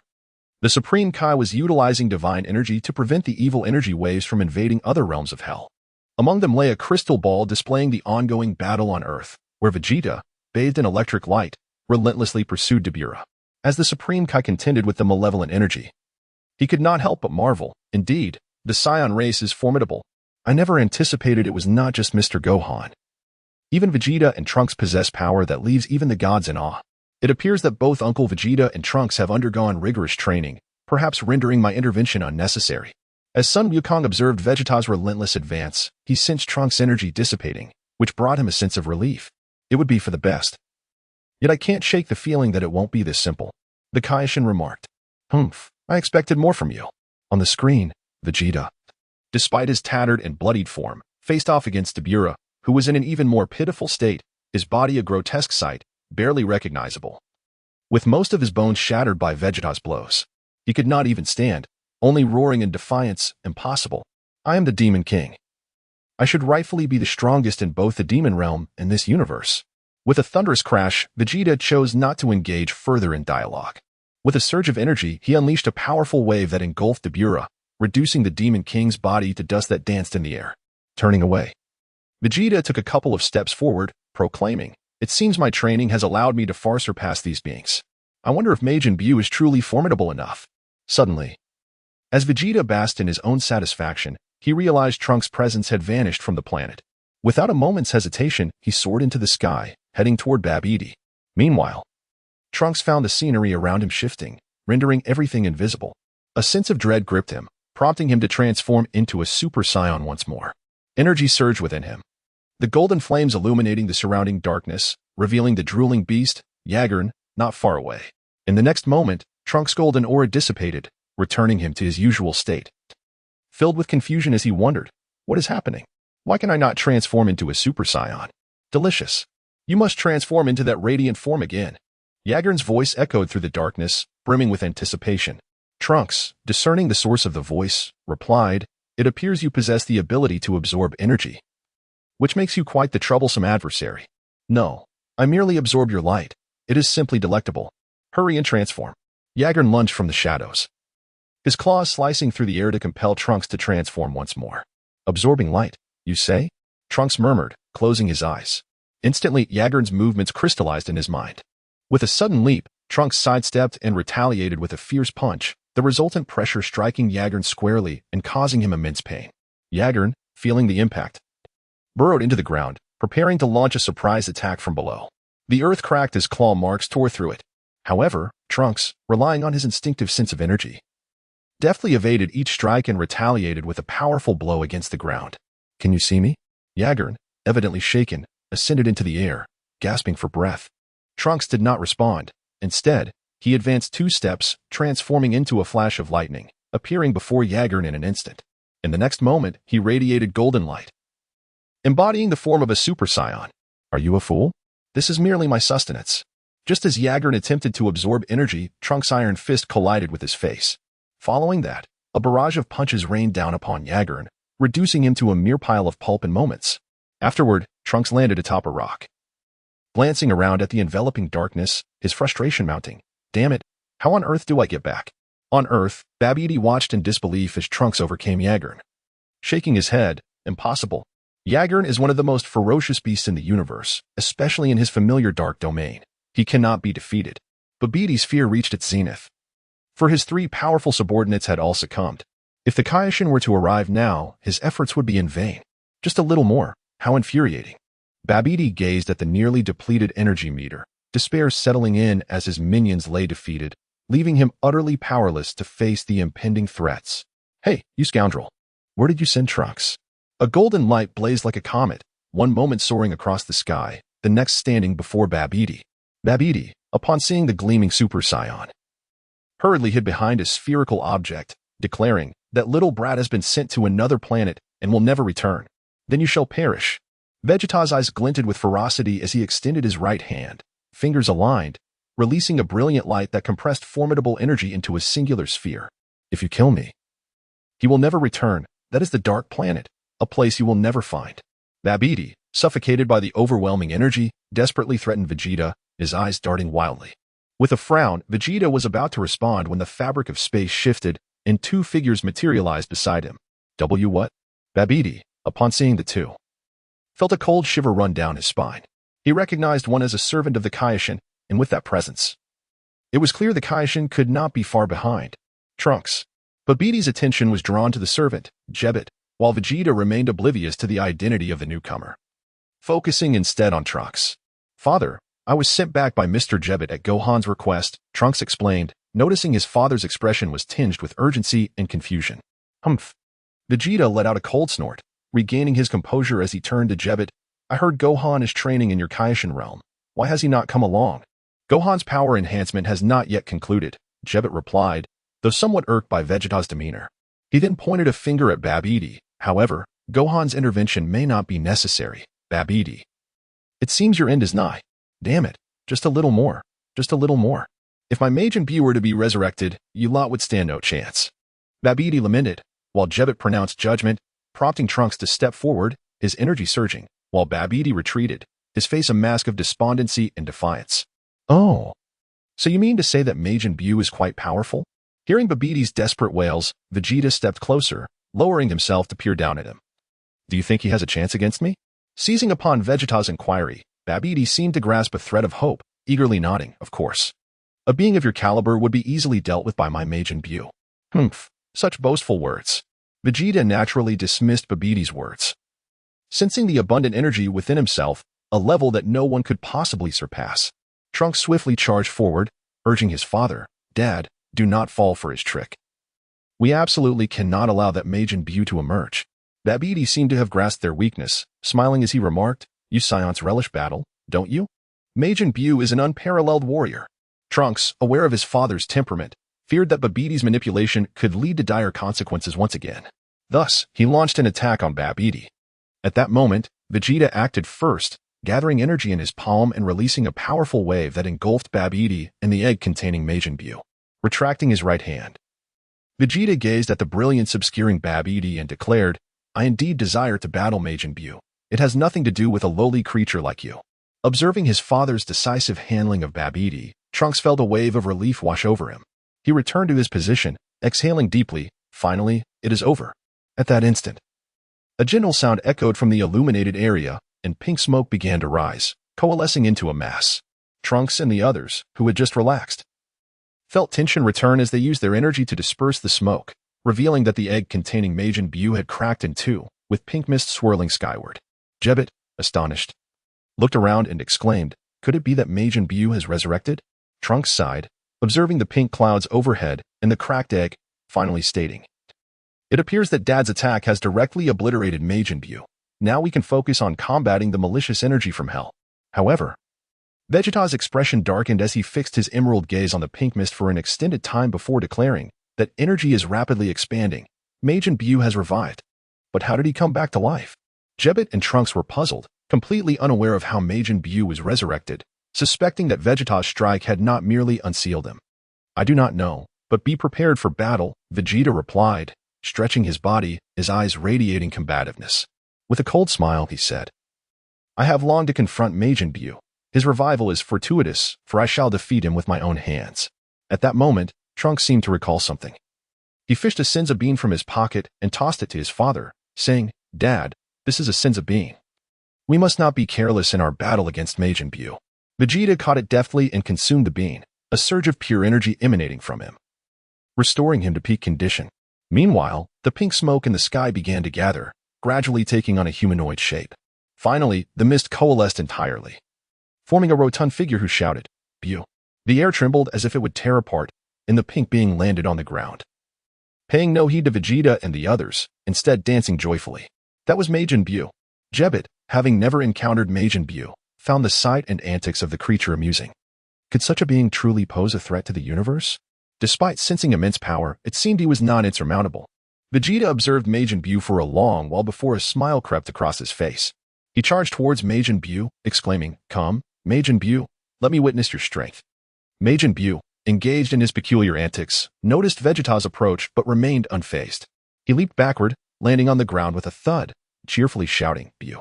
Vegeta halted mid-charge, looking down at the seated Majin Buu with a derisive laugh. You fool. What kind of antics are those? Do you underestimate me? Majin Buu then sprang to his feet, hopping around Vegeta on one leg, his eyes narrowing as he declared, I will kill you, kill you, kill you.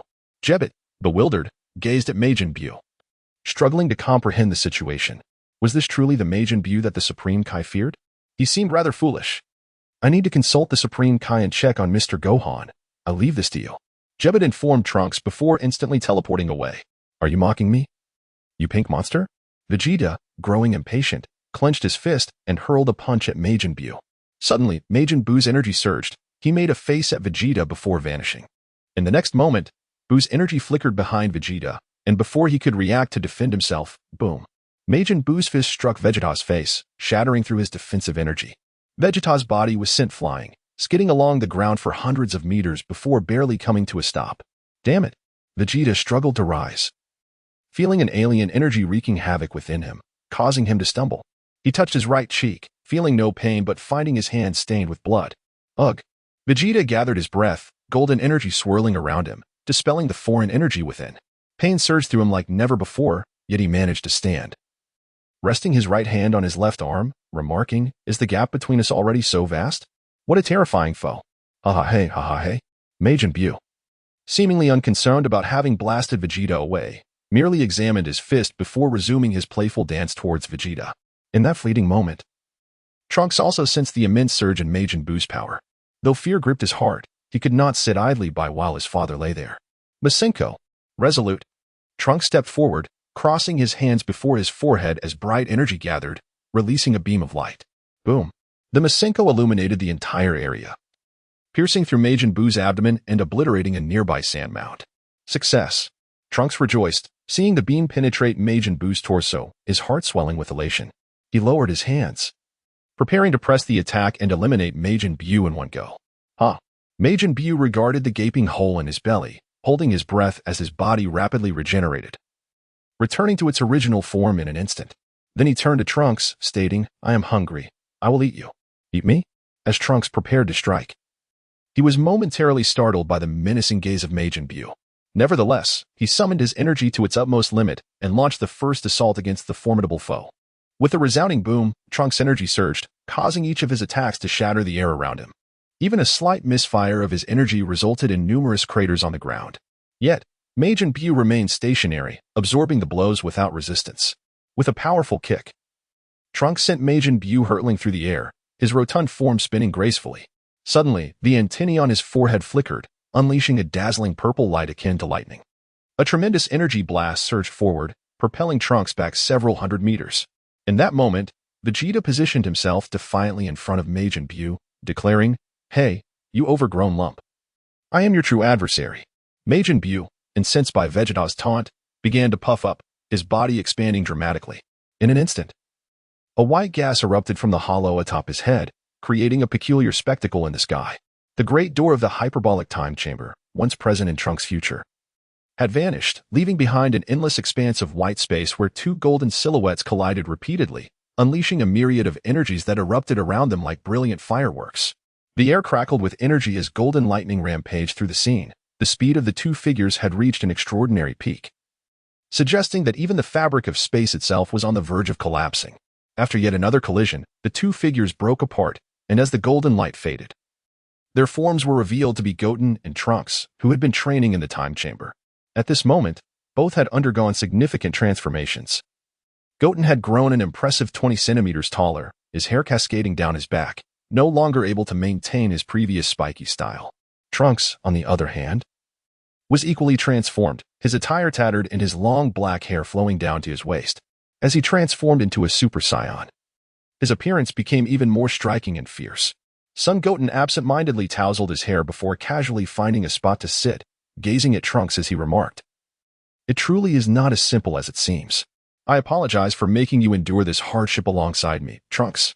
Trunks, shaking his head, settled beside Goten and surveyed the vast, white expanse, replying, Not at all. I have gained much from my training here. Sighing at Trunks' calm demeanor, Son Goten lamented, We have been here for 2 years now. Although our strength has significantly increased, breaking through the dimensional barrier remains exceedingly difficult. Do not rush. The room of spirit and time influences our mental state, as you recently reminded me. Trunks observed Goten's anxious expression and echoed the comforting words Goten had spoken to him days prior. Indeed, it is easier said than done. However, it must be acknowledged that this place truly serves as an excellent environment for mental fortitude.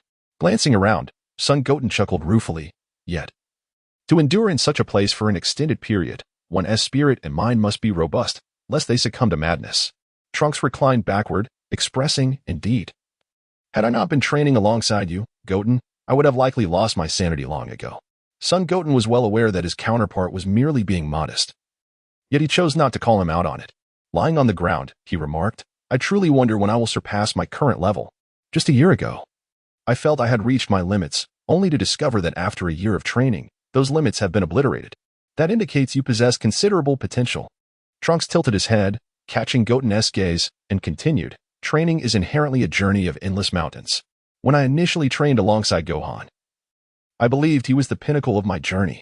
However, upon encountering my remarkably powerful father and training with him, I ascended to a new level. At that time, I assumed that the limits of a Super Saiyan were likely insurmountable. It was until I faced Cell and witnessed you and Gohan surpassing Super Saiyan, and then encountered Master Goku, that I comprehended the notion that training is an unending pursuit. Beyond each limit we surpass lies yet another. Only by continually transcending ourselves can we safeguard our own world. Sun Wutian turned his head and smiled as he spoke. You truly grasp the essence of it. Indeed, the path of cultivation is not one that can be traversed in an instant. If one cannot surpass today, then let it be tomorrow. If tomorrow proves futile, then let the day after be the time for progression. As long as one's resolve remains steadfast, there will undoubtedly come a day when one can transcend. Your words have ignited a spark within me. Trunks leapt into the air and stood tall once more, surrounded by a dazzling aura of golden flames and flickering lightning. His long hair stood upright towards the heavens as he turned to Sun Wutian and declared, I believe we have rested enough. Let us continue. Sun Goten also rose to his feet, gazing at Trunks with a sudden smile as he remarked, let us carry on. Perhaps you are indeed correct. If we continuously surpass our own limits, we shall ultimately reach the realm of our aspirations in the pursuit of cultivation. There is no need to incessantly chase after our father's Super Saiyan 3. With a resounding whoosh, a golden aura unfurled like an ocean, interwoven with deep blue and purple lightning, transforming into a realm of thunder. This was the entirety of Sun Goten's current power, its sheer momentum sending ripples through this dimension. Yet, to completely breach the dimensional barrier remained an unattainable feat. Sun Wutian lifted his gaze towards Trunks, uttering, come on, Trunks. With a crackling sound, a flash of lightning darted into the golden sea. Trunks then launched an extraordinarily swift assault on Sun Wutian, unleashing a flurry of punches that stirred the golden aura, creating a mesmerizing landscape. For several months, these two engaged in intense training, with Trunks fully mastering the realm beyond Super Saiyan, steadily advancing upon that foundation. Sun Goten has also made new advancements. When he ceased his relentless pursuit of Super Saiyan 3, he began to surpass his own limits time and again. Ultimately, he grasped the means to unleash his full potential. However, the endeavor to fully awaken one's inherent abilities is not a trivial matter. Although he had long heard his father speak of it, the actual realization proved to be exceedingly challenging. The foremost prerequisite for unleashing all of one's potential is to perceive the latent energy within. This requires not only rigorous training, but also achieving a harmonious balance among the body, mind, and spirit. Without this equilibrium, one cannot harness the power contained within. Upon recognizing the strength residing within him, Sun Goten embarked on a journey of self-cultivation. Much like his experience on King Kai's planet, he began to refine his mental state. This adjustment spanned a fortnight, and at last, Sun Goten's essence unified once more, reaching a state of perfection. In this moment, his heart was tranquil. No longer influenced by the hyperbolic time chamber, what he perceived was aligned with his thoughts and knowledge. Now, I shall commence. Sun Goten took 2 steps forward, positioning himself in an open space. In the next moment, the tranquil energy within him surged, igniting the very air inside the time chamber. Crackling sounds reverberated as bluish-purple lightning flickered, and golden flames expanded upward. Crouching low, Sun Goten's muscles bulged, veins protruding, as the golden aura swelled at an astonishing pace. With a thunderous roar, the formidable energy erupted, causing resounding booms. The dimension itself began to shift under the might of this overwhelming force, the once blank space warping gradually. How extraordinarily powerful! Is this the entirety of Goten's strength? Even from a distance, Trunks could sense the tidal wave of energy crashing in relentless waves. An overwhelming force that was difficult to withstand. Yeah, The roar of Sun Wukong's transformation escalated as he summoned the latent power within himself, his golden aura expanding continuously, intertwining with bolts of lightning to create a magnificent and extraordinary spectacle. Boom! At the moment of convergence between the golden radiance and the lightning, a golden bolt was forged, which struck directly at Sun Wukong's chest. Wukong? In the distance, Trunks witnessed this transformation and was left bewildered, having never before encountered an energy release during transformation that would turn against its own bearer. Bang!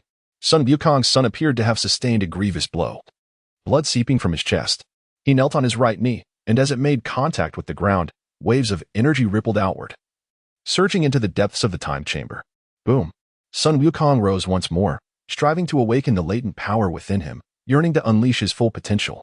Consequently, his body was engulfed in excruciating pain. His eyes were bloodshot, and his muscles trembled. In that moment, Sun Wukong experienced unparalleled agony, as if his very flesh were on the verge of disintegration. Yet he remained relentless, continuing to stimulate the hidden strength within him with his own energy. Boom! The energy within him surged, golden radiance emanating from his chest, followed by torrents of lightning that erupted forth, enveloping his entire being. Thus, Sun Wukong's power surged explosively once again. But that was still insufficient. Feeling the state within him, Sun Wukong once again elevated his aura, and an endless golden flame began to condense, enveloping his body in a resplendent golden halo. Immediately following, he experienced an intense pain radiating from his back, chest, and tailbone. Roar! As his aura converged, stirring the bloodline within, a phantom of a colossal ape flickered in Sun Wukong's eyes. Almost instantaneously, the echo of the ape's roar reverberated, and a fissure opened at his tailbone, crimson blood gushing forth, followed by the gradual emergence of a golden tail. Trunks, standing nearby, noticed the extraordinary transformation behind Sun Wukong.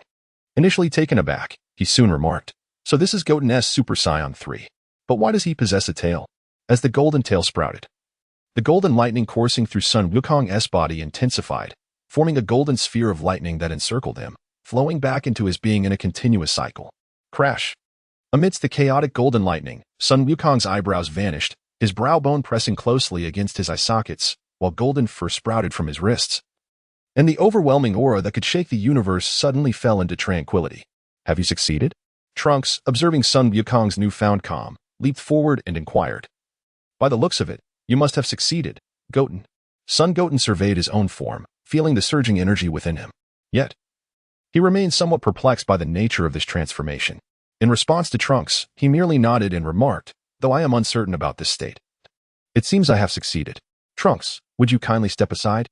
Having trained alongside Sun Goten for 2 years, Trunks was well aware of his friend's intentions. He swiftly moved aside, patiently awaiting Sun Goten to breach this dimension. "This must be the manifestation of my unleashed potential, my Super Saiyan 3, let me behold it."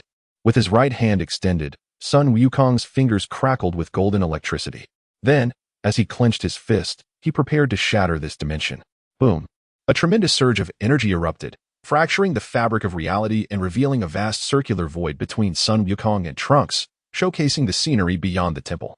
Sun Wutian gazed at his clenched fist, then turned his attention to the already torn dimensional portal, feeling a lingering sense of perplexity.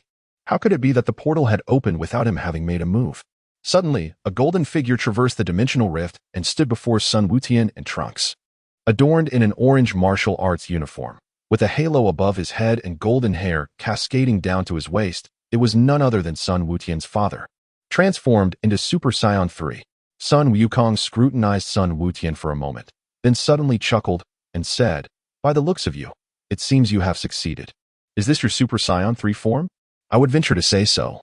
Sun Wukong glanced at his father and suddenly inquired, "Father, how did you come here? I seem to recall that I did not mention it to you." Sun Wukong gazed at Trunks, then turned his attention back to Sun Goten, saying, "It was Trunks who asked Bulma to inform me, but judging by your demeanor, you should be able to manage it on your own."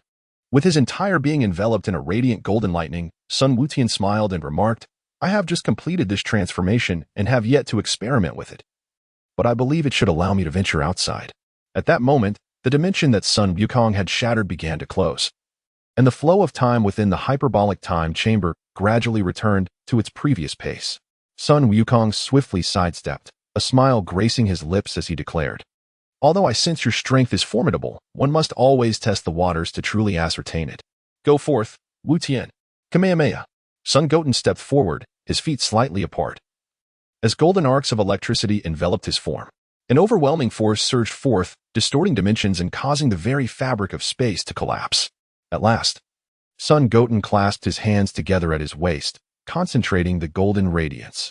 Though merely a flicker, it emanated an awe-inspiring might. Boom! With both hands outstretched in a blossom-like manner, Sun Wutian unleashed a golden energy wave that emanated from the petals of his hands.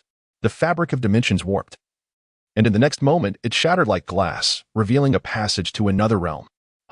As Sun Wukong observed the Kamehameha wave piercing through dimensions, he retracted the energy he had reserved for subsequent use, cradling it in his grasp. Without hesitation, he cast it into the hyperbolic time chamber, where it transformed into a myriad of twinkling stars, adorning the vast expanse of the pristine, white space. Witnessing the fractured dimensions and feeling the oncoming external energies, Trunks felt a surge of joy for Sun Wukong. He smiled and remarked, "You have finally achieved your goal. Congratulations, Wukong." Sun Wukong looked towards Trunks, a smile gracing his lips as he said, "Without your assistance and encouragement, I would never have reached this level on my own." "Thank you, Trunks." Trunks shook his head, replying, "No need for gratitude, for I have gained much myself." He felt a surge of happiness for Wukong, while simultaneously urging himself to strive harder, not only to surpass Wukong, but also to continually transcend his own limitations. Sun Wukong glanced at the converging dimensional exit, then extended his right hand. A surge of formidable energy erupted, significantly enlarging the dimensional portal. Subsequently, he addressed the two individuals, saying, "Very well. Let us discuss any matters outside. Maintaining an open connection between the two dimensions is not advisable." Sun Goten and Trunks nodded to each other as they sequentially emerged from the dimensional portal, with Sun Wukong being the last to exit. The moment Sun Goten stepped out, he was greeted by the long-lost freshness of the air. He felt as though his body had become 10 times lighter, experiencing an unparalleled sense of exhilaration. Indeed, the climate and temperature of Earth were most agreeable. As Sun Wukong closed his eyes, he savored the long-lost sensation of the gentle breeze caressing his face. Every pore of his body opened wide, embracing the soothing touch of Mother Earth. "Wukong, Trunks, you have finally emerged." Outside, Dandy and Bobo had been waiting anxiously by the side, and they let out a sigh of relief upon seeing the three step out from the other side of the dimension. Sun Wutian responded with a smile, "Thank you, Lord Kai and Mr. Bobo. However, I must apologize. Due to our circumstances, the entrance to the hyperbolic time chamber has become inaccessible." Dandy shook his head and replied, "If Mr. Bobo can mend it, it would be splendid if you could emerge." At that moment, Sun Wukong stepped forth, observing the tattered appearances of Sun Wutian and Trunks. He then addressed Dandy, saying, "Might I trouble you, Lord Kai, to provide them with a set of garments? They cannot possibly face others in their current state." "Oh, please. No need for such formality, Mr. Wukong." Dandy, somewhat unaccustomed to being referred to as Lord by the benefactor of Namek, approached Sun Wutian and Trunks. He remarked, "Though I am not yet adept with this technique, it should be an improvement over your present attire." As he spoke, Dandy closed his eyes, and with a wave of his hands, a ripple of energy enveloped Sun Wutian and Trunks, surging with electric currents, and each was adorned with a new outfit. Sun Goten is still clad in the orange martial arts uniform inherited from his father, though the character on the back has been replaced with. Trunks, on the other hand, dons his previous Capsule Corporation attire. It fits perfectly. As Sun Wukong gazed at his revitalized attire, his spirits lifted. He turned to Dandy and remarked, "Indeed, you are a true descendant of the Dragon Clan from Namek. With your presence on this planet, safety is assured." Dandy, feeling a twinge of modesty from Sun Wukong's words, then looked towards Trunks and said, "Ultimately, this world must rely on Trunks' strength. I am merely contributing in ways that I can." Sun Wukong gazed at Dandy and remarked, "The capabilities of an individual are inherently limited. However, if each person exerts their utmost in their endeavors, I believe even the most formidable obstacles can be overcome." Dandy stared at Sun Wukong in a daze for a moment, then earnestly nodded and replied, "Thank you, Mr. Wukong. Very well, let us take our leave for now. Until we meet again, divine Dandy." Sun Wukong first bid farewell to Dandy, then reverted to his usual form. Placing his finger upon his brow, he gazed at Sun Wutian and Trunks and said, "Let us return for now. I have a few matters I wish to inquire about." Sun Goten and Trunks similarly returned to their ordinary states, each placing a hand upon Goku. In unison, the three figures vanished from the temple. Thus, the temple, perched at the pinnacle of Earth, once again succumbed to a profound solitude, with only the celestial deity observing the mortal realm, while his servants busied themselves with various tasks. Meanwhile, Bulma from Capsule Corporation assisted Trunks in managing his hair, Vegeta casting a cold glance from the side. As Goku listened intently to Goten recount the events transpiring in their world. Having finished recounting his tale, Sun Wukong grasped the situation and remarked, "It appears that our world is indeed facing some tribulations. However, since you have already shared the solutions with them, it is unlikely they will find themselves in dire straits once more. After all, Gohan, Vegeta, and Trunks are all capable individuals." On this side, Vegeta let out a disdainful snort and replied, "In my opinion, there is no need for you to rush back. Perhaps I have already resolved everything over there." Son Goten remarked, "If they can resolve the situation, that would indeed be splendid. However, both the evil containment wave and Majin Buu are formidable adversaries. One resides in the underworld, while the other dwells in the realm of the living. It remains uncertain whether their paths may cross and result in further complications. Nevertheless, it is unlikely, for you have already communicated with Trunks, and I trust they will devise a solution." Sun Wukong pondered for a moment before turning to Bulma and beseeching, "Bulma, could you assist us in locating our world a tad more swiftly?" Bulma, first snipping a lock of Trunks' hair, shook her head and replied, "You overestimate my abilities, Wukong. If even the dragon cannot accomplish such a feat, I cannot possibly do it in haste. It must be approached gradually. Then it seems there is no alternative." Sun Wukong raised his hands in a gesture of helplessness, then turned to Sun Wutian and said, "Very well, I too must take my leave. From this point onward, let everyone focus on their cultivation. Otherwise, even if I return, I shall be of little assistance." Indeed, Sun Goten nodded, fully aware of the situation at hand. Upon further reflection, he realized that his brother, Gohan, had gone to the Supreme Kai, and it was certain that he had assumed a mysterious state. Moreover, Trunks was also informed about the fusion earrings, which at the very least ensured that there was room for a counterattack on that front. Thus, he concluded that his presence would not significantly enhance their efforts. Farewell, everyone. Sun Wukong is indeed a person of integrity. Upon deciding to leave, he immediately executed his instant transmission back to the underworld, without any hesitation. Bulma, observing the spot where Sun Wukong had vanished, shook her head, then turned to Trunks and said, "All right, Trunks, you may go wash your hair. Goten, come here. I shall assist you in tidying your hair." "Thank you, Aunt Bulma." Sun Wutian was quite at ease. After expressing his gratitude to Bulma, he took a seat in the barber's chair. Bulma, holding scissors in one hand and a comb in the other, inquired, "So, do you intend to have the same hairstyle as your father? Or do you wish to cultivate your own style?" "The same hairstyle as my father will suffice, thank you, Aunt Bulma," he replied courteously. As Sun Wutian pondered, he felt that adopting a different hairstyle would merely evoke the image of the tea deity. He was also apprehensive about experiencing misfortunes akin to those of the tea deity. Thus, he decided it would be simpler to follow in his father's footsteps. This made things much easier. His hairstyle was already quite similar to his father's, and a simple trim would suffice. Bulma smiled and began to cut Sun Wutian's hair. In the primary world, warmth and beauty prevailed, while this world was enduring unprecedented calamities. Hell on Earth had emerged, as dark thought sealed the king of hell, extending their influence to the realm of King Kai and subsequently invading the underworld of other planets. In the realm of the living on Earth, the demon Majin Buu, who had once annihilated countless planets, was awakening. He effortlessly defeated Vegeta and Trunks and prepared to devour them. Meanwhile, in the distant realm of the Kaishin, Son Gohan and the others were naturally attentive to the battles unfolding on Earth. The Kaishin observed the emergence of Majin Buu, his breath heavy, and beads of sweat continuously trickled down his forehead.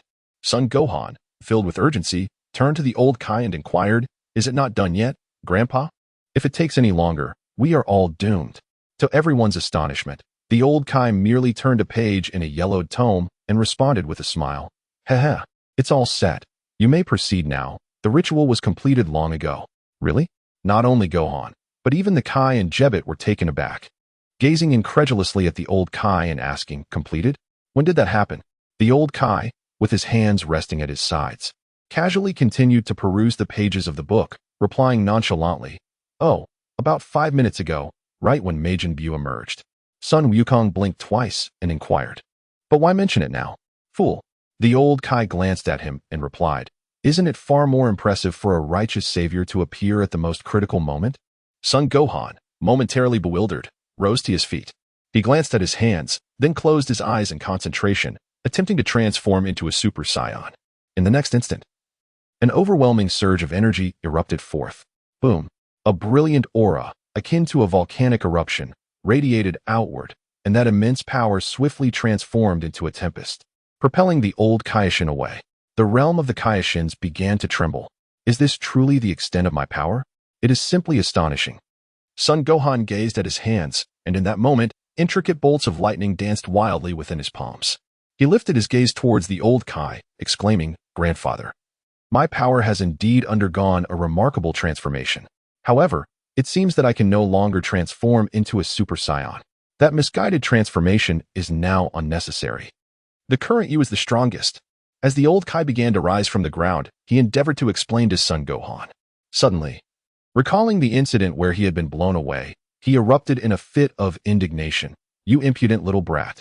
Here I am, kindly assisting you in enhancing your strength. And you show no respect for your elders or care for the young." Sun Wukong gently scratched his head, a touch of embarrassment evident as he addressed the old Kaioshin. "I sincerely apologize. I was merely preoccupied with assessing the growth of my own strength. It is indeed a remarkable power. You truly are the savior of this world, Mr. Gohan." Although the Kaioshin could not discern the precise extent of Sun Wukong's strength, he was certain that the energy he had just unleashed was undoubtedly on par with that of the formidable Majin Buu. Filled with excitement, he exclaimed, "Jebet, let us witness that historic moment together." At that moment, Jebet shook his head, gazing at Sun Wukong as he said, "There is no need for you, esteemed Kaioshin, to accompany us. I shall escort Mr. Gohan to Earth to confront Majin Buu." The Kaioshin, slightly displeased by Jebet's words, turned to question him. "What do you mean by that, Jebet?" Jebet, maintaining a stern expression, replied, "With all due respect, both Mr. Gohan and Majin Buu far exceed our dimension. It would not be safe for you to venture there. I intend only to deliver Mr. Gohan and then return, as my presence there may prove more of a hindrance than a help." Reluctantly acknowledging the truth of Jebet's statement, the Kaioshin shook his head and turned to the two, saying, "Then I entrust this world to you. You must ensure victory, Mr. Gohan." In an instant, Jebet seized Sun Wukong and executed a technique of instantaneous movement, their figures transcending countless star systems, descending from the celestial realm to the earthly plane. Upon a patch of sand in the vast western desert, the figures of Sun Wukong and Jebet materialized. Jebet gazed into the distance and remarked, "Regrettably, this is the extent of my capabilities. The rest is entrusted to you, Mr. Gohan. Moreover, I must apologize for my earlier rudeness. I too have been impolite, but our shared desire to protect this world remains unwavering." Son Gohan smiled as he responded to Jebet, and then added, "By the way, could you assist me in changing back into my previous attire? A trivial matter." Jebet mused for a moment, then extended his right hand towards Son Gohan, saying, "I recall that it was a hue reminiscent of the excrement of the Bapala star." Whoosh! The chaotic interplay of light and shadow enveloped Sun Wukong, as his previous Kaioshin attire vanished, replaced by a vibrant orange martial arts uniform. With a smile, he remarked, "In truth, this is orange, yet I am still grateful to you, Mr. Jebet." Jebet, taking 2 steps back, responded, "There is little more I can do. The rest lies in your hands. I shall offer my prayers for you in the realm of the Kaioshin. Yes, please extend my gratitude to the 2 Kaioshin." Son Gohan turned around and swiftly charged towards Majin Buu. In the distance, Buu sat upon Vegeta, mercilessly tormenting the two. Despite being drenched in blood, Vegeta refused to relinquish his fight. Gurgle. Buu's stomach rumbled twice as he glanced at the father and son lying on the ground, proclaiming, "I am hungry. I shall transform you into chocolate to devour." How infuriating. Despite having several bones broken, Vegeta stood firm, driven by sheer willpower, positioning himself in front of Trunks, aiming to strike at Majin Buu. Yet, he could barely lift his arms. Trunks lay helpless on the ground, tears welling in his eyes, forced to watch his father protect him. Transform. Majin Buu suddenly leaped, his antennae casting forth purple lightning, a manifestation of his magic capable of converting any life energy into the sweets he desired. Whoosh! A brilliant aura trembled, morphing into a gust of wind that diverted the purple lightning aside. Immediately, a man clad in an orange martial arts uniform stood before Vegeta, addressing the rotund creature. "You must be Majin Buu. I shall be your opponent from this moment onward." Gohan. Upon witnessing Gohan's arrival, particularly sensing his revitalized energy, Trunks, still on the ground, felt a surge of joy. Vegeta, upon seeing Gohan, also fell back to the ground, filled with frustration, muttering, "Damn it, this kid has once again outpaced me." Majin Buu surveyed Son Gohan, white gas suddenly emanating from the hole atop his head, stating, "You seem quite formidable. Buu shall not allow anyone to surpass him." Uncle Piccolo, Uncle Krillin, Uncle Tien, I implore you to assist Uncle Vegeta and Trunks. As Sun Wukong stepped forward, addressing the distance, he found himself merely a foot away from Majin Buu. He then raised his gaze, locking eyes with Majin Buu, and declared, coincidentally, "I shall not permit anyone who disrupts the peace of the world to exist." Majin Buu also lowered his head, and as their gazes met, a formidable aura enveloped them both, causing a palpable tension in the air. Majin Buu, sensing the overwhelming energy emanating from Sun Wukong, felt an unexpected unease within. At that moment, Piccolo and the others hastened to carry Vegeta and Trunks away, soaring into the distance, fully aware of the earth-shattering transformation Sun Wukong had undergone. "I shall end your life." The pressure exerted by Sun Wukong intensified with each passing moment, compelling Majin Buu to act first. His fist, as massive as a sandbag, shot forth like lightning, aimed directly at Sun Wukong's face. With his left hand extending towards the face of Majin Buu, Son Gohan swiftly grasped the fist of the plush creature. Subsequently, he formed his right hand into a fist and delivered a powerful uppercut, shattering Buu's jaw. Releasing his left hand, he followed up with a fierce kick directed at Buu's abdomen. A formidable surge of energy erupted within Buu's body, causing his stomach to cave in, ultimately resulting in him being propelled away. Majin Buu, in disbelief, managed to rise to his feet. Unlike the attacks from Vegeta and others, Gohan's assault genuinely penetrated his defenses, leaving a droplet of saliva escaping from the corner of his mouth. Kamehameha. Son Gohan leaped into the air, positioning himself above Majin Buu. With his hands clasped together, he concentrated his energy, unleashing a brilliant azure energy wave that enveloped Majin Buu's form. Boom! The tremendous energy wave tore through Majin Buu's body, making contact with the ground below, which shattered the sandy terrain into countless fragments. A fierce radiance persisted, illuminating the surroundings, while billowing clouds of dust ascended, forming a mushroom-shaped plume that soared into the sky. Sun Wukong took several steps back, positioning himself atop the stone platform. He gazed into the distance, where dust billowed ominously. His brow furrowed in concern. He could still sense the lingering presence of Majin Buu, its aura barely diminished. Yet, according to his calculations, the previous energy wave should have been sufficient to vanquish his foe. "I shall end you." A roar erupted from the cloud of dust, followed by a surge of immense energy that shattered the nearby sand dunes, causing the entire western desert to tremble. From within the swirling mist, Majin Buu's figure shot forth with blinding speed, surpassing even lightning and the speed of light. The immense power coalescing in his fist was formidable enough to cleave the earth asunder with a single blow. Boom! Son Gohan, with his swift reflexes, extended his right hand to block the impending attack, unleashing a powerful shockwave that once again leveled several mountain peaks. Majin Buu, still astonished by Son Gohan's ease in countering his technique, found himself under assault once more as Son Gohan tightened his grip around Buu's wrist and commenced a rapid spin. Majin Buu was unable to react in time, becoming dizzy from the relentless rotation, which even conjured a tornado in the arid desert landscape. Boom!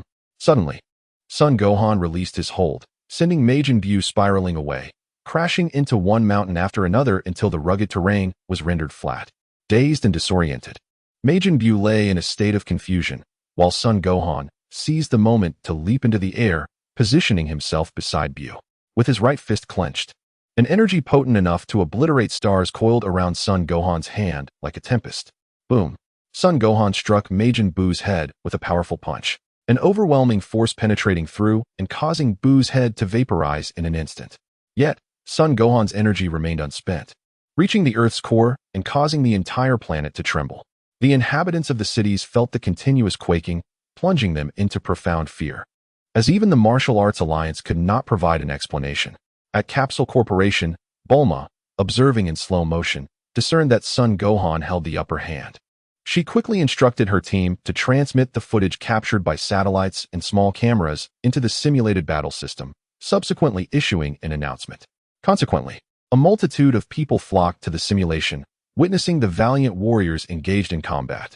However, despite the 3D video being uploaded, most could only glimpse the skirmishes of Yamcha and others, while the clash between Vegeta and Sun Gohan left them with nothing but a screen filled with explosions and radiance. Utterly bewildered, in the western desert, after shattering Majin Buu's head, Sun Gohan finally breathed a sigh of relief. Preparing to depart when he sensed an alarming surge of energy behind him. Boom. Aware of the formidable presence, Sun Gohan swiftly turned, his right fist colliding with Majin Buu's punch. The fierce shockwave instantly shattered Buu's arm and sent him hurtling away. Rumbling, Majin Buu's form continued to retreat, crashing through several mountains before carving a canyon into the earth, ultimately embedding himself heavily in the soil. "I will kill you," Majin Buu roared, intent on launching a counterattack. But Sun Gohan afforded him no opportunity. He descended from the sky, delivering a fierce kick to Buu's face, then rebounding back into the air, unleashing a flurry of punches like raindrops. In mere moments, Majin Buu was reduced to a heap of mush. Stepping back a few paces, Sun Gohan looked at the remnants of Buu and remarked, "Is this not sufficient to end your existence?" Suddenly, the mud-stained remnants began to levitate, transforming into numerous small Majin Buus charging towards Sun Gohan. "I shall see just how many times you can resurrect." Sun Gohan let out a cold snort, his entire being radiating a brilliant luminescence as he advanced step by step towards Majin Buu. Even if he were to encounter Super Buu's attacks, a mere punch or kick would suffice to resolve the confrontation. Majin Buu's form had completely regenerated, yet his body was taut with clusters of flesh that resembled multiple humanoid shapes. The pores atop his head incessantly expelled steam, indicating he was seething with rage. Boom. Sun Gohan, undeterred by the chaos surrounding him, exuded an ever-increasing aura with each step he took. With a swift motion, he caught the fist of Majin Buu and, with a powerful twist, contorted the demon into a spiral before hurling him into the air. Kamehameha. This time, Sun Gohan amplified his energy output. Even as he gathered the technique, the ground beneath him shattered with a resounding crash, and radiant light erupted, sending waves of dust swirling around him. Boom. The deep azure energy wave surged from Sun Gohan's hands, striking the twisted form of Majin Buu midair. The overwhelming force obliterated Buu's body, transforming him into a cloud of pink gas. "Surely, this time you shall be vanquished." As Sun Wukong gazed at the gaseous form of Majin Buu drifting in the sky, he gradually withdrew his hands that had been channeling the Kamehameha wave, preparing to return to Trunks' side. Suddenly, Sun Wukong seemed to sense something, and he swiftly turned his head, witnessing the gas above coalesce once more, ultimately taking the shape of Majin Buu. In that moment, Sun Wukong furrowed his brow and remarked, "Is it truly impossible to defeat you? What a troublesome foe you are. Transform into chocolate." In midair, Majin Buu's face contorted menacingly as he performed a somersault, his antennae quivering, and a tremendous surge of electricity emanated from them, arcing across the vast distance towards Sun Wukong. As Sun Wukong extended his right hand before his face, palm directed towards the heavens, he swung it just moments before the sorcery of Majin Buu could reach him, summoning forth a tremendous tempest. The fierce winds surged, entwined with arcs of violet lightning, before colliding with a distant peak. The resonating sound of destruction echoed as the mountain shattered, countless fragments soaring through the air. "I will kill you. I swear I will." Majin Buu appeared to be consumed by an unparalleled rage, steam billowing from his head and forming a cloud in the sky.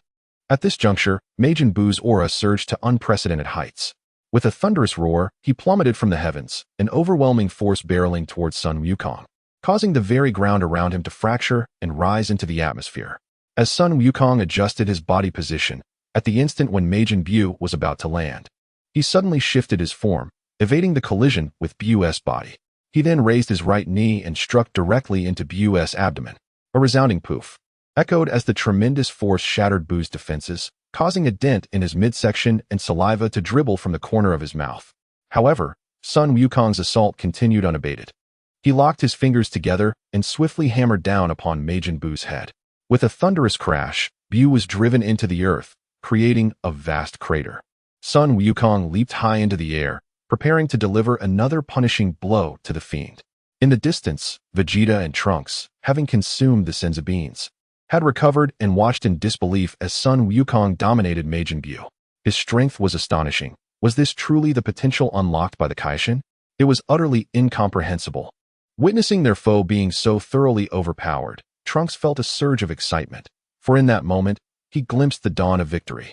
Vegeta sensed Sun Wukong's transformed aura and felt a pang of envy, yet he was powerless to change the situation. After all, He was now in an entirely different realm compared to Wukong.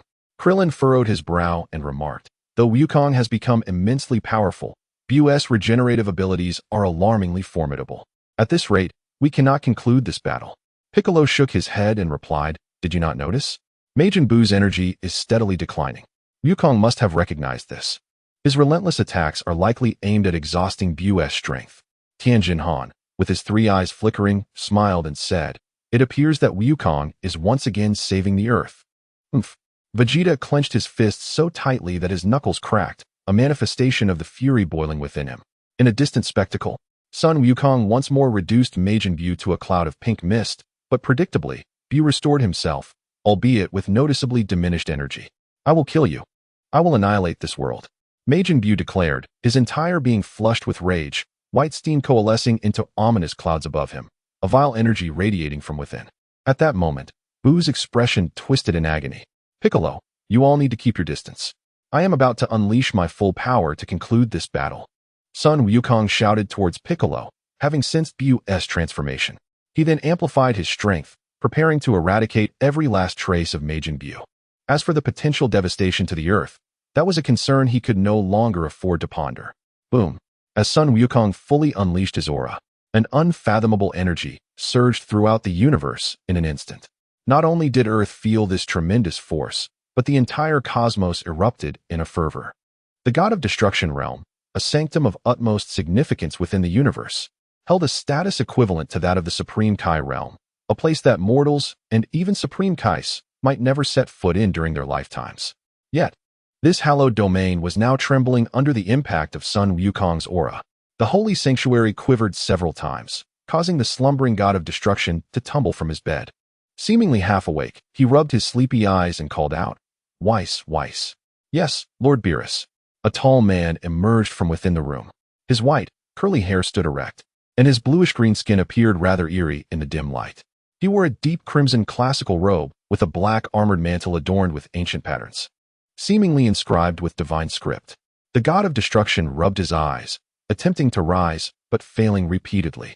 Finally, he rested his hands on a stone bench and inquired, what has transpired?